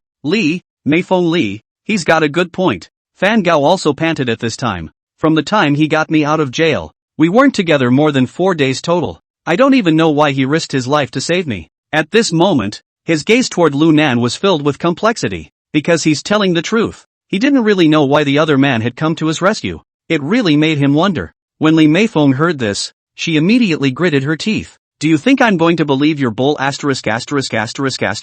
If you take one more step forward, I'll beat him to death. Before her words fell, Lunnon had already raised the shotgun in his hand. The tone was icy. It doesn't matter if you believe it or not. I'm going to count to 3 now, and we're both going to shoot together. Even if you don't beat him to death, I'll get iron sand to spray on Fan Gao. The psycho! You'll both die together when the time comes. As the words fell, Lu Nan looked straight at Lee Mayfong, his gaze not budging in the slightest. Lee Mayfong was on the verge of falling apart. If it was really like what Lunnon said, he didn't even have a friendship with Fan Gao. How could he desperately come to his rescue? But one really doesn't dare to gamble with the other side again. Just as Lee Mayfong's brain was racing, Lunnon's cold words had already traveled out. 2. Don't shoot. I surrender. I surrender. Lee Mayfong hurriedly cried out, dropped the ivory pistol in her hand, and crouched on the ground. It's so hard to settle for that punk of a father of yours. It's finally her turn to take charge of the second A group. She doesn't want to die. He hasn't lived long enough. Ha ha ha. Cough cough cough. So you get scared too? Seeing this scene, Fan Gao couldn't help but laugh up to the sky. His heart was unrestrained. Lunnon, on the other hand, revealed a smile and then walked slowly over. Oni-chan, I'm going to have to trouble you to see us out. I don't want to up that many people again. Lunnon framed Fan Gao while looking at the dense crowd outside. There are employees here who are watching, and I think there are print as well people who pseudo CS. He didn't want to split hairs too much. As long as we can get Fanko out of here, we've won. Saying that, Lunnon disliked the spray on top of Lee Mayfong's back heart. Missy, I advise you not to play any tricks. You can bet on whether or not I'll take pity on you because I see how pretty you are and can't bear to shoot you in the head. Hearing that and then feeling the cold barrel of a gun in my back, Lee Mayfong couldn't help but shiver. Fine. I'll walk you out. Lee Mayfong didn't have the slightest doubt that the other party would beat herself to death, because of the bodyguards in this area. as well as the delayed appearance of Zhao and the others, it was clear that they were all in dire straits. She just hoped that she could get rid of this demon as soon as possible. Immediately, Li Meifeng helped Fan Gao up and headed towards the door. And at this moment, Lunan was following closely behind the duo and was flirting at Fan Gao. "Oh, don't you like this pussy? Why don't you take advantage of it while you can?" Fan Gao smiled bitterly and shook his head. "Boss Lu, this is too scary. It scares me to think that I'm not good enough for my second brother." "Ha ha ha, okay. I'm quite relieved to hear you say that. It means you're not hungover yet." Hearing the conversation between Lunan and Fan Gao, Li Meifeng hated her teeth, but because her own little life was held in the other party's hands, she dared to be angry. With that, the three of them walked towards the door of the office area, two in front of each other. "OMG. Who is that guy? Doesn't look very old." "Yeah, it's so scary.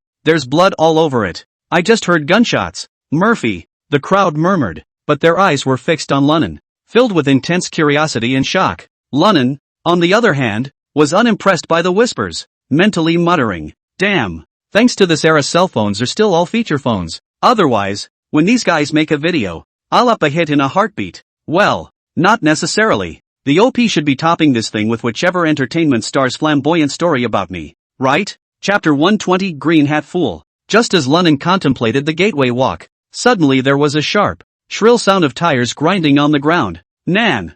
Get in the car! There are cops outside!" Zhou Biao yelled as he sat in the driver's seat. Lunan's face changed, not expecting the speed of the cops to be so fast. It also seems to care quite a bit about the status of the IIA group. Otherwise it would never have been less than 5 minutes and the strips were almost in place. Lu Nan didn't hesitate and couldn't care less about Li Meifeng, pulling up Fan Gao and running towards the van. "Hurry!" Zhou Biao shouted at the Lunan duo. Then directly inside, he pulled open the side door of the van. Meanwhile, the sirens had been faintly heard. Lunan didn't care if Fan Gao was seriously injured. He directly kicked him into the carriage. Immediately after that, he turned back and raised his gun to finish off Li Meifeng. One must know that in her previous life, Li Meifeng was calling the shots within Liangcheng. If he doesn't kill her this time, he won't be in less trouble in the future. But the moment he pulled the trigger, he only felt the clothes behind him tighten. Bang! Gunshots were fired. The crowd exclaimed, getting down. Asterisk asterisk asterisk asterisk in Fanko. "What the hell are you pulling me for?"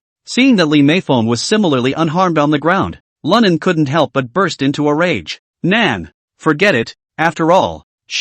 Count on you Malagasy. A pussy like you deserves to be green and scourged by others." Without waiting for Fan Gao to finish, Lunan directly interrupted. Fan Gao's face was embarrassed and he was scolded, but he didn't know what to retort. Lunan didn't care what the other party thought, and once again aimed at Li Meifeng with the shotgun in his hand. And just as he pulled the trigger for a split second, ta-da-da-da-da, a volley of bullets lashed out. Asterisk asterisk asterisk asterisk. Lunan's pupils contracted violently as he hurriedly dodged the bullets. "Nan! Get in the car! The cops are here!" Hearing Zhou Biao's urging, Lu Nan stomped his foot and whirled around, grabbing the car bonanza and flipping over to jump into the trunk. Boom dash! Seeing Lunan get on the car, Zhou Biao slammed on the gas and blasted out. Thumbs down dash! The sharp sound of tires grinding on the ground rang out, and the entire Manhwa River miniature instantly accelerated, shooting out as if it were lightning. In the meantime, only to see a black SUV speeding up from the distance. Squeak dash! The harsh sound of brakes was steep, the wheels rubbed against the ground and a smell of burning rubber came from them. The car stopped and several male SWAT officers emerged from it. "Grab and evacuate the crowd and see if there are any other suspects. Everyone else, follow me." After a middle-aged man wearing sunglasses with an extraordinary temperament on the driver's side gave a stern shout, he directly stepped on the gas and chased after Lunan in the direction he left. Meanwhile, 3 other police cars followed the SUV in pursuit. The remaining vehicles, as well as the arriving police officers, quickly evacuated the crowd and looked for signs of the suspect. "Nan, are you okay?" Zhou Biao asked through the rearview mirror while frantically operating the vehicle. "It's all right. It's just a flesh wound. Go back and let Li put some medicine on me and I'll be fine." Lunan took off his green army satchel while putting his seatbelt on. "Meh, it's a toss-up if you can go back and smear some medicine." Pow! Without waiting for Fan Gao to finish his sarcasm, Lunan hit him in the face with a mouth. "What are you doing?" Fan Gao covered half of his swollen face, his eyes full of indignation. "Fan Gao, let me tell you, if it weren't for you, would old Joe and I be in this kind of danger? Don't think for a second that I'm going to take your handiwork seriously if that Li Meifeng takes it seriously. If you don't print a pseudo-C, you're a stinkin' painter." Lunan gritted his teeth and said, "I'm not afraid to tell you, I didn't come to save you because I'm good at your craft. Because the old man never intended to do the uninspired business of pseudo-see, purely because of a past life. Speaking here, Lunnan suddenly realized that words couldn't be said like that, and no one would believe him even if he did, and so changed his mind and continued, purely because I recognized you as a brother in prison. If you think I have any need for you or use you in any way, after we get rid of these cops, you can die wherever you want, even if you let that Li Meifeng skin you. I won't care about you anymore. Also, I'm going to kill someone in the future, and if you try to get in the way again, I'll kill you first. Letting a pussy go green with her own brother and licking her way up. Nothing. Seeing Lunnan's murderous gaze, Fan Gao didn't know if he also felt that what he did was wrong, or because he was abashed. Anyway, he lowered his head and stopped saying anything. Seeing him like this, Lunnan became furious and roared angrily. In hell. Don't play dead. Get your seatbelt on. If I don't let Zhou Biao throw you out and drop you into, I'll have killed the Urja group to save you for nothing. Hearing this, Fan Gao was startled. Hurry up and buckle your seatbelt around your waist. Zhou Biao grinned at his words, thinking that Brother Nan was indeed Brother Nan. This psycho won't listen to anyone, but he's letting Nan clean up his act. Sure is awesome. Zhou Biao, use all your skills. Get rid of those 2-bit cops in the back. To Lunan. It's my turn to perform next. As the words fell, Zhou Biao violently downshifted the gear knob, and the engine of the Songhua River miniature suddenly emitted a beastly roar. Immediately after that, he threw the car across the center of the road with a handbrake, and then the whole car was like an arrow off the string, scurrying toward the narrow alley in front of him. Ah! Bump bump bump. Fan Gao had obviously never been in a car driven by Zhou Biao, and it only scared him so much that he closed his eyes and wowed. Boom boom boom. At the same time, a series of bullets broke the window panes, but were not able to make any impact. Ha ha ha, cool. Zhou Biao shouted excitedly and fiercely increased the throttle. Squeak! With an ear-piercing whistling sound, the Pinehurst miniature scuffed the walls on either side and went straight into the alley. If you look at it from the outside, the sides of the vehicle are less than a centimeter from the wall. Some of the slightly higher wall tiles will scratch the car from time to time. Asterisk asterisk asterisk asterisk. Asterisk asterisk asterisk asterisk. This Nimrod driving is a maniac, isn't he? Can you get in even with such a narrow distance? And driving so fast? Why isn't he stuck in a crack in the wall? A group of cops were forced to stop at the mouth of the alleyway, horrified at the scene before them. You guys flank this way, the rest of you follow me in. The top said that the Urja group is the top company in our Liangchang, and they should never be spared. Make sure to get rid of the evil. At the leader's command, more than a dozen police officers pulled out their firearms and ran into the alley in a swarm. The rest of the group continued to drive in preparation for the encirclement through the main road, and the leader chased while reporting the position over the walkie-talkie and directing the support vehicles to intercept on the other side. Soon, under Zhou Biao's strong technical maneuvering, the vehicle weaved through the alley. Eventually, a foot on the brakes came inside the mouth of an alley under a residential building. Nan, I've hidden 2 motorcycles here. Let's switch cars. Zhou Biao also did not turn off the engine, put it in neutral and turned back. Yes. Lunnan nodded and unbuckled his seatbelt, slinging the Green Army satchel over his back. Then he looked squarely at Fan Gao. Nuts. I tell you, if you want to die or go back to prison, I won't stop you. Now you stay in this car and naturally someone will arrest you. But if you want to come with us, don't step on the back of a motorcycle and mess with us later. Do you hear me? Got it. Road boss. Fan Gao's voice became significantly smaller. Okay.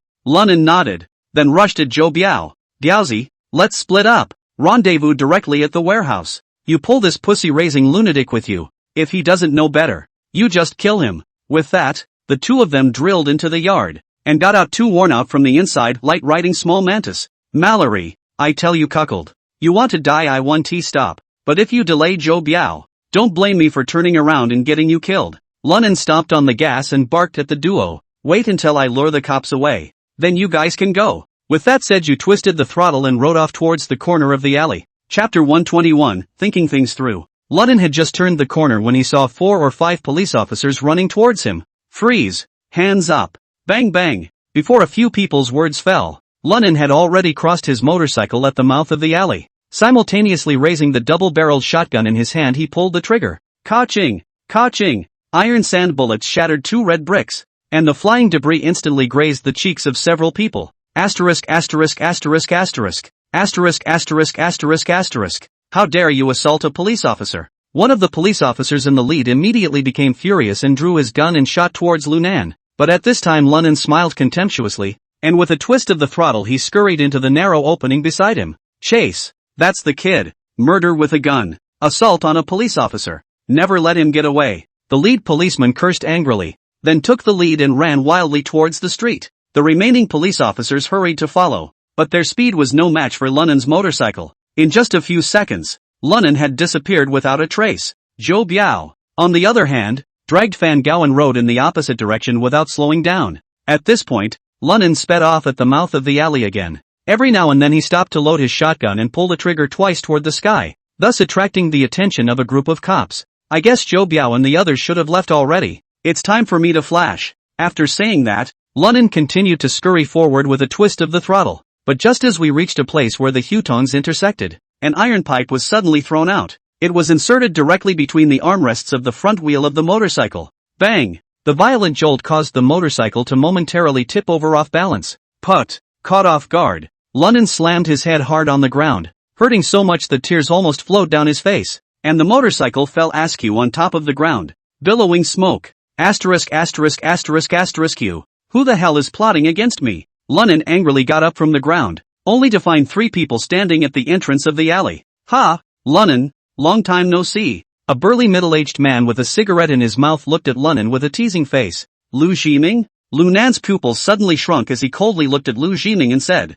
"Why are you here? Cut the crap. You won't be able to escape today. Only by apprehending you can I wash away my shame." Lu Zhiming smiled grimly and turned his head to command the 2 people next to him. "You two take aim at him, and if he makes the slightest move, shoot him on the spot." "Yes, Team Lu." Those 2 men answered and immediately adjusted their guns to their best condition, aiming them at Lunan's body. Lu, on the other hand, was walking nonchalantly towards Lunan. "While feeling out the handcuffs on your waist, you said coldly, 'Lunan, the last time you fell into the hands of Xiangwenli, the judge surprisingly didn't sentence you to death. You won't be so lucky this time. Prison breaks, killings, assaults on police. As long as I catch you, I'm bound to get a big credit. When the time comes, I will definitely apply to the court for your execution.'" Ha ha ha. Lu laughed wildly. Lunan, on the other hand, had a calm face and said lightly, "Ha, a loser. If Li Xiangwen hadn't come by coincidence last time, I would have finished you off. By the way,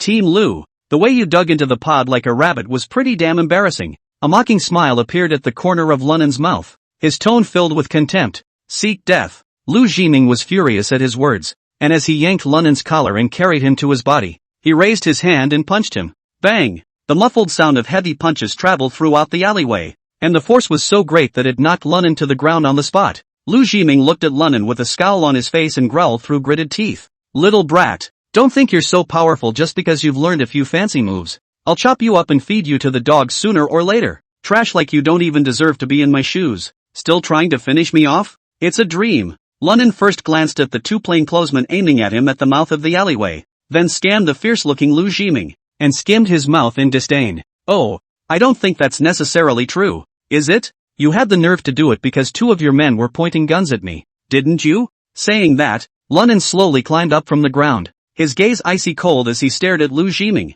"Otherwise, do you dare to practice with me?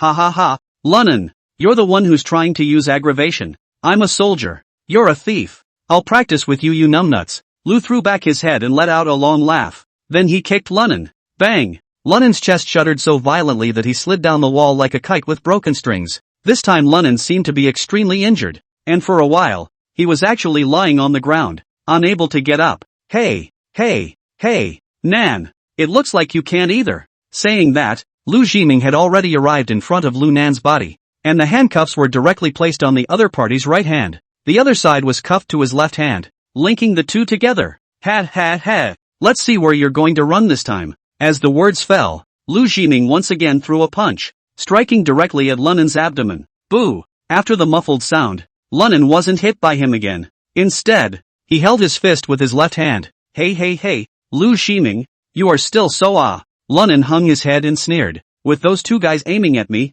I didn't dare fight back. Now that we're tied together, I don't believe they'll dare to shoot." Saying that, Lunan suddenly bellowed, "Get the outta here!" Boom! With a violent roar, Lunan violently turned his body and blocked Lu in front of himself. The right leg then swiftly kicked at Lu Zhiming's crotch. "Grass mud horse Lunan, you're quite capable of pretending, but I don't believe that I'm still no match for you. Little Thane. While blocking Lunan's attack, Lu stretched his leg out in a smooth manner, and his knee rushed to the opponent's ribs and patted over. Bang! Crisp ringing sounds spread throughout the hutong, and then Lu Jiming's miserable screams became even more mournful. He was seen covering his calf, curled up into a shrimp shape in pain, with beads of sweat all over his face. Lunan, on the other hand, was as normal as ever, holding a shotgun in his left hand, and even had a cruel smile sketched at the corner of his mouth. Lu Jiming, tell me about you. Why are you so unmemorable? How dare you chain yourself to me when you know that I am a murderer? You're coming to my door as a hostage. Hearing Lu Nan's words, Lu Jiming felt that he had been strangely humiliated. At this moment, his eyes were spitting fire and his forehead veins were bulging, as if he was hissing and growling like a wild beast. Asterisk. Shoot him for me. Don't mind me. Before his words fell, Lunan directly yanked with his left hand, blocked Lu in front of him. At the same time the shotgun in his left hand disliked his opponent's jaw. Come on, shoot. Before I die, I will also smash your Team Lu's head. Do you dare? At this instant, Lunan's body emitted a strong fury, causing a gust of fear to surge violently in Lu Jiming's heart, especially when he felt the burning sensation of the barrel of the shotgun in his opponent's hand. It made him extremely palpitating. Don't you dare. The two plainclothesmen were also frozen in place at the moment, completely stunned by the ruthlessness and determination Lunan had just displayed. At the same time, he cursed Lu Jiming in his heart. I don't blame Lunan for scolding you. You really deserved it. It was clear that he was able to capture him without any problems, and he had to go over there and pretend to find face. Now it's good that you, the captain, have been arrested by others. What do you want me to do? Oh, you two either shoot or get out of the way and let me through. Lunan grinned and, I'm telling you, I'm an outlaw and I'll do anything. If I'm in a bad mood and I kill your captain, that'll be the end of your careers, won't it? So you'd better think it over. Chapter 122. Hearing this, the two plainclothesmen looked at each other, both seeing gravity in each other's eyes. And this time, Lunan continued, I'm going to count to 3. If you don't move away, I'm going to shoot you. 1, 2, 3. Saying that, Lunan's face was surging with fury, and he made a gesture to pull the trigger. Wait, let's get out of the way. Get out of the way. The two plainclothesmen did not dare to say anything. They threw his hands up in the air, signaling Lunan not to be impulsive. Throw the gun aside. Then the two of you are handcuffed to each other. The old man's patience is limited. If I don't do as I'm told, I'm going to crash Lu Jiming's pussy-assed head. Lunan's face was full of gloom at the moment, his eyes sharp and cold. That kind of morose killing intent made both plainclothesmen unable to stop themselves from shivering. The two hurriedly did as Lunan instructed, throwing their respective weapons to the side. Then he pulled out his handcuffs. Click. After a slight crunch, the two locked their hands together. Oh, very good. Lunan nodded in satisfaction and teasingly rushed at Lu Jiming. Then I'll trouble Lu sir to send me out of here. At those words, Lu was so angry that he almost fainted. Lunan, I won't be able to spare you in the future. Let's talk about the future later. Today I'm the biggest. After Lunan said that, he directly pushed and shoved Lu towards the periphery. Lu had no choice but to endure the injuries on his calves and limped out. Oh, that's a good boy, Officer Lu. A playful smile appeared on Lunan's face as he looked at his opponent's wretched appearance. Humph. Lu grunted angrily, but he didn't pay any attention to Lunan. Yo, still arrogant. Ha! Lunan flirted a few times, but as he passed the two plainclothesmen, he lashed out. Bang bang! The butt of the gun slammed heavily into the necks of the two men, who fainted without even a grunt. After doing so, Lunan pushed the limping Lu after turning around an alleyway entrance. It actually stopped in its tracks. Lu Jiming looked back uncertainly and viciously. Why don't you go? At this moment, only Lunan looked at him with a smile on his face and said slowly, Lu sir, say hello to Administrator Wang for my old man. I'll contact him after I'm out of harm's way. At those words, Lu Jiming's heart trembled, and the expression on his face instantly became complicated. It then gradually calmed down. Where was the hysteria from before? How did you see that? You're stupid, but not that stupid. And it's not like we have any friendship. It must be your boss who could make you come to my rescue willingly. Of the cops I know, 2 fit that bill. One is Wang Donghui and the other is Li Xiangwen. I thought, it can't be that stinky poop chunk like Li Xiangwen who asked you to come and save me, can it? If I hadn't already seen that you were acting, I would have chipped your leg off with that shot. How can it be just a little scratch? Lunan snorted, his tone filled with mockery and indifference. Hearing this, Lu couldn't help but take a deep breath before slowly exhaling it. You're smart. Oh, Thanks for the compliment. Lunan shrugged. Not the least bit humble. Honestly Lunan, I wasn't going to save you. Gotta have it. Lu sir, it's all over now. Let's not mess with the ozone layer. It's so pointless. Lunan grinned broadly and patted the other's shoulder. Flirting. Though you are a soldier and I am a thief. But we can count ourselves as co-workers. After all, we all serve Administrator Wang, don't you think? Ha, you're quite frank. Lu sighed and smiled bitterly. You come with me. I have a car for you. I'll transfer all the people in the hudong for you in a while. The rest is up to you. Lu said, fished out the key from his pocket and inserted it directly into the lock hole. Lu sir, tell me where the car is. I'll just go myself. Lunan said as he moved his wrist. As for distracting the cops, I'm counting on you. You go down this road and turn left at the second alley. Then turn right and you're there. There's no police on this road. They told me to branch out somewhere else. Lu Jiming also did not nag. Directly said the location of the vehicle. Okay, if I can successfully escape this time, I'll buy you a drink when I find a chance later. Lunan smiled and patted Lu's shoulder. With that, he turned directly around and ran towards the end of the alley. Looking at Lunan's back, Lu Jiming's expression gradually turned grim. Humph, little b-boy. If you want to fight with old me, you're still a bit young. If the bomb on that car doesn't kill you, you've really escaped again. Plus buy me a drink. As for Wang Donghui's side, it's not my fault. After all, I set you free myself. Saying that, Lu Jiming slowly walked towards his two men. Boom dash. Just then, a sudden violent explosion suddenly rang out. The entire Hudong neighborhood shook wildly as if a magnitude 10 earthquake had occurred. The wooden streetlight poles in the alley swayed and the glass windows were smashed into powder and splattered in all directions. Seeing this scene, Lu Jiming's mouth revealed a trace of a triumphant smile. Grass, with your walnut-sized brain, you're still trying to punk me? Lu, you're thinking too much. Looking at kept toward the burning the public security and firefighters who running. SUV. Lunan, who was hiding 100 meters away, revealed a cold smile that, if I wasn't afraid that Li Xiangwen would clean me up, I would have finished you off just now. You, wait for me to think about it and see how I can make you disappear from this world. After muttering a sentence, Lunan turned around and left the place. As he said, at that time, although he and Li Xiangwen had agreed that they could kill under duress, but he also kills people on death row as well as suspects. If he had really finished off Lu Jiming, Li Xiangwen would definitely not allow himself to act so recklessly. Hey, it's time to reach out to contact me as a leader. Haven't debriefed him since we got out. It's just as well. And I'm taking this opportunity to get him to do something for me. Saying that, Lunan took out his cell phone and dialed after pressing a string of numbers. Dash. The call went through. Immediately after that, a warm female voice came out from the cell phone. Hello? Hearing Li Fei's familiar voice, the corner of Lunan's mouth couldn't help but grin. I want to order takeout. Yes, please, Li Fei responded softly. Earth 3 immortals. No hedgehogs, more foxes and snakes. Okay, I'll tell the chef now. A moment later, a deep male voice came out of the phone. Lunan, you're the one who messed up the Urja group and Railroad Hudong?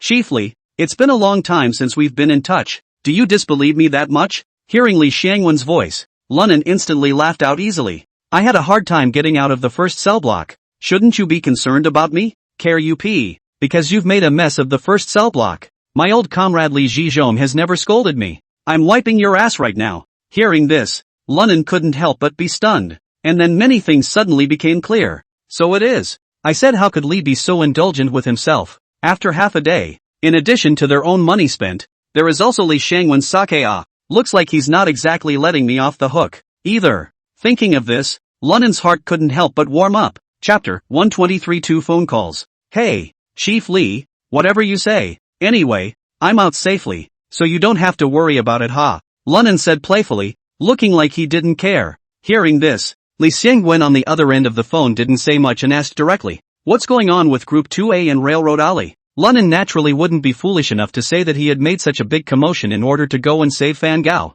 Instead, he blamed it all on Wang Donghui. Chief Li, I've gotten on with the change in prison. Knowing that although the Urja group is ostensibly in the business of children's books, it is in fact secretly printing large quantities of counterfeit privately seized. Oh, are you sure? Okay, Lunan replied with great certainty. Moreover, I learned from Zero Money that Li Sun of the Urja group has a video with Wang Donghui and Wang Hai. Their crimes were recorded in detail in that video. This includes sexual assault, abuse, drug dealing, and more. Hearing this, Li Xiangwen's eyes immediately lit up and he hurriedly opened his mouth to ask, Do you have that video? I haven't got it. Lunan shook his head. Zero can't say he trusts me completely yet. I reckon it'll take a bit more time. Hearing him say that, Lee Seung-gun pondered for a moment. Lunan, if you can get that video, keep it for yourself first. Just give it to me when I pipe up and ask for it. Lunan sniffed. What's the matter, Lee too? Isn't this evidence enough to nail Wang Donghui to death? Ha, not even close.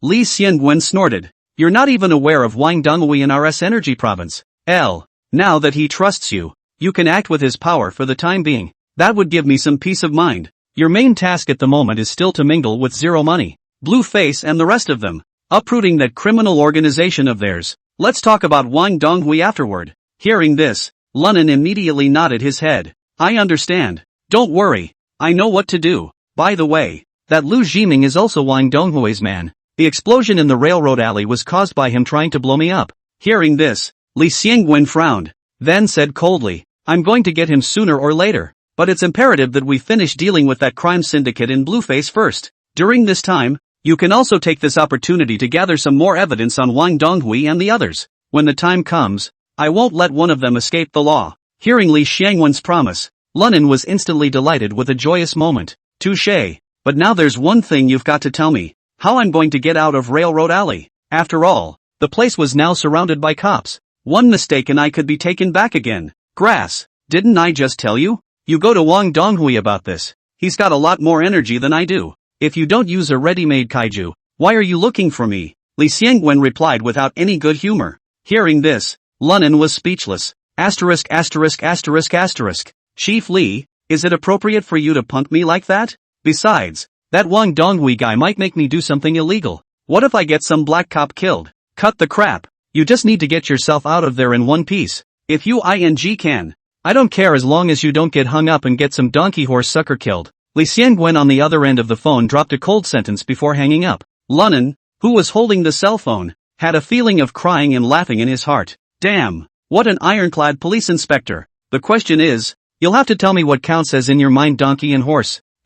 Grass horse. If I had known that just now directly Lu Jiming killed good. He's a donkey and horse rotter in my heart. Lunan spat twice in his mind, then dialed a number again. Hello? Administrator Wang. It's me, Lunan. Hearing Lunan's voice, Wang Donghui first froze, then asked offhandedly, you didn't get blown up? No, that guy Lu Jiming is eating your food but not listening to you, Lunan said in a conspiratorial manner. Hearing this, Wang Donghui on the other side of the phone immediately frowned and asked in a deep voice, what do you mean? Lunan didn't hide anything and directly briefly talked about the Urja group and what Lu Jiming had done. Why do you want to go to the IIA group? What do you know? Wang Donghui's voice suddenly became serious for a few moments. The corners of Lunan's mouth couldn't help but outline a cold smile, but the tone of his voice remained cynical as he spoke. Oh, Administrator Wang.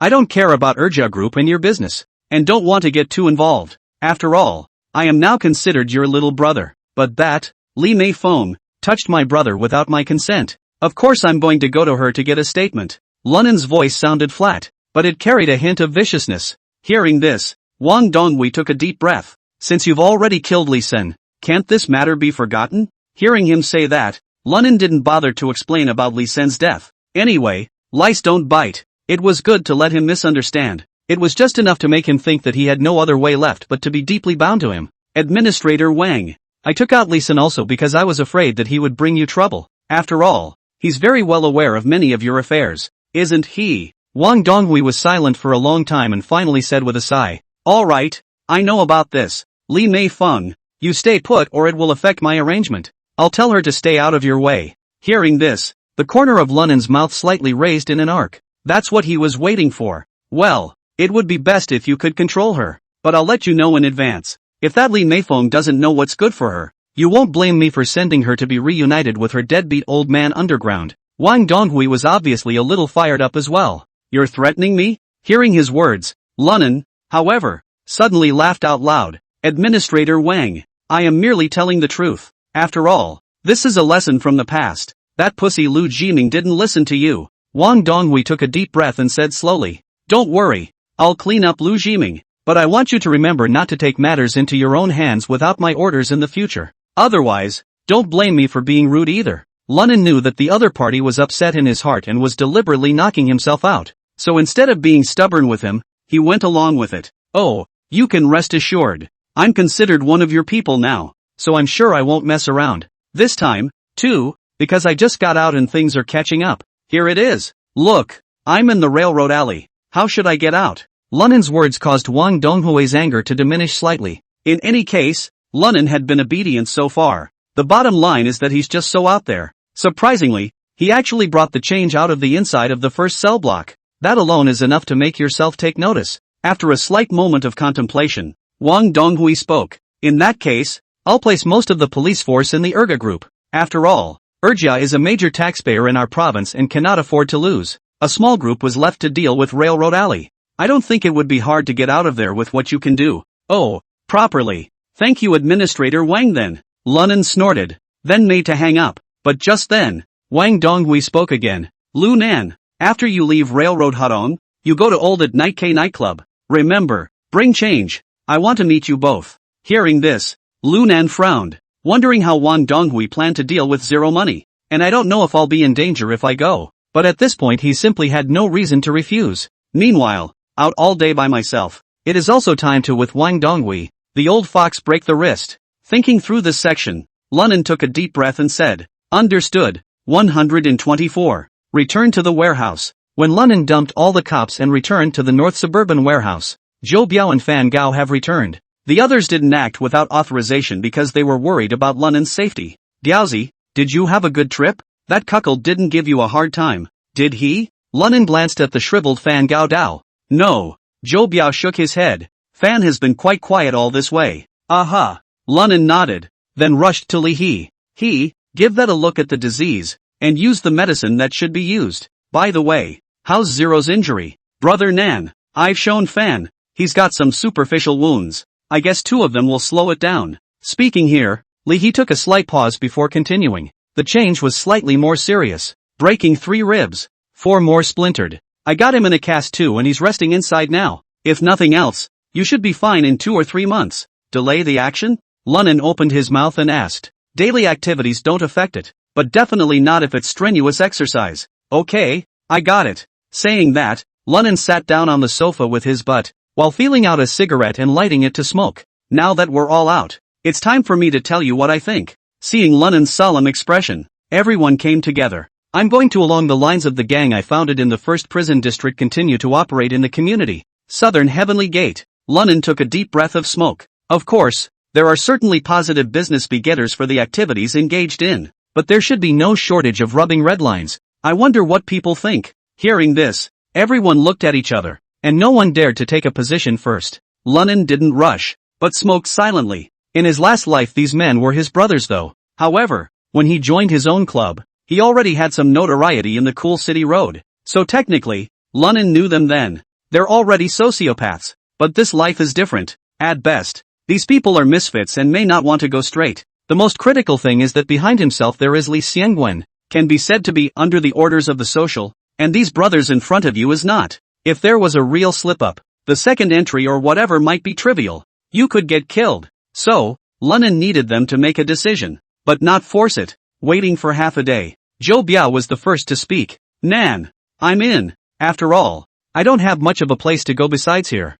and I think I'm happy with you. Race your car if you want to, drink if you want to. It's okay to drink when you want to drag race. This is the freedom I've always wanted. Speaking here, Zhou Biao paused and looked straight at Lu Nandao with his eyes. Besides, I got out thanks to you, and you trust me so much that you put all your money in my account. There's no reason why I shouldn't join in. Right, Nan. I've been saying this for a long time. I'll follow you from now on, or I'll owe you 6 lives that I can't pay back. I'll do whatever you say. Dakue followed suit after hearing Zhou Biao's words. Meanwhile, others have expressed their opinions. Nothing else? Join. Only Fan Gao remains silent. Green Hat Man. What do you mean? Seeing that Fan Gao didn't say a word, Lunen couldn't help but speak. Nan. Fan Gao bit his lip and said as if he had made up his mind. Brother Nan. I am a stinky painting. Okay, hanging even you and brothers, can I still join? Speaking here, Fan Gao's face turned red, as if he was a bit ashamed, generally lowering his head, not daring to look at Lu Nan,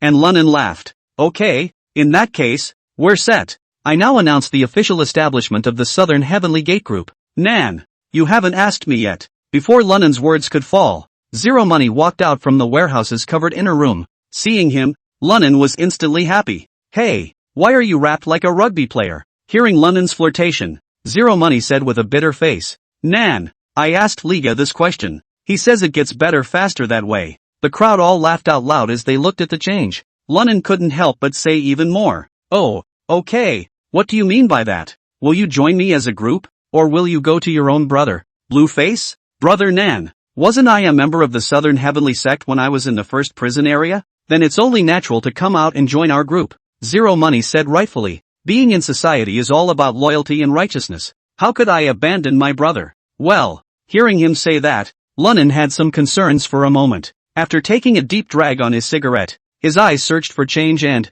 Shienner, now that you're talking about it, I really need to ask you, if our Southern Heavenly Sect group goes up against your big brother and the others, what should you do? At that, the change froze. A moment later, a tangle of colors appeared on Zero Money's face. Apparently, he was also caught in a state of hesitation, and without rushing, Lunnan just looked at the other. This was a question he had to figure out. He had a mission with him, and that was to bring the blue-faced bunch to justice. This will naturally be covered later. It's better to say it now than to be caught off guard later on in the field. With the passage of time, Zero Money finally let out a long sigh and looked up at Lunandeo. Nan, if you and my brother really go at it, all I can do is promise not to help either, and to lock myself up. I'll come out when you two split. I don't know if this will work. Zero Money was extremely sincere in these words. Lunnan couldn't help but be slightly stunned even when he saw his appearance. Immediately afterward, he nodded. Okay, that's the way to go. Ha ha, brother Nan, so you count that as agreeing to me joining? Seeing that Lunnan had agreed, Zero Money immediately revealed a look of joy. Agreed. Lunnan patted him on the shoulder and smiled. Thank you Nan. The change was instantly excited. Well, I'll call another brother over later. He's my hairdresser, called Wang Shifa, nicknamed Fatty Wang. I'll have him register Southern Heavenly Gate Real Estate and Culture Limited. Lunnan took a drag on his cigarette, mostly because he's clean, better suited to be this legal person. The main matters within the gang are in the hands of the old cuirassier brother. The words he utters are the words I mean. I, on the other hand, may have some things of my own to do. Does anyone have an opinion? No problem. All the others nodded and were in agreement. Good. Then it's settled. Lunnan nodded and said, I see boy. Look on the internet. Is there a better office building or store? Let's rent a big one. Let's wait for Fatty Wang to arrive before we talk about anything else. Before his words fell, he heard the big iron door make a thud thud thud thud sound. Immediately afterward, a raspy yet booming voice rang through the door. Lunnan, Nan, your legendary chopper has arrived. Why don't you open the door and receive it? Chapter 125 Clear Division of Labor. Fatty Wang gave Lunnan a big bear hug as soon as he entered. Nan, awesome. Fatty Wang said gruffly while patting Lunnan's back. I've heard all those things about you from Lao Jin. Why didn't you call me up then? You know, we've always been inseparable. I'll go. You can pull a J8 down. With a body like yours, it's okay to take you head on to someone. You'll take you to the chopping block, and you won't even be able to run away when you're done. Lunnan flirted and patted the other man's arm. Lunnan was also excited about meeting Fatty Wang. They were good brothers in their last life, and later they even founded the Southern Heavenly Sect together. He created a great reputation on the Liangchang Road. This life has been a constant source of trouble ever since he was reborn. It's only just met up with him. Come, Fatty, let me introduce you. These are our brothers. With that, Lunnan pulled Fatty Wang in front of the crowd and introduced them one by one. Fatty Wang was originally an outfielder. It didn't take much to get into a fight with the crowd. Brother Nan, this group of companies of yours? Let me be the corporation, okay? I don't have the money to get in. Fatty Wang scratched his head and asked with some embarrassment. Ha ha ha, don't be a ing smartass. Lunnan smiled broadly and waved his hand. You think by making you a legal entity, you're letting you manage. Ha, the legal person, the one who is brought to justice. The old man is letting you take the fall in front of him. Asterisk asterisk asterisk asterisk such a legal person Basket Nan. You're not a ing thing. Hearing the duo's conversation, the crowd burst into laughter. Okay, stop it. Get to the point. After the crowd joked around for a while longer, Lunnan waved his hand. The things that had been said to the crowd before were retold to Fatty Wang. At the same time, a brief allocation of company shares was made. There are 10 of us in total, and I have 20 shares in the company. The rest of the 80 you split equally. The company is managed by brother Lao Kwai. Fatty is in charge of day-to-day operations. That's it. Do you guys have any comments? Upon hearing this, everyone shook their heads, and only Fatty Wang opened his mouth to laugh. Ha ha, Nan. You only have 20 shares. Ha, aren't you afraid that the 8 of us will unite in rebellion and clear you out later? If that day ever comes, it will be me. Lunnan, who will be the dog? I don't blame you guys. Hearing this, everyone fell silent. Even Fatty Wang, who had always been a jokester, didn't know what to say except that his heart was moved. Okay, enough with the useless pussy chatter. Down to business. Lunnan, seeing this, hurriedly waved his hand and, everyone knows about my relationship with Wang Donghui, right? Hearing Lunnan say that, everyone nodded. After all, Lao Kuai and Da Kuei were able to get out of prison successfully, all because of Wang Donghui's power. Nature knows it all. When the change came out again, he also heard from Lunnan, and Fatty Wang knew even more. Besides Wang Donghui, he knew that there should be a remarkable person behind Lunnan. Seeing this, Lunnan nodded without any nonsense and looked at the change and said, "Tonight, Wang Donghui asked me to bring you to meet him. What do you think?" "Go on then," Zero said in disbelief. "I'd like to hear what he has to say. But before that, Brother Nan, are we going to retrieve that video I hid? A means to save your life when the time comes?" "Well, that's what I thought." Lunnan nodded, then opened his mouth to ask, "You give me the address and I'll go get it. At night time, ask Chow to send you to the old K nightclub. You guys wait for me at the door. You'll go in after I call you. You must not show yourselves until I call you." After saying that, Lunnan turned his head again. "I see boy Dao. I see boy. You get a fake ID for each of us. It's good to be prepared in case something happens." I see boy sniffed, made an OK sign, and started drumming up the computer. "Nan, what do we do?" Fatty Wang and the others asked. "You should register the company to register the company, and you should look at renting the room to do it." "Yes." Everyone nodded in agreement and went about their business. Half an hour later, Lunnan came to a street parking lot, opened a Jetta 3 times, and got in. "Ha, it's been years since I've done it and I'm not rusty yet." Yanked the firewire out from under the driver's side, touched it and the Jetta started without a hitch. "Gonna have to get a couple of cars going when we're done working. It's too inconvenient to run errands otherwise." As the words fell out of his mouth, Lunnan put the gears on and drove away. According to the address stated by Zero Money, Lu Nan soon came to the side of the Tangjiatan Big Market, in front of a small abandoned 2-story building. "Ha, the change guy is really good at hiding it too. Wiped out a family of 3 and hid a hard drive in their house. How creative." Lunnan leaned against the body of the car and smoked a cigarette while he looked around. "I don't know if it's because it's turned into a murder house. No one appeared in the neighborhood even after looking around for a long time. I'm guessing the neighbors or whatever probably moved away from the area because they were guilty of being diabolical." Thinking of this, Lunnan stomped out the cigarette in his hand. Walking up to the small courtyard, he tumbled in with an assist. The courtyard was empty and dusty. Dry wood, farm implements and other debris are scattered in the corners of the yard. The whole yard smelled like corruption. But Lunnan ignored this and went straight to where the main house was and tried yanking on the door of the building.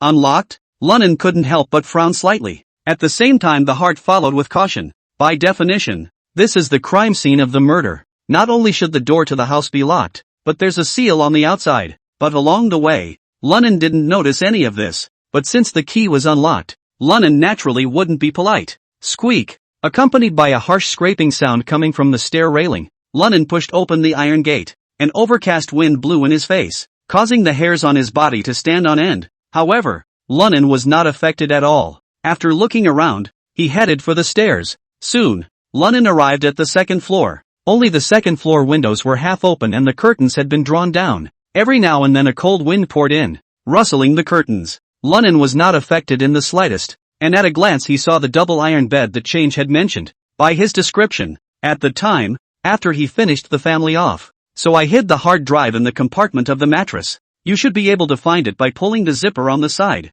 With this thought, Lunnan walked slowly to the bed. He reached out and kicked the mattress first. Finding that the mattress was firmer, Lunnan couldn't help but coldly grunt and jerked his leg up. The wire mattress was kicked to the side with a thud, but just as he was about to unzip his zipper and look closer, a strong wind came from his feet. Grr! Lunnan cursed and subconsciously dodged to the side. Swish! The place where Lunnan had just stood had actually been slashed with a knife. If Lunnan hadn't dodged in time, I'm afraid that at this moment, he would have long been crippled. "Who?" Lunnan bellowed angrily. In the next moment, only a black shadow scurried out from under the bed. Rushing at him was a slash. Chapter 126 Finding the Hard Disk. Asterisk.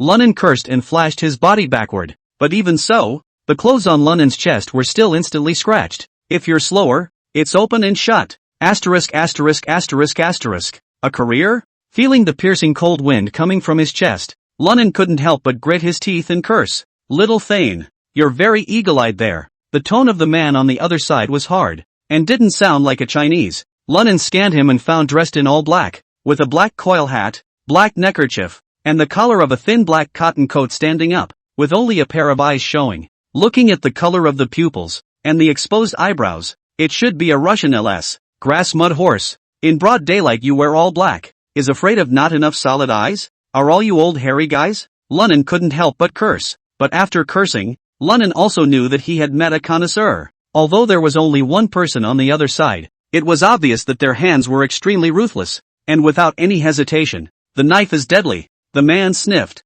sneered, and, you paralyzed. I just like to wear all black. So what? You to death here so you don't stick out. As the words fell, the steel blade stood and rushed at Lunan to slash again. Malagobi, if the tiger doesn't give out, do you think I'm a robot cat? The old Maoist had more of your ing. Lunnan roared and blasted out with his left hand. His right hand gripped the Swiss Army knife at his waist and swung it out instantly. Ha! That black-robed old hairy man's pupils instantly shrunk, and he hurriedly retracted the hilt of his sword to block. There was a crunch of ding. Sparks exploded the moment the blade clashed with the dagger. Lunnan and the old black-robed hairy man both took several steps backward at the same time. Hey! I've got a knife too. I'd like to see if you cut me to death here, or if I zap you into a sieve. Lunnan licked his lips, a thick bloodthirsty murderous aura filling his eyes. The black-robed old hairy man, on the other hand, was silent as he gripped the steel blade in his hand. The two glared at each other, seemingly seeking a breakthrough. Suddenly, the old Maoist took the lead, only to see him pounce with his eyes wide open and a scowl on his face. Dang! Clank clank clank clank! Blades and daggers clashed, sparks flying. The two men wriggled into a frantic heap. Lunnan has a wealth of from his 2 lifetimes as a human being experience in ruthlessness. Chopping. Surprisingly, there was no way to gain the upper hand. And that old black-robed hairy man didn't expect Lunnan to be so difficult to deal with. After all, in his perception, how could it take so much effort to deal with ordinary people, especially when the other party is a Chinese? Normally, a few moves would be enough to settle the fight. And today, when he encountered an expert like Lunan, he couldn't even take advantage of him in the slightest. Death to you, Little Thane. The black-robed old hairy man was furious and flung the steel blade in his hand. Hello dash. Only a gust of wind was heard, and the sharp tip of the blade seemed to transform into a stream of light. Once again, it chopped towards Lunan. Lunnan was secretly shocked. This one really is a trained professional killer. In terms of speed alone, it was by no means inferior to himself. Nima, if we keep fighting like this, if we startle the bystanders, we'll be in trouble. We must find the hard disk as soon as possible and get the hell out of there. Just as he was thinking, the stream of light was already close at hand. Lunan took a deep breath, and with a stomp of his feet, his body swiftly and incomparably rushed towards the old black-robed hairy man. Put! The light of the knife cut through. The clothes at Lunnan's shoulders instantly cut open. A flash of excitement appeared in the black-robed old hairy man's eyes. Laugh your ass off. Don't speak bird language to me. Speak Chinese to me. However, in the next moment, only Lunnan saw a whip kick coming. Pop! Ground! The black-robed old hairy man was caught off guard, and the steel blade in his hand was actually kicked out. Asterisk asterisk asterisk asterisk you. You're a hairy bear. You got all the work here? I'll see how you can fight me without a knife. Lunnan cursed and rubbed his body to get back on. As expected, the black-robed old Maoist who lost his steel sword was like a tiger without teeth. Although it was barely possible to dodge the saber stabbed out by Lunnan, but can't defend against the other side's punches. Bang! The black-robed old hairy man who had been kicked down by Lunnan's leg obediently lunged his body forward and ran towards the steel blade that had landed on the ground. I'll you up. Seeing this, Lunnan directly threw out his dagger and stabbed it towards the black-robed man's back heart, followed by a right kick. Boom! Although the black-robed old hairy man dodged the Swiss Army knife's attack, Lunnan's kick landed solidly on his face. Only a loud click was heard. The black-robed old hairy man only felt a sourness in front of his eyes, and snot and tears unconsciously flowed out. Asterisk asterisk asterisk asterisk. The black-robed man lifted a hand and purred in his face before he tried to roll over and get back on. But at this moment, Lunnan unexpectedly made a hungry dog pounce on his opponent's body, then raised his fist and smashed it into his face. I told you. Speak Chinese. English is also bird language. Mud horse. I can't understand. Bang bang bang. With the muffled sound of a series of fists landing on the body, the old black-robed hairy man finally couldn't hold it up any longer. Ow! Cried out in agony. The The whole face was completely swollen and deformed, huffing and puffing. After knocking the other party out, Lunnan then climbed up from him gasping for air, sweat dripping down from his forehead. Damn, if it wasn't too cold to move around, why did I have to go through so much trouble to you? Lunnan cursed as he bent down to pick up the saber on the ground. The man's black neckerchief was then pulled off in one smooth motion. Sure enough, it's a Russian LS. Lunnan frowned and muttered, Malagasy, it looks like this isn't going to be easy. The person who instructed this forced race to come is in all likelihood Wang Donghui, but how did he get an old hairy man to come here? For a while, Lunnan was clueless. Never mind,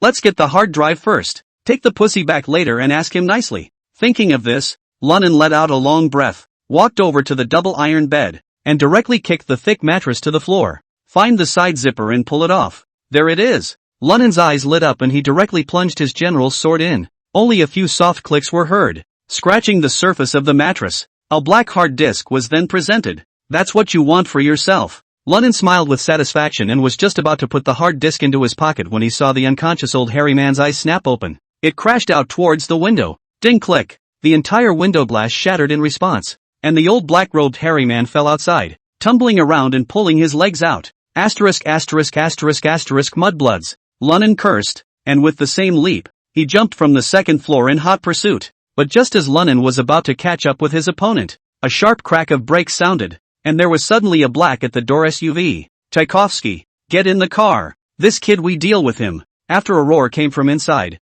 4 burly men scurried down. The old hairy man, on the other hand, went straight, scampered into the SUV, and turned back. That little thing found the hard drive. Go cut him up. Hearing this, the 4 burly men violently drew their machetes from the waist of their pants and pointed them at Lunnan. Kill. I'll you up. Since he wasn't sure of his opponent's strength, Lunnan cursed and turned to run. The 4 burly men obviously had no intention of letting him go, and pursued him relentlessly. Little Thane, hand over what you found, or you'll wait for death. Chapter 127 Returning to Old K. I'll pay your ing ass. Lunnan turned back and cursed, running faster. The one who dared to feel out his machete and cut people in broad daylight. He didn't believe that if he handed over his hard disk, the other side could spare him. What's more, if it wasn't for the fear that these guys were about as good as that old hairy guy, you may not be able to get out in one piece yourself. He would have returned long ago to get these 4 guys killed. Will they still be allowed to rant and rave about it? Soon, Lunnan ran to the back of the room.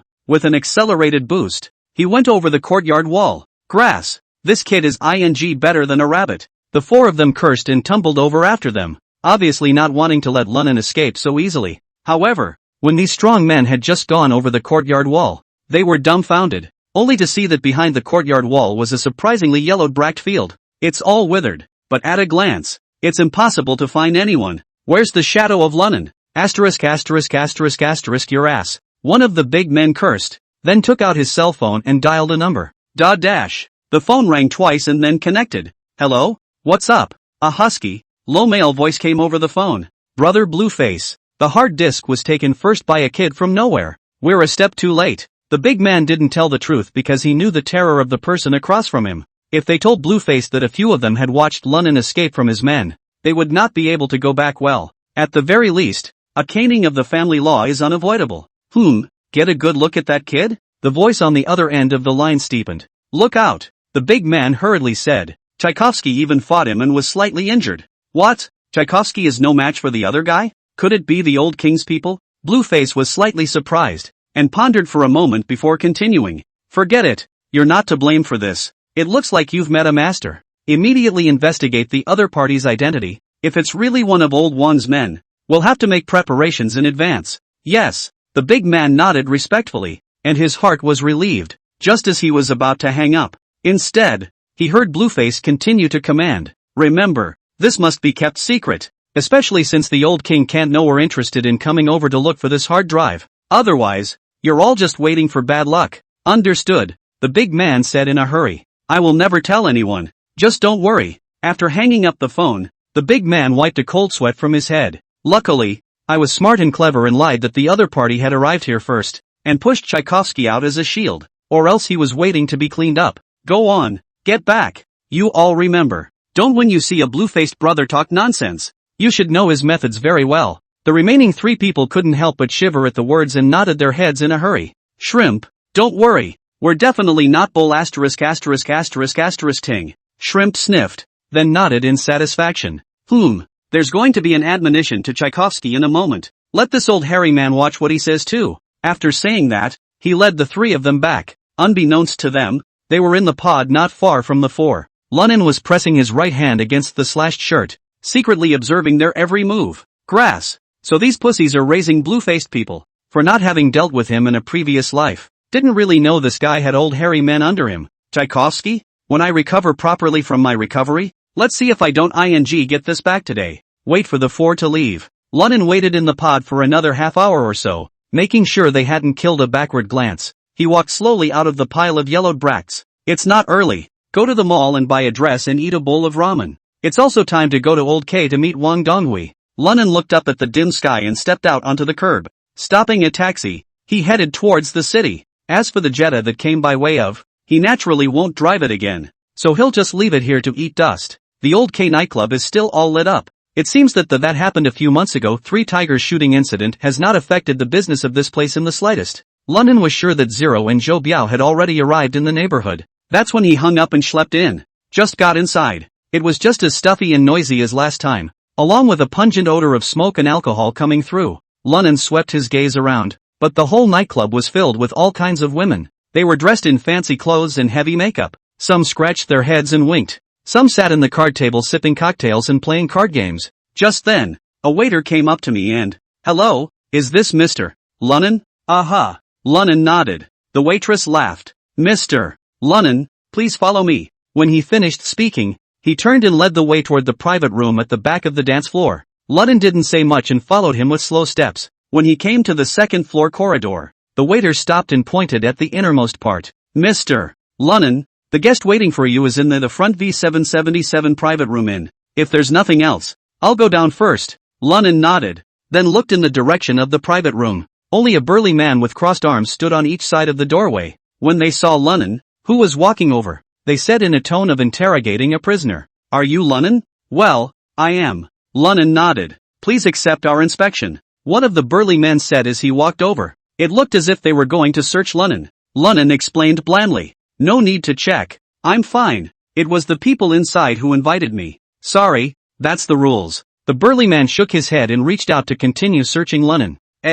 Don't move your hands." Lunin's brows furrowed in displeasure. "You have your rules, and I have my rules. Ever since I was a child, no one else among the males had the right to grope and frisk my old man except my father." "Ha!" The burly man snorted in mockery. "Ha! An escaped prisoner and still pretending. Do you know who is inside? If you want to get in, whoever you are must follow our rules." With that, he grabbed Lunin's arm and dragged him out. However, Lunin suddenly shook off his grip. "Don't move." Lunin drank coldly. "If I don't accept your rules, am I not going to get in?" The burly man snorted coldly at the sight. "Nonsense. Those who don't follow the rules naturally can't go in. As it is, I'll just go." Lunin skimmed his lips and turned around without any procrastination. Seeing this scene, the two burly men at the entrance froze. "I didn't realize that the other guy was just going to leave." "Hey!" One of the burly men hurriedly called out. "Stand still. Is this a place where you just come and go as you please?" The other man was even directly reaching out to yank Lunin's shoulder.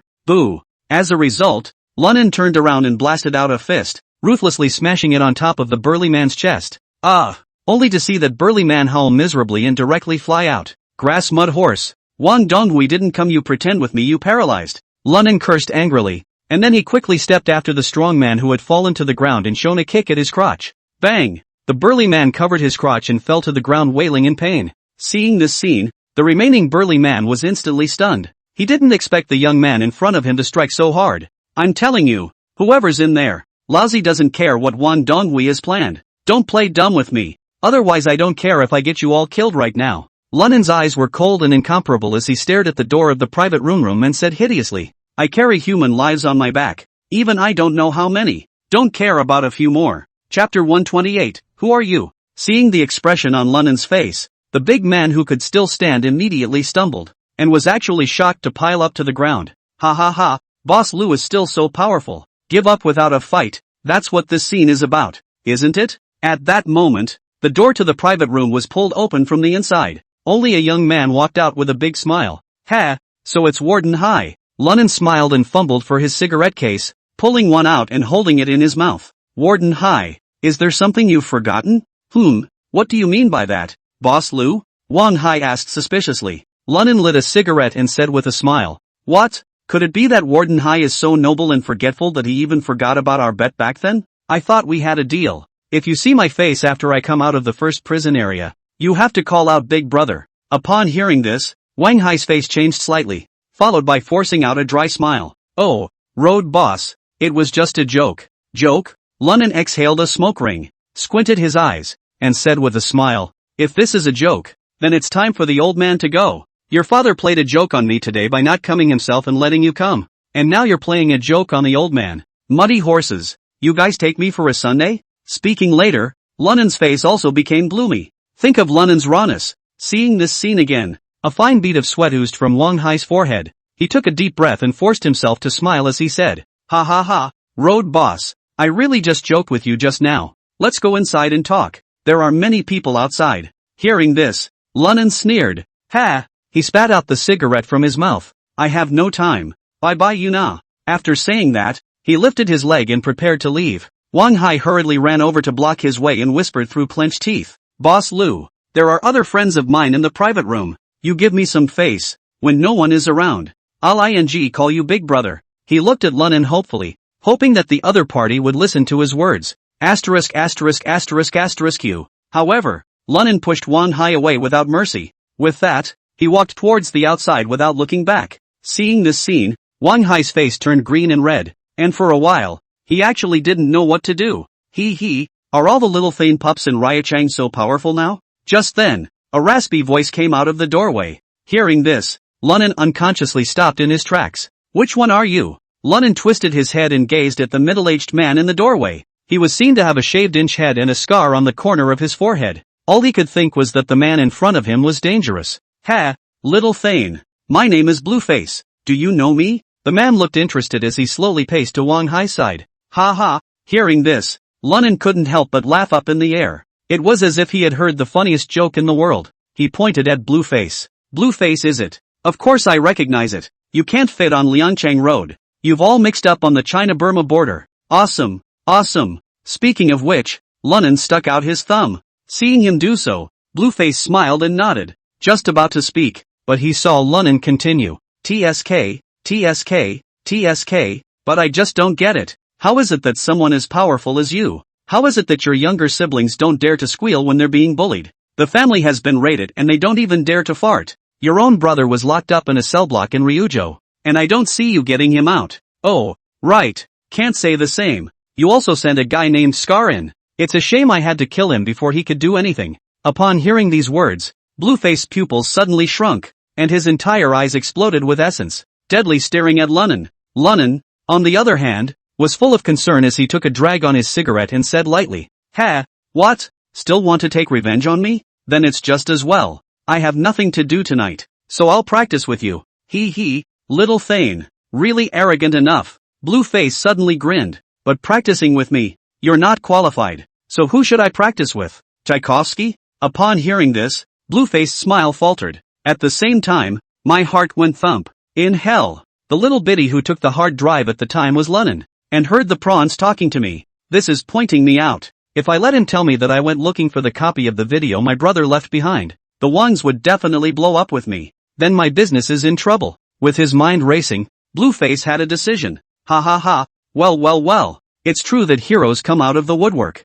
I didn't think that after I'd been out there for so long, that a rising star like you could appear in Liangchang. Marvelous. Hearing this, both Lunan and Wang Hai froze. Lunan really didn't expect Blueface to be so city savvy. Even in his previous life, if he had been squeezed so much by a young man, he would have gone ballistic long ago. But he was so good that he turned the previous incident into a testing means of the juniors. Sure is awesome. And Wang Hai even didn't expect that Blueface, a lord who didn't even buy the slightest thing in front of his own father, would actually be so polite to Lunan. And that's with an unrelenting barrage of cynicism from the other side. It really puzzled him. Brother Hai, Pipe Road Boss called Big Brother, you don't lose out. Blueface smiled and patted Wang Hai on the shoulder. I think I'll be very relieved that you have him as your big brother to help facilitate our business. When these words came out, Wang Hai instantly froze. He had previously spoken of Lunan's arrogance in the private room. It was Blueface, the Thane, who had to give himself a head start and give Lunan a run for his money. How is it that in the twinkling of an eye, this pussy-footed blue face has turned his nature? I actually let myself pipe Lunan to call him Big Brother as well. What the kind of operation is this? Wang Hai was completely confused. Oh, Wang Haier, what the hell do you say? Call me Big Brother? Let's go into the private room and keep talking. If you don't, I'll go back. After all, Laozi's current status is that of a wanted criminal. It's not good to always be out in the open. After Lunan said this, he stood there, looking at Wang Hai with a smirk. At those words, Wang Hai first hesitated for a moment before he clenched his teeth and respectfully shouted, "Da, brother! Ha ha ha, well, hi dear, let's go inside and chatter." Lunan smiled broadly and lit a cigarette, then gave Blueface another hug. Blue-faced Big Brother. Although my brother is young and fresh from the inside, he doesn't know the rules. You don't take it personally. Seeing Lunan with such a humble attitude, a smile immediately piled up on the blue-faced face and he waved his hand in a hurry. Geez, man, look at what you're saying. I'm to blame for what just happened. Non-seeking men to give you a hard time. I didn't expect you to bounce back, so I don't feel good about my face. Ha ha ha, blue-faced Big Brother. In a moment I'll punish myself with 3 cups. Don't take it personally. The two men talked and laughed as they made their way inside the private room. Looking at the backs of the two, Wang Hai rubbed his face hard and cursed in his depressed heart. Mud 2 Horses. Chapter 129. What's the gift? Upon entering the private room, there were several other blue-faced minions inside. At his gesture, the crowd walked out and stood in a line at the entrance to the private room. At this point, only the 3 Lunan people were left. Ha ha ha, 2 brothers, let's have a drink first and then talk business. Blueface raised his glass and smiled at the Lunan duo. Although Wang Hai was extremely unhappy in his heart, he still picked up the cup on the table. He knew Blueface's temperament. If he rolled his own face, I'm afraid this grandson could really turn his face. Not to mention the fact that there's an even grander Lunan next to him. It couldn't help but make him feel a bit stifled. Obviously both of these things are people who feed off their king's family. How is it that he, the young proprietor, is instead like a grandson? Come, blue-faced brother, I salute you. Lunan wasn't ambiguous either, lifting his glass and clinking it with Blueface, tilting his neck and drinking the beer in the glass in one go. Blueface asked with a grin after he smiled and followed through with a glass. By the way, elder brother Lu, how did you know about that small building? As he said this, Blueface kept a close eye on Lunan's expression. Lunan knew what the other man was thinking. He was flanking himself on the whereabouts of the change. After all, no matter what, it was his own brother. But today, Wang Donghui didn't arrive, and he wasn't sure what drugs Blueface and Wang Hai were selling in their gourds. It's naturally impossible to be truthful. Just in case he called in the change and Blueface the Pussy Razor took the opportunity to hold his brother down, and then take himself out. It's not out of the realm of possibility. Thinking about this section, Lunan said with a smile, oh, naturally, one of my brothers told me. Bro? Hearing Lunan call the change that way, Blueface was slightly surprised. Nice. Lunan looked straight at Blueface and opened his mouth. Now that I'm out, I plan to get a company. It's natural to use trusted brothers in the company. Hearing this, the surprise in Blueface's heart increased. He obviously didn't expect Lunan to treat his brother like this. To know, he had heard from Wang Hai about Lunan's entry into the first prison area. It's totally a setup made by Wang Donghui and his father. By all rights, Lunan should be full of resentment. Even if you get the change out of it, you shouldn't have much emotion with him. But now it didn't look like Lunan was faking it, which made him unclear about the other party's true thoughts for a while. So, where is your brother now then? Ha ha ha, blue-faced Big Brother. That brother of mine is fine now. Lunan smiled easily, but refused to reveal the current location of Zero. Blueface was annoyed in his mind, but with his brother in the other party's hands, he could only suppress the anger in his heart. Ro, since you don't even want to talk about it, then I won't force myself on you. Old brother, come on, drink first. When he was done, Blueface picked up the bottle again. Wang Hai was dumbfounded as he listened to the duo play a dumb riddle, but he simply couldn't make sense of it. But seeing Blueface raise his glass, he followed suit. But Lunan waved his hand at that moment and said faintly, Brother Blueface, stop drinking. Let's talk business first. It's not too late to drink when the serious business is done. Saying that, Lunan looked straight at Wang Hai and said single-handedly, Hi dear, our old man called me and said he wants to see me today. That's why I came over. If I had known he wasn't coming, I would never have come here. Now I want to ask, what the hell does our old man mean? Hearing Lunan call his father and himself that, the corners of Wang Hai's mouth couldn't help but twitch. That makes me a heady? My old man becomes our old man? Damn you! Who is with you, our family? Although Wang Hai cursed in his heart, he forced a smile on his face. opened his mouth. Oh, Lu Lao, big brother, that what? Our old man meant for you to bring the change brothers,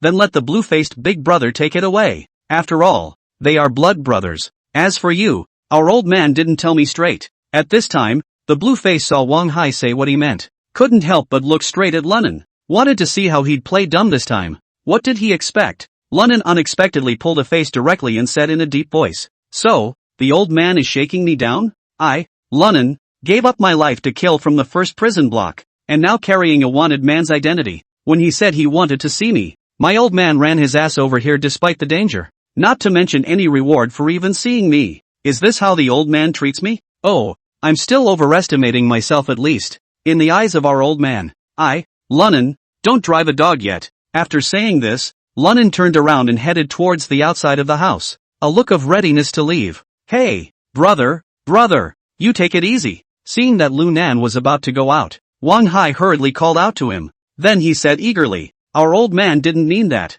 Isn't he too busy wiping your ass? The Urga group thing? And the explosion at Railroad Alley? Which is not a big deal. If you let the media know about this, you'll be in trouble. Won't you? How can you say the old man doesn't value you? At this time, Wang Haiwan Lu Nan called Big Brother seems to be completely free of psychological burden. That shouting is a natural. Ha ha ha, old brother Lu. Brother Hai is right. Blueface rushed to the side and rounded off the conversation. The old man does care very much for you and intends to entrust you with a great deal of responsibility. Why else would you call me over? Blueface said if he had a deeper meaning. To say how dangerous I am. I'm a lot more dangerous than you are. I'm coming over here, aren't I? This way, no matter how the old man arranges things for you. I'm Blueface to make a statement to you first. Brother. Saying that, Blueface pushed a bank card on the table to Lunan. Brother Lu, I admire you. Aren't you going to start your own company here? This $1 million is considered to be Big Brother's contribution to you. Code 68.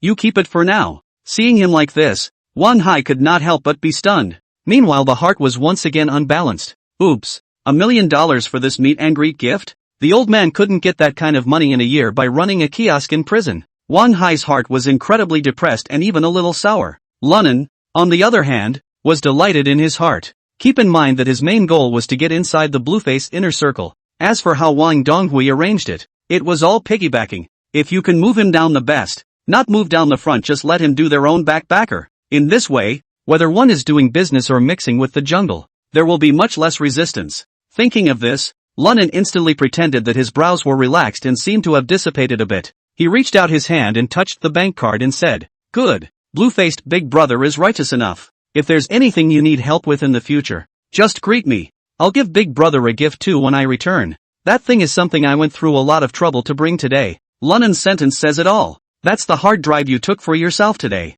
I'll give it to you later. Hearing this, Blueface was overjoyed and was just about to open his mouth. But a deep voice was heard from the doorway saying, oh, what gift could be worth $1 million?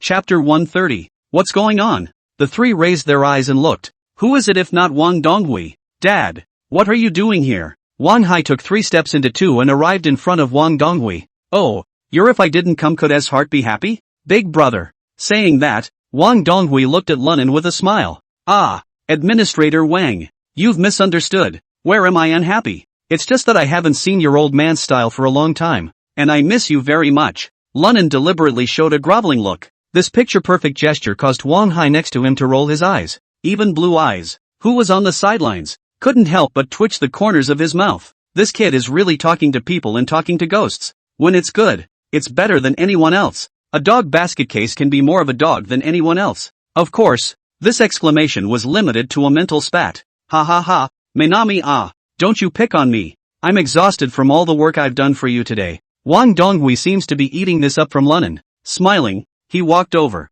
Wang Donghui amiably patted Lu Nan's shoulder. Nan, all your wanted are now removed. In other words, from now on, you are a good and law-abiding citizen. Free access to any place. Also, Lu had me sent to the district to check the accounts. Can this thing outweigh my fault for being late? Hear that. Whether it was Lunan or Blueface or Wang Hai, they all stayed in place. This news is so shocking. You know, Lunan is carrying several lives as well as injury cases on his back. Human life is all about being in prison though. But the shooting of the 3 tigers as well as the escape from the first prison block, that's a big deal. Wang Donghui actually said all these things right? This can't be right? Lunan said with some disbelief. Humph. Why would I lie to you? Wang Donghui said in a pretense of unhappiness. Could it be? You think I don't have such energy? Or do you think that I purposely lied to you just to make you happy? No, it isn't. Lunan shook his head. You do this, not to mention others. Just that pusher raised stinking rock Li Xiangwen. Won't he come after you?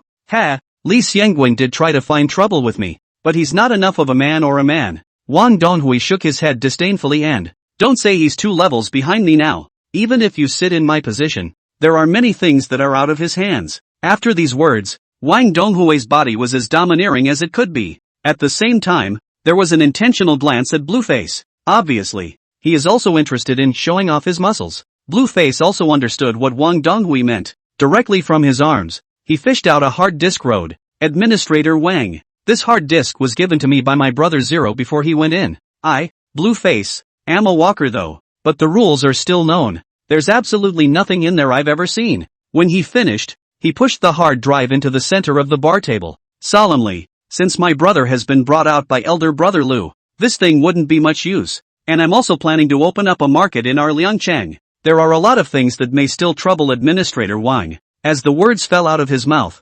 Blueface moved the black hard disk to the side, and a piece of bank card was revealed. Administrator Wang, this is a small token of my Blueface's appreciation for you. There's $6,666,000 in there, and the code is the same 6/8. I hope you will smile. Upon hearing this, Wang Donghui's eyes narrowed slightly before he said with a leathery smile, oh, Brother Blue is polite. I don't know anything about this computer stuff though. I've heard that this stuff can be copied, right? Administrator Wang is overly concerned. How could Blueface not understand the other party's meaning and hurriedly opened his mouth? My no good brother, at the time, was trying to make more money on some messed up website. That's why I purposely bought Sony's state-of-the-art real-time encryption device. The best thing about this set is that it is stable and unrepeatable. If Administrator Wang doesn't believe me, you can find someone who knows the technology and ask them. Hearing this, Wang Donghui nodded slightly. Good. I hope Brother Blue won't lie to me. Dare not. Dare not. Blueface waved his hand back and forth.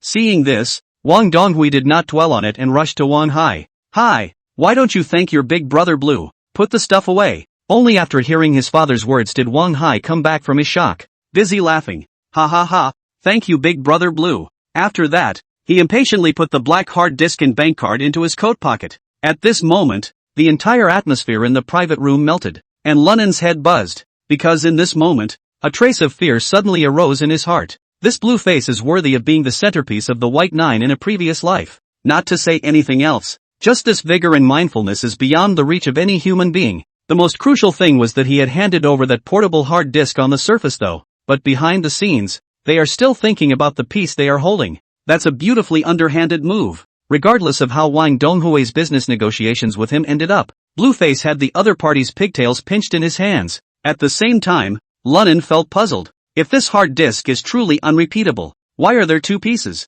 When I get back I'll have to ask Change what's going on here. Just as Lunan was pondering, Wang Donghui once again turned his gaze toward him. Nan, since I'm already here, did you also call the brothers of Change over? After all, Brother Blue is waiting to meet his oldest brother. Ah, well, Administrator Wang. Mainami, since Xiao Hai has already called you big brother, wouldn't it be inappropriate for you to still call me Administrator Wang? Wang Donghui interrupted Lunan with a smile and looked at him with a kind look. Oops, what does that mean? Want me to recognize a thief as a father? Lunan's mind raced. In fact, he knew in his heart that if he really worshipped Wang Donghui as his godfather, both for his righteous business afterward and for completing Li Xiangwen's undercover mission, it's all only good and no bad. But what kind of goods was this Wang Donghui? How could Lu Nan not know? He is a typical scumbag in human skin. Everything is done in their own interest and they don't care about others at all. For that reason alone, Lunan was resistant to the whole thing. But in the immediate future, if he didn't follow Wang Donghui's wishes, he was bound to make him unhappy or suspicious. To know that this kind of opportunity, in Wang Donghui's opinion, was something that many people could not even beg for. It was a great favor to himself that he could say this. Thinking about this section, Lunan clenched his teeth and then opened his mouth. Asterisk asterisk asterisk asterisk. Boo! Asterisk asterisk asterisk asterisk in hell. What do you do? I'm looking for Lunan. Nan. Not waiting for the word to be called out, there was suddenly a loud clamor from outside the private room. Godfather. Cho Piao? Lunan, who heard the other party's accent, changed his face and couldn't think of much else to say. With one strong step, he ran to the door, pulled open the door to the private room and looked down the hallway, only to see Zhou Biaojin being set up by a group of strong men. Let go of him, Chou Piao. What's wrong? Where's the change? Lunan drank in a deep voice. Seeing this, Zhou Biao immediately broke away from a few men and ran to Lu Nan in front of. Nan is bad. The change has been robbed. At this time, Blueface and Wang Hai also followed out of the private room.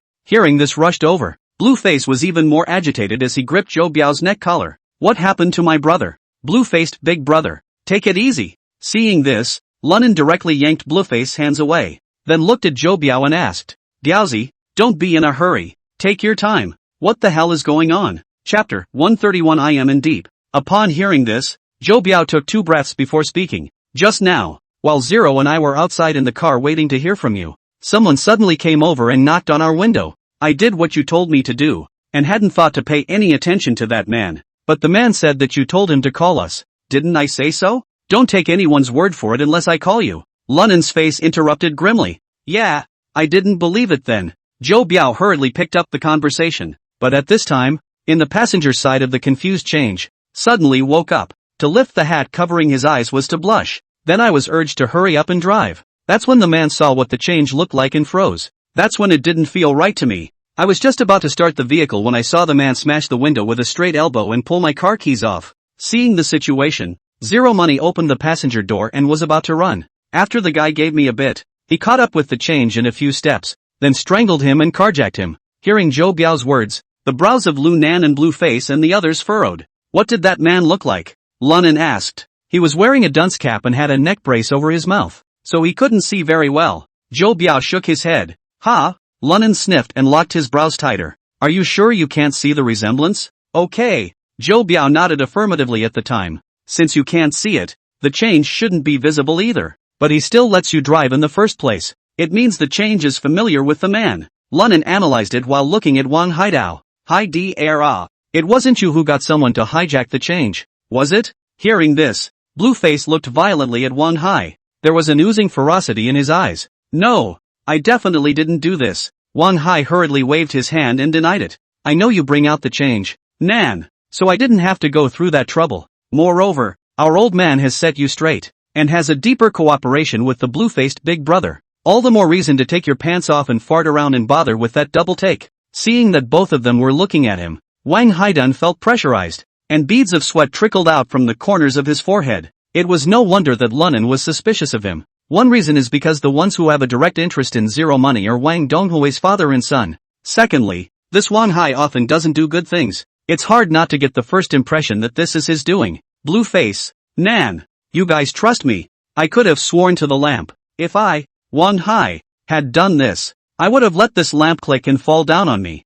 Wang Hai swore as he pointed to the chandelier above his head. Seeing this attitude of his, Lunan couldn't help but be even more puzzled. Who else would it be if not you? Saying that, Lunan looked at the blue-faced Dao on the side again. Blue-faced big brother. It can't be some enemy of yours who did this? No way. Blueface shook his head decisively and, I've just returned to Cool City not long ago. With my brother it was even just one meeting and he went to jail. My enemies won't come to Cool City to trouble me, and it should be clear to them that if it's because of business, threatening me with my brother won't help much. Hearing him say that, Lunan wasn't surprised. You know, the Bluefaces are in the of losing their heads big business. For the sake of the whole team, it is not possible to be easily threatened by others. This couldn't help but make Lunan even more puzzled. Zhou Biao suddenly thought of a possibility. Nan, could that be someone you and Change both know? After all, he started out knocking on my car window under your banner. Hearing this, Lunan's heart stuttered. The people he and Zero Money knew in common were besides the Wang's father and son in front of him.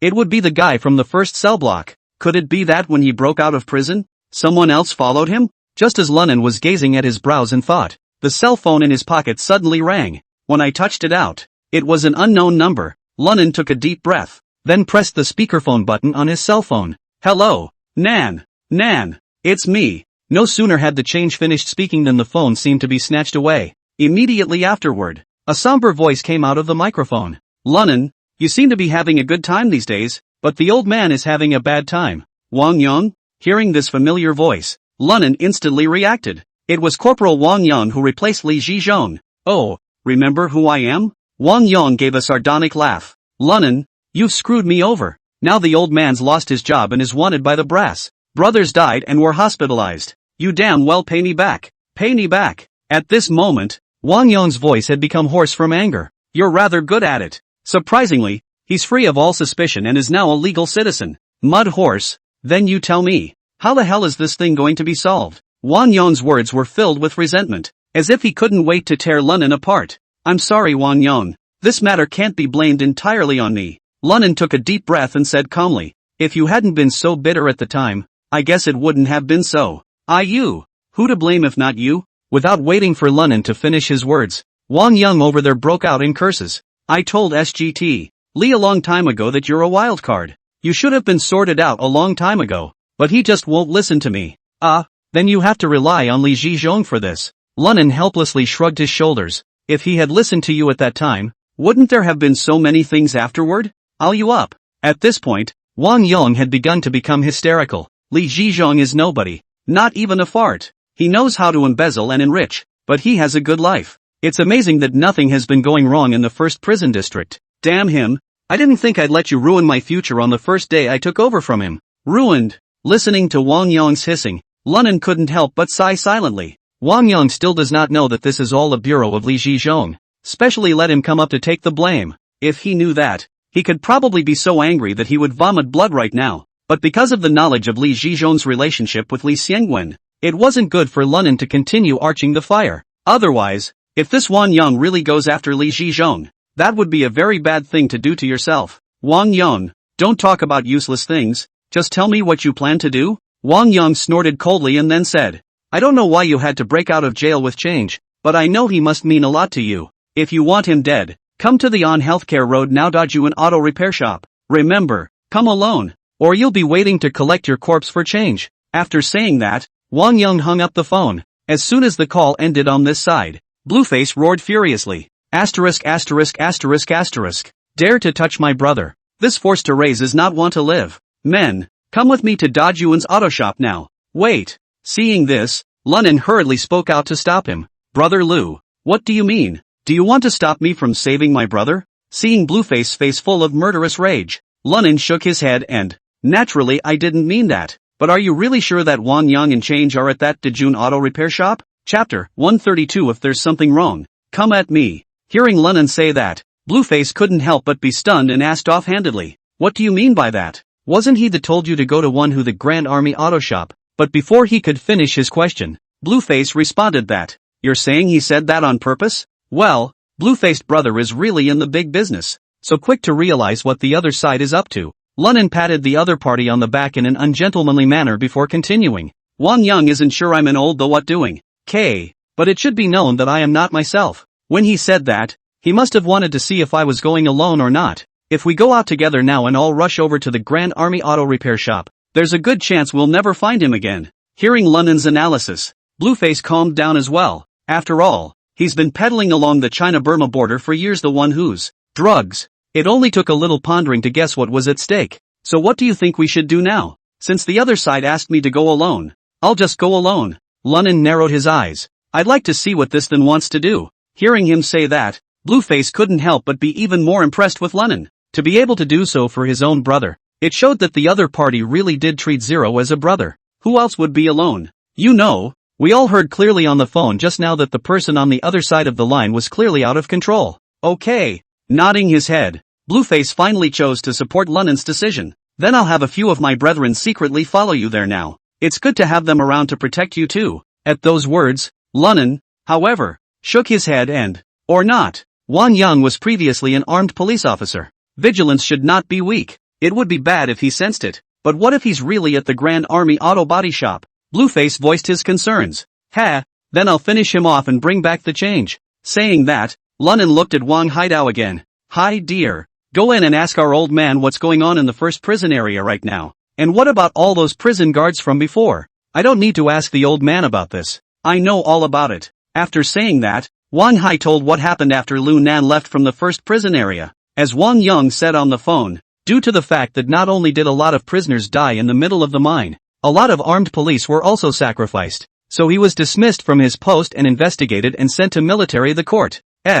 Whether or not he was actually wanted and how he found his way here is unknown. After hearing this, Lunan frowned and then said, "Hi dear." Informed the old man again. "I can't talk about today's events for a while. We'll meet again someday." Lunan said again as if he had a deeper meaning. "If the old master doesn't mind, I can find a day to pay a personal visit. Recognize our family's door while settling the relationship with the old man just now." "Okay, I got it." Although Wang Hai felt a bit mushy in his heart, he still nodded. "Okay, go ahead then." With that, Lunan looked at the blue-faced Dao on the side. "Blue-faced brother, you leave me a phone number and then go back first as well. You'll be the first to know if anything happens on my end. If I do bring the change out of Wang Yang's hands, I'll go straight to you." Upon hearing this, Blueface pondered for a moment, then said, "Brother, as you know, I do a special business, so I don't have my own phone in Liangcheng. It's a call from one of my guys. Just call this number directly if you need anything." As soon as the words were out of his mouth,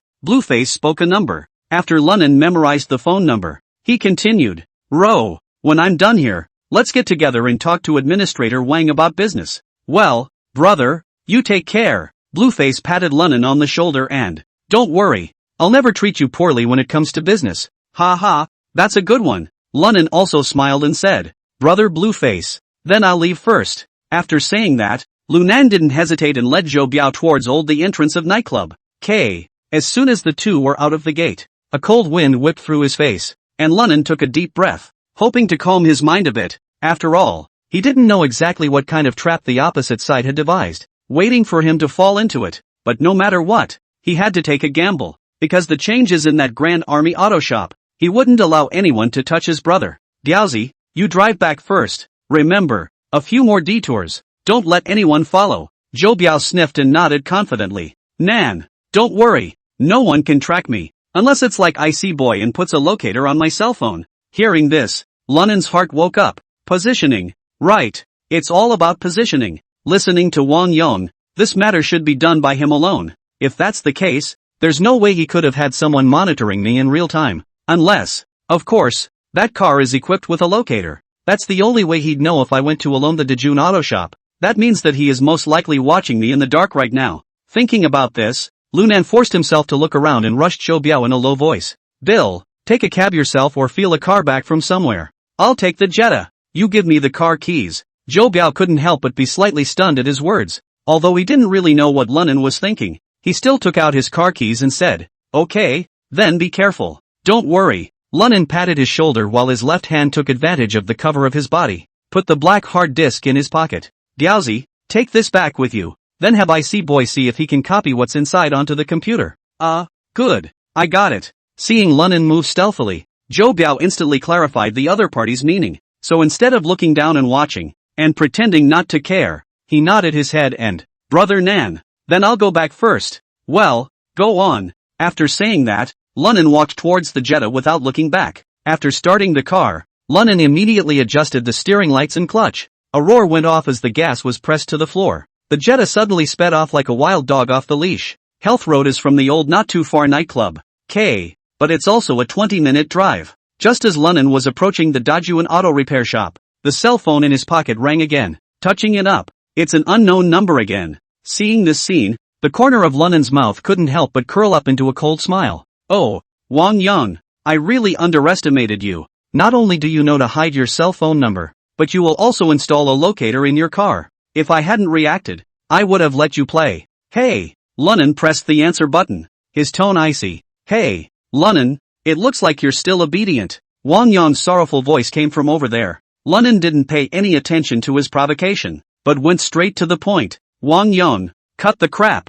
I'm almost at the Grand Army auto shop. Where are you?" "Don't worry, you're driving to 7 Stars Park in Songnan District. I'm here for you." "Oh, I forgot to remind you that you better be fast. Otherwise I might beat my change to death once I'm in a bad mood." It seemed to be to warn Lunan, and it seemed to be to tell him that the change was still alive. After this statement, there was a miserable howl of change from over there. Mud Horse Wang Yang. "There is something you charge me. If you hurt my brother, I'll kill you." "Oh, rushing you?" "Yeah, when you arrive, I'll settle the total score with you." After saying that, Wang Yang reminded again, "By the way, don't park, and don't tell anyone else. Otherwise, if I find anything wrong, I'll get the change first." After saying that, Wang Yang hung up the phone. Chapter 133 The Hate of the Heart. 7 Stars Park gets a lot of people walking around and enjoying the moon at this time of year in the summer. But it was already early winter, and the weather in the cool city at night was already approaching 0 degrees. Not to mention walking to enjoy the moon. Stay a little longer will be freezing cold, which is not as comfortable as at home in the winter cat watching TV. That's why the whole neighborhood seems so silent and empty. After Lunnan parked the car on the side of the road, he was just about to turn off the engine and get out of the car when the cell phone in his pocket rang. Hey! Oh, Lunnan, you're fast. It seems that this little thing called zero money has a lot of weight in your heart. Wang Yang's playful mocking voice once again reached his ears. Lunnan was still not happy or angry, and asked icily, "Where are you?" "Oh, you go down the main entrance to the park. At 300 meters there is a crossroads. From there you turn right and at the end of the path there is a large acacia tree. See me when you get there. Remember, no tricks. If I find anything out of the ordinary, I'll kill that little thing." 0. After saying that, the other side directly hung up the phone. Lunnan let out a deep breath, and his eyes swept an icy cold glance at 7 Stars Park. Then, he got out of the car and walked in. It seems one's guess was right. At that time, Wang Yang should have been in Lao, the vicinity of K. While he watched himself drive to Healthcare Drive, he took his change to 7 Stars Park. After setting it up, he let himself be rushed over again. This shows that Wang Yang is confident in his means to finish me off or capture me. At the same time, it was possible to determine that he didn't have much help. Otherwise, all he had to do was to imprison the change in one place and have his little brother take himself there. What's the point of going to all this trouble? Oh, Wang Yang, now our status is not the same. I'm a good citizen now. You're a wanted man. Thinking of this, Lunnan couldn't help but feel better, and his footsteps quickened. Before long, he saw the big acacia tree that Wang Yang had mentioned. Standing under the tree and looking up, I saw the gnarled branches of the acacia tree. The moon is bright in the sky, and its silver splendor pours over the earth. It makes the whole park seem especially quiet and peaceful. But the more such times came, the more Lunnan felt the danger. Lunnan fished a cigarette out of his pocket, lit it and took a deep drag. The smoke, accompanied by the cold air lodged in his lungs, reassured him. "Wang Yang, I'm here. Where are you?" Lunnan looked up and shouted, but got no response. "Grass. What? I'm here. And you've gone all out? Wasn't it pretty awesome just now?" However, there was still no reply. Lunnan, however, was not in a hurry, and while smoking a cigarette, he rushed in the direction of the big acacia tree. "Wang Yang, it's not that I looked down on you. You claimed I was unstable, but now you're a wanted criminal, and I'm here to speak up, and have the nerve to call old man unstable?" As his words fell, Lunnan vaguely noticed that a branch at the back of the large acacia tree seemed to move. The corners of his mouth couldn't help but curl up. "Wang Yang, with this amount of vigor you still want to compete with Li Zhizhong? Nothing else. People dare to take money from the old man, and they also dare to do things for the old man. More than that, he's got the first ward in order." Saying that, Lunnan slowly exhaled a smoke ring and lazily mocked. "Which is like you, punk. First day on the job. Let my old man get screwed." Not only did he lose his job, but he became squeamish. Now it's even more suspicious to even show up. Grass. Nothing. At this time, the branch of the big acacia tree suddenly shook violently twice, but still no one answered. Lunnan smiled and continued. "What? Irritated by me hitting a sore spot? Since you don't dare to come out, I'll go over there." With that, Lunnan took a step in the direction of the branch, but just then, the branch gave a wobble. Immediately after a figure burrowed out and, "Nan, be careful. Wang Yang, that pussy-whipped son of a, is in a tree." As Zero Money's words fell, a black shadow suddenly jumped down from the tree and kicked Lunnan's head straight in the air. This kick was so powerful that if he was kicked, I'm afraid his brain would immediately shatter. But Lunnan had already taken precautions, coupled with the reminder of the change. As Wang Yang leapt out of the treetops, he swiftly sidestepped to avoid it. Boo! Wang Yang's powerful kick landed hard on the masonry of the ground. In an instant, dust flew and stone chips splattered. The force of this kick was so great that it even broke the red bricks on the ground.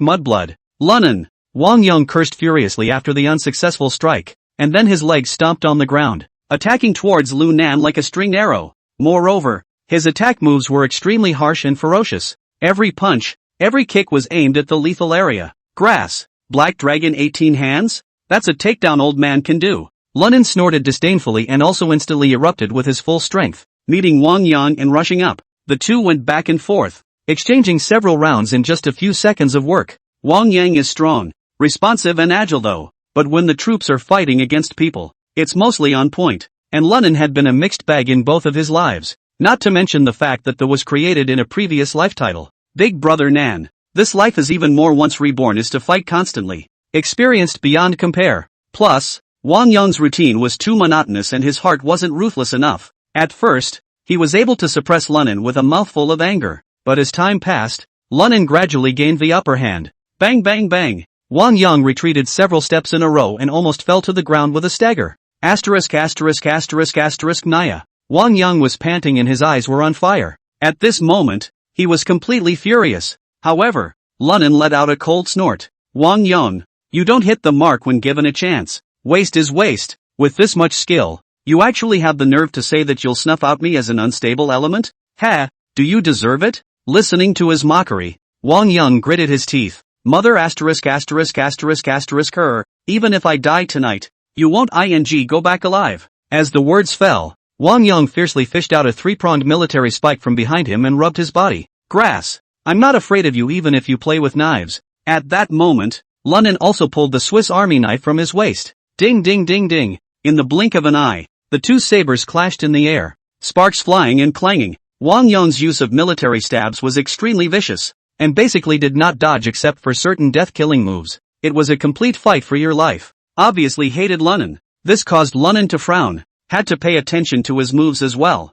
because once a Mitsubishi military spike hits your body, it's a hole. There's not even a way to stop the bleeding. Due to Wang Yong's overly tyrannical moves, Lunan unexpectedly gradually fell into a disadvantage. No, gotta get the change to hurry. Otherwise my next plan cannot be implemented. Thinking of this, Lunan stormed out. Change, now that you're off the hook, get your ass back in there. The car is parked on the side of the road. Lunan threw the car keys over with a yell, while swinging his knife at Wang Yong's neck. Nan, I niet, get your ass back in there. I can't let go with you here. Lunan roared and swung his sword to slash again, blocking Wang Yong from advancing. Seeing this, Change didn't dare to hesitate, turned around and ran towards the outside of the park. At this moment, Wang Yong was completely in a frenzy, not even looking at the Change, just a mind to finish off Lunan. At the very beginning, he also thought of capturing Lunan back and handing him over to the top, thus allowing himself to be cleansed of his shame and reinstated in his official position. But with Lunan's constant taunts and this series of battles, he had long been blinded by hatred and anger. Lunan, the little Thane, not only caused himself to lose his job and position, he also made himself a wanted man, and if he didn't zap him into a sieve, it was really hard to get rid of his hatred. Chapter 134 I Will Protect You. And when Lunan saw the Change leave, he also worked harder and harder, frantically fending off Wang Yong's attacks. Dang! The military spikes and daggers kept clashing in the air, bursting into a cloud of dazzling fire. It was extraordinarily bright and piercing under this quiet night. At this moment, Wang Yong seemed as if he didn't know how to get tired, and he kept waving his military spikes without the slightest sign of wanting to give up. On the contrary, every move and style of Wang Yong was extremely tricky and vicious, carrying a strong killing intent. Lunan's forehead couldn't help but ooze sweat, and his face paled even more, because in the heat of the battle, Wang Yong had already found a break and took advantage of it, ruthlessly stabbing at Lunan's chest. Thumbs up. There were two soft thuds as the three-pronged pointed blade pierced through his clothes and dug into his flesh, blood dripping slowly down the wound. At the same time, Lunan also slashed Wang Yong's arm. Lunan couldn't help but curse. Wang Yong burst out laughing at the sight. Oh, Lunan, I just said, even if I die, I'll take you with me. After saying that, Wang Yong once again raised his three-pronged military spikes and ruthlessly stabbed into Lunan's shoulder blade. Put! Blood soared in pain spread throughout his body. Wang Yong's face was full of grimace as he continued to twitch his dagger, as if he wanted to tear Lunan's entire body into pieces. Your mom. Lunan let out a low growl and slapped Wang Yong's cheek. Bang! A crisp, muffled sound exploded. Ah! Wang Yong screamed miserably on the spot. His head was dizzy, half of his face was directly swollen and numb, and blood spilled from the corner of his mouth. Taking advantage of this, Lunan jumped back and distanced himself from him. Mad dog. Lunan covered his injured left shoulder and glared viciously at Wang Yong. Oh, Lunan, you're scared. You are scared. You know fear too? Wang Yong howled as if he had gone mad, staring at Lunan with a hideous face. You. I'm scared less of you. Lunan took a deep breath and said in a deep voice, if it wasn't for your pity, I would have killed you. Hearing this, Wang Yong first froze. Immediately, he looked up to the sky and laughed. his voice seeming to cut through the entire night sky like a night lord. Ha ha ha, I pity? What's so pathetic about me? And don't you dare brag to me. I can see that as long as I fight you to the death, you're no match for me at all. Wang Yang is now going out on a limb. Lunan also smiled coldly, suddenly took out a pack of cigarettes from his pocket and smoked one in his mouth. Surprisingly, one was even thrown to Wang Yang. Wang Yang was stunned, but still subconsciously received it in his hands. Click a lighter to light the cigarette. Lunan spat out a smoke ring, leisurely swallowing the smoke. Seeing this, Wang Yang frowned. What the hell do you mean? Trying to stall? Oh, let's get you a cigarette before you go in. When you get in there, you'll be lucky if you don't beat someone to death with your temper. It's a luxury to want to smoke. Upon hearing this, Wang Yang's face was ferocious and his eyes were as sharp as a falcon's.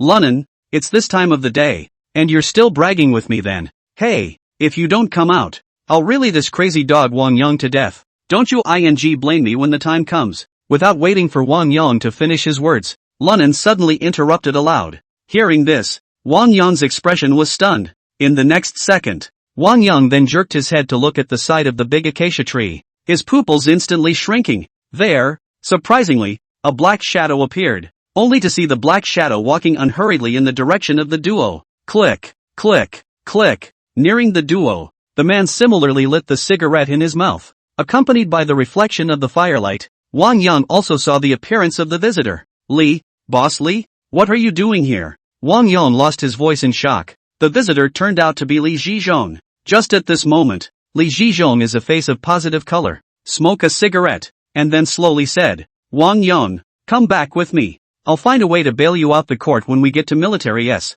Ha ha ha ha ha, bail me out? Who are you to bail me out? Who are you to bail me out? Wang Yang suddenly laughed hysterically, his eyes filled with hatred and indignation. Li Zhizhong, I'm telling you, if it wasn't for you, I wouldn't be here today. If you had listened to me earlier and nipped this unstable element of Lunan in the bud, how could I have ended up like this? For all the dirty money he gave you, you let him off the hook like that. Who the are you to talk about bailing me out? Wang Yang looked like he was gnashing his teeth and his eyes were cracking. Alas, Wang Yang, many things are not what you think. Li Zhizhong sighed. I have taken a lot of dark money over the years, but there's nothing I can do about it. You fart! Wang Yang shouted angrily, his eyes scarlet. It's clear that you're the one who's greedy beyond measure. What do you mean there's no way? Li Zhizhong, I really don't understand. What do you need that dirty money for? Aren't you afraid to spend it and burn your hands? I don't take black money. What about the comrades who used to die over there in Tingshong? What about their families? Li Zhizhong's plain words like a bolt from the blue that exploded into Wang Yang's ears. In a flash, Wang Yang was completely dumbfounded. His pupils trembled violently, and he stood stiffly in place for a long time, unable to react. Their families, their children. If I'm going to ignore it, who's in charge? With which bonus is enough? Li Zhizhong let out a long sigh, shook his head and turned away, no longer paying attention to Wang Yang. Wang Yang remained frozen on the spot, his face pale, his lips wriggled a few times, but in the end he did not say anything. Lunan, I appreciate you messaging me, and thank you so much for all that money you gave me earlier, but I can't save you this time. Suddenly, Li Zhizhong's words changed, and his eyes became extremely sinister as he looked at Lunan. At those words, Lunan was stunned and said with some disbelief, Li Zhizhong, isn't this unloading a bit too much for you? When I was in the first prison ward, I gave you $1.5 million to buy you to turn a blind eye to my behavior. You pussy raisers know I'm going to break out of jail with change. The day before, he pretended to have something to leave the first prison area, which made Wang Yang take the blame. This time I'm kindly sending you a credit, and you're actually planning to do away with me too? Hearing this, Li Zhizhong but snorted and said without avoiding it, Lunan, I'll admit you've got a couple tricks up your sleeve, but it's stupid. Wang Yang is my brother. I can protect him, but what are you again? If I let you get away with it out there, won't I, Li Zhizhong, always be led by the nose by you? Oh, so you're ready to kill someone? Lunan asked with a smirk. Oh, killing and exterminating can't be talked about. Just like what Wang Yang said, I'm going to strangle you as a disturbing factor. Li Zhizhong smiled coldly, spat out the cigarette butt in his mouth, and slowly touched a Mitsubishi military spike from his waist. Wang Yang, let's team up and do away with him. Afterward you go back with me, and I'll make sure to bail you out. Upon hearing this, the stupefied Wang Yang came back to some senses. Subconsciously, he raised his Mitsubishi saber and took a fighting stance. Seeing this, Lunan was not the slightest bit intimidated, and instead, the corner of his mouth surfaced with an evil arc. Li Zhizhong,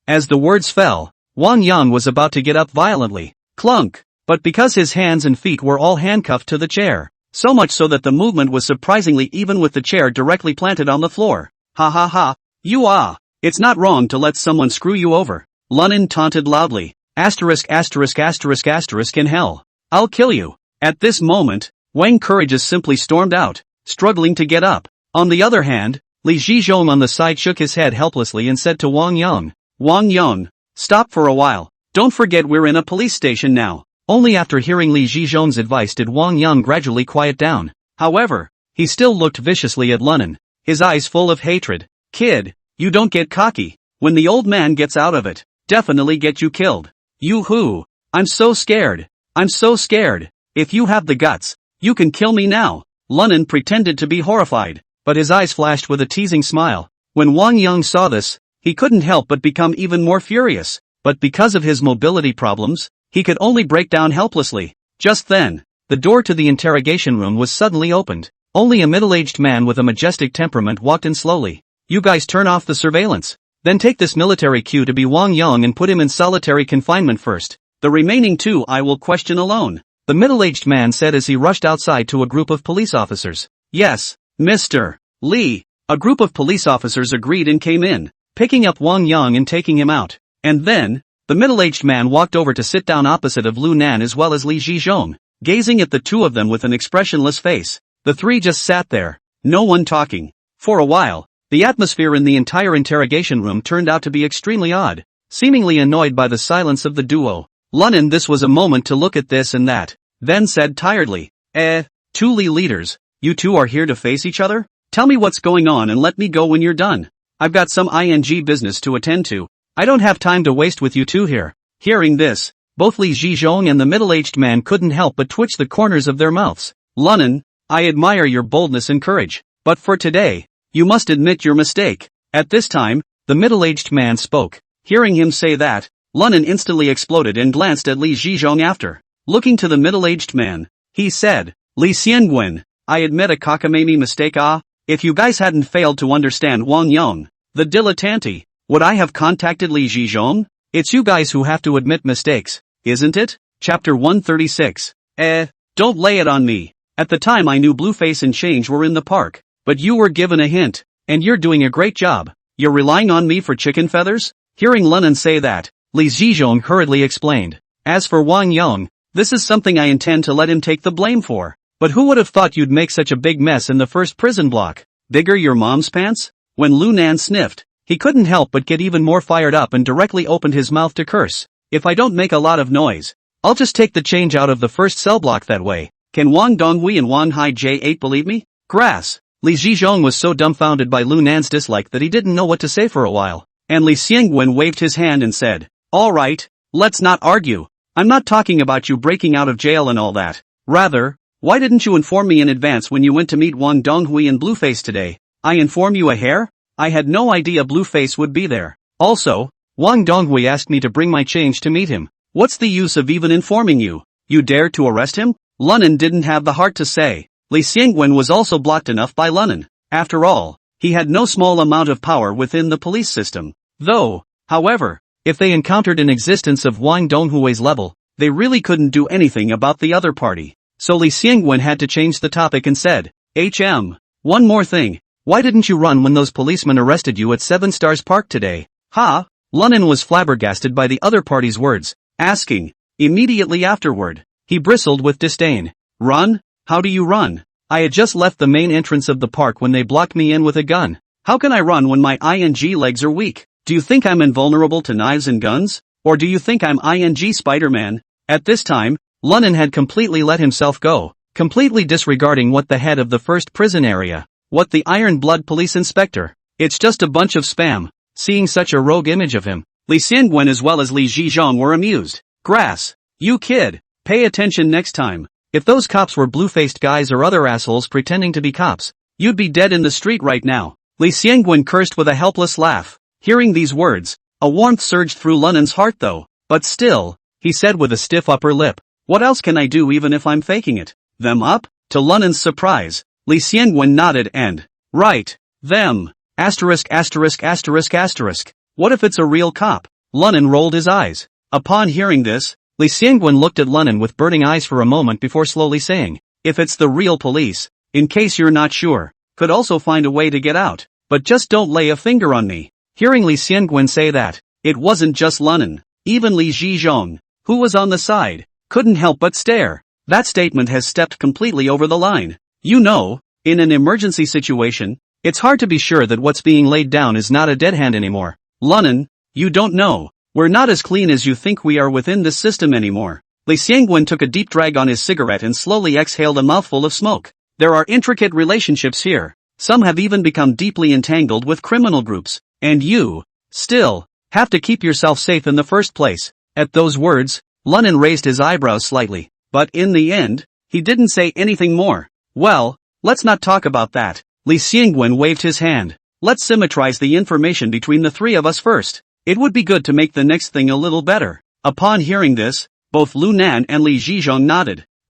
Right. How did you know Blueface was inside the park? Lunnan suddenly looked at Li Zhizhong and asked suspiciously. Of course I know, Li Zhizhong said unapologetically. I'm the one who told him you were at 7 Stars Park. What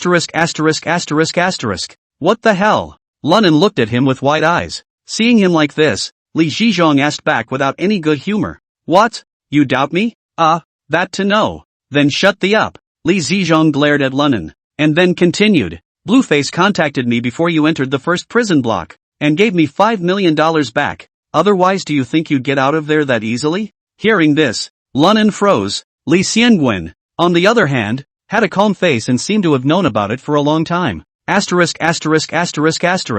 you all so black now? Not even a big multi-million-dollar bribe taker? It was only after a long time that Lunnan exhaled a long breath of turbid air and cursed. Since you've developed such a deep relationship with Blueface, and I'm still allowed to lie on the bottom of a chicken? Also, then you took $1.5 million from me. Isn't that too much? Ha! Li Zhizhong shook his head. Lunnan, if you think that Blueface is deeply connected to me, then you're underestimating their gang. Speaking of which, Li Zhizhong's face darkened considerably. Back in the day, when we were in Tingchong, we didn't have to deal with those people on the side of the Blueface. Many of my comrades died there. $5 million is not enough. If I could, I'd want him dead. Li Zhizhong's tone revealed intense hatred and anger. Hearing this, Lunnan fell silent. Lunnan, that's why I want the three of us to symmetrize our information. At this time, Li Xiangwen spoke. I didn't think you'd do so well. Didn't think you'd be this far along either. I didn't tell you before because I was afraid that telling you would put you under psychological pressure. In hindsight, I was overly cautious. Your resistance to stress, as well as your ability to get things done, far exceeded my expectations. If you don't tell me more, it might influence your judgment instead. Speaking here, Li Xiangwen suddenly stopped. He furrowed his brow, as if pondering how to word it, and said slowly after a long time, Lunnan, after this time, let's try to meet as little as possible. There's a lot of things you just have to make up your own mind about, but I just want you to remember one thing, and that is, you're a cop. After speaking, Li Xiangwen looked at Lu Nan with a burning gaze and reiterated word for word, always. Hearing the last two words, Lunnan's body couldn't help but tremble lightly. Only after a long time had passed did he let out a long breath, pretending to be relaxed. All right, too old Li. Say what you have to say. It's not like you're a little ing literati. What's the point of playing chicken with the sensationalism here? Upon hearing this, Li Xiangwen and Li Zhizhong couldn't help but look at each other with a bitter smile. With that, Li Zhizhong said with a straight face,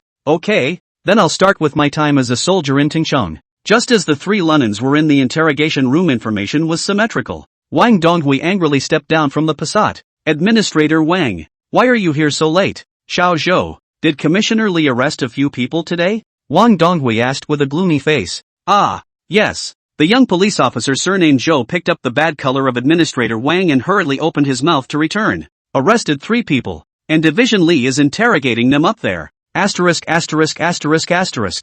Li Xiangwen is getting bolder and bolder. How dare you act without my approval? Wang Donghui snorted coldly and walked directly towards the stairs with a stormy appearance. Seeing this, Xiao Zhou hurriedly said, reporting to Administrator Wang, Li Division, they're in that interrogation room on the ground floor. Grass. Wang Donghui cursed and turned around to head underground again. He then quickly arrived in front of the interrogation room and pushed open the door. When he took a good look at the scene inside, his pupils instantly shrunk. The voice asked icily, Li Xiangwen, what are you guys doing? Chapter 137. Yo, if it isn't Administrator Wang. Li Xiangwen stood up and greeted Wang Donghui with a smile. What are you doing? Wang Donghui's face was filled with violence, accusing as he walked to Li Xiangwen and slammed his right hand down. Clunk! The table teacups were shaken off the floor. Splinters splattered everywhere. Li Xiangwen, didn't you get my orders? Wang Donghui glanced at Lu Nan, who was handcuffed to a chair with his hands and feet, his face covered in blood and swollen like a pig's head on the ground.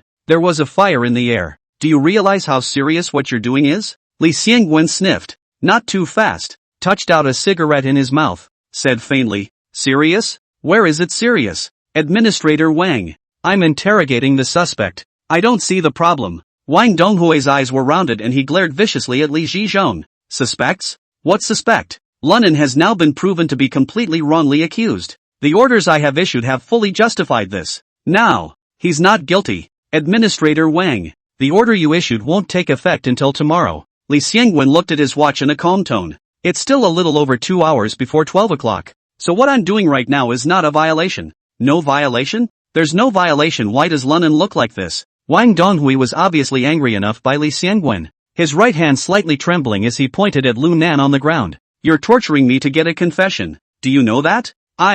Administrator Wang. You've misunderstood me here. Li Xiangwen explained with a shake of his head and a sigh. Lunan fell to the ground by himself because he was too excited and lost control of his emotions for a moment. You. At this time, Lunan cursed indistinctly with his mouth. You're the one who's out of control emotionally. It was clearly you who extracted a confession under torture. I'm going to sue you. Saying this, Lu Nan half drooped his bruised and swollen eyelids and looked at Wang Donghui in a resigned manner.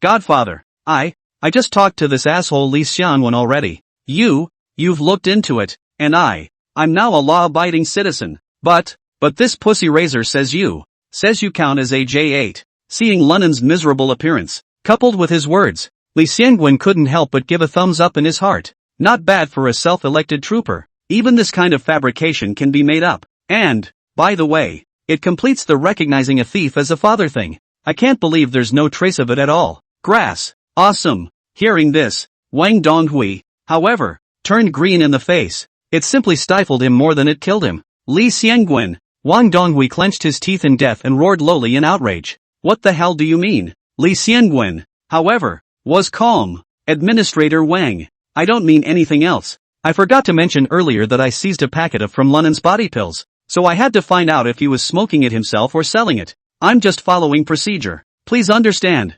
Godfather. Li Xiangwen. This pusher falsely accused me. He brought that packet of pills from Li Zhizhong and stuffed it in my pocket. Lunan kept struggling with the handcuffs while roaring angrily. This pusher is in cahoots with Li Zhizhong. In order to protect that Wang Yang, deliberately framed me.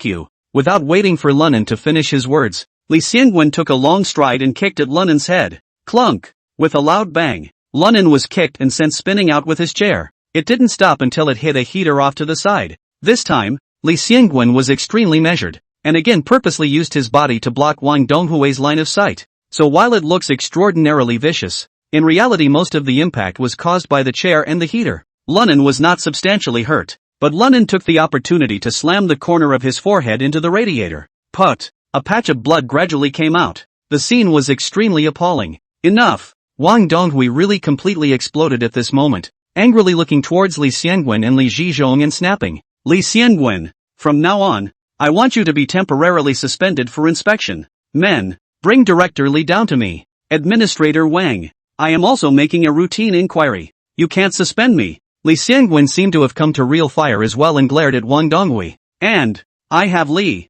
authorization from Chief S. Even if something goes wrong and you need to be suspended, he also has to issue orders. You are not qualified. Well, I'm going to call Lever right now.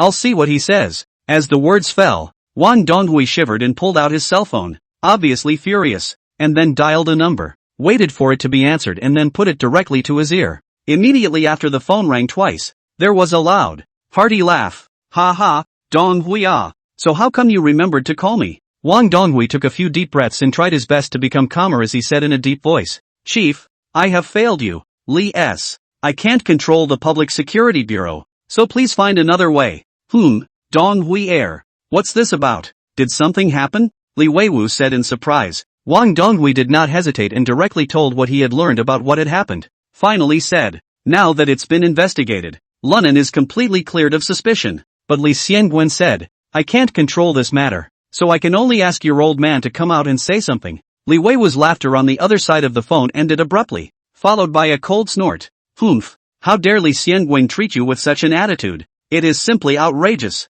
You give him the phone. Yes, Wang Donghui answered, then handed his cell phone to Li Xiangwen. As soon as Li Xiangwen received the phone, he heard Li Weiwu's stormy voice coming from within the microphone. Li Xiangwen, how dare you? How dare you not even put Deputy Administrator Wang in your eyes? Do you realize that although I am nominally a forehand, but that's just a transition from the top, the entire provincial office, or Comrade Donghui making the call? Hearing this, Li Xiangwen hurriedly explained in fear. Chief, I Li S. You what you? Do whatever Comrade Donghui says. Okay, I'll execute it right away. After hanging up the phone, Li Xiangwen stood in place with a cloudy face. Wang Donghui looked at his appearance and smiled knowingly with a leathery smile. Mr. Li what did say? He said that you are in charge of this matter. Upon hearing this, Wang Donghui revealed a hint of a triumphant sneer. Li Xiangwen, this guy, on the basis of his back Li Weiwu, arrogant and domineering used to, did not even put himself in the eyes. But how can you, a stinky old nine, play with the rules and regulations of the officialdom? Li Xiangwen, you've been defeated this time, haven't you? Lunan would seem to have recovered a bit by this point, a hint of derision squeezing out of his swollen face. What a pisser. You have your foot in the door, huh? To be bared to get. Mother ********. Why don't you hurry up and apologize to me and release me? Hearing Lunan's words, Li Xiangwen seemed to be shaking with anger. But seeing Wang Donghui's victorious stance, he had to hold his tongue. Lunan, what happened today was indeed my negligence. I apologize to you and hope you can forgive me. With that, he walked over and prepared to uncuff Lunan. However, Lunan's face was still filled with sarcasm and mockery, and he shouted even more frantically. Ha ha ha ha, you dumbass. If you offend my godfather, I'll see how you can hang around here from now on. Malagogic. I'll get you one day sooner or later. Chapter 138, Recognizing a Thief as His Father. Lunan, since Division Li has already apologized to you, just don't talk like that. Wang Donghui waved his hand in a pretentious manner, but the expression on his face was full of contempt and pleasure. After all, Li Xiangwen, the stone in the stinking ing latrine, had been upsetting himself for not more than a day or two. There are some things you can't say when you're in the way. Lunan's stinking scolding had really gotten to his heart. Besides, this kid's mixed-up energy was quite to his liking. Just then, there was a sudden knock on the office door. Immediately afterward, a man in uniform quickly ran in and reported, Department Wang, Department Li, the people from the army side came to call. I want to know about Li Zhizhong and Wang Yong. Look, which one of you two is going to take care of it? As soon as the man's words were finished, Lunan opened his mouth and cursed. Strawberry, you're also a who can't see the height of his eyebrows **********. My godfather is here, so of course he's the one to butt in. Malagasy, can't you tell who's the big and small king? The man was scolded by Lunan and subconsciously asked, Godfather? Who's your godfather? Okay, I'll get the phone. Wang Donghui waved his hand and then rushed at Li Xiangwen. Director Li, I want you to take Lunan and wait for me in the small parlor before I return. After saying that, without caring about Li Xiangwen's ugly face, he turned around and walked out. Mr. Li, then I'll go out first too. The man from before also greeted extremely eye-catchingly, and then went out to gently close the door of the room. Lunan, your kid's acting skills are fine, Li Xiangwen said softly as he uncuffed Lunan. Hey, don't flatter me. If it wasn't for your quick reaction, we would have been in trouble this time. If you hadn't suddenly stood up and punched me several times, that old fox Wang Donghui would have been able to see something fishy when he arrived. Lunan playfully slapped his ass and continued. Division Li, what do you think we should do next? Li Xiang said softly, I just said, in the future, you'll have to make up your own mind, and don't contact me until it's absolutely necessary. Don't worry, I have a better godfather than you now. Contact you ga. Without waiting for Li Xiangwen to finish, Lunan interrupted in an unfavorable manner. Ha ha, okay. Li Xiangwen was dumbfounded and shook his head as he continued. I know it doesn't sit well with you to let you recognize Wang Donghui as your godfather, but this is one of the best choices for you. Not only can you quickly gain Wang Donghui's trust, it can also give you better access to the blue-faced gang, and it's also an opportunity to observe the emergence of traitors in the police system. Ever since Wang Donghui became the deputy commissioner, The entire police system has been made a mess by him. If we don't take the opportunity to clean up, this place will be finished. Speaking of this, Li Xiangwen's face became grave. You remember, while keeping yourself safe, try to pluck the blue-faced gang. As for what Wang Donghui has committed, there is no need to follow up too much for now. After all, it's not going to happen overnight. So, Lunan pondered for a moment before continuing. Okay, then I'll go my way. My main goal at this stage is to get all the evidence on that criminal gang in blue face. As for Wang Donghui's side, I'll try to search for clues. Li Xiangwen nodded and helped Lunan to his feet after unlocking all of his handcuffs, then looked out the window and said mysteriously, "Take care of yourself these days, I always have a bad feeling, as if something big is going to happen." Hearing this, Lunan couldn't help but gaze up as well, nodding his head solemnly in agreement, because he feels that way too. The sixth sense was something he had honed in his 2 lifetimes, from crawling between life and death. It generally works very well and never fails. At the moment, both of them were speculating on what it was that had caused them to have such a strong uneasiness. When Wang Donghui arrived at the small parlor, Li Xiangwen was sitting in a chair with an iron face, smoking a cigarette. Lunan, on the other hand, grimaced and cursed as he wiped the potion on his face. Li Xiangwen, sooner or later I will make you look good. Godfather, are you done with your work? Well, busy. After Wang Donghui glanced at Li Xiangwen, he rushed at Lu Nan and said in words, "Nan, come with me. It's 5 minutes past, and you are thoroughly law-abiding citizens. 0. From this moment on, if anyone still tries to trouble you for no reason, you can absolutely sue them." After hearing this, Lu Nan immediately revealed a fawning and incomparable cheap smile, while proudly raising his forehead and rushing at Li Xiangwen with his nostrils. "Director Li, since there's nothing else, I'll leave first. When you catch someone again in the future, figure out the size of the king. Grass. I don't know what I'm talking about." Then he followed behind Wang Donghui and walked towards the outside. "Lunan, be careful. I'll keep an eye on you." Li Xiangwen's words were extremely level-headed. To Wang Donghui's ears, it was like saying that he would keep an eye on Lu Nan. Lunan, on the other hand, knew that Li Xiangwen was worried about himself. "Ha ha ha, Director Li,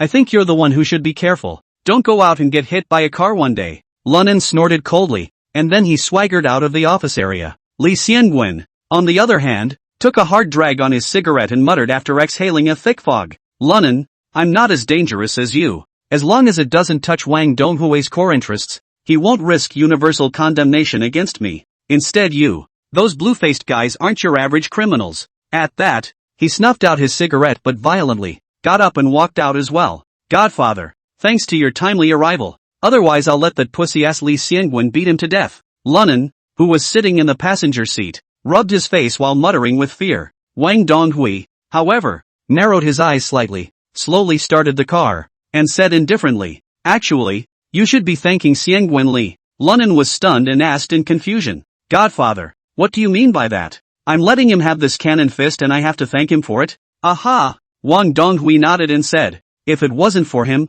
it would have been hard for Blueface to believe you." Asterisk asterisk asterisk asterisk. What do you mean? There's a blue-face thing going on here? Lunan, who knew the cause of the incident, deliberately pretended to be surprised and asked, "Oh, there's more than just blue faces. And what about Li Zhizhong?" Wang Donghui snorted. "I also didn't realize that Blueface actually had so much power. I can't believe he even let Li Zhizhong get away with it. Grass. This pusher Li Zhizhong." Lunan seemed to have figured something out as he tapped his head and said, "I took $1.5 million for Li Zhizhong, and I had thought I had raised him about as well as I could. That's why he contacted him, hoping to take out Wang Yang through his hands. Damn, I didn't realize this pussy was working for Blueface." Hearing that Lu Nan did not avoid himself, Wang Donghui seemed extremely satisfied. He reached out with his right hand and tapped the steering wheel in a low voice. "This blue-faced guy is ambitious. If I had only contacted Li Zhizhong to save his brother, I would have been able to tolerate it. If he has other ideas, or wants to do something to me,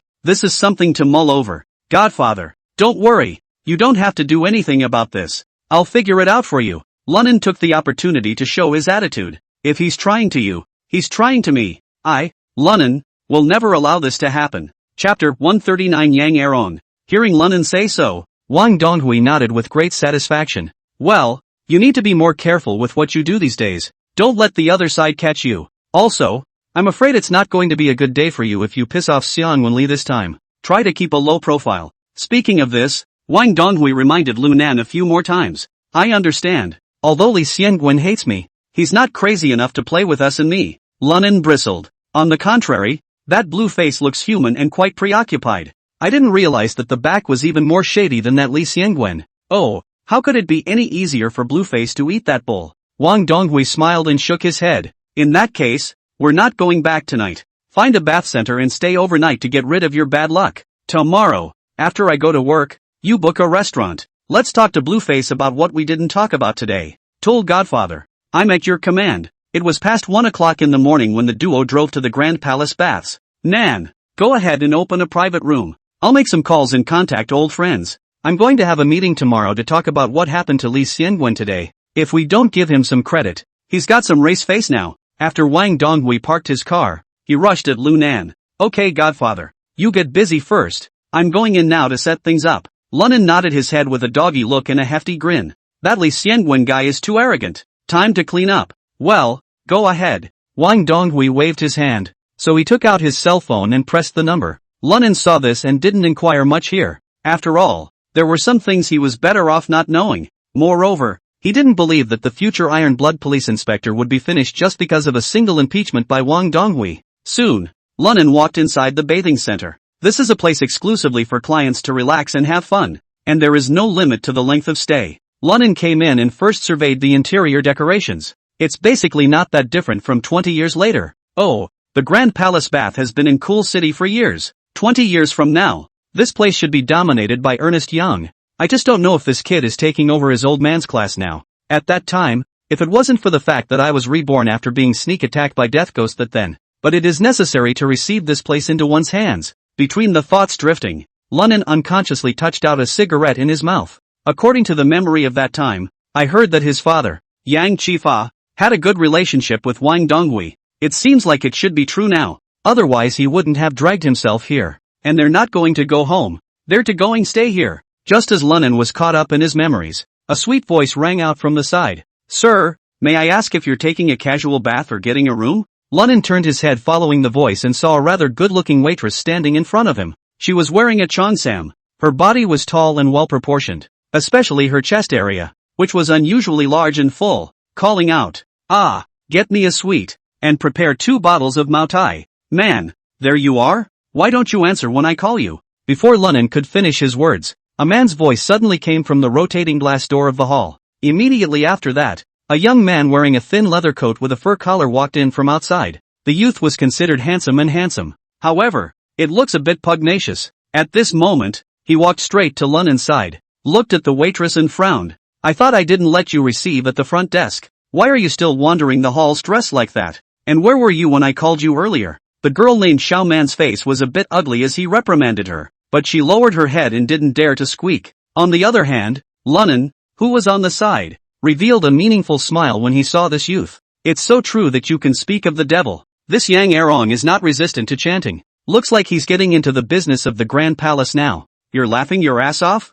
Letting someone beat you up like this pussy and you're still laughing? Yang Erong glared and growled, while stretching out his arm to point at Lunan and cursed. What the hell are you looking at? If you look again, I'll gouge out your eyes. Cough cough cough. Lunan, who was fuming, was startled by him and coughed violently. This dumbass is really frothing. I didn't say a ing thing, and you're going to gouge my eyes out? It's pretty much true that in my last life I intended to finish him off. If it wasn't for the fact that Wang Donghui was out there and I was going to set him up properly, I'd ing gouge your eyes out right now. Thinking about it, Lunan stopped coughing and explained.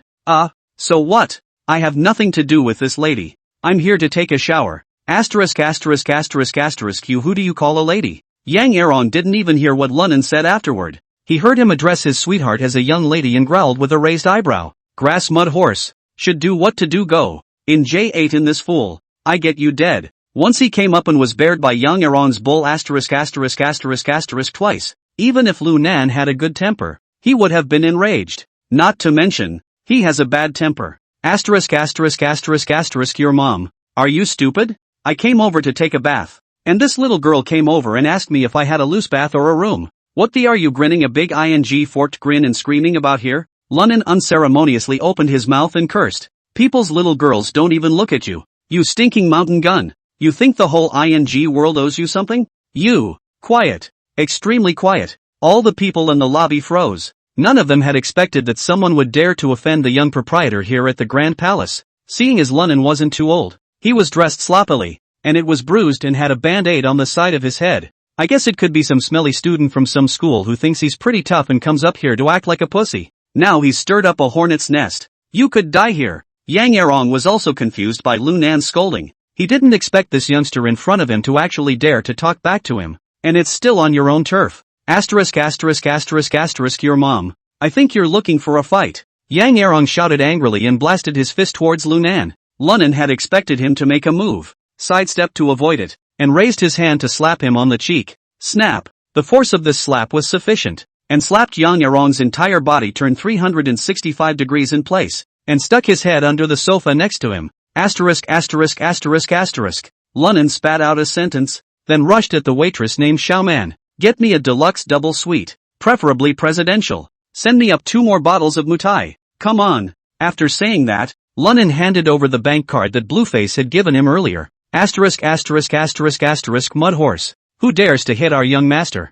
Asterisk asterisk asterisk asterisk. That's the kid. Damn. Don't want to live, dare to come to the Grand Imperial Palace to cause trouble. Before Xiaoman could react, 8 or 9 strong men in black suits suddenly rushed out from the side. Seeing that their male son was humiliated, these strong men ran over, helped Ernie Yang up from under the couch. Only his left cheek was already swollen high. 2 teeth have also fallen out. Drafting? Yang Erong glared viciously at Lunan and said angrily, Little Thane, how dare you touch me? Do you know who I am? At those words, Lunan glanced at him with disdain and, what the do I care who you are? I'm your father. Get the hell out of here or I'll beat you back. Hearing Lunan say this, Yang Erong instantly jumped up and down and waved his hand at the group of bodyguards. Asterisk asterisk asterisk asterisk and shoot this little biatch. The group of black-clothed burly men sniffed and instantly rushed towards Lunan with their weapons. Chapter 140. Just like you. It's over. This kid is over. Hey, what good can come from offending our young master Yang? I don't know which one of them is from the countryside.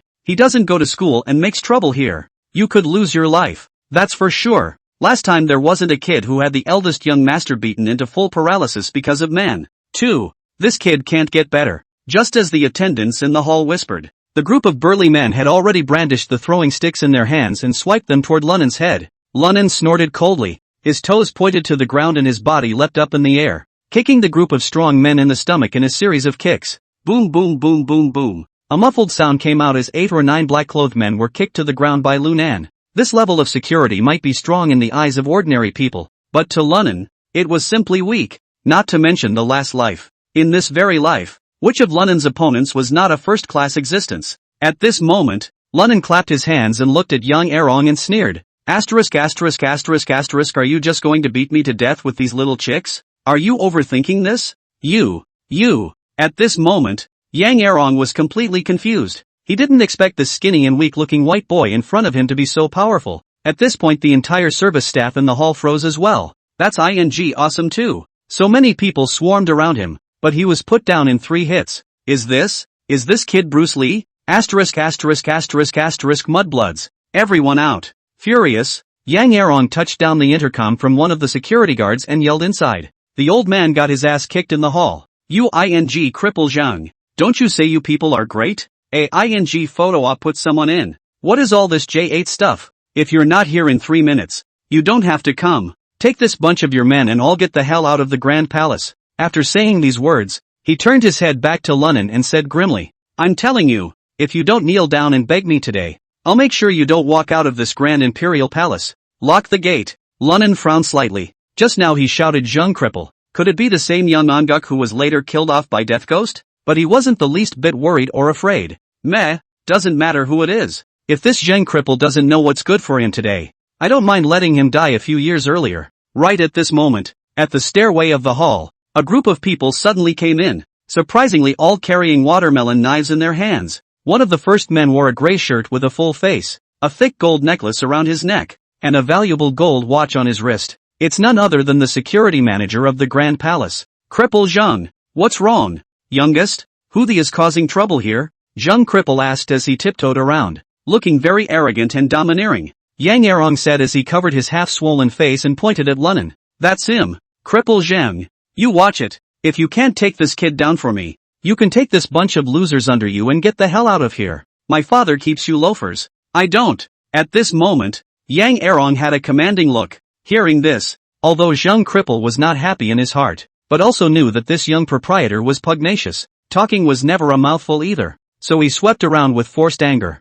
His eyelids couldn't help but jump hard even after he got a good look at a few burly men lying on the floor. This little brother. I wonder for what reason you came to our grand imperial palace to cause trouble. Young cripple looked at Lu Nan with a leathery smile, seemingly unaffected by Yang Erong's words. Ha, I'm causing trouble in your grand palace? Lunan snorted, then fished out a cigarette and held it in his mouth and said, ask this girl called Little Man. Did I just come over to take a shower and this came in through the front door to take a 5-horse long shot with me? I've given him face by not killing him. After saying that, Lunan Click hit the lighter, lit a cigarette and took a deep breath. And hearing him say that, Zhang Cripple instantly guessed the matter. It must be this young master of his own family, who was jealous again. Oh, little brother. No matter what, it's not right for you to beat up people here, is it? Zhang Cripple laughed, then reached out and pointed at Yang Erong as well as the group of juniors on the ground and said, whatever the reason, people are getting beaten up by you now. Aren't you supposed to give a statement?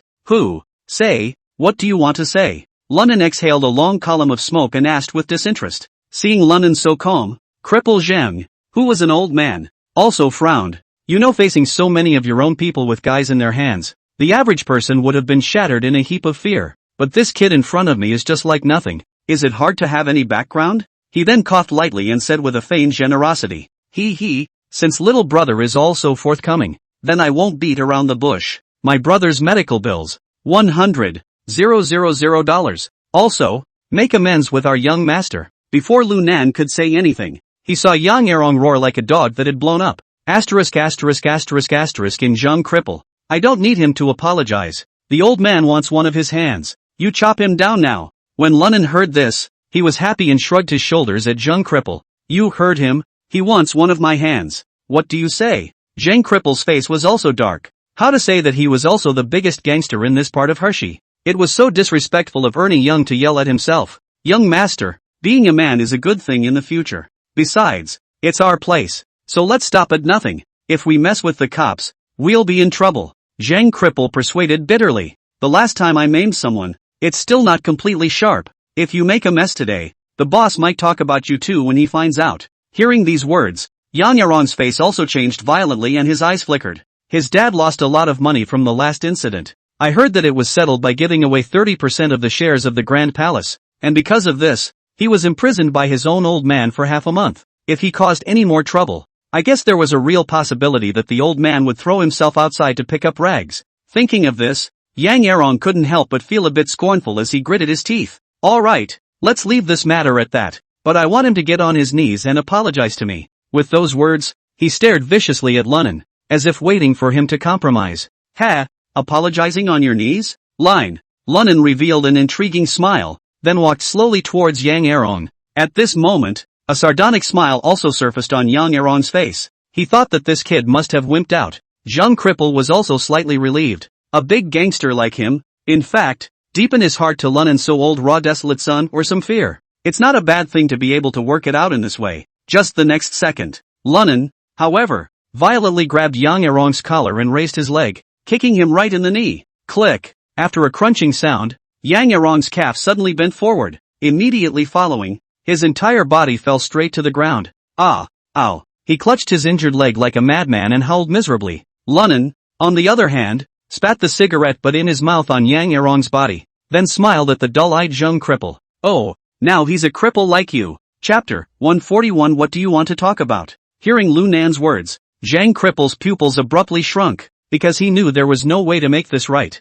The fact that Lunan still dared to make a move against Yang Erong in this situation meant that he was emboldened by it. As for what backing he had behind him, Zhang Cripple didn't care. No matter what, Yang Erong was also his young proprietor. If he didn't get his revenge today, he wouldn't want to continue to mix in the Jianghu in the future. At that thought, Zhang Cripple's hostility surged upward. In a flash, this planted crippled fat man seemed to have changed into a different person, with eyes as scarlet as blood. Him. Cut this little thane to death for me. At Zhang Cripple's command, dozens of his minions instantly raised their watermelon knives and stormed towards Lunan. The onlookers on the sidelines of the service exclaimed in shock and retreated. Some rushed to call Yang Erong's father. After all, They must be reporting on something this big. Asterisk asterisk asterisk asterisk you. Just in time to get pissed off at the police station. It's good to spread fire on you rookies. Lunnan grinned a cold smile and his eyes narrowed. Following that, he charged forward violently, twisting and fighting with those juniors of Zheng Cripple.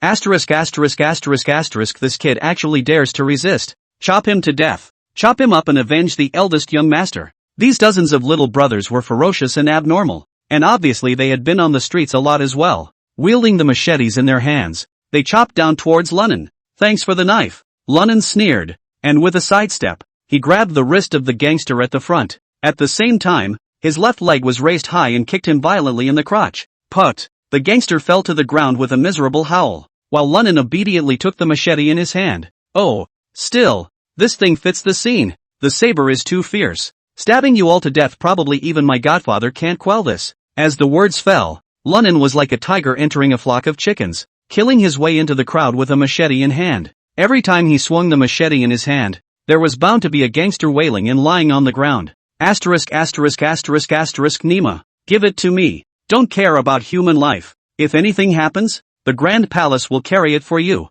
Seeing that the assholes under his hand were getting fewer and fewer, Zhang Cripple was sweating anxiously, but for all that, he was still cocky enough to move the Grand Palace out. If I can take this kid down, I'll do it for the boss and reward one person with $10,000. Chop him up for 1,000,000 settlers. Hearing this, the jerks became even more frantic. One by one, it was as if they had gone mad, waving their weapons and slamming them towards Lunnan. But Lunnan was like a swimming fish, weaving in and out of the crowd, dodging the machetes in the hands of the assholes. Ha ha ha ha ha, cool. What a blast. Lunnan's feeling of excitement was so strong that it was as if he had returned to the heady days of his previous life when he had fought in the streets. Then after becoming a big brother, it had been too long since I had encountered such a lively scene, but as time passed, Lunnan gradually felt a bit physically exhausted. After all, there were too many people on the other side. Get thee out of my way. Suddenly, he roared and punched one of the assholes in the jaw, causing the latter's head to fall over and pass out. At the same time, he made a flying leap onto the front table and swept out his right leg.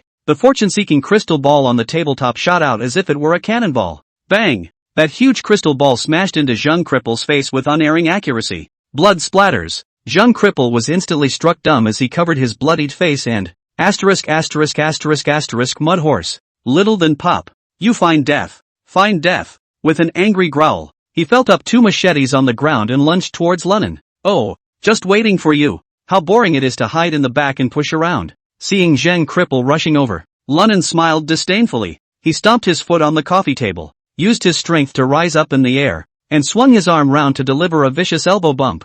It smashed down towards Zheng Cripple's bald head. Seeing this, Zheng Cripple cursed. Damn it, I'm also hacking to the hushy bearer. Little Thane, watch me waste you. Zheng Cripple shouted angrily as he waved the two machetes in his hand to meet Lunnan's arm, but at that moment, Lunnan's waist was raised in the air, and he managed to dodge the blade. Surprisingly, he flipped over Zheng Cripple and jumped to the ground. Snicker! Two more knives rang out, and after chopping down the two mongrels, a sharp scurry arrived in front of Yang Erong's body. Asterisk asterisk asterisk asterisk. With a low curse, Lunnan was ready to just kick him unconscious. Yang Erong had just been kicked in the face by Lunnan, and now bared his teeth in pain. However, looking at the fact that Lunnan had already arrived menacingly, he couldn't help but shiver in fear. A hot stream of water gushed from his crotch immediately afterward. Surprisingly, he was pissed off. Asterisk asterisk asterisk asterisk you. Just in the nick of time, Zheng Cripple finally rushed over and slashed towards Lunnan's back. Dang! Only to hear a violent sound of gold and iron clashing came. Zheng Cripple's machete was directly swung out. He himself, on the other hand, was in a position to shorten his body and put the steel knife in his hand on Yang Erong's neck. Asterisk asterisk asterisk asterisk you. All of you. Stand there. Whoever dares to move again, I will immediately send this to meet Buddha. Lunnan viciously threatened a sentence. Those mongrels who had wanted to take advantage of the opportunity to sneak attack, as well as Zheng Cripple who was ready to continue attacking, immediately stopped in their tracks. Humph, little brat, I advise you to let our young master go. Otherwise, you definitely won't be able to walk out of here today. Zheng Cripple's face was gloomy and his tone was icy cold to the bone, causing the surrounding crowd to not be able to help but feel a chill all over their bodies. Oh, yeah? The corner of Lu Nan's eyes flashed with a hint of danger, followed by his right hand suddenly clenching the machete in his hand and rushing at Yang Erong's broken leg. Thumbs up. The sharp blade stabbed into his calf without any obstruction. and because the machete was so long, it actually pierced right through. Ah ha ha ha. Accompanied by Yang Erong's heartbreaking screams, a pool of blood spurted out from his wound. Asterisk asterisk asterisk asterisk in hell. Little Thane. How dare you? Zhang Cripple was simply furious. One of his faces was hideous and terrifying. His forehead bruised. Cripple, you're not only bad with your legs, you're bad with your feet. And ing blind. Can't you see if I dare or not? Lunan smiled indifferently. His right hand once again clenched the machete and chopped down with another vicious slash. Put. The blade entered the flesh and blood shot out. Ah! Mud horse. Straw mud horse. Yang Erong roared madly. His entire face twisted and distorted from the pain that was drilling through his heart. Lunan, on the other hand, still maintained a calm expression as he slowly drew out his machete and blood spurted. Cripple, why don't you be more powerful? Ask me again if I dare? After saying that, Lunan raised the machete in his hand and made a gesture to stab down again. Don't, bro, don't. There is something to be said for that. We can talk about anything. Zhang Cripple was also scared out of his wits by Lu Nan's decisiveness and ruthlessness, and quickly waved his hand to beg for peace. If he was the one who was caught by Lunan, even if he was stabbed to death, Cripple Zhang wouldn't say a single word more. But if Yang Erong died in front of him, it is expected that the owner of the Grand Palace, Yang Chifa, will bury himself with money. Oh, we can talk now. Ha, fine, let's talk then. Lunan snorted and said lightly, but I'm just afraid you can't make it as a cripple. Before Zhang Cripple could open his mouth, a low and majestic voice suddenly came from the entrance of the Grand Palace. Little brother, I can make the call on this matter. What are you going to talk about? Chapter 142 Permanent Disability. Everyone was stunned when they heard this voice. For his part, Yang Erong was filled with joy, but due to being pressed against his chest by Lunan's knee, there was also a brightly shining steel knife on his neck. He was unable to say a word. Lunan looked back, only to see a middle-aged man in his 50s, walking in slowly. Who are you? Although he guessed the identity of the other party, Lunan still asked knowingly, and who are you to make the call? To Lunan's surprise, the middle-aged man didn't pay any attention to him. Instead, he rushed at Zhang Cripple. Zhang Anghua, I, Yang Chifa, am not treating you badly. You want money, I'll pay. You want a woman, I'll give a woman. And even give you 10% of the dry shares of the Grand Palace. Is that how you repay me? Can't even take care of my only son? Upon hearing this, Zhang Cripple hurriedly lowered his eyebrows and said, Young, Mr. Young, it's not my fault. When I came out, the Grand Master had already had his leg broken by this little Thane. If I had come one step later, I'm afraid the young master's injuries would have been even worse. Humph, Zhang Cripple, you say so. Before Yang Chifa could finish his words, Lunan's tired voice sounded. You two nattering on here? What's going on? Is it think you guys eat old me? Or think old me dare not do away with this under me? Lunan's words immediately caused Zhang Cripple and Yang Chifa to all shut their mouths. Little brother, I'm the owner of the Grand Palace. I don't know how my son offended you. How dare you lay such a heavy hand? Yang Chifa held back the anger in his heart and tried to make himself appear approachable. Lunan glanced at Yang Chifa. Oh, your son is a. I came to take a shower and get a room. And this pussy raised with me 5 horses and a long gun. And I had to get down on my knees and apologize to him or cut off both my hands. Boss Yang, I'd like to ask you, in a situation like this, do you still say I'm heavy-handed? Yang Inspiration sniffed and frowned slightly. Although he knew what his son was like, he saw him in this miserable state. It was also pissed off. Little brother, my son did do something wrong, but you taught him a lesson too. I wonder if I could have someone take him to the hospital first. We'll discuss this matter later. Yang Chifa's gesture at the moment was very sincere. There were a lot of people here, and he didn't want this to be a big deal. And, if he could get his son out first, wouldn't it be up to him to talk about it then? After all, one's own Grand Palace was not ordinary, and there was a big shot share in it. And, he knew a lot of people in black and white. Couldn't you deal with a rash? Lunan seemed to have thought of the stakes as well, and nodded. Could be. When he finished speaking, he slowly stood up. Zhang Cripple is also very smart. Seeing this, he hurriedly helped Yang Erong to go outside. After all, by taking Yang Erong to the hospital, he was at least able to escape Boss Yang's scolding first. But some people either say it's just a bad brain then. As soon as Yang Erong left Lunan's coercion after that, coupled with the presence of his own father, instantly came back in the spirit, broke away from Zhang Cripple's support, and pointed at Lunan and cursed. Stinking stupid. Your mom, you wait for death. I will kill your whole family.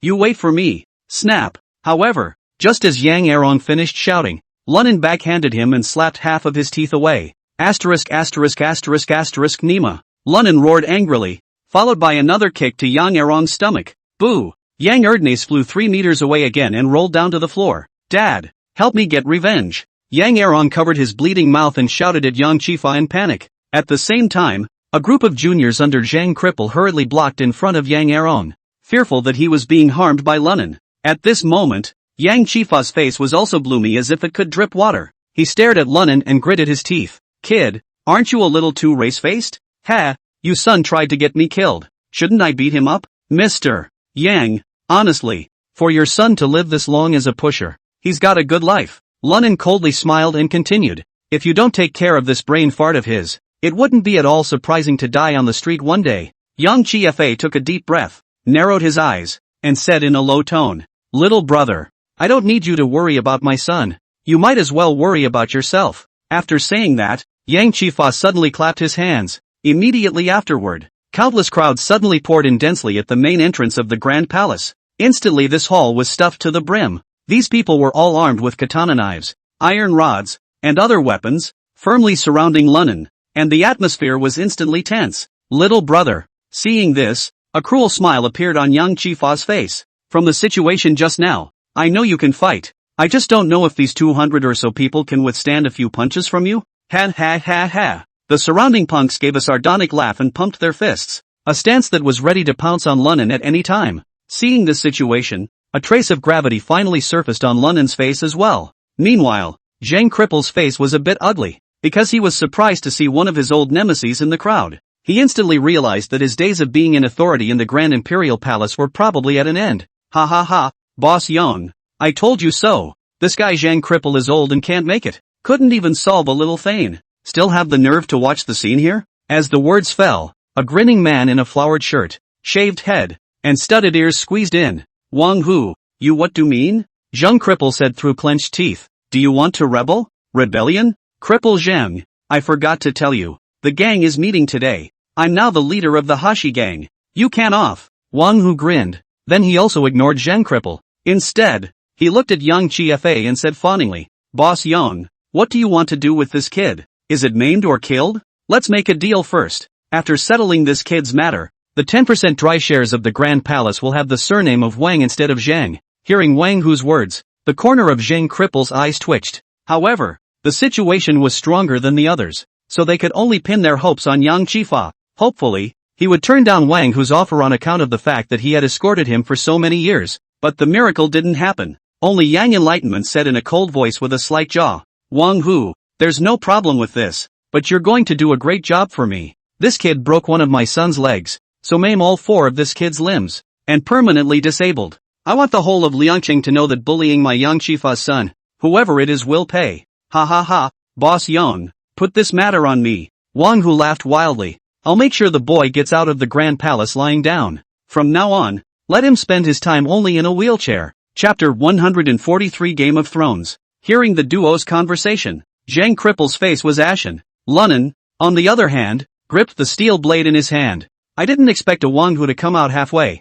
I didn't say anything about this figure from the Hashi gang in my last life. But it's done. And it doesn't matter. As long as I can control Yang Chifa, everything will be fine. Just then, Yang Inspiration coldly looked at Lunan. Little friend, give you face and you won't take it. Then don't blame me. Today I'd like to see who else can save you. As soon as his words fell, Yang Chifa was ready to order Wang Hu and the others to give Lunan a lesson of a lifetime. But just then, a deep voice suddenly came in from the outskirts of the crowd. Boss Yang, even my Wang Donghui's son dares to be touched. Did I give you too many smiles? These words made all the people in the arena stare. Yang Chifa even directly turned around and looked towards the outermost part of the crowd. However, he saw Wang Donghui bellowing, all of you get out of my way. I don't know if it was because of that aura of superiority that he had, or was it because of the sidearm showing at his waist. In a blink of an eye, the gang of burly men that had originally surrounded Lunan all dispersed into a channel. Wang Donghui slowly stepped out from the crowd, a pair of falcon eyes, viciously scanning the surroundings. Wang, Administrator Wang, what brings you here? Seeing this, Yang Chifa hurriedly trotted to meet him, but Wang Donghui didn't even look at him, his gaze directly resting on Lunan's body. Son, what's going on? I'll let you get a room and we'll talk. What's with all the commotion? After saying that, Wang Donghui reached out and touched Lunan's shoulder, looking extremely intimate. Hearing this title, as well as Wang Donghui's actions. Although Lu Nan felt a pang of tiredness, he also understood that this was Wang Donghui taking the initiative to back himself up, so it was extremely sensible to say, "Oh, Pops, it wasn't supposed to be a big deal. My room is going to be ready too. I didn't expect that crazy dog Yang Erong to come up to me with a 5-horse spear. As your son, let's not talk about bullying others, but you can't be bullied by others either. Do you think so?" "Oh, that's true." Wang Donghui smiled and nodded. "Just, so I that crippled, but I didn't realize that after beating the puppies, out came a bunch of old dogs, especially this one." Saying that, Lunan pointed at Yang Chifa and, "He's going to dry out my limbs and put me in a wheelchair for the rest of my life. Pops, if that's the case, then I won't be able to do my filial duty for you." "Ha!" Hearing this, Wang Donghui's eyebrows couldn't help but stand up as he looked at Yang Chifa grimly. "Yang Laoquan, aren't you stepping on a bit of a race face? My old son is something you can move whenever you want?" At this time, Yang Chifa's head was covered with fine beads of sweat. "Wang, Administrator Wang, I didn't know this was the Grand Duke. If I knew he was your son, I wouldn't dare even if I had 8 guts." "Oh, don't dare?" Wang Donghui sneered a few times and then said with a stern face, "I just heard you say that you want the entire Liang city to know that bullying your young inspired son, whoever it is, will pay. Now, what do you want my son to pay for?" Hearing this, Lunan's heart was suddenly clear. Grass. This old calf's been in here a long time. Think about it. Yang Chifa brought so many people over. He is not blind, can he not see it?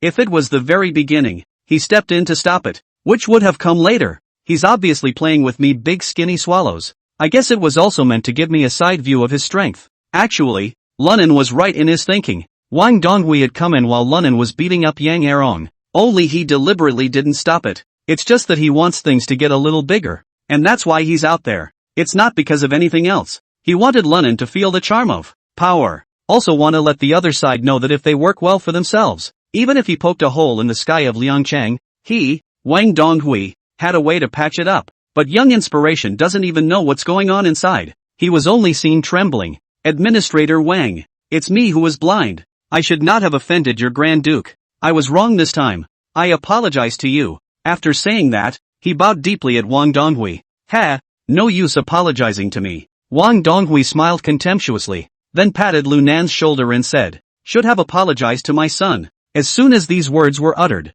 Yang Chifa's face swished and turned pale as if he had swallowed a piece of. Just now, he himself was unassailable and wanted to waste someone's limbs. As a result, he's now apologizing like a grandson. "You, Wang Donghui, you took 30% of my shares and turned your back on me? Give me if I'm pushed. I'll ing sue you. JIW. However, due to the majesty and status of Wang Donghui, Yang Chifa dared to be angry again. Just by taking a deep breath, he was ready to bow and apologize to Lunan. But just then, Lunan suddenly smiled and waved his hand. "Ha ha, Uncle Yang, let's forget about this. What happened between me and Brother Yang is a young man's conflict. How can I let you, an elder, bow and apologize to me?" Hearing Lunan say this, Yang Chifa froze. Even Wang Donghui glanced at Lunan in surprise, but did not say anything more. "Pops, let's forget about this. It's also my fault for striking too hard, which is why Uncle Yang is in a hurry. What do you think?" "Well, since you said so, then Pops will follow you."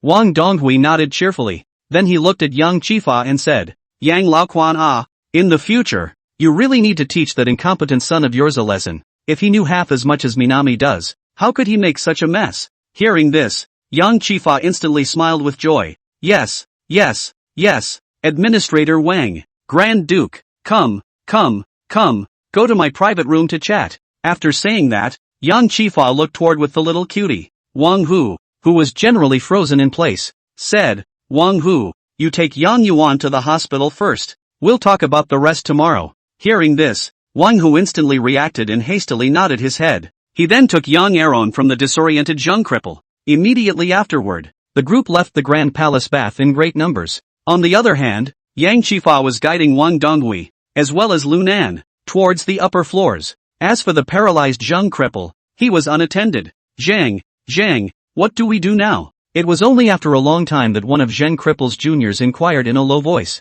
Zheng Cripple's face was ashen and he gritted his teeth. "Wang Hu, Yang Inspiration.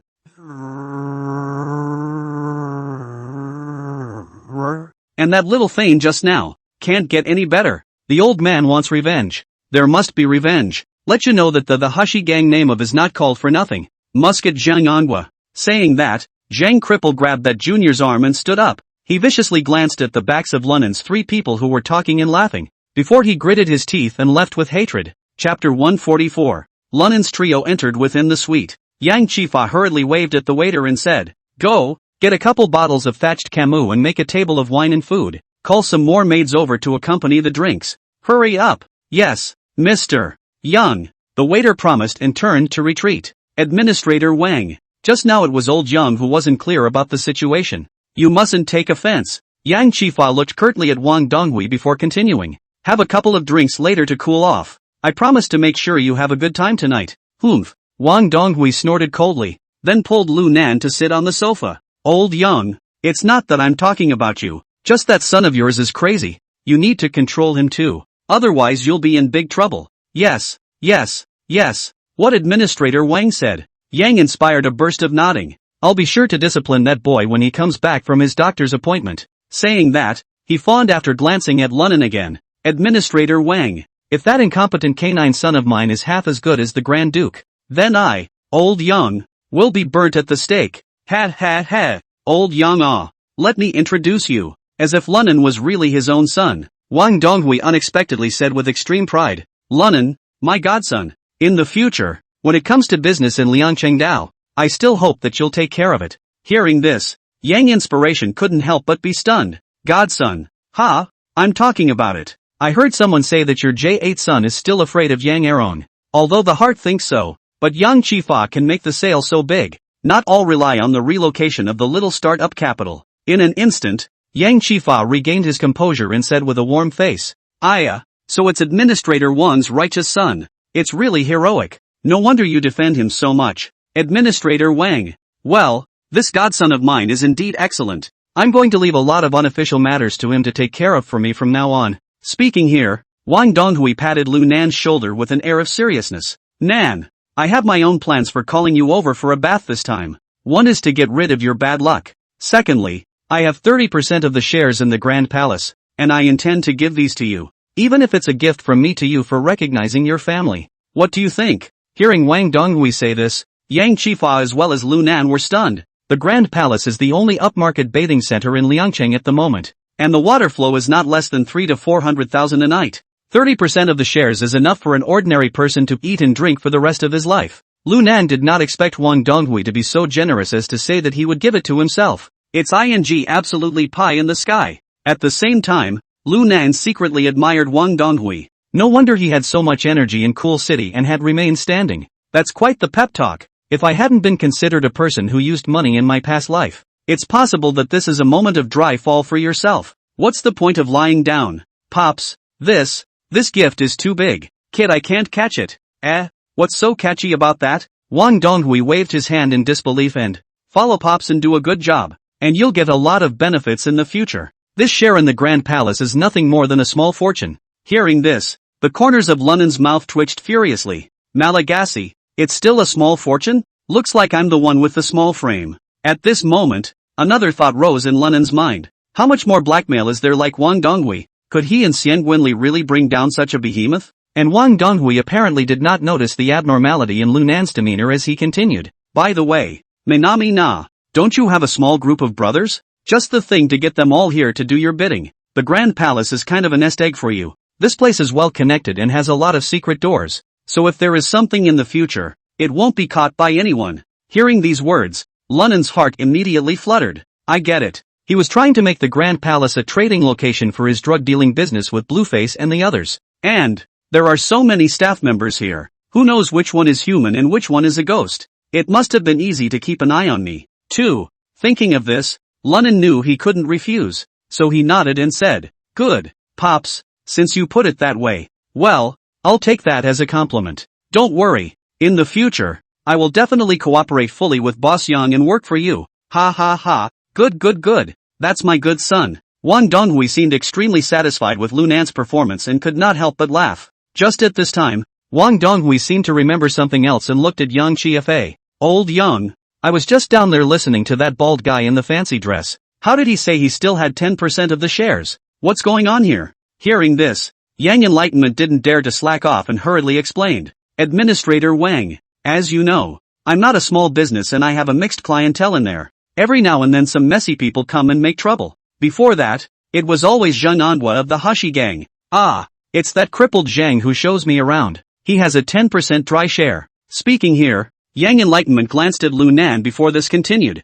Today when Brother Nan had a conflict with Inuyasha, it just so happens that I'm with that Tiger Wang from the Hashi gang who just scurried up. He wants me to kick cripple Zhang out. He's holding a paycheck. It so happened that I heard my men call me again to say that someone was causing trouble and cripple Zhang couldn't handle it. That doesn't bring that Wang Hu. Speaking of this, Yang Chifa shook his head and smiled bitterly. Who knew that Brother Nan was your righteous son? It's really a family that doesn't recognize a family anymore. But that 10% of dry shares, I also promised Wang Hu. So this is a bit difficult to handle. Saying that, Yang Chifa also revealed a difficult look. Oh, so it is. After listening to Yang Chifa's explanation, Wang Donghui nodded indistinctly. That Wang Hu is the boss of the Hashi gang? This Hashi gang is really not small. But since Nam came to you, the others don't need to be watching your back. With my son, there's enough to deal with all this mess. Speaking here, Wang Donghui suddenly raised his eyebrows and looked at Lu Nan to ask, Nan, do you think this is okay? Oh,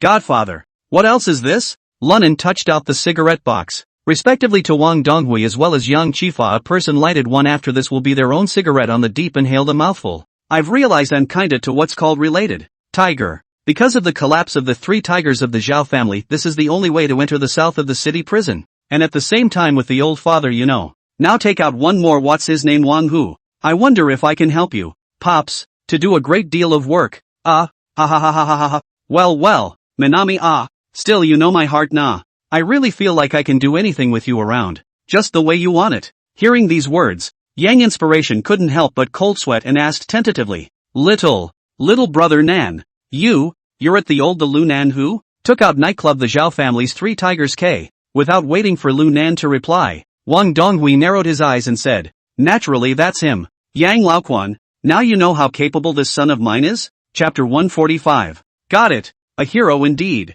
Yang Chifa wiped the cold sweat on his forehead and accompanied him with a smile. Brother Xiaonan, as long as you can kick Wang Hu of the Hashi gang out of my place, I'll give you his 10% share. 2. Hearing Yang Chifa say that, Lunan was the first to look at Wang Donghui. Pops, it's better for you to decide this. When Wang Donghui saw that he was so sensible, he couldn't help but feel even more satisfied. It was important to realize that at this time, Lunan was only 20 years old. Yet he was able to face the Grand Palace's 10% dry shares without being moved, and instead sought his own advice. This is enough to show that this godson of his is not a pool of talent. People who can fight and kill are all over again. But there are very few young people who can know how to advance and retreat without being greedy for money. Wang Donghui was happy in his heart and said generously, Hey, Pops, I even gave you that 30%. Can I still ask for this percentage? You watch. Hearing Wang Donghui say this, Lu Nan nodded and said to the respectful person, Pops, so who can I decide to give this 10% dry share to? This is natural.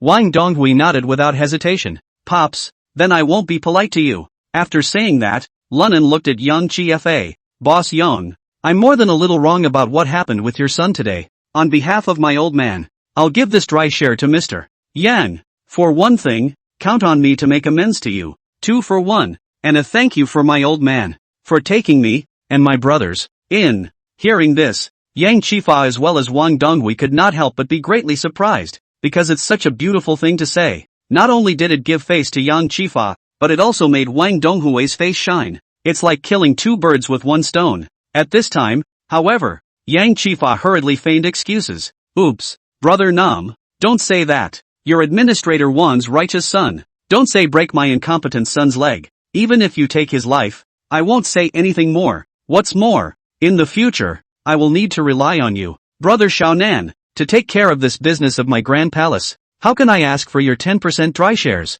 This, I can't have. I really can't. You might as well take it back. After saying that, Yang Chifa waved his hands in succession.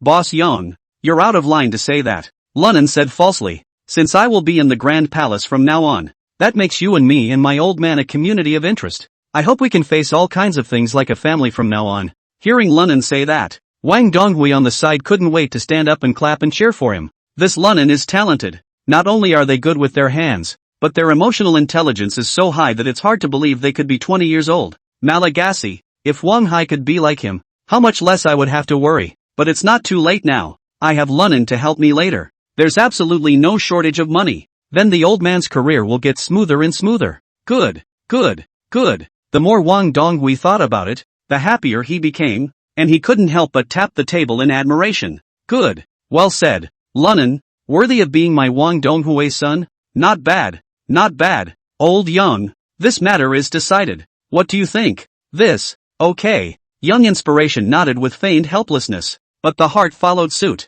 10%. That's a lot of money. At this time, he was also looking at Lunan more and more smoothly. There was even the illusion that having his son's legs broken didn't seem so overwhelming. After all, this 10% of dry shares, even if he gets his legs broken, he still feels it's worth it. Just as the three guests were enjoying themselves, there was a sudden knock at the door. Mr. Yang, the night snacks and Mautai Kamu are ready.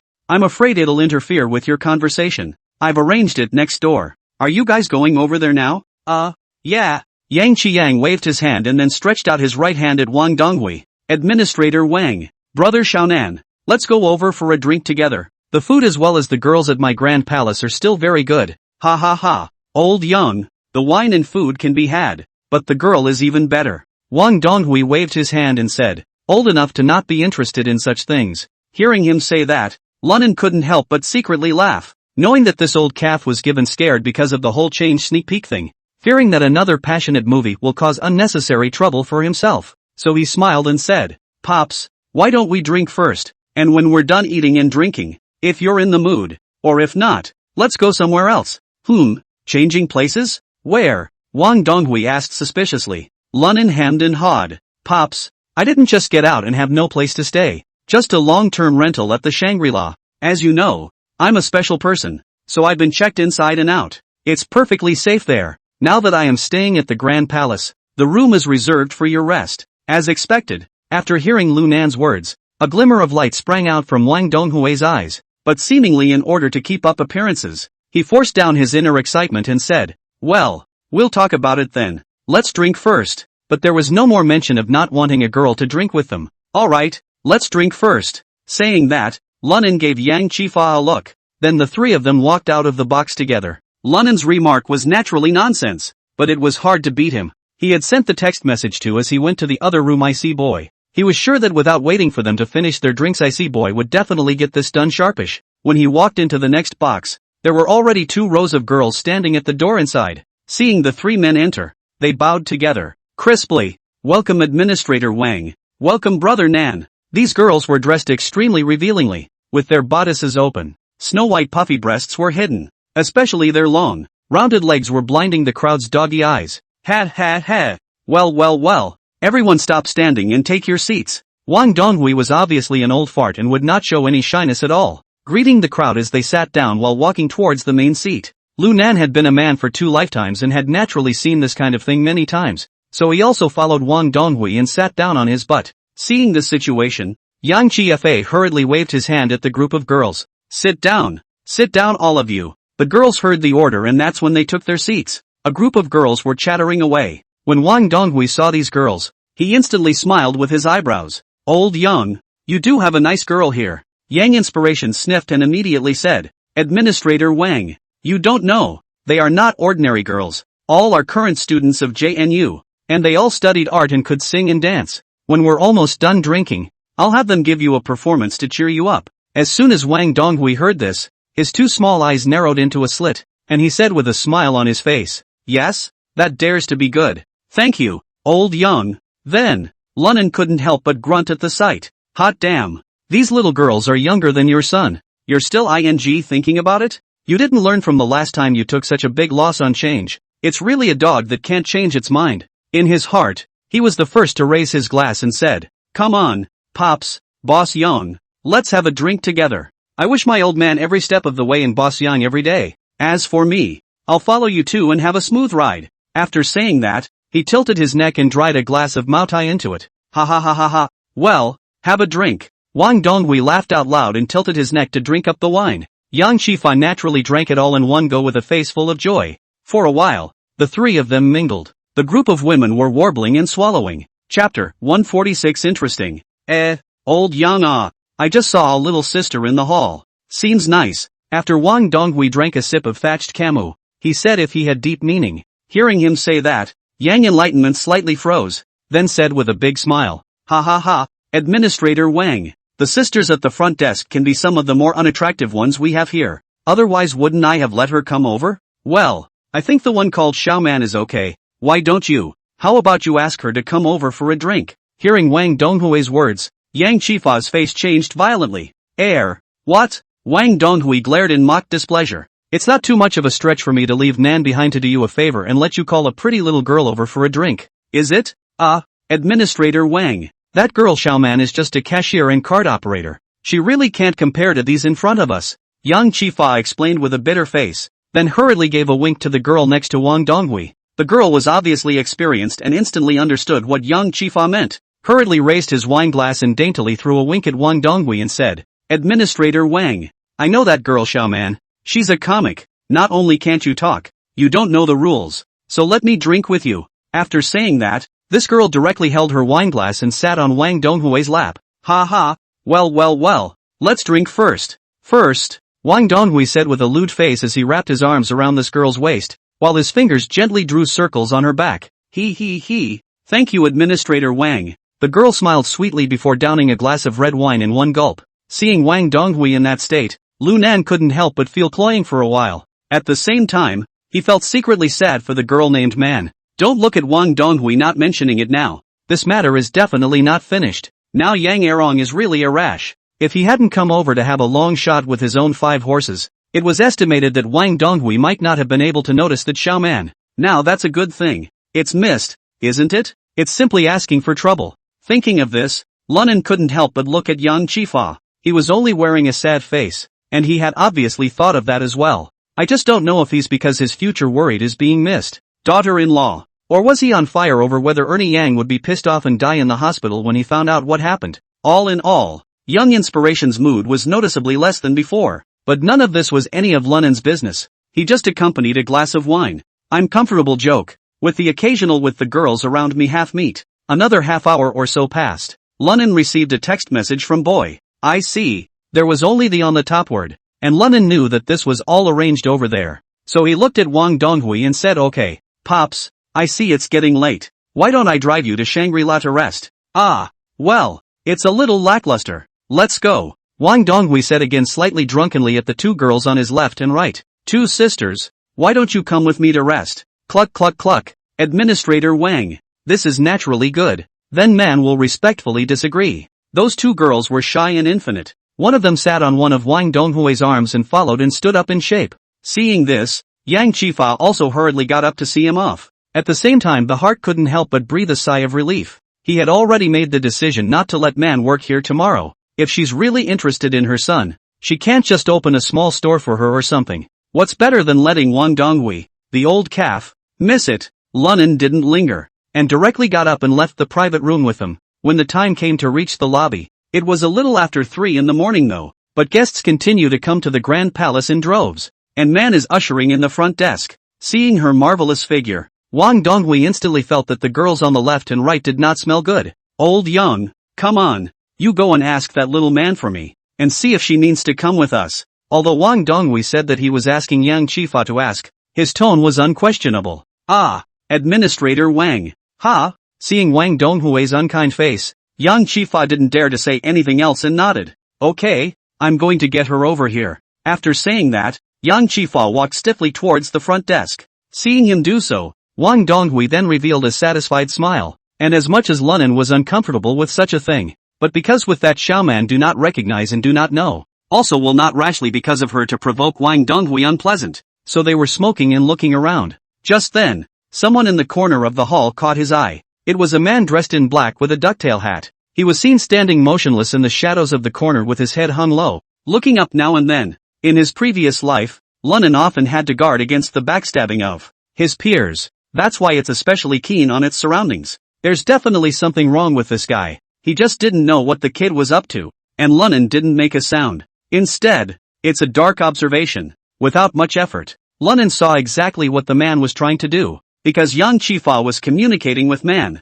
he looked up significantly more often, and on 2 occasions, Man looked at the other man, intentionally or not. Apparently they are, who knows. Oh, it's probably that girl's boyfriend? Now that's interesting. Wang Donghui, this old calf had to take the other girl away. That young man can be idle? Maybe I'll have to do something for the tiger again later. Lunan sighed helplessly. In fact, in his mind, he couldn't wait for Wang Donghui to let the other lads beat him up violently. This kind of scum should be beaten severely to eliminate the bad anger in the heart. But Lunan knew that he could only be the villain here. But even if he had to be the villain, he'd have to choose one that was a little more advanced. At least let them get up in arms to be explosive enough. Damn it, you just watched Laozi and Yang Erong do battle, and now I'm going to watch it back. Thinking of this, Lunan suddenly sneered a few times in his heart, saw the cigarette stomped out and, Pops, you give me the car keys, I'll drive later. Ha ha, good, good. Wang Donghui sniffed and agreed. At the same time, Xiao Man was brought over by Yang Chi-Fa. Come, Xiao Man, why don't you greet Administrator Wang? Seeing Xiao Man come over, Yang Chi-Fa immediately greeted him. Hello Administrator Wang, my name is Lin Xiaoman, please take care of me. Lin Xiaoman bowed slightly, folded her hands in front of her chest, and said in an extremely gentle and charming voice. That dainty, whiny voice made Wang Donghui's bones instantly crumble. He hemmed and hawed, letting go of the two girls in his arms and waving at Lin Xiaoman. Ha ha, well said. Come on, I'll take you to a nice place. After saying that, he reached out and grabbed Lin Xiaoman's slender jade arm, preparing to drag her out of the restaurant. Administrator Wang, I'm not off duty yet. Man was startled. Instinctively, he shrunk his body. Probably because of the alcohol-induced reason, Wang Donghui was even more exuberant at the sight of the situation. Ha ha ha, it's okay. Boss Yang, is it okay if I let Xiao Man off work now? Hearing Wang Donghui say this, Yang Chi-Fa hurriedly said, Yes, whatever Administrator Wang wants to do. Yang Chi-Fa's words were tantamount to indirectly acquiescing to Wang Donghui's behavior. Thus, in full view of everyone, Wang Donghui ignored Xiao Man's resistance. Straightening his arm around her shoulders, he headed for the door. And right at this moment, the man in the corner was obviously stimulated and directly stood up and rushed towards Wang Donghui. Seeing this scene, a faint smile appeared at the corner of Lunan's mouth.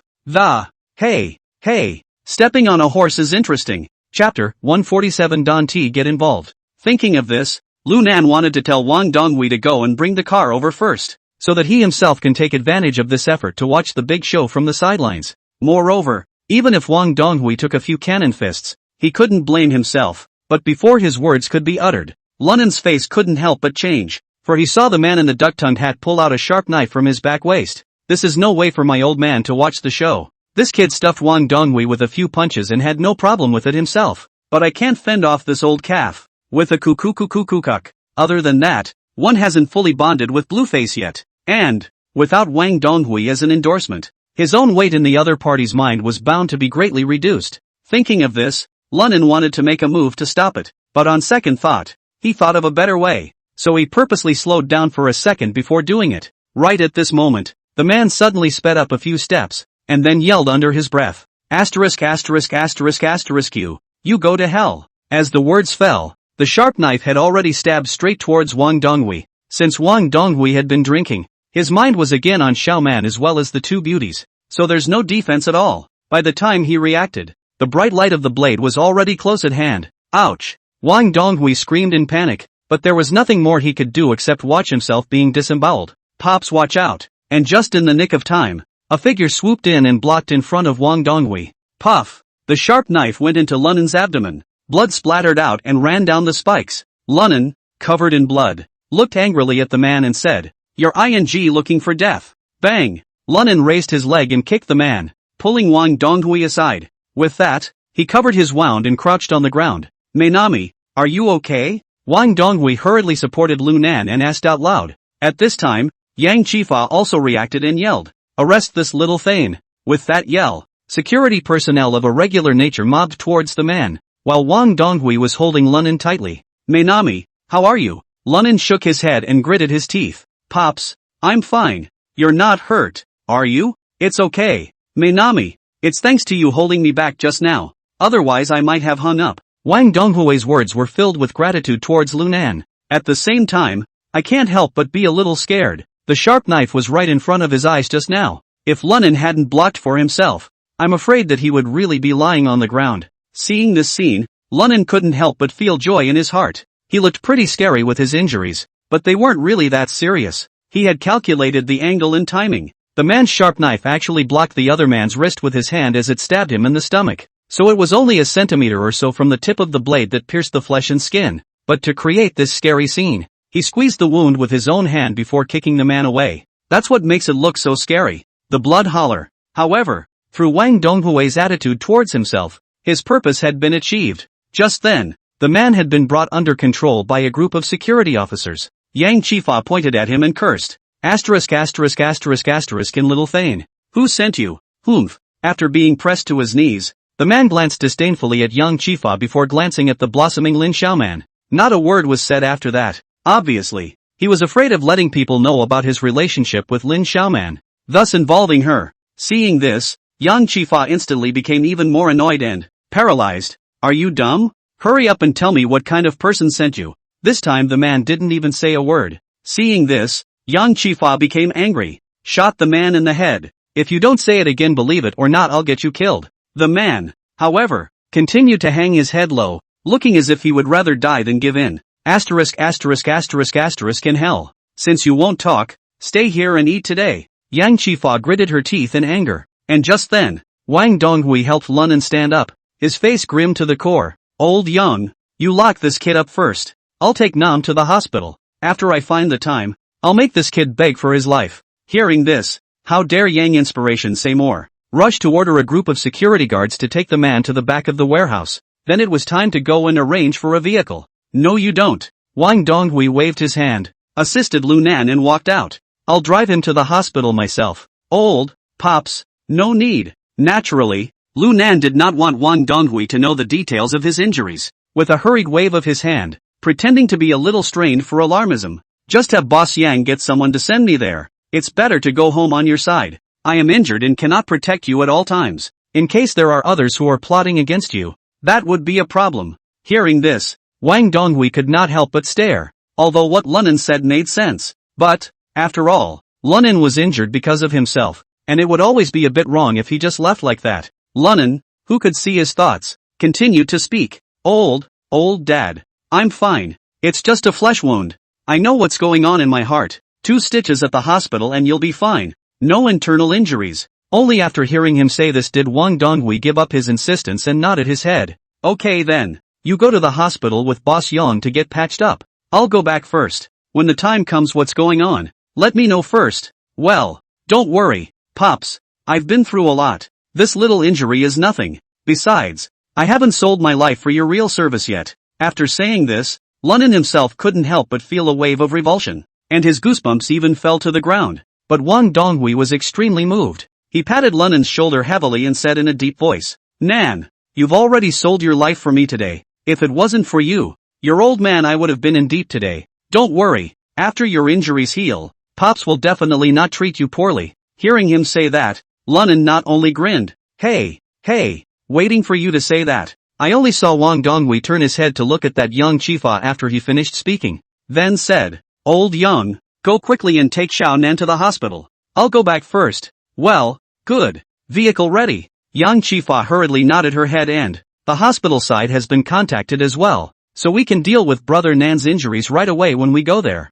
You just go ahead and go home. Yes, Wang Donghui nodded, then pinched Lu Nan's shoulders before walking out of the Grand Palace. At the same time, Yang Qifa did not delay, hurriedly called a security guard, and together they assisted Lu Nan to go out. Lunan deliberately acted like he was in pain and frowned as he asked, Boss Yang, you don't have to stay there with me when we get to the hospital. You come back first and watch that kid just now. There's no need to interrogate him. Everything will wait until I get back. Hearing this, Yang Enlightenment slightly froze, then frowned and said, Brother Nan, what's wrong with that kid? Lunan naturally wouldn't say. It's because one's injuries are not serious. I'm afraid you'll stay in the hospital and know the details. When the time comes, intentionally or unintentionally told to Wang Donghui, then the old son of this performance that can be called a movie star level. Not in vain. Lunan's eyes rolled and he deliberately said in a deep voice, Boss Yang, that kid is ruthless. I suspect it's someone from the road, or a guy with another hit on him. You're a serious businessman. You'd better not follow and get involved. Chapter 148 Getting Things Done. Ah, well, hearing Lunan say this, Yang Qifa nodded repeatedly, then asked with some concern, if the other party really has the kind of status you mentioned, Then wouldn't I be in trouble? Now brother, you are injured. Zheng Cripple was kicked out by me. And Wang who can't be found. The security guards left behind were ordinary people. And they were fine to deal with drunken and disorderly punks. If we really met the kind of people you are talking about, there would be nothing we could do about it at all. If someone comes looking for trouble with this kung fu, what can I do? Hearing this, Lunan frowned slightly and thought for a moment. It's not hard, Boss Yang. You don't have to send me to the hospital. Just have this security brother drive me there. I've asked my gang of brothers to move into our grand palace now. When they arrive, just make the arrangements. With that, Lunan took out his cell phone and directly pressed a string of numbers. I see boy. You and your brothers come to the grand palace now. This is our nest from now on. Look for Boss Yan directly when you arrive. When Lu Nan called, Yang Shifa was full of joy and secretly praised Lu Nan for being righteous enough. I think this 30% share is a big profit. Wang Donghui is his backer for big things. The Dark Poke problem again has Lunan able to solve it. It would be hard for the Grand Palace not to do a brisk business in the future. And after hanging up the phone, Lunan smiled towards Yang Chi-Fa. Alright, Boss Yang. Just wait here for my lad brother to come over. I'm going to the hospital now, and I'll be back as soon as I've tended to my wounds. Ha ha. Well, Yang Chi-Fa quickly agreed. Then he greeted another junior over and personally sent Lunan to the car before explaining that 2 more juniors would take care of Lunan. Only then did he turn around and return to the Grand Palace. Lunan, on the other hand, was sitting in the car, glancing at the faraway Yang Inspirations back with a smile. Oh, the old fox. You may think you're not losing out, but I can feel that I'm taking advantage of the situation. When the time comes, it's fine if you listen. If you don't, I don't need me. Wang Donghui will gnaw you to the bone crumbs. Thinking of this, Lunan waved his hand, signaling the little brother in front to drive. Then he lay back in the back chair and closed his eyes. But no one noticed that several people were standing in the shadows around the corner of the Grand Palace. The leader was none other than Zhang Cripple. Boss, you saw what happened just now. Yang Chi-Fa, that old pussy back. Let's go over and him now. One of the minions opened his mouth to offer. Wang who isn't around at this time either. And the Grand Palace doesn't have many people at this time of year, which makes it just the right time for errands. What do you think? Hearing this, Zhang Cripple did not make a decision at first. Instead, he took a deep drag on his cigarette and stared in thought. After a long time, he threw the cigarette in his hand to the ground and crushed it hard with that lame foot. Whatever the old calf Yang inspired. Let's go to Central Hospital now. Ha? Central Hospital? A few of the juniors were shocked when they heard Cripple Zhang say that. Boss, although Yang Erong is in the Central Hospital, Wang Hu is there too, and there are so many people on the other side.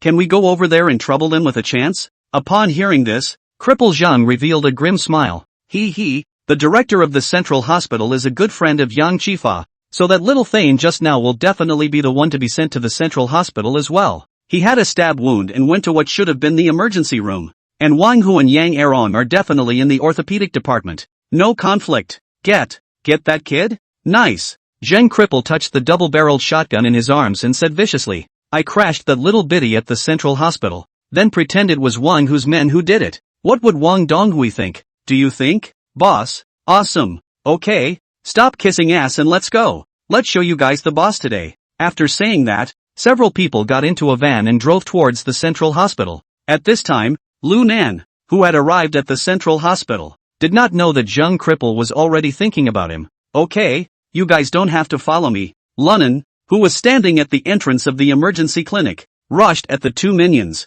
Leave the car here for me and you guys take a cab back. Those 2 juniors knew that although Lunan looked young, his identity was extremely uncomplicated. After crippling their family's young proprietor, their boss was still polite to the man in front of him. So after Lunan finished speaking, the 2 of them didn't talk nonsense and directly handed the key to the other party and turned around to walk to the side of the road to take a taxi. Lunan saw the 2 of them leave, and only then did he release the palm of his hand covering his abdomen and look at it. What's the point of sewing up this injury? While chattering, Lunan fished out a cigarette, bit it in his mouth and smoked it. The doctors in this place should all be on good terms with young inspiration. Still, if I let Wang Donghui know that Laozi's injuries are not serious, not only will today's play not add up for you, it might even backfire. But what am I supposed to say if I don't get stitches? Oops, what a ing pain in the ass. Thinking about this, Lunan shook his head inside. Damn, to the time of the matter to say it, these 2 days still have to think about the Wang Hu that killed. When he muttered this, Lunan's eyes steeply lit up.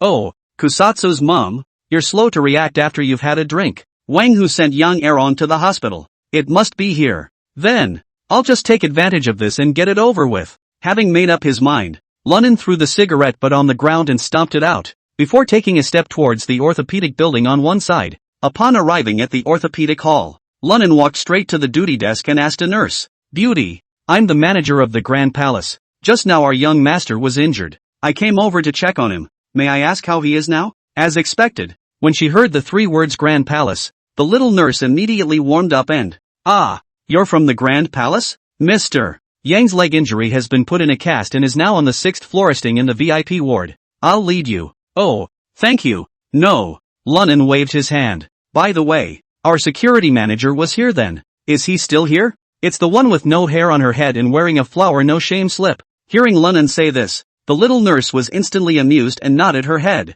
"On it. And a couple of you security guards from the Grand Palais, too. By the way, when you go up, can you persuade them for me? Tell them to keep it down. I've already had people call me with complaints." "Oh, no problem." Lunnan smiled and nodded. "Extremely polite. Don't take it personally." "Beautiful. Those co-workers of mine are security guards, usually used to 5 horses and a long gun. I'm going to tell them to be quiet and definitely not cause you any trouble." "Well, thank you then. I'll get to work. Just come here and call me if you need anything." "Good drop." Lunnan nodded and headed towards the elevator entrance. After entering the elevator, Lunnan did not directly press the button for the 6th floor. Instead, "I pressed the 5th floor first. After all, I don't know what's going on up there. Wang who those people and have seen themselves, if they are seen in advance, may not be out of the way. Why don't we go to the 5th floor and then take the fire escape to the 6th floor?" As the elevator slowly went up, Lunnan took a deep breath. Then he touched his hand to the hilt of the Swiss Army knife and felt it, a sneer on his face. Chapter 149 New Vengeance and Old Hatred. Ding dong. With a crisp ringing sound, Lunnan came out of the elevator. The entrance to the elevator is not in line with the stairway, so he needed to go through the 5th floor before he could get to the 6th floor from the other side. Lunnan wasn't in a hurry either, walking slowly from the corridor toward the stairway. The 5th floor was likewise impatient, although it was almost early morning. But there are many other healthcare professionals who are busy.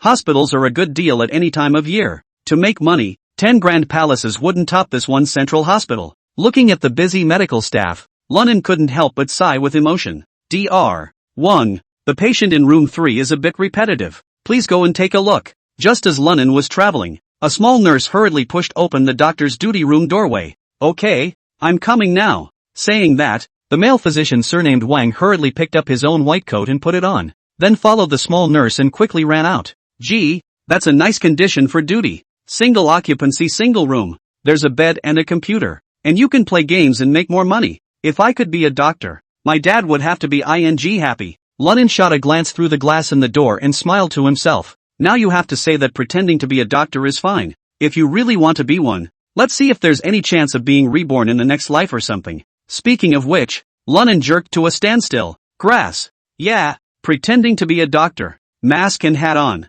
White coat set. Malagasy. I guess my old man couldn't even recognize me, let alone Wang who only had a one-sided relationship with me. At that thought, Lunnan glanced around, realized no one was paying attention to him. He pushed right through the wooden door of the medical duty room and dashed in. Not much later, the dressed-up Lunnan walked out again, glancing through the reflective strips of the corridor. Even he didn't recognize himself. "Hey, I'm going to the 6th floor to give Yang Erong a checkup, and by the way, send Wang Hu's buddy to report to the King of Hell." With that, Lunnan quickly walked towards the elevator entrance. Meanwhile, in a luxurious hospital room on the 6th floor, Ernie Yang is lying on a hospital bed, his right leg hanging high. Next to a hospital bed, Wang Hu as well as 4 of his men were leaning there in 7 different ways. "Young master, don't worry. When I arrive at the Grand Imperial Palace tomorrow, I will definitely take revenge for you," Wang Hu said while getting high on melon seeds.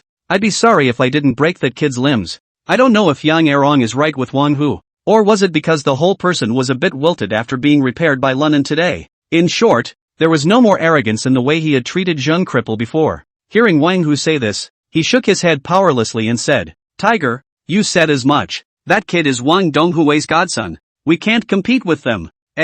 Don't worry about this, young master. When the time comes, I'll just make up my mind, get a few surprises, and we'll be done with it. Do you have to fight him for real? Wang Hu threw the melon rind in the trash can after he finished the last melon. Reaching out, he fished out a cigarette and took a drag before continuing. Even if he is Wang Donghui's own son and dies in a car accident or something, who can that be on? Wouldn't you say? Ha! Yang Erong's eyes narrowed. He suddenly thought it was a good idea. It solved his own trouble, but also made it impossible for Wang Donghui to find himself and his old man to settle the score. Thinking of this, Yang Erong instantly came to life. Tucking the covers behind him, he braced himself and said, "Tiger, are you sure about this? Hey, young master, you underestimate me." Wang Hu patted his chest proudly and said, "It's not all by force that our brothers were able to rise up in the Hushi gang. If you don't have some of the 36 stratagems with you, can you put Cripple Zhang on the shelf?" Wang Hu's words were filled with confidence and pride. Ha ha ha.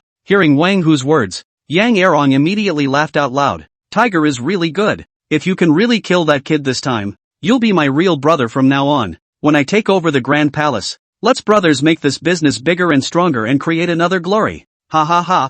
Well. Just when Wang Hu was planning to blow a few more awesome lines, the door of the room was suddenly knocked. "Who?" Wang Hu shouted impatiently. "Come over here and take a look at Mr. Yang's injuries and square up the plaster position." Lunan unhurriedly spoke in, and immediately afterward, he pushed the door and walked in. Seeing that he was wearing a doctor's line, Wang Hu didn't care, but still, he asked irritably, "Didn't you just read it once? Why are you still here? This, after all, is it young Yang's leg that's fractured? Our dean is afraid that something will go wrong, so he instructed to check it more often." Hearing him say that, Wang Hu didn't doubt it and stood up after nodding and said, "Row, young Master Yang, let him watch first. I'll get some barbecue beer up here. Let's have a drink after the inspection." After saying that, he was going to turn around and leave, but this one caught Lunan off guard. He had wanted to take advantage of this examination of Yang Erong to get Wang Hu killed by surprise. If we let him go, how can we do it ourselves? "Hey, wait a minute," Lunan hurriedly shouted. Wang Hu frowned slightly when he heard the voice. "What? Anything else? Well, something's up." After saying that, Lunan wanted to directly scurry over and wipe the other party's neck, but just then, Wang Hu seemed to have discovered something. With a strange yell he pushed the two minions directly beside him, then turned and ran. Lunan cursed angrily and shone two heavy punches at the necks of the two minions. Bang bang, click, two minions fell in response, but before Lunan could go after Wang Hu, the other two juniors unexpectedly pounced on him. Mother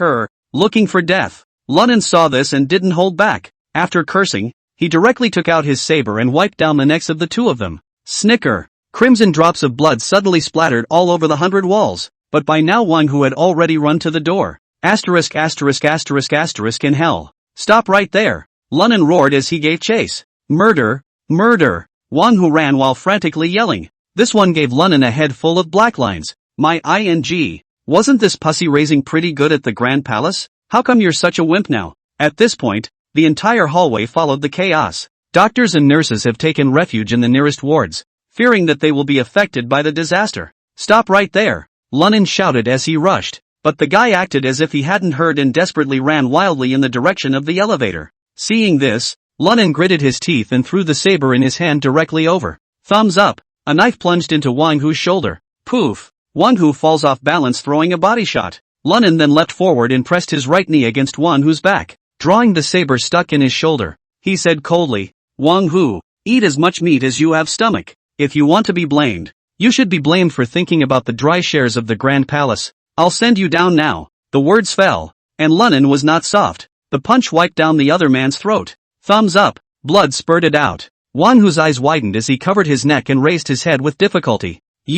Before he could finish his words, his mouth gurgled and spat out blood, and immediately afterward, his breathing was completely cut off. By now, the corridors inside the hospital were all in a mess. There were screams and wails. After all, this scene is so devastating. Because he was wearing a mask, Lunan was not flustered, and after wiping the blood on the general's knife in toward Wang Hu's body, he was ready to go downstairs. But just then, there was a sudden slam from the doors of the elevator. Ding dong! Immediately afterward, the ladder door opened. Lunan looked up and was shocked, only to see 7 or 8 people standing inside the elevator, all carrying machetes in their hands. And the man at the head was Zheng Cripple, and the other party didn't expect to run into this situation, so they froze. But when Zheng Cripple saw Lunan's eyes, recognized each other instantly, because everything now was thanks to this little pussy named Lunan in front of him. He definitely couldn't forget the other party's eyes that scorned him at that moment. In hell. Little bitty. I didn't realize you weren't in the ER getting stitched up to actually be here. It's just as well. Let's settle old grudges and new ones together. Cut him down for me. Chapter 150 stating the terms. Asterisk asterisk asterisk asterisk you. Zhang Cripple. You have no face. After cursing, Lunin wanted to just get his hands on these calves and get them killed together, but not before he came forward. He saw Zhang Cripple let out a sardonic laugh, followed by fumbling for the sawed-off double-barreled shotgun from his arms. Asterisk asterisk asterisk asterisk. Seeing this, Lunin turned around and ran, while picking up the glass on the duty table and smashing it on the head of one of the punks. Bang! At the same time, Zhang Cripple pulled the trigger. Luckily, Lunin reacted quickly and had already run some distance away. The power of the iron grit of a double-barreled shotgun is diminished quite a bit, but spare a moment. Some of the iron sand grazed the top of his shoulder. Lunin only felt a hot burning sensation coming from his shoulder. Straw tramp, give me chase. We must get him dead today. Zhang Cripple shouted angrily and led his men towards Lunin in pursuit. Lunin was injured, but running did not affect his speed. Soon, he shook off Zhang Cripple's group and drilled into the fire escape next to him. Running down the stairs. Grass tramp. This pushed up Zhang Cripple is also crazy. The first time my old man openly moved a gun was to go to jail. The second time the gun was moved in the IIA group was knowing it would be fine. This force to raise Zhang Cripple is purely and simply for the sake of anger. A doppelganger villain like this wouldn't survive more than 2 episodes in a TV show. Grass. Lunin cursed in his mind as he ran. But it was good to finish off Wang Hu. Zhang Cripple has a gun multiple chicken feathers? You've got a bad leg. You can't even catch up with me if you want to. Trying to take out the old man? Dream on. I'll settle the score with you when I go back to rest and recuperate. Lunin couldn't help but laugh at the thought. Just as Lunin ran to the second floor, the cell phone in his pocket suddenly rang. Hello? Brother Nan. I'm Yang Chifa. Hearing Yang Chifa's anxious voice, Lunin couldn't help but freeze, and his footsteps stopped. Boss Yang? What's wrong? Are you at Central Hospital now? Yeah. What's going on? Lunin didn't understand what the other party was doing by calling him at this time, but he had a vague feeling that something troublesome might come up. As expected, the instant his words had just fallen, Yang Enlightenment's urgent voice came out. Cripple Zhang just called me and said for you to go to the orthopedic building. He's waiting for you in my son's hospital room. If you don't go, he'll get my son killed. What do you say to this? Yang Shifa's voice was filled with anxiety. At those words, Lunin cursed in his heart. He didn't expect Cripple Zhang to threaten himself with Yang Erong. If he went up now, he would definitely be in a dangerous place. But if he didn't go up, he was afraid that the relationship he had just established with Yang Chifa would be broken. He had just finished blowing off some serious steam with him, saying he could keep him safe, turning his son if he let Zhang Cripple dead. Also really a little face. For a while, Lunin couldn't help but be caught in a dilemma. Mainami, what the hell should we do about this? Hearing Yang Chifa's urging, Lunin took a deep breath and said, Don't worry Boss Yang. If Cripple Zhang dares to touch your son, I'll make sure he dies without a burial. Tell me Zhang Cripple's number. I'll talk to him personally. After hanging up the phone, Lunin clenched his teeth. That's all that's left for now. Otherwise, it doesn't matter if Zhang Cripple will get Yang Erong killed. He has no face to stay in the Grand Palace himself. What the hell is this? Malagasy? Lousy just crippled Yang Erong's leg. He also ate up Wang Hu who was protecting him. Now it was so bad that he had to fight for his life to save that stupid douchebag. It's so true that things don't change, Lunin thought as he pressed the number. Hey! Zhang Cripple's cranky and angry voice came out of the microphone. Damn Cripple, what do you want? That side instantly heard Lunin's voice and sneered. Oh, little Thane. I thought you'd run away long ago. Looks like the Yang-inspired phone call worked. Speaking here, Zhang Cripple suddenly became hysterical, and his voice followed suit as it unconsciously turned into a growl. You know what? Is it because of you that I lost something tonight? Malagasy, Jianghu status, economic benefits, all because of you pussy raised no more. Nope. What the are you asking me for? I'm telling you, I want to you up. Hearing this, Lunin couldn't help but roll his eyes. Nima, this Cripple Zhang is simply unreasonable. It was obviously Wang Hu who kicked him out of the Grand Palace. What does it have to do with me? I was there to talk to him. This one is a total psycho. Okay, cut the crap and state your terms. But before that, I need to make sure that Yang Erong is still alive. Lu Nan didn't bother to talk nonsense to Zhang Cripple anymore and directly stated, Hey, that's a good one, said the man, and there came the sound of heavy chiseling from over there. Immediately after that, Yang Erong's agonizing wail came out of the microphone. Now, are you sure he's still alive? Zhang Cripple's eerie voice rang out, seemingly enjoying the pleasure of abusing his enemy. Lunin was silent for a long time, then sighed and said faintly, "Okay, I'm going up to you now. Let's talk. Ha ha ha, good. I'll be waiting for you on the horse. In 3 minutes. If I don't see you, you'll be waiting to collect Ernie Yang's corpse. I'll see how you can make a living in the Grand Imperial Palace then." Zhang Cripple laughed a few times before he ruthlessly pressed the phone off. And London couldn't care less about this, directly taking off all the white coats and masks that were in the way, then headed upstairs. When he walked to the 6th floor corridor, he found that several of Zhang Cripple's minions had already gathered everyone there in the office lobby. Among them were not only the medical staff, but even the patients were crouching on the ground and shivering. Yang Eron's hospital bed was also pushed out by the other side. Zhang Cripple was sitting beside him, slowly polishing his double-barreled shotgun. "Zhang Cripple, I'm here." Lunan stood at the corner of the stairs and opened his mouth to shout. At those words, Zhang Cripple instantly raised his head, his gaze glaring menacingly at the corner of the stairs. Phew! So soon. The corner of Zhang Cripple's mouth revealed a hideous arc. "Little Thane, you're quite trustworthy. Cut the crap. Tell me, how do you want to fix it? Oh, you're so far away from me. It's a bit of a struggle for me to talk to you." Zhang Cripple shook his neck twice and gritted his teeth. "Tell you what. Come over here first and we'll talk about how to solve the problem. I'll you up." Lunan directly opened his mouth to curse. "Do you take me for a fool? If I go over there, you can kill me with one shot. Still solving your paralyzed you?" Zhang Cripple obviously did not expect. Lu Nan will be so tough. In this case can still spit fragrance. Ha! In that case, there's no talk? Zhang Cripple opened his mouth sorrowfully, while raising his double-barreled shotgun and pressing it against Yang Erong's head. "I'm going to count to 3. Either you come over here and we'll talk. Either I shoot Yang Erdnase and we lose the chicken and the egg. In this case, it's your choice." Chapter 151. Can T trust you? 1 You. "I'm going over there." Grass. Lunan cursed with fire and slowly walked out from the corner of the stairs. Ha ha ha. Yeah. Slow down. Slow down. Put your hands up where I can see them. Zhang Cripple aimed his gun at Lunan and said with a sardonic smile, "I'm scared of you. Little Thane. One man picked off a bunch of my brothers, and now it's just the few of us. I'm really afraid that you'll turn into a super scion and take out a few of my old men. Asterisk asterisk asterisk asterisk. Blast you dead cripple to cinders." Lunan cursed and threw up his hands as he slowly moved forward. Ha ha ha. Seeing Lunan's exasperated appearance, Cripple Zhang laughed wildly. The bad breath in his chest seemed to be relieved. "Kid, I like your arrogance. Like when I was young Ha ha ha. Come on. Come on. You go slowly. I'll wait." At this moment, Zhang Cripple was like a bloodthirsty beast with red eyes. He was extremely repressed and needed to explode. When he was at the right shooting distance, he would not hesitate to pull the trigger. Explode this little Thane's head into a watermelon. Lunan seemed to have seen Zhang Cripple's thoughts as well. Walking is extremely slow. Later on, the speed could almost be described as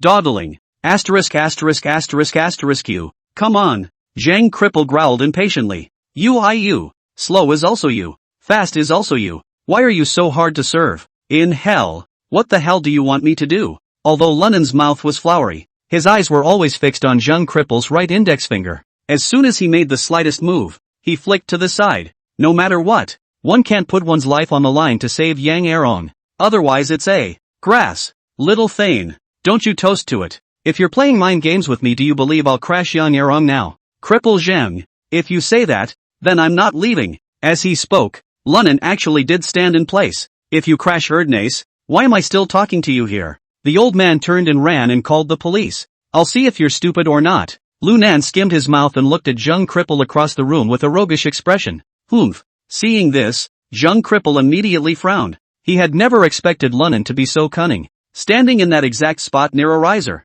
and stuck just outside the effective killing range of a double-barreled shotgun, there was no guarantee that he himself would kill the little Thane even if he shot him now. Asterisk asterisk asterisk asterisk. Zhang Cripple hated his teeth, but he couldn't do anything about Lunan right now. "Zhang Cripple, don't you want to talk? Let's talk about it then." Lunan was also afraid of really angering Zhang Cripple and hurriedly eased his tone. "Well, I'd like to see what you're going to talk to me about. If you can't give me a satisfactory condition, I'll definitely get you two killed today." After Zhang Cripple finished gritting his teeth, he put the shotgun back up to Yang Erong's head. In that case, even if he couldn't get Lunan killed, he would still have to get Yang Erong killed, and that's when Lunan rolled his eyes and, "Zhang Cripple, negotiate you mother asterisk asterisk asterisk asterisk or can't even? What kind of deal can I give you? Shouldn't you be the one to make the offer and see if I can accept it? Asterisk asterisk asterisk asterisk Nima, my condition is your life. Can you accept it? Zhang Cripple was obviously a bit freaked out by Lunen's anger and spoke in a high-pitched voice. Ugh.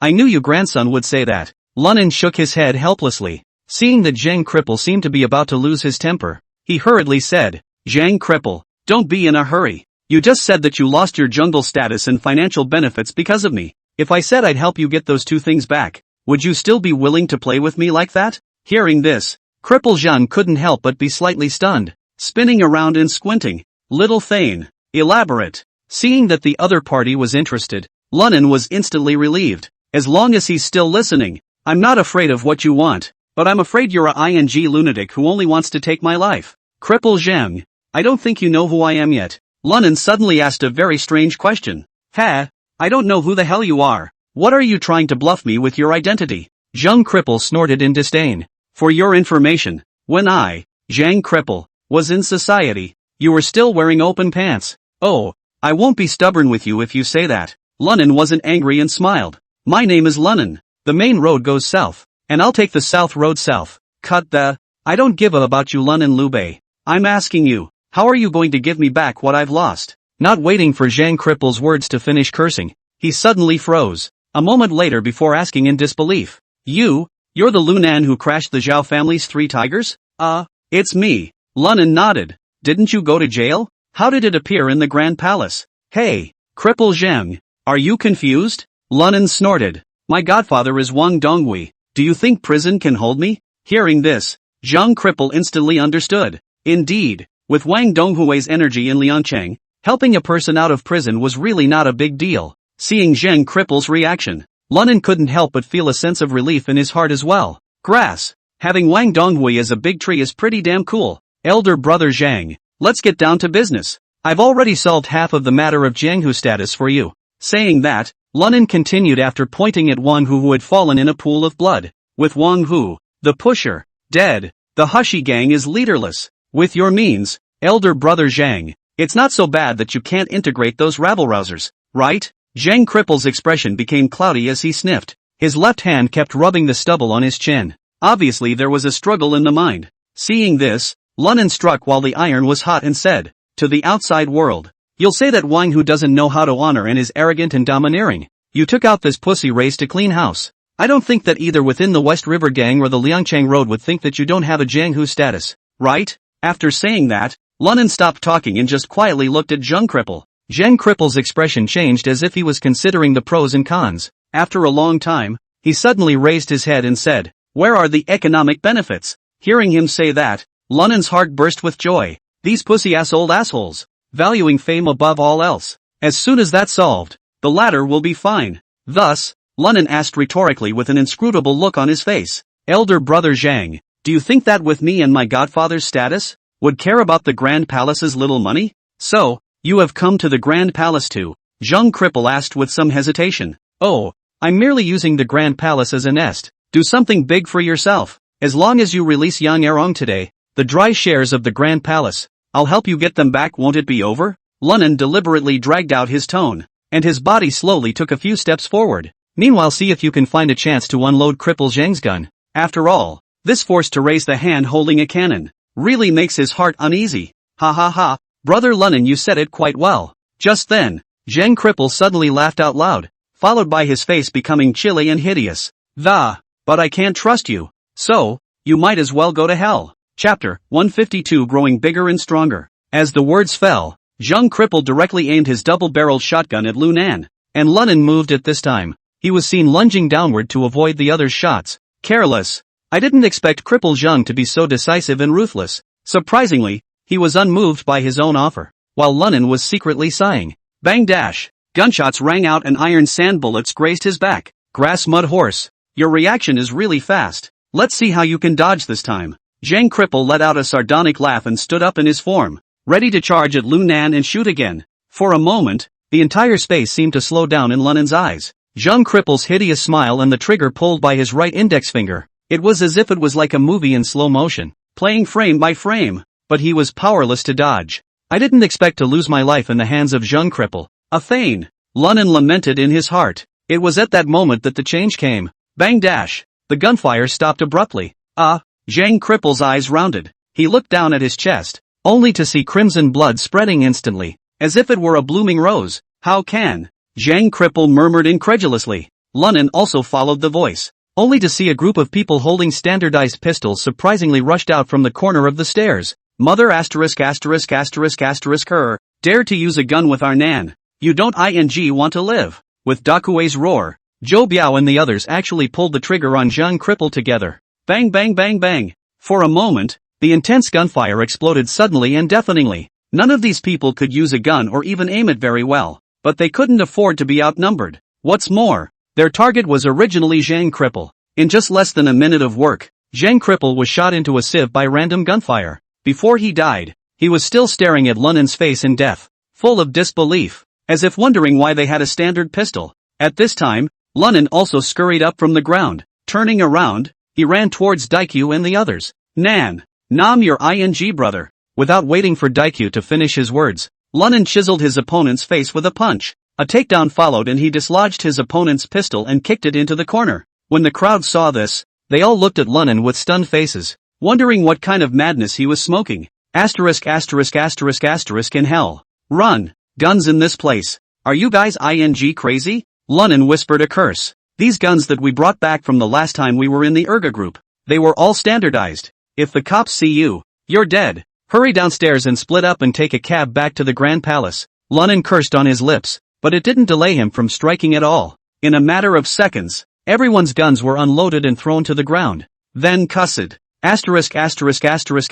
in hell. What are you waiting for? Don't go yet? By the way, I see boy. Find a way to redact the surveillance. At those words, the crowd snapped out of it. At that moment, everyone ran down the stairway in a swarm, then dart away. Lunan, on the other hand, had the good sense to pick up all those standardized pistols through his clothes. It was then carefully wiped up. After this was done, the guns were thrown aside again, and only then did he speak. Ha ha ha, good news for everyone. Now you're safe. Fight it out. Hearing him say that, the paramedics, who had been crouching on the floor with their heads in their hands, as well as the patient, froze, then looked at him incredulously. Don't look at it. The criminals all got away from me. Also, I'm going to ask you all to testify for me in a few minutes. I didn't shoot anyone. Lunan smiled. Of course, if people talk nonsense, I'll also find everyone through tonight's shift as well as hospitalization records and have a heart-to-heart talk with them. Hearing these words, a room full of doctors and nurses,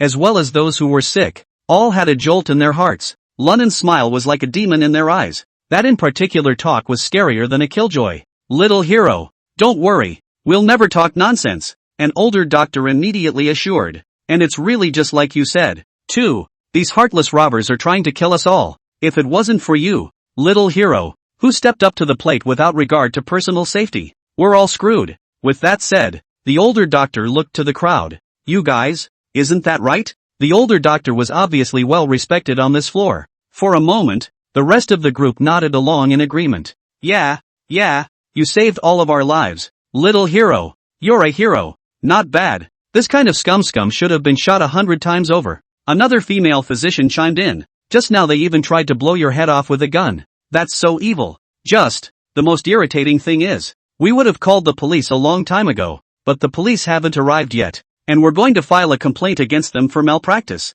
For a while, the whole floor became lively. Looking at the righteous indignation of these doctors and nurses, Lunan's heart surged with emotion. Cursed next door. Educated people are just good communicators. Unlike Zhang Cripple that knows to drill a bull SI. You deserve to be shot at. Only when he thought of this did Lunan react to the fact that Zhang Cripple and a few of his juniors were frozen in place, motionless. By now their foreheads were covered in cold sweat. The legs kept trembling. Oh, brothers, what do you think about this matter with Boss Zhang? Lunan smiled as he fished out a cigarette and smoked it. Big brother, we think Boss Young went too far. It's amazing that he's so deranged. It's not even worthy of being called a human being. One of the punks stammered, his tone filled with fear. Yes, Boss Zhang is not a human being. Not only did you peek at an 80-year-old woman taking a shower, but you made a move on me. Big brother, if it weren't for your chivalry and justice, we'd still be in deep water. Yes. Lunan's forehead was covered in black lines as he sniffed, but the mind changed its opinion of the gang of assholes. Oh, it seems that uneducated people can sometimes be very communicative. In that case, I agree with you. Then drop the knives in your hands. Crouch yourselves in the corner with your heads in your hands, and wait for the police to come. Thank you, big brother. We're on our way. We are going to convert. The 6 named punks cried tears of joy and threw down the machetes in their hands, obediently squatting to the side. Seeing that he had set the crowd in order, Lunnan then smiled and came to Yang Erong's bed. His ass moved up and he reached out and patted Yang Erdnase on the shoulder. This one. It almost scared the hell out of the other guy. He was seen banging his upper and lower teeth constantly, shivering, and his lips were white. What do you want? Young master, don't be afraid. Here, have a smoke to stabilize your mood. With that, Lunnan shoved the cigarette in his hand into Yang Erong's mouth. Yang Erong was terrified, and involuntarily inhaled 2 mouthfuls, finally relieving some of his emotions, but still asked with trepidation. What do you want? Looking forward to tell you. Your father and I have talked about taking over Wang Hu's position, and 30% of the Grand Palace, going and coming back. It was also your father who called me and asked me to save you from Cripple Zhang. Lunnan smiled and took the cigarette out of Yang Erong's mouth, flicking the ash, and said, so it's better for us to work together from now on. Let's make the Grand Palace bigger and stronger and create another glory. Chapter 153. Raise your head 3 feet. Hearing Lunnan say this, Yang Erong was overcome with joy and fear. Tears actually welled up in his eyes. Nan. You. Ha. If you're happy, you're happy. You don't need to be so excited. Lunnan tried his best to put on a kind face and pinched Yang Erong's shoulder as hard as he could. No. Nan. You're crushing my broken leg. Sorry wasn't paying attention. Lunnan smiled awkwardly and let go of his hand in a hurry while saying, okay, Erdnase, do you have anything else to say now? No more. Nan. I'll be obedient from now on. I'll ga when you tell me to ga. Speaking here, Yang Erong seemed to have thought of something and clenched his teeth. And, man, if you fancy it, you just take it. Hearing this, Lunnan was slightly stunned. Immediately afterward, he remembered that the Grand Palace was still holding a lord who was related to Man. Looking at that look on Man's face, the two should have some kind of story. Thinking of this, Lunnan glanced sympathetically at Yang Erong and consoled him, but she might have other men. Before Lunnan could tell what happened later in the Grand Palace, there was a sudden sound of footsteps around the corner of the stairs. At the same time, the elevator doors followed. A number of police with loaded guns suddenly rushed out from inside. Seize. Freeze. Hands up. Accompanied by a loud shout. All the police held 54 pistols and pointed them at Lunnan. Holy, it's these idiots again. After seeing the visitor clearly, Lunnan couldn't help but let out a low curse. The baby karma came to milk. It's always slow when it's supposed to be fast. Fast when it's time to slow down. Although he said so on his lips, the movements of his hands were not delayed at all. The first one then raised his hands. Comrade, don't get me wrong. We're all good people. Some of the criminals are already karma, and some are squatting there. And, incidentally, I've captured a number of standardized pistols for you. Saying that, Lu Nan nudged at the bodies of Zheng Cripple and Wang Hu. Another gesture at the row of assholes crouching in the corner and the scattered on the floor 54 pistols. The officers looked at each other in disbelief. The picture had changed too quickly. Who are you? One of the young captain-like officers asked. My name is Lunnan, Lunnan said with a serious face. I'm here to visit a friend. I ended up running into these guys who were planning to commit kidnapping for ransom against my good buddy. So step in and subdue them. If you don't believe me, you can ask everyone.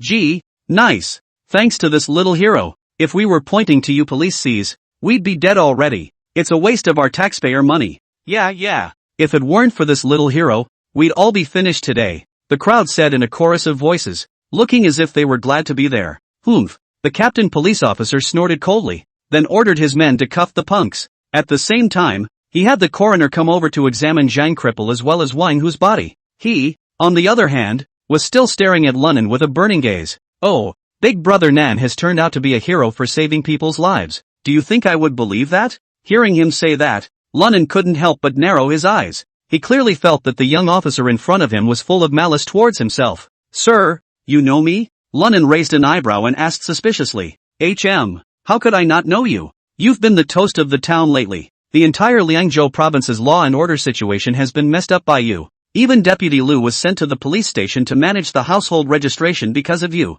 Gee, that's pretty impressive, the young constable said, his eyes getting colder and colder. Deputy Lu? You know Lu? Lunnan frowned slightly and looked up at the young police officer. Oh, Lunnan. And I'm not afraid to tell you, my name is Lin He, freshly appointed head of the 1st CID team. Lu Shiming is my master. At this moment, the young police officer violently pulled Lunan's neck collar and yanked him to his face, gnashing his teeth. My master instructed me not to mess with you, but I just don't believe it. I won't rest until I bring you to justice. Hearing that name, Lunan was abruptly startled, because in his previous life, the word Lin he was second only to Li Xiangwen. I heard that the two of them have teamed up and solved many major cases. At the time of Li Xiangwen's exaltation, he also brought Lin He along with him to the capital, but he didn't realize that this kid was actually Lu Jiming's disciple in the beginning. It's quite a world, but at this moment, Lunan naturally wouldn't give the other party a good face. Oh, Captain Lin, right? Lunan smiled faintly, without the slightest expression of fear, but instead said lightly, would you mind moving your face a little? Didn't anyone tell you that you have bad breath? Mudbloods. Lin He was instantly furious, swinging out a punch directly. It went for Lunan's cheek, only Lunan's speed was even faster, and in the moment before the opponent's hand could fall, he lightning fast gripped Lin He's wrist. Then with a smooth jerk, he was about to return the favor. What do you want? Let go of our captain. Seeing this, the other two captains beside him hurriedly pulled out the pistols on their belts and pressed them against Lunan's head. Oh, everyone can see that. Lao Tzu is a good citizen who subdued a thug. Not only were they intended to be beaten by Captain Lin, and a gun to the head by you guys. People say, aren't they going a little too far? Lunan said as he turned his head toward the onlookers and shouted. Yang Aron was the first to react, immediately pulling his voice to concur. Right, it's too much. Do you cops have nothing better to do? They still dare to point their guns at our valiant warrior Lu who killed the enemy. You are simply lawless. Not bad, not bad. Police see violent law enforcement law. The onlookers replied, their tones indignant. Hearing that the crowd had actually embraced Lunan in such a way,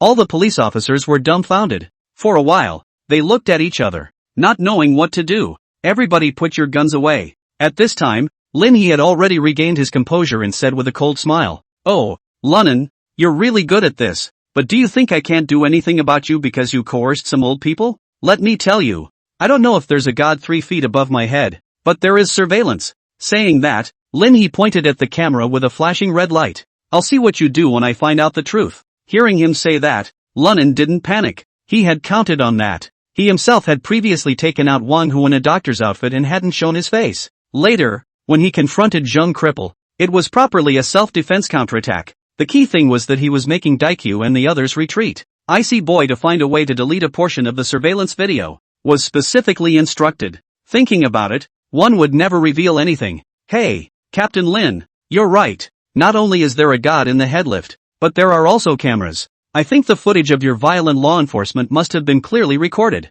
When the time comes, I will sue you. Speaking of which, Lunan smiled sinisterly. When the time comes, it's not unlikely that you might be accompanying your master, Lu Ximing, to ing manage the household registry. Chapter 154 A Fool. Hearing Lunan say that, it was as if Lin He felt a blood vessel burst his head. If he hadn't seen the group's anger, he would have hated to shoot the ruffian in front of him.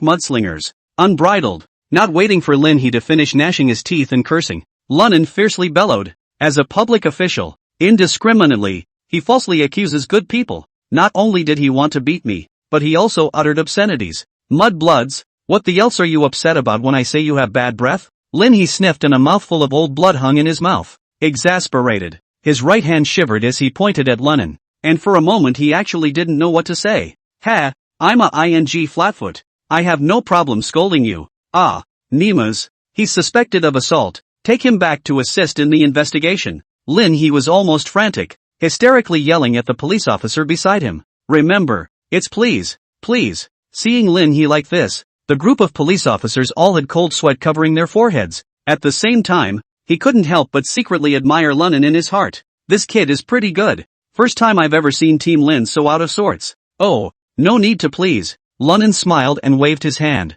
Assisting the police in the investigation of major crimes is a responsibility and duty incumbent upon us as good citizens. I'll go back with you. Just don't forget to give me a good citizen award when the time comes. After saying that, Lunan rushed back at Yang Erong. Erdnace, then I'll with first go back the sirs. You call your dad to make sure he's safe, and then just get some rest. Ah, well, Nan, I know. Yang Erong nodded his head busily, while secretly deciding in his heart that he would never mess with Lu Nan in the future. This guy is horrible. You don't hesitate to kill a man like a pig. That's not impressive in some ways. but to a bunch of police babble like that in front of would be awesome. Seize. That said, what murderer have you ever seen do that? And still talking, laughing, and calm in a crowded, gun-toting, threatening situation? This is just extraordinary. This was also sideways proof of Lu Nan's position in Wang Donghui's heart. How dare he be so arrogant if he wasn't emboldened? Lunan didn't pay any more attention to Lin He, but followed the two officers and turned to leave.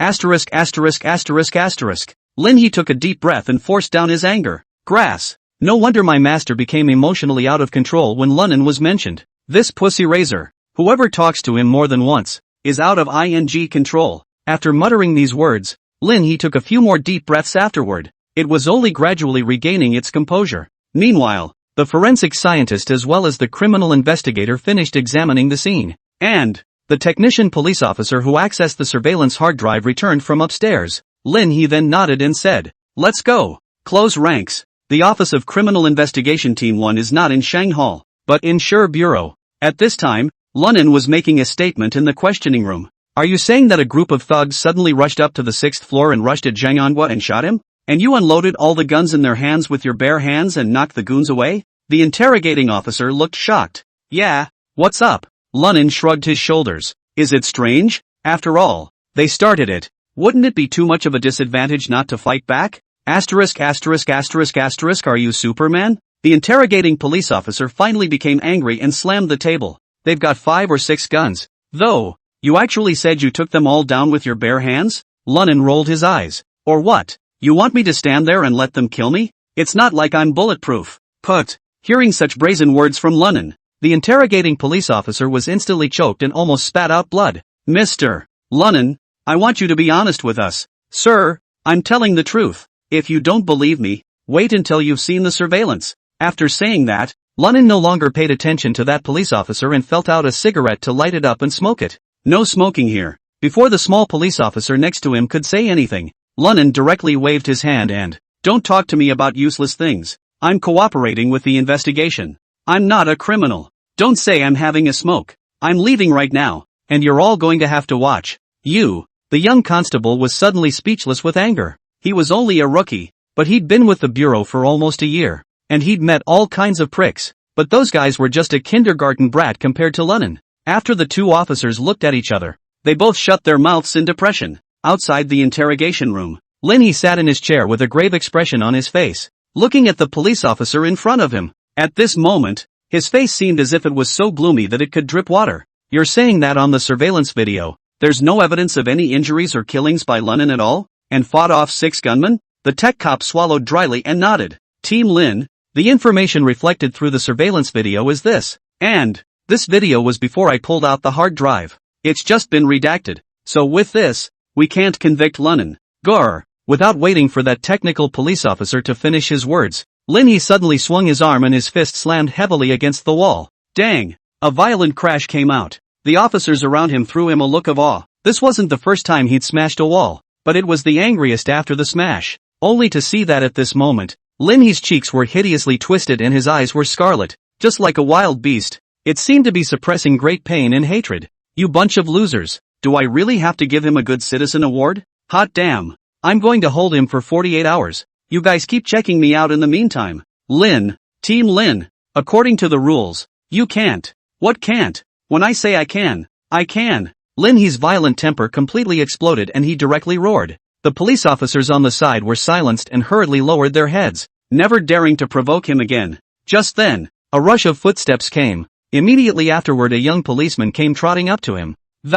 Team Lin, go out and take a look. The chairman of the Grand Palace, Yang Chifa, is here, and with a lawyer, who says he's here to bail Lunan out." "Bail the out." Lin He cursed angrily. "This one is a scourge. He definitely had something to do with what happened today. It's so hard to catch him now, and he's actually trying to bail. No way." Saying that, Lin He, who had completely lost his mind, pushed open the door of the inquiry room and yelled at the inside. "Lunan, don't be complacent. I will definitely convict you today. Fix your mom." Lunan, with the look of a shrewish scoundrel, threw the cigarette butt in his hand to the ground and, "Lin He, I'm telling you, I'm already giving you face. If you're being as endless and unreasonable as your master, Lu Shiming, I'll sue you to run the household register, if you don't believe me." At this time, Lunan was also a little fired up. because Lin He had been completely swayed by his own emotions. It was obviously intended for him. Ha ha ha ha ha, how dare you threaten me? Well, in that case,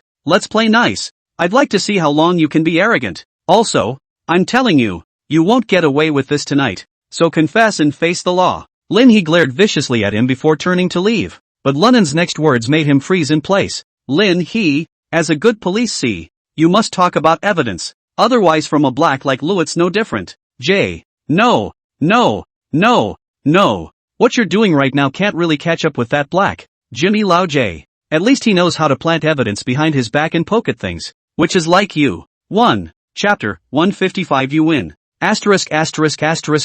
Mudbloods. Lin He shouted angrily and violently punched towards Lunen's chest. With a bang. Lunen, who had just stood up, stumbled back a few steps, but he wasn't the least bit angry, and smiled as he swept his chest, then pointed upwards. Raise your head 3 feet and there's surveillance. Lin He, you're in big trouble this time. At those words, Lin He's heart trembled, also instantly calmed down. He knew that he had indeed lost his temper today. The key thing is that the surveillance installed by the top side to eliminate torture to extract confessions will be automatically backed up to a copy of the hall server room. If it was a normal asshole it would be fine. After all, it's not like anyone's can pull up the surveillance in the hall engine room. But how could someone with the ability to get his master into the pipe domicile be a common jerk? Oh, Team Lin, trying to keep me from suing you too. Lunen refilled a cigarette and took it in his mouth. But I don't know if you're on board. At those words, Lin He knew that he had completely planted himself. He immediately gritted his teeth and stared at Lunen. Lunen, what do you want? It's simple. Apologize to me, and personally go to the Grand Palace and present me with a Good Citizen Award. This matter can end here. Otherwise I'll sue you for managing the household registration. Lunen lit the cigarette in his mouth in a good manner. Then he looked at Lin He without a word. After a long time, Lin He slowly exhaled a mouthful of turbid air. Lunen, you win for today. I'll be there to present you with the Good Citizen Award. But you also remember this for me. You'd better not let me find evidence, or I'll be sure to handcuff you myself. With that, he turned and walked away. Brigadier Lin. Then I'll be waiting for you at the Grand Palace. If you're in the mood, you can bring your brothers along too. I'll be sure to arrange for the best little girls to entertain you all then. Hearing this, Lin He couldn't help but stagger. But the footsteps immediately following were faster, because he was afraid that if he didn't hold back, he would just pull out his gun and shoot this dog blue and purple. Ha ha ha ha ha ha ha. Lunen saw this, but he laughed up in the air. The laughter was full of arrogance and dominance. Alright, sirs, in that case, I'll be going back first. Lunen rushed at the several dazed officers. Oh yeah, don't forget what I just said. I hope you'll all be there when your forest brigade gives me an award. Our little sisters at the Grand Palace are law-abiding and have regular medical checkups. Don't forget to patronize. After saying that, and glancing at Lin He's fleeing back, Lunen raised his head and left. Just walked down the hall to Bureau S. Just in time to see Yang Chifa and a middle-aged man is dealing with the duty Sybil J. What? See Lunen come out. Yang Chifa was instantly delighted and ran to him in 3 steps and asked, Brother Nan, are you alright? Did they give you a hard time? Oh, don't worry Boss Yang. Lunen waved his hand. I'm just cooperating with the investigation, and they've all been very polite to me. And he promised to go to our Grand Palace in a few days to present with a me award. Good citizen for justice. Yang Chifa wondered if there was something wrong with his ears and subconsciously repeated it. See, the Good Citizen Award for courage? Gee, you don't believe me? Lunen let out a light laugh, then raised his hand and patted Yang Chifa's shoulder. Boss Yang, this is a benefit I've secured for our Grand Palace. In the future, even if I'm not around, I don't believe anyone will dare to go to our Grand Palace to cause trouble. You know, this could be considered an official endorsement from the CID brigade for us. Yang Chifa was confused. He froze for a long moment before suddenly responding that the Brother Nan, you're awesome. Yang Chifa's eyes were glowing with excitement and she couldn't wait to go up and hug him. He didn't read much though, but also knew the status of the CID brigade. That's every asshole's nightmare, to be able to have this award. The unknown Liangcheng mongrels really didn't dare to take it lightly. Okay. Go, Brother Nan, let's go back. Yang Chifa hurriedly tugged on Lu Nan's arm and prepared to go back to the Grand Palace to celebrate. Hey, don't worry, I'll call my godfather. After all, he doesn't know what happened today. Lunen struggled to pull his arm back from Yang Chifa's hand, and then pulled out his cell phone. Seeing this scene, Yang Enlightenment was stunned again. You didn't fight for your Good Citizen Award today, did Administrator Wang? Hearing this, Lunnan glanced at him like an idiot and said wearily, "Do I need to bother my old man with this little thing? Then Lunnan, wasn't mixed up for nothing?" After saying that, he also ignored Yang Chifa and went to one side to make a phone call. At this moment, Yang Chi felt more and more that leaving Lunan as well as his gang of brothers in the Grand Imperial Palace was simply the wisest decision. This Lunnan was not only skilled, but also possessed a maturity far beyond his years. With such a person in the Grand Palace, it would be hard not to be prosperous yourself. Let's not talk about anything else. Let's talk about any asshole you've ever met. One night to kill Liancheng 2 big brother, but also to the Criminal Investigation Brigade to mix a Good Citizen Award for bravery and courage? Grass. Don't say give him 30% of the shares. Even if he wants 45%, I'll give it to him. No, I must get on good terms with Lunnan in the future. Such a person, even 10 Wang Huan Zheng cripple, cannot top one of him. Halfway through the day, Lunnan hung up the phone and smiled. Mr. Yang, let's go back. My old man said to come back over and take a dip tonight. Fine, go back. Yang Chifa nodded repeatedly and called out to the lawyer. So the three of them drove away from together the S Bureau. At this time, Lin He, who had seen Lunnan and the others leave through the third floor glass, had regained his composure. Oh, Lunnan, you want the Good Citizen Award for bravery. I'll give it to you, but you also prepare yourself. From now on, I will definitely keep an eye on you. Mother asterisk. If it doesn't work, I'll take my brothers to the shower 8 times a day. I'll see how this deal works out for you guys. Thinking of this, Lin He then turned around and returned to his office, picked up the phone and dialed Lu Jiming's number. In the meantime, the other side, by the time Lunnan returned to the Grand Palace, the sky was already fully lit. Nan, you're back? Da Kuei, Zhou Biao, and the other 7 people quickly greeted them. Aha! Lunnan nodded, then rushed at Yang Chi-Fa. Mr. Yang, our brothers will go back to the house to rest first. You should go home early too. If you're worried, you can check out Yang Yuan. After all, it's given him enough of a scare this evening. Good, brother Nan. Then you brothers will be busy first. I'm going to the hospital. Yang Chifa was not polite, and after nodding at a few people, he left the Grand Palace with his lawyer. It was at this point that Lunnan's brows furrowed slightly. Change hasn't come back yet? No. IC boy shook his head. His phone is also off, and he can't see the location at all. Okay, I got it. Lunnan nodded and didn't say much, instead signaling the crowd to go back inside and talk. Yang Chifa is still very good at what he does. Not only is each person equipped with a specialized room, and there is a small conference room exclusively for them. After the several people sat down, Lunnan then said with a grave expression on his face, remember, you must not touch the standard pistol in the future. Chow Piao, you brought back a few handles then? Is there any more here? Nan, I brought back 8 of them at that time. There's another handful that was handed over for change at the time. I don't know where the kid hid it, but the Grand Palace certainly didn't. It's good that there aren't any here. Hearing this, Lunnan didn't hesitate any longer and directly dialed Blueface number. Chapter 156. Hello? Who are you looking for? Hearing the voice coming from the microphone, Lunnan was first stunned, but then reacted immediately afterward. The person who answered the phone was the same person who was the leader of the 4 people who were chasing after him that day when he went to find the video hard disk left by the change. Oh, I'm your dad. I'm looking for your big brother Blueface. Lunnan spoke faintly before asking straight to the point. Put Blueface on the phone. I don't have time to talk to your little calamel. Mudbloods. Who the are you? Believe it or not, I'll kill you. Prawn yelled. My name is Lunnan. If you keep whispering to me, believe it or not when I see you, get you killed first? At this moment, Lunnan's voice also went cold. He was already a grumpy man, not to mention that he had been counted out by Blueface that day. If it wasn't for Li Xiangwen, your own damn self is in trouble. Grass. So you're Lunnan? The prawn on the other end of the phone couldn't help but burst out when he heard the name, clearly not impressed. After all, this Lunnan was being chased like a rat by himself. If I hadn't drilled into the pod, I might have let myself be chopped up that day. My big brother is in the restroom.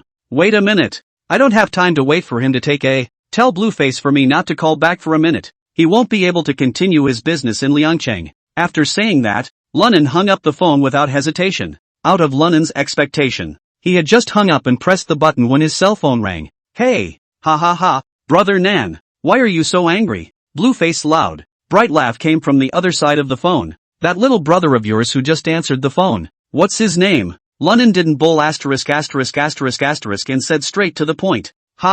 His name is Prawn. What's up? Blueface said with a snort. You better not let me see him, or I'll wipe his neck in front of you, Lunnan said indifferently and incomparably. At the moment, Blueface had frozen. Because, this Lunnan actually dared to be so arrogant to himself. That's just arrogant. It was a feeling that made Blueface extremely uncomfortable.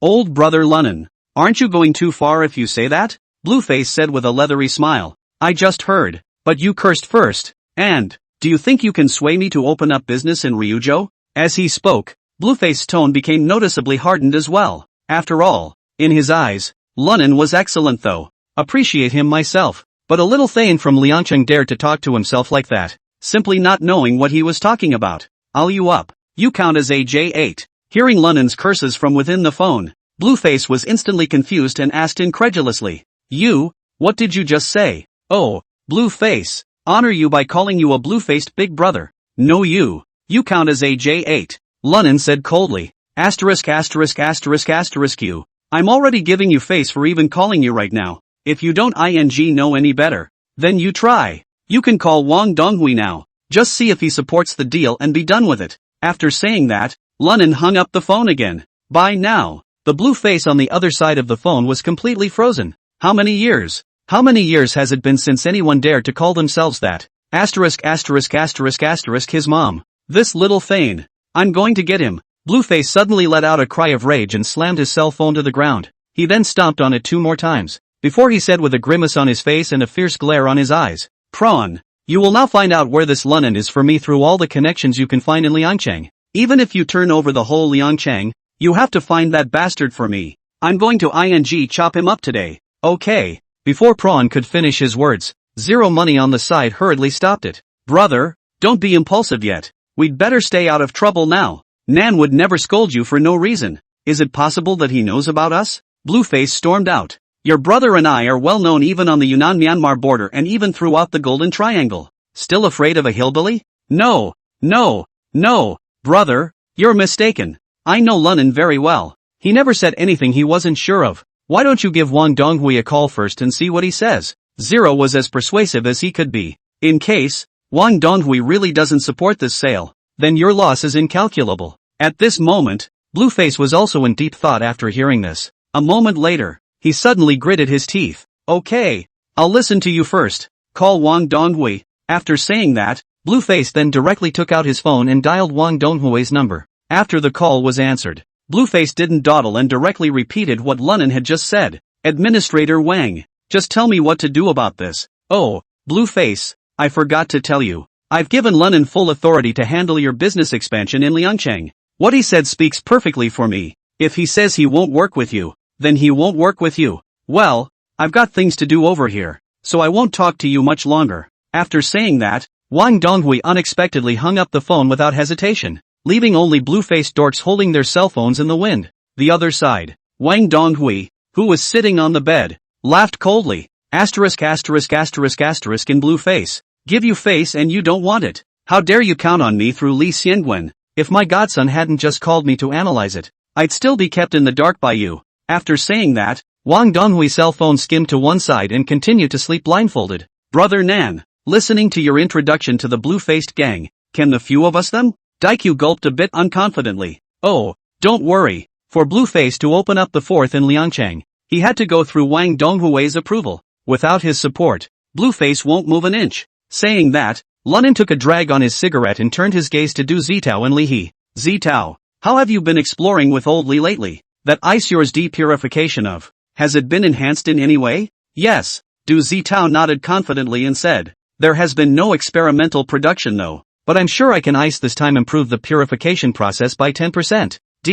It should be able to surpass all the goods on the market in Liangcheng City. Oh, that won't do. Lunnan smiled with a careless smile and, I can't pout Blueface enough with you as a killer. If I can't, I'll replace his number 4 with the ice you made. I think that as long as we don't delay Wang Donghui from making money, he'll be happy to help us. Although Lunnan said this on his lips, it was mainly to cheer up a few people. At the same time, weakening his own poor information gained through the identity of the undercover agent, won the trust of Wang Donghui thing. To say that he really trafficked in killing him wouldn't do that. For one thing, he was extremely averse to the stuff in his own life. Secondly, if he really did it, not to mention others, Li Xiangwen would be the first to collapse himself. Just as Lunan spoke, his cell phone suddenly rang. It's an unknown caller. However, the corner of Lunan's mouth brought up a playful smile. Hello? Looking for which one? Ha ha ha, old brother Lunan. Just now brother was joking with you. When do you have time? Make an appointment with Administrator Wang and let's sit and talk? Hearing the blue face stiffen with laughter, the corners of Lunan's mouth quirked up wider and, I've been very busy the last few days, contacting the major nightclubs again to prepare for our newly purified and developed ice launch of D. So, no time to talk to you for a while. By the way, you can ask your brother. He knows very well what Du Zitao can do. After saying that, Lunan hung up the phone again. Chapter 157. After hanging up, Lunan put away his smile. Looking at the crowd, he said, Brother Lao Kwai, Li He, Fan Gao, Zitao, I see boy. The five of you are not good fighters, so don't move around the Grand Palace these days. When Fatty Wang's side of the company is almost done, you guys will go there together to do something. The road is not a permanent solution after all. I'll just let Dakue and Zhou Biao stay and help me. Nan, what are you talking about? Without waiting for old Kwai to finish his words, Lunan waved his hand and interrupted. Brother Lao Kwai, listen to me. Since we now have the ability to choose life anew, then there's no point in risking your life. A lot of serious aid businesses are no than pedaling slower to make money D. And it's easy to put all your eggs in one basket. Lunan's words were sentimental. If you are not a thrill seeker yourself, you want to do some serious business. But since he became an ordered asshole, he has become more and more fond of this feeling. As for making money, reborn as he was, he never thought that would be difficult. Nan. That being said, I'm still a bit uneasy about you three. The old scullion frowned. Don't worry old Kwai. You still don't trust us brothers. Daikyu patted his chest in reassurance. As long as I, Dakue, am alive, I will never let Nan get hurt. I'm the one who owes him 6 lives. Seeing the seriousness of what Daikyu was saying, a few people were instantly hit with a laugh. Lunan shook his head even more. Grass. You're good. I'm not a pussy. Do I need you to protect me? Then, he looked at the old Kwai several people and said, those deals may look serious, but we're going to focus on demolition in the early stages. Fighting is essential. So you guys, on Fatty Wang's side, collect more minions too. Only by blossoming on all sides will we be able to stand in Lianchang Road. Lunan said, his eyes gradually sharpening. Especially in terms of demolition, we must have enough power. I've heard that the construction of the western suburb is about to start. I'll try to get through all the joints for you in the next couple of days. You guys have got to get this thing off the ground. Otherwise, even with old Wang's cover, although the days can be a bit more peaceful, it's hard to get rich. Seeing that his mind was made up, the old scullion did not say more. Nodded. Good. Then it's up to you. But if anything happens, be sure to let us know first.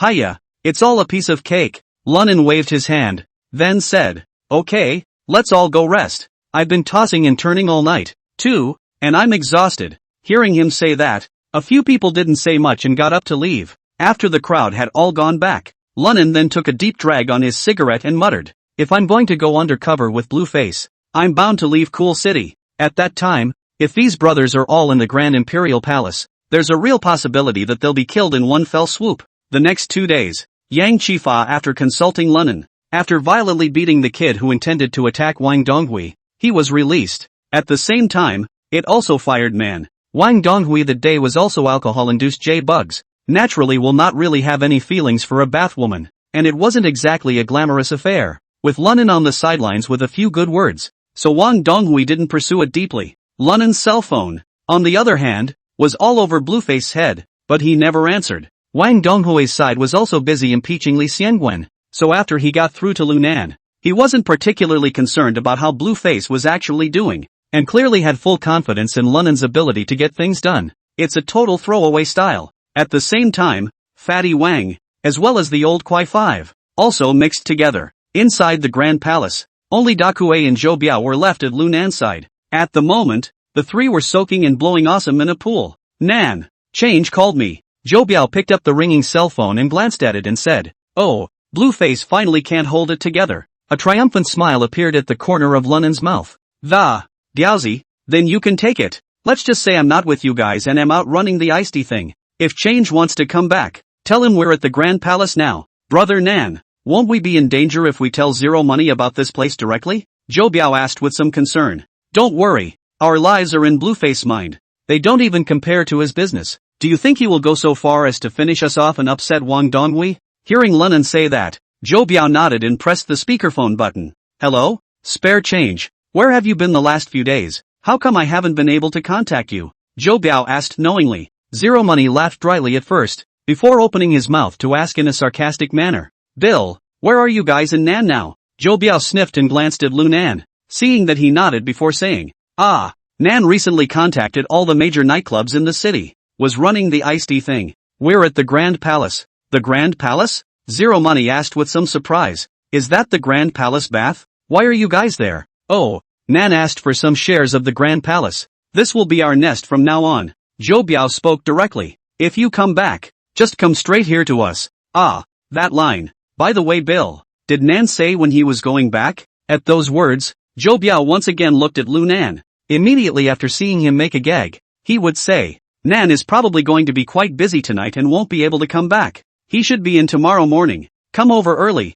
I'm afraid I'll be late and Nan will be out again. That's fine, Biaozi. I'll go with my big brother to find Nan tomorrow morning. When he comes back, you tell him ha. Zero said stiffly at Blueface authorization. Good. After saying that, Zhou Biao hung up the phone. Brother Nan, do we need to prepare? Daikyu asked a little uneasily. After all, Bluefaces are not easy to deal with. If he has a brain fart and gets a bunch of guys to come over here and do us in, we'll be in trouble. Lunan sniffed and said with a kind smile. Oh, looking for trouble is not going to happen. But coming over here to get us some kind of dismay will probably still be there. So how are we going to cope? Should we call old Kwai and the others back? Zhou Biao said worriedly. Now these security guards at the Grand Palais are okay with ordinary drunks. It shouldn't work if you're dealing with a big asshole like Blueface. Small matter. I'll set this right. Lunan stood up from the middle of the bath and wrapped a towel around him before saying disdainfully. If change comes tomorrow morning with Bluefaces, you two don't have to give them a good look. I'll have some fun with Blueface when the time comes. Speaking of this, a bad smile appeared at the corner of Lunan's mouth. It whether he'll give us a hard time or let me stomp into it, that time's still not clear. Sure. When he finished, he fumbled with his cell phone and stepped aside. Only Dakue and Zhou Biao were left behind looking at each other in disbelief, not knowing what drug Nan's gourd was selling. Chapter 158. The next day, Lunan was sleeping soundly when a knock sounded on the door. Aha! Stretching his back, Lunan opened the door to his room and it was none other than Zhou Biao. Biaozi, what's up? Lunan rubbed his bleary eyes. Nan, Change and the others have arrived. It's in the hall now. Zhou Biao scratched his head and laughed somewhat awkwardly. Lunan sniffed and then laughed. Good lord, is this ing coming too soon? Brother Nan, it's not early. It's 9:30 now. Zhou Biao said helplessly. Grass, it's 9:30? Mother asterisk. It's been a long time. Sleeping around for the old man. You go down and take care of it. I'll get dressed. After Lunan said that, he hurriedly turned around and walked towards the bathroom. Yeah, Zhou Biao promised and turned to go downstairs. When Lunan washed up and came to the first floor hall, it showed him an extremely funny scene. Only to see the blue-faced group sitting on the lounge couch with angry faces. Change kept saying something to Blueface, as if he was trying to talk the other man out of his anger. Zhou Biao and Dakue, on the other hand, were chatting away at the bar, actually not taking Blueface and the others seriously at all. Yo, morning guys. Lunan rushed at the blue-faced few and greeted them aloud, then said with a leathery smile. Ha ha ha, went to a club yesterday high and just got up. I'm so sorry. Nan. Seeing Lunan coming down the stairs, Dakue and Zhou Biao hurried over. That's when Change greeted them with a smile. Nan, you're awake? Only Lunan didn't even look at him and walked past him expressionlessly. This caused the Change to freeze in place. Nan, brother Change. I can't afford to be called brother Nan. Without waiting for Zero Money to finish his words, Lunan coldly interrupted. I almost got zapped to death by those two pussies Wang Yang and Li Zhizhong in order to save you. You stepped on a horse and turned around and ran to pit the old man's side. Nima, in vain I still take you as a brother. The old man is so blind. Zero Money instantly changed his face after hearing Lunan's words. He rushed to his defense. Nan, you're mistaken. It's not my fault. Ha ha ha, brother Lunan. My brother is not to blame for this. It's all on me. Blueface stood up at this point and came to Lunan's face. You saved my brother's life, and that's something I'm sure I won't forget. But you haven't been pouting at me for so many days. Can't this be put on hold while we talk about something serious? Saying this, Blueface stopped talking and stared sorrowfully at Lunan. At that moment, the other minion sitting on the couch got up from the couch. For a while, the entire hall of the Grand Palace was murderous and filled with the smell of gunpowder. Seeing this, after looking at each other, the two of them, Dakue and Zhou Biao, reached out and gripped the steel knife stuck in their back waist. If the other party made the slightest move, they would not hesitate to cut through. And the other party's minions all came behind Blueface in droves, glaring angrily at Lunnan. Lunnan swept a glance at Blueface with an indifferent face. And, Blueface, you didn't take what I told you 2 days ago to heart. Seeing Lunnan's attitude, Blueface couldn't help but frown and, tell me what I said? Say what? I said, if you bring that pussy razor here, I'll wipe his neck. Lunnan narrowed his eyes and pointed at the prawns behind Blueface in a chilling tone. Ha ha ha ha, you ing asshole. Lunnan, you think you're a J8? Without waiting for Blueface to speak, Prawn was the first to jump in and curse. That day you were shooed like a dog into the pod by my old man. Now you're awesome?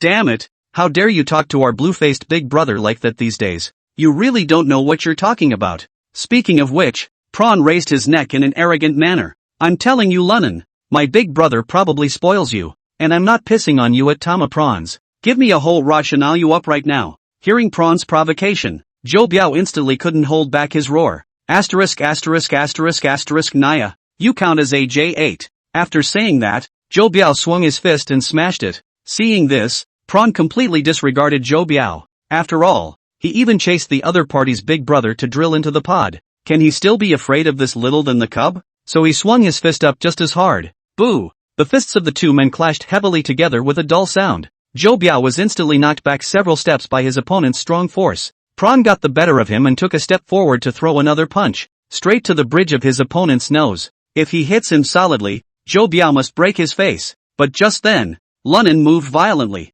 Just like a cheetah, he swiftly pounced on the side of the prawn and kicked it in the abdomen. Pust! Prawn suddenly howled miserably, covering his stomach and crouching on the ground with his back bent. Immediately after that, Lunnan directly yanked up his opponent's right arm and pouted in reverse. Click! Ah dash! The crisp sound of bones breaking, accompanied by the prawn's heart-rending screams, resounded throughout the hall. The scene happened so quickly that by the time those around him reacted, Prawn's arm had already turned into a reverse right angle. It looks as oozy as it needs to be. Drafting? Lunnan, you're so race-faced. When the blue face saw this, his face became hard to see, and he was ready to make a move with an angry shout. At the same time, a group of minions behind him surrounded him. Oh, blue face, I advise you to stop. Lunnan, however, felt out a cigarette and put it in his mouth without any concern and said indifferently, I have not this already given you face by pulling head off and only wasting one of his arms. Ask your brother if you don't believe me. How many people have died at my hands? Anyway?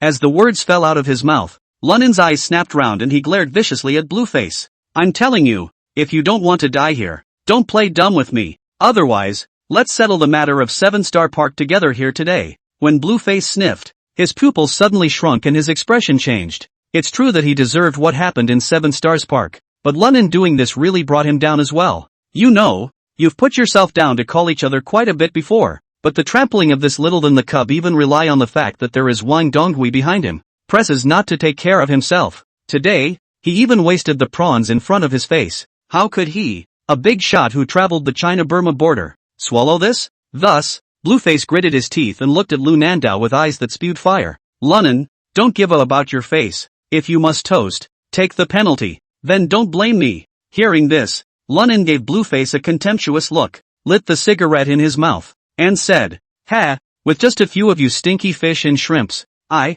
Lunnan, really don't put it in my eyes. Blueface, no matter how good you are over the border, this is Cool City after all. You're just an outsider in a lot of things, too. Speaking of which, Lunnan exhaled a thick mouthful of smoke before saying disdainfully, I'd like to see how ungracious you are. After saying that, Lunnan waved behind him. In a flash, 20 to 30 black-clothed security guards poured out from the back of the hall. Although they might not have much combat power, their numbers as well as their aura instantly overpowered these people from Blueface. Chapter 159. A Big Gift. Blueface snorted in disbelief as he looked around the room. Oh, Lunnan, in your words, it's okay to scare the kids with these stinky fish and shrimp. Trying to deal with me is not looking down on me? Blueface, don't play dumb with me. Lunnan inhaled a cigarette and said slowly, even if it's a stinky fish and shrimp and one person bites you, it can still kill a few of you. I don't believe you'd dare to within the city of Liangcheng wander around anywhere. Fire cannons. So, I'm going to remind you for the last time, get out or die. At this moment, a hint of viciousness flashed in Blueface's eyes. Gritting his teeth, he said, Lu Nan, do you think that I have no roots at all in Liangcheng and am at your mercy?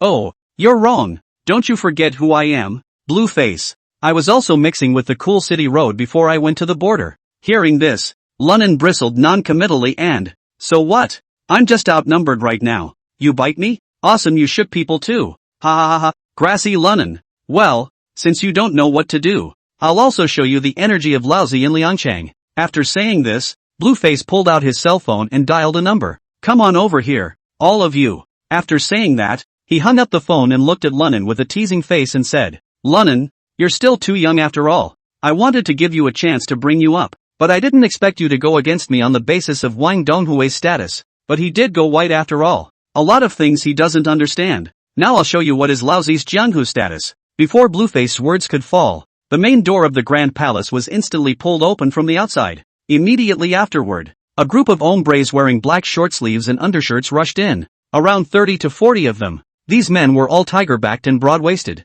Their muscle mass bulging high, like bodybuilding champions full of explosive power. And each of them was armed with all kinds of machetes. Fierce and murderous, obviously of unusual origin. Brother Blue, everyone's here. A burly man ran up to Blueface and reported in a low voice. Blueface said with a big grin, revealing a mouth full of yellow teeth. Lunnan, now you know what I'm capable of, don't you? My network of contacts in Liangcheng is not something that a little thane like you can speculate on. You, just been a jerk for a few days, really think you can go to heaven? Now, it's not too late to get down on your knees and beg for forgiveness. The blue face was rampant to the extreme, as if it was only now that he had gotten rid of the bad anger he had been holding back for the past few days. TSK, TSK, TSK, there's quite a crowd. Lunnan narrowed his eyes and swept a circle of the gang before suddenly lowering his voice to Blueface. Asterisk asterisk asterisk asterisk, it's okay if you head for the net yourself. And brought a bunch of mountain guns with him.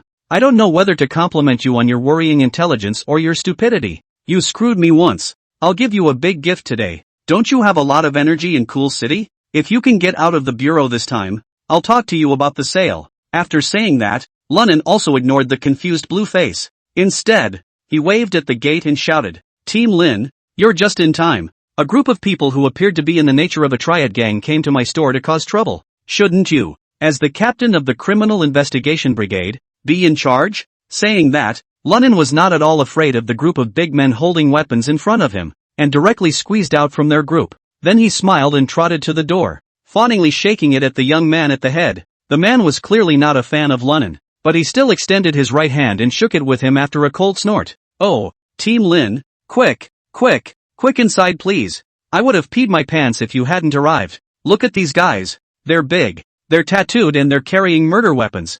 I'm a law-abiding citizen who's really scared to death inside. Seeing this scene, everyone was dumbfounded. Even Dakue and Zhou Biao were confused. What is going on here? They were all prepared to fight to the death, but they didn't expect this to happen. Could it be that this police officer called Team Lin had come specifically to stand up for Nan and support him? Is everything you say true? Lin, he seemed to have prepared for this, looking at Lu Nan with a calm expression and asking in a deep voice. Gee, 1,000 times over. Lunnan wailed with a bitter look on his face. Didn't I tell you yesterday when I talked to you on the phone? At 10 o'clock today, I'll be here waiting to receive your Good Citizen for Justice award. Who knew I'd just come downstairs and run into this gang? Team Lin, tell me, I've helped you inadvertently arrest so many gangsters. Doesn't it match this award of yours better? Ha ha ha. Speaking of this, Lunnan actually couldn't help but smile. The laughter hid a happiness that could not be concealed. A match. A perfect match. Lin, he gritted his teeth and nodded, then waved his hand at the officers behind him. Get them all under control. Anyone who resists will be shot on the spot. Yes. The group of officers responded in unison and immediately spread out. And at that moment, the blue-faced group of people were completely dumbfounded, especially Blueface. How could he not expect that Lunnan would be able to find a group of such fierce cops? This is a criminal investigation brigade. This is a real gun. Could this be Wang Donghui purposely backing up Lunnan? To knock me out? As soon as this thought surfaced, Blueface felt a chill run down his spine. Grass tramp. I didn't expect Wang Donghui to pay so much attention to Lunnan. And just as he froze, the group he brought with him had all crouched on the ground with their heads in their hands. The two officers had come up close to him, pistols pointed at Blueface. What the are you looking for? Crouch down or we'll shoot. Naturally, Blueface wouldn't be stupid enough to go against the police at this point. Panicked, he crouched on the ground with his hands on his head, but his eyes were dead set on Lunnan. Only at this time, Lin he clapped his hands, then stepped in front of Lu Nan and said in a serious manner, Lunnan, On behalf of the L Province Public Security T Ensure Public Security Bureau, present you with the Good Citizen Award for Courage and Courage. I hope you'll continue to keep your heart in the future and make more contributions to the security of Raya Chang. Ha ha ha ha ha. Well. Lin team, don't worry. I'll definitely work harder in the future. Due to his mouth being open too wide, a stream of spittle almost splashed on Lin He's face. Lin He dodged with a slight frown, disgust written all over his face. However, Lunin was not the least bit impressed and took the award certificate in his hands, looking at it front and back. The award was then rushed at Blueface and compared. The expression on his face was as exasperating as it needed to be. Blueface trembled with anger. His fists clenched, itching to pounce on Lunin and eat him alive. But he knew that now was definitely not the time to be impulsive. One could only bite the back of one's teeth strongly and swallow a mouthful of old blood.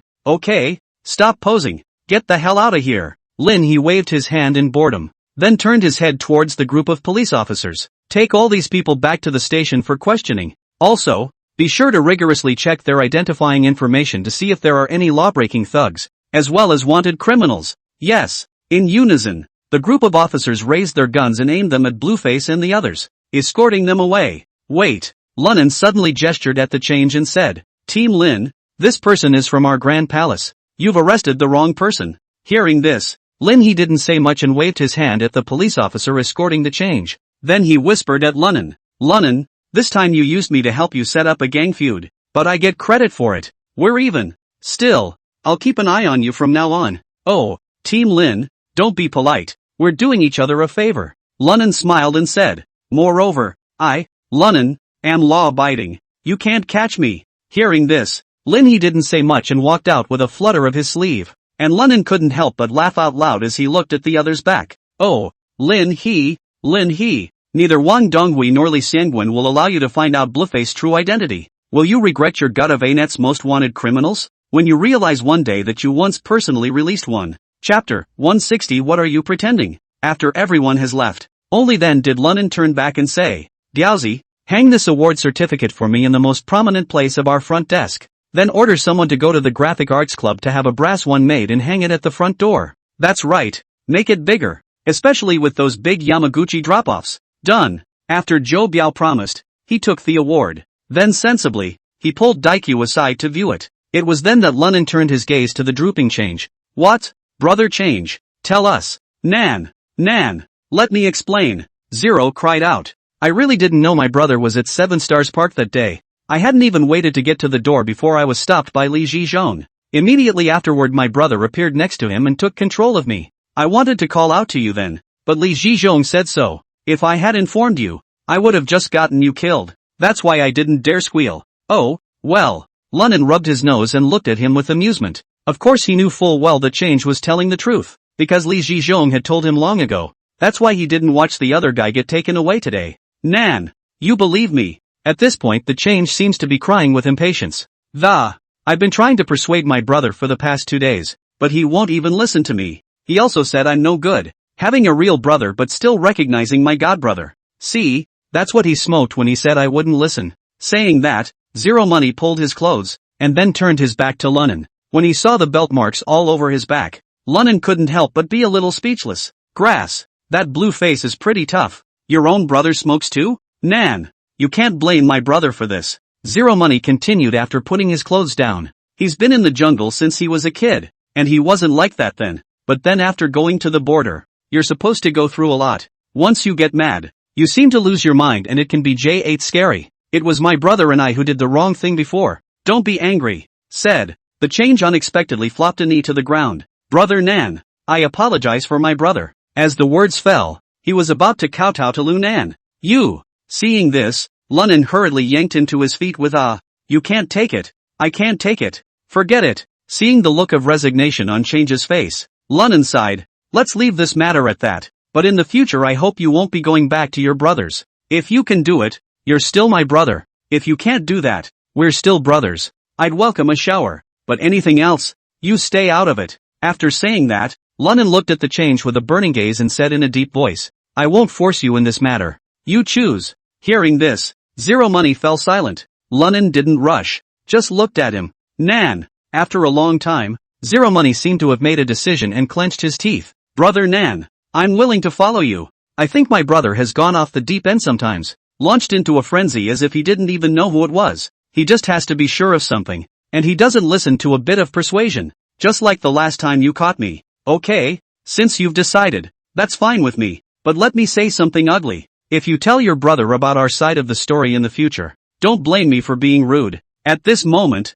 Lunan's eyes seemed to emanate a fierce aura, causing Change to involuntarily shiver. Nan, don't worry, I would never tell. If I break my promise, I'll go out and be hacked to death with a sword. Zero held out 3 fingers and swore by the light. Ha ha ha, good buddy. Lunan smiled broadly with satisfaction at the sight. Nan, I have something else to ask you. Change mumbled through his lips. Ask, my brother can't be in trouble, can he? At those words, Lunan said non-committally, not sure, let's see what he makes of it. What? Still want to work for your brother? No, I'm afraid he'll go inside and bite the dust and get us all involved. Don't worry, he's smart enough to know what to choose. Lunan laughed softly and waved his hand. Come on, don't worry about him, come on, Daikyu, Pyo, take the Change to a shower and find a little girl to give him a massage. I'm going out to run some errands first. Done. Dakue and Biaozi immediately responded cheerfully. When the 3 hooked up and walked up the stairs, it was only then that Lunans put away his smile and muttered,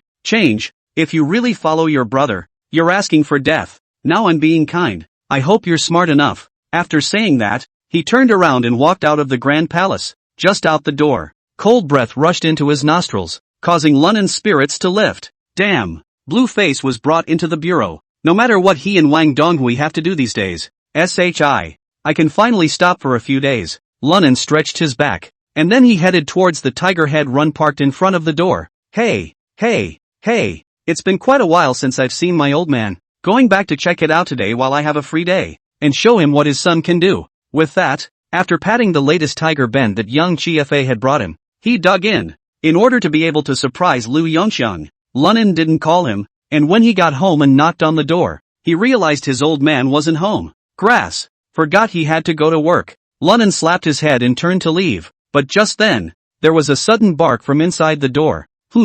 Dog King. After opening the door, a black shadow instantly jumped into Lunan's arms, shouting non-stop in excitement. Woof woof woof. Ha ha ha ha ha ha. King Dog, you are in good shape. Looks like my dad he didn't feed you much good food. Lunan squatted in front of the Dog King and reached out to rub its head. The Dog King also rubbed against Lunan's calf in an extremely intimate manner, his tail wagging non-stop. Is my dad at work? Woof. Surprisingly to Lunan, the Dog King seemed to understand Lunan's words and even nodded. Asterisk. You're going to be a sperm. Lunan's eyes widened incredulously and, you guys? You can even understand such complicated words. Woof. What did you say? Woof woof woof. Asterisk.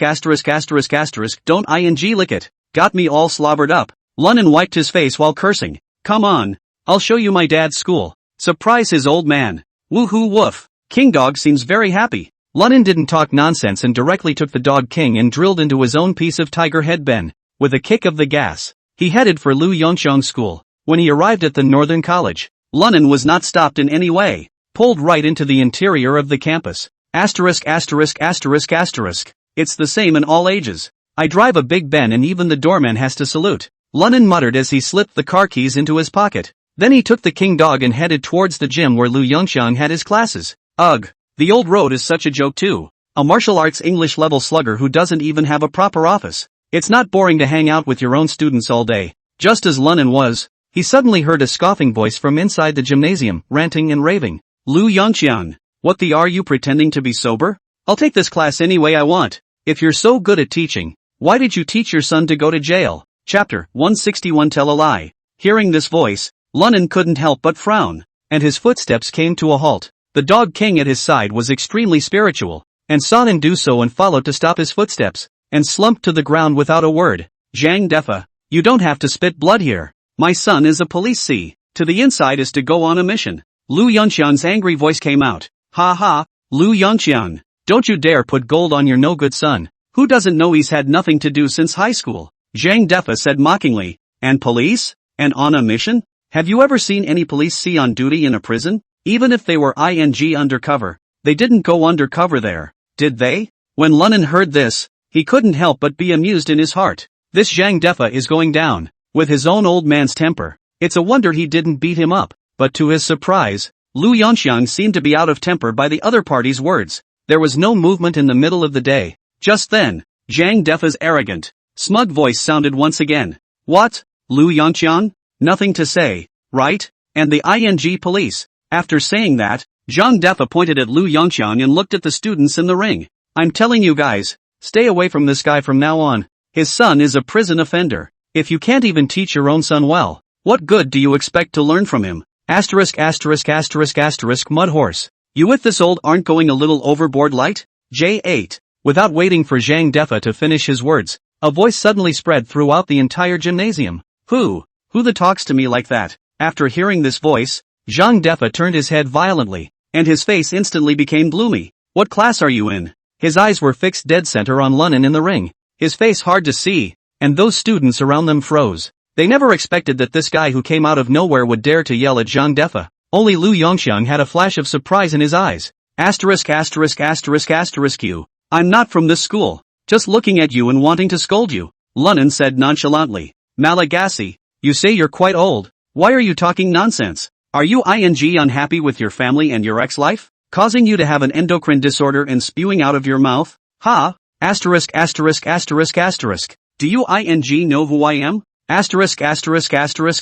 Naya. Isn't that just a stinky J8 gym teacher? Are you pretending with me? Little Thane. You seek death. At this time, Zhang Defa had been completely infuriated by Lunan, and violently rushed forward to punch this guy who didn't know the heights of heaven. But before he could rush to Lunan's front, he felt a strong wind coming. In the next second, he was knocked aside by a huge force. Boom! With a muffled thud, he fell heavily to the ground. It wasn't Lunan who struck out, but the Dog King. Ow! The Dog King let out a low growl and leaned forward with both paws, baring his fangs at Zhang Defa. It seemed that if the other party made the slightest movement, they would rush over and tear him apart. Seeing the Dog King's ferocious appearance, Zhang Defa couldn't help but change his face. The arrogance disappeared with it. Oh, what? Not awesome anymore? Lunan slowly walked up to the Dog King and looked down at Zhang Defa. If you dare to push one more time, believe it or not, I'll let the Dog King bite you to death. After saying these words, a brilliant light shot out violently from Lunan's eyes. This refined light scared Zhang Defa so much that he trembled. The kind of ruthlessness in Lunan's eyes just now had given Zhang Defa the fear of being entangled by a poisonous snake. It was a feeling he had never felt before. Yet, it was known that the other side was definitely capable of such a thing. And those eyes of Lunan's made him even more certain that the other party was by no means as simple as it appeared on the surface. You? Who are you? You cursed my old man half the time and asked who I was? You damn well owe me. Lunan's tongue-twisting reply instantly left Zhang Defa in a daze. Your old man? Lousy. Chattering again under his breath. It was only in response that you're Lu Yongxiang's son? Lunan ignored Zhang Defa's doubts and looked straight at Lu Yongxiang. Dad, how do you mix this? How is it that a dumbass can ride your neck in on it? You go ahead and beat him up. Lu Yongxiang did not expect his son to appear in the gym, and for a while he did not know what to say. Alright, let's go. We haven't seen each other for a long time. Let's have a drink. Stop comparing yourself to a fool. As Lunan said that, he directly pulled Lu Yongxiang's arm and walked towards the outside. Upon realizing Lunan's identity, Zhang Defa was instantly energized. Lu Yongxiang, I'm going to sue you. Sue your son too. I'm calling the principal and my brother-in-law right now. Lu Yongxiang, as you know, my brother-in-law is the chief of the North Road police station. I can't believe you let your convict son beat me up. You're waiting for jail time. As the words fell, Zhang Defa directly took out his cell phone and dialed a number. Hearing this, those students around them all looked like they were watching. After all, this play is so powerful. It can be a lot more fun than a boring exercise. And Lu Yongxiang frowned at his words, and just wanted to go up to apologize and discourage him, but he was pulled by Lunan's arm. Dad, it's okay, let him sue the principal. Big deal. We're this stupid quitting job. J8, your son has money now, more than enough to support you. As for his brother-in-law, he's a police station chief. Your son I don't care about. For some reason, seeing Lunan's eyes, Lu Yongxiang, who was originally ready to rush over and say a few good words to Zhang Defa, instantly calmed down, nodded without further comment. At this time, Zhang Defa had already finished the 2 phone calls, and looked at the 2 of them with a cold smile on his face. You guys wait. The police and my brother-in-law are on their way. I'll see what you do. How dare a criminal pretend to be a cop and go undercover? Hearing this, Lunen's eyes couldn't help but light up. Yeah, that's a good one. I can use this incident to make my identity as an undercover agent exposed. Thinking of this, Lunan also pulled out his cell phone and rushed at Lu Yongxiang. Dad, I'll make a call on the side. Wait for me. Aha! Lu Yongxiang didn't know what his son was up to though, but still chose to support each other unconditionally. But Zhang Defa on the opposite side still thought that Lunan was trying to run away. Kid, still trying to run? You stand there. After saying that, he dashed over with a flash. Bang! Again! Before he could get close, he flew out again. This time it was Lu Yongxiang who struck out. Zhang Defa, I'm standing here now. You tell me what's going on. Lu Yongxiang spoke coldly. At this moment, he had very complicated emotions. Shock, excitement, and worry, because he didn't know exactly what Lunan had planned. You, Lu Yongxiang, you wait. Let's see if you can still be so arrogant when the principal and my brother-in-law come later. I'm going to send all of you to the police station to jail. Zhang Defa covered his chest and cursed viciously, but in the end, he didn't dare to strike again. And on the side, Lunan also dialed Wang Donghui's phone and briefly told him what happened. Finally, he whispered, Pops, at the time, I was trying to make sure that my dad could rest easy. Purposefully, I said I was an undercover police going into the prison on a special assignment. Look, can you turn around and help me round out this lie?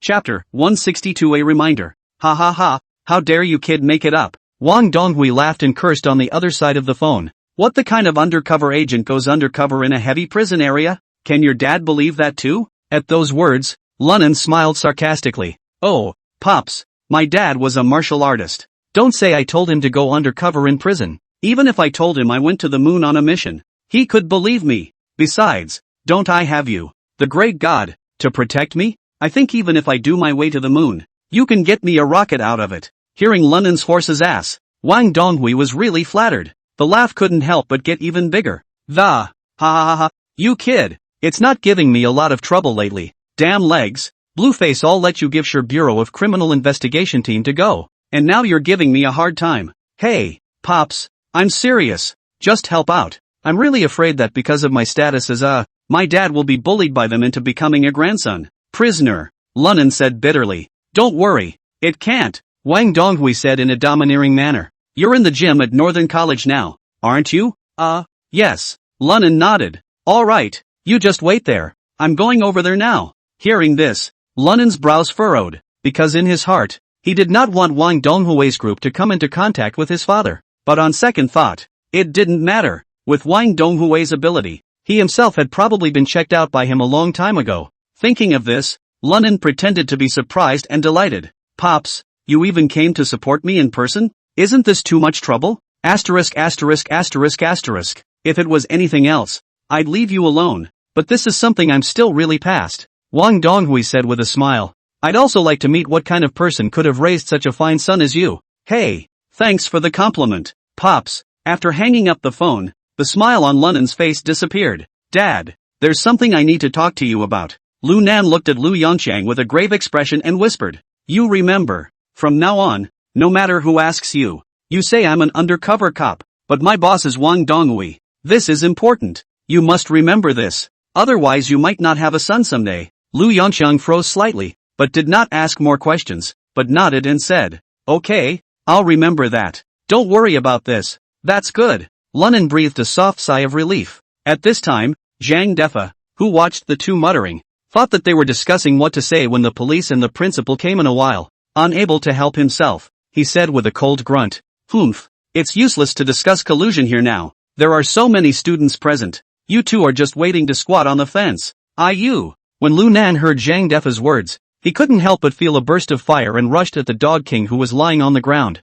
Dog King, cripple him with your bite. Howl. Upon hearing his master's command, the Dog King immediately looked up to the sky and whistled. With that, his body bent down and he was ready to pounce on Zhang Defa. But just then, a loud cry suddenly appeared at the door. Freeze, what are you doing? King Dog, stop. Hearing the drink, Lunan sought to speak out to stop it, but even so, the Dog King's body knocked Zhang Defa off his feet. It just didn't keep tearing. Zhang Defa crawled backward in a sorry state for some distance. Although he was not injured, he was scared enough. Lunan looked back, only to see a middle-aged man in his 50s and a man in his 30s walking over with 5 or 6 people in uniform. After seeing the visitor, Zhang Defa was instantly relieved. but still said with some fear, "School, Principal, Dae-jun, you guys are here? These two guys are causing trouble at school, and beat me up like this. The army hurry up and arrest them," he said and pointed at the father and son duo of Lu Yongxiang. The principal glanced at the duo of Lu Yongxiang and then at Zhang Defa,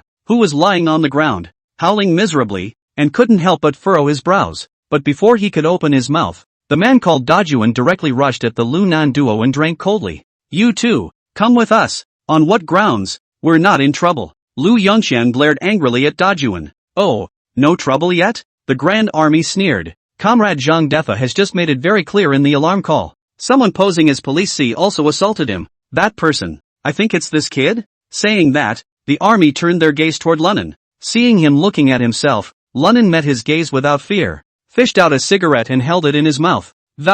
He just now this said that his brother-in-law is the director of the North Road police station. He is talking about you, right? Dajuan was stunned. He had thought that Lunan was just a no-good street skater. If you scare yourself so much, the other party will have to wimp out immediately. However, he never expected that this little brat would actually be so hardened and dare to speak so recklessly in front of himself. Unable to help himself, his face became somber and, "Boy, watch what you say." "What? I was wrong. A dumbass. A Thai J8 director. You're dragging your ass with me?" Asterisk asterisk asterisk asterisk. Hearing Lunan's words, the army was instantly furious. Being scolded by a young pup who didn't even look like he was 20 years old, he immediately felt a wave of humiliation. The army felt like it was going crazy. So a fist was shoved at Lunan. What kind of body is Lunan? Just by dodging slightly, he dodged it and held the opponent's wrist in the process. "Just talk. Don't move your ing hands." Ouch asterisk asterisk asterisk asterisk. Feeling the huge force coming from his wrist, the Grand Army couldn't help but let out a cry of pain and, asterisk asterisk asterisk asterisk in hell. "How dare you fight back? Cuff this kid." Several Civil J saw this, and hastily took out handcuffs. "Prepare to cuff Lunan." Seeing this, Lunan's eyes narrowed and he said coldly, "I advise you to straighten out the situation. Don't follow a hillbilly LD around eating melons and falling." When they heard Lunan say this, the several Civil JS froze. It wasn't because of anything else, but the feeling Lunan gave off was surprisingly not like a young man in his 20s. Instead, it's more like a bigot in a high position, especially those eyes. Deep, icy cold, as if it could freeze a person. "What are you guys waiting for? What can a little thing scare you guys like that?" When the army saw this, they stormed out and, "Didn't I tell you guys that when I came here? He's just a little punk. His old man is a stinking teacher. What are you guys afraid of?" The civilian J sniffed and instantly snapped back to his senses, picking up the handcuffs again and walking toward him. Seeing this scene, Lunan couldn't help but sigh. "Damn, that's a lot of good words for a damn ghost. Since you things don't know what's good for you, then don't blame me for skinning you guys later." Thinking of this, Lunan exerted a slight force in his hand and pushed the army to the side. Then after lighting the cigarette in his mouth, he stretched his arms out in front of him with a closed, "Don't blame me for not warning you. These handcuffs are good, but it's going to be hard to untie me in a while. I'll you up. You're a little gangster and you're still pretending with me?" After Dae-jun cursed, he took directly from Min the handcuffs' hands. With a click, they were cuffed on top of Lunan's hands. Chapter 163 Recklessness. Dae-jun saw that Lunan saw that the other party did not resist, and thought that he was afraid of him, and instantly came to be able to do so. Viciously, "Count on your boy's good sense. But it's too late. You'll be crying later." With that, he reached out and slapped his hand toward Lunan's head. "I'll go to hell." Not waiting for the army's hand to slap it, Lunan sidestepped his head and lightly dodged it, followed by a headbutt. Bang dash! The army was caught off guard, and was knocked to the ground headfirst by Lunan. He covered his head, his eyes glazed over. Asterisk asterisk asterisk asterisk. "Give me a chance to beat this little thing to death. I don't believe we can't kill him when he's handcuffed." With that, the army struggled to sit up, and the surrounding civil when heard the order. They raised the rubber batons in their hands and rushed toward Lunan. When Lu Yongxiang saw that his son was about to be beaten, his face instantly grimaced. But just as he was about to strike, he watched as Lunan shook his head at him. "Dad, just these little kalamis. I'm 1 for 3, don't worry." After saying that, Lunan turned around and rushed into Sybil the middle of the team, raising his leg and kicking. Bang bang bang. Although Lunan's hands were handcuffed together, the efficiency of his attack was not affected at all. Every kick, every elbow, it was all accurate to a fault, and all of it blasted into the ninjas. Within seconds, several Civil JS were kicked to the ground by Lunan. It's impossible to even stand up. Seeing this scene, The army was completely confused. He hadn't expected Lunen's fighting strength to be so strong. Not only do you dare to fight back, but you can damn well knock someone down? Seeing this scene, next to him, Zhang Defa, the academy's principal, and the crowd of students watching the scene also revealed unbelievable expressions. After all, Lunan looked just about the same age as those students. But the kung fu is actually so sophisticated. It's like it's melted fighting into his bones. With a hand raised, a very ordinary move could be utilized with great power. It's just mind-boggling. Only Lu Yongxiang nodded his head in relief and said in his heart, "This little brat seems to have surpassed me in kung fu. Not only is the timing of the strike extremely precise, even the force was well controlled. Leave the officers both incapacitated without actually injuring them. Asterisk asterisk asterisk asterisk in hell. Don't move. Move a little and I'll shoot." Just as the crowd was still immersed in shock and doubt, the army suddenly roared in anger, pulling out his sidearm from his holster. The blackened muzzle was pointed directly at Lunan. At this moment, Lunan had already finished packing up a few minj and was walking slowly towards the army. Seeing this scene, Lu Yongxiang's heart clenched violently. He looked at Lunan worriedly, fearing that he would charge straight up to fight for his life regardless. And at this moment, the Grand Army was staring at Lunan with a scowl on its face. "Little Thane. No wonder he's so arrogant. So there's some good kung fu on you. Strawberry, come on, try hitting another one? I'll see if it's you who's faster. Or my gun." Seeing the hysterical appearance of the other party and the matching gun in his hand, Lunan couldn't help but be a little surprised. He hadn't expected this guy to come to the academy to take care of business and bring a gun with him. You know, he's not a criminal like Lin Cranejay, just an ordinary police station chief. Often, there's no need for a gun at all. At this time, once he pulled the trigger, the consequences would definitely be very serious. But who is Lunan? What scenes have I not seen in my 2 lives? Oh, are you sure you want to shoot? Lunan said with a calm expression. What's going on is just a normal brawl. But you could have escalated things if you had fired your gun. Little Thane, are you bluffing me? At this point, the army had gone completely insane and yelled at Lunan. Weren't you great just now? What's wrong with you now? I now suspect that you are a murderer who has been absconding for years. Even if we shoot you down here, no one will be able to say anything. The army got more and more agitated as he spoke, while his hand was on the safety pin, as if it might be pressed at any moment. When the surrounding crowd saw this scene, they all held their breath. "Who? Oh, take it easy, I surrender." Lunan suddenly laughed and raised his hands, and stepped back a few meters away. Seeing that Lunan had stopped, the army seemed to be a little more at ease, and their grim expressions eased. Asterisk asterisk asterisk asterisk. Get another pair of cuffs and cuff this kid's feet too. Hearing this, the other few civilian next to him Jays hurriedly complied. Soon, Lunan's hands and feet were all cuffed. This way, Lunan couldn't run away no matter what. Seeing this scene, the army finally sighed in relief, and their faces once again regained their arrogant and domineering appearance. "Oh, you're a good kid. I didn't realize it was so beatable, but that's okay. With your kung fu, you'll be able to make your identity as a murderer a reality. I'll send you to jail for sure. You'll never turn over." After Dejun finished speaking viciously, he yelled at Zhang Defa and the group of students. "As you can see, this man is vicious. Not only is it extremely aggressive, but it has the nerve to attack Jay. When you get to the office later to take your statement, think before you speak, or don't blame me for coming after you." The army had obviously thought long ago that once they had captured Lunan, they would immediately put a charge on him for eternity. Upon hearing this, how had the crowd of students ever seen this scene before? He was so scared that his face turned pale and he was shaking like a sieve, saying yes again and again. And Zhang Defa even lowered his head, acquiescing to Dejun's statement. After all, it all started because of him, and Dajuan is also his own brother-in-law. If you support him at this time, is not the inside and outside of the distinction? Ha ha, there. Seeing that the threat worked, the army's face became much better, and then he shouted to the surroundings, "Take him back to the station. I'll interrogate him myself." Upon hearing this,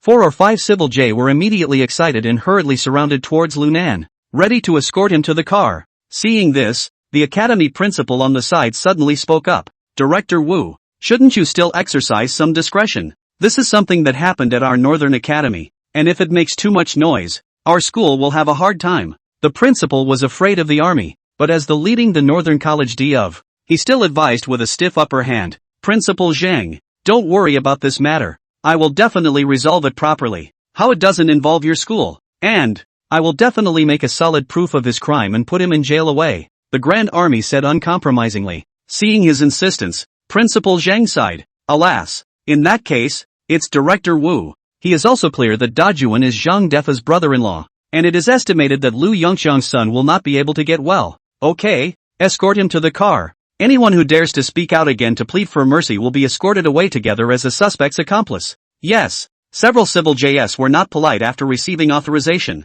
and directly set Lunan up. Lunan didn't resist and allowed a few people to set himself up. Kid, next time you get into trouble put your moves on. There are a lot of people out there who are not for you to offend as a little Thane. The Grand Army spoke viciously, and then made to take his sidearm back into its holster. But just then, a dull and majestic voice suddenly sounded from the doorway. What unit are you from? How dare you arrest people recklessly with such disregard for the law and discipline? Are you not afraid of being chastised? Chapter 164. Hearing this voice, the army, which had just regained a bit of calm, burst into a rage. The sidearm he was just about to put away was drawn again, and he turned back and roared. Asterisk asterisk asterisk asterisk muddy horse. Who's talking nonsense there? Only in the doorway, there stood a wearing a middle-aged man jacket, looking at the place with a cold face. Line Z. HM. You are simply lawless. When you entered the public as system, didn't anyone ever tell you to think carefully about your case? The middle-aged man's face showed anger, and his tone was angry as he asked in a chorus. And when the Grand Army saw the other party's dress and aura, they were first slightly stunned, followed by questioning with a chilly face. Who the are you again? Believe it or not, I'll sue you for obstruction of justice. Bring you back to the facility for interrogation altogether? Hearing this, Wang Donghui laughed back in anger. Ha ha ha, well, then I'd really like to go with you to see the world. Saying that, Wang Donghui slowly walked over. Lunan saw this and smiled a greeting. Pops, you've come at a good time. If you're late, you'll have to fish me out of the police station. Saying that, Lu Nan raised his head again at Lu Yongxiang's side and, Pops, let me introduce you. This is my dad. At the same time, he said to Lu Yongxiang, Dad, this is my godfather, Deputy Commissioner of the Province Police Department in Deputy Liancheng City, LS Commissioner of Wang Donghui. At first, he heard Lunan say that the visitor was his godfather. Wu Dajuan's hanging heart instantly relaxed. The guy looked pretty pie-eyed, but how much more powerful could a little than a pup's godfather be? But when he heard the latter words, it was as if a succession of thunderbolts rang in his ears. It only shook him to the point of dizziness, and he almost fell to the ground. Wang Donghui? This. Dejun looked at Wang Donghui in panic, stuttering for half a day, but he could not say anything. The other Minj and the school teachers and students, including Lu Yongxiang and the others, were completely confused. Especially Zhang Defa was so close that he didn't sit on his but on the ground. Deputy Commissioner of Police. Province? L. The deputy the cool city's governor of? Is this a ing dream for yourself? Even within the entire L province, it belonged to the top level of existence. This kind of existence was actually Lunan's godfather? What the is going on here? Zhang Defa wanted to cry and felt the sky spinning. At the same time, Wang Donghui's brows furrowed. He looked at the subdued Lunan, and then at the group of overwhelmed Min JS. Finally, he looked at Wu Dajuan, who was full of dismay and still holding a pistol in his hand, and said in a deep voice, What unit are you in? Is this how you serve the people? Administrator Wang. I am the director of the North Road Police Station. Wu Dajuan. This is a routine inspection. I hope you don't misunderstand. The Grand Army explained twice with a sweaty forehead, his heart beating dramatically faster. He's gutted now. It was originally thought to be an ordinary case of brawling. It's brother-in-law Zhang Deji calling himself again. Come over and clean up a little than a cub is not a handful? But how can you think that the other party not only has excellent hands, background identity is even bigger and scary? If he knew that Lunan could get involved with Wang Donghui, he wouldn't have come to wade through this mess even if that pusher Zhang Defa had let someone beat him to death. North Road Police Station? I'm so glad you had the guts to report it. Wang Donghui laughed angrily, then glanced at the in his hand 54 pistol, and his eyes grew cold. Director Wu, shouldn't you give me a reasonable explanation? Administrator Wang, you are joking. I'm just doing my routine. The corners of the Grand Army's mouth twitched twice, awkwardly explaining. Routine? Routinely with coming to arrest people pistol? A 54. How bold. After Wang Donghui finished speaking, he fished out his cell phone from his arms and dialed a number. Hello, Lin He, is the North Road Police Station under your jurisdiction? Upon hearing this inquiry, Lin He on the other end of the phone was first stunned, then immediately replied respectfully. Yes, Administrator Wang, what are your orders? Oh, what command? Wang Donghui smiled coldly and said in a deep voice. You take the men now and bring them to the gym at Northern College immediately. If you can't make it in 10 minutes, you'll be just like your master, Lu Shiming, and go manage the household registration for me. After saying that, Wang Donghui hung up the phone. While this scene fell in the eyes of the crowd, they all froze. Wu Dajuan is even more leg shivering, if not next to someone to help. It is estimated that has already been paralyzed to the ground, and Lunan was extremely surprised. I didn't realize that this police station was under Lin He's jurisdiction. No wonder Wang Donghui had to make a personal trip over, obviously taking this opportunity to properly clean up that Lin He, thus pressurizing him so that he can release the blue face. After all, this kind of thing involving local police officers using guns can be a big deal. It would also be perfectly fine to accountable. Hold its parent, collar D, grass. Wang Donghui is really an old fox. This hand to borrow the power of the official C skill. Play is really slippery Thinking of this, Lunan couldn't help but be secretly vigilant as well. One must be cautious around this old fox. Don't assume that the other person looks good to you on the surface. If by any chance he knew his true identity one day, he would die without knowing how. Just then, Wang Donghui fatally swept a glance at the large army and ordered towards the surrounding civilian police. Why don't you release the people, and then cuff your director? Do I have to do it myself? A group of police officers sniffed and looked at each other. Some of those who reacted quickly rushed to speak. Yes, Administrator Wang. When he finished, he ran up to the brigade and tried to pin it down. Don't! Director Wang, spare your life. Please spare me. I didn't know that this kid is your godson. If I knew that, I wouldn't have dared to do this to him even if I had 8 guts. Wu Dajuan struggled desperately, and in his panic, he accidentally pulled the trigger. Bang! Only a muffled sound was heard, and the civilian who was tearing into him froze Jay in place. Unbelievably, he glanced toward his chest. A trail of blood ran down the bullet hole and then covered the entire lapel. Puff! Falls to the ground and doesn't move a muscle.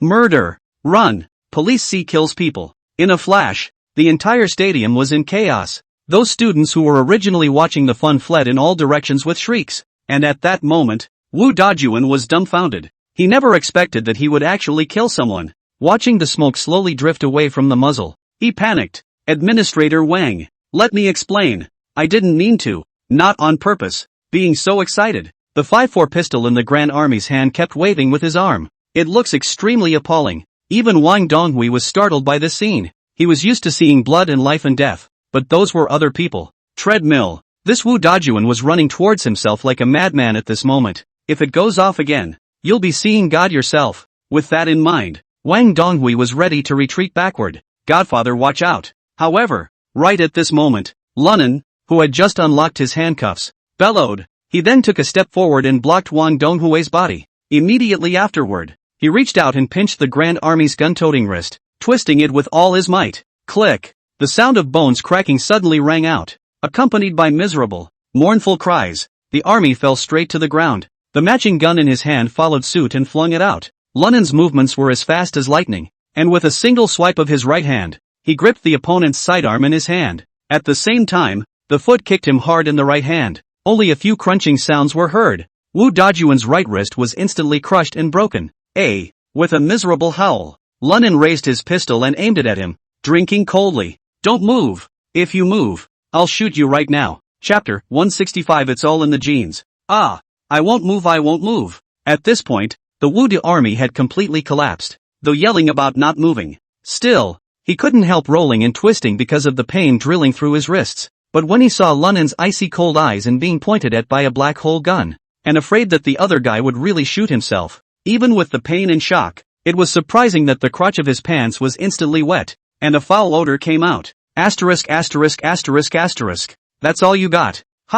Before you can say anything, you're ing pissed? Lunan frowned in disgust, then turned around and handed the pistol to Wang Donghui. Pops, this guy shot a police officer and has just had bad intentions towards you. You see what to do with it? Wang Donghui took the 5.4 in Lunan's hand with a grimace. Gritting his teeth, he said, this Lin He, tugging uncharacteristically day after day. But you can't even control the men in your own precinct. I'd like to see what he has to say when he arrives. Having said that, Wang Donghui took a deep breath, looked around and realized that there were a few civilian Jings peeking at the place. So he grimly said, you guys, cuff this Wu Dajuan kid. Yes, those few civil Jing heard, immediately ran to the front of Wu Dajuan, took out handcuffs to handcuff his hands, and Wu Dajuan looked at the handcuffs he was put on. His face was white to the core, and he kept wailing, Administrator Wang, I really didn't mean to shoot. You spare me. I beg of you. At this moment, Wu Dajuan's heart was filled with remorse. All he could think was that he had been unlucky tonight.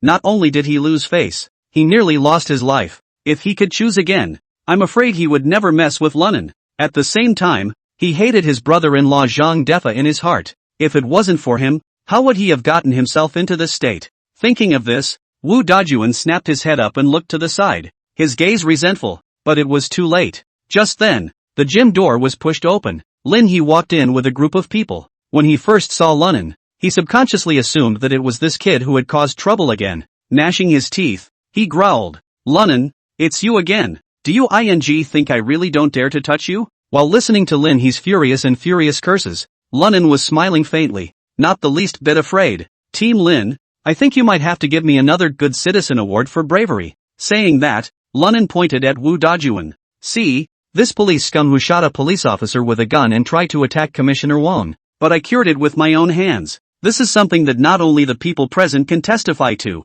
even Administrator Wang shouldn't have any objections." Hearing this, Lin He was stunned on the spot. It was only until then that he saw Wang Donghui, who was standing beside Lunnan, looking at himself with a face full of iron. Lin He is meticulous in his work though, but it is not a little cutie. After hurriedly trotting to Wang Donghui and saluting, he tentatively asked, "Administrator Wang, what the hell is going on here?" Wang Donghui snorted coldly and threw the 5.4 pistol into Lin He's arms. "Then tell the story of what happened." Of course, Wang Donghui's narration was extremely skillful, weakens the problems of others. Instead, the focus is primarily on the fact that Wu Dajuan not only violated the law by going out to the police. Surprisingly, he faced the crowd with a gun, and shot his fellow officers still trying to misbehave with him. When he finished speaking, his eyes looked at Lin He with an icy coldness. "Team Lin, this is the good grassroots soldier you brought me. You're good." Upon hearing Wang Donghui's story in these words, Lin He's face swished pale. He never expected that Wu Dajuan would be so bold. How dare you openly commit murder with a gun in your own precinct? Moreover, it is still targeting Administrator Wang, which is an added crime. Thinking about this, Lin He's heart beat wildly. He even felt a strong chill. It was because he knew very well that if this matter was botched up, he would definitely be left in the lurch. Alright. Before he could open his mouth, Wang Donghui waved his hand and interrupted. "The men you arrested this morning don't need to be interrogated. You'd better figure out what happened to Wu Dajun. Lunnan, you and your father come out with me. Leave this place to Lin He." After saying that, he left the gym without looking back. Lunnan, on the other hand, said at Lin He with a smirk, "Team Lin, ask for another, it's not too much to, is it? Good Citizen Award for bravery and courage. Of course, if you have other awards for me, I won't turn them down. Ha ha ha ha ha." After saying that, Lunnan left the scene with his father and the Dog King, leaving an embarrassed and sweaty Lin He standing in place for a long time, because he finally realized at this moment that the person behind Lunnan was actually the second in command of their police force, Wang Donghui. No wonder he was able to get his own master to run the registry. No wonder this kid dared to be so arrogant and was still able to remain unharmed. So it is. Looking at the backs of the two people and the dog in front of him, Lin He gritted his teeth. "Lunnan, you wait for me. If you fall into my hands one day, I will make you look good." After Lu Nan and Lu Yongxiang walked out of the gym door, Wang Donghui was already waiting there. "Ha ha ha, old brother Lu, long time no see." Wang Donghui smiled broadly and extended his right hand at Lu Yongxiang. Seeing this, Lu Yongxiang first froze, spinning a surprised expression. He hurriedly shook hands with Wang Donghui. "Flattered. Administrator Wang. Hello. I can't believe my Lunnan is working under you, and the honor of being your godson. This is really blowing up our Lu family's ancestral tomb. No amount of green smoke would make such a great creation." Hearing Lu Yongxiang say this, Wang Donghui was immediately amused and burst out laughing. "Ha ha ha, old brother Lu, you're too humorous. No wonder Minami usually talks funny. So this is all like you." Hearing this, the corners of Lunnan's mouth twitched twice without retorting. On the other hand, Lu Yongxiang on the side smiled even more flatteringly, and then followed the snake with a stick. "Elder brother Wang, there's something I still want to confirm with you. I don't know if it's convenient for you?" "Elder brother Lu, we're all family. There's nothing inconvenient." "You say it." Wang Donghui nodded, signaling Lu Yongxiang to continue. Lu Yongxiang coughed lightly, then lowered his voice. "Elder brother Wang, that boy Lu Nan said he was working undercover under your hand. I wonder if this is true.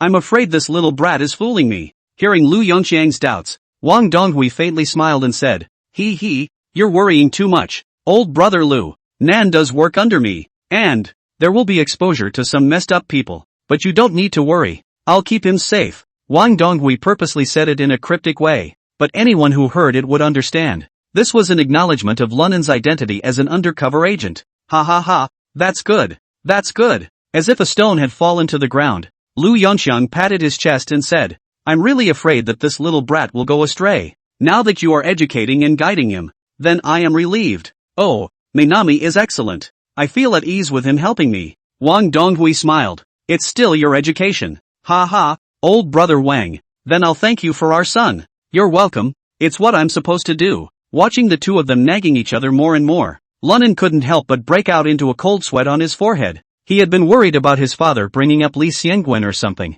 Now it seems that I was overthinking it. Wang Donghui was really right. I'm pretty much like my dad. No wonder my old man is so comfortable in acting and his blind words come out of his mouth. So it's all genetic. Chapter 166. Who's stronger? Elder brother Wang. Why don't you see if you have time? Let's find a place to drink. Hearing Lu Yongxian's words, Lu Nan knew that he couldn't let the two of them talk anymore. He really didn't know in his last life that his old man was still such a social bull. Mother asterisk asterisk asterisk asterisk her. This mouth is about sure long drink? Dad, take King Dog and wait for me in the car first. I'm talking to my godfather about something at work. Lu Nan hurriedly interrupted Lu Yongxiang. Oh, well. Lu Yongxiang sniffed and hurriedly nodded his head in agreement. But after scanning the circle of cars parked in front of the building, he frowned and asked, get in which car and wait for you. Lunan didn't say anything, and directly took out the key of the Tiger Head Ben and pressed it. Drip. Two soft thuds later, the running lights of the Tiger Ben came on. That's the Mercedes.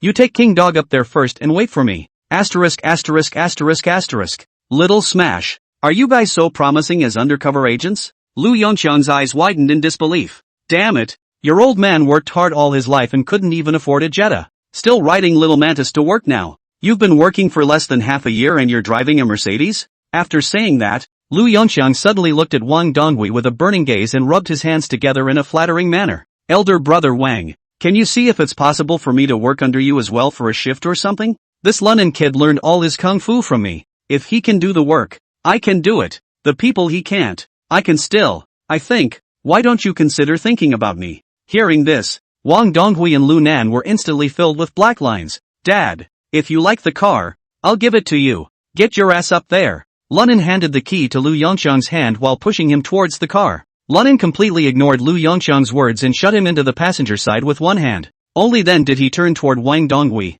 but just 2 steps away, Lu Yongxiang's side of the car window down. Shouted, little smash. You follow my old brother Wang and do a good job. If I find out you're cheating, I'll kill you, he said, before raising the window up. Lunan couldn't help but stagger after hearing this, and Wang Donghui subconsciously wiped the cold sweat from his forehead. Oh, Minami, your father is still in good humor, Wang Donghui said with a smile. Lunan sniffed with a burst of embarrassment and snapped, oh, Pops, don't mind me, my dad, he's scared of being poor. It's a little hard to accept watching me get rich in the cold. Why would I mind?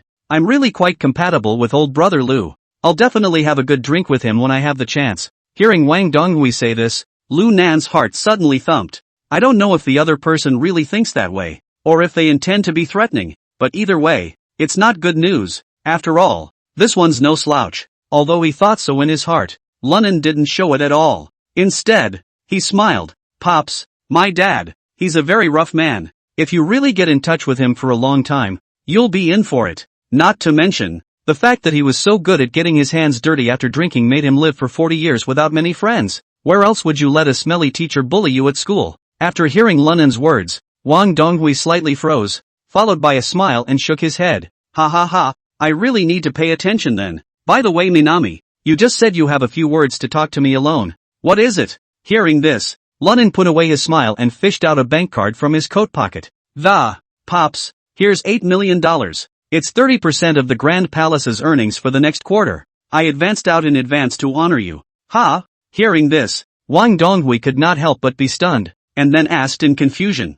I'm not saying I'll give you that 30% share. What are you giving me this money for? Lunan said with a solemn expression. Pops, I have food and drink in the Grand Palace now. Yang Laoquan also gives me some pocket money from time to time, so it's not like I'm short of any money. On the contrary, you have added a lot of luo chaos and trouble because of me. I also know that you don't lack anything. This money can be regarded as a token of my appreciation. Hearing these words, the look on Wang Donghui's face gradually became softer as a hint of relief and emotion flashed in the depths of his eyes. Nan, if Xiaohai is half as understanding as you are, I'll burn a hole in my heart. Saying that, Wang Donghui pushed the bank card back and asked rhetorically with a smile. Nan, your thoughts are appreciated, Pops, but do you think I lack money? Of course there's no shortage. Looking at Wang Donghui's resolute refusal, Lunan hesitated a bit, but in his heart, he was bellyaching.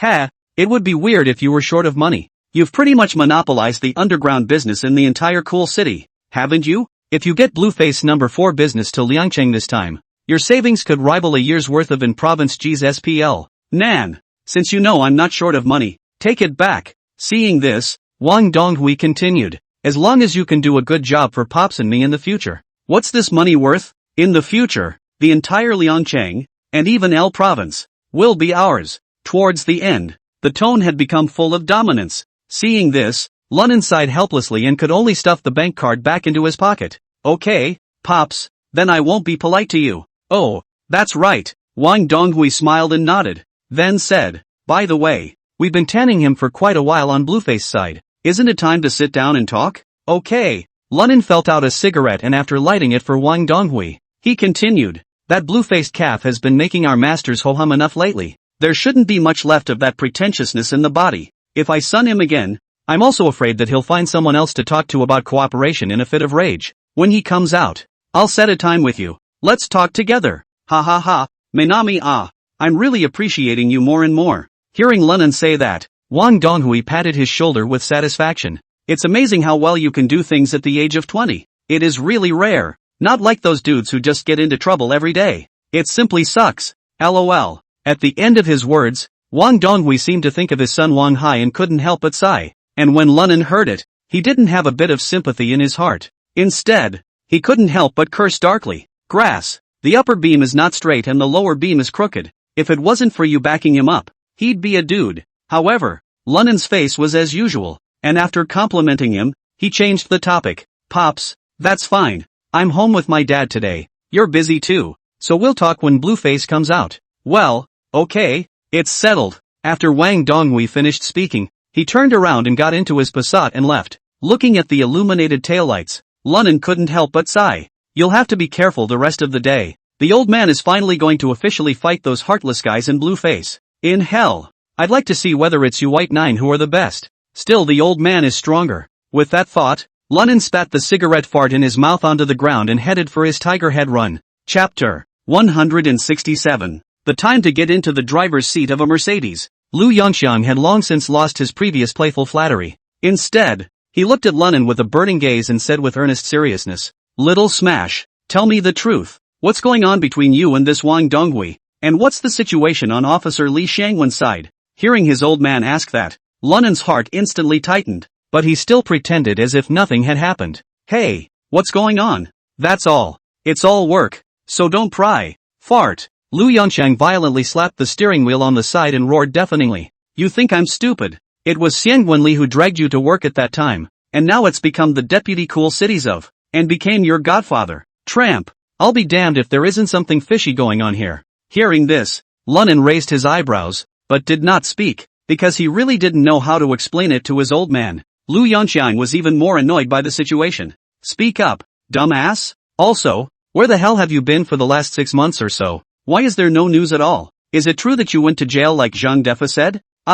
Lunan was going to stall, but when you think about it, there's not much you can't say about it. It's better to cover up and let your old man worry than to just tell him the truth. Otherwise he'd be more likely to get into trouble if he had nothing to figure out on his own. After thinking about it, Lunan coughed lightly before he began to tell what had happened in the past 6 months. Of course, the part where he kills and bleeds is weakened. Spare me, but I also heard Lu Yongxiang's heart pounding, especially after hearing that Li Xingwen had even let his own son go to jail to cheat Wang Donghui. After almost even getting killed in there, he exploded.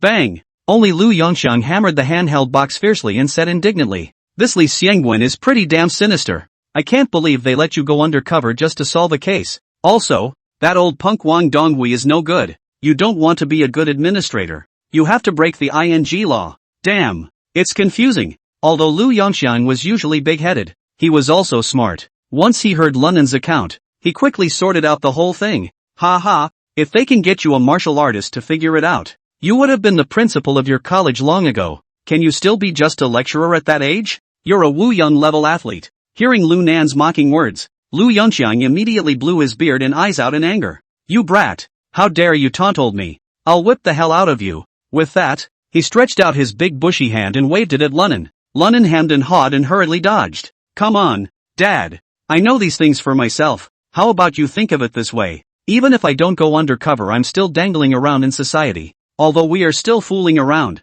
we are still considered to be fools by decree. Even if you let someone hack you to death, you can still count it as a sacrifice for your country. Asterisk asterisk asterisk asterisk Q. Without waiting for Lu Nan to finish his words, Lu Yunxiang directly exploded. He glared at Lunnan and said, I'm telling you, never mind the ordered assholes and martyrs of dead advice. I have only one son like you. If anything happens to you, what's the point of letting me live? Speaking here, Lu Yunxiang raised his hand and rubbed his reddened eyes. You've been mischievous since you were a kid, always getting into trouble. I'm both a father and a mother. Gotcha, gotcha, gotcha again. Without waiting for Lu Yunxiang to finish his words, Lu Nan hurriedly waved his hand. Dad, your son has a hard life, and these little caramels want me dead? They think too much. It's you I'm worried about now instead. If people find out you're my dad, those guys draw cold against you. Asterisk asterisk asterisk asterisk. Who dares to deal with me? Don't forget the old man. Saying that, Lu Yunxiang puffed out his chest and said proudly,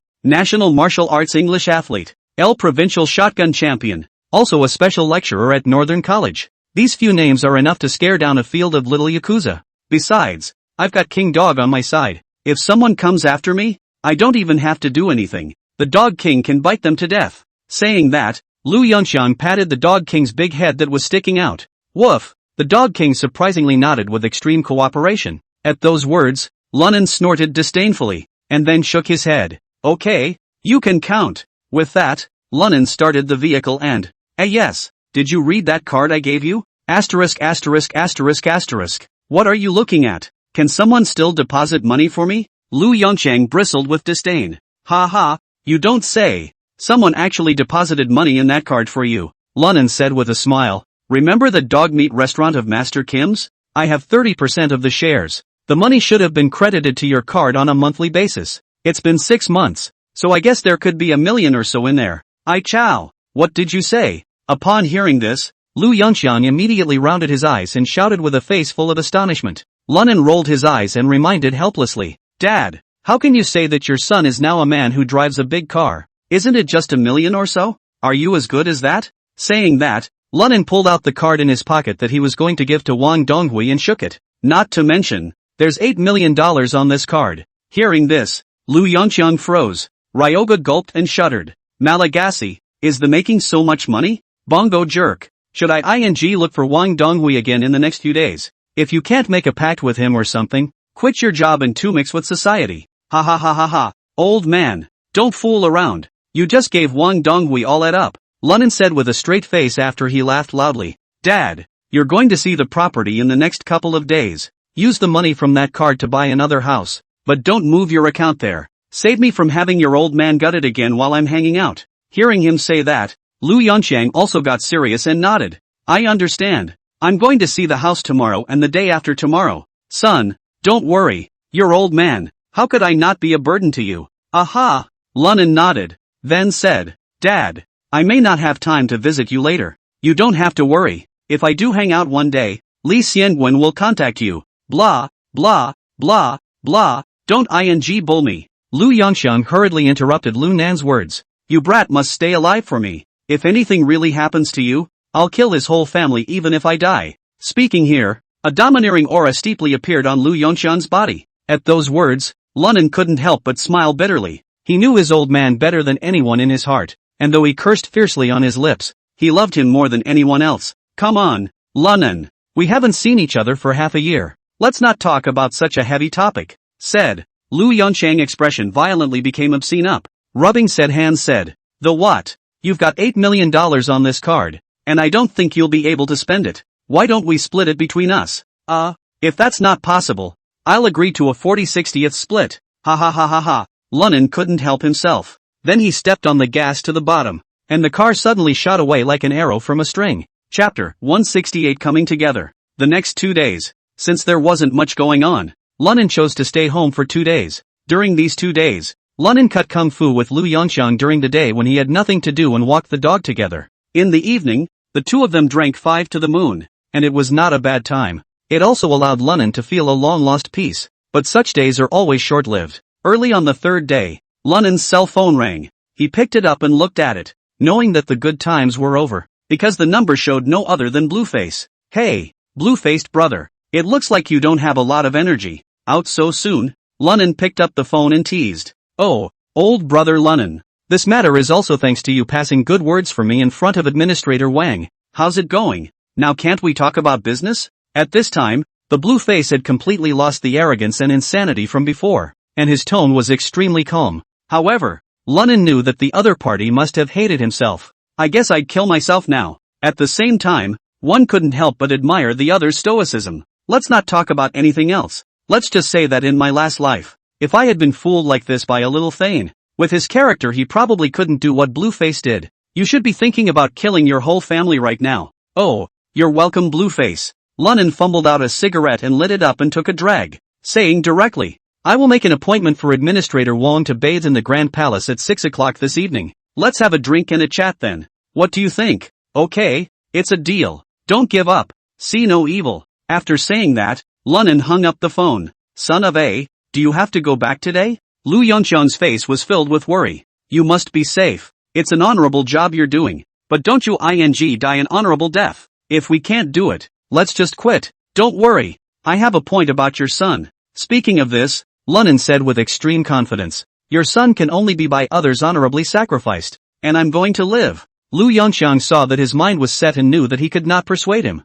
Sighing, okay, you're big now too. Come on, I'll make you a dumpling for lunch. You can leave after you eat it. Geez, old man. But stop it. Lunan hurriedly waved his hand and said with a deliberate snicker, why am I so creeped out to hear you say that? It's like I'm going on the road here. I've got a lot going on over there, so I won't eat. After saying that, Lunan didn't wait for the other party to respond and put on his jacket. He patted the dog king's head again, and only then did he talk to Lu Yongxiang. Dad, you grab the house and move in a hurry. I'll go back first. If you're really lonely, you can find a companion or something. Don't always hear alone roll. Oh yeah, that what's her name dating site don't even bother. It's not reliable haha. After saying that, without waiting for Lu Yongxiang to reply, he hurriedly left the house. He was afraid that if he stayed any later, he wouldn't be able to leave. Brat! Looking at Lu Nan's back, Lu Yongxiang wiped the mist from the corner of his eyes and cursed. If it wasn't for you, I would have looked for it. How dare you think I'm a wheelbarrow? Grass! After returning to the Grand Palace, Lunan talked to Dakue and Zhou Biao to find out what had happened in the past 2 days. To his surprise, business at the Grand Palace had been unusually brisk in the 2 days of his absence, but all the people who came were socialites. Socialites? Come to do what? Didn't make a scene here, did you? Ha ha ha. Nan, how can that be? Daikyu smiled and pointed to the large brass square plaque on the back of the handle. It's not because you're a good citizen for justice. The guys all wanted to come over and see who was so good that they could get this from the CID and hang it up at the bathhouse. And then when they heard it was you, they all worshipped you so much they almost fell on their knees. Brother Nan, you're probably known by no one on the Lianchang Road now. Grass. Daikyu, you're too able to pickpocket the blind? And worship to the point of kneeling?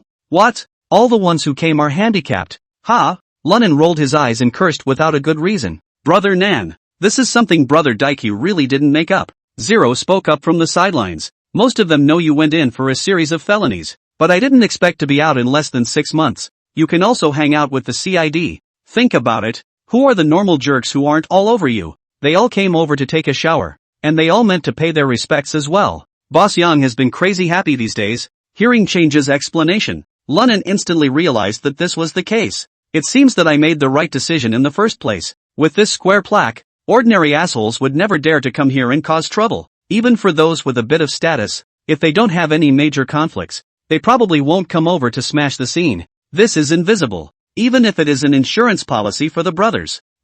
Nice. Okay, I get it. Lunan waved his hand and rushed the change. Your brother is coming over tonight. We have business to discuss. Do you want to join in on the fun? I'll stay out of it. Without even thinking about it, Zero refused. My brother's trade is so intimidating. I still think watching the bathhouse is more my speed. Warm, cozy, and little sister. Hearing this, Lunnan froze slightly and then lost his smile. Ha ha ha, okay, if you like it. You three make arrangements to greet your honored guests in the evening. Touché. The three Daikyu nodded their heads in agreement and then went to get ready. 6 o'clock in the evening. Wang Donghui and Blueface arrived as promised. This time, both of them had come alone, which couldn't help but make Lunnan a bit puzzled. It's reasonable to assume that there's nothing wrong with Blueface coming on his own. After all, having suffered his own loss here before, there was no need to continue to bring his little brother to act like a bully. That would only make a joke of yourself. But the fact that Wang Donghui didn't bring Wang Hai made him a bit puzzled. Does this old fox really believe in himself so much that this deal doesn't even allow his own son to participate?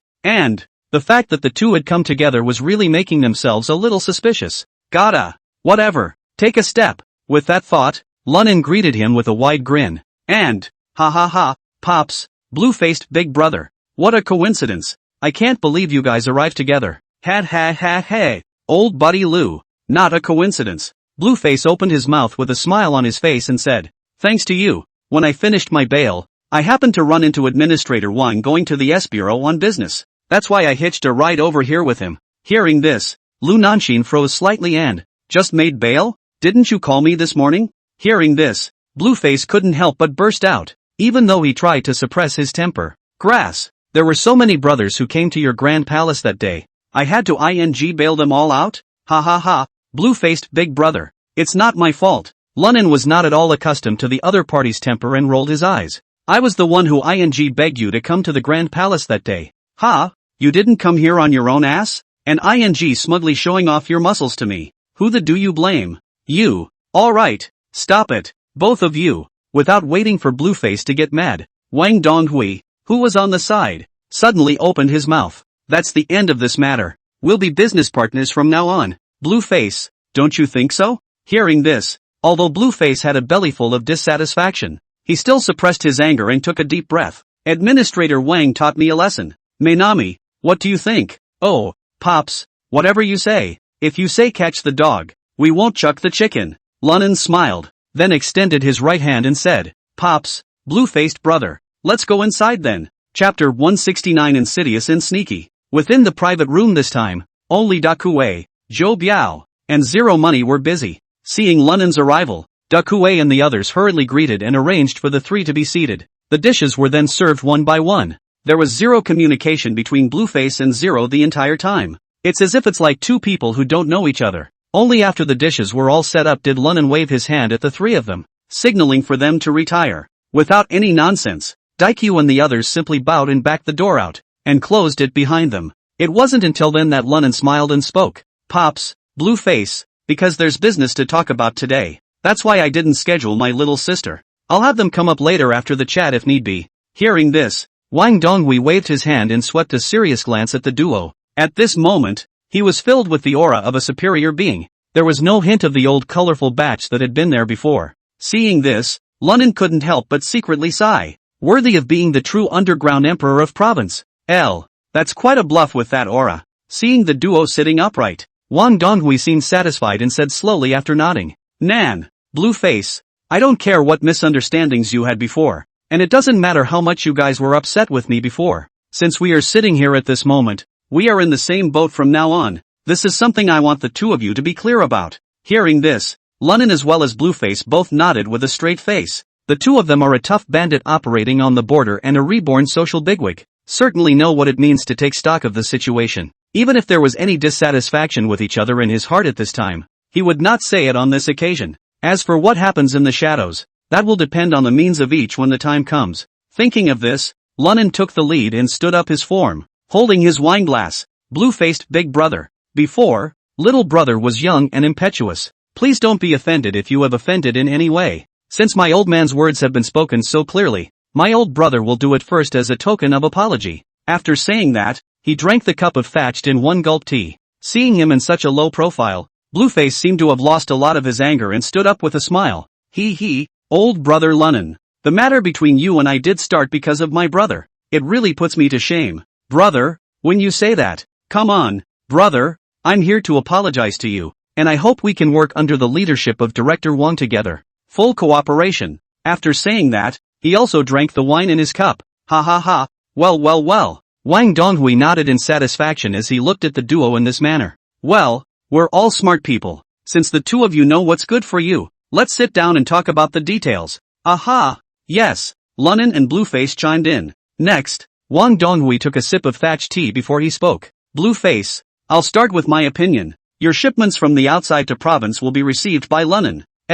When he's finished dispersing, he'll settle up with you. Do you think there is no problem? Hearing him say that, Blueface's brow furrowed slightly, because usually this kind of business is the goods and money. There is never a pressurized goods, but the thought of Wang Donghui being able to help him completely penetrate the fourth into the L province. Blueface still nodded. No problem. Well, that's good. Wang Donghui nodded in satisfaction, then continued. The second point is that we have to take 40% of the sales of goods at a time. Do you have an opinion on that? Hearing this, Blueface instantly changed his face. 40%? The offer took him by surprise. You know, every time you ship the fourth over yourself, that's a lot of risk to take along the way. The slightest mistake can be the destruction of goods and people. You can't get it right and fold it in yourself. And Wang Donghui is just moving his connections to take 40%. Wouldn't that even cost you money? Seeing the hesitation on Blueface's face, Lunan however smiled faintly and said, Don't forget, Blueface, with my old man's connections, from now on, the whole L province can only come to be exclusive. In other words, we have pricing power. My old man's 40% of this may seem like a lot, but have you thought about the fact that if we raise the price a few times, the 60% you take might be 6 times what you used to get? Hearing Lunan's words, a brilliant light shot out from Blueface's eyes. That statistic is too tempting. And what Lunan said made perfect sense. If you only have your own goods in province, it creates a monopoly. You can set whatever you want for a gram at that time. In this comparison, instead of losing money, he has made a lot of money. Seeing the blue-faced expression loosen up, the corner of Wang Donghui's mouth curved up in an arc. Blueface, there's no such thing as a free lunch in this world. Since I dare to ask for so much, naturally it's worth so much. You should understand what's at stake. Hearing this, Blueface pondered for a moment, then looked up. Administrator Wang is right. The distribution will be as you say. Ha ha ha, good. Blueface knows what's good for you. And you're really a man of great deeds for having the courage to do so. Wang Donghui looked up to the sky and laughed, obviously very happy. After all, once successful, the profits are absolutely huge. And seeing this scene, a cold smile spread across the corners of Lunan's mouth. This Blueface was really crippled by Wang Donghui. This thing does sound like this, but when the time comes, how much it can be sold and at what price, that's all up to the old man. After this talk, I should also contact old Li. Let's see what he has to say on his end. If the other side has enough goods, will this handful of jobs be enough to close the net? However, Wang Donghui's later words caused Lu Nan to fall into an ice cave. Blue-faced brother, to show how much I value this partnership, I'll have Nan go back with you and ship the first shipment back to Liangchang. What do you think? Hearing this, Lunan almost jumped up and cursed. He had originally thought that Blueface would ship the goods to Liangchang, and he would secretly inform Li Xiangguan to close the net when he picked up the goods himself. In this way, the Blueface can be eliminated de-trafficking syndicate in one fell swoop.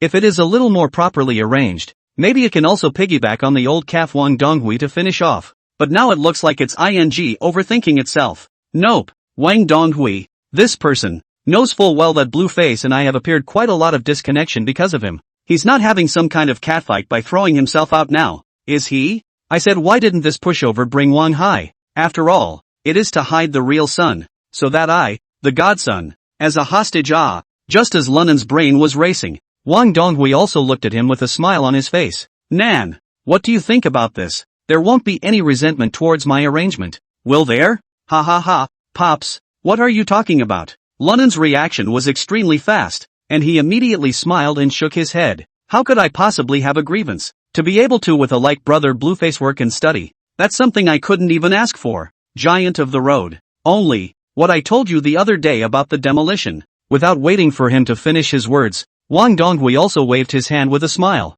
I've already greeted residents on this matter, Minister Zhao of the Ministry of. So just have your little brother go directly to him. This time, all you need to do is arrange the business between the blue-faced brothers and us. Hearing this, Lu Nan cursed a sentence in his heart. Old, you are still treacherous, but on his lips, he said with surprise and joy, Pops, thank you. Don't worry, I will not dishonor you. Saying that, Lunan looked at the blue-faced road again. Blue-faced big brother, I hope you'll take care of it, And Blueface seemed unsurprised, smiling back with a leathery grin. "Oh, brother Lunnan, let's take care of each other." Seeing this rippling expression on the blue face, Lunnan's heart tightened even more. At the same time a thought involuntarily came to mind. Heck, these two pussies have been discussing this for a long time. Chapter 170, Late Night Gun Retrieval. Thinking about this section, Lunnan's fists couldn't help but clench, but his face still wore a warm and incomparable smile. Ha ha ha. The room resounded with Wang Donghui's unrestrained and incomparable laughter. Now that things are settled, let's eat and drink. The three of us, we must not get drunk. With that, he turned his gaze back to Lunnan and, Mainami, call all those girls from the Grand Palace over here. Otherwise it's a little too dry for just the three of us. By the way, you picked it out yourself. I can't trust other people's vision. Hearing Wang Donghui say this, Lu Nan instantly became clear in his mind. These two pussies are talking behind my back. Hey, nag it. Better nag more, just so I know what you two basket cases are up to. Thinking of this, Lunnan didn't rub it in and smiled as he stood up in shape and said, Touché, Pops, big brother Blueface. You two drink first. I'll go pick out some girls properly. After saying that, without hesitation, he turned around and walked out of the private room. As soon as Lunnan left, Wang Donghui's smile disappeared. In their place were deep eyes that coalesced slightly. Administrator Wang, Lunnan doesn't seem to have any problems. What are you going to do next? Blueface, sitting in his chair, asked slowly. I'm satisfied with all of Lunnan's performance these days, but I'm still a little uneasy about that thing where Li Xiangguan went to his house and looked for him. Wang Donghui frowned slightly, and there seemed to be some indecision in his mind. It was only after a long time that he opened his mouth and continued. In that case, he'll go with you to the border this time to transport goods, and you'll give me another good try. If he's really okay with it, I'll be able to use him with complete confidence. Oh, Administrator Wang, it's fine to test him, but what if he's really a cop? Blueface asked with a leathery smile. Humph, if that's the case, I definitely won't spare him. Wang Donghui grunted lightly. But I'm also warning you, if he's okay with it, don't blame me for being rude if you're in the middle of it and taking personal revenge. He's the best I've seen in years. Top Thunder. If we die at the hands of for no reason, there's no need to talk about our business. Don't worry about that. I, Blueface, have always made a clear distinction between public and private. Don't say that he and I didn't have a substantive beef in the first place. Even if I did, I wouldn't touch him for the sake of our business. Unless, of course, he's really a cop. Well, that's good. Wang Donghui nodded, then patted Blueface's shoulder and, I hope we can work well together. Oh, Administrator Wang, with you here to cover it, I think it will go smoothly. Blueface grinned in agreement. At this moment, Lunnan, who was looking at the little sister in front of him while digging the bug in his ear with his little finger, also smiled. Only the smile was eerie. Oh, Mudhorse Wang Donghui, you really are an old fox. So you suspected me all along. And even if I'm not a cop, I'll be your in a lightning rod pinch. You're so calculating. In that case, I'll let go and have some fun with you guys. Making up his mind, Lunnan pointed out a few random girls and said, okay, just you guys come with me to the private room. After saying that, Lunnan turned his gaze back to Daikududo. Dakue, turn around and give Fatty Wang a call. Tell him to take the old Kwai brother to residence tomorrow. Minister Zhao of the Ministry of J. Even if an Administrator Wang introduces it, let's see what he says. Okay, got it. With a nod, Daiku made to pull out his cell phone. By the way, I might have to make a trip out of town these days. If there's anything going on in the Grand Palace, the three of you will discuss it. Remember, if it's about a jungle dispute, in the end, we must let Yang inspire the clap. Lunnan barked. Understood. The three nodded together. Seeing this, Lunnan stopped talking and returned to the private room with a group of girls. The night is getting thicker. The three of them seem to be drinking just the right amount with the frequent raising of glasses by a crowd of warblers. Wang Donghui, in particular, even had some wine drunkenness. Seeing this, Lunnan was extremely knowledgeable. Pops, the last time the little Kalami spoiled your fun. That's enough wine for today. Let me send you to Shangri-La to rest? Hearing this, Wang Donghui smiled and nodded. Good. I'm a little tired too. That's enough drinking for today. Hearing him say that, Lunnan hurriedly winked at the two girls beside him. The two were extremely knowledgeable and helped the slightly intoxicated Wang Donghui up. Administrator Wang, we'll see you off. Well. Wang Donghui was immediately happy with his eyes like fish hooks, hooking the two sisters and not letting go. Blueface also stood up at that moment, and at the same time refused of the sister beside him the kindness. I don't need a chaperone. I can just walk by myself. When the girl saw Lunnan nod, she didn't dwell on it, turned around and walked out. When are you going to go back? Blueface? Lunnan opened his mouth to ask as he walked. At that, Blueface didn't dawdle and spoke directly back. 3 days later, meet at 9 o'clock at the highway intersection south of the city. Let's go together. Okay, it's a deal. Since he knew that he couldn't avoid it, Lunnan didn't hesitate and nodded before saying anything more. After arriving outside the Grand Palace, Blueface greeted Wang Donghui as well as Lunan before stopping a cab and taking off. It was then that Lunnan invited Wang Donghui and those two sisters into the back seat. He personally drove them to the long-rented Shangri-La. In hell. I've got to get ready for this too. Looking at Shangri-La's brightly lit building, Lunnan let out a long breath. I'm going to have to be measured in my temptations? Oh, you guys have a sense of proportion, old man, not. Don't blame me if I get you killed. But before that, I still have to get through to Oldly. Don't think I'm going to die out there and think I'm going to go rogue and run away and turn around and get my dad in trouble. Thinking of this, Lunnan pulled out his cell phone and got into the car. While talking to Li Xingwen about the events that had happened in recent times, and the plans of Wang Donghui and Blueface, Lunnan drove the car towards the state highway. As he did so, Li Xingwen heard Lunnan's account. There was a moment of silence before he asked, Lunnan, are you sure you want to follow Blueface to the border? Ha, old Li, do I have a choice? Lunnan snorted. Can I quit now that it's in this slot? At those words, Li Xingwen was silent once again. Half a day passed before a long sigh of, what do you need me to do? Quite simply, I may have to go on a killing spree along the way. It's okay, over. If it's in the country, you can't just leave me alone. If it's in Main D. Lunnan stated his claim directly. Don't worry, Li Xingwen said without hesitation. As long as you don't get killed on the spot by those bandits, I'll keep you no matter which of my provincial colleagues gets you.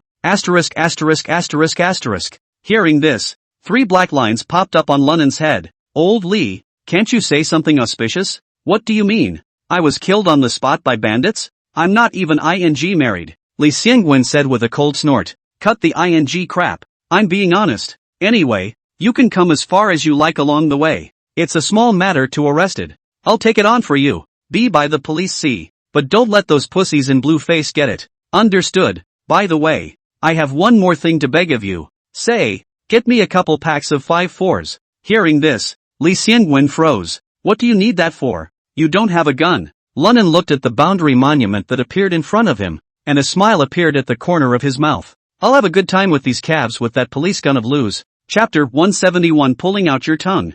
3 days later, Lunnan drove Yang Erdnase cooler when he arrived at the highway intersection in the south of the city. There were already 2 parked on the side CRVs with their double blinkers on. Blueface and a few others were smoking cigarettes under the car. Yo, good morning, Blueface. After Lunnan stopped the car, he walked down with a smile on his face. Looking at him, anyone who didn't know better would think this was preparation for a driving trip. It would never occur to anyone that this group was preparing to go to the border to ship D. Ha ha ha, brother Lunnan, driving such a nice car? Blueface shot a glance at the white Kuluxer, smiled broadly and extended his right hand. Ah, it can't be helped. After asking around, this is the only car sitting idle. Lunnan shrugged his shoulders after shaking Blueface. I'm thinking the roads might be bad over the border. And I can't go in my Tiger Ben. Ha ha ha, brother, you're magnificent. Blueface smiled widely and patted Lunnan's shoulder before asking, what other brothers are in the car? Call down together and get acquainted. Nope, I came on my own. On your own? Hearing Lunnan say that, Blueface couldn't help but be stunned. Didn't you call out 2 brothers to press the car? It's not like getting a daughter-in-law. What's the pressure on the car? Lunnan said without thinking. Someone has to be busy with the business on the home front. 2. I'm the only one who's idle. There's no need to get into all that nonsense. Hearing this, before Blueface could say anything, the prawn with his arm in a cast suddenly muttered hatefully. In pretender. Driving a luxury car and still just by myself. When we get there, you'll get ed up sooner or later for pretending like that. In hell. The one with the arm hitting the right angle, what are you talking about? After hearing his curses, Lunnan instantly narrowed his eyes towards him. Prawn was already filled with resentment towards Lunnan. There were so many people on his side at this time. He didn't believe that Lunnan would still be able to call the Criminal Investigation Brigade over this time. So there was an instant bottom line. Terse responded, I'd say you're a pretender. And let someone you to death and bury you in the pod. And no one will know. Grass mud horse. You pussy raising is this shameless I should have known that I shouldn't have broken your hand that day, but pulled out your tongue instead. Upon hearing this, Prawn glanced at him with disdain and, ha, who do you think you are? Really think I'm afraid of you? Nima s pretender. If you hadn't sneaked in that day, The old man will break his arm by you little chicken asterisk asterisk asterisk asterisk. And then if the cops hadn't come by, you'd be dead. I don't know if it was intentional or not, but Blueface was on the sidelines and didn't stop the duo from cursing. Instead, he smiled and smoked a cigarette, as if he was also haunted by what Lunnan had done that day. Lunnan, however, noticed that both Blueface and the few people around Prawn had noticeably tense arms. It's clearly the look of a build-up, and judging by the outlines of their clothes bulging at the side of their waists, there must have been something like a throwing stick inside. Seeing this, Lunnan's gaze moved slightly. Pointing at the prawns, he cursed, asterisk asterisk asterisk asterisk in hell. Give blue-faced brother face today. I don't see eye to eye with you. If it were usual, I would have gotten you killed long ago. With that, Lunnan huffed and went to pull the car door, looking like he didn't want to tangle with the other party. Seeing Lunnan wimp out, the muscles of the blue-faced few instantly relaxed. The prawn's face showed even more smugness. Ha ha ha, little chicken cub.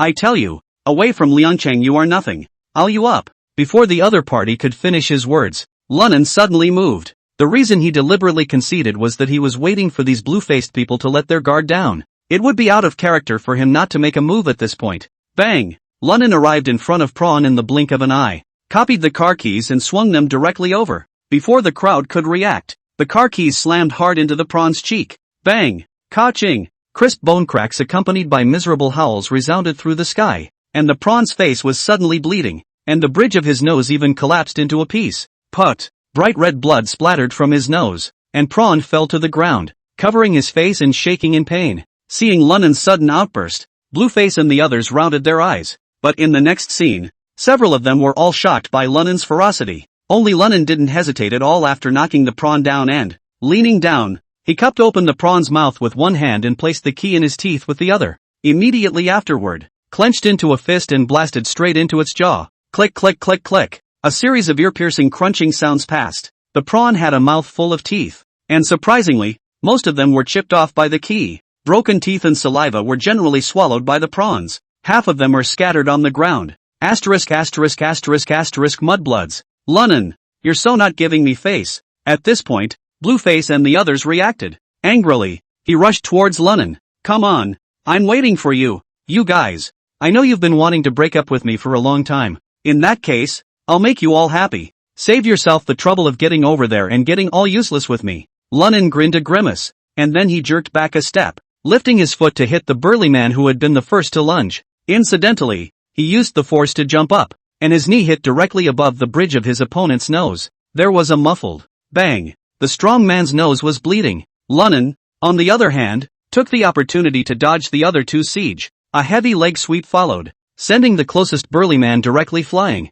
Then, Lunnan propped up with his left foot the front of the inn directly jumped up. CRV. He leapt a full 80 to 90 centimeters in the air. Then like a nimble ape, he tumbled to his position at the rear of the car. Immediately after that, his right hand clenched his fist and ruthlessly smashed it towards the head of the last burly man. Bang! A heavy muffled sound reached his eardrums, and the burly man smashed directly into a five-colored daze. Lunnan, on the other hand, landed firmly, until all five were ed by Lunnan.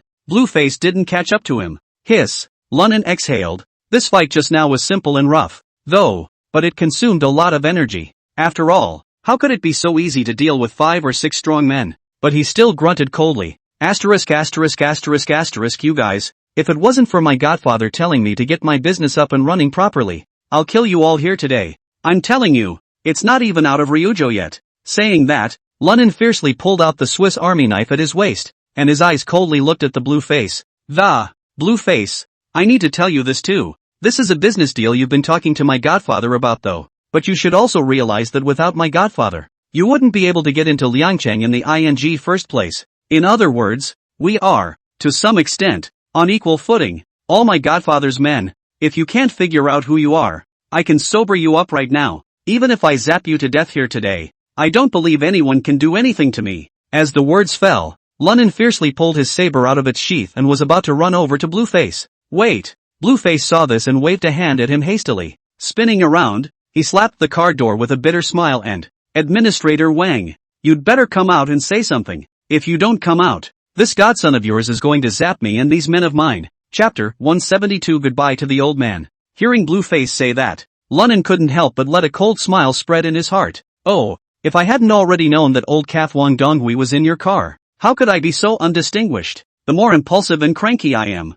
the more it means I don't have a ghost in my heart. Hey, compared to acting, I'm still talented. Likewise, Prawn dared to scold me like that, presumably because he received authorization from Blueface. Wanna make this old calf Wang Donghui's impression of me worse, right? It's a shame. It's for me. If Li Xiangguan hadn't told me about your whereabouts this morning, I can't act that well. Although he thought so in his heart. Lunan's face looked extremely surprised. Just see the CRV with the rear window down. Wang Donghui was indeed sitting inside and was staring at Lunan with interest. Seeing this, Lunan immediately put on a look of panic and ran over to the Pops, why are you here? The blue-faced calves are so shady. You'd better get down here. Don't let these pussies get any ideas about you. Seeing this, Wang Donghui couldn't help but shake his head. Originally, he was ready to reprimand Lunan when he got out of the car, but he didn't expect the other party to care so much about him, which made him feel quite relieved. Wang Donghui then smiled faintly. I'm fine. The blue-faced brothers sent me something over this morning.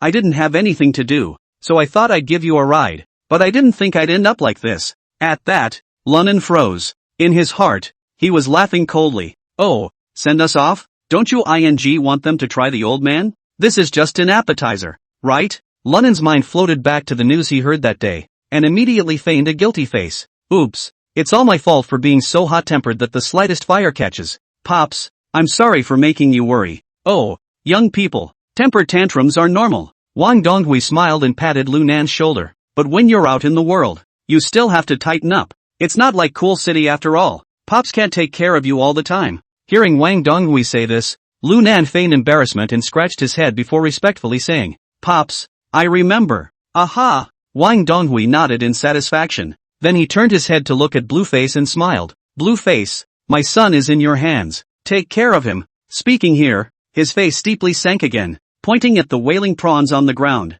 And keep your men in check. Don't let him always provoke Minami for nothing. If I hadn't been here today, you might have really died here. Hearing this, Blueface cursed in his heart as well. Mudhorse of Wang Donghui, if it weren't for you old pussy, you'd have to see for yourself if Lunan is a man with a deep heart. Would I have nothing better to do than to mess with that maniac? Just J8 built up a good relationship and ING shattered it again. Despite what he said, Blueface didn't dare to show it at all. Instead, he said extremely respectfully, Yes, Administrator Wang, please rest assured that nothing like this will ever happen again. Well, that's good. Wang Donghui nodded in satisfaction. When he finished, he stretched and walked slowly out of the compartment. Seeing this, Lunan hurriedly went forward and asked, Pops, how do you see yourself going? Should I give you a ride, or should you take my car back? I'll go in the blue-faced brother and their car? There's no rush. Wang Donghui waved his hand and said, I've got the driver coming to pick me up, and he'll pull in someone when he gets here.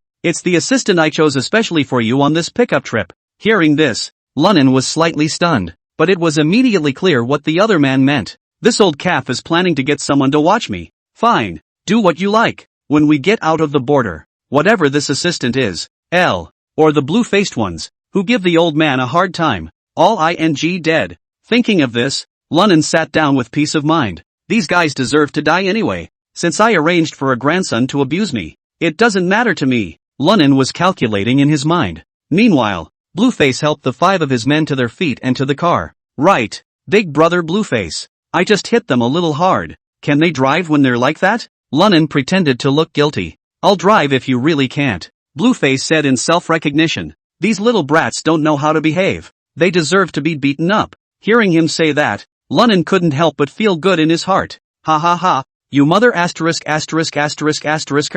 let you be a. I'd like to see how you drive with 6 of you in the car. Just then, a black Passat came slowly from the distance. When the car stopped, the door pushed open. A slab of hair and a middle-aged man with jacket stepped out of the driver's seat. Line Z, Administrator, I'm here. Aha. Wang Donghui nodded and then asked, Where's Sanko for that kid? At that, the driver hurriedly spoke. Ah, I called him when I came. Just after 2 sentences, the phone was snatched over by Hai Xiao. He said Sanko was going to take care of something for him, and he'd let him come over when he was done. Hearing him say that, Wang Donghui's face suddenly sank.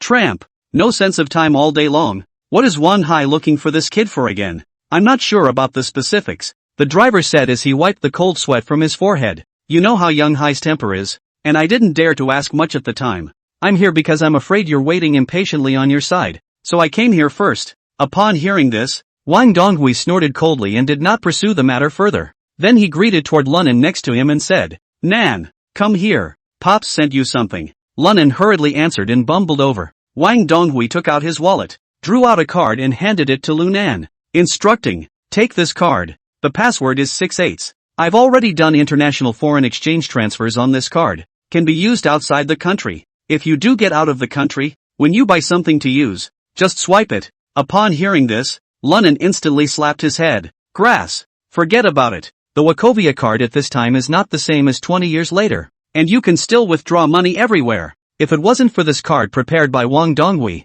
if I really went over to Main D, but they're a proper beggar. Ah, thanks Pops, I've never been out of the country either, and I've forgotten about it. Ha ha ha. I knew you weren't expecting this. Wang Donghui smiled and put that bank card into Lu Nan's hand and urged, Nan, buy whatever you'd like over there. No need to save. There's enough money here. Hearing this, Lunan's eyes lit up and he asked in a manner, Pops, what's the limit? Don't make me brush it off again. Oh, $1 million. Wang Donghui smiled and extended his index finger. Then added, dollars, asterisk asterisk asterisk asterisk. Pops, that's too much. That's the equivalent of over 8 million RM dollars. What's this much? Take it if you're told to. Hearing this, Lunan smiled and scratched his head, saying thank you, Pops, and then stopped excusing himself. After all, if one were to play the calf at this point, you're the one who's going to suffer. Just as the two were chatting idly, there was a sudden roar of an engine in the distance. Immediately afterward, a mountain biker motorcycle traveled towards several people. In the twinkling of an eye it reached the crowd. The rider was seen wearing a motorcycle cap and coming to a dashing stop with a flip of his tail. Administrator Wang, I'm coming. With that, the rider lifted the goggle glass on his hat. When he saw the man's eyes, Lunan's pupils suddenly shrunk. He would never forget this little thing in front of him in his life. Because, this person is none other than the funeral ghost who fired a black gun to finish himself off in his previous life. Chapter 173 A Gift. It turns out that this kid, Morning Ghost, has long been Wang Donghui's man.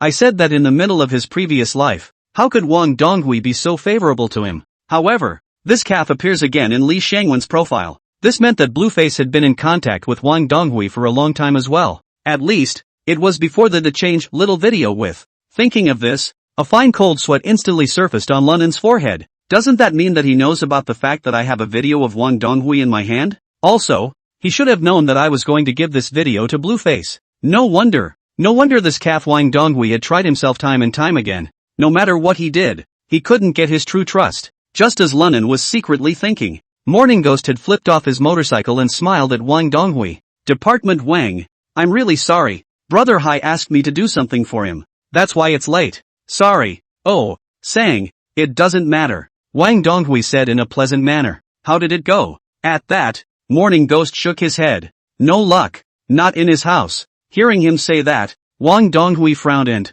not at home? And where would that be? As he spoke, Wang Donghui actually unconsciously glanced at Lunan. Lunan, who had been secretly observing the duo, was instantly shocked in his heart. His mom, this pussy didn't go to my house to look for that little video, did he? No, I have to think of something quickly. Otherwise, this trip to the border might be 10 deaths. And, my family and brothers, will definitely be implicated. Thinking of this, Lunan pretended to be unconcerned as he pulled out his cell phone and quickly to send a message boy. I see. Less than half a minute later, the message came back with a single sentence. Okay, I'll be able to do it in 10 minutes. After seeing these words, Lunan's heart instantly smoothed out. At this time, it seemed that Wang Donghui and Morning Ghost's side had almost finished chatting as well, only to see him smile and wave at Lunan. Ah, Xiaonan, come, I'll introduce you. Ah, okay Pops, Lunan agreed with a grin, and came quickly to the two of them.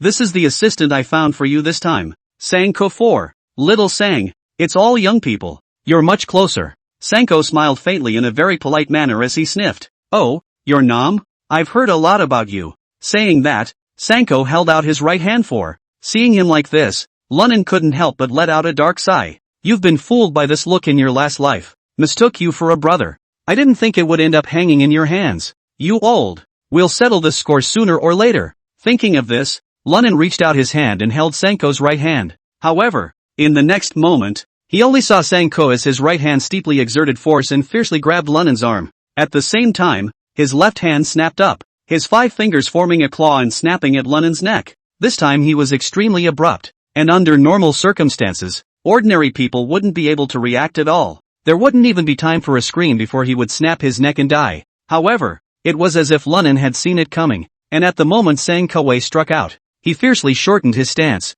Immediately afterward, the knee rose high and straight up, landing hard in the small of Sanko's back. Bang. Dash. It was accompanied by a mournful, miserable howl from Sanko. His entire body was like a puddle of mud as he covered his stomach and squatted on the ground. He was seen snotting and drooling, spasming and trembling in pain, and his face was pale. Ha ha ha, little brother sang. Conditioned. Sorry. Lunan laughed and walked over to pick up Sanko as he laughed gangly. Dude, is everything okay? I just saw you strike and I couldn't help but strike back. What do you say you two? Why do you greet each other in this way for the first time? It's a good thing I put away the Swiss Army knife that Xiao Hai gave me. Otherwise I might have sent you straight to hell just now. Speaking later, Lunan's tone was obviously much more gloomy. It's okay.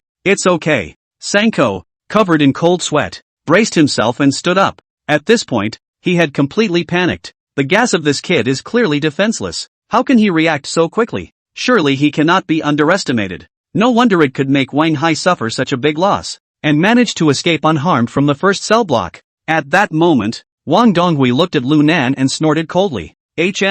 Saying, you're just a dog who can't change his ways. You're such a character. Sooner or later you'll harm people and yourself. Let me put the ugly words in front of you today. I asked you to go to the border to be an assistant to Nam. His word is my word. Do you hear me? After saying that, Wang Donghui turned his head and made a wink at Sanko. Seeing this, the other party immediately understood, forced himself to endure the pain, squeezed out a smile and, Wang department. I understand, but you know my character. I heard Brother Hai say that Brother Nan's Kung Fu was great. Just now I wanted to try it. Speaking of this, Sanko was wearing a bitter smile on his face. It seems that Hai was still conservative in what he said. Nan's Kung Fu was more than awesome. It's simply a master Hai master. Ha ha ha, little brother sang. You don't have to praise me so much. Lunan waved his hand and smiled broadly. I'm just a sloppy fighter, but you can barely get by with some chickens. Brother, don't eat your heart out. I didn't mean to call you a vegetable. Hearing him say that, neither Sanko nor the blue-faced bunch looked too good. This horse is so close to pointing his nose and saying he didn't. However, due to Wang Donghui's face, none of them said anything else. At this time, only Wang Donghui could be heard laughing and rounding off the conversation. Ha ha ha, they're all young. It's normal to cut each other's throats. Now that you two know each other, you have to take care of each other from now on. Remember, no conflicts along the way. Pops, don't worry, Lunan said with a smile. I'm a man who has always kept his grudges clear. Pops, you're taking such good care of me. I'll make sure to do things beautifully. Aha! Wang Donghui seemed satisfied, but Lunan detected a hint of sinister hostility in his eyes. At this time, Sanko also smiled and said, Don't worry, Mr. Wang's department. The service is guaranteed. I will take care of Nan well. Sanko grinned a wide grin, but these words, this smile, were all too familiar to Lunan. He said the same thing in a previous life. As a result, he had just turned his head, and he had put a cold shot in his back. Not even a little hesitation. In hell, I think it's about that little video thing. They're planning to just get me killed on the way. Just then, Wang Donghui said with a big smile. Ha ha ha, well. This time, I hope you'll cooperate and be able to get things done. Okay, now that you all know each other, we're all here, so you guys should just go about your business. I wish you a safe journey. After saying that, Wang Donghui was about to leave with his driver. When Lunan saw this, he was in a hurry. If this old calf left now, everything he had done before would be lost. Thinking of this, he hurriedly stopped Wang Donghui and, Pops, wait. Ha! Wang Donghui turned around somewhat. Mainami, is there anything else you want? Just as Lunan was pondering how to make up a blind story to stall Wang Donghui, a sudden vibration came from the cell phone in his pants pocket. After feeling the vibration of his cell phone, Lunan's eyes lit up. No need to look. It must have been IC Boy who took care of it. Thinking of this, Lunan opened his mouth and laughed. Pops, you come with me to my car first. I have a gift for you. Chapter 174. What you want to do? Oh, a gift? Wang Donghui raised his eyebrows and said with a smile. Oh, Mainami, I told you the other day, Godfather, I don't lack anything. Without waiting for him to finish his words, Lunan opened his mouth to interrupt. Pops, I've hand-picked this gift for you. It took me a lot of thought. You'll love it. Lunnan swore. Hearing these words, Wang Donghui frowned. Then he glanced at the white cooler and seemed a little hesitant. Seeing this scene, Lunnan couldn't help but sneer in his heart. Ha! This is really going to get me killed on the road by the blue-faced pussies. Otherwise he wouldn't have been afraid to get into my car. This is because you're afraid I'll see the cat in the bag and finish him off in the car. Right? Wang Department. I'll accompany you. Hearing Sang Ku, who was at the side, say this, Lunnan was even more certain of the conjecture in his heart. Opened his mouth. Xiao Sang. This is between me and my old man. Are you following along to make a chicken fuss? This gift is extremely valuable. No one else can even look at it. Lunnan's words were said rather nonchalantly, directly rejecting Sankoe. You. Sanko's face shifted for a moment. Then he looked at Lunnan in annoyance. What? Not convinced? Lunnan raised his head and said, asterisk asterisk asterisk asterisk in hell. Looks like that electric blast just now didn't make you remember. Doesn't that make you feel pretty good about yourself? Tell you what, a rookie like you, 10 or 8 of them wouldn't be in my sights. With that, Lunnan gestured at the blue-faced few and, if you don't believe me, you can ask them. This time, not only did Sangkoe's face become extremely ugly, even Blueface gritted his teeth darkly. Ben had been severely injured by Lunnan earlier when he had beaten all of his own men to death. Now that he was so provoked, the fire in his heart went up. He took a few deep breaths and tried to suppress his inner anger as he drank in a deep voice. Brother Lunnan, what do you mean by that? Ah, ha ha ha, blue-faced big brother, don't be angry. Lunnan smiled broadly and scratched his head, extremely exasperated. I'm just doing it so that Sonny can have an intuitive understanding of himself. He's no different than a ing vegetable chicken in my eyes. Lunnan's words were vicious. Once again, Sanko was cursed for as well as Blueface. Hearing this, both Sankoe and Blueface instantly reddened with anger. Lunnan, you ing. Enough! Without waiting for Blueface to finish his words, Wang Donghui fiercely bellowed. At this moment, Blueface and Sanko closed their mouths at the same time. Nan! What did I just say? Have you forgotten so soon? Wang Donghui said with a gloomy face. If you're always like this, how can I trust you with my tasks? Ha! Hearing this, Lunnan cursed disdainfully in his heart. I'll you up. Don't you dare give this me task. J8. It was clearly intended that Blueface and the others would get me on the way. And you're still talking about it in such a grandiose way? Despite this thought, a smile was on his lips. Oh, Pops, haven't forgotten. Naturally, I haven't forgotten. Seeing him do so, Wang Donghui's face instantly slowed down and he just wanted to speak. But he heard Lunnan continue. But, I also want some people to know. Assistants have to be aware of what assistants are doing. A partner has to be a partner too. There's a rule for everything. Otherwise, this way yakking and overstepping. How can I do this job? Grastrotters, one of them doesn't know what he's talking about. He said, his voice rising steeply. Remember this, all of you. On this journey, whatever the old man says goes. When you shouldn't interrupt, you'd better keep your mouth shut. Otherwise, if I'm not happy, I might just ing kill you. Hearing this, Blueface gritted his teeth in hatred, but knew that he shouldn't say much at this point. This Lunnan is like a mad dog. If he really touches his bad luck at this time, I can't guarantee that he will really dare to kill himself. And the anger in Sanko's heart instantly peaked, but he didn't dare to refute it,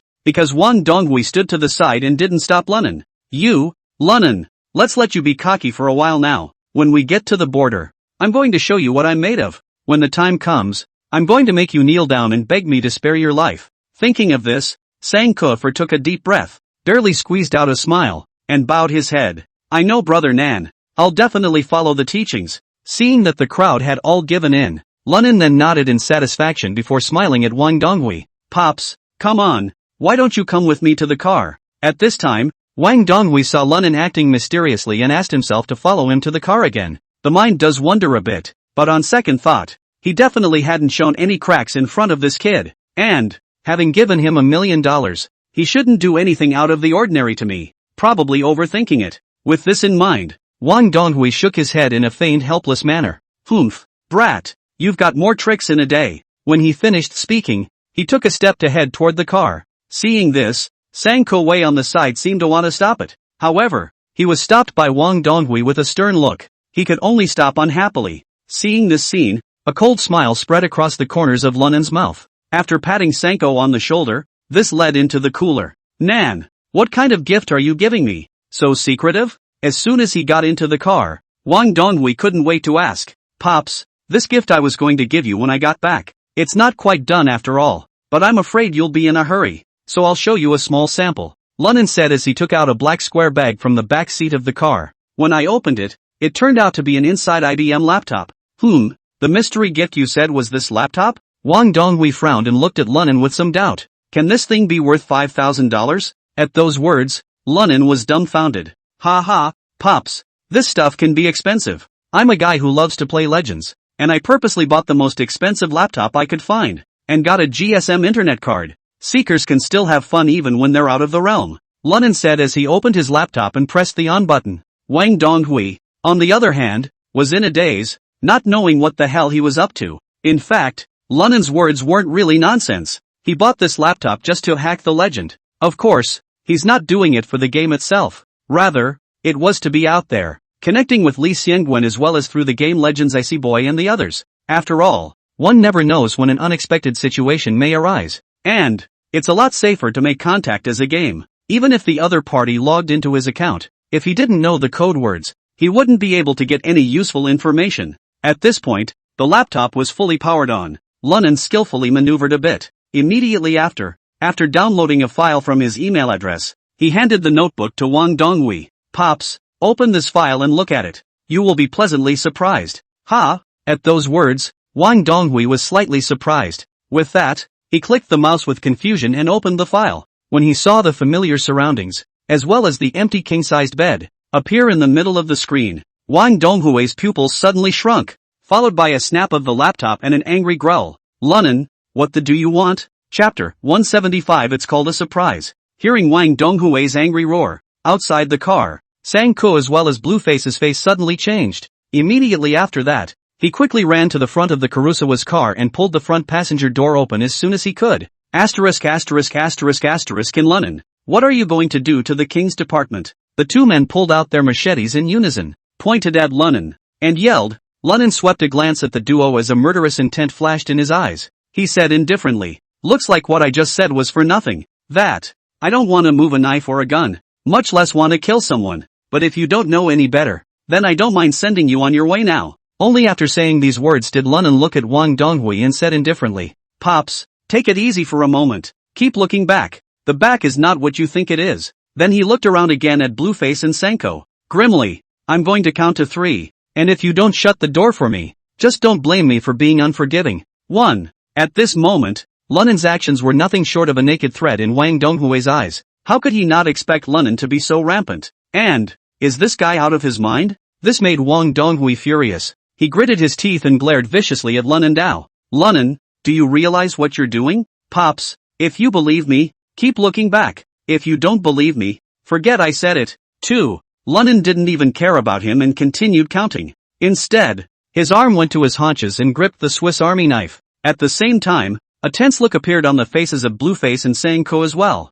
Both of them were well aware of Lunnan's strength, and if they were not careful, not only the two of them might die here, even Wang Donghui probably couldn't run away. And Wang Donghui's fists were clenched, his forehead veins popping, but in the end, he endured. He would like to see what this kid could pull off. "Enough!" Wang Donghui bellowed, then rushed at Blueface and Sang Ko.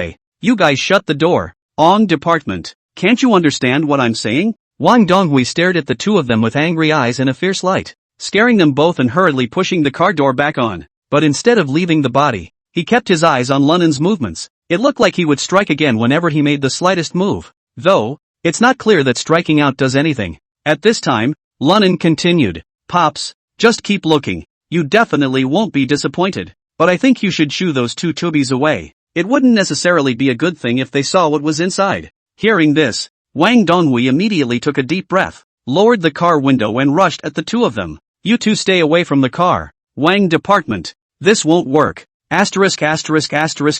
You. Get the outta here." Wang Donghui was completely enraged and interrupted Sang Ko. "If Lunnan really wants to do something to me, do you two rookies have any ideas?" Hearing this, Blueface as well as Sang Ko were instantly silenced, no longer daring to say anything, and obediently retreated to a few meters away. However, the two still clutched the hilts of their swords tightly, ready to strike at any time. Seeing this, Wang Donghui flipped the laptop screen with a trembling palm, pressed play. However, just as he saw half of it, his pupils suddenly contracted. The expression on his face was even more shocking. How did this happen? What's going on here? Wang Donghui's eyes widened at once, his face filled with disbelief. Because everything in the picture is the same as what happened that day. Only, the characters have changed. The original him and Wang Hai had turned into Li Xiangwen and Lin He. Moreover, both of them, surprisingly, had lewd and excited smiles on their faces. Wang Donghui was in a trance. He felt like he was in a dream, as he rubbed his eyes, ready to look closer. Instead, the scene came to a screeching halt. At this moment, Wang Donghui was completely dumbfounded, frozen in place for a long time, and Lunan didn't bother him, just waiting with a smirk. At this time, Wang Donghui suddenly moved and pressed the play button again. The results remain the same. The people inside are Li Xiangwen and Lin He. He played it a dozen more times over and over again, without fail, including the fact that he paused for a closer look, followed by a frame-by-frame playback. He couldn't see a thing. There is no visible sign of any modification at all. What hell is going on here? Wang Donghui was completely dumbfounded, the corners of his mouth twitching non-stop. Oh, Pops, do you like this gift? At this moment, Lunan's face was covered with a genuine smile. Phew Minami, what the hell is going on? What about the backside? Wang Donghui forced down the shock and incomprehension in his heart and opened his mouth to ask. Lunan touched out a cigarette and lit it for Wang Donghui and himself before saying, Pops, the original of the video is where I found out where he hid it from change. When I went looking for it the other day, I ran into someone from Blueface Pussy Faction who was also looking for this video. Lunan then told the story of what happened that day. It also includes how he ate off Tchaikovsky and how he was chased into the pod by the 4 prawns. Pops, now you know why I'm so disgusted with that pussy-footed Blueface? Lunan feigned righteous indignation. He's damned ready to eat you and drink you. I can't believe I tried to squeeze your neck while I had the chance. How could I allow that to happen? I'm so angry just talking about it. I can't wait to get down there and kill him right now. As he spoke, Lunan kicked his foot on the seat, obviously still not getting rid of the resentment in his chest. At this time, Wang Donghui's head was full of chaos. It was because every word of Lunan seemed to rumble like explosive thunder. It was only after a long time that he came back to his senses and opened his mouth to ask, the other day, at the old K, weren't you going to sell this video? Grass. Pops, I specifically said that to see what he was up to. As a result, let me try out this dog basket is not a thing. Otherwise I could have been at the Grand Palace the other day and gotten this than to you at the police station. Lunan, who had already thought of what to say, deliberately showed a very angry look. I'm telling your old man, this is definitely an asshole thing. Wang Donghui was silent for a moment before he raised his head and said, how did the main characters of this video turn out to be Li Xiangwen and Lin He? Also, how come this is the beginning and what comes after? Hearing this, Lunan hemmed and hawed and said, Pops, the video is naturally post-processed. I didn't give you this original video at the time to change the lead to you and my nemesis Xiangwen Li. It's just that it's too much work. The brothers under my command, in order to make it impossible to see anything, have only made a beginning after all this time. I was hoping to surprise you when I got back from the border, but thinking about it and fearing that your old man would be worried, I decided to show you ahead of time. Saying that, Lunan said with a proud expression, I dare say, after this video is done, even if it's the most powerful computer expert in province, can't see the end here either. Chapter 176 False Affection. Hearing Lunan say this, Wang Donghui unconsciously nodded. In his eyes, this video is an absolute classic. Both the picture quality and the sound are simply masterful. The main thing is that the articulation is surprisingly unmarked. Slower is the way to go. Thinking about this, Wang Donghui felt more and more that he had picked up a treasure. Seeing this expression on Wang Donghui's face, Lu Nan coldly laughed in his heart. You, old man. I know boys' skills too well. If he wanted to get it done, I guess he could do the whole video in 2 to 3 hours. I see. This one you probably didn't expect? Right at this moment, Wang Donghui suddenly let out a long breath, and then said in a complaining tone, Nan, in the future, you should have told me earlier about things like this. Otherwise it's not good if there's a misunderstanding. Pops, what do you mean by that? Did you ever doubt me? Lunan said knowingly, his face filled with shock and surprise. Ha. Where can I? Wang Donghui hurriedly waved his hand with a dry smile. How could I give you $1 million if I really suspected you, and come to the car alone with you? You know, with your skill, if you want to take me out, I guess it won't take half a minute? Hearing Wang Donghui say this, Lu Nan snorted coldly in his heart. In old calf, you can really put a face on it. That $1 million you gave me though, but if I get killed by Blueface and Deathstroke,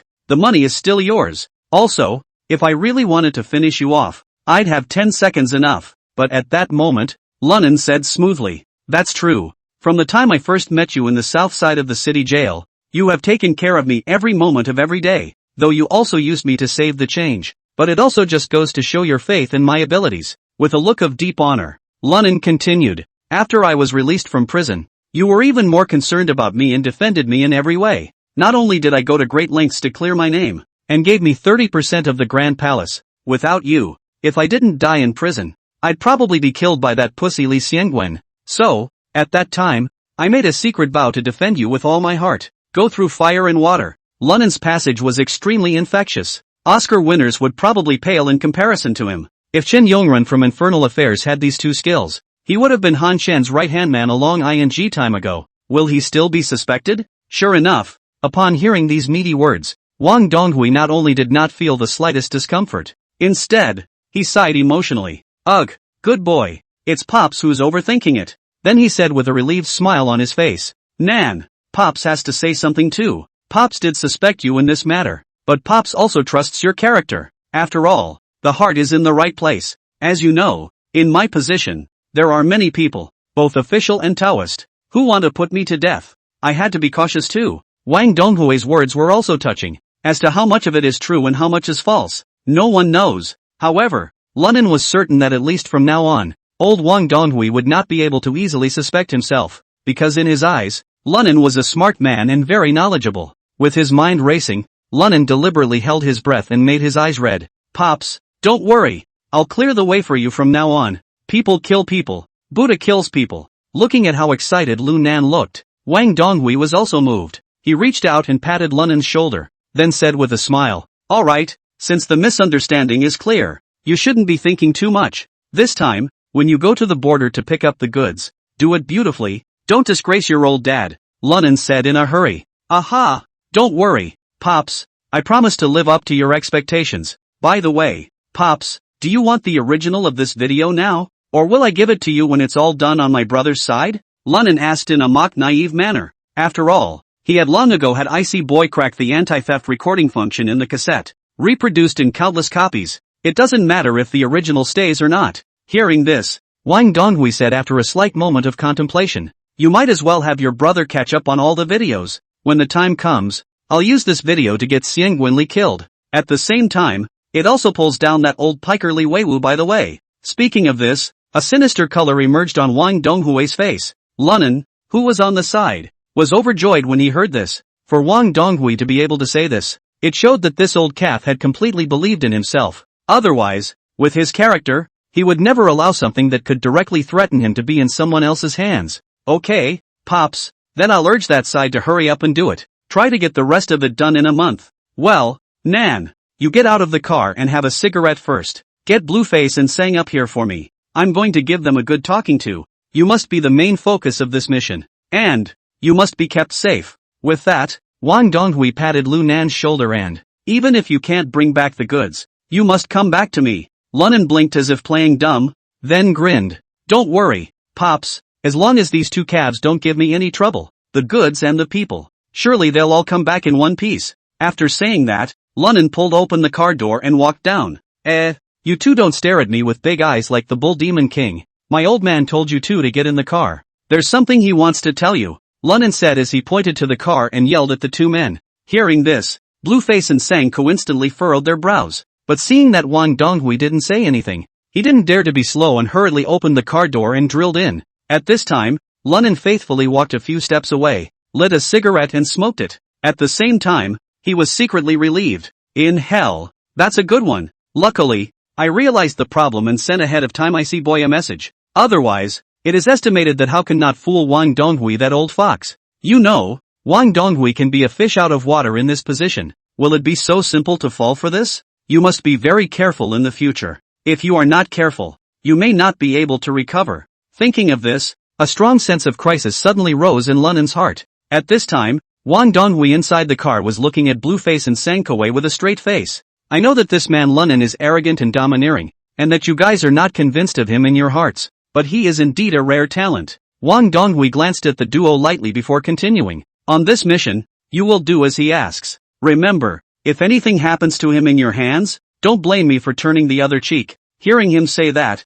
Blueface and Senko exchanged a glance, then both nodded reluctantly and said, "Yes, Administrator Wang." Seeing the duo being so obedient, Wang Donghui nodded in satisfaction, but he didn't notice that Senko Wei, whose head was hanging low, was staring fiercely at the smoking Lunnan. His eyes were filled with jealousy and sinister. "Lunnan, who do you think you are? You're just a dog with a stroke of luck. I can't believe I can get such attention from Administrator Wang, but you shouldn't be too complacent. After all, Wan Hai's resentment towards you is not something that can be so easily dissolved. With proper utilization, I can still replace you. And, when we get to the border, even if Brother Blueface and I don't get you ourselves, I also have all the ways to screw you. You will pay for your arrogance. For your arrogance." Chapter Mui 177 Taiwakan. Haha, how much longer will it take to get there? Oh Sang? Lunnan yawned in the backseat and asked at Senko, who was driving. "Soon Nan. It's estimated that there's less than an hour's journey before we reach Linsi City." Sankoe didn't even turn his head, and after a faint reply, he focused on driving. "Malagobi. This way." "But tired old me." Lunnan cursed. "You drive quickly. To the place to hurry to arrange a place. I want to have a good rest. Hearing this, Sankoe gritted his teeth in hatred, and his heart had already broken out into curses. "Mud horse. This way more than 4,000 kilometers. All the old man driving. I saw your mom. You pussy raising not sleeping in the back seat. It's just get up and chop the legend. If you cut it, I'll put up with it. But you take off your ing socks and stick your stinky feet on the handheld box. I can't keep my eyes open when it's so hot. And your ing saying you're tired? And you're going to get some ing rest? Proposed? Of, Lunnan. When we get to the place, I'll find a chance to finish you off and sacrifice you." Sang, "Did you fart? Why does the carriage smell so bad?" Lunnan suddenly sniffed his nose again, followed by a somewhat insufferable fanning of the asterisk. "It's so ing smokin'. You're fine to hold it in. Don't fart in the car. The smell is ing hot in my eyes." Listening to Lunnan's incessant complaining at his side, Sanko only felt a ball of anger burning in his heart. He clenched his fists, itching to slaughter Lunnan immediately. But in the end, Sanko Wei suppressed this tyrannical urge. He took a few deep breaths and forced himself to calm down, then gritted his back teeth. "Nan, it might be much better if you put your socks on a little. I can't open my eyes a little bit with the spice, either. If we're not careful and get into a car accident or something, we're all screwed." Sang, "What do you mean? Are you telling me you didn't fart and it's my feet that stink?" Lunnan snapped his head up and looked viciously ahead at Sankoe. Sanko froze for a moment, then could no longer suppress his anger. Even if I had to fight this forced breathing again, I couldn't take the pussy anymore. He was only seen roaring with a scowl on his face. "Nan, don't you know if your ing feet stink? He's a horse. You don't know how to smell it yourself, do you?" Surprisingly for Sanku, Lunnan didn't get as angry or annoyed as he thought he would when he saw him so furious. Instead, he wore an expression of dawning realization. "Ah, then I smell." Saying that, Lunnan actually did retract his foot and moved it under his nose to sniff it. Cough. Instantly, Lunnan choked and coughed violently. Ouch. It's really my feet that stink. Oops, I'll go myself. How can you smell so bad?" Seeing Lunnan like this, Sanko was stunned instead. Nima, shouldn't this guy have jumped up and yelled at himself and cursed himself on the basis that he was Wang Donghui's godson and that he was his assistant? Did the asshole have a conscience? Just as Sanko was puzzled, he didn't notice a cold smile spreading at the corner of Lunnan's mouth. "Oh, funeral ghost. I didn't realize that have always been known as you, who have finally been angered by me. The ultimate calmness. As long as you can't do a complete abandonment of your emotions, you're not that scary to me. Hey, just to add more fire to you, I'd like to see if I can piss you off." Thinking of this, Lunnan fiercely yelled at Sanko. Mudhorse Xiao Sang. "You ing know it's old man's feet stench and you still don't say so? I thought you had a bad stomach and liked to fart, so I put up with it all the way for fear of hurting your pride." A mouthful of reverse blood spurted out, and Sanko was mute and lifeless. More than an hour later, the car finally arrived at Lin, a small courtyard in the outskirts of city. There was a small 3-story building in the courtyard that looked like a guest house. Just as soon as the car was parked, Sanko rushed out of the car impatiently, taking a big breath of fresh air.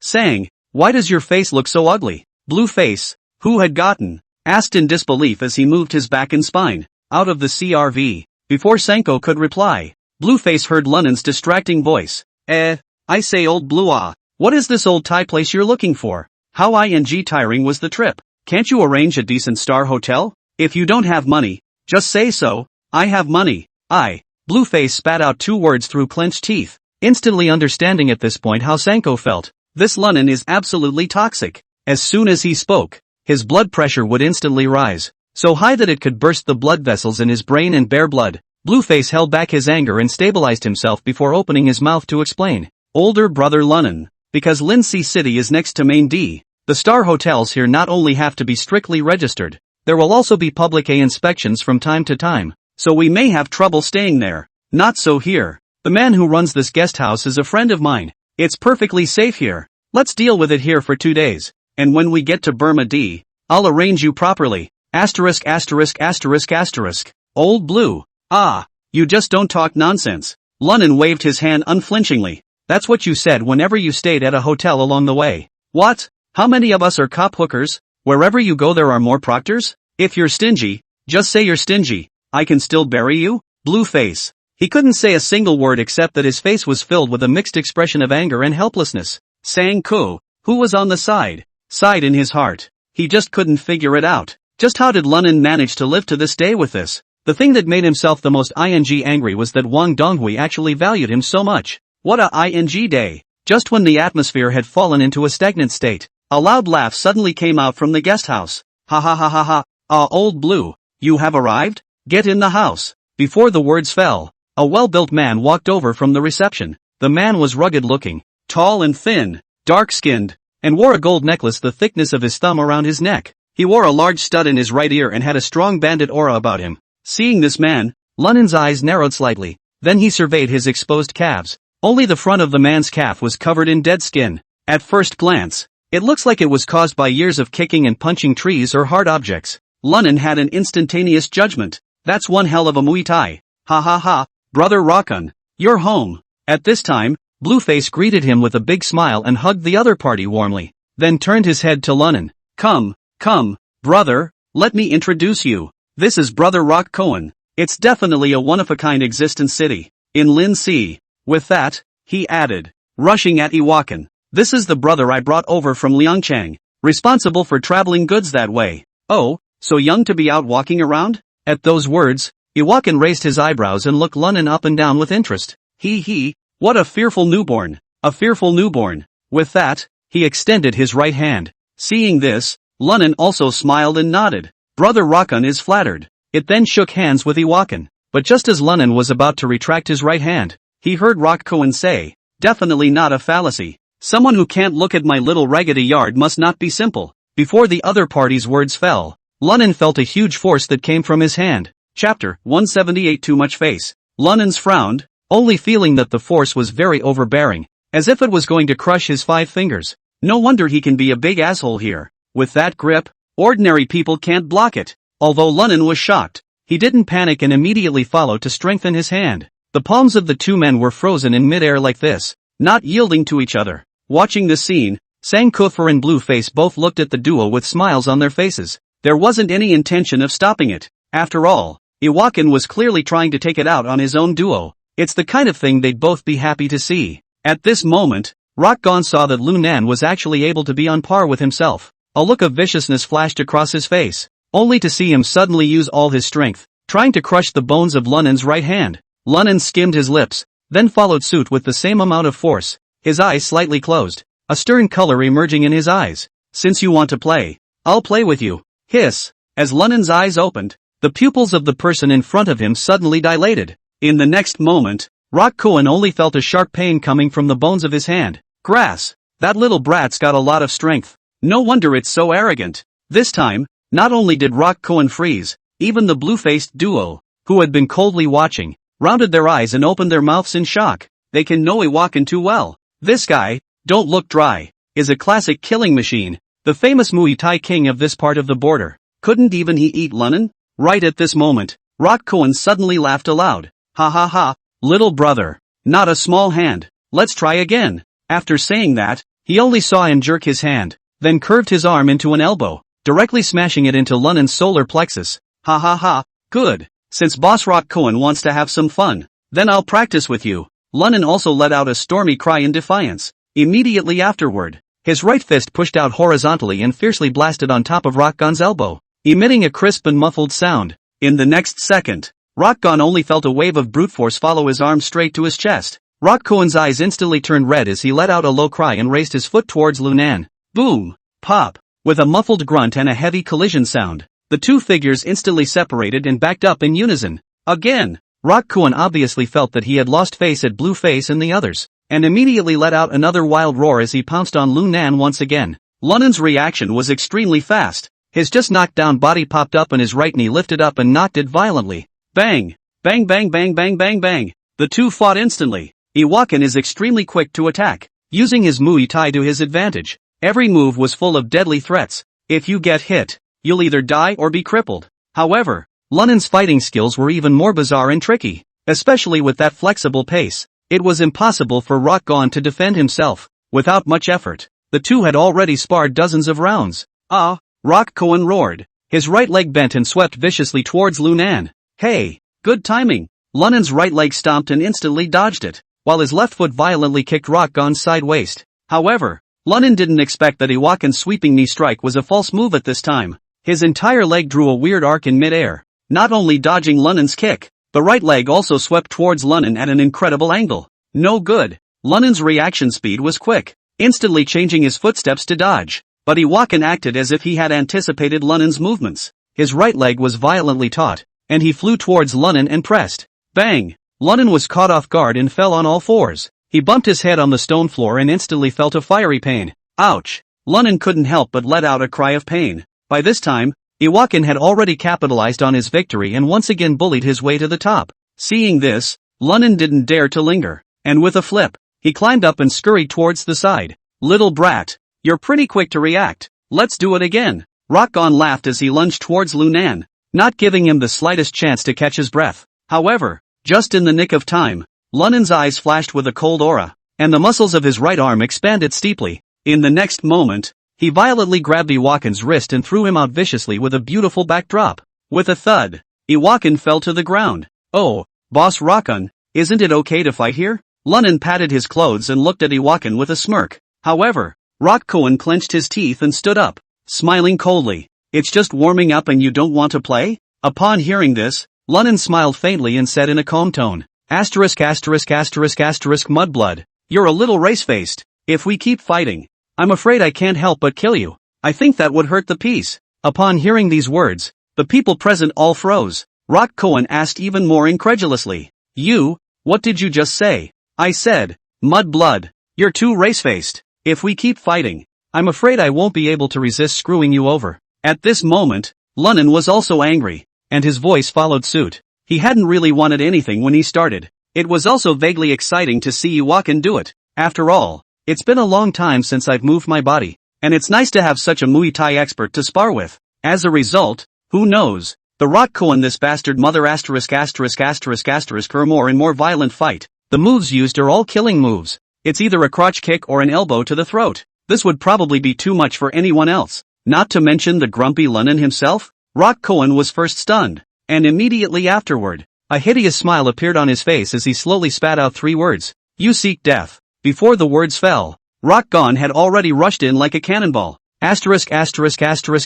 Mudhorse. Old boy. The old man is not powerful, you take me as a wooden stake? Seeing Iwakin attack, Lunan cursed. With that, his body shifted, and he delivered a whip kick, kicking viciously towards Rockcohen. Boom! Iwakin clutched Lunan's long leg, followed by a pull, a tug, and a twist. Lunan, however, flipped his body smoothly at that moment and swept his left foot violently towards his opponent's neck. Rockcohen screamed in his heart. By this time he couldn't hold the other man's leg in his hand anymore and had to let go. But even so, Lunan's kick was enough to make him lose his center of gravity. At the same time, Lunan was using inertia to raise his right foot violently and kicked it towards the opponent's abdomen. Bang! That kick landed hard in Iwakin's midsection. Rockcohen only felt as if he had suffered an electric shock, and his body involuntarily bowed into a shrimp shape. Lunan gained momentum and his left fist violently probed out, pounding hard towards the bridge of Rockgon's nose.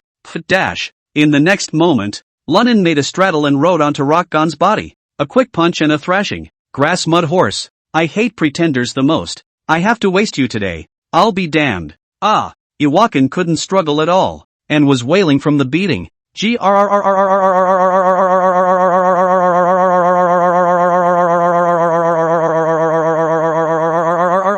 Mud bloods. Lunnan roared as he threw wild punches. His fists were like rain pounding hard on Iwakin's body. Iwakin can only desperately protect his head with his arms. Yet even that still didn't help. The intense pain still made him feel a wave of vertigo. At this moment, Iwakin finally realized that he had kicked the iron plate. Where was the power that a skinny teenager could possess? This forced raising is a beast. Seeing this, Blueface and Sanko reacted instantly and were about to step forward to help after exchanging glances. But not waiting for the two to move. Within the guest house suddenly rushed out 5 or 6 strong men, holding iron pipes and steel knives, bursting out. "You little brat. Let our boss go or I'll chop you up right now." Immediately afterward, the crowd raised their weapons and charged towards Lunnan. Chapter 179 Temperament. Seeing several people rushing towards him, Lunnan was not shocked or panicked. A cold smile appeared at the corner of his mouth, and at the same time, his right hand touched towards his back waist. Chop! After the cold light, there was a soft thud,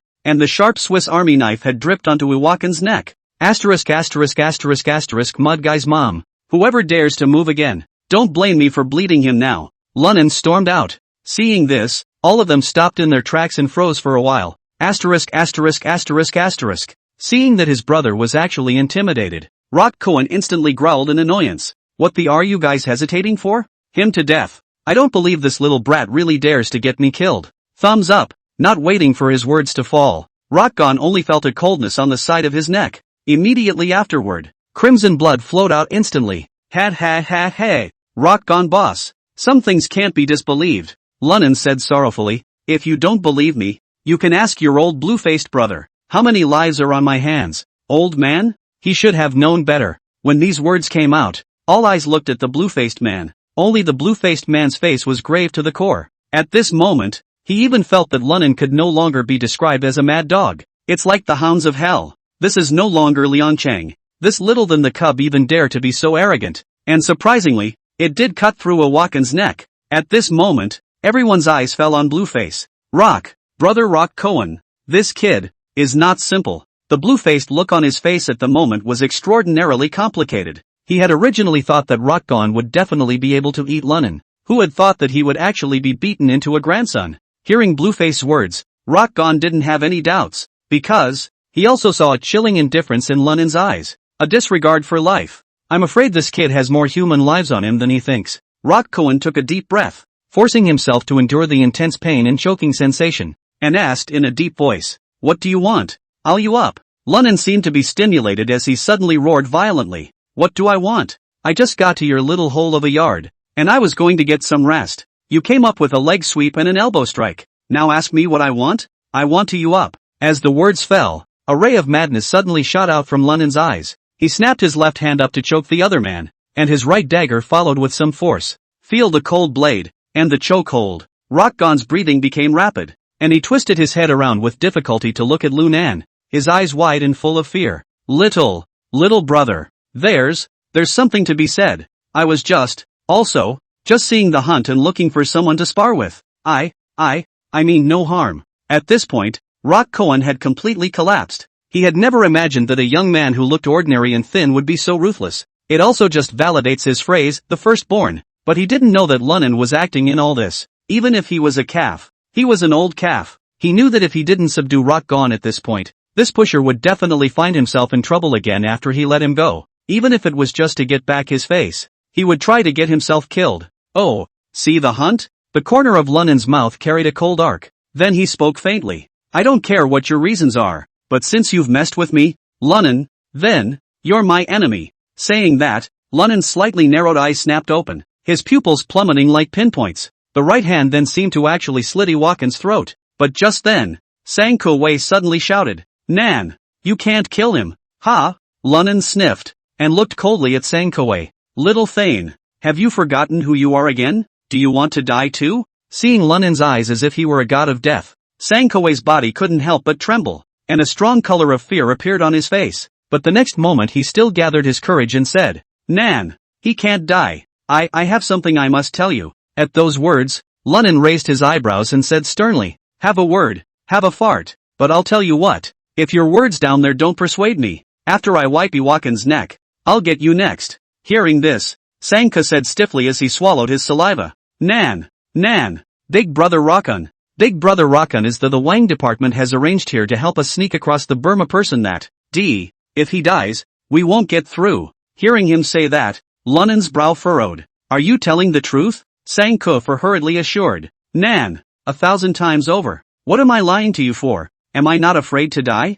At this moment, Sang Kuwei also seemed to be somewhat about to collapse as he quickly said, Big Brother Rock Kuan's boss. He also went over from Lianchang. Hearing this, Lunan instantly reacted. My old man transferred him over? Yes. Sanko nodded hurriedly for a handful of police department in city. Before that, he was the secretary of Wang department. Lin C. Oh, you know a lot. Lunan sneered. This matter is not even clear to Boss Rakan. Is it? Sanko nodded for. Not bad. Brother Rock Kuan is just the snakehead in charge of delivering people. He doesn't know anything else. If you don't believe me, you can personally call the Wang department and ask. As Lunan listened, a flicker of thought flashed through his eyes, and finally nodded and said, Okay, then I'll ask. Although Lunan said that, the one in his hand didn't have the slightest intention of withdrawing the dagger, but continued, Sonny, you still don't have the ing sense to be an assistant. Shouldn't you be the one making the phone calls? Ah, well,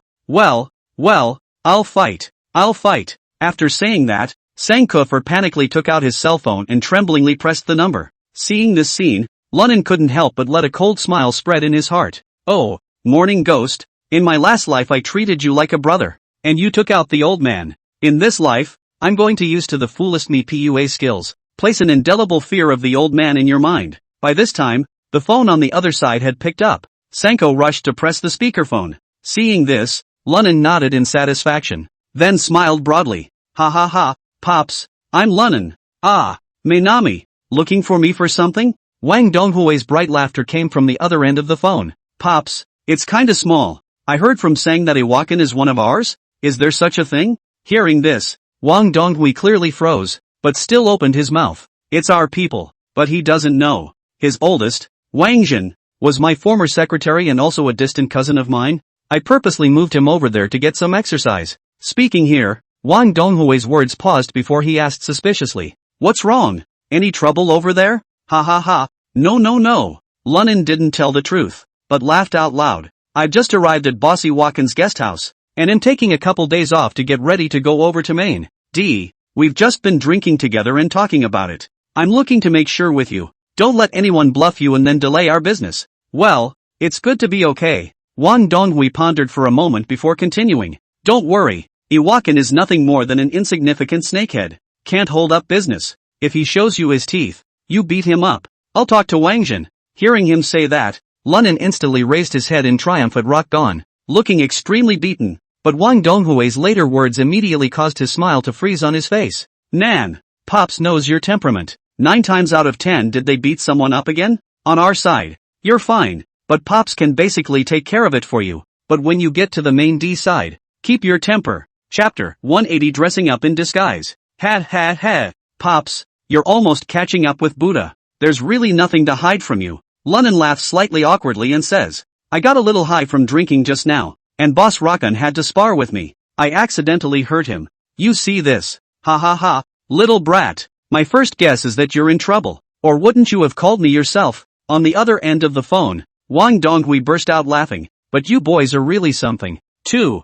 I heard from Wang Jin that Iwakan is the local famous Muay Thai king, but he let you beat him up? Ah, a fluke. Just a fluke. Boss Iwakan's body is extremely raw. If I don't use my full strength, I'll probably be crippled by him. So push too hard. Ha ha ha. Lunan cupped Iwakan without a trace and continued. Pops, don't worry. I'll pay attention in the future. You. Wang Donghui shook his head helplessly, then said seriously. It's okay, just beat it up. I'll call Wang Jin back and tell him to turn around and teach Rock Gon a lesson. Even dare to touch my godson.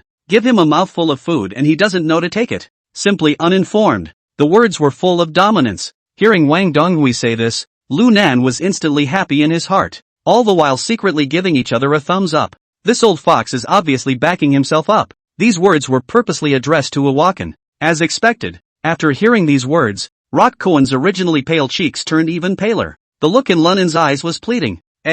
Pops, just don't call. Seeing that his purpose had been achieved, Lunan deliberately pretended to sigh. The brothers follow you to dinner. Doesn't know the rules. I cleaned him up too. It wouldn't be very nice to punch someone and then tell the parents. Pops, what do you say? Hearing Lunnan say that, Rockgon immediately revealed a look of gratitude. On Wang Donghui's side, he was even more amused by Lu Nan's words. Ha ha ha, little brat. Okay, listen to you. Whatever you say, then I won't call Wangjin, so take care of yourself. Well, thanks for asking, Pops. Lunnan replied back and hung up with a smile. By the time he put down his cell phone, Lunnan was in a soothing mood. This feeling of having your back against the wall is just awesome. Little brother Nan, can you let me go now? At that moment, Rockgon, who was sitting underneath Lunnan, cautiously inquired. Humph. At those words, Lunnan let out a cold snort, and then said with words in his mouth, remember that for S sake, I'll give you all a face,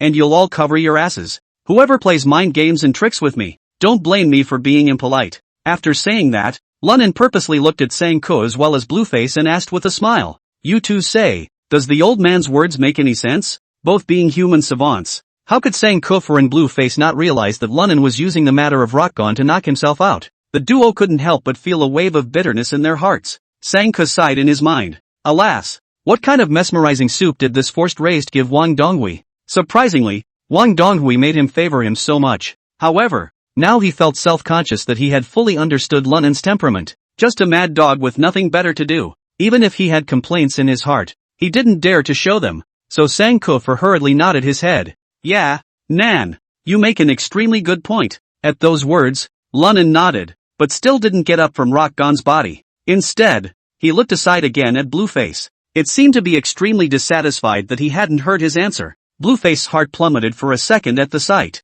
and then he hurriedly smiled. Ha ha ha, brother Nan. You know this, brother, I have never thought that the words you utter are very philosophical. Don't we have an old saying over there? A small tree is not straightened if not repaired, and a man is not repaired by a burgundy chirp. So, there are those that have it, and it's time to clean it up. Hearing this, Lunnan was in an even better mood, against his will or not. After all, Blueface conceded in disguise. That's enough. At least in the past 2 days in Lindsay City, these pussy raisers will be able to calm down a bit. As for we get to the main after side, let's just take it one step at a time. Thinking about this, Lunnan then slowly loosened his hand. He stood up and moved his muscles for a moment, then headed for his kulaks. Nan, what are you going to do? Seeing this, Sang-ko hurriedly opened his mouth to inquire. At those words, Lunnan waved his hand lazily without turning his head. I'm not used to living in this Taiji-8 place. I'm going to go to the city and find a 5-star hotel to stay in. You guys did everything that needed to be done. Call me when it's time and I'll come back. As the words fell, Lunnan got into the driver's seat of the cool Rover, and regardless of the stupefied crowd, he drove off with a kick of the gas. It wasn't until after his taillights were out of sight that Blueface cursed viciously. Asterisk asterisk asterisk asterisk. This little thing is too much. The corners of Sang-ko's mouth twitched a few times as he said faintly. It can't be helped. People are now the redheads around Administrator Wang. We're ponies at best, but we have to listen to this pussy. Sang-ko's words were filled with arch fire. At this time, Rock Cohen, who was bandaging his wounds, suddenly asked with a sinister face, Morning Ghost, how do you and Blueface hang out? Why are we still letting an outsider ride around our necks? And, hearing this,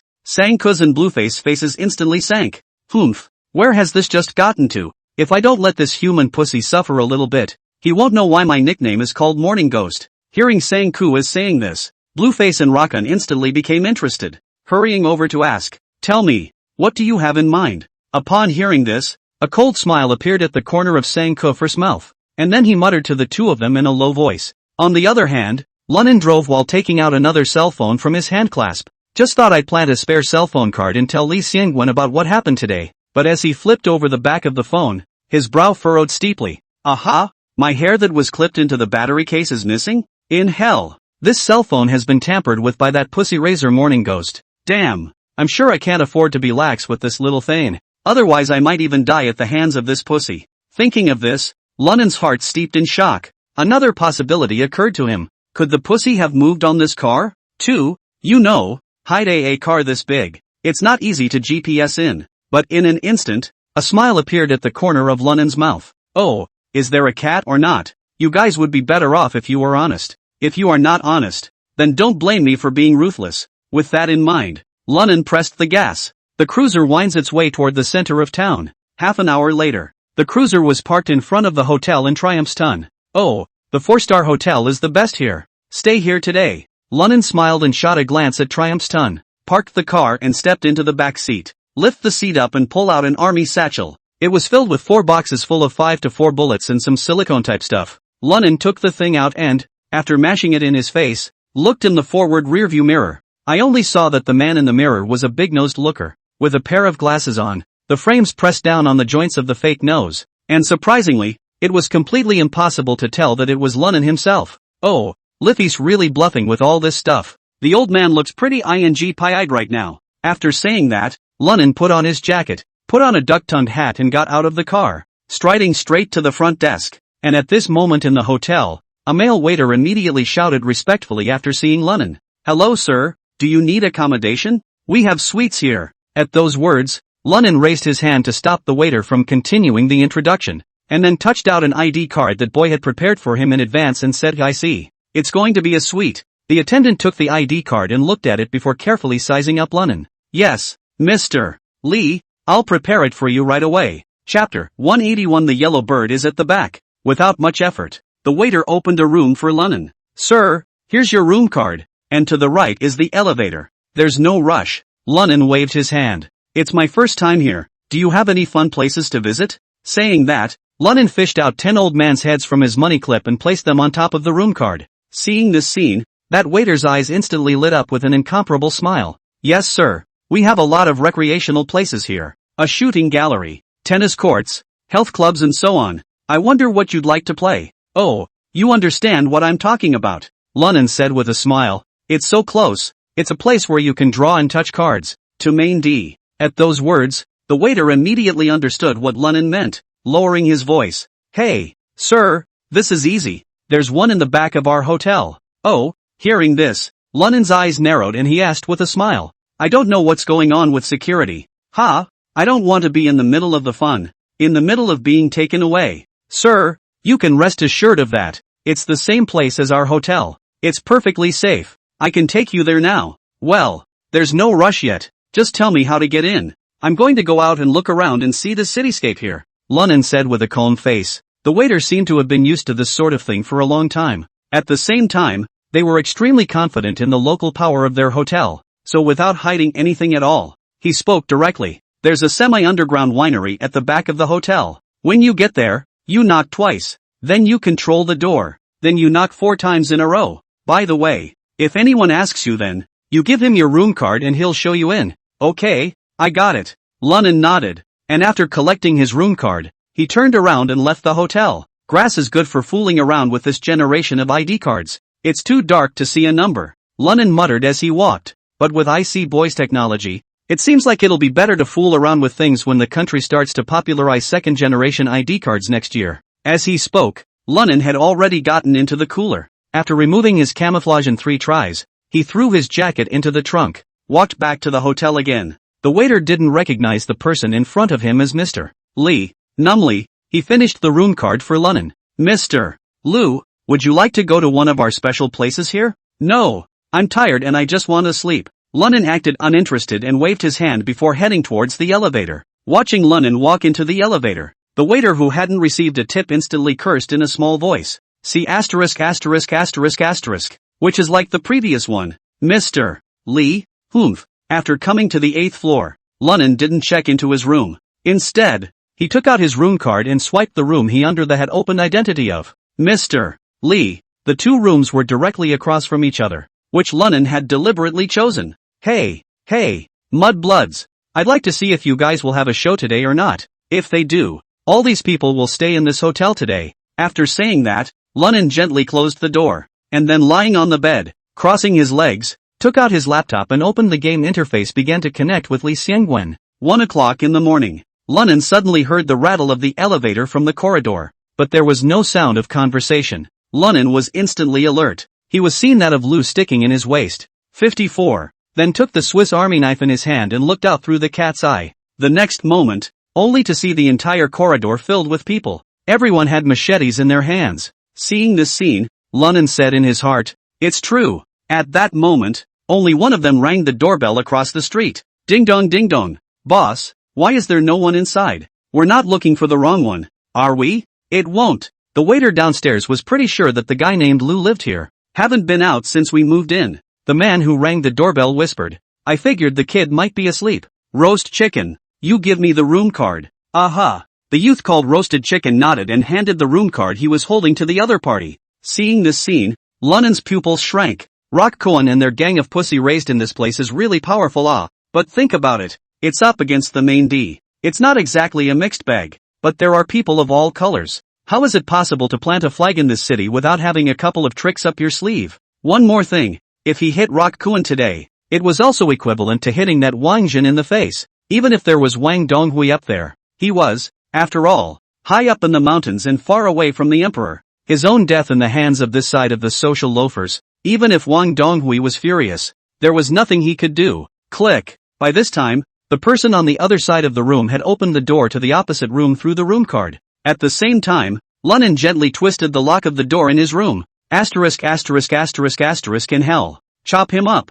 With a hiss, a large group of people rushed into the house across the street immediately afterward. It was a slash towards the rolled-up bedding on the bed. But what shocked them was this. These chopped inside the quilt and were surprisingly unresponsive. Grass. What's this? Why is there no one inside? The lead punk asked in shock. However, before he could finish his words, he only heard a tragic howl suddenly resound behind him. Ow dash. Immediately afterward, the screaming stopped abruptly, only to see a youth holding a bloodstained dagger in his hand, looking at them with a smile on his face. Asterisk asterisk asterisk asterisk in hell. Who are you? Lunan said half faintly while slowly closing the door to the room behind him. The man who wants you dead. Mother asterisk asterisk asterisk asterisk her. Cut him down for me. The leading gangster bellowed, and the group of gangsters immediately raised the machetes in their own hands and rushed towards Lunan. Seeing this, the corner of Lunan's mouth sketched out an icy arc as he met them head-on. He was extremely fast, and almost in the blink of an eye, he collided with the gang of assholes. Swish! The sharp dagger cut through the skin, and blood instantly soared, and it only lasted a few short seconds. After Lunan stopped, the punks with weapons had all fallen to the ground in a heap. The whole room was filled with a strong, pungent odor of blood. Asterisk asterisk asterisk asterisk. With that kind of combat power you still come over here to chop people up? Lunan shook his head in slight bemusement, then unhurriedly yanked out a tissue to wipe his bloodstained hands clean. You, who the hell are you? The gangster in the lead covered his bleeding abdomen and trembled as he pointed at Lunan. His eyes filled with panic. Those of them had been hanging around for years and had never encountered such a powerful character. All the minions except himself had their hamstrings picked out, and was knocked out by his opponent. Oh, you guess? The corners of Lunan's mouth rose slightly, revealing an evil smile as he slowly walked over to the sofa and sat down. You're Lunan? Yo, know me? Hearing Lunan admit his identity, that punk completely went limp. Say, who called you? Lunan knowingly fished out a cigarette, lit it up and smoked it. The asshole shivered in fear and replied with a trembling voice. No one. We're just passing through. Ha, passing through? Lunan violently poked the cigarette in his hand into the asshole's cheek and, dash. The asshole immediately screamed miserably. Lunan, however, showed no mercy and said in a cold voice, I'm going to ask you one last time. Who called you? If you don't have to talk anymore. Chapter 182 The Family JF. Lunan's words were cold, as if they were chilling as if they came from hell. But the asshole was extremely hard-headed and said with a strong pain, No one called me. Us brothers are just trying to get some money to spend. dash. Without waiting for him to finish his words, they were replaced by a miserable howl. Lunan's Swiss Army knife had completely pierced the back of his hand and nailed it to the floor. Oh brother, I admire you. Lunan smiled faintly and patted the asshole's shoulder, then pulled out his general's sword and stabbed it in again fiercely.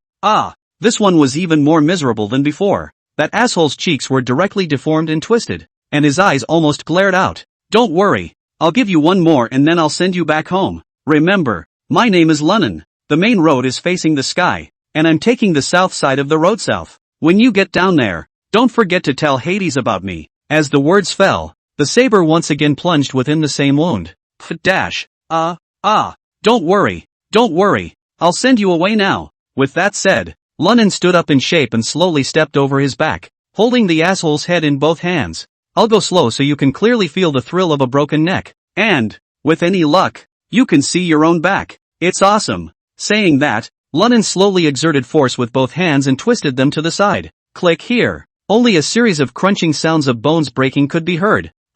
The asshole let out a heartbreaking scream. I only felt that my throat was being pinched raw, and it was becoming increasingly difficult to breathe. He yelled with the last of his strength. I said it. Please spare me. Oh, well, you should have said so. You've wasted a minute of my time. At those words, Lunnan then let go of the back of his neck and slowly exhaled a mouthful of cloudy air. Say, yes, it's Brother Iwakan who sent me. Before the words were finished, the asshole's throat was like a broken bellows, and he let out a ho-ho muffled grunt. I know this one. Who else? Lunnan intentionally baited. You guys just come right up to the Star Hotel and cut people down? If something really goes wrong, can Iwakan swing it? The cops don't care. Hearing this, the asshole hesitated for a moment before he said with difficulty. And then, there's King. Bang dash. Cut him down. Just as the asshole was about to continue, the hotel room door was suddenly kicked open. Immediately afterward, a large group of people with machetes rushed at Lunnan.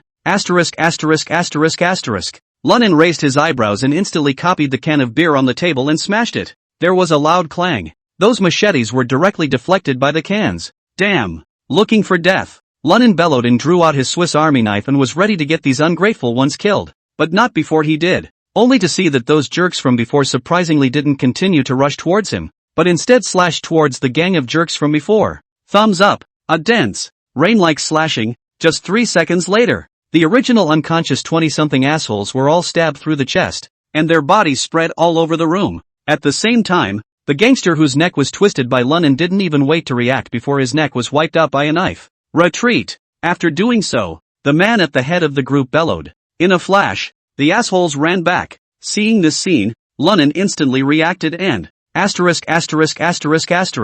killing to kill? Do you really think I, Lunnan, am a vegetarian? Mother heirs. Die here. Lunnan was furious, carrying a dagger in his hand and directly chasing after him. His speed was extremely fast. Every step he took was like a ghostly phantom, and in an instant, he chased after one of them. Thumbs up. Thumbs up. The hand rose and fell with 2 soft thuds, first piercing the punk's arm. Immediately afterward, the short body picked off the asshole's hamstring. Then, ignoring the wailing of the asshole, he ran straight towards the corridor outside the door. But when he had just rushed out into the hallway, he was shocked. Bang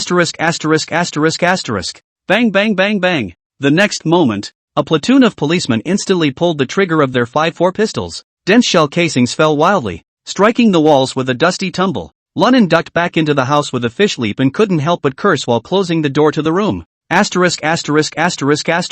What's going on here? Has this place gotten so messed up that the cops and the mob have joined forces to make trouble? A normal person would definitely panic in this situation. But Lunnan remained calm. The cause and effect were understood in an instant. Cursed next door. Wang Jin. It must be Wang Jin. Thinking about this, Lu Nan wanted to take out his cell phone and call Wang Donghui, but immediately stopped moving his hand again. No way. It's a waste of time to fight. When I forced that little brat to say who else was there just now, I was trying to get the other side to reveal Wang Jin. This way, with the recording in my hand, I can directly pluck the scourge of Wang Jin through Wang Donghui's energy. But now it's only half recorded. I have no evidence at all. And the phone call was in vain. Lunnan pondered for a moment and suddenly had a flash of insight. He picked up a bottle of red wine on the nightstand, opened the cap directly, and poured it over the wound of the asshole he'd left behind. Sizzle. The smell of blood filled the air, instantly stirring the jerk's strong desire to survive. Ugh. He struggled violently, wanting to live, but how could he not move with his hamstring picked? In just the blink of an eye, the blood gurgled down the wound, staining the entire couch. Says, those cops out there and you little thanes, who ordered you here? I say you're paralyzed. Out of Lunnan's expectation, this asshole was significantly more ruthless than the previous one. After cursing, he even directly picked up the machete at his side and slashed his throat. Lunnan was startled and hurriedly stepped back to avoid being splattered with blood. That's nifty. How dare you play self-defense with me? Lunnan frowned and pondered, always feeling that things were not as simple as they appeared. If the people before were still jerks, this latter batch is so tough. There was no hesitation at all in laying hands on himself, and that was never something a normal socialite could do. Besides, it's full of cops out there right now. If you don't go down with the killers, you may have to go off the deep end. Li Xiangwen said that he could kill this gang of black if necessary, Jays. Then the old man will not be polite. Thinking about this, Lunnan's face was suddenly covered with a layer of fury. Unconsciously, his right hand went behind him to the 5-4, but on second thought, It was a little depressing. Those people just now were no less than 10, but the 5.4 is loaded with only 8 rounds. Plus, if I miss again, I could easily become a hornet's nest. Just as Lunnan was in a dilemma, the sudden sound of a loudspeaker coming from the corridor of the "Listen inside. You're surrounded now. Abandon resistance and surrender immediately. It's your only way out. Fuck NIMBY." Lunnan cursed angrily. Following closely, he walked towards the window, wanting to see how many cops Wangjin had gotten ready to get himself killed. Lift the curtains a little crack and look out. Lunnan was stunned. Aha! It was surprisingly dark outside, and not only were there no people to be seen, there wasn't even a police car. So that's it. By the looks of it, these guys should have received Wangjin's order temporarily and came specifically to intercept me. Didn't even have the guts to come over bright and early. Otherwise it's unlikely that there would even be sirens and lights. Thinking of this, a cold smile spread across the corners of Lunnan's mouth, and then the butt of the gun in his hand slammed into the plastic window's limiter. Wow! After opening the window fully, Lunnan stuck his head out to look. After making sure no one was downstairs, he scurried up to the windowsill in one bound. Chapter 183: A Time to Kill. Oops. Standing on the windowsill, Lunnan glanced downstairs and felt dizzy. Stepping horse. This is a matter of old me must get back the scene. Push me all the way to the ing wall. It wasn't that Lunnan was confused. Keep in mind that this is the 8th floor, but hotels have far higher lifts than residences. This height is almost equivalent to the 16th floor. Anyone else would have probably pissed themselves. Phew. Lunnan took a deep breath and stabilized his stance. Immediately afterward, slowly crouched down to a stance. Come on. Lunnan cursed and bent his legs slightly, then his entire body scurried out like a monkey in a mischievous manner. At the same time, he twisted back hard at the waist, and climbed upward with both hands to grasp the windowsill. Ing hell. That scared the out of me. Lunnan cursed, then looked toward the windowsill on the 7th floor. If I can't catch this, I'll be a meatloaf. You're paralyzed. Spellbound. Ah! In the next moment, Lunnan let out a loud roar, and then he let go of his hands. Still, he underestimated the effects of inertia as well as distance errors. It's amazing that his left hand didn't touch it while he was picking his way to the 7th floor ledge. If there hadn't been a window limiter on the right side, and his right hand had gripped it violently in the nick of time, I'm afraid he would have been in a direct free fall to God. Her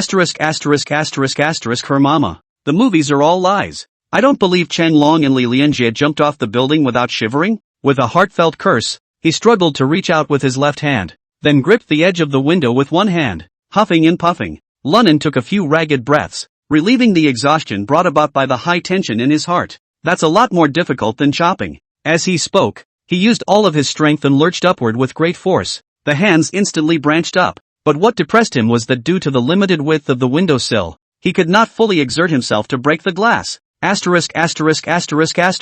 If I escape with my life today, I'll take A and personally feed it to that grandson Wangjin. Lunnan cursed and gritted his teeth as he thought. At the same time, he did his best to lean his body forward, and then felt for the saber at his waist with his free left hand. But just at this moment, bang! It was accompanied by a dull crash. Lunnan was instantly shocked in his heart. Gotta hurry. Those pussy-raising cops saw that I hadn't moved in half a day, so I guess they're going to force the door to the upstairs room. Thinking of this, he didn't care if the 7th floor had any occupants or not. With a flip of his wrist, the sharp dagger was suddenly drawn. It then lashed out at the window in front of him. Click dash. The glass shattered in response, and Lunnan couldn't care less about the broken glass on top. Sweeping the glass away with a cursory elbow, he then grabbed the edge of the window with both hands and then swung with the help of the wall's reaction force, and his entire body instantly rose into the air. Flop! Due to the inertia, Lunnan's body directly smashed within the room on the 7th floor. The house was dark, but by the light of the moon it was possible to see that no one was inside.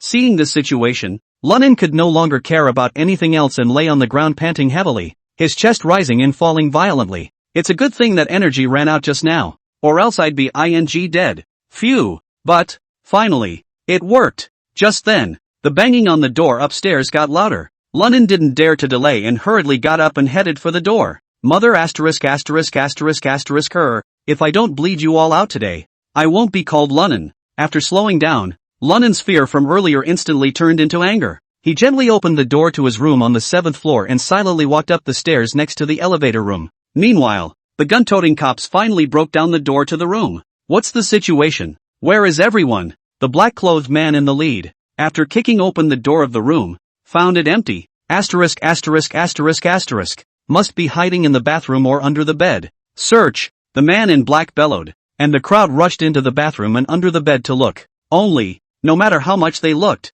they never saw a human figure. Chief Chang, this window is open. Could that kid have jumped out? Asterisk asterisk asterisk asterisk you think he's Spider-Man? The man known as Zhang Tu cursed, but went to the window to look down. However, due to the distance, he did not see the broken glass on the 7th floor. All you see is an empty space outside. Where are the silhouettes? Asterisk asterisk asterisk asterisk. I'm also redundant in believing your bull asterisk asterisk asterisk asterisk. Keep searching for me. The boy must still be in the room. Never let him get away. With a command from head Zhang, all the black-clothed men spread out and carefully searched all corners of the hotel. By this time, Lunan had already arrived at the 8th floor, but it didn't go over first. Instead, he was in the corner of the stairwell, staring grimly at the door of the room on the 8th floor through the glass on the wooden door. He then held a gun in his right hand and a knife in his left. When we get closer, I'll have a gun and a knife. If I can't get you scum killed today, I'll have been reborn for nothing. Lunan wasn't in a hurry,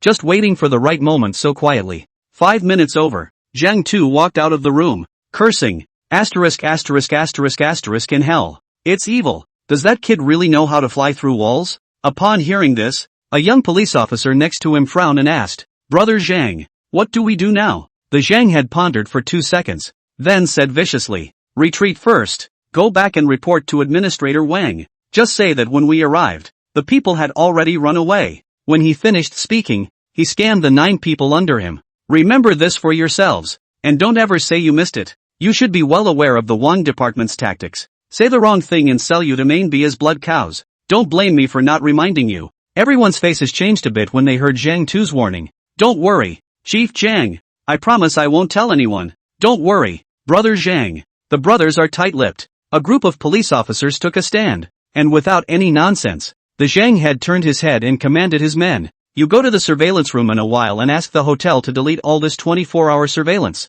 No matter how that kid got away from here, let's pretend we don't know. Go back and tell Wang that the surveillance is also broken. We really can't find anyone. Do you hear me? Understood, Brother Zhang. The man immediately nodded, while the Zhang head to the other black said Jay, when you pass the 5th floor, tell the guys on the errand to hide. Don't wander around for a few days. If that kid finds out, it's no one's fault. Understood, Black Jay agreed. Seeing that things had been arranged, Chief Zhang then inserted his pistol within his holster. Lead the crowd toward the elevator room. Looking at the black that was getting closer and closer Jay, Lunan's eyes flashed with essence. Little pussies. They just forced me to jump off a building. Then don't blame me for being ruthless. Next, it's killing time. Chapter 184 The God of Elevator War. By this time, Chief Zhang had already led a group of black JS into the elevator room and pressed the call button. Because it was early in the morning, the elevator surprisingly stayed on the 8th floor. Clanking sound. With a soft thud, the elevator doors opened. Chief Zhang took the first step inside. The rest of the group fishtailed and followed them in. Seeing a group of people walking into the ladder box one after another, Lunan suddenly moved. Just pull open the wooden door to the stairwell. Like a ghost, it came silently behind the last police officer. Put. A clear sound of breaking flesh resounded. Immediately following, Black, who had not yet entered the elevator J, instantly covered his throat. Blood instantly flowed from between his fingers. Ah! With a scream of pain, the man fell to the ground. What's going on? Zhang Tu roared.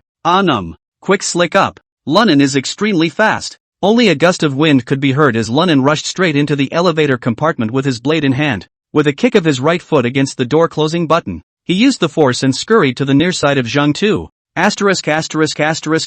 Naya. Looking at Lunan who was close at hand, Zhang Tu was scared out of his wits and subconsciously yanked the men around him to his body. Put. The blade sliced through, and bright red blood spewed out several meters high. The cop collapsed to the ground without even a grunt.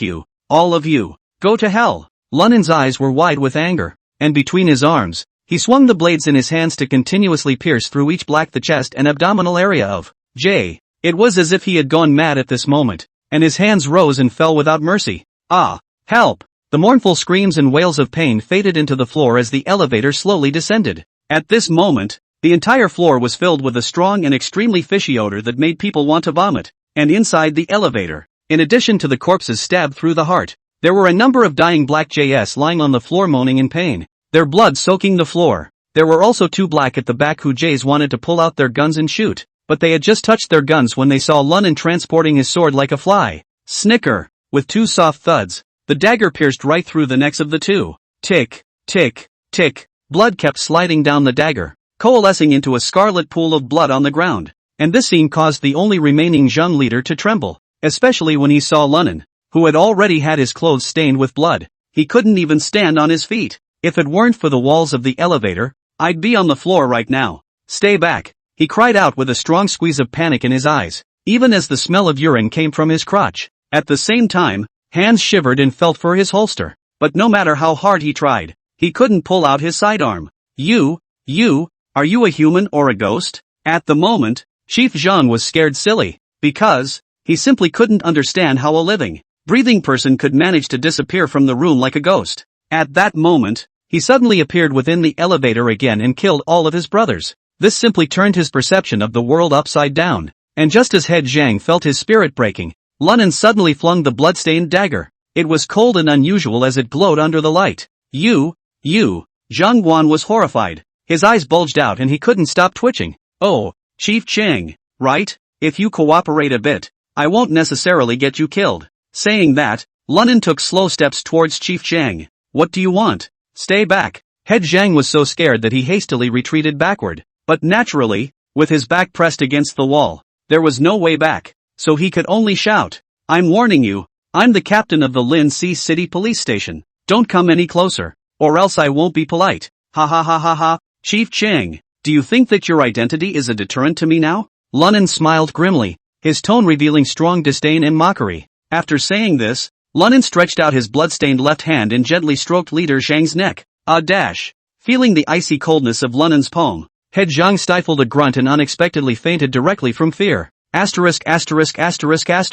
Lunnan looked at his palm in confusion, then glanced at the unconscious Zhang Guan.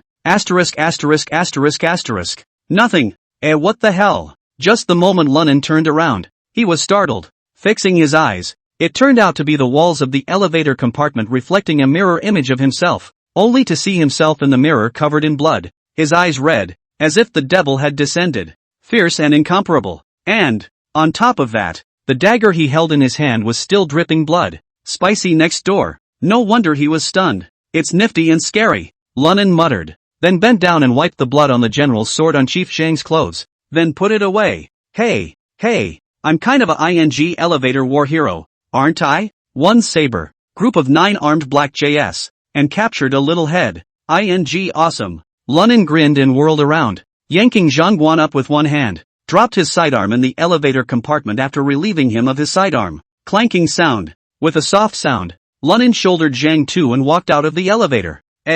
Police Officer Zhang. The waiter who heard the elevator rattling was just about to run over to say hello, but when he saw this horrible scene, he let out a cry and fainted. Grass. That saves you the trouble. Lunnan cursed and walked out of the hotel lobby. When he got out, he didn't get into his two-cooler. Instead, he took the laptop and military satchel out of the car. After carrying it on his back, he fished out the car remote control from Chief Zhang's pocket, and then rushed to press a few cars in the square. Drip! With 2 soft thuds, a white Jetta lit up. Oh, it's okay. At least 2 Jettas. I thought it would be that crappy bread. After saying that, Lunnan shouldered Zhang Guan and walked towards the Jetta, throwing the man in the back seat. He then started the car and drove away from the hotel entrance. Cough cough cough. I don't know how long it took, but Chief Zhang opened his eyes accompanied by a violent cough. The moment he saw his surroundings, he violently tried to stand up, but found himself firmly tied to a wooden chair. Oh, Chief Cheng, you're awake? A voice that made him sweat came into his ears. Chief Zhang followed the sound and saw that Lunnan was leaning in front of a broken iron frame smoking a cigarette. What is this place? What are you doing? Head Zhang stared intently at Lunnan in front of him, his heart pounding wildly, feeling like it was about to jump out of his throat. Sorry I with pro am not familiar. See, but the outskirts of any city will have abandoned factories like this, Lunnan said as he looked around the room, and these abandoned factories are a rare sight after 20 years. But now, well, it's just in time for me to do some personal business. At those words, Head Zhang's face instantly turned pale and he exclaimed in shock. What are you doing? You don't mess around. Let me tell you, I'm the captain of the Pro C police station. Snap. Before Chief Zhang could finish his words, Lunan raised his hand and slapped him hard on the cheek, nearly knocking his teeth out. Pro C City Police Department, right? Snap. Big Captain, huh?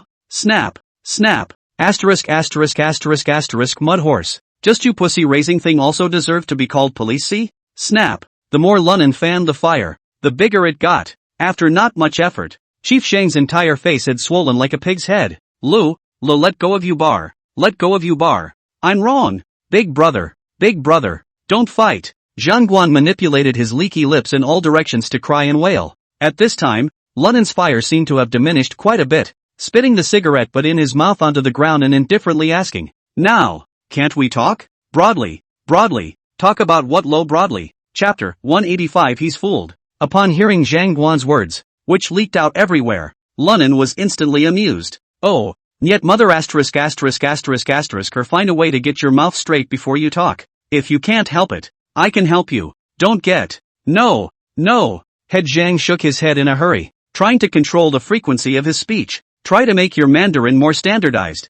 Fearing that the demon in front of him was up to something else, waiting for him to help me? I'll be dead by the time he helps me. Now that you can talk properly, listen up. Now, you tell me who ordered you and the gang of assholes to kill me? By the way, don't ever lie. I'm not too patient. Lunan sat on the worn-out sofa with his legs crossed, enjoying with interest the face of Zhang Guan, who had been beaten into a pig's head. I say, it's Wang Jin called us. Apparently, Chief Zhang was really scared and betrayed his superior without any hesitation. Well, good. Lunan nodded in satisfaction and continued to ask, why did he call you guys over? I don't seem to know him, because you have offended Iwakan. Rock Cohen is ostensibly a Lin social bigwig in city, but his status is actually higher than mine. See, he's Wang Jin's head horse. At those words, the corner of Lunan's mouth lifted slightly, purposely inducing him to continue. I only beat up Rock Cohen. Wang Jin doesn't seem to want me dead, right? Before we came to you, Wang Jin answered a phone call. The person on the phone should have stunk him up, and tell him to keep Rock gone in check. It seemed that the words were spoken too quickly, and Zhang Tu took 2 breaths before continuing. That call would have been from his old collar D. Wang Jin was furious after he answered the phone, thinking that you've and his old leader lately been scurrying too fast front of D. A threat to him, and you're a foreigner. Even if we let you die in Lin C, no one will know. So he decided to get you killed and pretend it was a case of banditry and robbery. In one breath, Chief Zhang said what he knew. Okay. Lunan smiled, fumbled out a cigarette and stuffed it into the other man's mouth. You're doing great. Here's a smoke to slow you down. After lighting it for the other man, he then fished his cell phone out of his pants pocket. At this time, the cell phone was in the middle of a call. Pops, you've heard all about this, haven't you? This Wang Jin eats your food, but doesn't do your work. What do you think? Asterisk asterisk asterisk asterisk in hell. This littler just passed a few days ago and it didn't count. Hell. How dare you be masculine to me? Wang Donghui's furious voice came from the phone. Pops, don't be angry. Let's talk about what to do about this. Lunan spoke up. Wang Jin is adding to the chaos here. I can't move an inch now. I reckon that by now, my wanted posters should be plastered all over Lin the streets of C. Asterisk asterisk asterisk asterisk you. Mainami, you wait. I'm calling this little brat Wang Jin now. I told him to remove the warrant for you immediately. Pops, it's not that I don't believe you. Without waiting for Wang Donghui to finish his words, Lu Nan opened his mouth to interrupt. Wang Jin is clearly taking you seriously. You are out of reach, and I'm afraid he's promised you on the surface. Give me another one of those in the dark, then I'll die without knowing how. Hearing this, Wang Donghui on the phone fell silent, because what Lunan says comes true 100% of the time. Mainami, what are you going to do then? After a long time, Wang Donghui opened his mouth and asked, Pops, that depends on whether you give up this Wang Jin. Hearing Lunan say that, Wang Donghui frowned. Nan, I don't have anything to give up about this Wang Jin. He was a that I supported to go Thuff Pro C, but he's not only not working for me here, he's in my way. He's a white wolf. But, it probably won't be that easy if you want to finish him off, right? Hearing Wang Donghui say this, Lu Nan was dumbfounded. Pops, you're mistaken. I wasn't going to make a move to finish him off. What's more, he's also the head of a department here. Finish him and I'll be even less likely to get out of Pro C. Oh, so what else can you do? Wang Donghui asked with some curiosity. Upon hearing this, Lunan lit a cigarette and smiled. Pops, you think to have do it would be more effective intervene in this matter? GW, you're talking about. Hearing this, Wang Donghui couldn't help but be stunned, and then it dawned on him. So that's what you hit on. However, the matter is not expected to go so well. Wang Jin been going to Lin has also for more than 2 years, and it is estimated that the relationship between the top and the bottom should also be handled well. See, after all, it's not like our province. I'm afraid that elf discipline in province WY has already been put in his place. Lunin had obviously thought of this and smiled slightly. Hey, Pops, what do you say to going about this in the name of an interprovincial case? After all, I today in Pro VE committed such a big offense.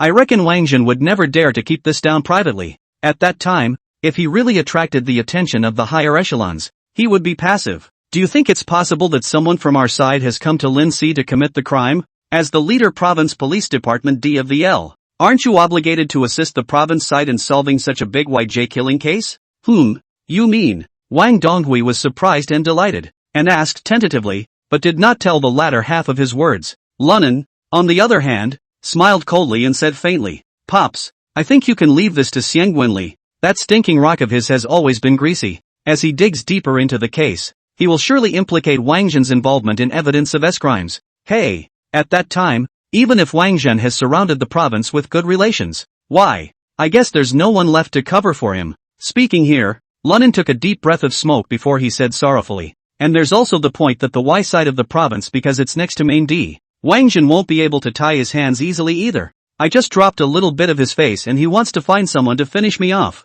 If Li Xiangwen comes here, it's not possible for him to secretly do away with him if he's not careful. In this way, it doesn't matter who loses or wins between Wang Jin and that stinking rock Li Xiangwen. You're a sure winner in all of them. Pops, ha ha ha, well. What a great move to kill 2 birds with 1 stone. That's a high trick you're playing. Mainami. Wang Donghui looked up to the sky and laughed. But this who is the identity of J Killer? I can't say it was you and Lin who committed the crime, can I? See, hey, Pops, just arrange for one of your men to sell it. Blue face, Xiao sang. Aren't these all from our Liancheng? If you can't give it up, find another cat or dog. As long as you're from province, isn't that okay? Hearing this, Wang Donghui hesitated at this time. Well, it's not that I can't afford to give it up, but the duo is still useful. The 2 of them are the ones who are maintaining the relationship on the side. Main D. It took almost 3 years to gain main the trust of the dealers. D. If something happens to the 2 of them at this time, I guess the future business will be cut off. Speaking here, Wang Donghui paused, seemingly thinking about how to proceed to the next step. It was only after a long time that he spoke. Alright Nan, I'll be arranging a scapegoat in this matter. However, you have to be careful not to reveal anything. Li Xiangwen, that pusillanimous character stinks a bit, but he still has a knack for investigating cases. If he really lets him find out about you, he won't let you off easily. Ha ha, Pops, don't worry, he won't find out about me in this case, Lunin said confidently. The hotel in Triumphton was all broken down when I checked in. Surveillance video within hours is missing. 24. Only the waiter, who had heard my El Province accent, but I made a point of doing a disguise. Well, since you're sure, that's how it's going to work. I'll call that stinking rock Li Xiangwen over for a meeting right away. After hanging up Wang Donghui's phone, a playful arc appeared on Lunin's face. Oh, this method of Li Xiangwen's is really good. That old fox Wang Donghui really fell for it. Chapter 186 Coming to the Zhang family. Hearing the conversation between Lunin and Wang Donghui, Chief Cheng, who was on the side, was completely dumbfounded. Didn't even realize the ash had fallen until the cigarette was completely out. Just holding the extinguished cigarette in his mouth, he stared blankly at Lunin. Ha ha, Chief Cheng, what do you mean by that? Why is it still down? Seeing this scene, Lunin was dumbfounded and flirted. What? Scared silly when you heard I'm going to clean up your boss? It was only then that Mr. Zhang reacted by spitting the cigarette but from his onto the ground. Pig lips, dry gulped and asked with trembling lips. Lu, brother Lunin, are you planning to hand me over to that what's her name Li Xiangwen as a witness? Oh, Chief Cheng, worthy of being husband A. You're quick to react. Lunin grinned and laughed in a mocking tone. But then you should also be grateful. At the very least, your life is saved. Otherwise, why would I have kept you alive until now? Upon hearing this, Chief Cheng, however, suddenly struggled like mad and, you might as well kill me. I don't want to live. Please kill me. Woohoo. By the end of the day, he was actually crying. Seeing this, Lunin frowned and squatted in front of him and asked, what do you mean? Look at you. You're not afraid to die. Scared.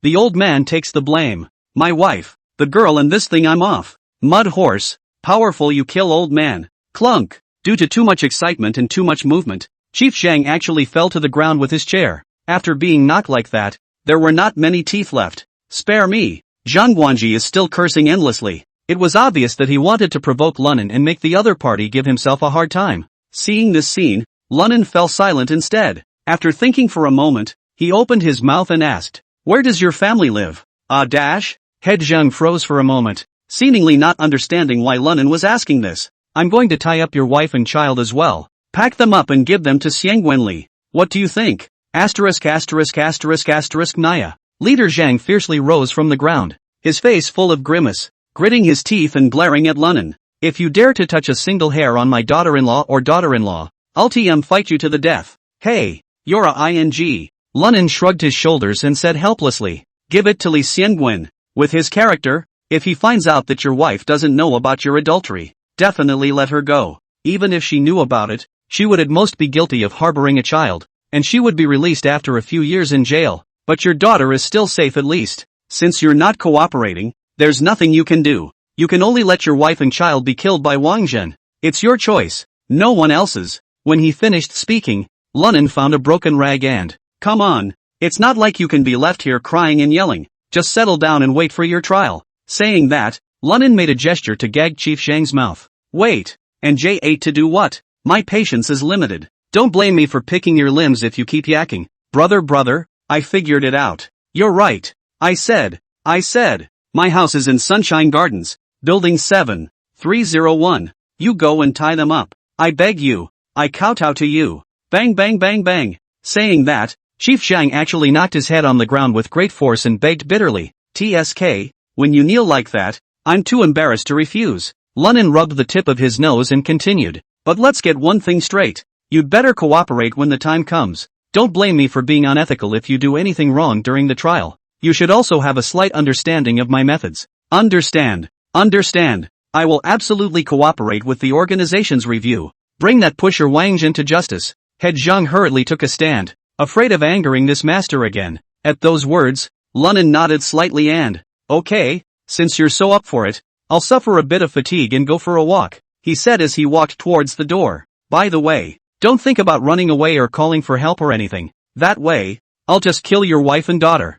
Hearing Lunan's cold and icy words, he thought of the men he had zapped to death in the elevator. Head Zhang immediately shivered and said in a hurry, Don't worry, I'll just lie here until you get back, just in time to rest and relax as well. Take a break and rest." Walking out the door, Lunan lit a cigarette, took a deep drag, and muttered, "Just to see what's going on out there. It is estimated that the Lin Naosi city has already been in chaos." After a disguise, Lunan stole another Jetta from a parking lot. Then after dropping off Chief Zhang's car there, he drove towards Sunny Garden. Along the way, it was learned through traffic announcements, his own taking out of 9 cops in Triumphton did get blown out of proportion. It's pretty vague in there though, only that the perpetrator had a northern accent and was heartless and heinous. I hope members of the public can pay more attention to this. Oh, the age is good. Lunan turned off the radio, smiled, and shook his head. All kinds of criminal investigation methods are outdated. There are a lot of cameras that are also lookalikes and have actually been useless for a long time.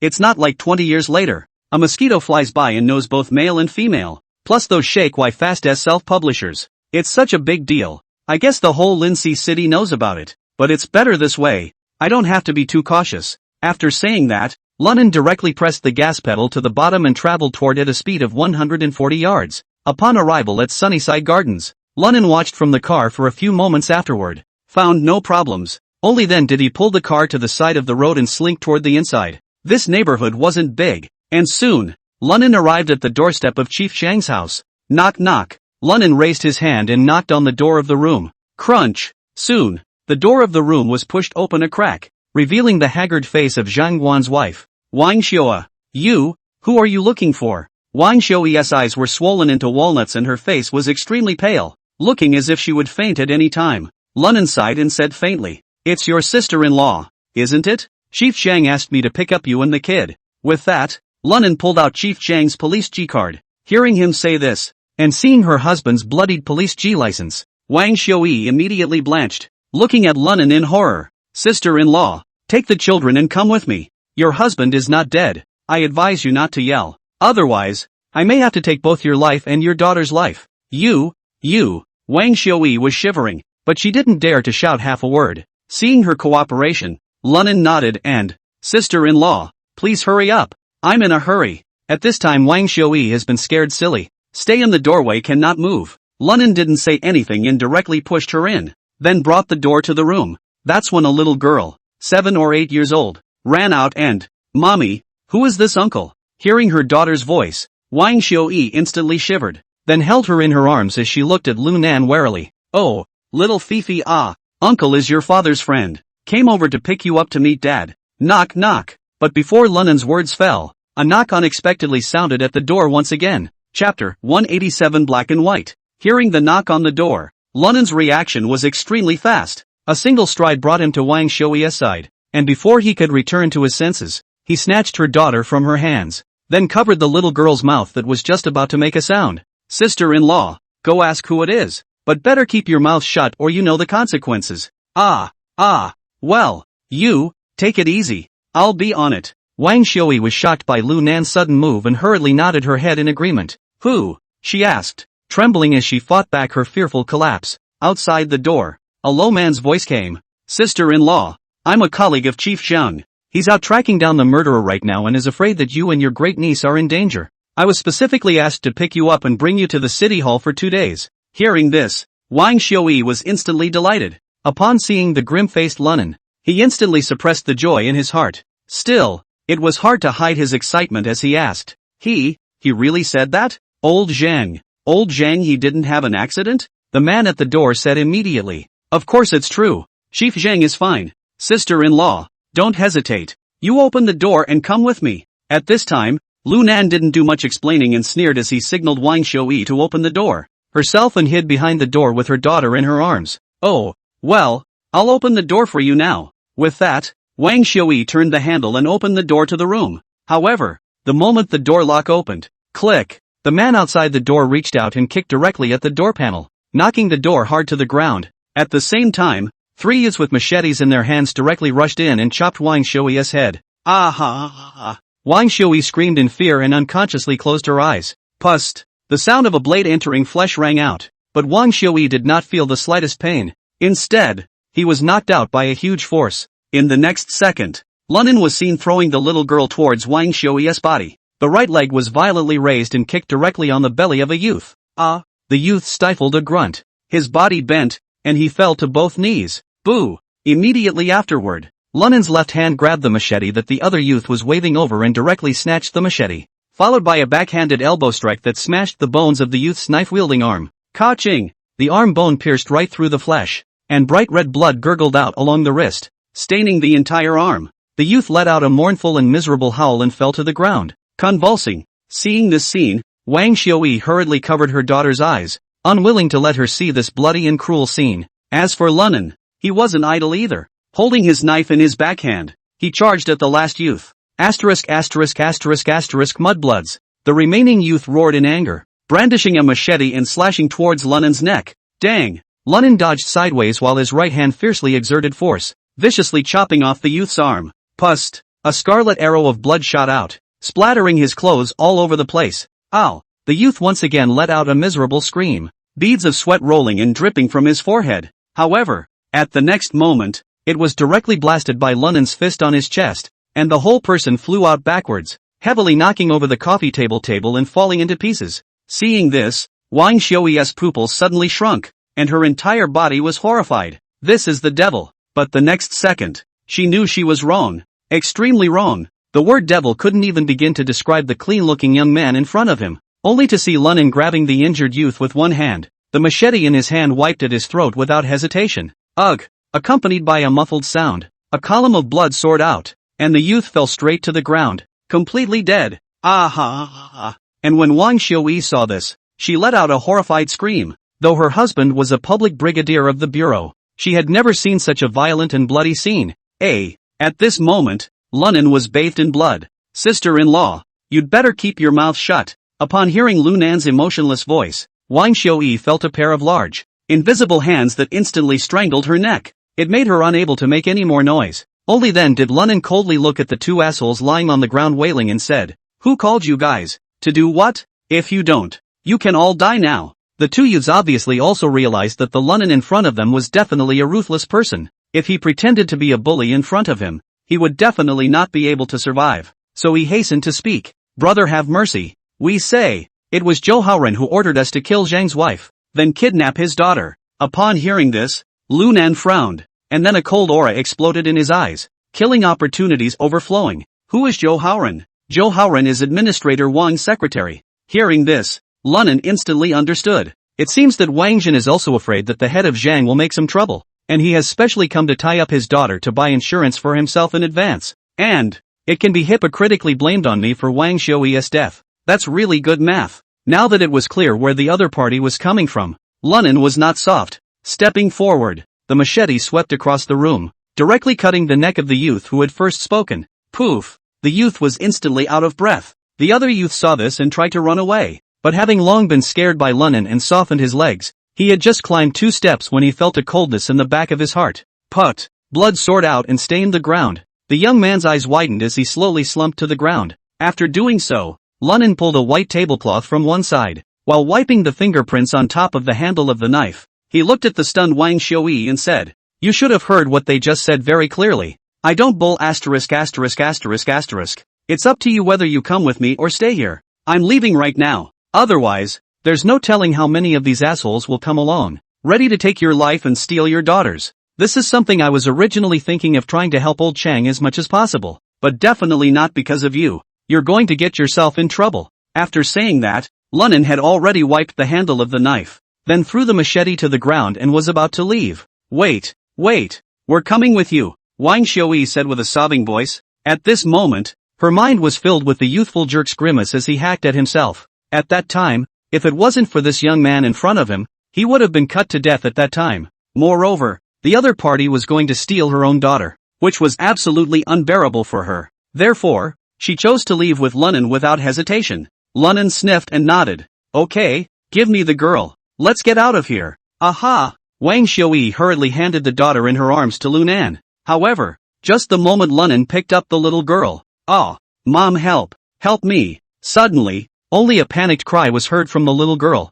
Knowing that now was not the time to be soft, Lunan gently pressed his right hand on Zhang Feifei's neck. The little girl fainted at once. "She's fine. I'm just afraid she'll yell and scream and attract someone else." Seeing Wang Xiuyi's nervous face, Lunan directly opened his mouth and explained. The little girl was then carried out of the room. Seeing this, Wang Xiuyi didn't dare to stay longer. Fighting back the discomfort of vomiting and weak legs, he followed. The duo had just stepped out of the cell door. Suddenly, a siren wailed from far and wide. Hearing this voice, Lunan's face couldn't help but change as he gritted his teeth. Asterisk asterisk asterisk asterisk in hell. That was fast. It seems that Wang Jin, the pusher, is quite really well prepared. It's black and white all over again. Chapter 188 Extreme Pulling. Seeing the speeding police car, Wang Xiuyi immediately panicked. "What should we do now, little brother? Wang Jin won't let us go." Seeing this, Lunan quickly said while pulling Wang Xiuyi to run towards the Jetta. "Sister-in-law, you're wrong to say that. It's not that we won't be spared, it's that you won't be spared. So, you better pray that we get out of this alive. Get in the car." Hearing this, Wang Xiuyi immediately turned as pale as paper and didn't dare to say anything. A lowered head got into the passenger side, and Lunan threw Zhang Feifei on top of the back seat, started the Jetta, and pressed the gas pedal to the bottom dead center. Squeak dash! The tires rubbed against the asphalt with a violent noise, and the Jetta rushed headlong toward the police car like a wild horse out of control. Dash! Seeing this, Wang Xiuyi was frightened to the point of screaming. "Hurry up and fasten your seatbelt." At this time, Lunan seemed to be crazy. Facing the speeding police car not only did not slow down, instead, downshifting pulls the RPMs even higher. "Buzz off, The huge friction between the tires and the ground was so great that you could even smell a bird smell. Under Lennon's furious stepping on the gas, the oncoming police car finally wimped out. Jerking the steering wheel, he managed to brush up against the Jetta. Bang dash! A loud crash came from behind the Jetta, which turned out to be a police car that had lost control and crashed into a roadside store. Ha ha ha! Yes! Seeing this, not only did Lennon not have the slightest fear, he instead laughed up in the air, cursed next door, played with Jobiao for 20 years or so in the car. I'm a ing car fairy now, if not a car god. Seeing this scene, Wang Xiui was shocked and trembled with fear. The heart's bellyaching went on and on and on. This car god car fairy doesn't go together, does it? It's a total tigress. Just then, the sirens came again from behind the Jetta. Lennon looked through his rearview mirror, and it turned out to be the police car that was encircling on the other side of the street that had caught up with him. Sister-in-law, Lin, how do I get to the busiest place in? See, point the way. Hearing Lu Nan's urging, Wang Xiui hurriedly agreed. North Street entrance, cross 3 blocks and turn right. Ha ha ha, well, sit tight sister-in-law. Lennon grinned while his foot slammed on the gas. Swish dash, accompanied by the ear-splitting roar of the brakes, the Jetta was like an arrow out of the string, whistling and speeding in the direction of the North Street entrance. Wang Xiui was only frightened out of her wits. She had never been in such a before vicious car. Wang Xiui could only feel her eyes glazing over and her head spinning. She felt her heart jump out of her throat. Lennon, however, looked like he was enjoying himself immensely. Not only could he not see a bit of nervousness, instead, a maniacal smile appeared on his face. Mother **********, I'll take this to the sky today, so that you, province, can't even cover it up if you want to. Why? Just get oldly over here and leave the Zheng family completely in his hands. I'll consider my mission accomplished. Thinking of this, he couldn't help but twist his head to look at the police car in hot pursuit behind him. An evil sneer surfaced at the corner of his mouth. Immediately after that, he made a sharp tail-end right turn and drove toward the business center at the corner of North Street. This street is extremely busy. There are many small restaurants, supermarkets and clothing stores along the road. There can be a wide variety of them. And outside of these commercial centers, there was a huge square that was 400 to 500 meters wide. On weekdays, this plaza is used for park recreation and for the amusement of visitors. At this moment, Lennon didn't care and rushed straight into the commercial plaza. The tourists saw this and let out a scream of horror and took cover. And just as he drove into it, a couple of police cars in hot pursuit behind him chased him in. Chuck chuck chuck chuck chuck chuck chuck chuck chuck chuck chuck chuck chuck chuck chuck chuck chuck chuck chuck. There was a sharp noise and Lennon stepped on the vehicle to stop it. Sister-in-law, wait for me in the car. Keep an eye on the kids and don't run away. After saying that, Lennon pulled open the car door. Seeing this, Wang Xiui froze, then revealed a strong color of despair. Little brother, are you leaving us alone? Sister-in-law, what's that supposed to mean? I haven't brought you two to meet Chief Zhang yet, so how could I not care about you? Lu Nan looked back at Zheng Fei in the backseat and smiled. Little girl, uncle is going to give you a present today. With that, he turned toward the police car to meet it. Just as he walked, he felt the 5-4 from his backside. Boom boom, guns exploded. The glazed window of an advertising lightbox on the square streetlight pole was shattered and instantly fell down, smashing on top of the windshield of a police car. The sudden and ear-shattering sound of gunshots and shell casings bursting into the air was more than enough to stun the neighborhood. And Wang Xiui was also horrified. Only, Lennon didn't stop his attack. He still raised the gun in his hand and pulled the trigger frantically. Bang, bang, bang. The gunfire was unrelenting. In just a few moments of work, the fuel tanks of the 3 police cars were surprisingly all leaked by Lennon, sending up rolling black smoke and flames. Seeing the situation, the car police rushed to tailgate and stop. They ran down from the top, afraid that if they were slow, they would be blown up inside. Bang bang bang. After firing 3 more shots at the police car, Lennon laughed with authentic northeastern words in his mouth. Ha ha ha, I'm not even afraid of you Yakuza in our Nagata. When I get to your province, I'll take you even less seriously as a bunch of Yakuza. Why, Mallory, a bunch of uninformed things. When he finished, he also snorted violently and spat out a mouthful of thick yellow phlegm on the ground. Asterisk asterisk asterisk asterisk and stinkin' cops. Boom boom boom boom. It was also at this point that one of the police cars finally detonated from the burning gasoline. At that moment, the people hiding behind the bunkers looked at the scene in disbelief. How dare someone use a police car as a target and blow up in the street? That's ridiculous, right? For a moment, the crowd couldn't help but think that this was some kind of crew filming some kind of police movie. How else could this unthinkable scene have occurred? Wang Xiui was even more frightened. Her legs were so weak that she was paralyzed in her seat, having been stunned. Oh, blow up thunder, blow up thunder. Change goo economy to swing a sledgehammer. Gas wallop, gas wallop. And Lunnan didn't even care that much. In the glow of the firelight, humming unsteadily, he walked toward the Jetta. Bang bang bang. Just as Lunnan pulled away, he was startled by the sound of gunfire behind him. He couldn't be bothered to be pretending, and hurriedly got into the cab. Malagasy, do not pretend. Pretend to be shot.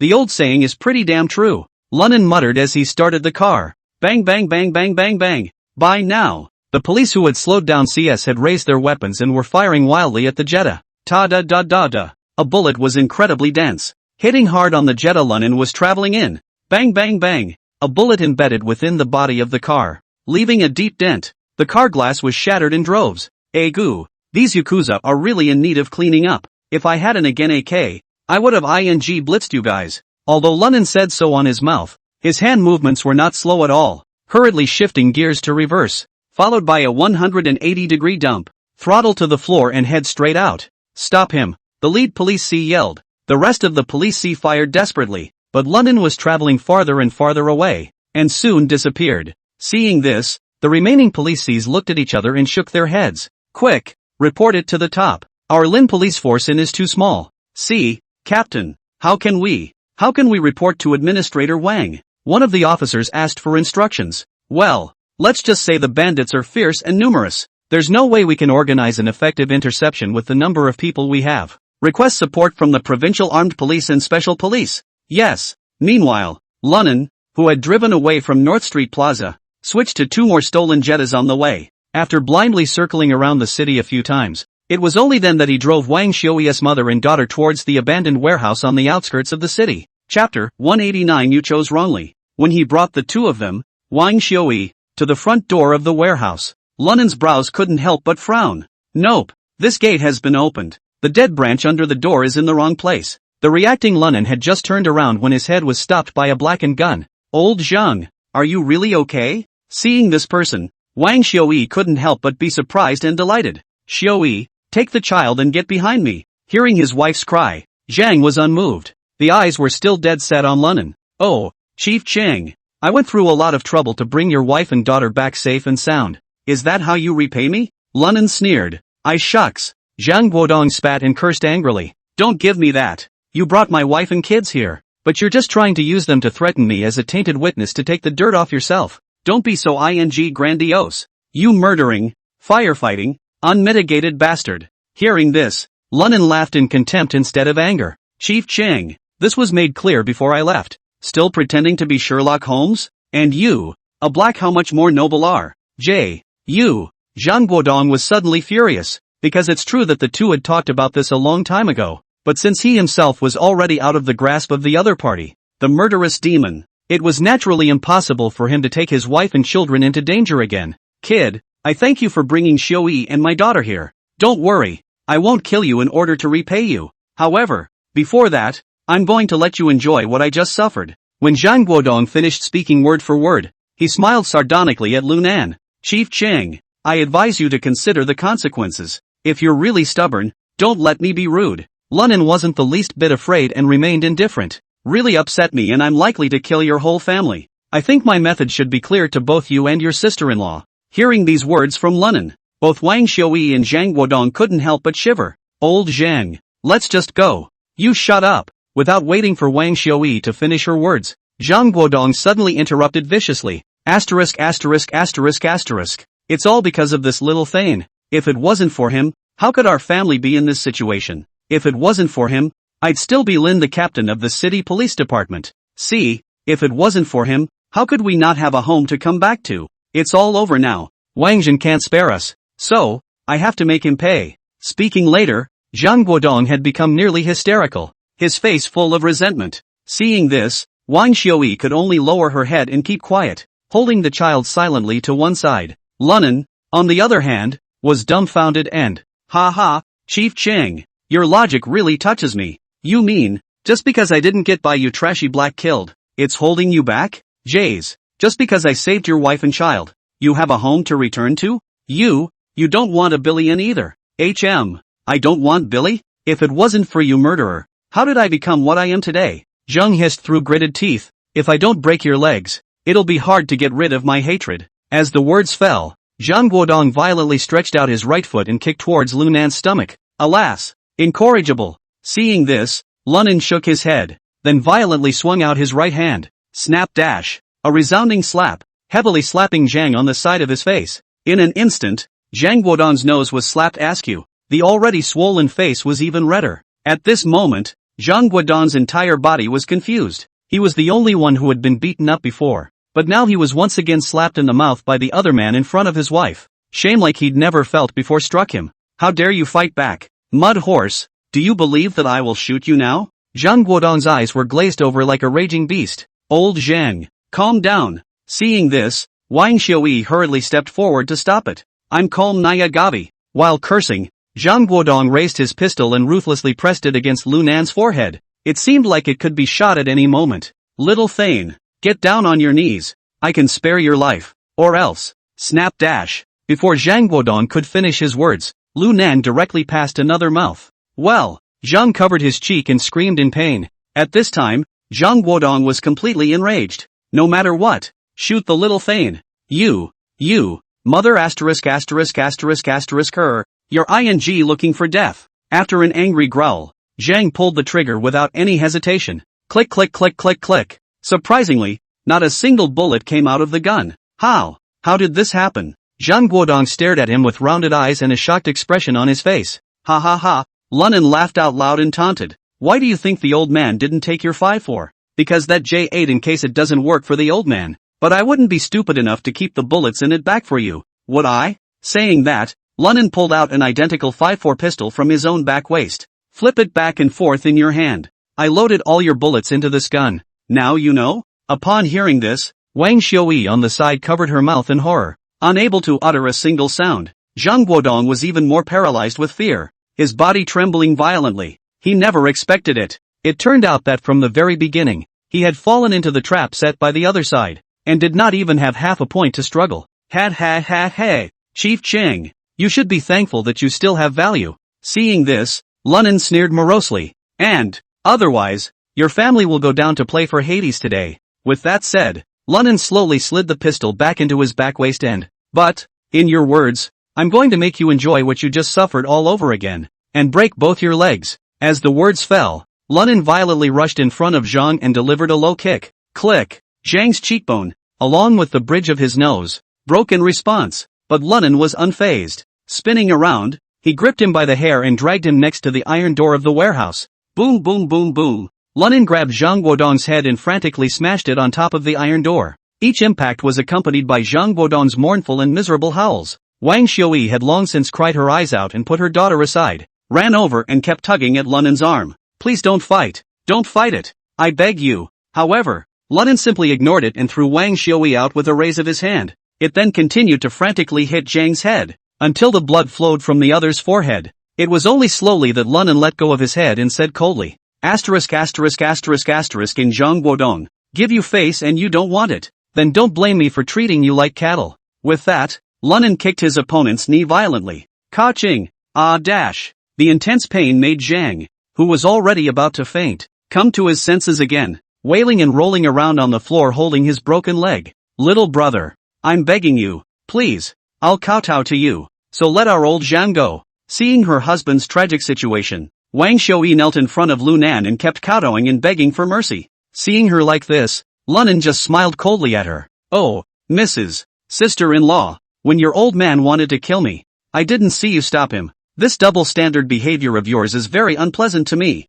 As the words fell, Lunan's foot, once again, landed on Zhang's other leg's knee. Ka-ching! Chapter 190. There's nothing you can do to me. Dash. After Zhang Guodong wailed, he could no longer endure the heart-rending pain and directly fainted. Seeing this, Wang Xiaoyi cried out and threw herself on her husband's body. Old Chang, are you okay? Don't you scare me. Woohoo! Sister-in-law, don't worry, he can't die, but lifelong disability is inevitable. Your husband is to blame for this and no one else. I hope he'll learn his lesson from now on. Lunan fished out a cigarette, took a drag in his mouth, and said indifferently, still, if he hadn't been kept he would have been useful. Today your husband is a dead man. After saying that, Lunan turned around and headed towards the still unconscious Zhang Feifei. You, what are you doing? Wang Xiui was shocked when she saw this. Hurriedly, he stopped in front of Lunan. Wake this little girl up.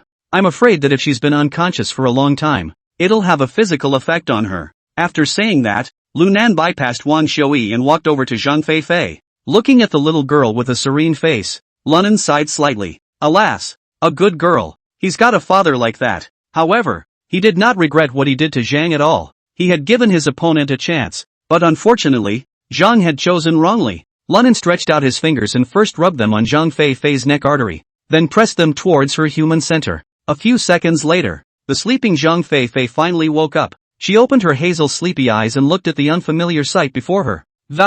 Uncle? Hearing Zhang Feifei softly call out to himself, Lunan immediately squatted in front of the other party, his face full of smiles. Don't be afraid, little sister. Your mom and dad are over there. Zhang Feifei followed what Lunan pointed out and saw Wang Xiui hugging Zhang Guodong and crying. He was also scared and ran over with a wail. Mom! Whoa! Dad! Dad, what happened to him? Hearing her own daughter's question, Wang Xiui was stunned. She really didn't know how to explain it to her own daughter. Should we say that your dad was a black jay and was about to kill the uncle in front of him and was crippled by the other guy?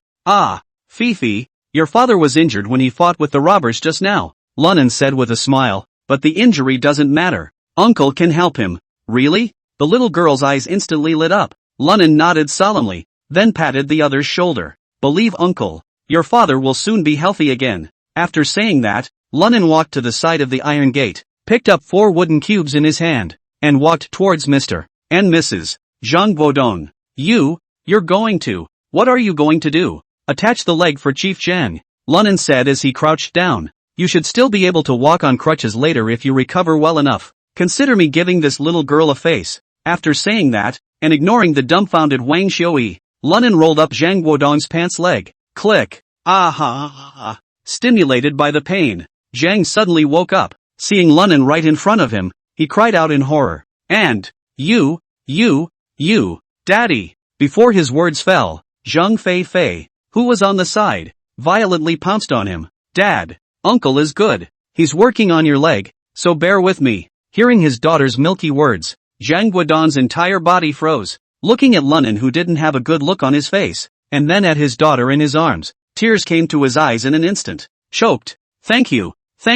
Get thee out of here. All for the sake of the little girl. Or else what do I care if you live or die? Lunan said without any good humor. Then his hands fiercely exerted. Click. Zhang Guodong stifled a grunt and forced himself to endure the pain, gritting his teeth. Seeing that both legs had regained their straightness, Lunan clamped 4 wooden squares around his legs and found some scrap wire to secure them. Okay, I guess I can't be stressed later. You can barely move on crutches. Lunan dusted off his hands and looked at Zhang Guodong with a smile. Head Zhang, now you should be able to cooperate properly with your work? Seeing this expression on Lunan's face, Zhang Guodong involuntarily shivered, trembling. Yes, I'll work with it. Definitely. Woo. When he finished speaking, he threw his arms around his daughter and wept bitterly. At the same time, Wang Xiui also hugged her husband and cried into a ball. Looking at the scene in front of him, Lunan shook his head helplessly and turned around to walk to the car. Although he had anger towards Zhang Guodong and Wang Xiui, if he didn't deal with the other party's injuries, he was likely to die of infection due to pain stress. This is something you don't want to see. He needs Zhang to testify so he can help Li Xiangwen bring down Wang Zhen. Just then, Lunan's cell phone suddenly rang. Hello, Pops? Ha. Mainami, you're really a big shot. Inside the city center, shooting with guns and making explosions? Pro C. Wang Donghui's bright and loud laughter came out from the microphone. Oh, Pops, I can't help it. Lunan smiled, then digressed. How are the arrangements going on your end? Did that piece of Li Xiangwen take this mission? Ha, can you still not get it then? Apparently, Wang Donghui was in an extremely good mood. That guy Li Xiangwen started saying that the Pro C thing had nothing to do with him, but even Li Weiwu couldn't sit still after knowing that the bandits spoke a rich northern bandit language. Join me in pressuring that stinking rock. How could he not take this assignment? Ha. When he said this, Wang Donghui seemed to think of Li Xiangwen's like face, and immediately burst out laughing once again. Lunan couldn't help but raise the corners of his mouth even as he sniffed. Pops, so when will this guy get to Linxi? Soon. Now he and the task force are on their way to the airport. If things go well, it's estimated that there are 3 hours to get to Linxi. Take care of yourself. Don't ever let Xiangwenli get into a fight with you. Don't worry. After I find a way to give the witnesses to Xiangwenli, I will go find Blueface and the others. Afterwards find a way to get Rock Kuan to send us away from the border. After saying that, Lunan hung up the phone. Hey, since Lao Li is coming this way, Laozi's mission is almost complete. Now just waiting for him to contact me. Lunan laughed, then slipped the phone into his pocket. 7 o'clock in the evening, Zhang's family rests in the car, and Lunan which was standing in place smoking a cigarette. Just then, the cell phone in his pocket rang again. Looking at the caller ID, it was an unknown number. Lunan couldn't help but grin. Hello, I want to order takeout. Li Shangwen's voice came out. To what? The three immortals of the earth. Yes. After a pair of coded messages, Li Shangwen asked in a deep voice. Lunan, where are you? Don't ask me where I am. Better tell me where you are. Lunan shrugged and smirked. Lindsay City Public Hospital. Li Shangwen reported his address without hesitation. Okay. You wait for me there. I'll give you the witnesses, and then I'm leaving. Hearing Lunan say this, Li Shangwen was silent for a moment before asking. Leaving the country tonight? Try to leave the country tonight. No later than tomorrow night. Lunan said with a smile. Wang Donghui may have instructed me never to take pictures with you. Afraid you'll recognize me. So it's in both of our interests that I leave the country early. Phew. Okay. Li Shangwen took a deep breath, then said solemnly. You be careful when you go over there. Ha ha ha ha ha. Old Li. I have a hard life. Main those asses and horses and have nothing on me. Hearing this, Lunan suddenly laughed heartlessly, then continued to flirt. If you ask me, you're the one who has to be careful about everything. Province is not like our Y province. Don't wait for me to from Maine get back before I hear about your sacrifice in the line of duty. Then I'll have worked my ass off for nothing. Grass. Little brat. Who are you talking to? No big deal. Li Shangwen was also amused by Lunan's words, and after laughing and cursing, he said in a similar manner. Don't worry. I have a hard life. This bunch of asses and horses in province suck. They can't do anything to me. Why? Chapter 191 Going back to chatter. Just as Lunan was about to hang up, Li Shangwen suddenly said, by the way, one more thing. You asked me to bring you those three brothers. I left them at Cash's Ton. It's inconvenient for them to follow me, so you'll find them there when the time comes. That place mustn't be surrounded by cops? Chiefly, are you afraid I won't die? Lunan rolled his eyes. You cut the crap. Triumphstan's people have asked me to withdraw. It's all sent to the public hospital and the detention center. Li Shangwen snorted, then continued. By the way, I'm commandeering your cool rover and driving it away. What? Hearing this, Lunan was startled and hurriedly barked. I've got Blueface on my cool rover and they've planted a locator. Be careful when you ing drive. These pussies are probably all over looking for me. Proc. Don't you die car. You. Little brat. Why didn't you say so? Not waiting for Li Shangwen's words to fall, a loud explosion suddenly came from Lunan's microphone. Immediately afterward, there was no movement on the phone. Spicy next door. Old Li is not cold, is he? Lunan cursed and hurriedly yanked open the door of the Jetta and, sit down, you three. After giving a word of advice to Zhang Guodong's family of three, Lunan dried to the bottom with a kick of the gas. The Jetta then scurried away like a frightened rabbit. In hell. Don't let anything happen. If something happens to you, I'll be playing for nothing. Lunan murmured anxiously. Malagasy, is the old man's mouth open? I just finished burying Old Li, and I'm getting this. Mud bloods, morning ghosts, and blue face. If Li Shangwen dies, I will have to make you pay for your lives. Lunan was so anxious that he couldn't wait to fly to public immediately a hospital. Just then, Lunan's cell phone rang again. Glancing at the caller ID, the number was not one he recognized. Hello? I'm fine. You got that car blown up. It's probably a new bomb that's been planted in the time you've been causing trouble. You go to the public north entrance of the hospital, drop off the Zhang family, and then you drive straight to Triumphston. Li Shangwen's voice wasn't very good, so I guess he was also scared. Lunan, on the other hand, instantly dropped his heart and, Lao Li, worthy of being an Iron Blood police inspector. You are awesome, Malagasy. I thought you'd be a vodka-roasted bird by now. Off J8. I'm fine, but be careful with this one. You bastard. Whoever was planning to take you out with explosives, you've obviously made the other side tolerable. Li Shangwen's voice was much more serious. Lunan, however, remained full of concern. Fear of what? Spicy next door. I'll definitely settle things with them when I turn around. Alright, come on over here, as always, be safe. No need to hold back when necessary. It's time to kill. Lee Xiangwen was obviously also moved to true anger, and coldly instructed Lu Nan. Understood. Hang on. As the words fell, Lunan put away his cell phone and then pressed the gas pedal hard to sprint forward. Public. City of a hospital. Pro-C. At this time, the parking lot was already in chaos, with all kinds of shouting and wailing and crying in all directions. There were also a number of firefighters putting out the fire. Lunan, on the other hand, pulled up to the north entrance and got out of the car. Nor did he care about Zhang Guodong's family, locked the car straight away, and then nodded at Xiangwen Li, who was standing on the steps from a distance. Seeing this, Li Xiangwen walked straight down, toward the Jetta. Seeing this, Lunan put the car keys on the hood, put the laptop and that green army satchel on his back, and turned around. Since the Zhang Guodong family of 3 has been delivered, the rest is out of his hands. As Lunan walked, he pulled out his cell phone and dialed a number. Hey, Nav, Zhou Biao's voice came out from the phone. Diaozi, are Fan Gao and Lao Du with you? Lunan didn't dawdle and asked right to the point. Okay, you 3 fly from here to Tai tomorrow G. Then find a way to from Tai get to main GD. Lunan commanded. Zhou Biao didn't ask what Lu Nan was planning to do and directly nodded his head. Yeah, no problem. By the way, Eileen slipped a bank card into the 3rd lightbox billboard at the north entrance of the public safety hospital. See, there's $1 million in there. Get to Tai when you 3 will play for 2 days. G. Find the black market and get 2 cannons. Saying that, Lunan added, in the last 2 years, Tai the situation between has been somewhat delicate, so you should proceed with caution. G and main D. And, this time, you get to main when. Find a peaceful place to stay first. D. Wait for my news. Got it Nan. But Nan, take care of yourself too. Okay, no more bull asterisk. Hang up. After saying that, Lunan hung up the phone. Glancing back, he realized that Xiangwen Li had already taken the Jetta. Seeing this, a cold smile spread across the corners of Lunan's mouth. That part of the old man's mission is over. Now, it's time to go back to that little compound in Yankoan and have a good natter with those pussy raisers. Spicy next door. This Zhou Haoran. He's simply accomplishing more than he can do. Sanko hung up the phone in anger, cursing loudly under his breath. Morning Ghost, what's going on? Blueface frowned at Sanko. I told